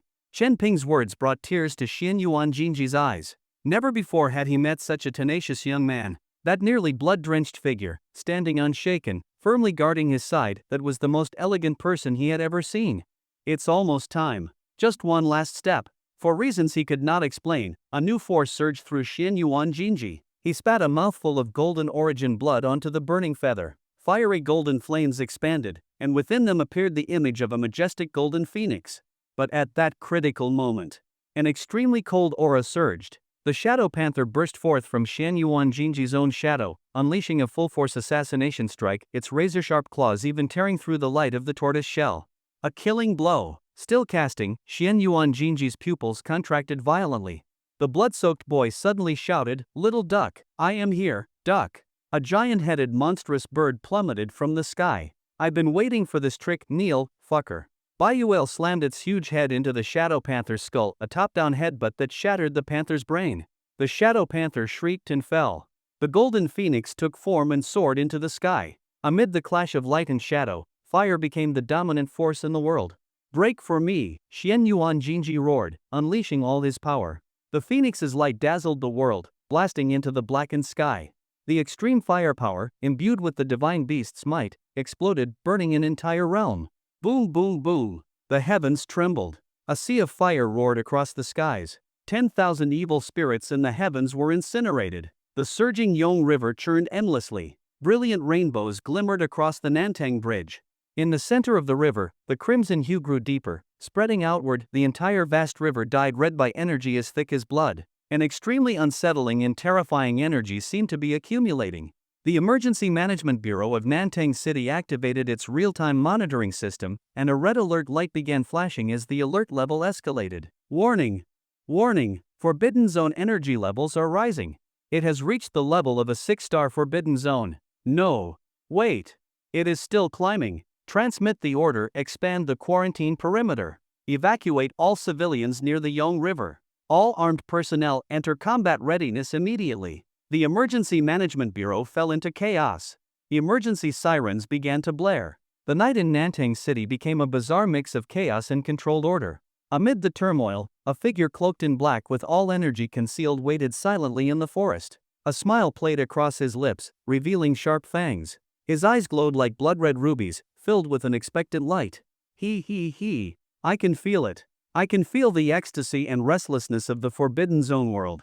The 1,000-armed Azura must be feasting on those 7 B-rank awakened by now. It must be delighted. The Forbidden Zone is trembling violently, clearly from its excitement. The black-clad man's shoulders trembled, his grin brimming with ecstasy. Once it devours the 7 awakened, it will awaken a portion of its true power. Then, once the Forbidden Zone's restraints are broken, it will reach peak A-rank strength. And the A-rank awakened squad from Nantang City is off exploring ruins in the eastern suburbs. No one in the city will be able to stop it. He looked across the vast city, his eyes burning with intensity. They will come, right? The 7 gods, they must show themselves, mustn't they? He. If they dare take my Tsangshan blood map, it must be quite the delicacy. The black-clad man stuck out a crimson tongue and licked his lips, eyes gleaming with lust and anticipation. He had deliberately planted the forbidden zone here just to draw out the guardian deity of Nantang City. He wanted to hunt it down. Boom! The entire Yong River suddenly quaked. Waves surged violently. The deep red at the center of the river spread outward, dyeing the entire river like a flowing stream of blood through the city. Terrifying energy surged upward, seemingly tearing through the river. What the? The black-clad man's eyes widened. The blood aura is spilling out. Why is it this excited? He was confused. At that moment, on the opposite side of the blood-red river, a young monk in Kasaya walked forth. Ba. Evil thoughts gather here, and the souls of the people cannot find reincarnation. This humble monk grieves, this humble monk suffers. Compassion shone in the young monk's eyes as he stepped slowly toward the blood river. White lotus flowers bloomed under his feet. He had delicate features, not like a native of the Central Plains, but rather resembling someone from the kingdom of Tianju. Though only 6 or 7 years old, his eyes held a sorrowful wisdom and boundless mercy for all beings. As he arrived at the bank of the Yong River, he looked mournfully upon the blood-red water and began chanting the mantra of rebirth. Beams of golden light emanated from his body, spreading in all directions. Damn it, where the hell did this monk come from? He dares interfere with my plan? The black-clad man hidden in the forest scowled. But he quickly regained his grin. Oh, he is not even an extreme awakened, just a B-rank. Once the 1,000-armed Azura is fully released, it will devour him whole. Boom! Another violent quake rocked the blood river. Thick spatial rifts opened in the center of the Yong River. Both the black-clad man and the monk were momentarily stunned. The black-clad man was the most agitated. Something's wrong, this is not right. Boom! It was as if something had shattered. A crimson-gold phoenix suddenly erupted from the river's center, soaring straight into the heavens. Golden flames lit up the night sky of Nantang City. The horrifying heat made the waters of the Yong River boil and evaporate instantly. At the center of the river, crimson energy burst forth, forming a massive pillar of light, unleashing a seemingly endless force. The surrounding waters were forcibly displaced, forming a vast empty cavity. The very fabric of space distorted, an entirely new landmass spanned the river, and eerie withered trees sprang into existence. Crimson earth surged, reshaping the flow of the river. The forbidden zone has been unsealed? The black-clad man was dumbfounded. But the next moment, his expression changed drastically. No, this is. The forbidden zone has been destroyed. The black-clad man felt the violent fluctuations of the forbidden zone. He had thought it was simply because the 1,000-armed Azura was thrilled, excited. He had assumed it was due to the creature indulging in a feast of delicious prey. But the moment he saw the forbidden zone space collapse and forcibly merge with the real world, he knew the truth was entirely different from what he had imagined. The forbidden zone had been blown apart. How is this possible? They are just a group of B-rank awakened. Even if those awakened possess some powerful method to break through the barrier, how could the 1,000-armed Azura, with its abilities, give them a chance to resist? What the hell was it doing? The black-clad man was furious and bewildered. He turned his gaze toward the Yong River. Large swathes of forbidden land had devoured parts of the river, splitting its waters on both sides. But it was still too little. This was the price of forcibly unsealing a forbidden zone. Countless subrealms were erased by the original world, and what remained of the land and monsters was barely anything. At the center of the forbidden zone, the headless statue let out a soul-rending roar. It was like a parade of 10,000 ghosts. Countless pitch-black arms flailed wildly in the night sky, like an Azura descending upon the world. Its immense aura and psychic shockwave radiated outward. The armed personnel who had just arrived at the river's edge were immediately affected by the psychic assault. Before they could do anything, they collapsed foaming at the mouth. This aura, only early A rank? It failed. The black-clad man clenched his teeth, eyes full of confusion and frustration. Fuck, what a useless creature, it even got its head blown off. He turned his gaze toward the ones who had ruined his plan. 7 B-rank awakened, 3 C-rank awakened, not even a single B-rank at peak level. And this group had destroyed both his forbidden zone and the 1,000-armed Azura's manifestation? Without a single casualty? The black-clad man's fury intensified. He felt the humiliation of his plan being ruined by such lowly figures. Die! Die! Die! The thousand-armed Azura stretched out its thousands of limbs, maliciously locking onto the 10 individuals standing on the Forbidden Land. Those 10 appeared to have undergone tremendous shock. All were severely wounded and clearly in no shape to withstand the Azura's assault. Yet a glimmer of anticipation returned to the black-clad man's eyes.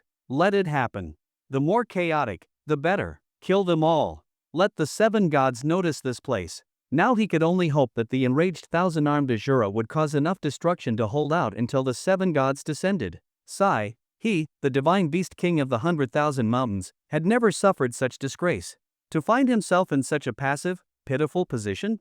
If not for the dragon vein energy enveloping Great Xia, making him fear discovery by certain entities, he would have captured the 7 gods himself long ago.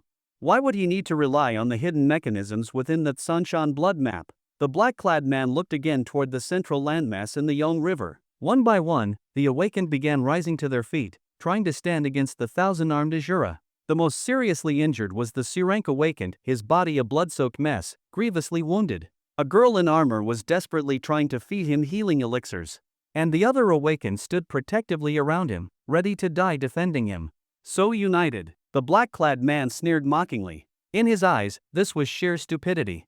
If they fled separately, some might survive. But now, huddled together to protect a worthless S-rank cripple, they would all die. Yet for some reason, they did it anyway. The thousand-armed Azura radiated terrifying power, the aura of an extreme awakened.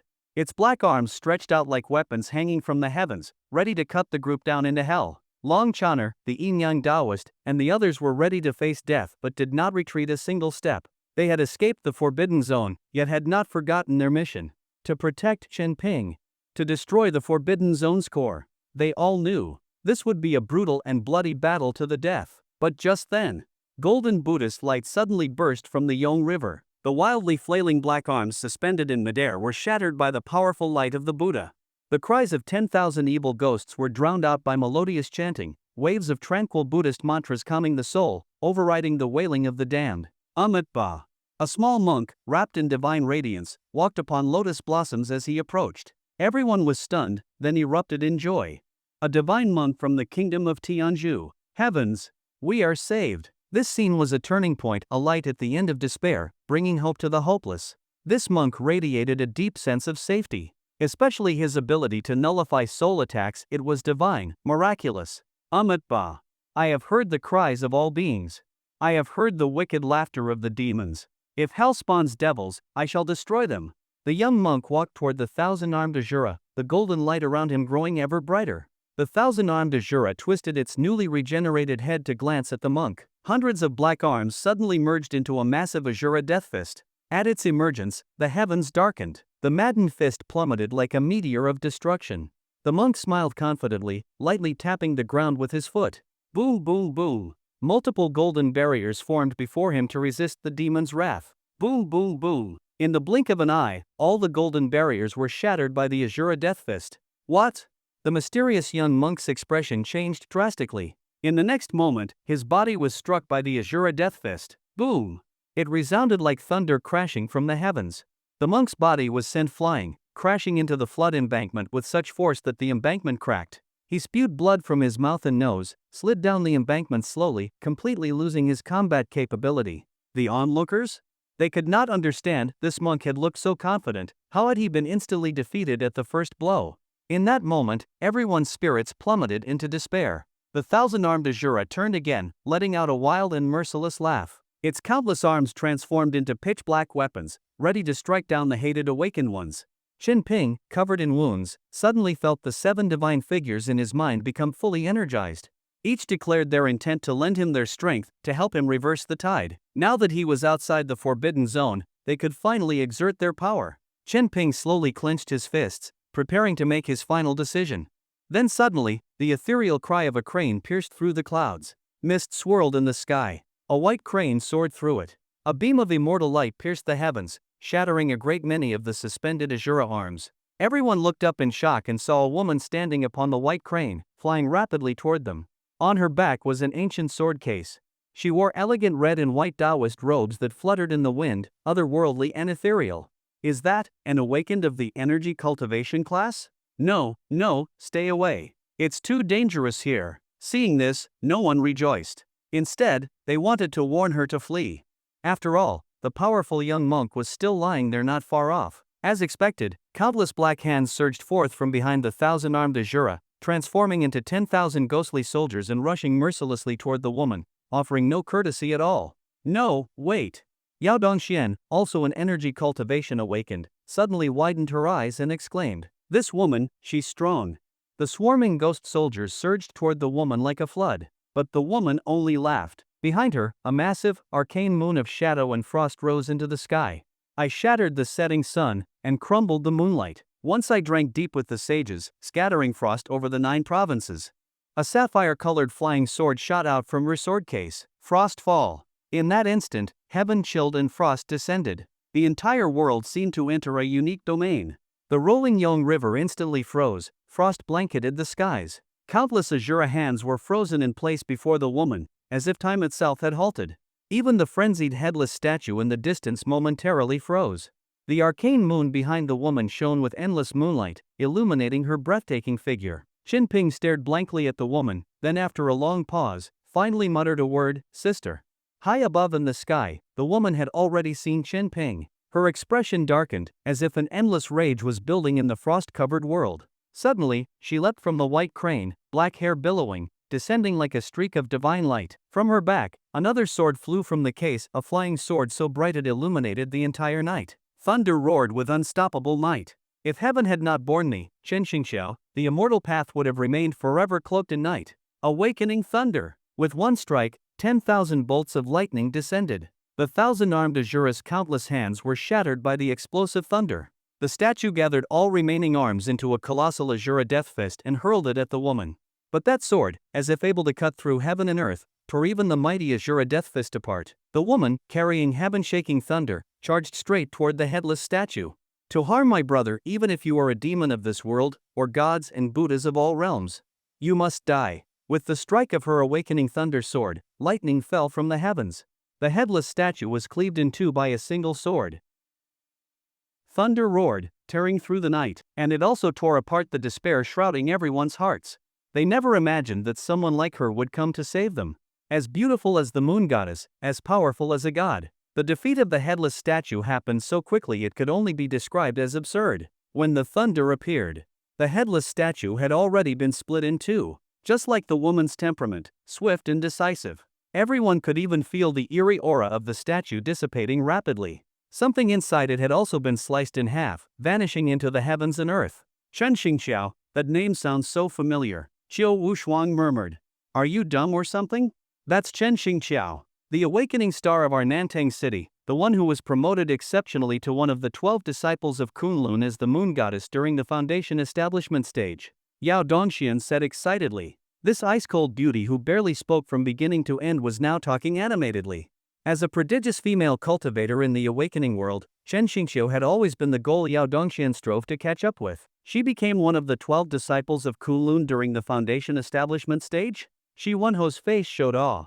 She's no longer at the foundation establishment stage. She's at the nascent soul stage now. Yao Dongxian exclaimed, her eyes brimming with emotion as she looked at the stunning woman above, who seemed like a moon goddess descending from the heavens. Thud! The statue that had been split in two crashed to the ground. The graceful woman landed lightly as well, her flawless face untouched by dust, her eyes like autumn light. One glance and it was soul-stirring. Pippi. In a flash, she appeared beside the bloodied youth, supporting him without a care for the filth staining her pristine Taoist robe, the jade hand holding his trembling slightly. How did this happen? How did you get so badly hurt? Gone was the fierce and domineering demeanor from moments ago.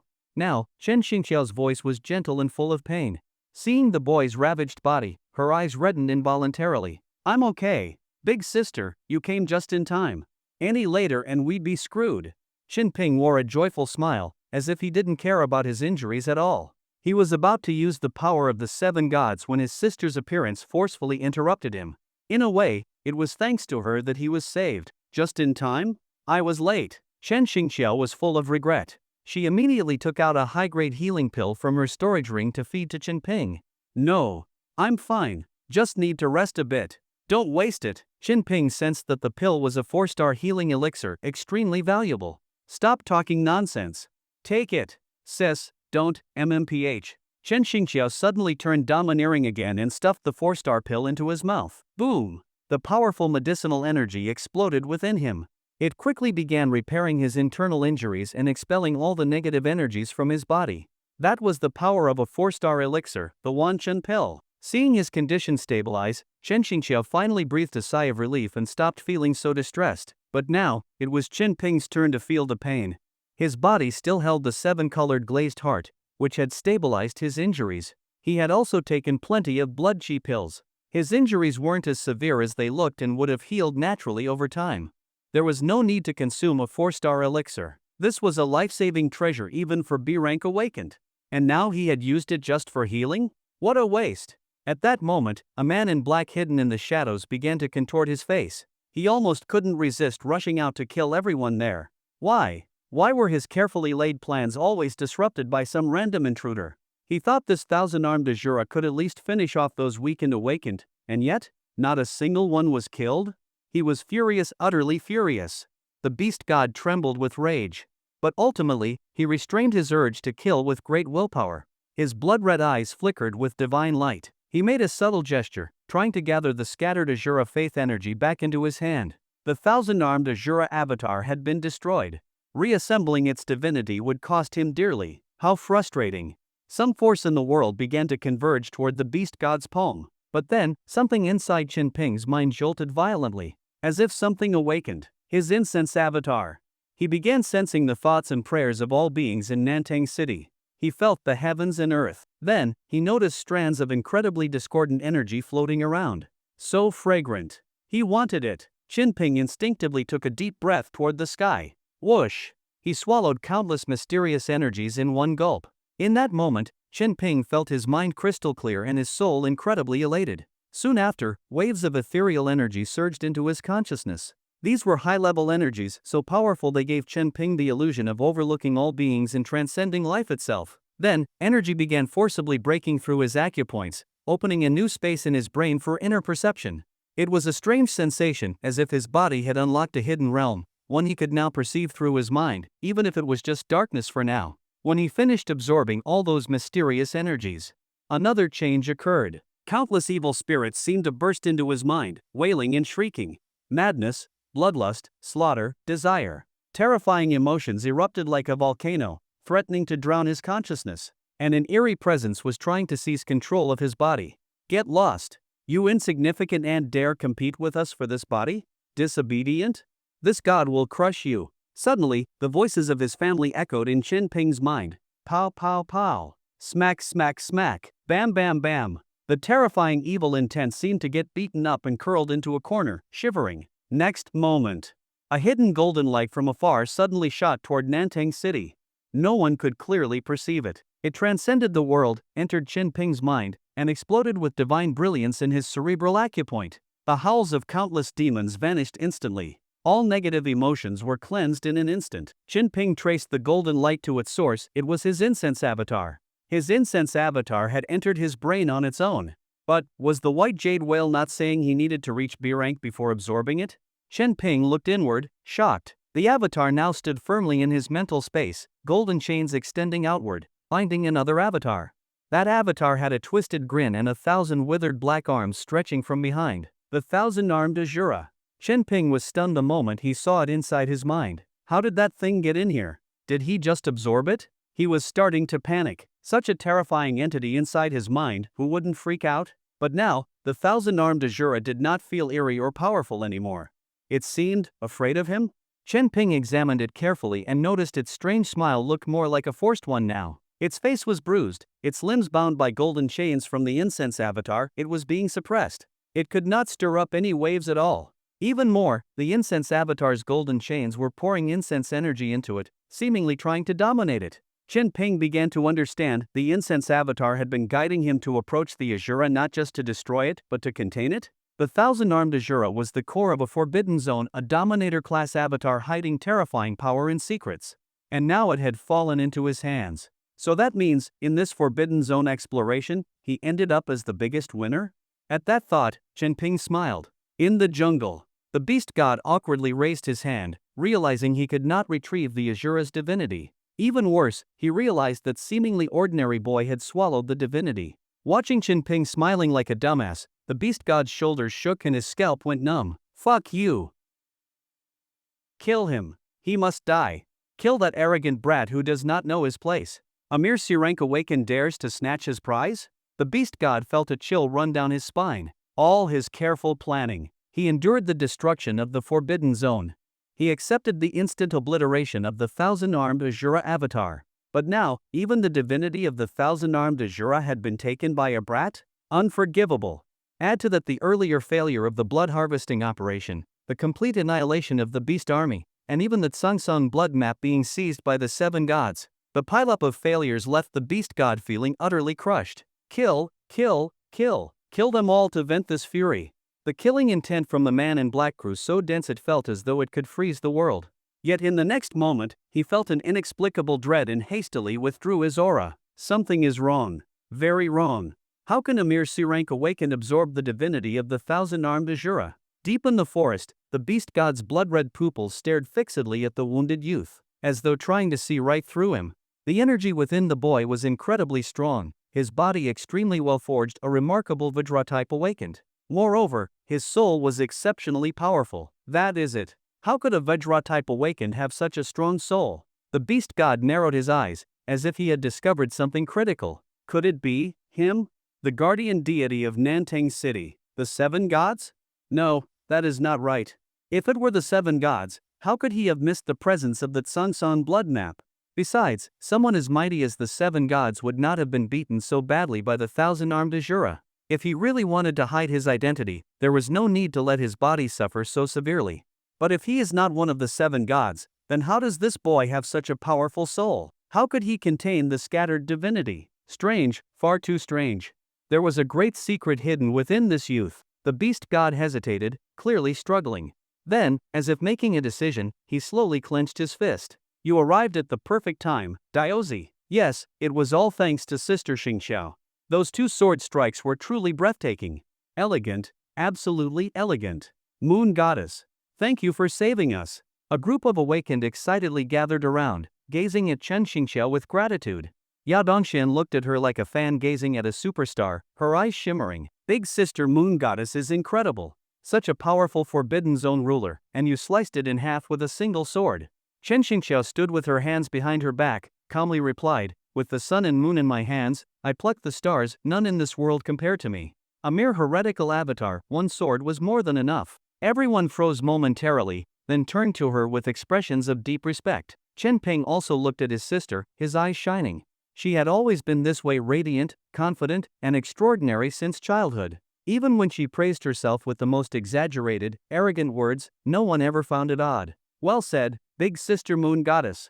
Yao Dongxian clapped enthusiastically, her beautiful eyes sparkling.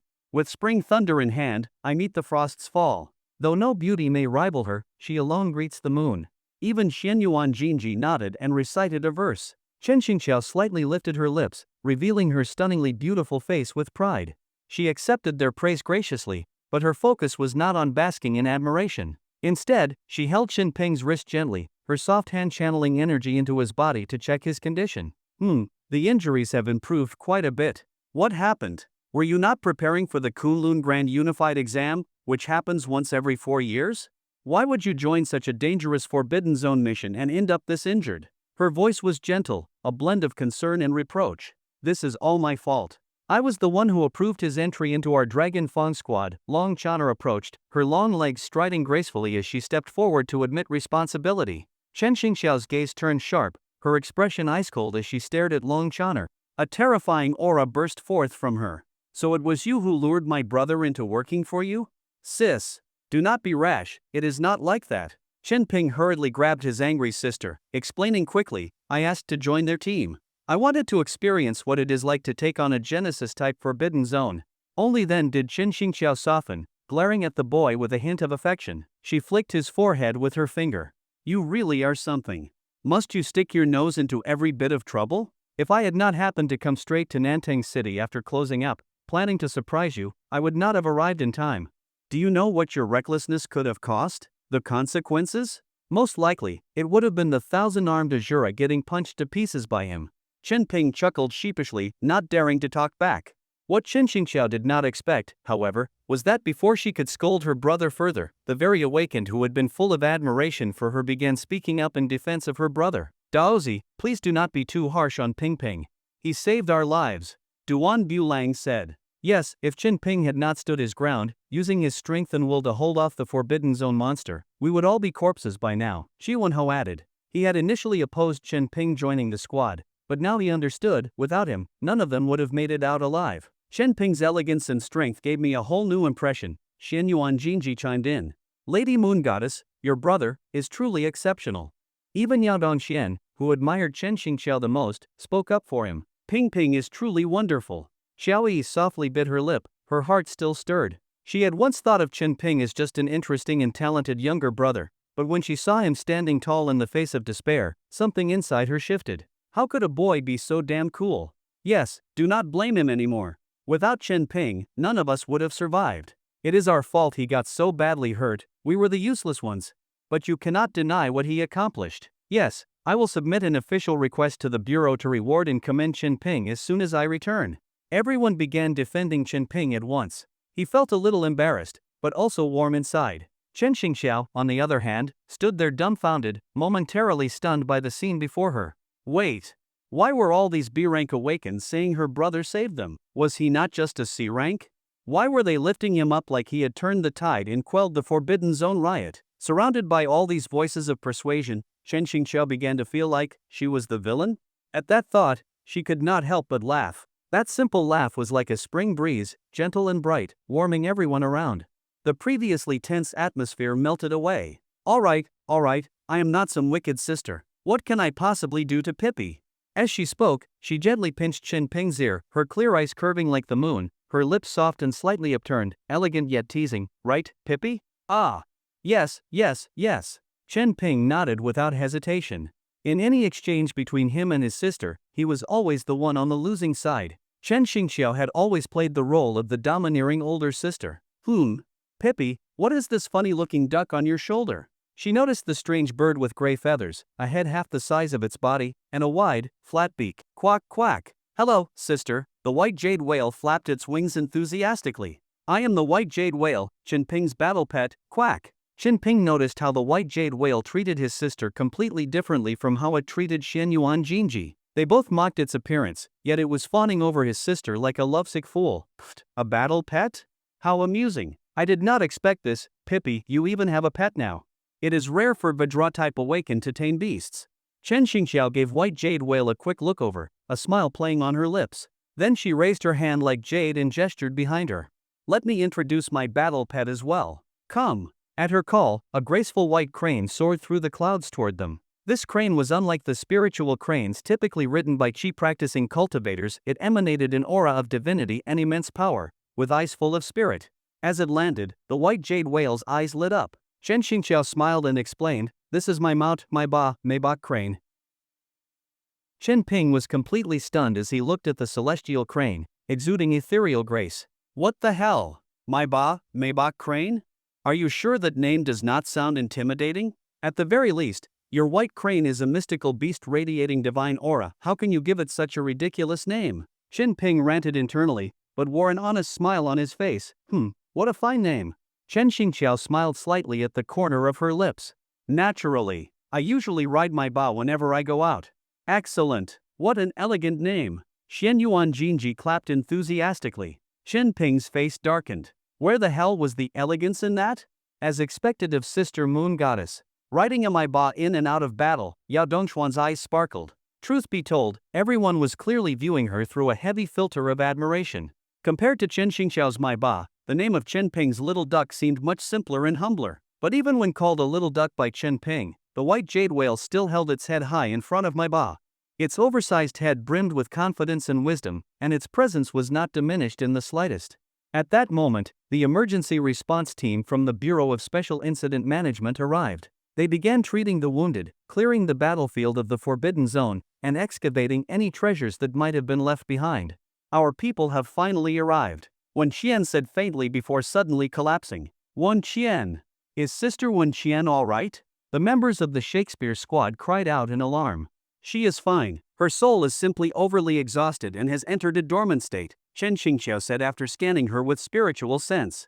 Thank goodness, as long as she's okay. Shen Yuan Jinji breathed a sigh of relief, then his eyes rolled back and he collapsed as well. Captain Xian Yuan. Brother Jinji. Others were again startled by the sudden collapse. He is fine too, just overexerted his energy and lost too much vital blood. He has entered a deep sleep, Chen Xingqiao reassured them after another scan. Thank goodness. As long as the captain is all right. Everyone heaved another sigh of relief. And then, thump, thump, thump. Taoist Yin Yang, Duan Bilang, Xiao Wushuang, and Qi Wenho collapsed at the same time. Chen Xingqiao? What is going on? Are you all lining up to faint one by one? Do not worry, Sister Moon Goddess. I definitely will not collapse. Yao Dongxian said with determination. Fueled by her devotion to her idol, she was still standing. Daozi, are they going to be all right? Long Chaner asked nervously.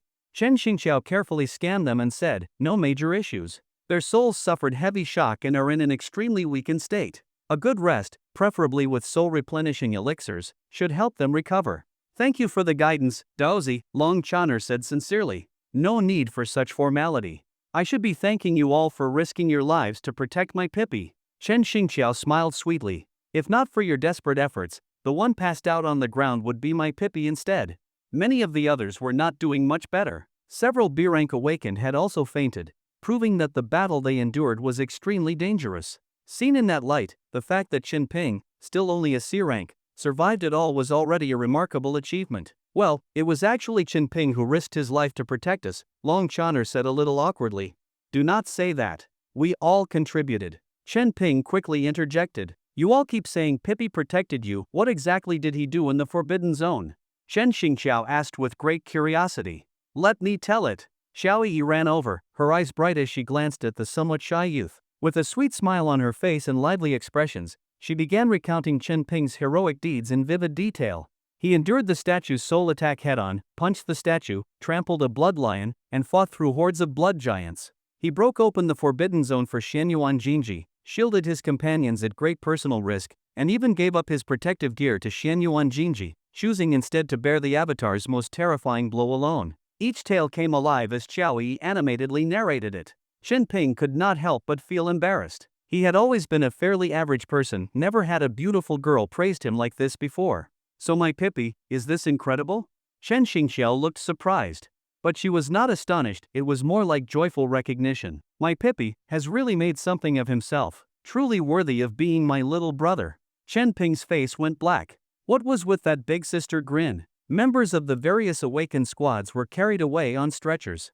Personnel from the Bureau of Special Incident Management came over one after another to thank Chen Ping and Chen Xingqiao, and proposed rewarding them with cultivation resources. Although the Blood River Forbidden Zone was heavily damaged, the staff still managed to recover spiritual materials from inside withered trees, fragments of magical artifacts from the ruined temple, and soul crystals from the Bone Spirit Formation. The Bureau handled things diplomatically. Once they learned that the siblings' contributions were irreplaceable, they immediately offered to give over the majority of the recovered resources to the two of them. Chen Ping quickly declined, saying it was nothing, no need to be so polite.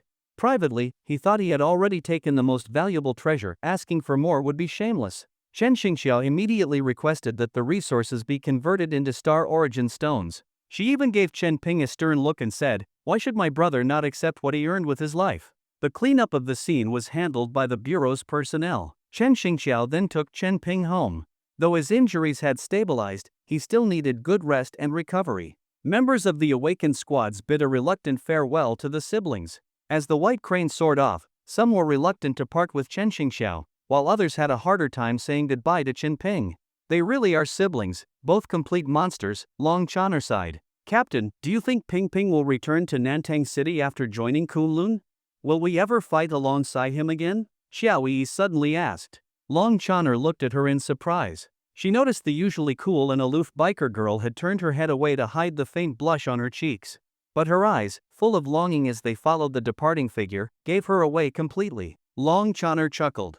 Do not worry. He will definitely come back. After all, he and our Dragon Fawn squad have always had a fated connection, have they not? That is true, Xiao Yi smiled at her captain's reassuring words. Her long, graceful figure leaned against the Red Lotus motorcycle as she looked into the sky where the white figure had disappeared into the clouds. She whispered softly, "We will definitely fight side by side again." Ow. That hurts, that hurts. Sis, do not touch there. It is all sticky. Be a little gentler. From within the room came Chen Ping's pained cries. Stop whining. Lie down and do not move. Do not move. This medicine is expensive. This is the saliva of a 7-star earth spirit toad. Once applied, wounds heal rapidly and leave no scars.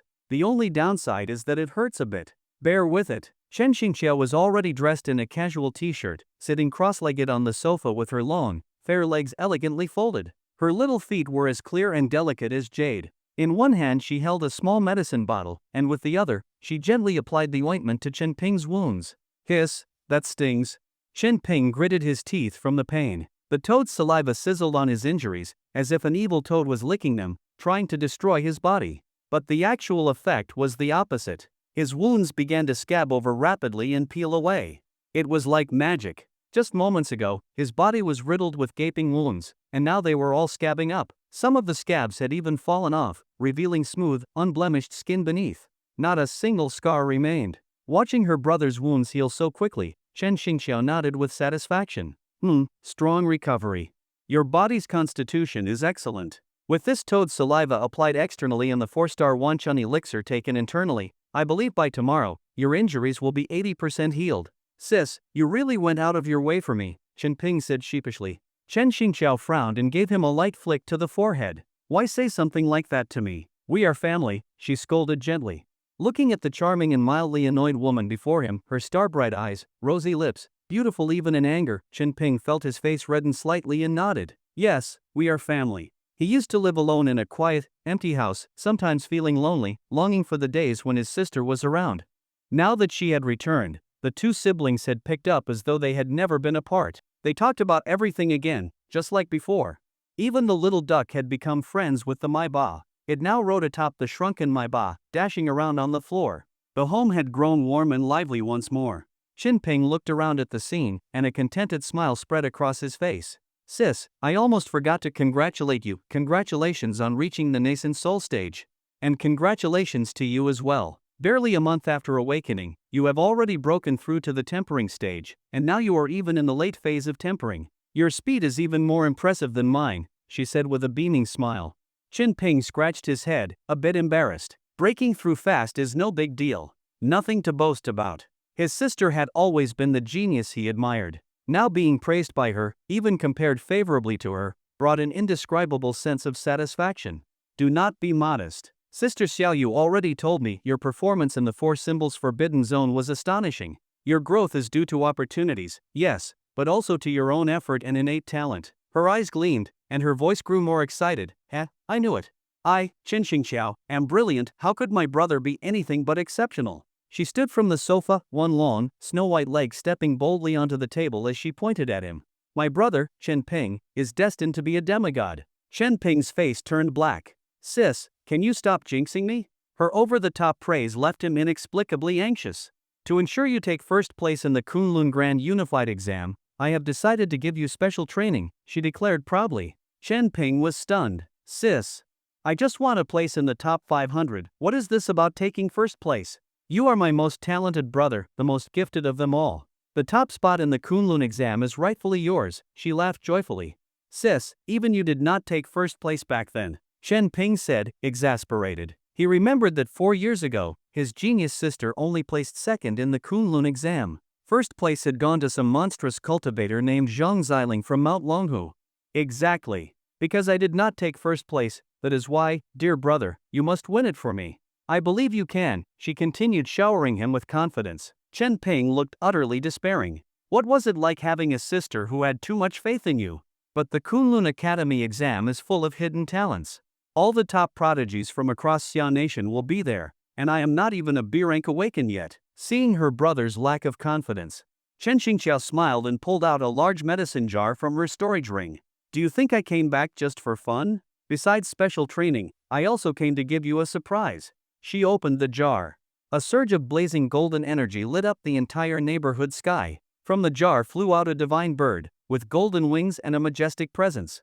It hovered near the ceiling, letting out a crisp cry and radiating a terrifyingly potent energy wave. This is the blood essence of a descendant of the Golden Crow, which I exchanged from the Kunlun Academy's treasure vault. It is the supreme elixir for any body-refining cultivator. B-rank awakened?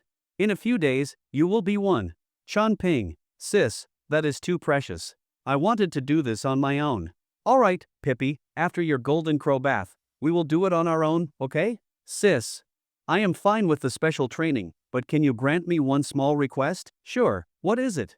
Could we add one more person to the training? I have a friend who also signed up for the Kunlun exam. Shen Xingxiao's eyes curved with curiosity. A girlfriend? Yes. Shen Ping nodded calmly. Shen Xingxiao. She stared at her brother in shock. Just what had her brother experienced lately?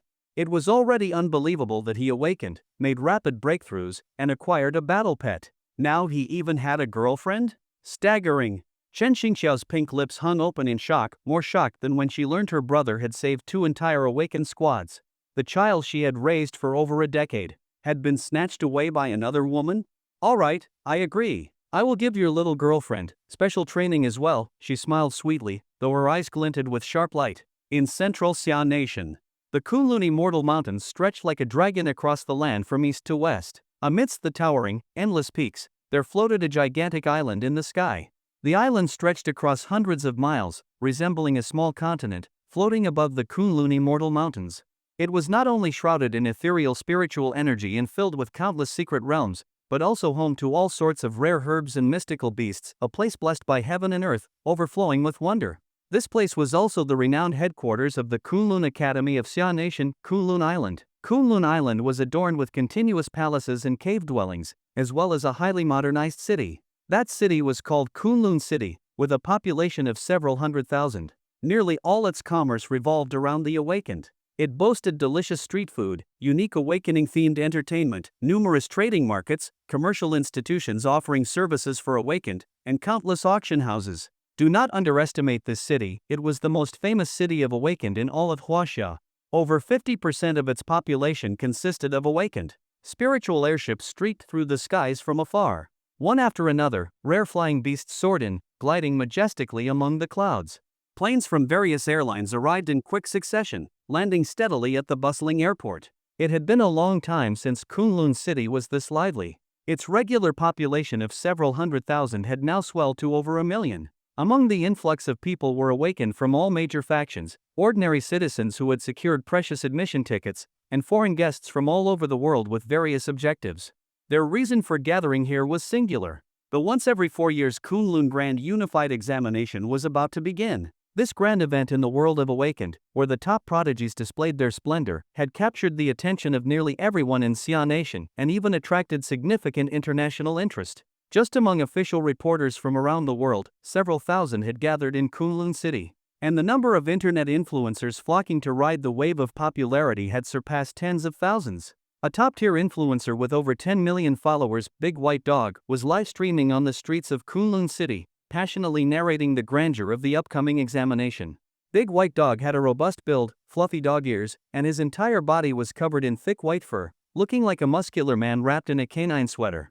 He even skipped wearing clothes, just shorts sufficed. He was a B-rank awakened of the Dissension Path and an elder of the Dog God sect. Thanks to his humorous style, deep knowledge of the awakened system, and detailed insights into the field, he had attracted millions of fans, becoming one of Xia Nation's most famous internet personalities. These days, the livestream industry was fiercely competitive. Even awakened were becoming streamers, competing for the jobs of regular influencers. How could ordinary influencers compete with people who could fly and teleport? Big White Dog's breakout video had been of him digging through a mountain with his bare hands, asking big brothers and sisters to give him a like. What could other influencers do in comparison? This was simply impossible to beat. Hey poop scoopers, look! Awakened everywhere! Woof woof woof! I've never seen so many awakened gathered in one place at the same time. Big White Dog wagged his tail joyfully, clearly thrilled. Wow! Look over there, poop scoopers, a group of graceful beauties walking together. They are disciples of the Moon Palace, one of the top 10 sects in Xia Nation. Slurp.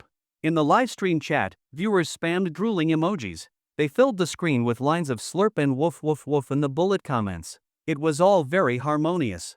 Wow! And over there, look at those flashy, gleaming awakened dressed in extravagant gear. They must be from the Heavenly Soldiers sect, another one of the top 10 sections.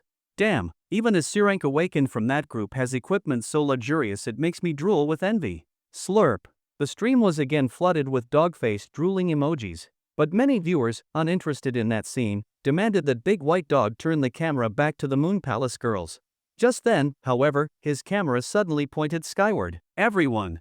I sense an incredibly powerful beast's aura, someone important is arriving, he exclaimed with great excitement. And then, he saw a white crane soaring through the clouds. Poop Scooper, what are you even filming? Are we watching a bird? Quick, change the camera angle. We want to see the Moon Palace ladies. Yes. Hurry. There were still so many goddesses we have not seen. What's the point of showing us a bird? The viewers began spamming demands to switch views. But Big White Dog's expression only grew more excited and ecstatic. Shut up, woof. Do you know who you're looking at right now? Woof woof woof. Big White Dog began drooling toward the sky. This scene shocked the viewers, they had never seen Big White Dog this worked up. What you are witnessing now is the runner-up of the last Kunlun Grand Exam, one of the current 12 disciples of Kunlun, known as the Moon Goddess, Goddess Chenxingxiao. Boom! The livestream chat exploded instantly. What? The Moon Goddess herself? Oh my god, she has always been my goddess.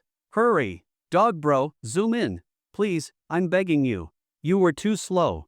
Just seeing the crane's silhouette gave me goosebumps, and now I feel empty. To the guy from Province G, please calm down. I can finally see my goddess? Please. Please make her look at us. Damn it, why does it look like there's a man standing beside her? My heart is shattered. The livestream took a complete 180 in tone. One by one, viewers became just as ecstatic as Big White Dog. They gazed longingly at that unmatched graceful silhouette in the distance, drooling uncontrollably. All throughout Kunlun City, people lifted their heads, looking toward that ethereal, peerless figure with awe and admiration. Chenxingxiao, the moon goddess, had arrived at Kunlun City riding her white crane, causing a massive stir. And the mysterious man beside her was none other than Chen Ping. The two of them had arrived together in Kunlun City. So this is Kunlun City? Chen Ping had never looked down upon this extraordinary city so directly before. The city was remarkable, a true blend of antiquity and modernity. Some buildings had red walls and green tiles, radiating ancient charm, while others stood like swords piercing the sky, soaring skyscrapers.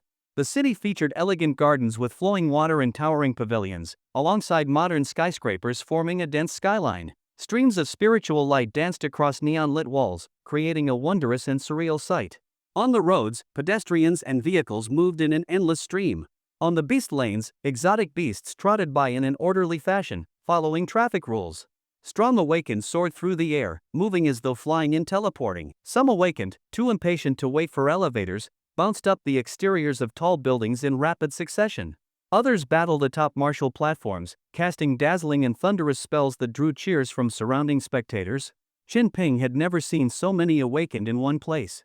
Everywhere he looked, people were using superpowers. It felt like he had stepped into a world of supernatural abilities. Kunlun City has all kinds of people. While duels are forbidden by law, there are still many awakened who die in private conflicts each year. So be careful when you move about, said Chenxingxiao with a faint smile as she looked at the two beside her. Yes, I will be very careful, Song Xiao nodded nervously. Do not worry, if no one provokes me, I will not provoke anyone, Chen Ping said brightly, clearly eager. Chenxingxiao smiled at their contrasting attitudes. Both of them had undergone her intense special training and had grown significantly. Ordinary dangers no longer posed a threat to them. At first, Chenxingxiao had been wary of her little brother's girlfriend. But after spending a few days together, she was very satisfied with Song Xiao, beautiful, sweet-voiced, kind-hearted, and exceptionally talented. Her only flaw was being timid and a bit afraid of death. Up ahead is the registration site for the Kunlun Grand Unified Exam. Hurry and go check in, she said, pointing to a giant pavilion over 100 meters tall. Atop the building coiled a green dragon, giving it a grand, majestic, and awe-inspiring presence. Looking down, Chen Ping saw that many awakened had already gathered outside the pavilion. They were likely young prodigies from various awakened factions, and all emanated strong auras. The weakest among them were peak D-rank, most were C-rank. It seemed that in the Kunlun exam, C-rank awakened made up the core. Most were in the early to mid C-rank stages, with fewer in the high C-rank tier. Only the most exceptional had reached that level. Seeing this, Chen Ping felt a bit relieved. If C-ranks were the majority, then he still had a chance. Just the age requirement alone ruled out many powerful awakened. For a group of teens and 20-somethings, how strong could they be? Reaching C rank at that age already made one a local celebrity. As Chen Ping observed the awakened on the ground, they were also observing him, not because his appearance was particularly striking, but because writing the Maiba made him look extraordinarily impressive. Look at that handsome guy, he is standing next to the moon goddess, Chen Xingxiao. He must be incredibly talented, right? His looks are average, but his eyes are deep and captivating. He has a calm and extraordinary aura hidden beneath his ordinary appearance. Is this the bearing of someone from a hidden clan? Whispers spread among the awakened gathered at the gate. Some noble ladies among them even had sparkling eyes. Chen Ping had not expected to become a spectacle himself. He had clearly underestimated the influence his sister wielded in the awakened world. The title of Moon Goddess was thunderously famous among aspiring members of Kunlun Academy. And the Maiba held a status in the awakened world akin to that of a Maybach in the mundane world. It was always the center of attention. Anyone who wrote it had to be someone of great importance. In fact, the bloodline of the Maiba was even more valuable and rare than the car. Thus, Chen Ping became a sight to behold. And with him, Song Xia was also drawn into the spotlight. Her cheeks turned bright red. She had never been stared at by so many people. Her soft hand instinctively grasped Chen Ping's, as though only his touch could calm her anxiety. Under countless gazes, the Maiba descended. Chen Ping leapt down with Song Xiao from the crane. All right, this is where I leave you. I still have judging work to handle. Spend the next few days adjusting to the environment. I look forward to your excellent performance. Chen Xingqiao winked at him, as if to say, you know what I mean. Do not worry, sis. I will do my best. Chen Ping nodded seriously. Recently, his sister had instilled in him countless benefits of ranking first in the Kunlun exam. He could not help but start to dream unrealistic dreams. First place, he wanted it. The rewards for taking first were beyond imagination. It was the only fast path to meteoric rise. The Maiba let out a clear cry and soared into the sky. Chen Ping bid his sister farewell and made his way toward the Azure Dragon Pavilion to check in. Many awakened still stared at him. Sister a judge, brother a contestant. Chen Ping wondered whether this would provoke some resentment. But there was no helping it. He held his head high and walked confidently to the check-in desk. There stood a capable-looking woman in glasses. Your QR code, please. She spoke calmly. Chen Ping calmly displayed the registration QR code on his phone. After a scan, a beep sounded, and a nearby system began announcing. Chen Ping, senior student at Nantang City High School. Identity, rogue cultivator. Path, Vidra type. Cultivation, late body tempering stage. Wow! The crowd that had been silently observing him suddenly gasped. What, just body tempering stage? That's only D rank? I thought his appearance was plain, but it turns out he really is just plain. Ha ha ha, who just said he was handsome? What the hell, only D rank, and the moon goddess personally brought him here? The awakened crowd murmured in disbelief. The contrast was too much, and they were completely caught off guard. I remember now, rumor has it that Chen Xingqiu has a younger brother in Nantang City. Look at this Chen Ping, isn't he her brother? Hiss, now that you mention it, it makes sense. Ha ha ha, so he's just riding her coattails? Suddenly, a mocking laugh rang out at the gate. A young noble in a golden battle robe, brimming with pride and presence, strode confidently through the entrance. Narrow eyes swept over Chen Ping, the young man wearing a mocking smile. Within his pupils, crimson flames faintly flickered. Several formidable awakened followers stood at his side. To think that the so-called moon goddess Chen Xingxiao's younger brother is merely a D-rank awakened. With such pitiful cultivation, what business do you have stirring up trouble at the Kunlun Grand Examination? The noble youth strode forward confidently and handed over his own QR code. Hey, you just cut in line. We still have someone who hasn't checked in yet, Chen Ping said, pointing to Song Xiao. The young noble burst into laughter. You low-level contestants are wasting your time registering anyway. You ought to learn to yield to those with superior cultivation. Understand? Just then, the check-in system gave a beep, and his information appeared. Shangguan Yan, core disciple of the Solar Palace. Path, Elemental System. Cultivation, Late Elementalist. As the announcement played, murmurs rippled through the crowd. Late-stage C-rank prodigy. I know Shangguan Yan, he's a famous prodigy from the Solar Palace. At such a young age, he's already cultivated the Sun Heart Scripture to the 3rd level. He might become a B-rank Grand Elementalist in the future. I heard the Solar Palace has a feud with the Moon Goddess. No wonder Shangguan Yan is picking on Chen Ping. That insider connection kid is in trouble now. Paying for the sister's debts, poor guy. Spectators whispered in awe and gossip. A late-stage S-rank contestant was already considered elite among the Kunlun hopefuls, and each one became a hot topic. Shang Wanyan simply smiled faintly, clearly enjoying the envious chatter. He then cast a provocative glance at the youth, as if saying, "Yes, I cut in line, what can you do about it?" What he did not expect was that the boy before him did not respond with helpless fury, but calmly turned to the check-in staff. "Aren't you going to do something about this?" he asked. The woman adjusted her glasses and replied coolly, "We do not intervene in minor disputes between awakened." The boy nodded calmly, unfazed. He looked at the girl beside him, giving her a silent signal. She gently nodded, raised her QR code, and scanned it at the machine. Beep! A credential began to print. Simultaneously, the broadcast began. Song Xiao, senior student at Nantang City High School. Identity, rogue cultivator. Path, soul system. Cultivation, early stage grand soul master. As the voice rang out, the previously noisy crowd fell into stunned silence. They wondered if they had misheard. What? Grand soul master? She's a B-rank awakened? That can't be right, can it? It makes no sense. She's so young and still in school, and she's a B-rank awakened? And a rogue cultivator? Has the world gone mad? Shocked disbelief spread across everyone's faces. Even the check-in officer, Joan Roland, raised her head in surprise, her eyes filled with astonishment. A B-rank awakened this young. She was a top contender for the championship. Amid the stunned gazes of the gathered prodigies, Song Xiao blushed slightly as she took her credentials. Too many people were looking at her. Too many were praising her. She was not used to it and instinctively gripped Chen Ping's sleeve, like a kitten, hiding behind him. Seeing this, many onlookers were visibly uncomfortable. That guy, he had a very close relationship with that monster-level prodigy girl. Just a mere D-rank awakened, what right did he have to walk beside such a top-tier girl? Does being an insider give you the right to do whatever you want?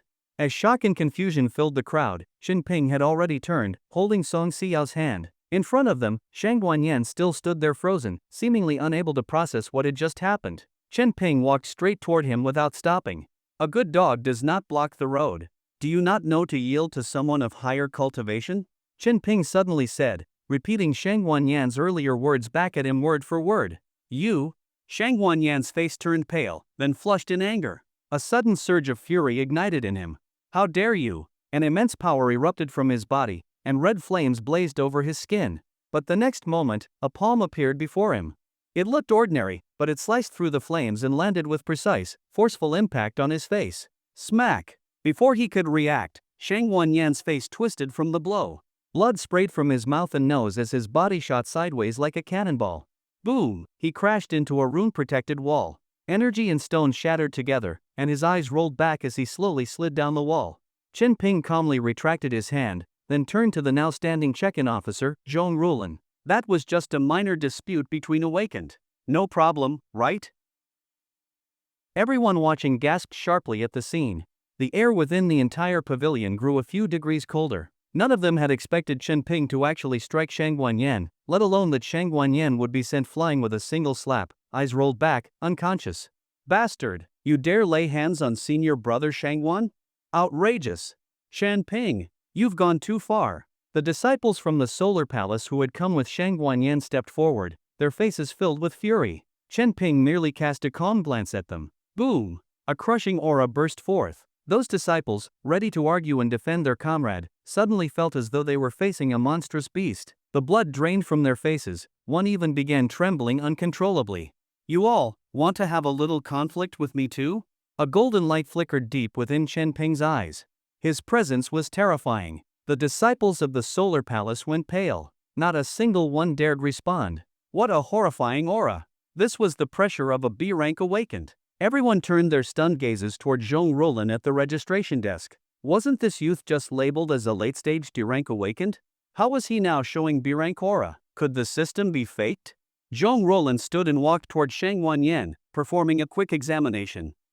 Not dead. Definitely just a minor conflict. She nodded to herself matter-of-factly. This composed and sharp-eyed woman swept her gaze across the Solar Palace disciples and said with a smirk, "What are you all still standing there for? Hurry up and get Shang Guanyan to a hospital. If you get him treated in time, he might still be able to compete in the grand exam." Her words gave the Solar Palace crowd an exit. You just wait. The Solar Palace will not let this go. The disciples picked up their unconscious senior brother and rushed off, tossing threats behind them in an attempt to save face. Shen Ping could not be bothered with them. Still holding Song Xiao's hand, he strode out proudly. Anyway, the Solar Palace had never liked him thanks to his sister. He did not mind giving them a little more to hate. After all, they were the ones who started it. Thus, under the shocked gazes of the crowd, Shen Ping walked out of the Azure Dragon Pavilion as though nothing had happened. His calm demeanor made it seem like slapping Shang Wan-yen unconscious was no more significant than swatting a fly. Those who had previously criticized him now held their breath in silence. So that's the moon goddess's brother. Shen Ping? He's so arrogant. I love it. That's not what you were saying earlier. Truly a dragon among men, his presence is restrained yet divine, unassuming yet awe-inspiring. This is the bearing of a true prodigy. Once again, the awakened around him changed their tune, their expressions shifting as quickly as actors in Sichuan opera. Shen Ping ignored the crowd's mood swings and continued holding Song Xiao's hand as they walked into the city. Her clear eyes blinked nervously. Her delicate, jade-like face bore signs of worry as she whispered, "Shen Ping, we just provoked people from the Solar Palace. Will we be in trouble?" The Solar Palace was one of Xia Nation's most renowned awakened factions. While not quite in the top 10, it was not far off either. What trouble? We picked a fight with the Heavenly Soldiers group before, and we survived that, Shen Ping said cheerfully. Besides, if the Great Solar Palace holds a grudge over something so petty, would they really be that small-minded? Oh, Song Xiao nodded slightly. For some reason, she suddenly thought of the Heavenly Soldiers group. Wasn't their downfall also triggered by a simple love confession? Perspective, it really is a strange thing. But the two quickly forgot about this minor issue. They began to fully enjoy this extraordinary city journey. With 3 days left before the Kunlun Grand Exam officially began, they needed to settle their minds and prepare. Woohoo! I've always wanted to explore this city. Whatever you want to eat, it's on me, Shen Ping said with heroic flair. All right. Song Xiao smiled sweetly, her bright eyes curving like crescent moons. Their first stop was Kunlun City's famous exotic beast food market. Along a wide boulevard lined with shops decorated with strange beast heads, the air was thick with mouth-watering aromas. These shops offered rare delicacies made from exotic beasts, delicacies one would never find in an ordinary city. Shen Ping and Song Xiao first stopped at a turkey shop. They could not help it, the scent was simply too tempting, and they could not take another step. Boss, give me a whole fire turkey. Ha, young man, are you sure? A single fire turkey weighs over 100 kilograms. The two of you will not finish it. That's not your concern. Bring it on, Shen Ping declared boldly. All right, 1 fire turkey, 5 source stones. That was quite cheap. Shen Ping paid without hesitation. He was rich now. Aside from the 3,913 basic star source stones he already had, he had also received 3,000 source stones as a reward from the Nanting City Emergency Management Bureau for his contributions during the Awakened disaster. His total now stood at 6,913 regular source stones. Not to mention 201 high-grade star source stones. So spending 5 source stones did not even make him blink. Awesome! What a generous customer! The owner of the fire chicken shop beamed with joy as he grabbed a crimson flame chicken standing over a meter tall and swiftly brought down his knife. Cluck, cluck, cluck! The fire chicken let out a heart-wrenching scream as scalding blood splattered. At this establishment, fire chickens are slaughtered on the spot to ensure the utmost freshness of the ingredients. These fire chickens originally hail from a restricted zone known as the red feather fire chicken, a 1-star forbidden area creature. A fire-type awakened individual from Xia country once charred them and was unexpectedly captivated by their aroma. Upon tasting, he found them exceptionally delicious and immediately conceived the idea of breeding them for sustainable development. Thus, the red feather fire chicken, once a forbidden zone creature, became a favorite among countless awakened individuals and embarked on a path of artificial cultivation. Today, the red feather fire chicken has even evolved into a mature exotic beast culinary industry chain. Smells so good. Shen Ping gazed at the fire chicken placed before him, occupying the entire table, and drooled. He eagerly picked up a fire chicken leg and took a bite. The skin was crispy, the meat tender and chewy, and with each bite, a warm current surged through his body, a fiery sensation that was immensely satisfying. This was a high-level spicy sensation, inherent to the red feather fire chicken, capable of igniting every nerve in the body with its spiciness, bringing unparalleled pleasure. This is so delicious. Xiao, you must try it, Shen Ping exclaimed excitedly as he took large bites of the fire chicken leg. Looking at the fire chicken leg thicker than her own arm, Song Xiao felt a bit overwhelmed. This thing is just too big. However, after taking a small bite, her eyes lit up. Delicious! Song Xiao exclaimed softly. Haha, right? If you like it, eat more. Chen Ping laughed heartily. When Song Xiao glanced at Chen Ping again, she was startled to see that he had already devoured an entire fire chicken leg. The two continued to feast in the restaurant. After consuming half a fire chicken leg, Song Xiao was full. Chen Ping took on the remaining 1.5 fire chicken legs, as well as the entire body of the fire chicken, eating to the point where others in the dining hall cast curious glances his way. Ah, that was so good. Chen Ping patted his stomach with a look of satisfaction. Before him lay a pile of bones he had stripped clean of meat. Song Xiao looked at her own slightly bulging belly, then at Chen Ping's abs, and asked puzzledly, "Chen Pai, where does all the food you eat go?" "I digest it all," Chen Ping replied, still savoring the taste. Song Xiao was envious. With such a digestive system, one could eat as much as they wanted without worry. Chen Ping was also pleasantly surprised. He realized he had absorbed nearly all the energy from the fire chicken, and the total energy was even greater than that of 5-star source stones combined. Does this mean that by eating fire chicken, he not only gains pleasure but also more benefits than merely absorbing 5-star source stones? Thinking of this, Chen Ping became even more excited. He pulled Song Xiao up and said, "Let's go." "Ha? Where to?"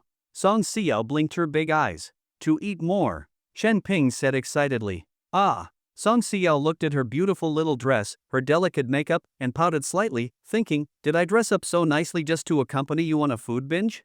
Soon after, the two went on to eat the eyeballs of the 100-eyed fierce tiger. They were springy and tender, with a fresh and fragrant taste. They also tried the wings of the 6-winged windbird, which had a rich aroma and were exceptionally delicious. They drank several cups of Spirit Bee fresh honey lemonade. The honey was sweet but not cloying, extremely refreshing, invigorating the entire body. After one cup, they craved another. It must be said, many exotic beast delicacies surpass ordinary world cuisines in both surprise and taste, though their prices are correspondingly high. But this posed no problem for Chen Ping. Such small expenses were negligible to him. Thus, the two spent almost the entire day exploring the gourmet street, sampling all the delicious offerings, though it was mainly Chen Ping doing the eating. At the end of the gourmet street, Chen Ping noticed a bustling crowd. Do not miss out as you pass by. The annual Kunlun Summit Big Eater contest is about to begin. Only 10 source stones, just 10 source stones. Enjoy 8-star Titan Goldskin Pig for free for 3 hours. Moreover, the contestant who eats the most will have a chance to receive a mysterious gift from our Divine Chef Pavilion and a 5-star Spirit Pill. A man wearing a chef's hat stood at the end of the gourmet street, shouting loudly. Over 1,000 people had already gathered here, indicating that this was undoubtedly the top event of the gourmet street. Upon hearing the words "free to eat," Chen Ping became instantly excited. "Is this not a feast prepared especially for me? Come on, let's check it out." Chen Ping pulled Song Xiao's small hand and eagerly squeezed into the crowd. Shinshu Pavilion, as the name suggests, is a faction dedicated to cooking. It is a renowned force in the world of the awakened, consisting mainly of chefs who handle all kinds of high-end exotic beast delicacies and serve the wealthy in the awakened community. That they managed to become one of Xia country's top 10 sects by cooking alone is truly unparalleled. The pavilion master, Yi Tun Tian, is a famously gluttonous figure known for hunting high-grade exotic beasts to either savor himself or sell at high prices for profit. With Yi Tun Tian's endorsement, Shinshu Pavilion enjoys an excellent reputation. At the end of the gourmet street, many awakened ones could not resist signing up. 10-star source stones, a full month's salary for many D-grade awakened individuals, but the lure of eating 8-star Titan Goldhide Pig for free was irresistible. Such high-grade exotic beast meat, if you could eat just one gene, would already be worth the cost. 8-star exotic beasts are rare, and those suitable for consumption are even more so. This particular Titan Goldhide Pig before them was as tall as a 2- or 3-story building, weighing at least 100 tons. Even after accounting for its heavy bones, organs, and meat consumed in previous events, there were still over 10,000 gene of refined, concentrated meat left. How could anyone let go of such a treasure? Awakened participants signed up in droves. The enormous Titan Goldhide Pig was mounted on a massive spit, rotating constantly over a blazing fire, while a spirit chef added various seasonings, filling the air with an irresistible aroma that drew passers-by like moths to a flame. Elderly Xuansheng of Shinshu Pavilion wore a revealing midriff outfit, showcasing her slender waist and long legs. With her full bosom and vibrant red lips, she stood beside the roast pig, smiling enchantingly at the eager participants. To her, they all looked like walking piles of star source stones entering her wallet. Fools, such fools. Though Titan Goldhide Pig was incredibly delicious and packed with energy beneficial to the cultivation of awakened individuals, they needed to consume a full gene just to break even. But this was an 8-star beast, containing terrifying levels of energy. Most awakened ones would be bursting at the seams after just 1 or 2 bites. How could they possibly eat a whole gene? Thus, Li Xuanxiang viewed each registrant as someone delivering her money, and she laughed in a way that was seductive and radiant. Come on, more people, please. In just half an hour, over 1,000 people had registered. That was a full 10,000 star source stones collected. Even after deducting 1 or 2,000 in costs, that was still a net profit of 8,000 stones. Li Xuanxiang was beaming with delight. This Titan gold-hide pig was her golden goose, constantly attracting overeager fools for self-service dining. Even if 1 or 2 competitive eaters came through, the vast majority would still fail, so no matter what, she was profiting. This is what brings the most joy to a capitalist. Look, Taoist Jean, she is competing too. Oh God, is he going to win the title of Big Eater King again? People turned to look at a rotund, kindly-faced man with a large beer belly who smiled like the Maitreya Buddha. Their faces showed genuine respect. Ah, in this world, only good food must not be let down. Taoist Jean Shi cheerfully cupped his hands to those around him and respectfully greeted Li Xuanxiang. Fellow Taoist Li Xuanxiang, long time no see. Li Xuanxiang's expression twitched slightly, and she responded irritably, we meet at least once a year anyway. The Kunlun Summit competitive eating contest is held annually, and this Taoist Jean Shi shows up each year to milk Shenchu Pavilion for all it is worth. Indeed, Taoist Jean Shi is exactly the type Shenchu Pavilion loathes, a lossmaker who costs them money every time he shows up. He is a B-grade awakened of the divine descent class, belonging to the gluttonous beast lineage. His specialty is eating. He can devour dozens of gene of top-tier exotic beast meat in one go. Still, Shenchu Pavilion is not afraid to take risks, and neither is Li Xuanxiang. After all, you need examples of huge wins to lure in more suckers. This also serves as great promotional material for the Big Eater contest. Within just an hour, over 2,000 people had signed up, over 10,000 star source stones in the bag. Li Xuanxiang was thoroughly pleased. She addressed the throng at the plaza of the Gourmet Street. The delicious 8-star Titan gold-hide pig is ready. I now declare the Kunlun Summit Big Eater contest officially open. With a loud announcement, many awakened contestants excitedly grabbed knives and forks and lunged at the Titan gold-hide pig, tearing off precious exotic meat and gorging themselves. Some participants collapsed, foaming at the mouth, after consuming just a large chunk of meat, unable to withstand the overwhelming energy. The energy of an 8-star exotic beast was simply too intense for their bodies to bear. Within moments, the plaza was littered with fallen awakened individuals. I can't take it anymore. Shit, this beast meat's energy is too fierce. Those hoping to eat enough to break even quickly gave up. Come on, everyone. Such delicious, heaven-defying exotic meat is rare, give it your all. Li Xuanxiang egged them on, twisting her snake-like waist, strutting around the Titan gold-hide pig, her face glowing with glee. Many participants could not even finish 2 tails of meat before calling it quits. Still, more than half of the awakened ones pressed on. This meat was a powerful supplement. Having been refined by Shenchu Pavilion's top chefs, it was transformed into highly digestible essence meat that aided cultivation. Every bite brought tangible improvement. Amid the crowd, 2 inconspicuous figures were also eating the Titan gold-hide pig. This meat is just too good. Si Yao, you have to eat more. Shen Ping ate with tears in his eyes. Song Xiao was also in tears. Shen Pai, I cannot eat anymore. I'm going to lose money, what should I do? She felt like her entire body was filled to the brim with the pig's energy, and she had not even eaten half a gene. Do not worry, Si Yao. I will earn those star source stones back for you. Shen Ping's eyes shone with profound confidence as he spoke with unwavering determination. Song Xiao's heart fluttered at the sight of the boy before her. This side of Chen Ping, so domineering, so confident. One awakened participant after another collapsed. Very few managed to break even. Li Xuanxiang, clad in a red dress and smiling like a vixen, sashayed through the plaza, directing staff to carry away those who had fainted from overeating. In just 10 minutes, hundreds had already passed out. Another few hundred were bloated, holding their stomachs and staring longingly at the pig, so close yet so far. And yet, less than 200 gene of meat had been consumed from the Titan gold-hide pig. This was too profitable. She could keep using this pig to make money again and again. No, not scam, make money. This was her slaughter pig trap. Li Xuanxiang walked the plaza with seductive grace. Most attention was on Taoist Jean Shi, who was devouring meat with such enthusiasm that oil covered his face, his expression one of pure bliss. In just 10 minutes, he had eaten over 10 gene, inciting jealousy all around. Looks like this year's Big Eater King will be Taoist Jean Shi again. Yeah, sigh, if only we had his appetite. People sighed in admiration. Soon, 20 minutes had passed. Almost everyone in the gourmet plaza had been eliminated. Yet 2 people were still eating. One was the well-known glutton Taoist Jinshi. The other was an utterly unfamiliar face. He looked completely average, with an unremarkable physique, yet he had eaten dozens of jin and was still going. This previously unnoticed boy had now become the center of attention because he, alongside Taoist Jinshi, was the only one still eating. Unbelievable. Absolutely ridiculous. How is he still eating? The seemingly ordinary boy, with an unremarkable physique, was devouring astonishing amounts of Titan golden high pork. How was he managing this feat? Could he be a spatial type awakened one, secretly storing the meat elsewhere? If that were the case, Li Xuanxiang would have intervened long ago. Why would she allow him to continue? The crowd watched in amazement as the boy continued to eat voraciously. His stomach seemed boundless, consuming bite after bite of the energy-rich meat. This boy was none other than Chen Ping. To avoid drawing too much attention, he deliberately ate slowly. However, as others dropped out, his extraordinary appetite became impossible to conceal. Only he and Taoist Jinsi remained, still eating.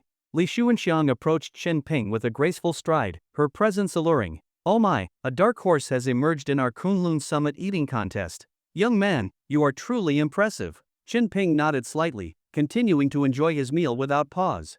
Li Xuanxiang maintained her smile, though it wavered slightly. "May I ask your name?" "I am Chen Ping, just an ordinary person," he replied, still eating. Watching him consume dozens of pounds of meat, Li Xuanxiang's smile became strained. "What type of awakened are you?" "Diamond type," Chen Ping answered. "Diamond type? With such an appetite? Have you practiced a special technique?" Chen Ping shook his head. "No, I just have a big appetite." Li Xuanxiang's smile faltered. She thought, "I do not believe you. Even a B-level diamond type would have burst by now." She searched for signs of cheating but found none. Chen Ping appeared to be genuinely consuming and digesting the meat. "Ha ha ha, young man, everyone's appetite has limits. Now, only you and I remain," Taoist Jinsi said, still eating. "You need not push yourself. Overeating can be harmful." "Ah, yes, Chen Ping replied, continuing to eat. Taoist Jinsi chuckled. "To be honest, my gluttonous technique has improved. I can probably eat another 60 pounds. It is impossible for you to win." Chen Ping looked up innocently. "I do not aim to win. The roasted pork is just too delicious." He gave Li Xuanxiang a thumbs up. "Sister, your roast is amazing." Li Xuanxiang clenched her fists, her chest heaving. "Who asked for your praise? Spit out my pork." "Young man, since you insist, let me show you my gluttonous technique," Taoist Jinsi declared, continuing to eat. Chen Ping matched him bite for bite. The crowd watched in awe. Dozens of pounds of Titan goldenhide pork equated to hundreds of star source stones, all for just 10 stones. Being a big eater in the awakened world is quite profitable. I heard Taoist Jinsi became a B-level awakened just by eating. That boy seems capable, but I fear he might suffer from the meat's backlash. Indeed, who can out-eat someone with gluttonous bloodline? Even if he does not win, he has profited greatly. How much longer can they keep eating? I do not know, but Taoist Jinsi can probably eat dozens more pounds. The boy cannot match that. The crowd remained eager to see the outcome. Some latecomers, inspired by the duo's appetite, signed up for the contest. This was perhaps the only solace for the now distressed Li Xuanxiang. Chen Ping and Taoist Jinsi continued their eating duel, neither yielding. Li Xuanxiang felt her head spinning from the losses. Unknowingly, both had consumed over 100 pounds of meat. This was no ordinary pork but the precious 8-star Titan goldenhide pork. "Perhaps, you both could call it a tie?" Li Xuanxiang suggested, heart aching at the loss. "No," both contestants replied in unison. "I must claim first place to honor the gluttonous god," Taoist Jinsi declared, his eyes blazing. "Sister's roast is too delicious, I cannot stop," Chen Ping said innocently, continuing to eat. Li Xuanxiang watched them devour her roast, feeling utterly defeated. Did you enjoy the story, guys? I hope you did. Support this video with a like and a comment. I'd really appreciate it. Thanks for watching and see you next time.